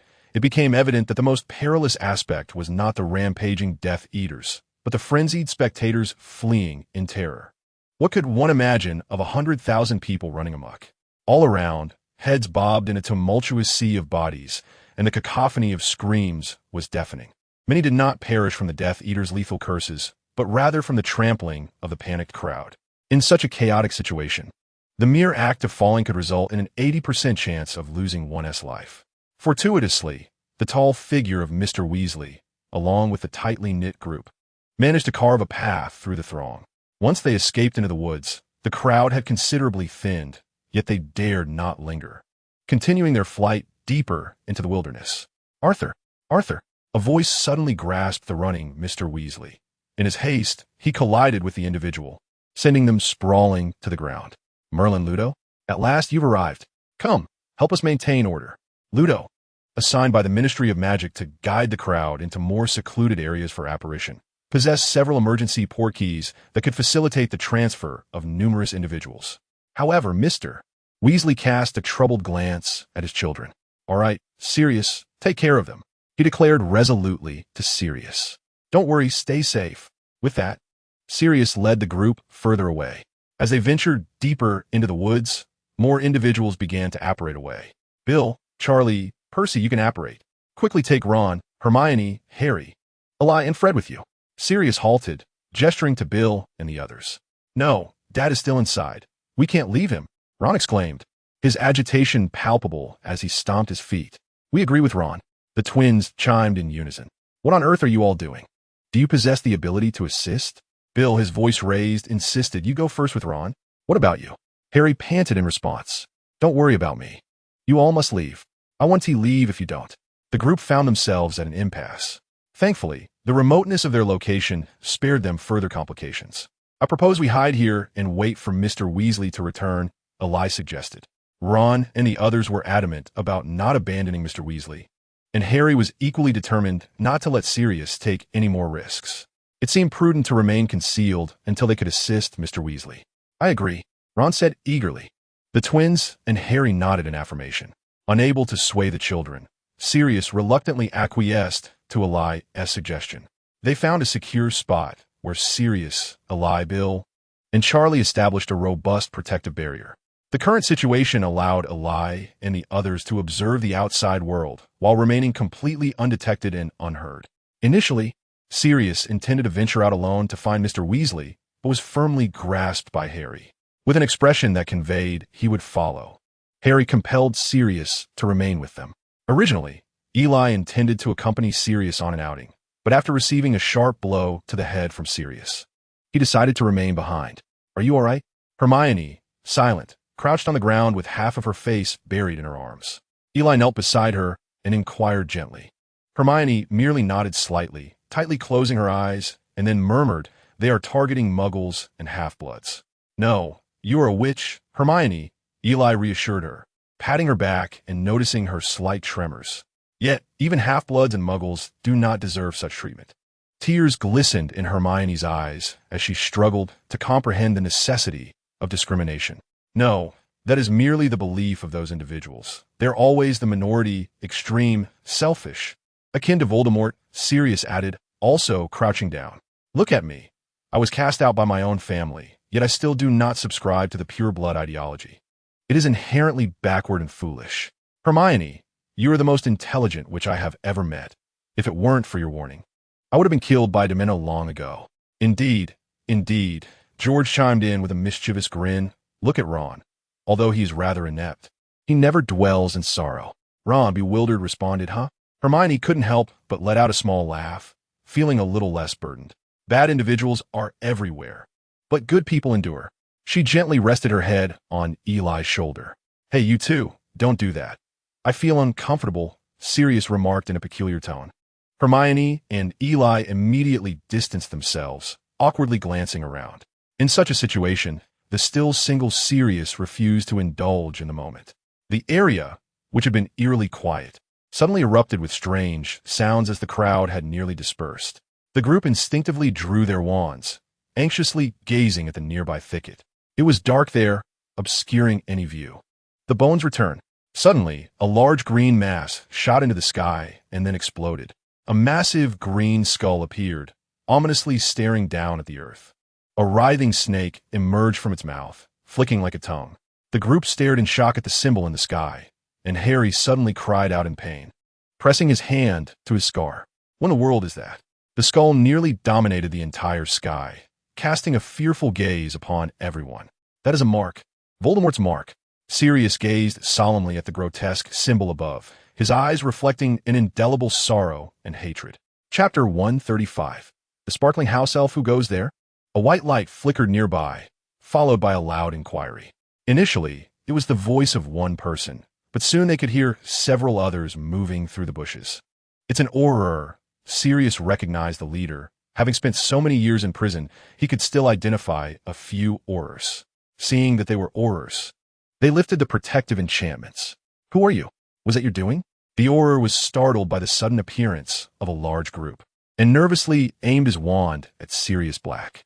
Sirius felt no doubt that should they make any sudden movements, the tense Auror would unleash a spell upon them. Who is it?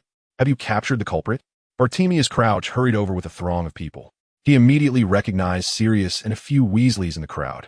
However, he showed no signs of relaxing his vigilance, commanding the Aurors to encircle them. Hey, Crouch, surely you recognize us. Sirius retorted, displeased. Bartemius Crouch cast a sharp gaze over everyone present, his wand wavering ominously near their faces. Each of you possesses the capability to cast that mark. Who knows whether you are one of them or all of you? What are you doing? My children are inside there, Mr. Weasley shouted, rushing forward and snapping numerous branches along his path. He roughly shoved aside several Aurors, blocking Bartemius Crouch. Do you see? These are my children and their friends. You met them just this afternoon. Bartemius Crouch's piercing gaze shifted to Mr. Weasley and then back to Sirius. His wand remained steadfastly raised, as if always confronting a wanted criminal of the Ministry of Magic. This was hardly the demeanor one would expect from the director of the International Magical Cooperation Department. It resembled more that of a seasoned Auror still in his prime. Amidst you stands a recently released convict. Who can assure us otherwise? Sirius, already irked by the wand aimed at him, met Crouch's sharp gaze. Convict? Not long ago, your minister was preparing to award me a medal. At least he was before. Well, you should know how it all transpired, the esteemed director Bartemius Crouch. Crouch's face twitched slightly, a sign of discomfort. Indeed, it was a blemish on his record. He had imprisoned an innocent man, albeit under pressure from the then Minister of Magic. Very well, Crouch. Even if you do not trust us, Mr. Weasley tugged at Harry. Harry Potter, see that scar? It was because of him that Voldemort fell. Do you truly believe he would unleash the mark now? Bartemius Crouch remained silent for a moment, contemplating. Did you see anyone just now? Not at all. We just heard something. Hermione suddenly interjected. Crouch's gaze fixated on Hermione, causing her to feel uncomfortable. Where? There, in that bush, Hermione pointed to a thicket across from them. After a moment of contemplation, Crouch waved his hand. Go check out. Several Aurors cautiously advanced with their wands raised, peering into the underbrush. Before long, they emerged from the thicket, cradling a diminutive, wrinkled creature in their arms. Winky? Harry instantly recognized the house elf. He had seen her during the Quidditch match, initially mistaking her for Dobby, only to learn later that her name was Winky, and she had come to reserve a spot for her master. As Bartemius Crouch observed the motionless house elf, he stood frozen for several seconds, his pale face adorned with fiery eyes that fixed intently on Winky. Then, as if jolted from a trance, he exclaimed, "Impossible, impossible!" He plunged back into the thicket, the rustling of branches following in his wake, emerging with a ghostly pallor. He did not spare Winky a glance. It appears there is nothing there, spoke Amos Diggory, who had hurried to accompany Crouch. The situation had grown rather awkward. He pointed at the unconscious Winky. Mr. Crouch's house elf. I mean the elf enough, Diggory. You know that cannot be the case, interrupted Mr. Weasley. Releasing that mark requires a wand. An elf cannot possibly possess one. But it does have one. Diggory gestured towards Winky. What? Mr. Weasley looked incredulously at Winky. Mr. Crouch retrieved a wand from Winky's grasp. According to the third law of wand use, no non-human species is permitted to hold or use a wand. This alone is sufficient grounds for severe consequences. This treaty stripped goblins and house elves of their right to wield wands. Suddenly, with a crack, Ludo Bagman appeared, looking dazed. What transpired? How they captured that individual? My house elf has been subjected to a stunning spell, Mr. Crouch stated gravely. A stunning spell? By that person, or by you? Ludo Bagman stared blankly at the green mark in the sky. No, this mark requires a wand. I mean, an elf cannot possess a wand. But it indeed does. Diggory interjected. Mr. Crouch's mustache quivered as his pallid complexion remained. He pointed his wand at the unconscious Winky on the ground. Revive her, quickly. Winky slowly stirred awake, and upon seeing the throng surrounding her, especially the ghastly-faced Mr. Crouch, she began to tremble violently. Elf, Diggory demanded sternly, do you know who I am? I am a member of the Department for the Regulation and Control of Magical Creatures. You see that mark in the sky? When the mark was released, we rushed here, only to find you beneath it. What do you have to say for yourself? No, it wasn't me, sir. Winky sobbed violently, nearly choking on her words. We found a wand in your possession. Diggory raised the wand high. It appeared akin to my wand, as all eyes were fixed upon Harry. Hastily, Harry rummaged through his belongings and, with a hint of apprehension, remarked that it indeed belonged to him. Diggory's gaze grew discerning, prompting him to question if this was an admission. Enough, Amos. This is Harry Potter, not some concealed Death Eater, Mr. Weasley exclaimed impatiently at Diggory. Chapter 136. The aftermath of disaster, a multitude of innocent individuals was released, while Mr. Weasley lingered, asserting that there was little left to discuss. Merely that the Ministry of Magic, gripped by fear, had summoned all available personnel. Before the newspapers could publish their reports, a tempest of speculation had already erupted. The media found itself rendered ineffective in the face of such shocking news, appearing somewhat superfluous. Fudge and the ministry officials now regarded the Daily Prophet as rather redundant, even including the third-rate publication, The Quibbler. At that time, the Quidditch World Cup had attracted a staggering 100,000 wizards from various nations across continents, particularly from the host country, England, where nearly every wizarding family had at least one participant. Thus, when these tens of thousands fled, the news spread like wildfire, leaving the ministry with no need to suppress information. Those who returned safely or suffered only minor injuries would merely express relief, recounting tales of their narrow escapes in the days that followed. However, among that vast crowd, some have been claimed by death, fiery demise, curses, falls. Countless tragic fates were represented in this singular event. Some returned home bearing the scars of their ordeal, prompting their families to weep and demand the ministry restore their loved ones. Others would never return, leaving behind mourners, while some departed forever from their families. The brutality of this attack was difficult to articulate, and for the wizards of England, doubts began to surface regarding the security of their everyday lives. The level of panic was approaching that of the Voldemort era, and this incident bore a significant likelihood of being connected to him. The dark mark that blotted the sky had been witnessed by many, leading to speculation about Voldemort's potential return. Compared to Voldemort's resurgence, this attack seemed to pale in significance. Countless individuals flocked to the Ministry of Magic, both media and ordinary wizards, desperately seeking even a morsel of information from any ministry employee. The media, indifferent, seemed more eager for a sensational story. Even upon learning of Voldemort's return, they would likely revel in the excitement of the breaking news. Ordinary wizards, however, yearned for even the faintest assurance from a ministry janitor that the dark figure would not return. In truth, the ministry employees were equally beleaguered. They too desired more information.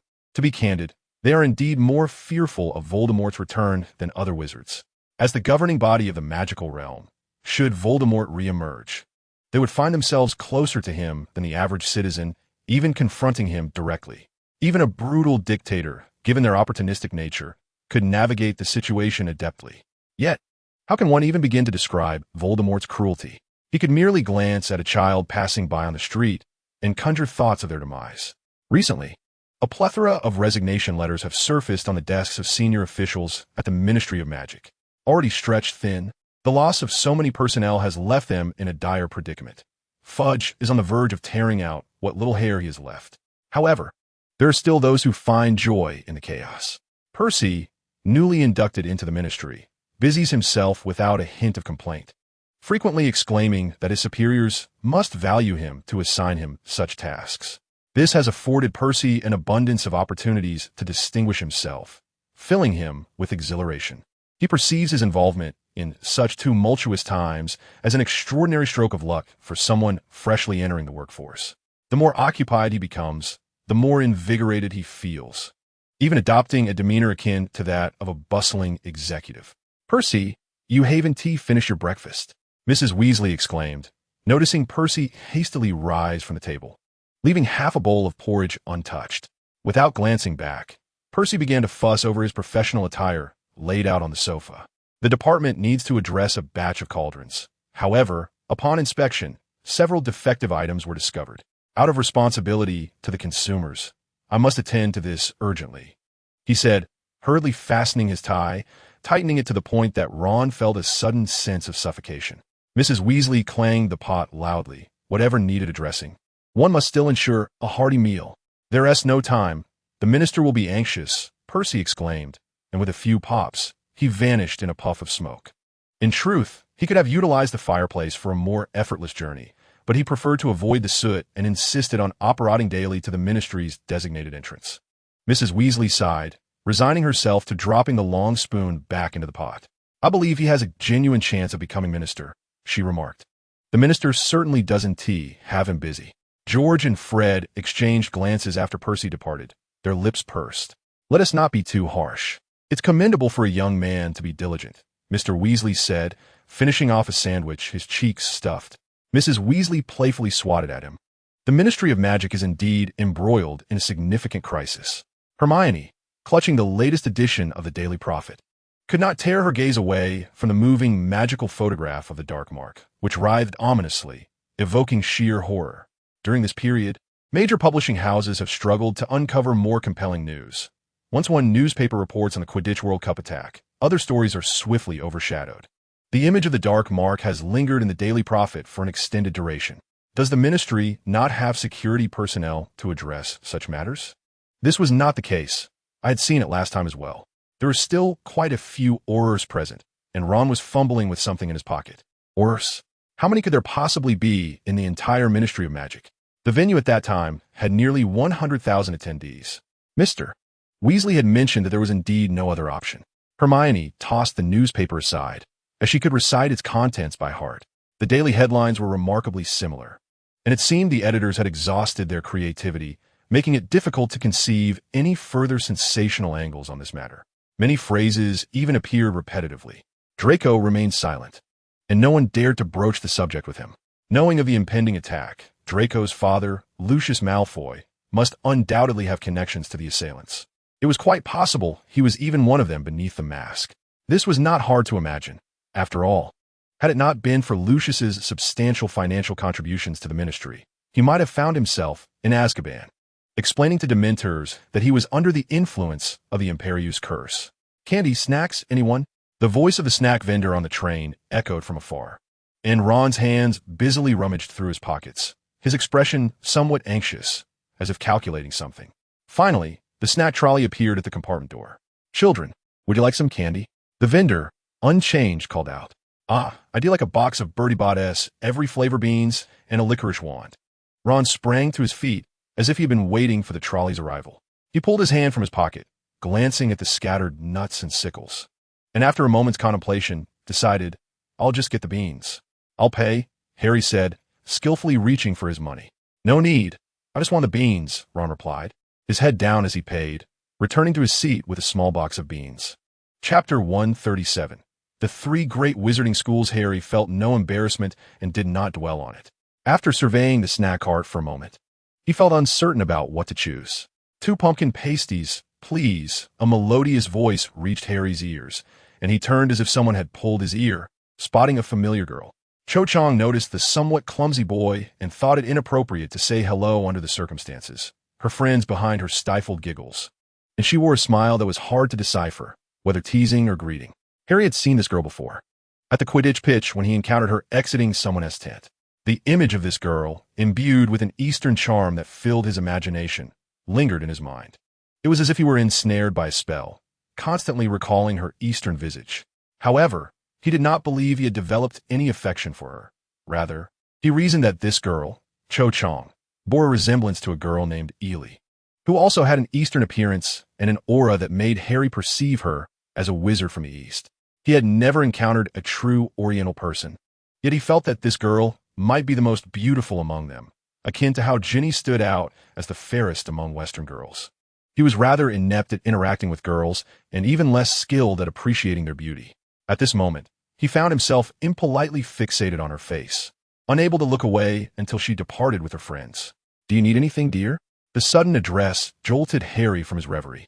He had merely glanced at the vibrant snack wrappers. "I don't need anything, thank you." "What is the matter, Harry? Have you spotted the girl of your dreams?"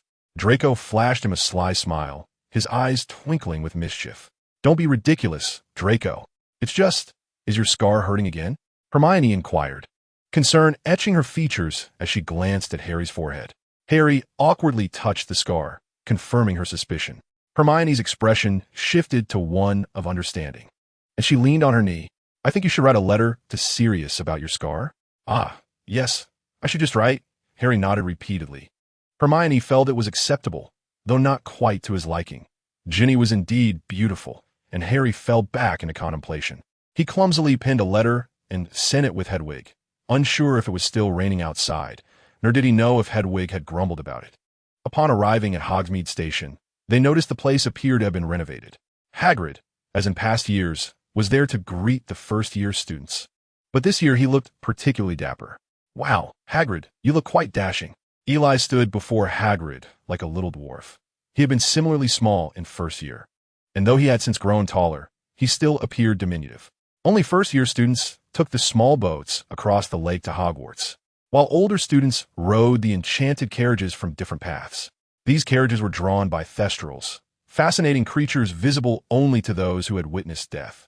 Eli could see them, as could Harry, but Hermione could not and often accused Eli of teasing her. After reading about them, Hermione explained the thestrals from various angles, leading Eli to suspect she had written a paper on the subject. Since their first year, they had traversed this path twice, and now this was the third time. The little dirt road was quite memorable. Each journey in the carriage had Ron appearing as if he might vomit from breakfast. Upon reaching the boarding point, Filch was in charge of organizing the students. "Look over there, is that Filch?" "I think my eyes are deceiving me," Ron exclaimed, dramatically pointing at the elderly man in a long robe and shirt at the entrance. Filch, usually clad in a drab coat reminiscent of Hagrid's frequent ventures into the Forbidden Forest, presented an unexpectedly refined appearance today. What banquet could Filch possibly be preparing for? They had no idea, as apart from the Everprankster twins, no one cared to investigate Filch's whereabouts. Had the headmaster struck it rich? As Eli gazed at the neatly paved road and the impeccably arranged, gleaming new carriage, he couldn't help but express his astonishment. In his mind, he kept pondering whether Old Dung had perhaps overcharged him for his textbooks and whether he should report him to the Ministry of Magic. Upon arriving at Hogwarts, the evening's sorting ceremony and feast were still far from commencing, and the sky had not yet fully darkened. "Come quickly, a significant figure is approaching." Ron called out to Eli and Draco, who had just emerged from the Slytherin common room, ready to stroll about. "What significant figure?" they inquired. "I don't know. No one does, but Hagrid is preparing over there. Judging by the commotion, it must be someone of great importance." Ron spoke animatedly, as if he had already received word that the next Quidditch World Cup will be held at Hogwarts. They made their way to the external corridor, which had already gathered a considerable number of students, presumably all eager to witness the spectacle. Harry and his friends had been waiting there for quite some time. Hagrid, adorned in his freshly donned attire for welcoming new students, was sketching something on a vast expanse of ground, resembling a runway. It seemed that his outfit served a purpose beyond merely greeting newcomers. "Here they come, flying in the sky," someone exclaimed, prompting all the students to stretch their necks like curious ducks, gazing upward. Indeed, something was soaring above, a magnificent herd of winged horses, pulling a lavishly decorated carriage through the air. The sight of a flying carriage was a remarkable novelty, even to the young wizards. Hagrid excitedly waved two circular signs in his hands, gesturing toward the horses as if directing them. After considerable effort, he successfully guided the carriage to land at the designated spot. Though the carriage appeared small, a significant number of individuals emerged from within, indicating that it too had been enchanted. "Those are students from Beauxbatons." Hermione recognized their uniforms immediately. "That's Fleur Delacour. I've heard she's a half-Vila." Some students, captivated from a distance by Fleur's beauty, were entranced. "Step aside, everyone, and enter quietly. Do not disrupt the guests." Filch brusquely ushered the students in the corridor away, his attire curtailing his usual authority. As they departed, Eli and his companions caught sight of an unusually shaped ship rising from the water, hoisting a gigantic flag. "That's the Durmstrang banner," Hermione explained. "Are they really that impressive?" Eli marveled at their grand entrance. Who else could arrive by submarine? Chapter 138. The lively sorting ceremony. The students buzzed with excitement, chattering animatedly about the two groups that had arrived that day. Many were unaware of the existence of other magical schools, and this event had truly opened their eyes. Some students who had not ventured to join the throng itched with curiosity, listening to their friends' animated descriptions. In the great hall, the students congregated, and this year's opening feast was far more boisterous than in previous years, with the atmosphere charged with restlessness. The professors seated at the long table appeared too preoccupied with their own conversations to intervene and quell the students' chatter, exhibiting a demeanor that was no less animated than that of the students themselves. It was not until the arrival of the first-year newcomers that the auditorium fell into a semblance of tranquility, with many directing their attention toward the fresh faces. Some of the newly arrived students heaved sighs of relief, seemingly reassured by the fact that they were not the sole focus of attention, as numerous upperclassmen appeared to have pressing matters to discuss. Could it be that they were engaged in deliberations regarding magic? Indeed, Hogwarts lived up to its illustrious reputation. Others seemed to be plagued by anxiety, clearly aware that the traditions of Hogwarts remained steadfastly intact, as parents consistently concealed the true nature of the sorting ceremony from their children.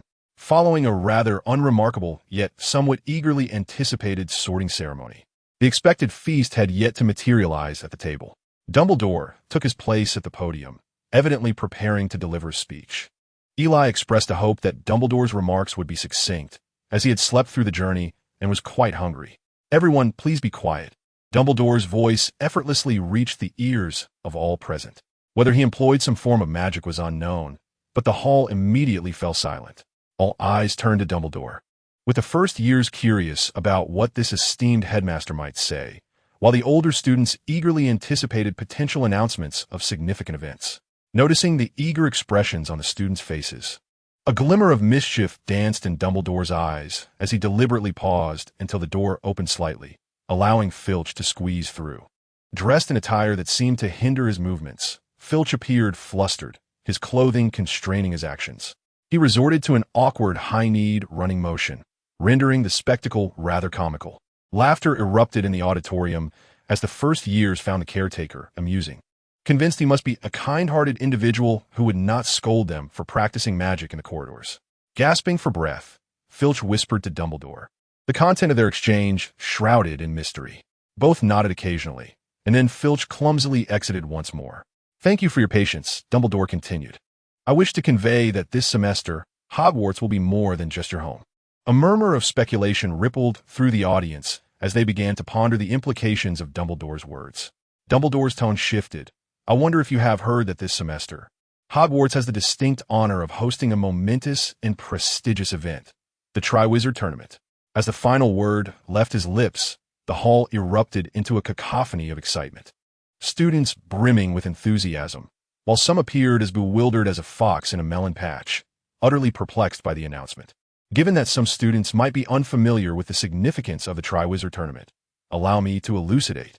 The Triwizard Tournament is a series of magical contests held between 3 schools, with each institution selecting a champion to compete. I must clarify that the selected students can only compete individually. Dumbledore's tone began to take on a somber quality as he gravely informed everyone that timid individuals were ill-suited for the competition. We would discuss the particulars shortly. Some turned their gazes toward Eli, whose prowess was indisputable. He had withstood the might of 2 Aurors, while the majority of his peers were still grappling with the daunting challenge of passing the Auror examinations. Eli offered a resigned smile, remarking that there was no point in scrutinizing him, as students under the age of 17 were ineligible to participate. In the films of my previous life, it was stipulated that only those who had reached the age of 17 could contend in the Triwizard Tournament. The professor's table now hosted numerous officials from the Ministry of Magic, among them Bartemius Crouch, who was glaring discontentedly at Dumbledore as if the latter had thrust an insurmountable burden upon him. Now, let's warmly welcome our friends from Beauxbatons and their headmistress, Madame Maxime. Before Dumbledore could finish his statement, the grand doors of the hall swung open, revealing a cadre of elegantly attired young ladies who gracefully glided in. Their entrance infused the hall with a touch of jubilance, prompting several boys to gaze longingly at the Beauxbatons students. Others began to search the crowd for the legendary Fleur Delacour. As the girls settled into their seats, they were followed by a woman who was no shorter than Hagrid. While height often suggests a lack of coordination, this lady exuded an elegance that commanded attention. Dumbledore, ever the gentleman, approached Madame Maxime and bestowed upon her a courteous kiss on the hand before she took her place at the professor's table. Suddenly, Eli sensed a shift in the atmosphere. He glanced toward the entrance, where a group of closely cropped, stern-looking men stood in formation. Each wielded a staff, rhythmically striking the floor, leaving a series of indentations in their wake. Dumbledore's expression contorted with irritation, as he seemed ready to demand reparations for the damages. The men promptly assembled at the front of the hall, forming a line, and one among them conjured a dazzling display of flames with his wand, creating a spectacle that, while vibrant, left Eli furrowing his brow. This performance inexplicably reminded him of a Shaolin acrobatics show. Was this the Demstrang branch of Shaolin? Did the Buddha's influence extend so far? Their abbot, or rather, headmaster, made his entrance, accompanied by a brooding man, both striding in with an air of urgency, seemingly oblivious to all else. Good heavens, it's Krum. Victor Krum. Gasps rippled through the hall, and Ron displayed a look of awe that rivaled his earlier reaction to Fleur. Albus, their headmaster, Igor Karkaroff, sauntered toward Dumbledore, embracing him in a display of familiarity before proceeding to the professor's table. With both schools now present, the banquet commenced in earnest. Driven by hunger, Eli dove into the feast before him, devouring the food with fervor. Professor Dumbledore, Madame Maxime remarked softly, "My thestrals require exceptional care. Rest assured, our esteemed professor of care of magical creatures and keeper of keys and grounds, Mr. Rubeus Hagrid, will tend to them meticulously." Hagrid shyly smiled at Madame Maxime. Despite his neat attire, he still appeared rather shaggy. "Mr. Hagrid, those horses will only drink pure malt whiskey." All right, Hagrid chuckled cheerfully. Chapter 139.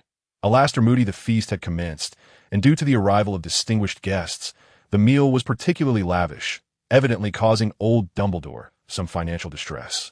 However, it seemed that apart from Eli, the rest of the attendees in the Great Hall were not particularly interested in the sumptuous fare. The girls occasionally cast glances at the boys from Durmstrang seated not far away.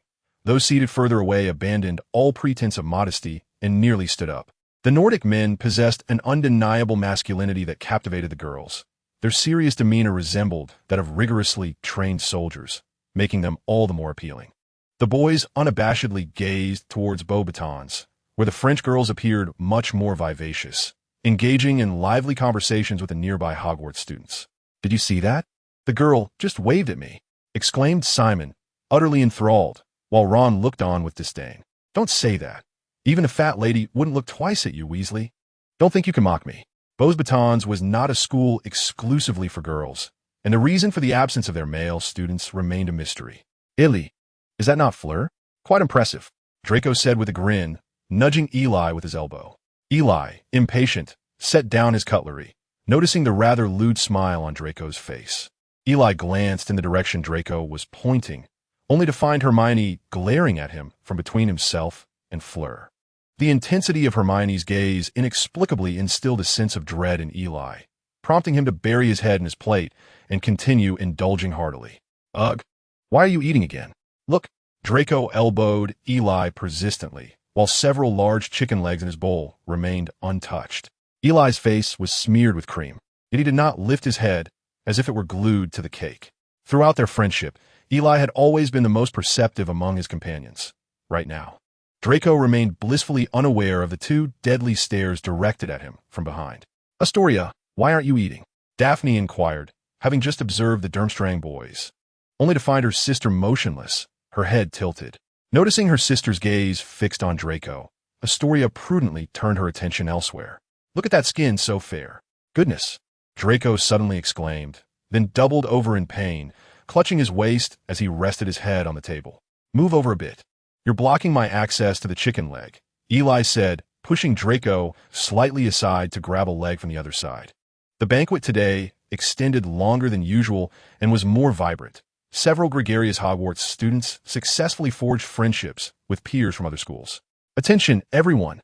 Dumbledore's voice resonated throughout the hall, drawing the gaze of all present towards him. I have a few announcements to make. Eternal glory awaits the student who triumphs in the Triwizard Tournament. However, that individual must first complete 3 perilous tasks of considerable danger. Dumbledore emphasized the word danger, signifying that this celebration of honor would be anything but simple. This declaration invigorated the students below, for in their youth, they ardently sought excitement. Particularly animated were the Weasley twins, their eyes glimmering with exhilaration, even more so than before. In light of this, the Ministry of Magic had enacted a new regulation. At this juncture, several officials brought forth a large box, seemingly crafted from metal, placing it beside Dumbledore. Towering even over him, the box exuded an air of opulence, undoubtedly worth a significant fortune.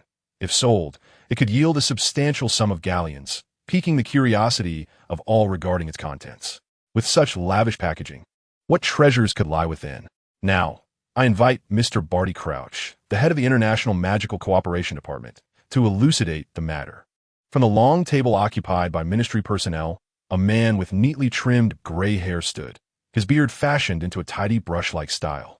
Barty Crouch rose, smiling and gesturing to those assembled, yet those attentive to his countenance would note a hint of rigidity. At that moment, a figure emerged from a small door behind the professors, bearing a grotesque visage. It was not merely anger that marred his features.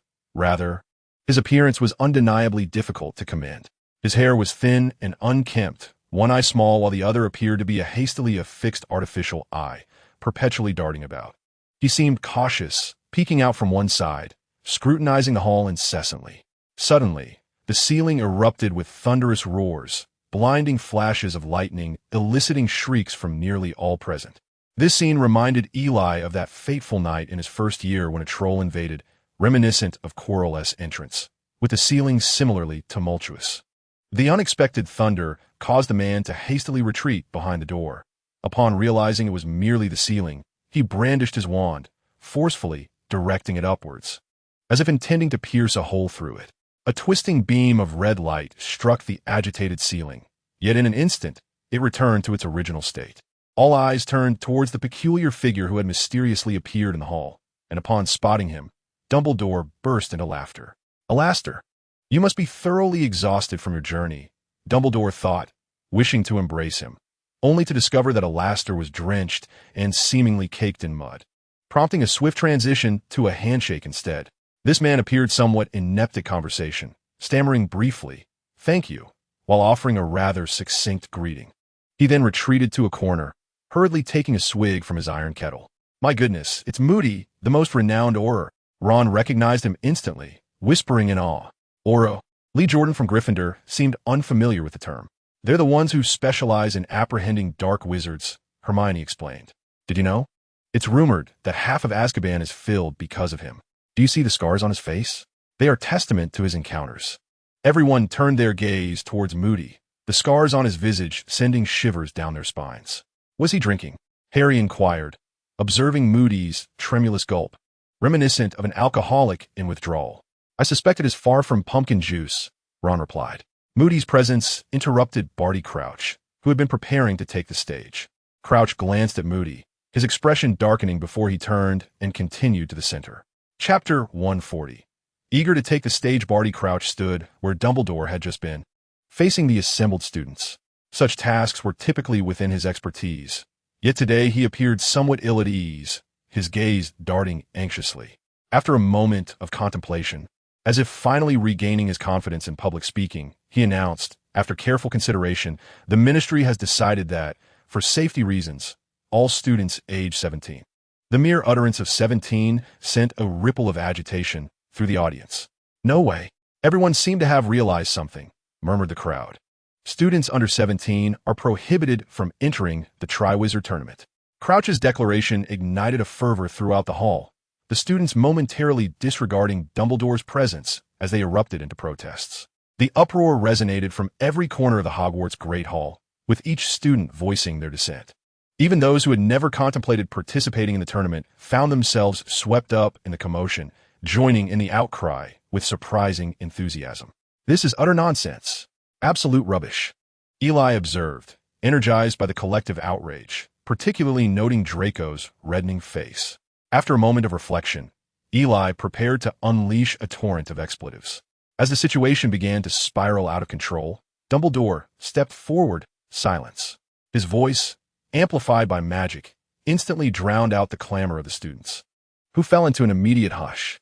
A final shout emerged from the Slytherin table after everyone had quieted, drawing the attention of the entire room, and soon, some began to revel in the misfortune, uncertain of which brave soul had initiated it. Eli instantly lowered his head, burying it as if nothing had transpired. All eyes turned towards the bumbling Draco, who sat there in bewilderment. "What are you looking at me for?" "It wasn't me," Draco exclaimed, his expression one of utter confusion as he found himself under the scrutiny of everyone, including Dumbledore. Feeling flustered, he hastily pointed to Eli, who was nearly hiding under the table. "It's him." "Oh, come on, it's what you said. No need to emphasize it again. Let's all just be quiet." Eli swiftly took the offensive, playing the victim and casting blame elsewhere. Draco's eyes widened in shock, struggling to articulate a response as he pointed at Eli. "I am only looking out for your best interests," he stammered. "I understand your desire to admit your mistakes. Perhaps we should discuss this later?" He felt a rush of indignation, nearly choking on his own words. Barty Crouch's complexion had soured considerably. He had foreseen such a scene, which was precisely why he had been so reluctant from the outset. Although he had faced his share of reprimands at the Ministry, he was unaccustomed to being publicly berated like this. Dumbledore cast a knowing glance at Eli, who was trying to navigate the murky waters, and then shifted his gaze to Crouch, a faint smile curling at the corners of his mouth. All necessary explanations had been provided, and all scoldings endured, despite the students' objections. The Ministry's decision was final. Crouch stepped back as Dumbledore drew his wand, pointing it at the tall box, which began to dissolve like spun sugar. Everyone gazed expectantly, eager to discover what lay within. When the contents were fully revealed, a moment of stunned silence ensued, followed by a collective wave of disappointment. Instead of a jewel-encrusted treasure, there lay a rough, pockmarked trophy, dull and gray, its material indiscernible. A spectral blue flame erupted from within the cup. "This is the Goblet of Fire. All students wishing to enter the Triwizard Tournament must inscribe their names on parchment and cast it into the goblet by this Thursday evening. Please consider your decision carefully. Once chosen, there is no turning back. As the Triwizard Tournament will have commenced," Dumbledore's voice resonated with gravity, his words leaving no room for doubt. He fervently hoped no student would meet a tragic end in the ruthless competition. The flames from the goblet cast a cerulean glow throughout the hall, and Eli, from a distance, sensed the subtle magic emanating from it, smacking his lips in contemplation. Those school leaders from years past had certainly not been stingy. Such a level of alchemical creation was impressive, though it seemed the alchemist's taste left much to be desired. As the banquet finally drew to a close, the students could no longer contain their excitement, erupting into lively discussions. Eli felt a familiar pat on his shoulders from both sides. "So what do you think? Interested?" Eli didn't need to look. The playful greeting could only have come from George and Fred. "Did you not hear Mr. Crouch's announcement? Students under the age of 17 are not permitted to participate." Hermione suddenly interjected, her expression earnest, revealing her reluctance for Eli to join in. George and Fred exchanged knowing glances, dismissing both the Ministry of Magic and Mr. Crouch with nonchalance. Hermione shrugged helplessly. "Do you genuinely believe the Ministry would not impose restrictions? This makes it all the more enticing. So, Eli, will you join your brothers in a daring escapade?" Observing the fervent encouragement in George and Fred's eyes, Eli raised his hands in resignation. "I couldn't care less about this. They've already stated that those under 17 cannot partake, so I shall refrain."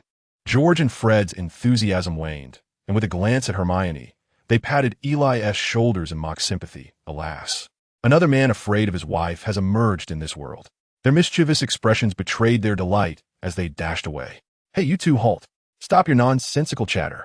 Eli would have unleashed a torrent of expletives had there not been so many people around. Hermione's cheeks flushed, her gaze shifting downward, regardless. I do not wish for you to go. Not going, not going. Days later, in the Great Hall, the Goblet of Fire had been ablaze for several days, drawing many curious onlookers, though only a handful had dared to submit their names. Cedric, go give a try. A throng of Hufflepuffs surged in, surrounding a boy who appeared quite popular within their house. The boy in the center was none other than Cedric Diggory, who had indeed reached the age of 17 this year, and was among the most capable at Hogwarts. A white circle had been drawn around the goblet, suspended in mid-air, seemingly devoid of any resistance. Cedric approached with ease, the circle resembling a wisp of white smoke. He cast a piece of parchment into the goblet, and moments later, nothing unusual occurred, indicating his success. Chapter 141. Moody's Defense Against the Dark Arts Class. Look, come quickly. A joyful voice echoed from the entrance as identical twins George and Fred appeared, each brandishing a vial. The occupants of the Great Hall immediately gathered around. As the Weasley brothers had previously claimed, they were concocting a means to deceive the Goblet of Fire. Their arrival suggested that they had succeeded. Curiosity piqued. A crowd encircled the twins, eager to witness the ingenious antics of these troublemakers. While they held little expectation of success, the prospect of a daring attempt was entertainment enough. Cheers! The twins proclaimed, mimicking a toast as they drained the contents of their vials. Feeling the effects of the potion, they exchanged glances. You first. No, you. Together? All right. Hand in hand, they leapt into the circle in a comically exaggerated manner, the white circle drawn by Dumbledore seemingly possessing no effect whatsoever. Hooray! The two individuals, brimming with excitement, exchanged a high five, drawing astonished murmurs from the surrounding students who had not anticipated the success of the Weasley twins. With this unexpected triumph, some began to feel an urge to try their hand as well. However, Hermione, clutching a book, wore an enigmatic smile, seemingly amused by the spectacle. Why? Eli inquired, moving closer. Look, Hermione pointed at the pulsating white circles. This circle was personally drawn by Dumbledore, so regardless of what potions they might have consumed, they cannot deceive Dumbledore's methods. Indeed, you make a valid point. George and Fred cautiously tossed the parchment into the Goblet of Fire. The blue flames within the goblet, rather than burning, merely flickered. As the parchment entered the flames, nothing seemed to occur. Yes, success. George and Fred embraced in jubilation. Suddenly, the blue flames surged dramatically as if doused with fuel, creating a terrifying spectacle. The surrounding students recoiled as the flames began to rage, splitting into two fiery bursts that propelled George and Fred high into the air, almost launching them out of the hall. Gasps arose from the crowd. Wow, they're flying so high. Eli marveled at their trajectory, unperturbed about their potential fall, trusting in Dumbledore's judgment. The two tumbled awkwardly upon landing, and when they stood up, they were taken aback by a peculiar sensation on their faces. Upon touching their cheeks, they found themselves adorned with scraggly beards. Look, they've aged, someone shouted, prompting a wave of laughter from the onlookers. George and Fred exchanged glances, recognizing their elderly appearances forever identical. This is your fault. It was your idea. They bickered momentarily before engaging in a playful scuffle, drawing cheers and laughter from the crowd as they watched the two old men wrestle. At that very banquet, the announcement was not solely about the Triwizard Tournament. Hogwarts also welcomed a new professor for the Defense Against the Dark Arts class, none other than Alastor Moody. The seasoned Auror was perfectly suited for the role. The classroom, initially filled with chatter, fell into a hushed silence as Moody limped in, instantly commanding the same level of authority as Snape. However, while Snape's reputation was built over time, Moody's mere presence silenced the young witches and wizards. Through introductions from students of wizarding lineage, Moody's infamous nickname Mad-Eye began to circulate, and everyone privately referred to him as such, much like the outside world. Upon entering, Moody was captivated by the impressive statues in the classroom, having never encountered such formidable sculptures. Suddenly, he drew his wand. Wait, Professor Moody. The moment is magical, I darted about. It appeared to observe the inner workings of the brain, leaving only the whites of his eyes visible. In truth, one of the remarkable features of Moody's magical eye is its ability to perceive what lies behind him. Elahor, what is it? Eli raised his hand and indicated Professor. That is merely a trinket I crafted, permitted by Professor Dumbledore, to serve as a decoration in the classroom. Moody inspected it and turned to Eli. Quite a clever little gadget. Eli, however, was pondering to himself that this was no mere trinket. While others might be unaware, Eli, as a time traveler, was acutely aware that this Moody was not the genuine article. The true Moody had long been ambushed and incapacitated, replaced by a polyjuice potion. The imposter before them was, in fact, a Death Eater fiercely loyal to Voldemort. The ceiling of the Hogwarts Great Hall serves not only as a decorative feature, but also as a warning system. When a malevolent individual enters the hall, the ceiling rumbles ominously. It was this very warning that alerted them during Quirrell's incident, as it had done days prior. However, since Moody himself was a wizard well-versed in dark magic, it would not be unreasonable to label him as a righteous dark wizard, which is why the professors had failed to notice anything amiss. The statue of Guan Yu that Eli had crafted also possessed a similar function as an alchemical item. Just moments ago, this Moody had indeed witnessed the statue move slightly. Alastair Moody, former Auror, expressed his discontent with the Ministry of Magic, succinctly encapsulating his introduction with those three seemingly disparate phrases. "I am here at Dumbledore's invitation. It is as simple as that. Any questions?" His gaze swept across the classroom, which was enveloped in silence. The students present thought to themselves, who would dare to question him? Moody wasted no time on idle chatter, declaring, "When it comes to dark magic, I firmly advocate for practical engagement." He abruptly turned and began to write furiously on the blackboard, startling Ron. To defend against dark magic, one must gain thorough knowledge and experience, and do ensure that chewing gum finds its proper place rather than sticking under the desk. Mr. Finnegan, Seamus, who was covertly engaged in some activity beneath the table, was astounded. Did this old man have eyes in the back of his head? Moody suddenly spun around and hurled a piece of chalk at Seamus, demonstrating his remarkable hearing. The classroom fell utterly silent. Moody scanned the room now. Who can tell me how many unforgivable curses there are? Or perhaps, who knows what an unforgivable curse is? Weasley, stand up. Moody's unexpected call startled Ron, who could hardly endure such a volatile classroom atmosphere. "Three types, Professor." "Ah, it seems the previous defense against the dark arts professor imparted some useful knowledge after all. Now, tell me one of them. Speak up." "The Imperius Curse." Moody's eyes widened suddenly. "Correct. Indeed, you should indeed be aware, as your father must have informed you, that our department was once severely tormented by the soul-snatching curse." Chapter 142, The Soul-Snatching Curse. Perhaps this will illuminate your understanding.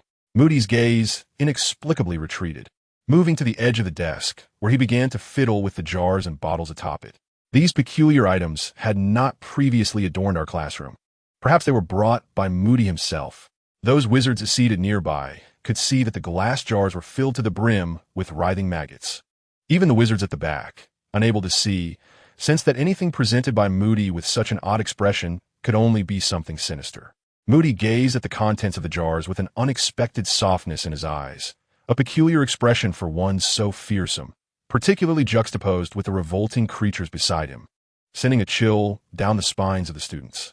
"Ha, little fellow, come out." To an unknowing ear, this tone might suggest he was coaxing a pet. Yet upon seeing the object in Moody's hand, Ron's skin prickled with fear. The only thing that could elicit such a visceral response from Ron was a creature with many legs, perhaps a spider. In Moody's grasp lay a whip spider, its elongated legs splayed out to nearly the size of his palm, its brown body evoking a terror in Ron akin to that of the indescribable.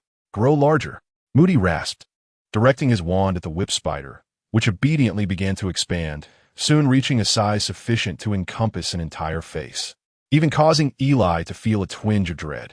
Soul exit. A strange ripple emanated from Moody's wand, a level of magical intensity that perhaps only Eli could perceive within the classroom.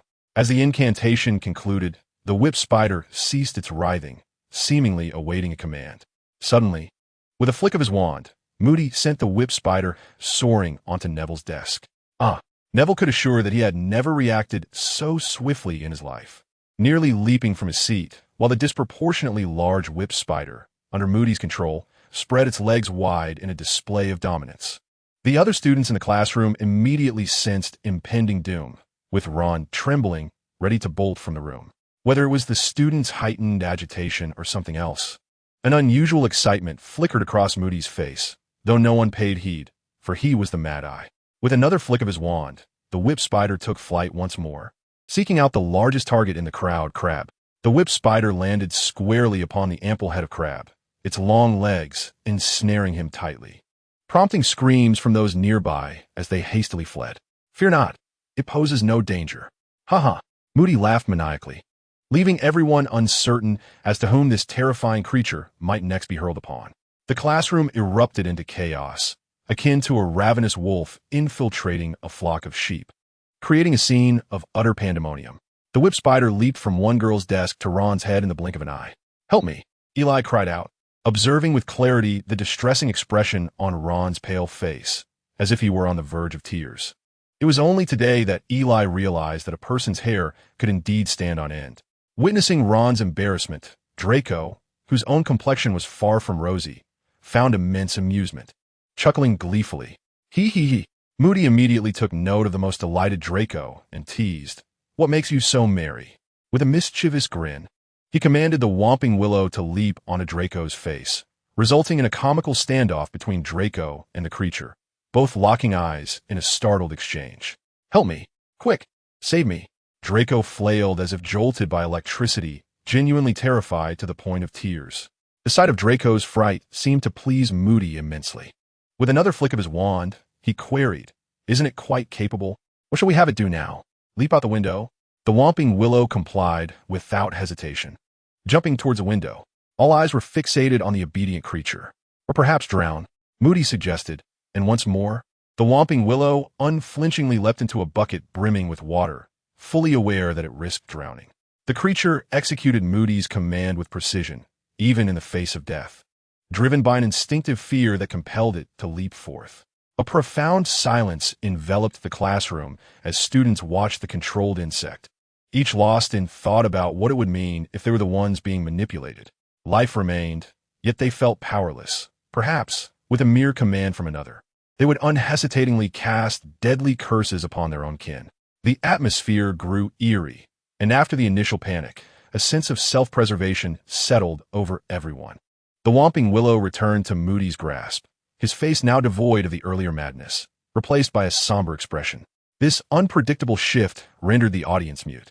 Many wizards claimed that their compliance with the Dark Lord stemmed from the Imperius curse, yet the question remained, how could one discern who was lying?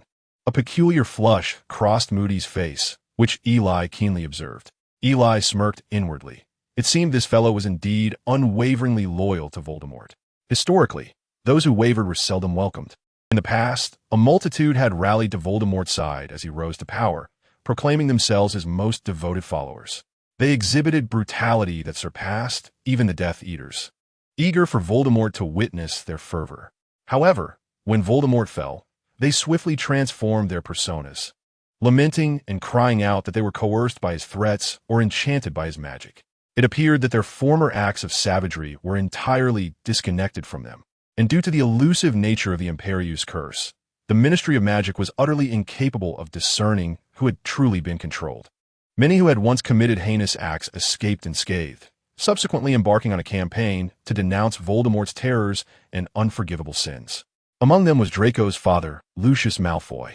Those wizards who had suffered grievously at the hands of Voldemort were acutely aware of the falsehoods being spun, harboring deep-seated loathing for those who dared to act without taking responsibility. Those who were truly loyal to Voldemort harbored deep disdain for the traitors. For these individuals have betrayed their most revered master. The impostor Moody himself is a fervent Death Eater, and when the names of those he claims were once under his control are mentioned, he struggles to suppress the fury that wells within him.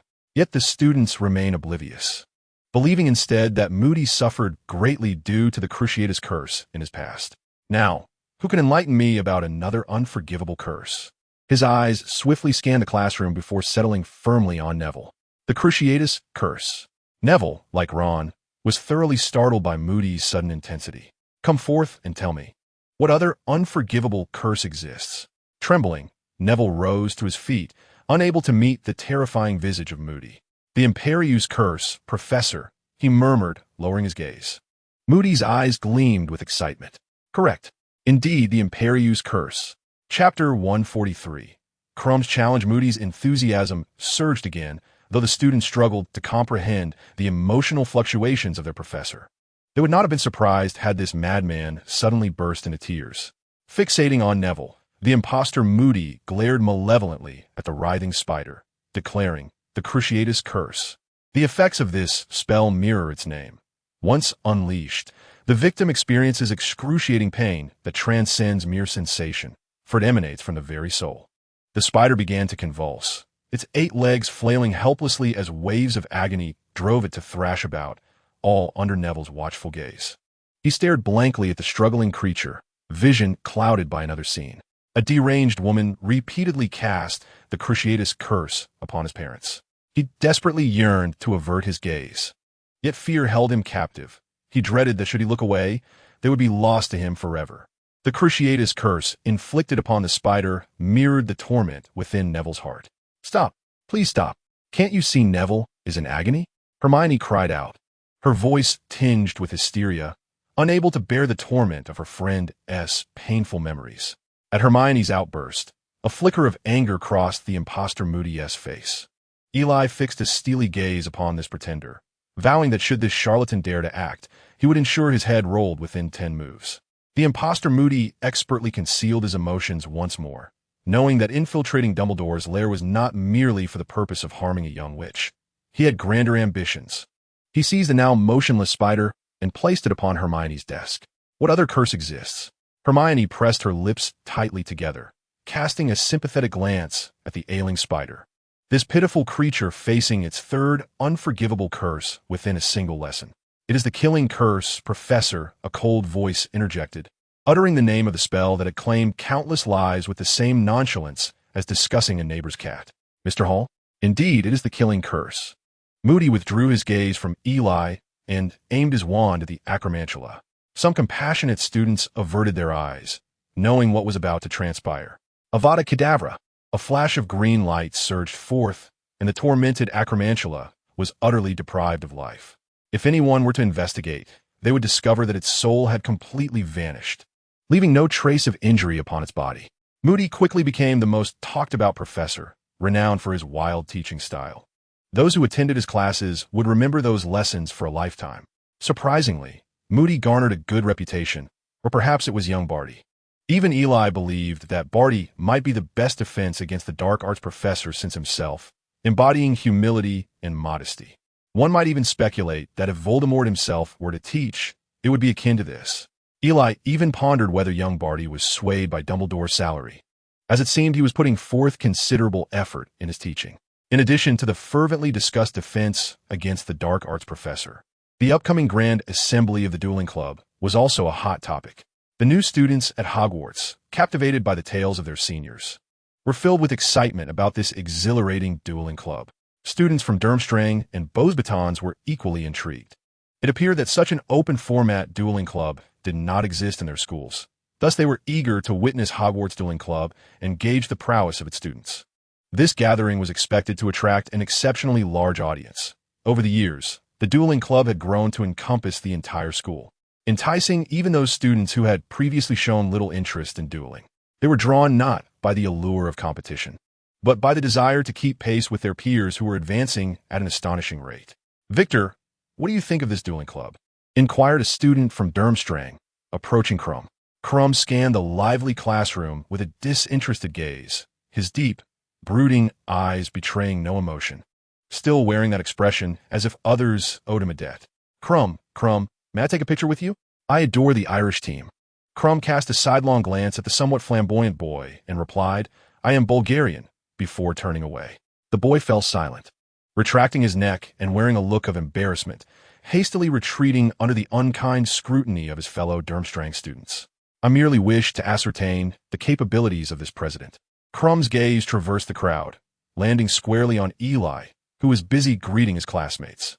Upon noticing Hermione beside Eli, Krum's expression momentarily softened before darkening again as he observed the familial affection in Hermione's gaze towards Eli. "Everyone, please quiet down." Eli ascended the platform, gesturing with his hands, and the classroom fell silent, achieving an effect comparable to Dumbledore. Not a single student at Hogwarts doubted Eli's authority, for he selflessly imparted his magical knowledge and had once bravely stood against 2 formidable Aurors. Eli surveyed the classroom, never having anticipated that his dueling club would reach such heights. It It was truly delightful to see everyone gathered once again, and to extend a warm welcome to the new students who have just arrived at Hogwarts. The room erupted in enthusiastic applause. Eli then turned his gaze towards the sections occupied by bows batons and Durmstrang, also welcoming the friends of their guests from these esteemed schools. Under Eli's influence, all the students of Hogwarts directed their applause towards the students from the two visiting schools. The girls from bows batons graciously returned the applause to their Hogwarts counterparts, while the students of Durmstrang, known for their formidable demeanor, found themselves momentarily caught up in the fervor of the occasion. However, one individual stood apart, Victor Crumb, who seemed oblivious to the applause and attention, fixating solely on Eli at the podium. Eli easily noticed the unabashed intensity of Crumb's gaze, yet he dismissed it after a fleeting glance. It was not that he held Crumb in disdain. Rather, he reserved his respect for those who demonstrated strength and kindness alike. As per tradition, Eli inquired if anyone present wished to challenge him. At this, the room fell silent. The Hogwarts students were no fools. They were well aware of Eli's prowess and had no desire to embarrass themselves. Even Cedric refrained from stepping forward, recognizing that Eli had been providing him with guidance in private. The girls from bows batons merely observed Eli on stage with keen interest, lacking any intention to participate, their modesty prevailing.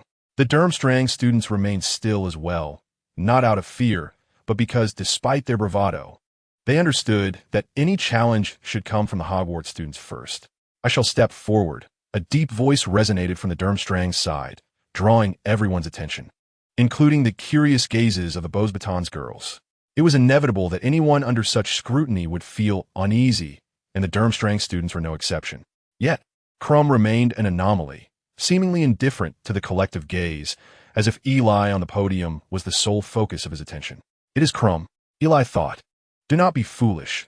While Crumb excels in Quidditch, this is a magical duel, and at this age, who could possibly rival Eli?" Even Ron, who typically idolized Crumb, shook his head in disbelief, realizing the irrationality of the situation. He likely did not yet know Eli. Harry chuckled, eager to witness Eli in action once more. Draco cast a sidelong glance at Crumb as he prepared to step forward, pondering the expression on his face. "Even more odorous than my pet pixie," Hermione merely shrugged. She held no interest in this predictable duel, especially since Crumb posed no threat to Eli. With great generosity, Eli strolled towards one side of the arena. Crumb approached with purposeful strides, and the students hurriedly made way for him, fearing they might be inadvertently harmed. He ascended the platform with poise and stood firm, casting a cold, silent glare at Eli. Eli, unperturbed by his hostile gaze, remained oblivious to what had provoked this formidable adversary and chose not to engage in a futile exchange. Drawing his wand, Eli executed a perfectly standard salute for a duel. Crumb, lagging behind by several beats, eventually offered a belated salute in return. "Your idol is quite arrogant," Draco remarked with discontent, casting a sideways glance at Crumb before turning to Ron. Ron scrutinized Crumb for a moment before shifting his gaze elsewhere, seemingly pondering a sufficiently diplomatic explanation. Perhaps this talented individual was simply a bit haughty? Faint away. Crumb did not feign politeness with a "you go first," for as a Quidditch player, he adhered strictly to the ethics of competition, demonstrating utmost respect for his opponent by giving his all. As for his earlier salute, it was merely a reflection of his unfamiliarity with the formalities of dueling. Eli raised an eyebrow, sensing the aggression emanating from Crumb. Without hesitation, Crumb unleashed an aggressive curse, demonstrating remarkable speed and intent, showing no inclination for a cautious approach. Since Crumb opted for an all-out assault, Eli decided against holding back, reciting his incantation with precise formality. With a flick of his wand, Eli cast the shield charm, effortlessly dispelling Crumb's stunning spell, not merely deflecting it but rendering it utterly ineffective. Crumb's expression shifted to one of seriousness. He understood that Eli's display of skill was formidable, yet having stepped onto the platform, retreat was not an option. Emphasizing speed, Crumb unleashed a barrage of spells, showing no intention of granting Eli an opportunity to counter. "That fellow must be feeling a bit intimidated now," a student from Durmstrang smirked, gesturing towards Eli on the stage, eliciting light laughter from those around him. "Sister, look, he might lose," a particularly young girl from bows batons tugged at her companion, who bore a striking resemblance to her. It's quite captivating, but who knows? Fleur observed the unfolding scene with a knowing smile, her eyes sparkling with depth and intrigue. Wow, this guy is really fierce, Draco remarked, watching Crumb unleash his relentless onslaught with keen interest. Ron remained silent, while Harry chuckled and shrugged, suggesting, "You might just hold your own against him." "Well, let's focus on the match," Hermione interjected, glancing at the two before returning her attention, undeniably intrigued by the contest. To those unaware of the circumstances, Eli, who was relegated to a position of passive defense, appeared to be at a distinct disadvantage. However, for Crumb, the protagonist of the moment, he was now drenched in cold sweat. He had exerted himself to the fullest. Even an ordinary adult wizard would struggle to withstand the ferocity of his assault. Yet, despite this, he could not budge Eli even a fraction. Eli, on the other hand, was in a state of utter ease. If Crumb preferred to attack, then let him unleash his full might, while Eli leisurely maintained his protective shield. Crumb suddenly ceased his efforts, glancing coldly at the relaxed Eli, his breath coming in shallow gasps. What was he planning? Was he about to unleash a powerful spell? Watch closely, that lad is on the verge of defeat. With a sharp command, Crumb's wand burst forth with energy, summoning a massive serpent that stretched an impressive 5 to 6 meters. Harry cast a glance at Draco, who immediately shot back. "What are you staring at?" The serpent conjured by Crumb was far more formidable than the diminutive one Draco had once summoned, its fierce gaze causing nearby students to catch a whiff of its metallic scent. Eli observed the imposing serpent, a smirk curling at the corners of his mouth. Crumb's version of the spell was nothing like Draco's. It bordered on dark magic. A bite from that serpent would be irreversible without a counter curse. The rumors of Durmstrang's leniency towards dark arts held true, as their students brazenly employed such magic before the eyes of 3 schools. Hermione's expression shifted, her hands emerging from her pockets. Eli, intrigued, regarded the audacious creature. As a Parselmouth, he possessed unparalleled skill in conversing with serpents. He raised an eyebrow at the hissing serpent, which seemed to scoff, "Foolish human." Surprised by the serpent's arrogance, Eli chose not to engage in a battle of wits, instead softly whistling at it. "Fool!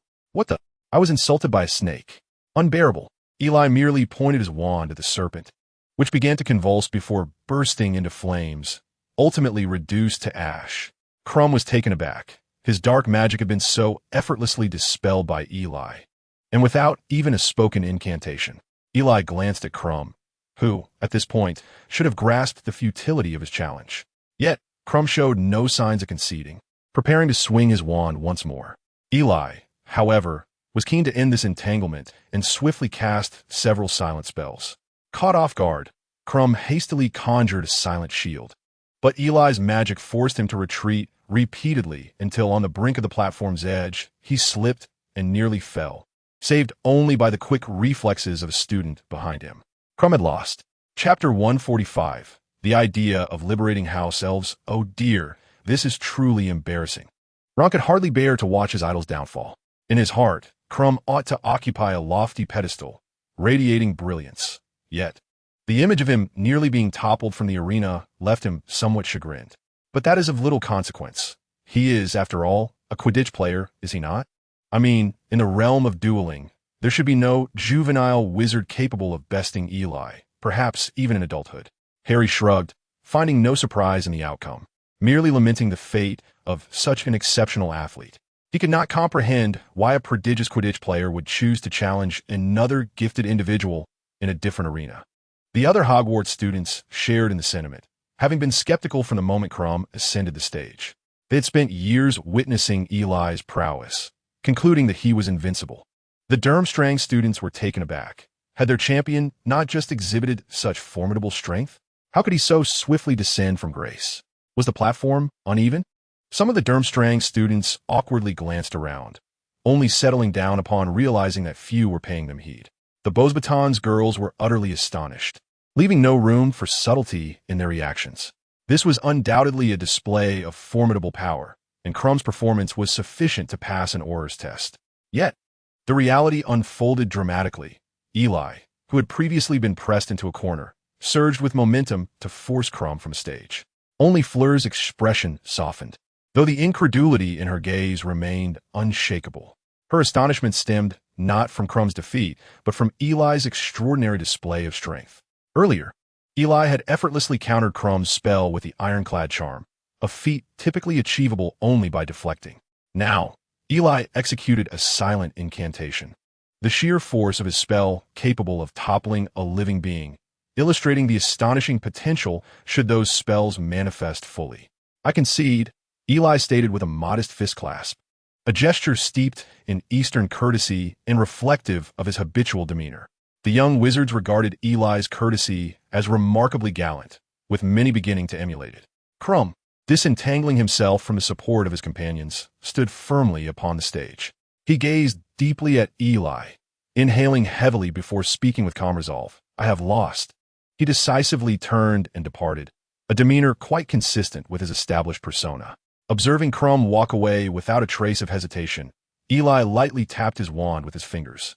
This fellow had harbored unabashed hostility towards him from the outset. Eli pondered for a considerable time, racking his brain to discern how he might have offended this brooding character.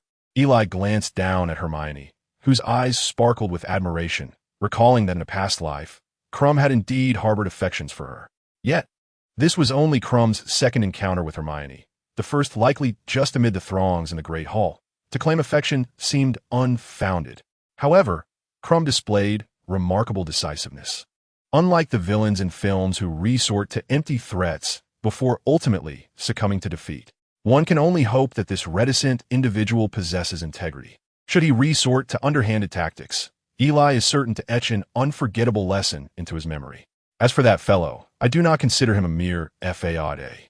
Upon concluding the gathering, the five of them prepared to visit Hagrid's humble abode. If you exert yourself a bit more, defeating him should pose no challenge. Draco remarked with a frown. Am I truly incapable of besting him? Just watch, if that fellow dares to challenge me. I can assure you he will find himself languishing in the infirmary for a week. Eli regarded Draco's slight frame with a peculiar gaze. As Draco deliberately puffed out his chest, it would be prudent for you to focus on honing your magical skills. Otherwise, you might find yourself unable to contend even with Ginny. Do not underestimate Ginny. Professor Flitwick commended her as a prodigy in spellcasting. Ron interjected with palpable pride whenever Ginny's name was mentioned.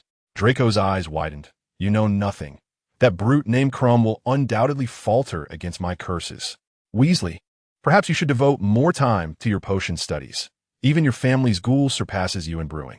Amidst their bickering, they finally arrived at Hagrid's cottage. Hagrid swung open the door and welcomed them inside.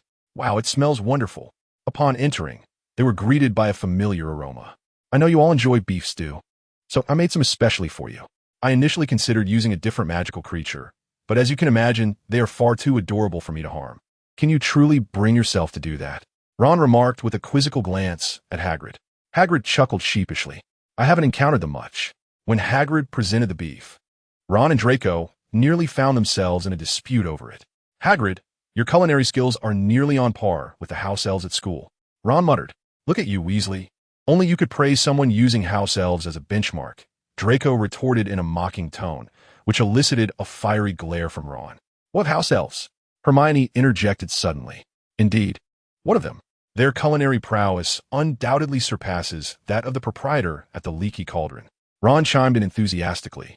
Surely, Hermione, you don't still care about house elves? Draco questioned, his haughty demeanor reflecting his disdain for discussing such matters openly. Ron, too, turned his gaze toward Hermione, while Harry and Eli remained engrossed in their soup.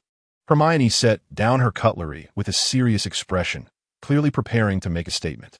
House elves possess intelligence comparable to that of humans. We have no justification to discriminate against or enslave them.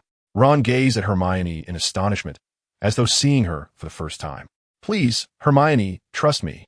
No one pays attention to house elves. Why not? She countered. Indeed, it has always been this way. In our household, there are no house elves. Yet my father insists that we shall one day keep one. House elves have historically been the subservient companions of wizards. Without exception, Draco interjected. That is not the case. Had they not lost the war all those years ago, they would not have found themselves in such dire circumstances. Hermione cast a glance at the puffing Eli. Eli, don't you agree? Absolutely. Eli replied without raising his head.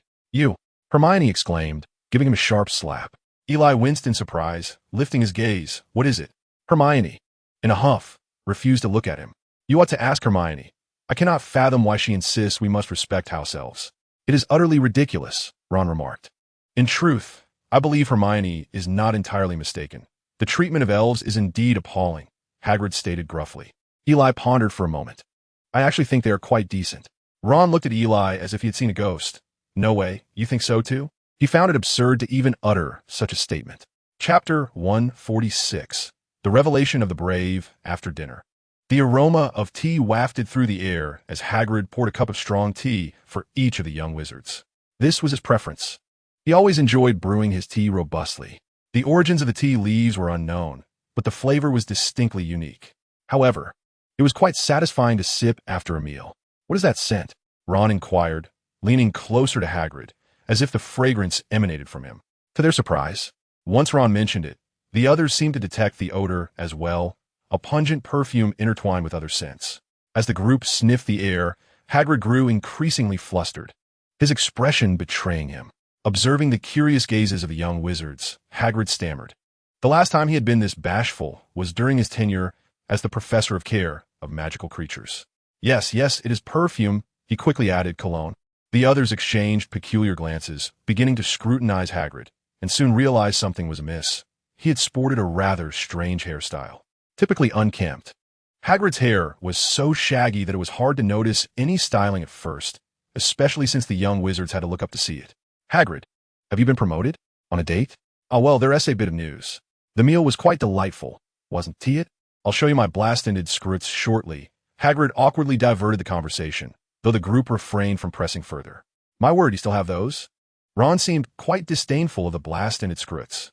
These creatures were a new breed Hagrid had cultivated, and Ron's aversion stemmed from their occasional emission of a foul fish and shrimp odor. On the day Hagrid had written to them about the scrutes, the scent had lingered heavily on the parchment.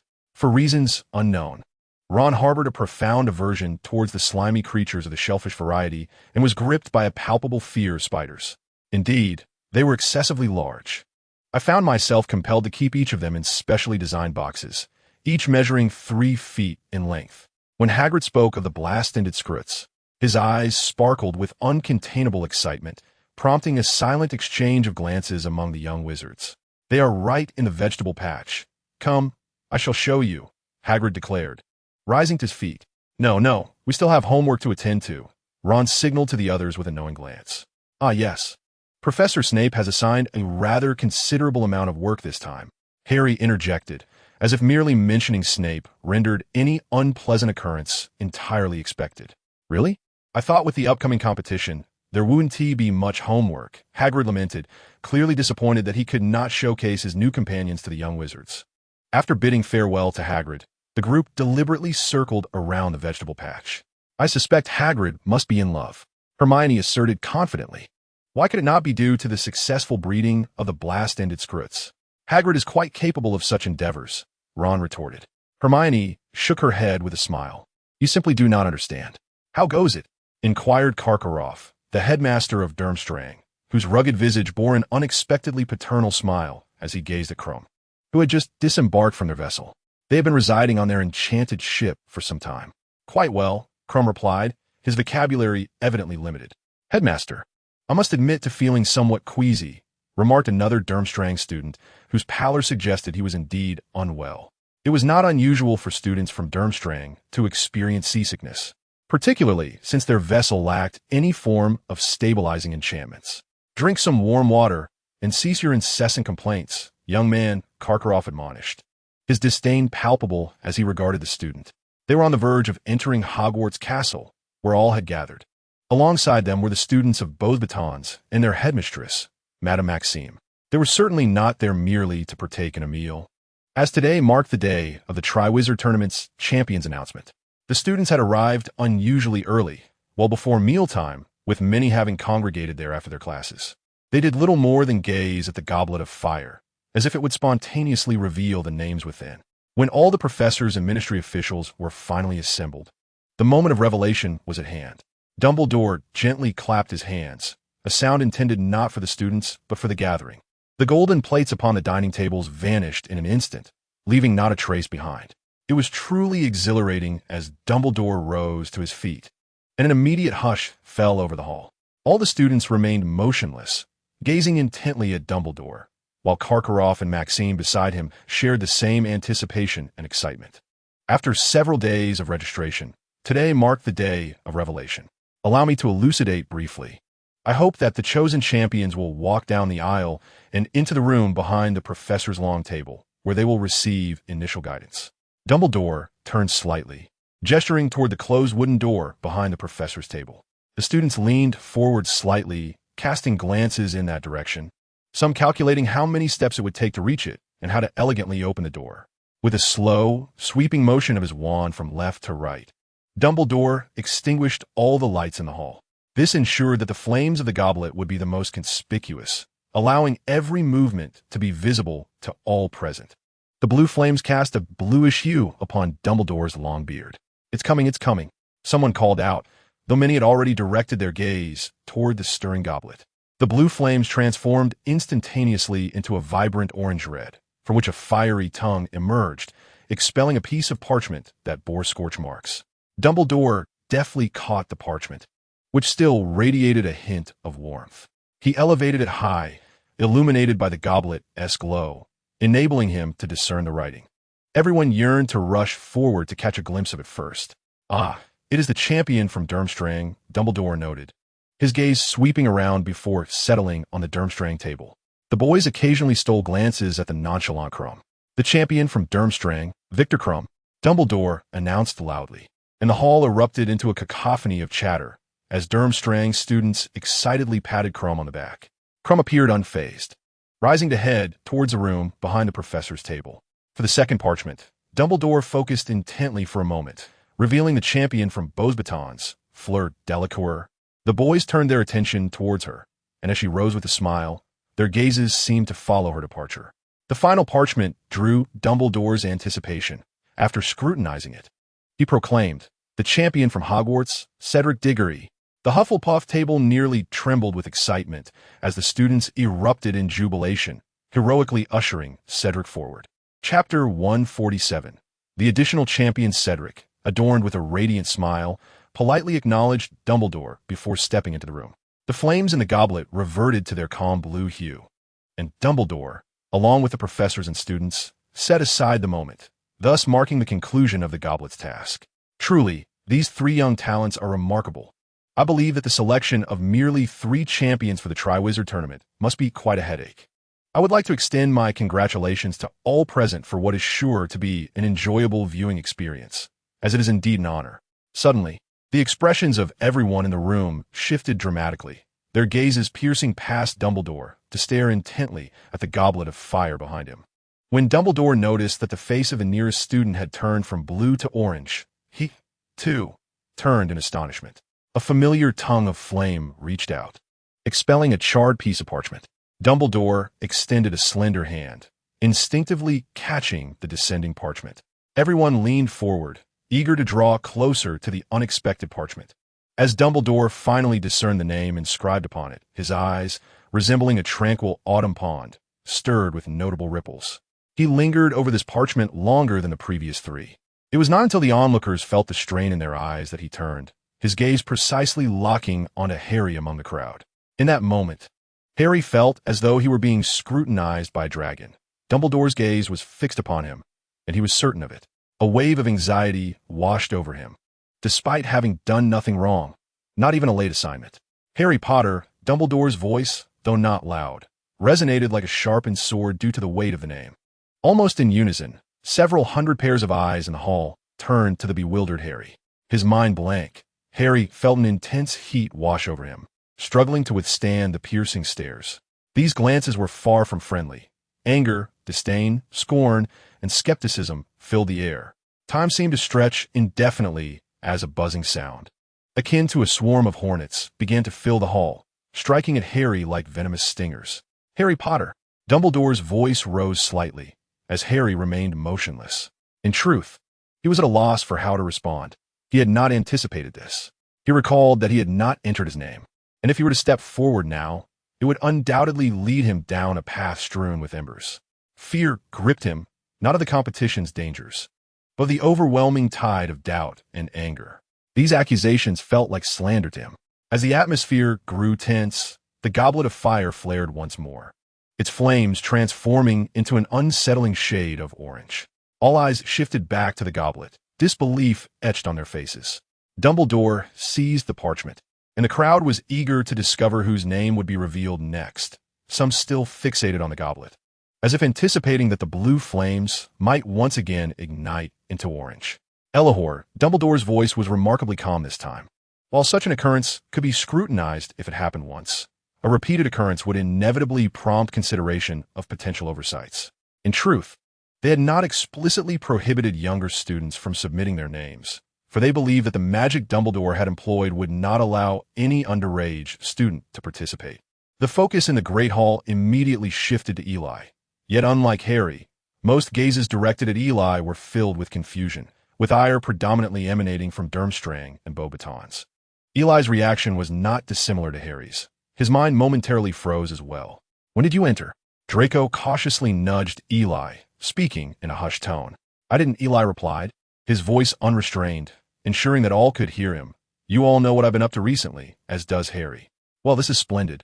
Another contender has joined the fray, making things rather intriguing. Many began to appraise the goblet of fire. "Please, these two champions may enter the chamber." Eli stood up without hesitation, and Harry followed suit. Upon entering the room, the previous trio maintained their silence. Crumb's expression remained stiff as he leaned against the wall, distancing himself from the other two. Cedric appeared unperturbed, merely observing the flickering flames in the hearth. Fleur's silvery hair was strikingly conspicuous, and Eli and Harry spotted her immediately upon entry. The atmosphere of silence was disrupted as she sensed their presence. Fleur turned, her hair cascading like a river of silver, captivating all in its brilliance. "Are you here to guide us, Mr. President?" she inquired playfully, addressing Eli, who walked ahead. This girl exuded confidence, devoid of the haughty aloofness that often accompanies great beauty. Eli offered her a gentle smile, almost jestingly responding, "Guidance is not my role. My brother and I, like you, are merely contestants." The moment Eli stepped in, Crumb's pupils dilated, and Cedric turned to look. What a delightful jest. If Mr. President were indeed here to guide us, I would feel considerably more at ease. I witnessed his prowess during that duel. Eli chuckled wryly, knowing full well that the trio would not believe him. Cedric approached, greeting both Eli and Harry. Harry felt an overwhelming tension as he entered the room, perceiving the towering figures of the three champions. Glancing at Eli, it appeared as if Eli were entirely aligned with them, leaving Harry feeling like the odd one out. This was not to suggest that Harry felt inferior in strength. Rather, he was simply an unexpected anomaly among the rightful champions. While the three champions reveled in glory, he would bear the burden of suspicion and scorn. As for Eli's ease in this setting, it resembled a return to his own abode, perhaps owing to a thicker skin. "Dumbledore, you must provide us with an explanation." The door was rather forcefully thrust open, and the first sound that pierced the air was the unpleasant voice of Karkaroff. "Do not be hasty. We must conduct a thorough investigation," came the calm voice of Dumbledore, who endeavored to instill tranquility in those around him. A delaying tactic, one might say. It was utterly despicable.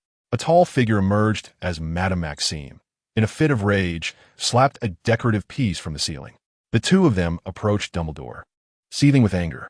Upon entering, Dumbledore made a beeline for Harry and Eli, steadying one by placing a hand on his shoulder, his gaze flitting between Eli and Harry's faces. "Tell me, Eli, Harry, did you indeed put your names forward?" Harry promptly shook his head, while Eli shrugged. "The circle you drew prevents anyone from entering." "Ah, it seems only those from Hogwarts can enter," Karkaroff remarked with a sarcastic tone, prompting Eli to cast a sidelong glance at him. Chapter 148. The Triwizard Tournament. "If Hogwarts has 3 contestants, I firmly demand that we send more participants," Madame Maxime declared as she approached Fleur, her expression one of discontent. "Indeed, I am unaware of any rule that permits the host to possess 3 champions. I insist that my students be allowed to continue registering until 2 more are added." Karkaroff resembled a troublemaker, his manner of speaking entirely at odds with his rugged appearance. However, he was not the sole instigator. From the shadows emerged a low, resonant voice. "Mr. Karkaroff, I believe the fault lies with Potter. He always seeks to engage in outrageous acts to assert his existence, and this instance is likely no exception. Snape's gaze flickered with serpent-like malice. Karkaroff turned toward the shadowy figure, squinting slightly as he glanced at Eli. "Oh, Mr. Snape, what about the other one? You now have 2 more participants." Snape appeared to ponder seriously for a moment, suggesting that perhaps Mr. Potter, fearing to cause trouble alone, sought to drag the innocent Mr. Hall along with him. Let us not delve into that for now. Perhaps it is indeed Dumbledore's circle that is flawed. In that case, we must either eliminate them or add more participants. Madame Maxime expressed her disinterest in playing detective alongside the 2 schemers, Snape and Karkaroff. Ah, that is indeed a possibility. Dumbledore seemed to concur with Madame Maxime's assertion. Eli merely chuckled inwardly, for even if the goblet of fire were to explode, Dumbledore's magic would not falter. Enough. This is utterly absurd. Professor McGonagall suddenly exclaimed with a piercing voice. Dumbledore, you know that your magic is infallible. Moreover, I absolutely do not believe that Potter and Hall acted independently to forcibly submit their names into the goblet of fire. Professor McGonagall shot a fierce glare at Snape. Seemingly intimidated by her fury, Karkaroff suddenly turned his gaze toward Barty Crouch. Barty Crouch stood beside the hearth, half of his face illuminated by the flames, while the other half remained shrouded in darkness. Preoccupied with the bickering of several school officials, neither Harry nor Eli noticed the arrival of numerous individuals. Karkaroff's voice took on a smoother tone. Mr. Crouch, you are undoubtedly the most objective and impartial judge. Pray tell, how should we resolve this matter? Crouch did not respond immediately, remaining silent for a considerable time. His voice, as rigid as ever, finally broke the stillness. Since the results are in and the Goblet of Fire has selected 5 individuals, we have no alternative but to accept that Harry Potter and Eli Hall must compete. Karkaroff's demeanor shifted instantly, his voice reverting to its earlier shrillness. In that case, I demand additional participants. Let us add enough to match the number from Hogwarts. That may not be feasible, Mr. Karkaroff. The Goblet of Fire has just extinguished, and to ignite it once more, we must await the next Triwizard Tournament, spoke Ludo Bagman. His expression troubled. Karkaroff resembled a petulant rogue, waving his hand dismissively. Next time, my Durmstrang will never partake in such an unjust competition. A derisive laugh echoed from the doorway, followed by the clattering sound of metal. Karkaroff's face contorted unnaturally, betraying his unease. The newcomer was Mad-Eye Moody, his metal leg clanking as he walked. How absurd! As the headmaster of Durmstrang, I have a duty to uphold the rights of my school and the authority to reject such a competition. Karkaroff seemed to force his voice to sound more resolute. No, you certainly won't decline, especially since Potter and Hall's unexpected participation is advantageous for you, is it not? Moody's magical eye bore into Karkaroff, reminiscent of a predator fixating on its prey. Moody's remarks hinted at deeper implications. The individual who had placed Potter and Hall's names into the goblet must have known that these 2 brothers were bound to be selected. That person aims to ensure Hogwarts has 2 additional competitors, Maxim said. Karkaroff, visibly flustered under Moody's gaze, bowed slightly to Maxim with one hand on his chest. Thank you, Madam Maxim, for your fair words. He then shot a look of disdain toward Moody, who was notoriously known as Mad-Eye, infamous for smashing a birthday gift, a travel alarm clock, believing it to be a basilisk egg. Moody's expression grew menacing, as if he might devour Karkaroff whole. Do not be so quick to deny, Karkaroff. You know my profession necessitates that I think like a dark wizard.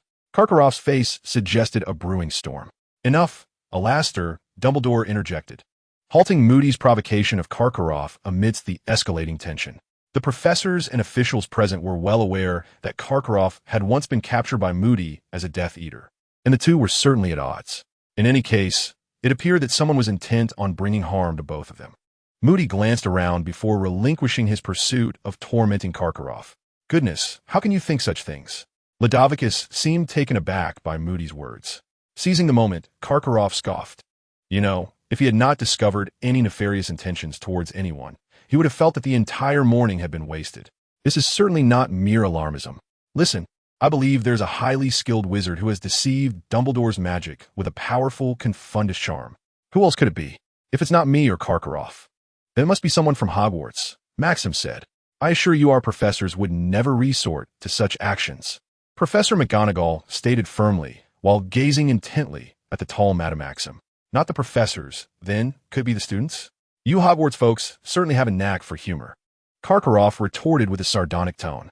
Suddenly, Dumbledore directed his gaze towards Eli, and Professor McGonagall noticed his look, positioning herself protectively in front of Eli and Harry. They would not act in such a manner. They understand boundaries. Professor McGonagall staunchly defended her students, largely due to her deep understanding of Eli and Harry.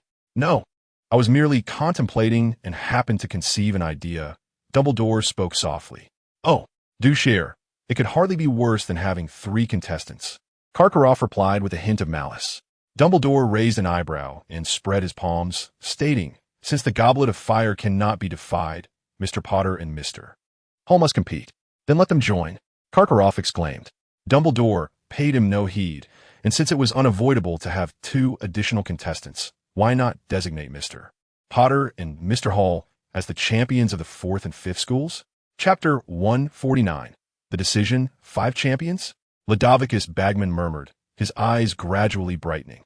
Having Mr. Potter and Mr. Hall as independent contestants would resolve the issue of fairness splendidly. After speaking, Ludovicus glanced at Crouch. The room fell silent, everyone seemingly deep in thought, while the 5 students looked around, observing the adults who had lowered their heads and mimicking their posture. A mural on the wall yawned longingly, as a long-nosed witch from one painting leaned across her frame to whisper to a wizard in another. Dumbledore alternated his gaze between Barty Crouch and Madame Maxim, then comfortingly patted Harry and Eli. This is acceptable. Madame Maxim's somber voice broke the silence, prompting everyone to lift their heads. Madame Maxim firmly grasped the delicate yet resilient shoulder of Fleur, asserting that as long as no school possessed any unique authority, she had no objections. Professor Karkaroff, with a grin, reassured Maxim, expressing relief at finally discovering a likely resolution after prolonged deliberation. Since the Goblet of Fire had selected these 2 students, it was futile to oppose such a magnificent magical artifact. However, alternative arrangements could still be made. Let us hope the Triwizard Tournament proceeds without further complications. Karkaroff's rigid voice rendered his words particularly oppressive, yet it established a certain tone. Dumbledore maintained his usual serene demeanor, as if he had anticipated this outcome. Karkaroff lowered his head, clearing his throat, seemingly disappointed for not having escalated matters further. Who could guarantee that Hogwarts would not extend assistance to those 2 students? I mean, causing trouble for both our schools. You are overthinking, Karkaroff. I suspect you have made preparations for your competitors, perhaps even attempting to add a few more. Moody's terrifying gaze fixed upon Karkaroff once more. No one came to Karkaroff's aid this time, not even the somewhat skittish Ludo, for after finally devising a solution, anyone attempting to overturn it would be at odds with everyone. Karkaroff anxiously rolled his eyes, adopting a facade of candor, stating that it was utterly impossible. The rules of the Triwizard Tournament required competitors to act independently. That is splendid. Since Durmstrang can adhere to the rules, I trust Hogwarts will as well. And of course Beauxbatons, all competitors, Ludo chuckled. Given this, the matter at least found resolution. It is rather late. We ought to swiftly brief our 5 champions on pertinent details. Barty emerged from the shadows. Initially unnoticed, it was only when Barty approached that Eli discerned the director's pale complexion, starkly contrasting with his robust appearance during the Quidditch World Cup. Barty turned to the young wizards. Eli, Harry, Fleur, Cedric, and Krum stood together. Barty's somewhat haggard gaze swept over the vibrant faces of the champions. When you're chosen by the Goblet of Fire, it signifies your need to compete independently. Although you represent your schools, your professors and classmates are strictly prohibited from offering you any assistance, even in a personal capacity. Due to the rules, we absolutely cannot disclose all details regarding the competition. You must adapt on the fly, armed solely with your wands and your intellect. This embodies the essence of the Triwizard Tournament.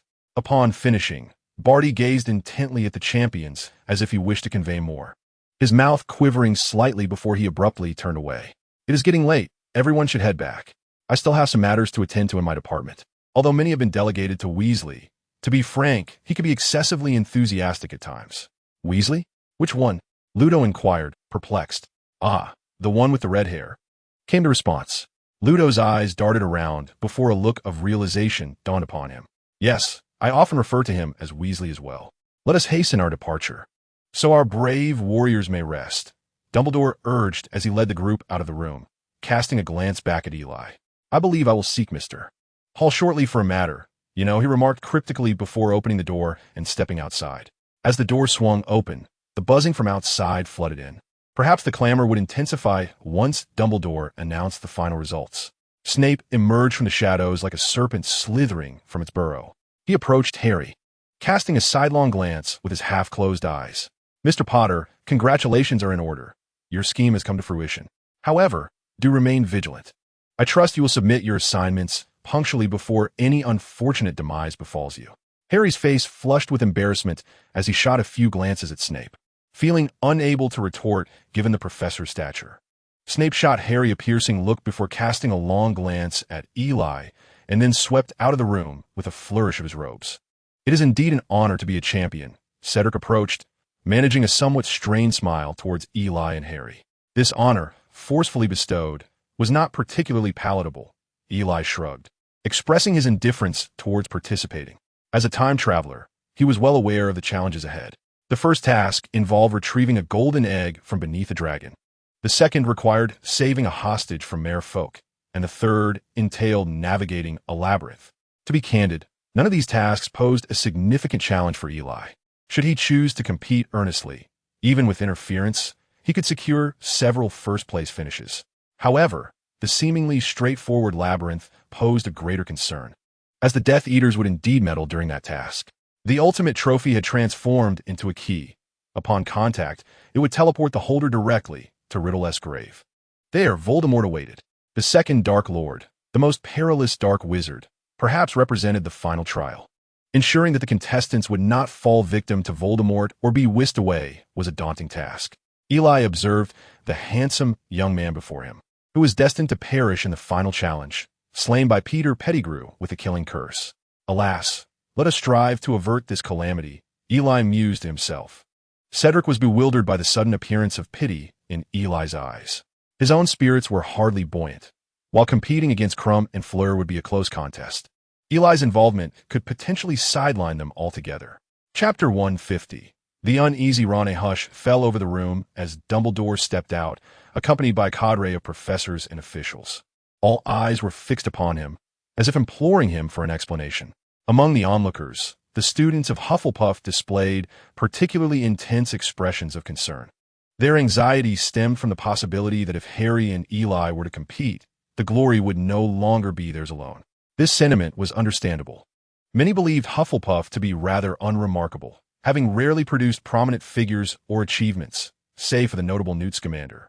Now, with the emergence of a champion from Hufflepuff in the Triwizard Tournament, it mattered not whether victory or defeat awaited them.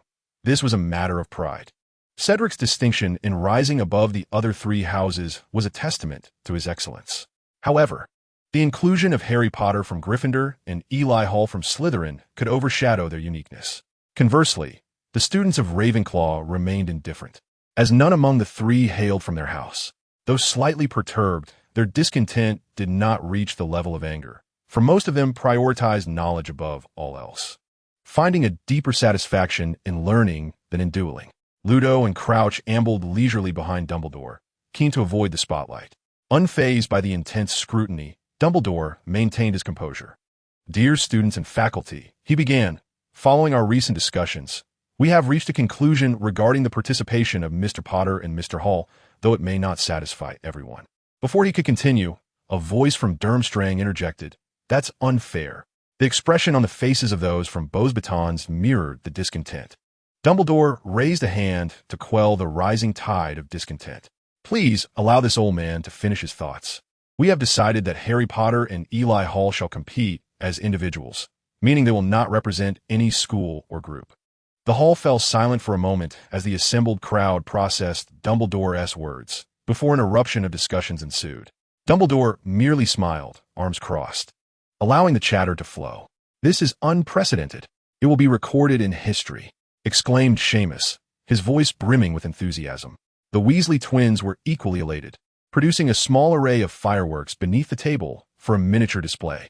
Although it had been clarified that Harry would not represent any group, none could overlook his Gryffindor lineage. The already spirited lions, known for their pursuit of the extraordinary, wholeheartedly endorsed this development. The countenance of the Hufflepuff students brightened considerably. At least no one could alter the fact that Cedric would represent all of Hogwarts in the upcoming contest. In contrast, Ravenclaw appeared remarkably tranquil compared to Slytherin.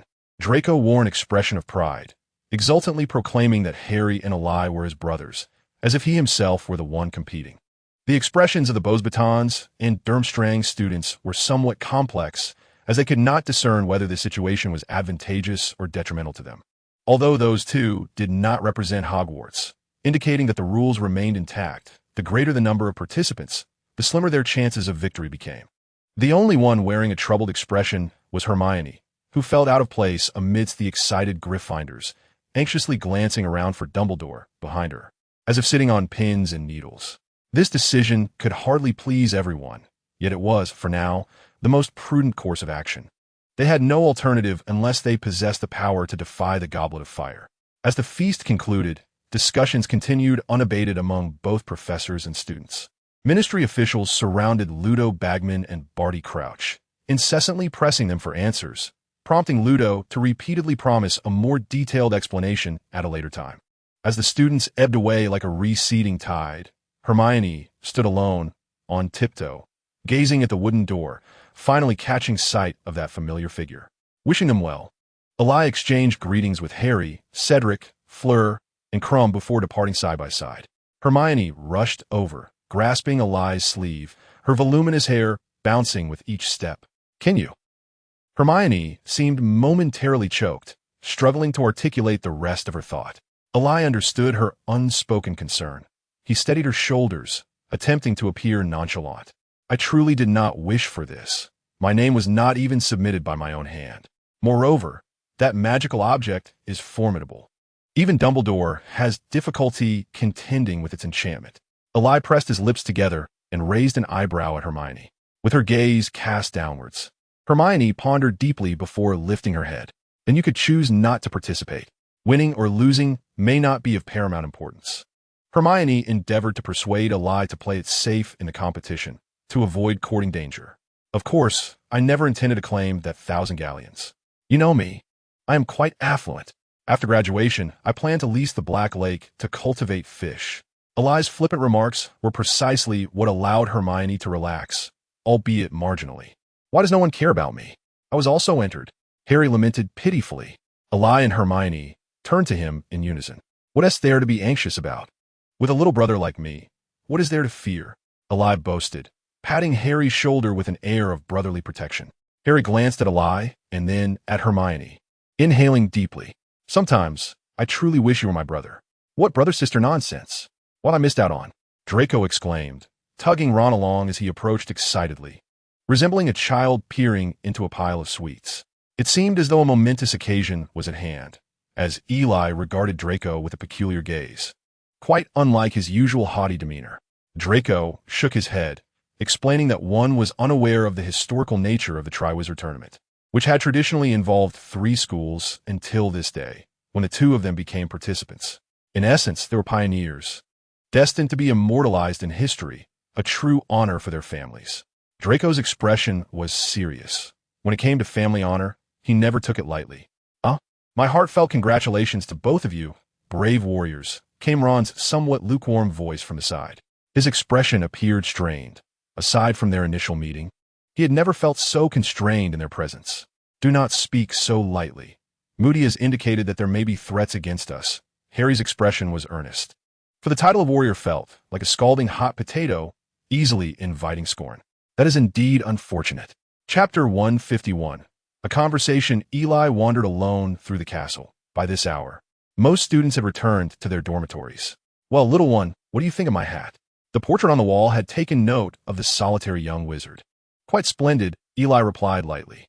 Although these portraits may not possess great wisdom, their tempers could become rather eccentric after prolonged interaction, and he preferred not to linger excessively. "Roachpile," Eli stated before the statue that guarded the headmaster's office. Dumbledore had always enjoyed riddles, and thankfully, Eli was aware that he often used his favorite snacks as passwords. During the summer, Dumbledore had mentioned in their correspondence that he had recently developed a fondness for roach piles. Regardless of whether this was a mad suggestion from Dumbledore, Eli had sent him a large jar of roach piles, enough to make him sick. It proved that Eli had not misjudged. The statue slowly turned, revealing a staircase. He ascended with ease, the moving staircase delivering him to the office door. "Is the headmaster in?" Eli peered inside. "Ah, Eli, how delightful to see you. Do come in." Dumbledore appeared from seemingly nowhere. Eli felt a bit incredulous. Was it not he who summoned him? Why feign surprise? Have a seat. And do try some of the treats sent by the house elves. I find them quite delightful. Eli looked at the plate filled with wriggling roach piles, feeling somewhat dismayed. Why was this dish always present during his visits? "Perhaps you should indulge less in sweets. It is not good for your health," Eli remarked, somewhat exasperated. "I am an old man. I beg you to allow me to savor my remaining days with these delightful treats," Dumbledore replied. Eli, acknowledging Dumbledore's eloquence, deemed himself unable to match the old wizard's oratory skill. "Given your remaining days, I believe you could easily live another 20 years without issue. Pray tell, what was the reason for summoning me?" Eli inquired directly. Could it not be that an old man feels lonely and wishes for companionship and conversation? A glint of mischief sparkled in Dumbledore's eyes. "Actually, it pertains to the Triwizard Tournament. Are you prepared to divulge the details of the competition?" Eli wore a cunning expression as he selected of Bertie Bott's every flavor bean from the heap of sweets. "Your name was actually placed by me," he exclaimed in astonishment. At that moment, he felt as if struck by a thunderclap. Was the perpetrator standing right before him? What should he do, call the authorities? Eli stared blankly at the old man before him, who was nonchalantly tossing candies into his mouth. Dumbledore lowered his hand, adopting a serious demeanor. "Do you comprehend why I included your name?" Eli shook his head in bewilderment. He genuinely did not understand. "Voldemort is not dead. He is ever poised for resurrection." Dumbledore murmured softly. "Are you suggesting that Voldemort might seize this opportunity to return?" Dumbledore neither spoke nor nodded, merely gazed intently at Eli. "I wonder if you have noticed that Alastor is an impostor." "Yes, the Mad-Eye Moody whom you all refer to as such." Eli furrowed his brow, fixating on the stains upon the table. There were indeed some clues. "How did you come to know this? Though it may seem somewhat immodest, I must assert that none within this castle can affect the magical circle I have drawn. The moment the false Moody intruded, I was already aware." Eli's eyes widened in astonishment as he regarded Dumbledore. "I refrained from exposing him, for extraordinary occurrences often conceal deeper plots. I cannot ascertain whether Voldemort will truly utilize this chance for revival, but to avert a significant upheaval, I thus included your name." A cold sweat broke upon Eli's brow. Indeed, old Dumbledore's cunning was unfathomable. "Are you implying that I must prevent Voldemort's revival?" "No, you must ensure that Voldemort successfully returns." "What?" Dumbledore's gaze deepened, as if lost in remembrance. He retrieved a diary from his drawer, one with a gaping hole, and Eli recognized it as Voldemort's Horcrux. "I had my suspicions about this object, but I can now confirm it as a Horcrux, a most sinister form of magic. By fragmenting one's soul and embedding it within, one may attain a semblance of immortality." Dumbledore's eyes sharpened, locking onto Eli's. "This malevolent magic is unfathomably wicked. It ensnares the user in an inescapable abyss. You must vow never to touch it." "Professor, I am not Voldemort. I do not yearn for immortality." Dumbledore slowly nodded. "Regarding Voldemort, I have examined Harry. His soul is tainted, likely by a fragment of Voldemort's own soul, a remnant of the killing curse from years past." Eli refrained from responding. "Harry may very well be one of Voldemort's Horcruxes. To vanquish Voldemort, all Horcruxes must be destroyed, which implies that Harry must die." Eli gasped heavily. "You possess a solution, do you not?" Dumbledore averted his gaze. "I cannot be certain. I too am taking a gamble. I understand him, whether as Tom or Voldemort. He has always harbored a peculiar sense of purpose. The resurrection curse requires the blood of a foe, and he will undoubtedly demand the use of Harry's blood. Once Harry's blood enters Voldemort's body, a connection will be forged between them. As long as Voldemort remains alive, Harry will not perish. Given Tom's nature, he will certainly opt to kill his arch-nemesis himself. At that moment, should he employ his customary killing curse, it would fail to obliterate Harry's soul due to the bond they share. thus redirecting its destructive force towards the fragment of Voldemort's soul residing within Harry. Upon the conclusion of Dumbledore's words, Eli stood in complete astonishment. He was aware of Dumbledore's brilliance, yet he could not fathom the extent of his insight.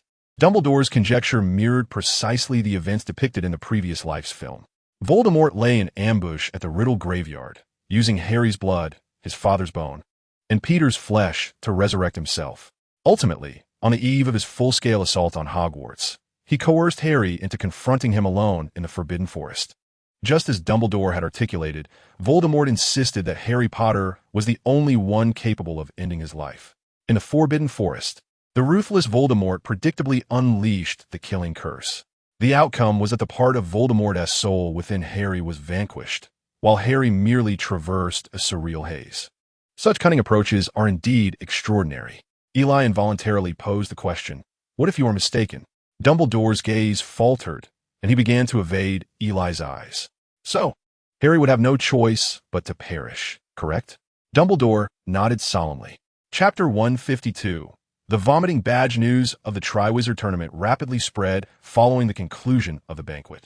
By early morning, nearly every wizard in the European magical community was aware of this unprecedented revelation. The Triwizard Tournament, being the grandest event among Europe's three major magical academies, is known to virtually every wizard across the continent.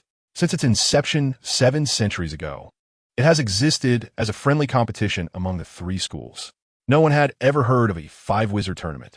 The initial reaction of wizards upon reading the news was to question its authenticity.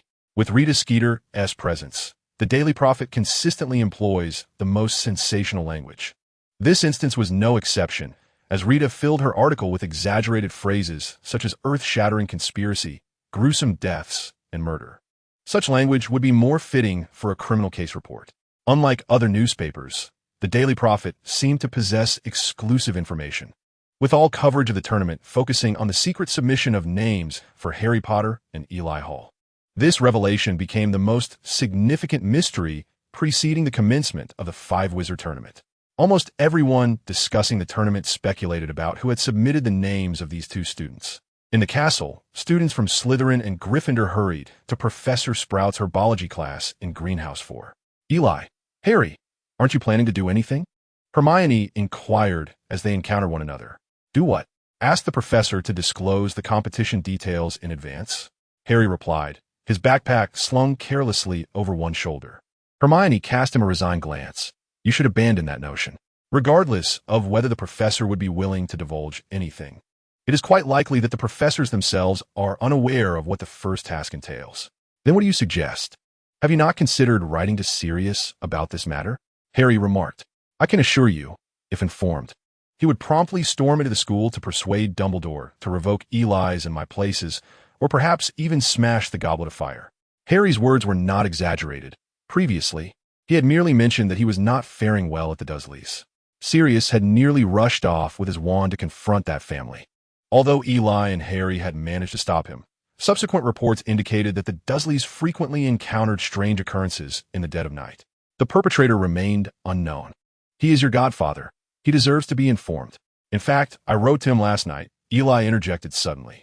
He had not disclosed this matter to his parents, as they were merely muggles and could not resolve his issues. Instead, they would only worry unnecessarily. I wonder if Trelawney has delivered any ominous prophecies to Dumbledore? Draco commented. By the way, what is that thing you're carrying? Draco leaned closer to Harry, who quickly shielded a small item on his chest, seemingly reluctant to speak of it.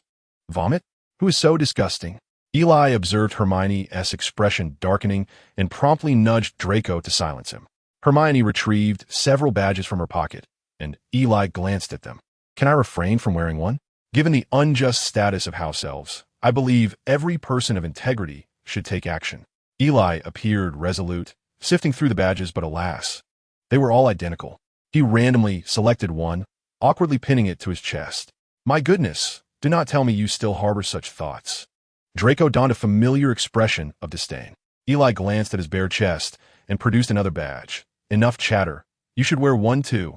Harry and Ron, witnessing this, immediately joined in, and before long, Draco found himself disheveled, sporting a badge emblazoned with 4 letters. My father will absolutely kill me, Draco lamented, his face a mask of despair. The group entered the greenhouse, furtively and cautiously, as if fearful of being observed. What did Sirius say? Is he furious? Harry visperet decidedly. He did not say much, nor did he display excessive excitement. He merely advised us to prioritize safety, assuring us that he would contact us later. Eli, while keeping an eye on Professor Sprout, leaned back slightly and whispered a response to Harry. Harry, clearly bewildered by Sirius's calm demeanor, could tell that Sirius was contemplating matters beyond the classroom. Mr. Potter, could you enlighten me on the subject of today's lesson? Professor Sprout inquired, gazing at Harry with an unusually scrutinizing expression. He had just been lost in thought, and now was as if he had awakened from a dream. Harry, suddenly called by name, found his mind blank, completely oblivious to Eli's quiet murmurs. Professor Sprout, with a hint of disappointment, remarked, I understand that preparing for the tournament is indeed quite stressful. However, I do hope Mr. Potter can regain his focus. Professor Sprout was generally very forgiving towards her students, regardless of their house. Nevertheless, as a professor, she could not tolerate a student who, from the moment of entering, incessantly conversed with their neighbor and subsequently lost concentration. She turned her attention back to Eli. Mr. Hall, do you know what this is? It's a bouncing bulb, Professor. Professor Sprout nodded, indicating that adjustments could indeed be made. This is dreadful, Harry muttered in frustration. He had initially thought that being chosen as a champion in the Triwizard Tournament was an immense honor, but since his name had inexplicably emerged from the Goblet of Fire, he had entirely cast aside that sense of pride. His recent experiences had convincingly illustrated that this mysterious title of champion was far from a blessing. Following herbology, potions class ensued, and even in their 4th year, students' fear of Snape only intensified. When did my classroom become cluttered with such peculiar items? Snape glowered, casting a sidelong glance at the badges on Eli and his companions' chests. I trust this revolting emblem will vanish from my sight immediately. Or you may choose to incur a deduction of 10 points from your house if you wish to draw attention. Eli and his friends hastily stowed away their badges, including Hermione, while not seeing any issue with wearing the badge, felt compelled to comply with the professor's directives when he deemed the item unrelated to their studies. Why have they all put theirs away? Yet yours remains visible, Mr. Potter. Gryffindor loses 5 points. Chapter 153. The interview, a faint voice suddenly emerged from the doorway. And had it not been for the profound silence in Snape's classroom, no one would have heard it.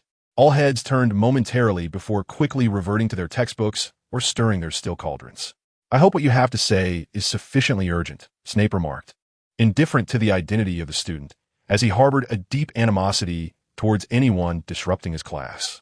The individual who approached was Colin, a first-year student from Gryffindor, resembling a porcelain doll. Under the piercing gaze of Snape, akin to that of a venomous serpent, Colin nearly succumbed to tears. I need to take Harry Potter upstairs. He stammered, yet Snape remained utterly unresponsive, like a dark statue. Once more, a glimmer of malice flickered in his eyes as he stated, I believe, Mr. Potter requires an additional hour of magical instruction. Colin was immediately distressed. He had been entrusted with the responsibility of escorting Harry and Eli. No, Professor. It was Professor Bagman who sent me. He insisted all of Ludovic Bagman's champions are to attend. Snape's gaze brimmed with palpable disdain, as if a sumptuous green fly were perched upon his favorite dish. Very well, Mr. Potter.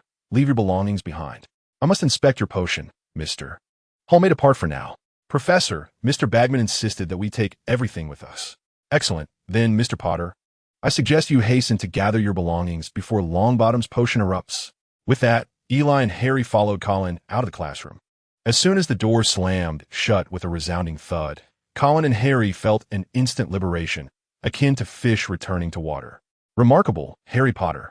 You have become a champion, Colin exclaimed, not forgetting to mention his senior, Hall. It was well known that young Colin was an ardent admirer of Harry Potter, and now it was evident that the rumors held true.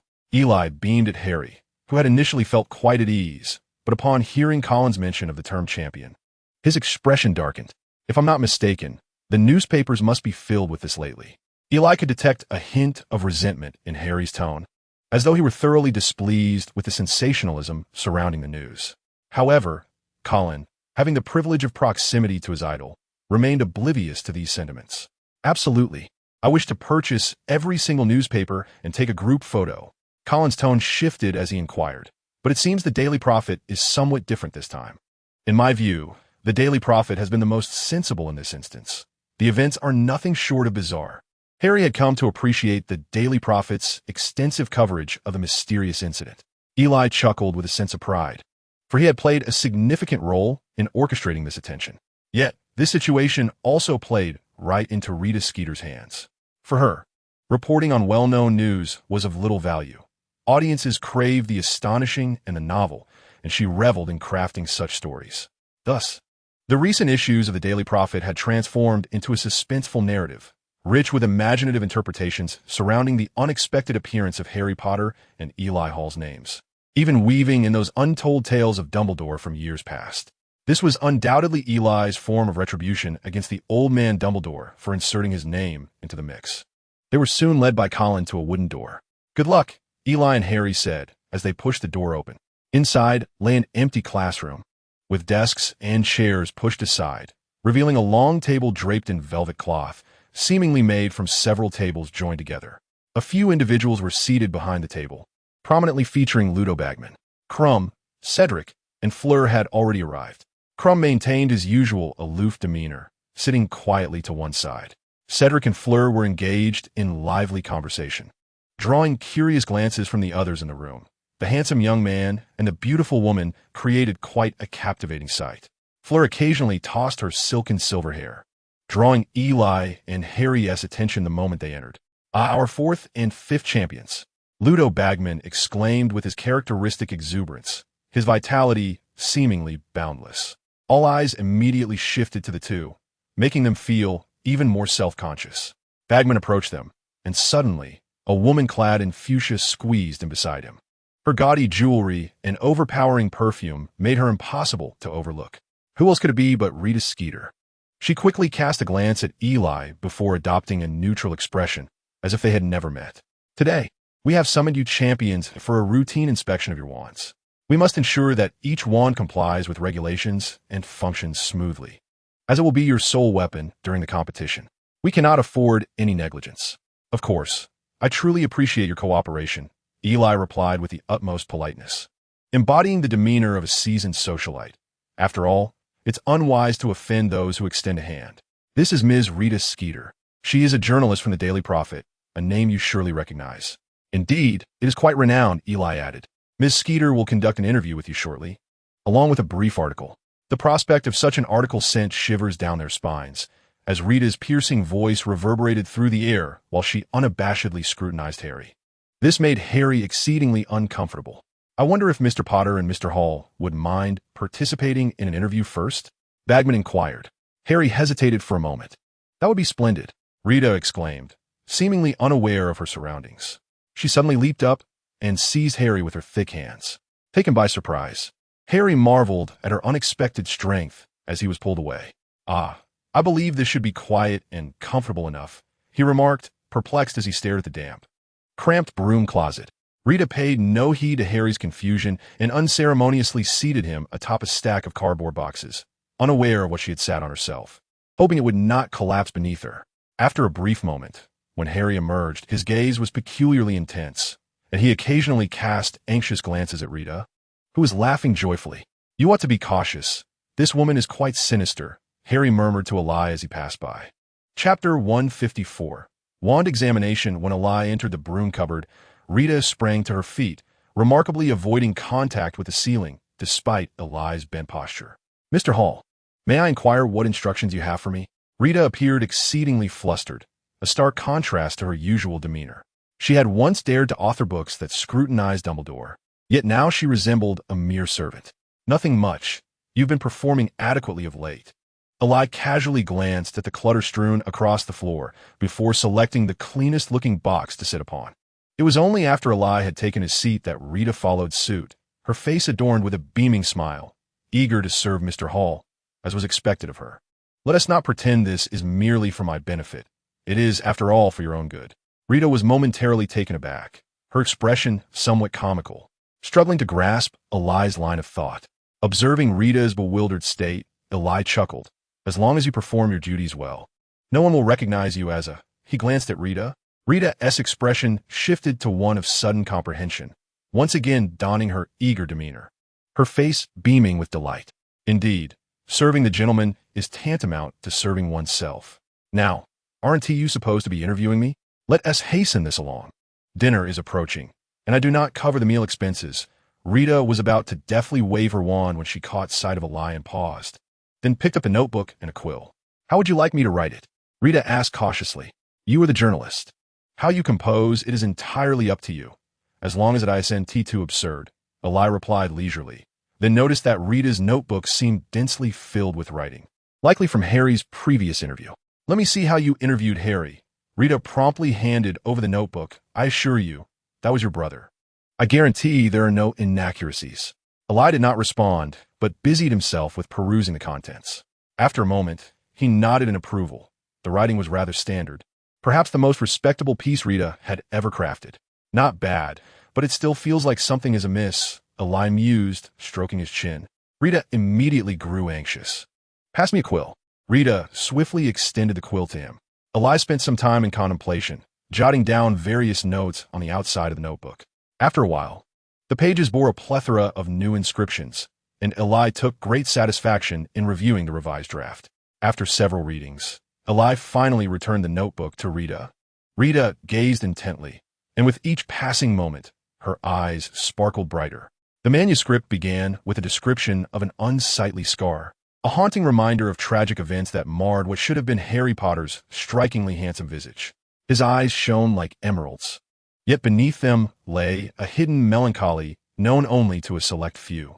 Ah, what a kindred spirit! Rita could hardly believe that in this vast world, she had encountered another writer of such exceptional talent. As she looked at Eli, she felt an overwhelming sense of regret for not having met him sooner. Mr. Hall truly is a genius. Oh, not at all.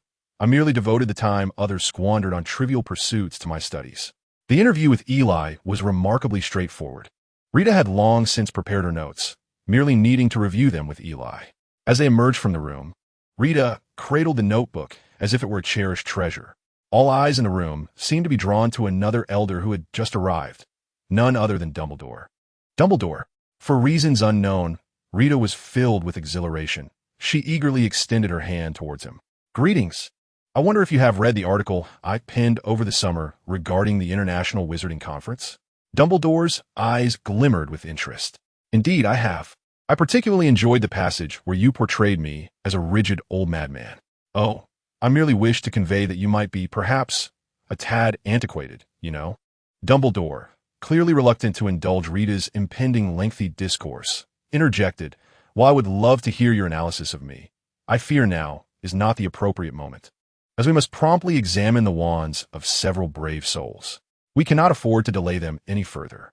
Rita, though momentarily silenced, resumed scribbling fervently in her notebook.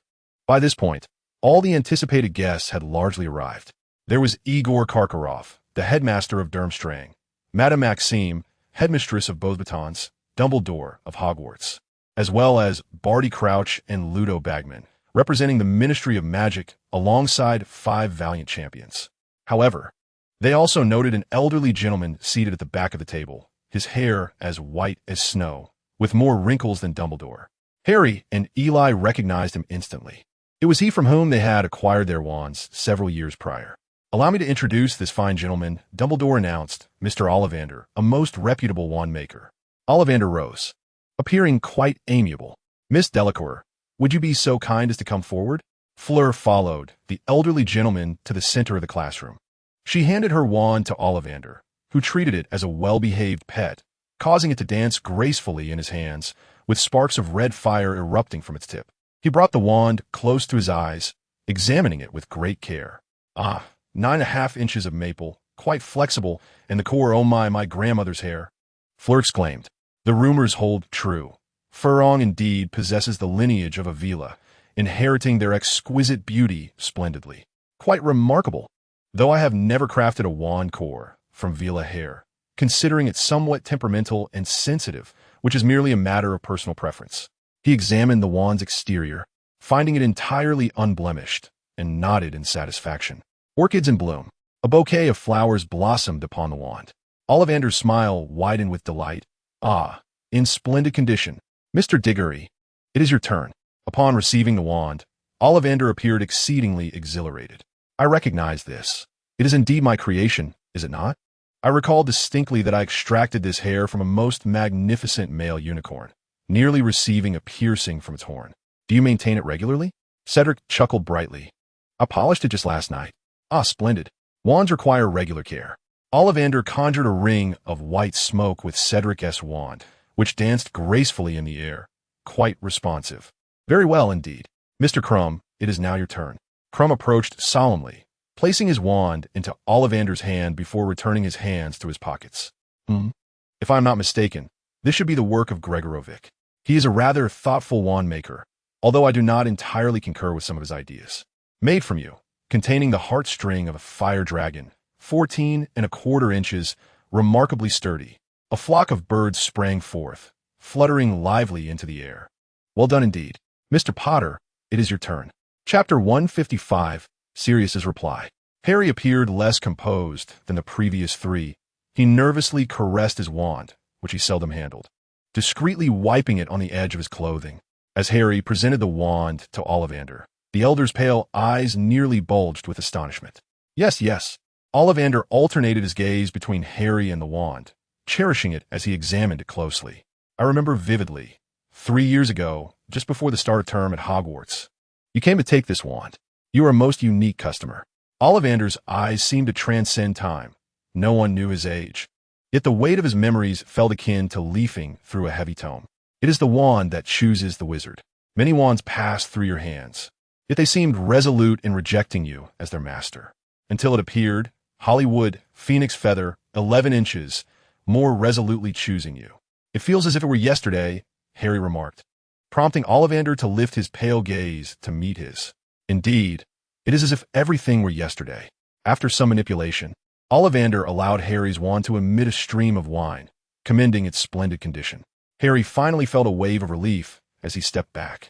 The next is Mr. Hall. When Ollivander pronounced Eli's surname, he appeared somewhat hesitant. Eli approached, drawing forth the slender, pallid wand from its sheath and presenting it to Ollivander. Ollivander's gaze darted to the wand, only to flinch away as if stung. His countenance soured, the deep creases of his face becoming particularly pronounced. He did not seize the wand immediately as he had done before. Sir? Eli inquired, a trace of concern for the elderly man's momentary bewilderment evident in his voice. All eyes in the room turned towards them, filled with curiosity and apprehension for Ollivander, oblivious to the source of his disquiet, the wand in Eli's hand.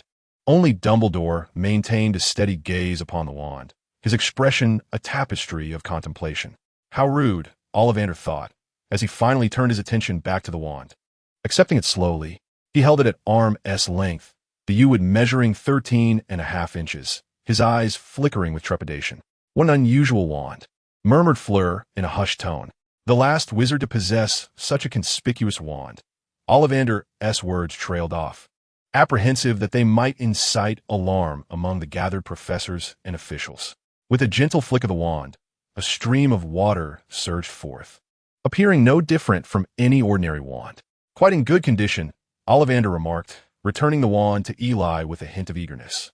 This wand seemed to embody all manner of ominous symbolism. Uwid, infamous for its dark associations within the realms of dark magic and curses. The feather of a nightmare, a creature so rare that only those who have witnessed death may behold them. 13½ inches, 13, a number deemed profoundly unlucky in Britain, where many theaters deliberately eschew the number 13, such as row 13 or seat 13. In the painting of the Last Supper, the first to rise among the 13 shall be the first to perish. 13 symbolizes death. And what of 13½? Could it not signify transcending death? Eli accepted the wand, his expression unaltered, rejoining the ranks of the warriors. He had taken his time, yet felt not amiss. If anything felt peculiar, it was the wand's instinctive purification of souls during his earlier absorption. Beyond that, it was the most adept wand he had ever wielded. Since the task is complete, why not proceed directly to the Great Hall for a meal? Classes will soon conclude, Dumbledore suggested. The group prepared to depart, with Harry and Eli showing no inclination to return to class. Say cheese, everyone, suddenly exclaimed Lupin, as a man with a camera eagerly stood beside him. Let us take a group photo. Lupin beamed, prompting the others to halt once more. Later, a few more solo shots can be taken. Rita's gaze lingered upon the 5 valiant warriors. There was a minor issue during the group photo. Madame Maxim was simply too tall. Even when the photographer retreated to the outdoors, it proved challenging to capture everyone clearly while ensuring Madame Maxim was properly in frame. Ultimately, she had to sit down. The warriors positioned themselves prominently, yet surprisingly, Crumb seemed somewhat reluctant, continuously inching backward. Following the photographer's suggestion, they placed Fleur at the center, the most conspicuous position, easily visible at a glance. After considerable fuss, when Eli and Harry were preparing to head to the auditorium, it appeared that their classes had concluded. As evening approached, both received a letter from Sirius. They convened in an empty classroom. The library was still open, but due to the presence of Madame Pants, they hesitated to go there. He wants us to wait by the fire in Gryffindor Tower at 1 in the morning. We truly need to devise a plan to ensure that you can enter Gryffindor Tower without anyone seeing. Although Harry found Sirius's request a bit daunting, the prospect of conversing face-to-face with him was the only hope he had during this period. In truth, it wasn't so complicated. Hadn't he mentioned that as long as one of us was present, it would suffice? If I cannot make it, you must remember his words well. Naturally, Sirius could not simultaneously communicate with 2 individuals in both Gryffindor and Slytherin through magic. Setting aside the difficulty of the magic itself, the very architecture of Slytherin might be unfamiliar to Sirius. Slytherin places great emphasis on personal space, and there may be peculiar protective enchantments in place. I truly wish you had been sorted into Gryffindor, Harry sighed deeply. Lately, he couldn't quite understand why Ron always seemed to avoid him. Their conversations had dwindled significantly. It felt as if they had become strangers. I sincerely hope the Sorting Hat made an error. Sometimes, one cannot afford to wish for too much, can they? Eli glanced at Harry and then towards the desolate night sky, pondering the challenges of being truly free. Chapter 156. Hagrid's Little Date. Good day, Professor Hagrid. Greetings to you all. In the castle of Hogwarts, it was the bustling time right after classes had concluded, and Hagrid stood amidst the crowd. He appeared to be searching for someone, though after a moment, he feigned that nothing was amiss. His attire today was quite striking. He had tied his tousled, fluffy hair into a ponytail, albeit crookedly, with numerous strands escaping. Judging by the broken teeth of the comb among his hair, it was evident he had made an effort. As the keeper of keys and grounds, Hagrid rarely traversed the castle, and combined with his appearance and demeanor, he certainly stood out. Hagrid desperately endeavored to render himself less conspicuous, yet the passing young wizards frequently greeted him, compelling him to respond incessantly. Eli and Harry were hastening toward the library. In a bid to survive the impending competition, Harry urged Eli to delve into their studies there. He lamented his lack of preparation, as the thought of the unknown dangers that awaited them rendered him unable to recall what he had learned. To make matters worse, they often spotted Crumb in the library. For Harry, Crumb represented a formidable rival, and the prospect of facing him in a duel was rather daunting. Crumb's visits were brief, yet Harry found himself curious about what Crumb was preparing for, even harboring suspicions that Crumb might be privy to some information. Navigating against the crowd, Harry and Eli soon espied the remarkably large Hagrid amidst the throng. As they squeezed through, the closer they approached Hagrid, the denser the gathering became. For he was a beloved professor, and students were eager to greet him. As Hagrid extricated himself from the greetings, he took a moment to glance around. It was unclear whether Hagrid's towering stature or the proximity of Eli and Harry was to blame, but even as they stood beside him, he remained oblivious to their presence. Harry instinctively aimed to pat Hagrid on the shoulder. However, due to the considerable height disparity, he settled for a gentle tap on Hagrid's waist instead. Well, if it isn't you too, Hagrid exclaimed, seemingly taken aback, even glancing upward as though searching for something else. What brings you here? Eli inquired, having already sensed Hagrid's unusual demeanor. Oh, nothing much, just looking for Dumbledore, ha. Hagrid chuckled, patting his pocket with an endearing smile. We're off to the library, so we want to keep you. Eli and Harry bid him farewell, preparing to depart. Wait, don't go just yet. The two turned back in confusion as Hagrid's small eyes darted nervously. I believe you'll be seeking me out at midnight, right? What? Eli responded promptly. Yes, we'll be there on time. Hagrid grew animated. All right, splendid. Before Harry could press further, Eli tugged him away. Once they had left, Hagrid exhaled a sigh of relief and assumed the demeanor of a professor, greeting the passing young wizards with newfound ease. Eli, what exactly are we supposed to discuss with him? You know we have to meet him at 1, Harry whispered, only to promptly fall silent at a critical moment. I'm not quite sure. Hagrid made a special trip to the castle to find us, which must signify something significant. Is he looking for us? I hope it's not, because his blast-ended screw-it has given birth again. Don't worry, Hagrid knows how to handle things. Upon arriving at the library, the two coincidentally chose to remain silent, treading lightly. Madame Pants stood behind the desk, scrutinizing every wizard within the library and at the entrance. As Harry and Eli stealthily entered, Mrs. Pants fixed her gaze upon the two, causing them to feel as though they were thieves, perhaps drawn by their rather dubious demeanor. Mrs. Pants seemed convinced that these two were up to no good. Eli nudged Harry with his elbow and pointed towards a certain spot. Harry glanced in that direction and saw Hermione waving at them. They nearly opened their mouths to greet her, but quickly bowed to Mrs. Pants before making their way towards Hermione. Hermione was seated by the window, where the light poured in, surrounded by a hodgepodge of books that rendered the table almost exclusively hers. As they navigated through several bookshelves, they no longer felt Mrs. Pants's scrutinizing gaze, and their steps became considerably lighter. Hey, Eli whispered a greeting to Hermione, who responded with a sly smile. What took you so long? Eli surveyed the area, noting that Mrs. Pants was not moving about, and leaned closer to whisper, We ran into Hagrid on our way here. Hagrid? What did he say? He asked Harry and me to meet him at midnight, but he didn't specify why. Hermione regarded Eli and Harry with a puzzled expression, furrowing her brow as she absently stroked the cover of a book. I suspect it might be related to the competition, Hermione suddenly declared, glancing around to ensure no one was eavesdropping. Competition? How would Hagrid know about it? Harry asked, his anxiety palpable at the mere mention of the word. I don't know. Hermione shook her head. Harry's disappointment was evident, yet he added, but the first task, or whatever the other tasks may be, could very well involve magical creatures. His excitement reignited. He leaned closer. Eli nudged Harry. Why are you getting so close? Calm down. Didn't Hermione just say she's also speculating? We'll find out tonight when we meet Hagrid, won't we? Harry looked at Eli with fervent anticipation. At least it's not anything bad, Hermione interjected, producing a parchment made of sheepskin, which appeared to contain a list of names. What is that? Eli asked, casting a sidelong glance at Hermione.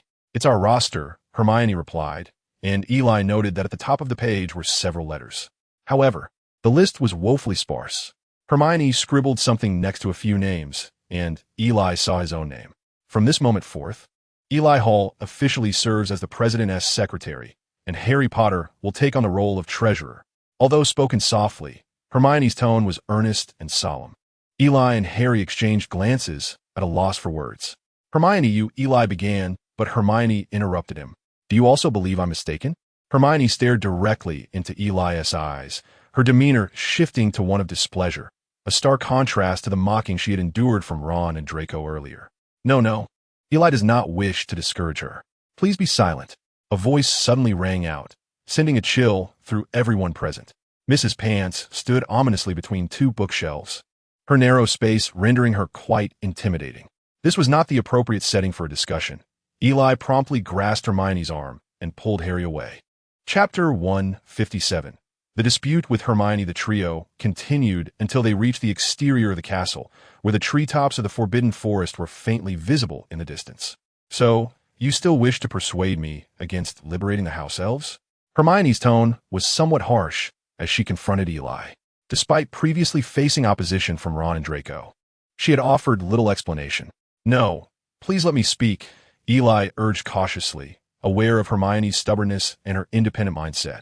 If he were to oppose her too abruptly, it might wound this strong yet sensitive girl. Fine, go ahead, Hermione retorted, her gaze fixed intensely upon Eli's eyes. Harry, uncertain of how to interject, recognized that this was not his moment to speak.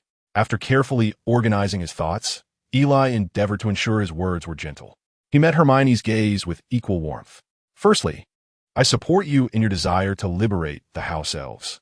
At this, Hermione's expression softened slightly. Encouraged by this initial success, Eli continued, However, you must understand that whatever we undertake requires a proper approach. Without the right method, our efforts may yield the opposite of our intentions. But regardless, someone has to step forward and establish this organization. I know, I understand, Eli said, placing a reassuring hand on Hermione's shoulder. Yes, someone must advocate for the house elves, but that person must first be accepted by them. Hermione appeared incredulous, casting a derisive glance aside. How could the house elves not support me? I am elevating their status.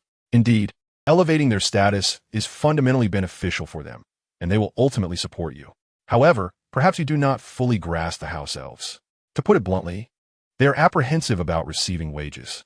If someone suddenly offers them freedom, they may perceive it as abandonment. How absurd that anyone could fear freedom.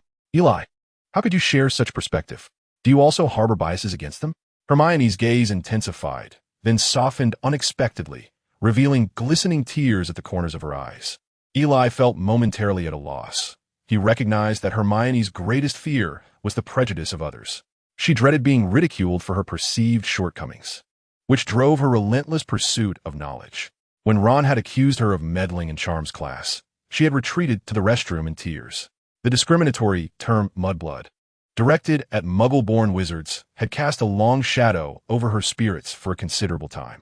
Her impulsive desire to advocate for the rights of house elves stems from the fact that they too are victims of discrimination.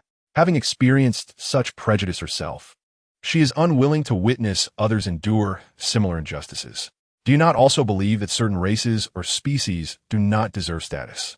Hermione's voice trembled, and she was uncertain as to why she felt such fervor. Yet, upon seeing Eli, who was attempting to persuade her, she could not restrain her emotions. No, you know that I absolutely do not mean that.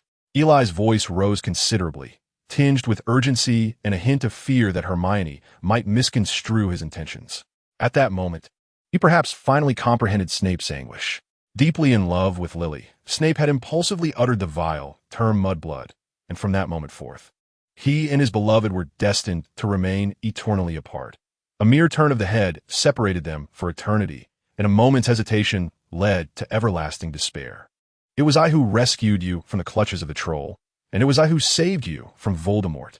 If there is anyone who discriminates against you, it is certainly not I.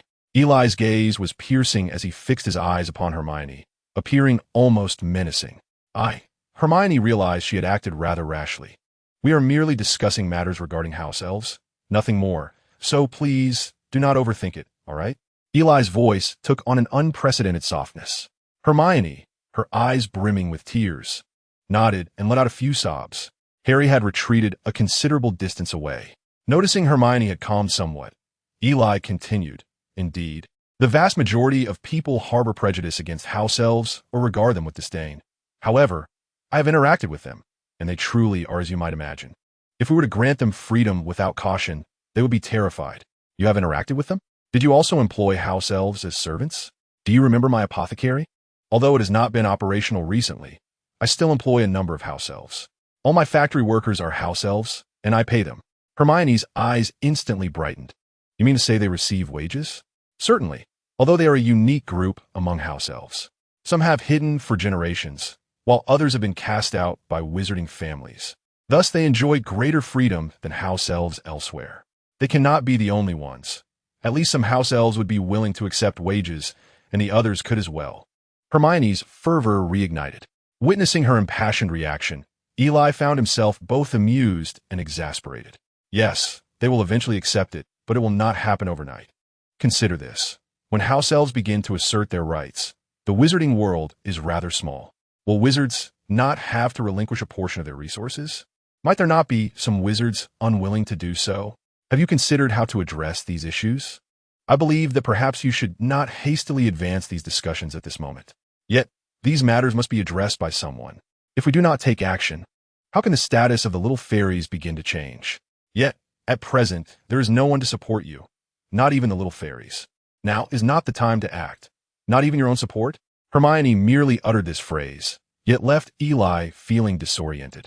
Faced with Hermione's gaze, Eli found himself at a loss for words. I do not need your support, Hermione suddenly exclaimed, her voice charged with emotion, before turning and fleeing. At the corner, she could no longer hold back her tears. Eli stood frozen in place, overwhelmed by regret. These words should never have escaped his lips. Eli, what about Hermione? Harry appeared from seemingly nowhere, gazing in confusion at the direction Hermione had hastily departed. Eli sighed, a profound sense of despondency washing over him, leaving him utterly fatigued. Harry wished to offer comfort, but was unsure how to begin, settling for a gentle pat on Eli's shoulder, finally adopting a semblance of an older brother's demeanor. Chapter 158. The Fire Dragon at Midnight. Around 11:30, two figures emerged outside the castle.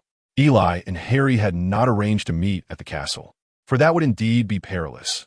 A mere moment's delay could lead to an encounter with Peeves and subsequently summon the ever-vigilant Professor Filch.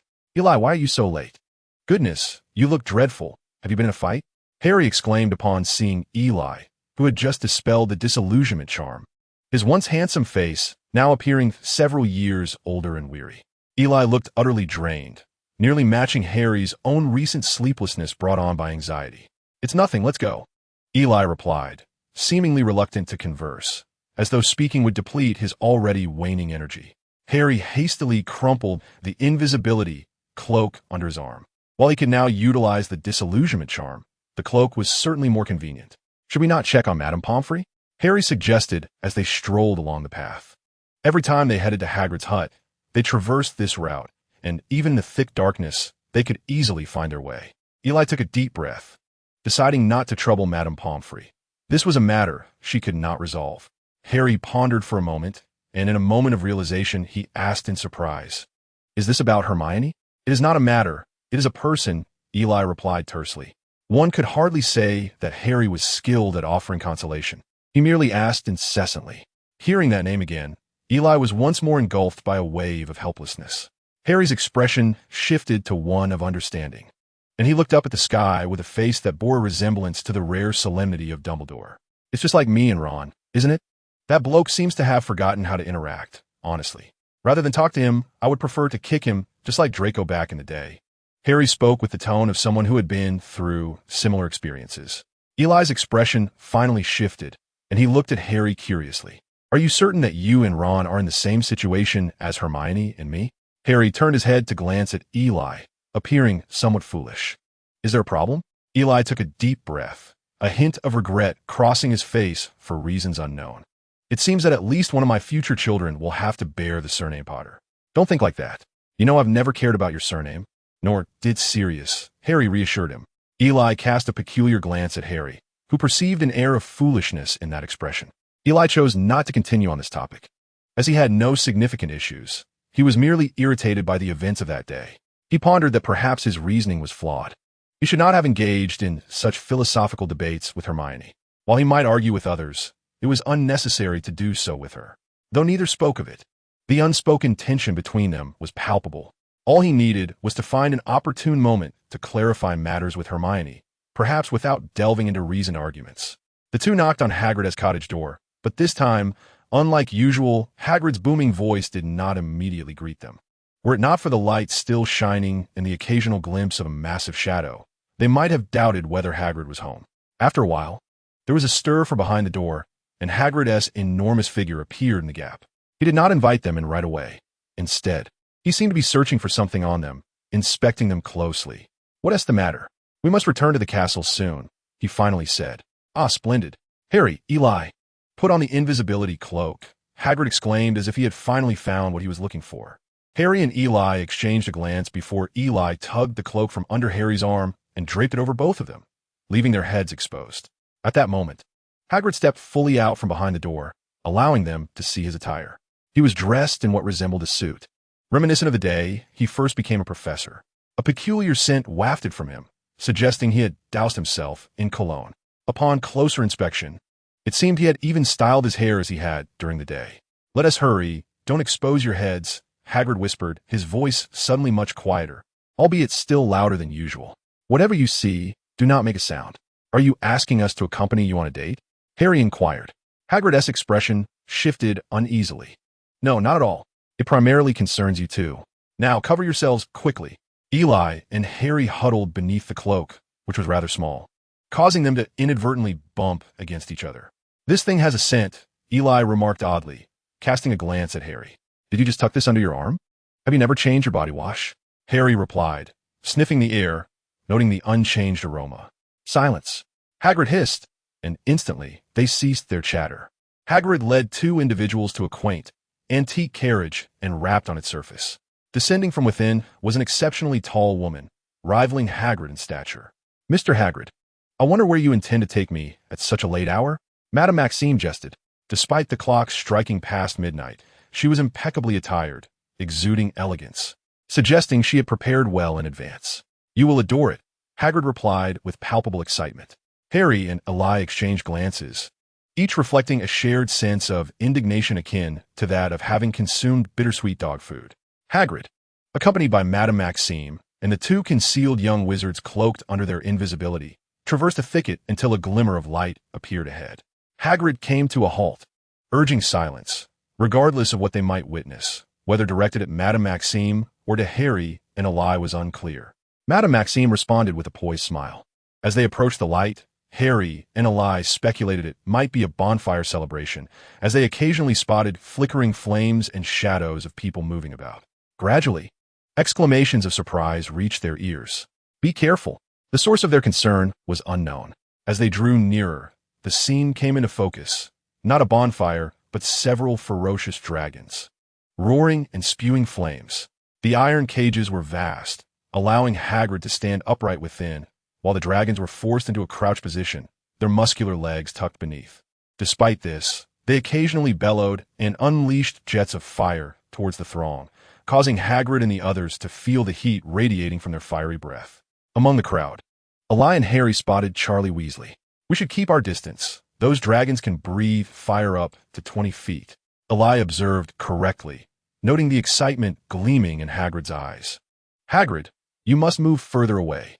These creatures are not in a good mood, Charlie Weasley exclaimed, shielding his forehead with one hand, sweat streaming down his face from the exertion of managing the dragons.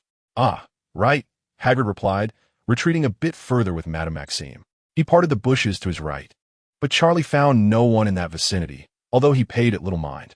Harry and Eli remained concealed beneath their invisibility cloak, unnoticed by all but Hagrid. This can't be, Madame Maxime gasped, her expression revealing fear as she beheld the restless beasts. I believe they can be rather amiable, provided one knows how to engage with them, Hagrid remarked, his gaze sparkling as he observed the magnificent dragons, even in captivity. This is untenable. We must act collectively, shouted one of the staff members tending to the dragons.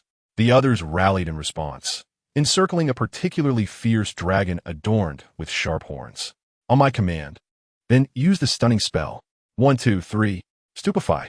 A group of workers coordinated with remarkable synergy, almost simultaneously, as beams of light erupted from the surrounding wands, reminiscent of fireworks. These potent, stunning spells struck the dragon, causing its eyes to glaze over, and in a short span, it appeared as if it had been sedated, collapsing in a languid heap. The onlookers remained cautious, wary of its snorts. Though the dragon lay incapacitated, they dared not approach too closely. Employing the same strategy, they rendered the other dragons unconscious one by one. What dragons do you have here? Hagrid inquired nonchalantly, eager to draw nearer and observe the slumbering fire-breathers. After considerable effort, Charlie removed his thick gloves, appearing somewhat disheveled. Welsh green, Australian opal-eye, Chinese fireball, Swedish short-snout, and a Hungarian horntail, he enumerated, pointing to each. Is this what the warriors are meant to confront? Maxim asked once more. Charlie did not respond directly but glanced around, giving a subtle nod to Madame Maxim. Under the invisibility cloak, Eli swiftly covered Harry's mouth, fearing he might utter a sound. Harry, already trembling with anxiety, was now confronted with the reality of facing a lively dragon. Eli even worried that Harry might attempt to flee under the cover of night. They truly are formidable. Hagrid's attention was entirely captivated by the dragons. Bringing these creatures here is no easy feat, especially that Hungarian horntail. It has injured several of our colleagues. One can only wonder what those beasts are thinking. Hagrid's demeanor turned grave. Undeniably, they are quite perilous. Madame Maxim shook her head slightly, her complexion pale beneath the torchlight. Let me see. A coarse voice echoed from a distance. Charlie turned to see Madame Maxim and Hagrid, who were the tallest, gazing far ahead. Karkaroff? Madame Maxim immediately recognized the scruffy man, furrowing her brow. Karkaroff was not clad in the conspicuous robes he wore during the day. Upon catching sight of the creatures in their cages, he was startled by the thunderous snores. "Professor Karkaroff, good evening. I did not expect to see you here." Madame Maxim approached him willingly. Karkaroff's expression suddenly shifted, becoming somewhat unnatural, and his gaze grew shrewd. "Ah, it is Professor Maxim," he mused. "I have a fondness for magical creatures, and I heard there are some here, so I came to witness them." Madame Maxim evidently did not buy his ruse. "I trust you would be more than willing to share your beloved magical creatures with your students, especially your prize pupil, Crumb." Karkaroff's eyes narrowed, taking on a sinister quality. "I assume you would concur, wouldn't you?" Maxim, being quite forthright, was not fond of such pretentiousness. "Of course, I would prefer my students to suffer fewer hardships." After an awkward exchange of pleasantries, Maxim, Hagrid, and Karkaroff departed, along with Harry and Eli. They arrived brimming with anticipation, but left with heavy hearts. Even Hagrid appeared troubled. After escorting Madame Maxim to her carriage, Hagrid returned to his hut with Eli and Harry. "This is utterly absurd," Harry fumed, shedding his invisibility cloak. "Do the Ministry officials truly wish to witness a dragon devour its prey?" He wished he could deliver a few well-placed kicks to their faces. They could have simply, "Well, they're not Buckbeak." Bowing would be futile against them, for they even slaughter their kin. Hagrid struggled to find a dragon's vulnerable spot. Otherwise, he wouldn't have been so willing to send Norbert away. His descriptions of the dragon's ferocity only heightened Harry's alarm. And it was then that Eli noticed how pale Harry had become. The Ministry possesses a sense of moderation, does it not? So, they have brought in 5 lively dragons? Can Ludo Bagman survive beneath their jaws? Harry was exceedingly agitated. Historically, the Triwizard Tournament has indeed had a mortality rate. Yet the Ministry understands that the participants are merely students. To subdue a healthy dragon would require the combined efforts of a dozen adult wizards. Thus, they would never allow a handful of students to tackle them alone. Eli reassured Harry, asserting that he was correct. The Ministry would not be foolish enough to send students armed with merely a wand to confront dragons. If that were the case, it would not be a tournament. It would be a feeding frenzy. Harry sat on the bench, elbows resting on his knees, head bowed. But the dragons have already been brought in. What else can we do? Perhaps give them a manicure? Calm down, Eli patted Harry's shoulder. "I am here, and I believe Dumbledore will also be present. He would not allow our savior to meet an untimely end." "All right, just stop mocking me," Harry replied, sitting up with resignation. Draco has been relentlessly ridiculing him with the depictions in the Daily Prophet. He could only wonder which scoundrel penned those outrageous words. He longed to give them a sound thrashing. After bidding farewell to Hagrid, they donned their invisibility cloak once more and returned to the castle. "Aren't you coming with me?" Harry gazed at Eli, who was preparing to head towards the Slytherin common room. Eli yawned widely, remarking, "You still have to convey Sirius's message to me tomorrow. You can't just leave this matter to me. After all, you're the older brother." "I have never truly felt the essence of being an elder sibling," Harry replied, exasperated, raising his hands in surrender. Chapter 160. The intense preparations, what did he say? Harry inquired, stifling a large yawn, which Eli noticed, as well as the dark circles under his eyes. As they ambled down the corridor, they sidestepped into a less populated area around the corner. After scanning their surroundings, Harry whispered, "He cautioned us to be wary of Karkaroff." "Karkaroff? Why?" Harry looked around again, his nerves evident. He was once a Death Eater, and it's entirely possible he still harbors ill intentions. Sirius warned us to be cautious of him. He is likely up to no good. Eli nodded in agreement, acknowledging Karkaroff's notorious past as a particularly spineless Death Eater. Harry, however, refrained from mentioning Crumb, even though Sirius had brought up Karkaroff's student earlier that morning. Out of admiration for his idol, Harry naturally overlooked this detail. "Is there anything else? Will he attend?" "Of course," Eli replied, his voice brimming with enthusiasm. He assured us he would be present. For the first time in days, a spark of excitement flickered across Harry's face. Eli patted Harry on the shoulder, adding, "So, there's no need to worry. Even if no one else comes to aid us, Sirius will surely charge in, won't he? He might even land a hefty punch on that foolish dragon." Harry chuckled, his spirits lifted, though the shadow of the upcoming match loomed. At least there was something to look forward to.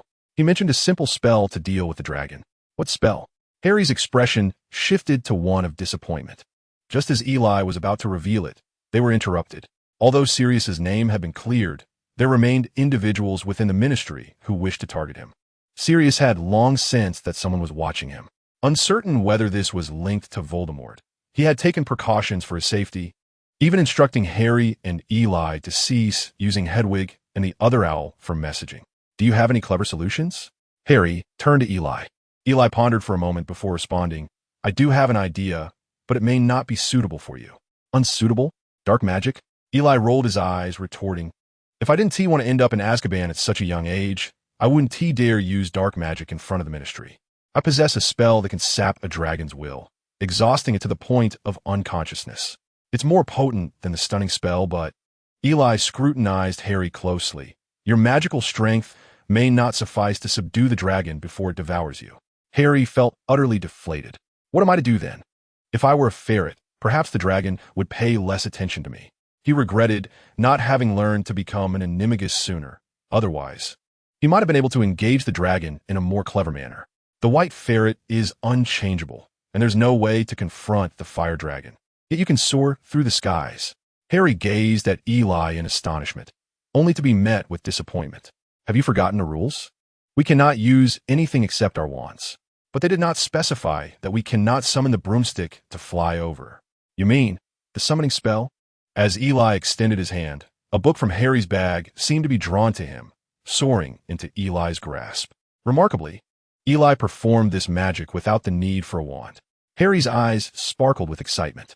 This is brilliant. You must teach me. Certainly, no problem. From that moment onward, Harry ceased dragging Eli to peruse books on how to trim a dragon's claws. Instead, he dedicated his time to learning the summoning spell from Eli, practicing it incessantly. Harry found himself eager to summon anything he encountered, even discreetly levitating small objects to his hand during class. When a tiny fly buzzed past him, he instinctively uttered the incantation, and the fly landed in his palm. Whether it was the spell's effect or the fly's own volition remained uncertain. Meanwhile, Eli was not idle. Besides teaching Harry the summoning spell, he pondered ways to strike up a conversation with Hermione. Recently, Hermione seemed to treat him as if he were invisible, even dismissing him with a glance as they passed each other. This left Eli at a loss for how to approach her. In the classroom, with the professor absent during study time, students were free to engage in discussion.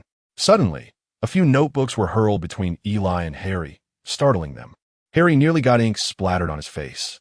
When Eli looked up, he saw Hermione, who tossed the books down and promptly turned away, as if she had done nothing at all. Wait, Eli waved his hand, but Hermione showed no inclination to turn back. He hurried after her and tapped her shoulder. What is it, Hall? Her tone was icy, as though she were addressing a complete stranger she found unappealing. If you have nothing to discuss, Hall, I shall continue my studies alone. Hermione emphasized the word alone, her face set in a stern expression. Ah, well, Eli awkwardly retracted his outstretched hand, struggling to remember what he intended to say, scratching his head in embarrassment. Hermione averted her gaze and walked out of the classroom with her bag. Oh, what a failure, Eli lamented, running his hands through his hair in frustration, while several girls watched him with starry-eyed admiration. Sigh, take your time. Draco suddenly appeared from nowhere. What else with that knowing look on your face? Some experiences are inevitable. I've just encountered them more often. Keep at it, young man, Draco remarked with an inscrutable expression that made Eli want to deliver a couple of playful punches. If there's nothing else, please hasten to vanish from my sight. But wait. I come bearing splendid gifts. Draco produced several tomes, declaring, these are books on dragons that I had my father procure. They are absolutely insightful. Upon receiving the books and perusing their contents, I conceded, you do possess a modicum of decency. Returning to his previous seat, Harry observed a lie. Haven't you two reconciled yet? You just witnessed it. Her demeanor towards me is even worse than her attitude in divination class. Harry sighed, exasperated. This is truly taxing. Ron appeared similarly perplexed, pondering whether there was something amiss with his intellect. Eli regarded Harry with an odd expression. Must you bring up Ron at this moment? What is the matter? Our situations are quite alike, are they not? Eli inhaled deeply, suppressing a strong urge to voice her grievances. As Hermione exited the classroom, her countenance remained icy. She glanced back only to find it deserted, and then, as if suddenly deflated, she leaned weakly against the wall. Her backpack tumbled to the ground as she covered her face with her hands, muffled sobs escaping her lips. This period had been far from easy for Hermione. Once she regained her composure, she recognized her impulsiveness. She ought not to have treated Eli so resolutely. Yet, recalling Eli's words sent a pang through her heart. While she could disregard the opinions of others, dealing with Eli was an entirely different matter. She could not face him with the same ease as she did with others. Nevertheless, she contemplated that it was time to seek an opportunity to clarify matters with Eli. She should not subject him to such distress. Just as before, upon facing Eli, the carefully constructed words evaporated from her mind, and she realized she could not maintain her composure in his presence. Chapter 161. The first task commences. What is that? Hermione had just discarded something, and Harry was staring at the notebook in Eli's hands, which bore no ostentatious embellishments. Eli did not respond. He opened the notebook and flipped through its pages, discovering them densely inscribed with various characters, accompanied by dragon illustrations that appeared to be imprints from some other tome. The handwriting was elegant, neat, and Eli could discern its author at a glance. He believed that if he were to present Hermione's notes, dragon enthusiasts would eagerly vie for them. The contents detailed the anatomy and behaviors of dragons, with a particular emphasis on methods for surviving in their presence safely. It was evident that Hermione had invested considerable effort into crafting this notebook. There were numerous revisions and her own summaries, the somewhat chatty tone inducing an involuntary smile from Eli. So what exactly is this? I refuse to believe Hermione has tossed us a book of jokes. Only George and Fred could manage such a feat. Harry was immensely curious, while Eli seemed utterly engrossed. Upon hearing Harry's inquiry, Eli lifted his head, a smile lingering on his face. "Oh, this," he said, as he showcased the cover and the contents of the book to Harry, revealing various facts about dragons that Hermione had compiled.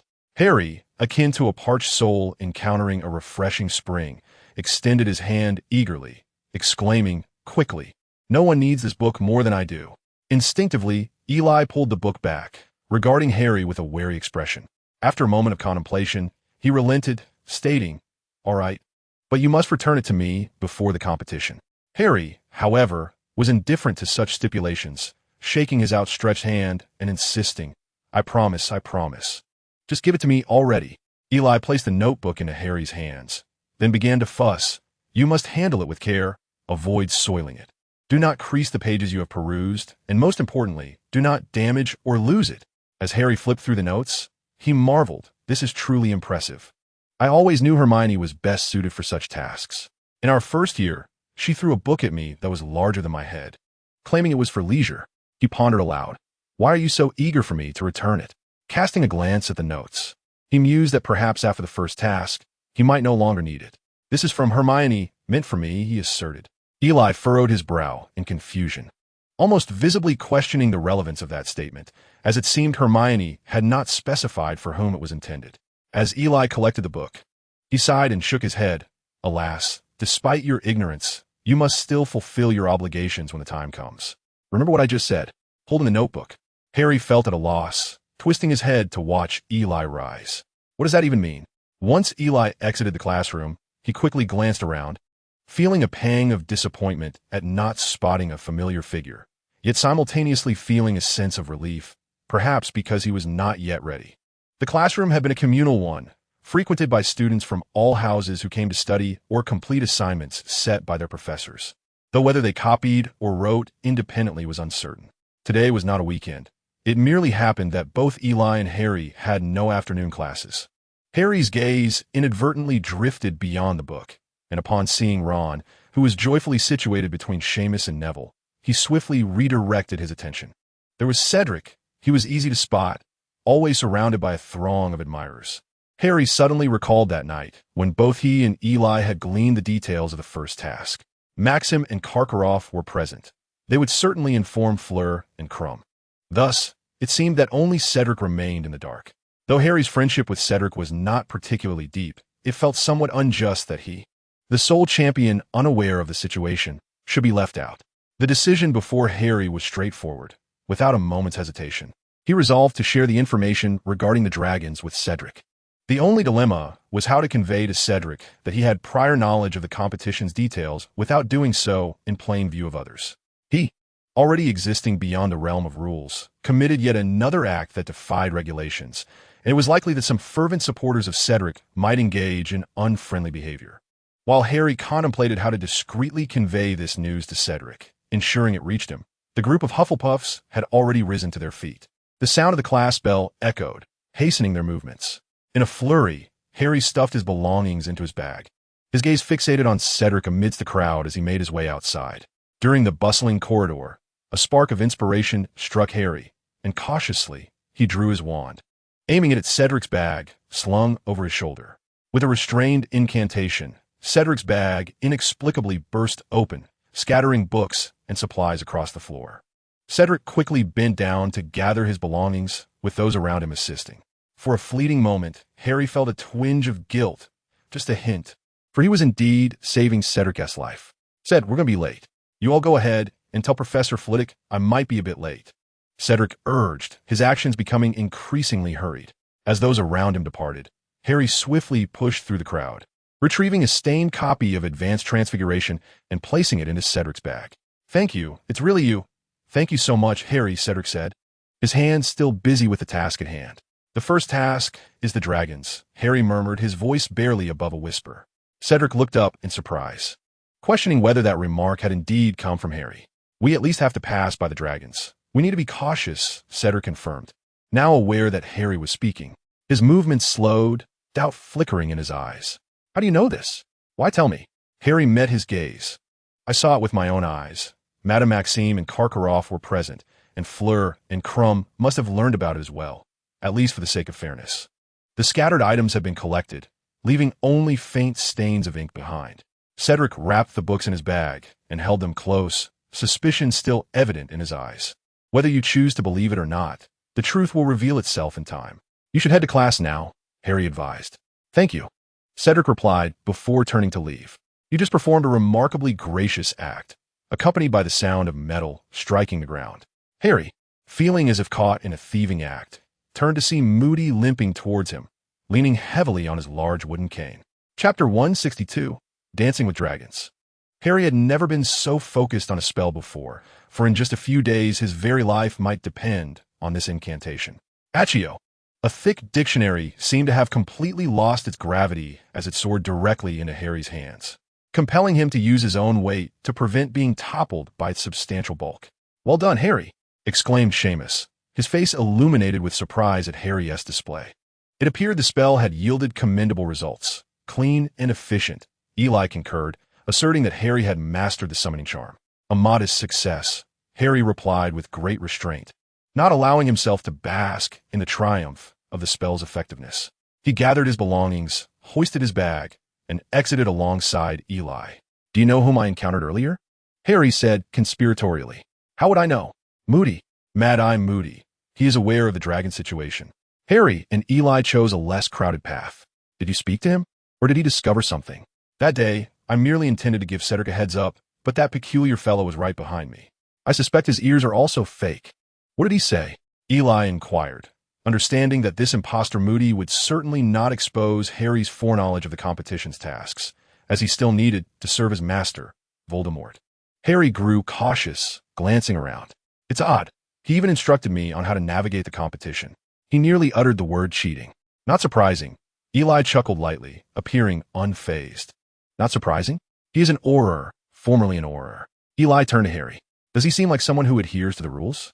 Harry was taken aback, recalling their first offense against the dark arts class of the term, where they had been exposed to the unforgivable curses as minors. He nodded, yet was lost in thought. Suddenly, he raised his head. "What about Karkaroff? Sirius warned us to watch him. Let us observe. He is a cunning old fox, adept at evading justice from ministry. His tactics must be considerable. Then we should be even more vigilant. He wouldn't rashly engage in any nefarious actions, especially with Dumbledore present. What is there to fear? Unless he can convince a dragon to devour us from the outset." Time seemed to fly, especially for Harry, under the pressure exerted by the dragon. He even wondered if time itself had gone awry. Everything slipped away quietly and unnoticeably. Upon waking that morning, Harry felt as though he were floating. He scarcely knew how he arrived in the Great Hall to take his first sip of porridge. The previous night marked the first time he began contemplating how to escape from Hogwarts. Harry, could you muster some spirit? You look rather unwell, Eli said, placing a small cake adorned with cream before him. I wager that being consumed by a dragon would be as effortless as devouring this cake. Harry's voice lacked its usual vigor. Don't say that. Your summoning charm has been perfected, hasn't it? Eli perched himself on the bench beside Harry. The firebolt is within the castle. Who can guarantee that a broom could traverse the forbidden forest to rescue me at the competition site? Believe me, there is absolutely no cause for concern. As long as you have faith in your own abilities, you shall undoubtedly succeed. Harry cast a glance at Eli, expressing his earnest desire to summon him when the moment arrived. The castle today brimmed with delight, as classes were suspended at noon, allowing all students to attend a match. Some, having just finished their lunch, hurried to the venue, where the spectators exhibited far more enthusiasm than the competitors themselves. In the hall, Professor McGonagall approached Harry and Eli with a furrowed brow. Children, you must take care of yourselves. Dumbledore and the rest of us are present, but should things go awry, someone may need to take control of the situation. McGonagall appeared visibly anxious, urging them to remain calm, to trust themselves, and to avoid miscasting any spells. No one would perceive them as inferior. Now, you must join the other champions, she instructed, leading them around the edge of the Forbidden Forest. Before long, they could see the enclosed competition grounds and hear the lively din emanating from within. Nearby stood a tent with its flaps open, and McGonagall ushered the two inside. The interior of the tent resembled that of the Quidditch World Cup, revealing a wondrous expanse. Ah, it is splendid to see you both, champions, greeted Ludo Bagman with exuberance, clad in the old uniform of the Vimborn Wasps, as was his custom for lively occasions. Relax, there is nothing to worry about. Just treat it as a normal day. He reassured Harry with a pat on the back, attempting to comfort the boy who appeared anything but at ease. The other three champions had arrived, yet they seemed devoid of the earlier confidence. Crumb wore a notably sullen expression, his mood reflected starkly on his face. Fleur's once radiant visage appeared somewhat pallid, her silver hair lacking its usual luster. It seemed that Maxim and Karkaroff had indeed conveyed the events of that night to their students. Cedric's face was devoid of any light, his demeanor stern. He had harbored doubts about Harry's claims, considering the notion of competing against a fire-breathing dragon utterly preposterous. However, upon witnessing Fleur and Crumb's countenance, he sensed that the situation was dire. Since all the champions are assembled, let's not squander any more time. Every moment is precious, Bagman proclaimed, producing a purple bag and opening its flap. Ladies first, he said, handing the bag to Fleur. After a moment's hesitation, she reached inside, feeling around until she extracted a small model. Ah, the Welsh Green, number 2. He then passed the bag to Crumb, who swiftly retrieved a model of the Chinese fireball. Number 3. Crumb remained silent, returning to his seat with an unblinking stare. Next was Cedric, who drew out the model of the Swedish short snout, number 1. When it was Harry's turn, he felt his heart racing. The miniature dragons appeared so lifelike, nearly extinguishing the champion's fighting spirit. Harry slowly reached into his bag, seemingly contemplating for a moment before retrieving a model, the Australian protein eye dragon, number 4. Ludo glanced at Eli, the last contestant yet to draw, and it appeared he had already grasped the identity of the final warrior. Let us see your opponent, he proclaimed, his earlier joviality dissipating.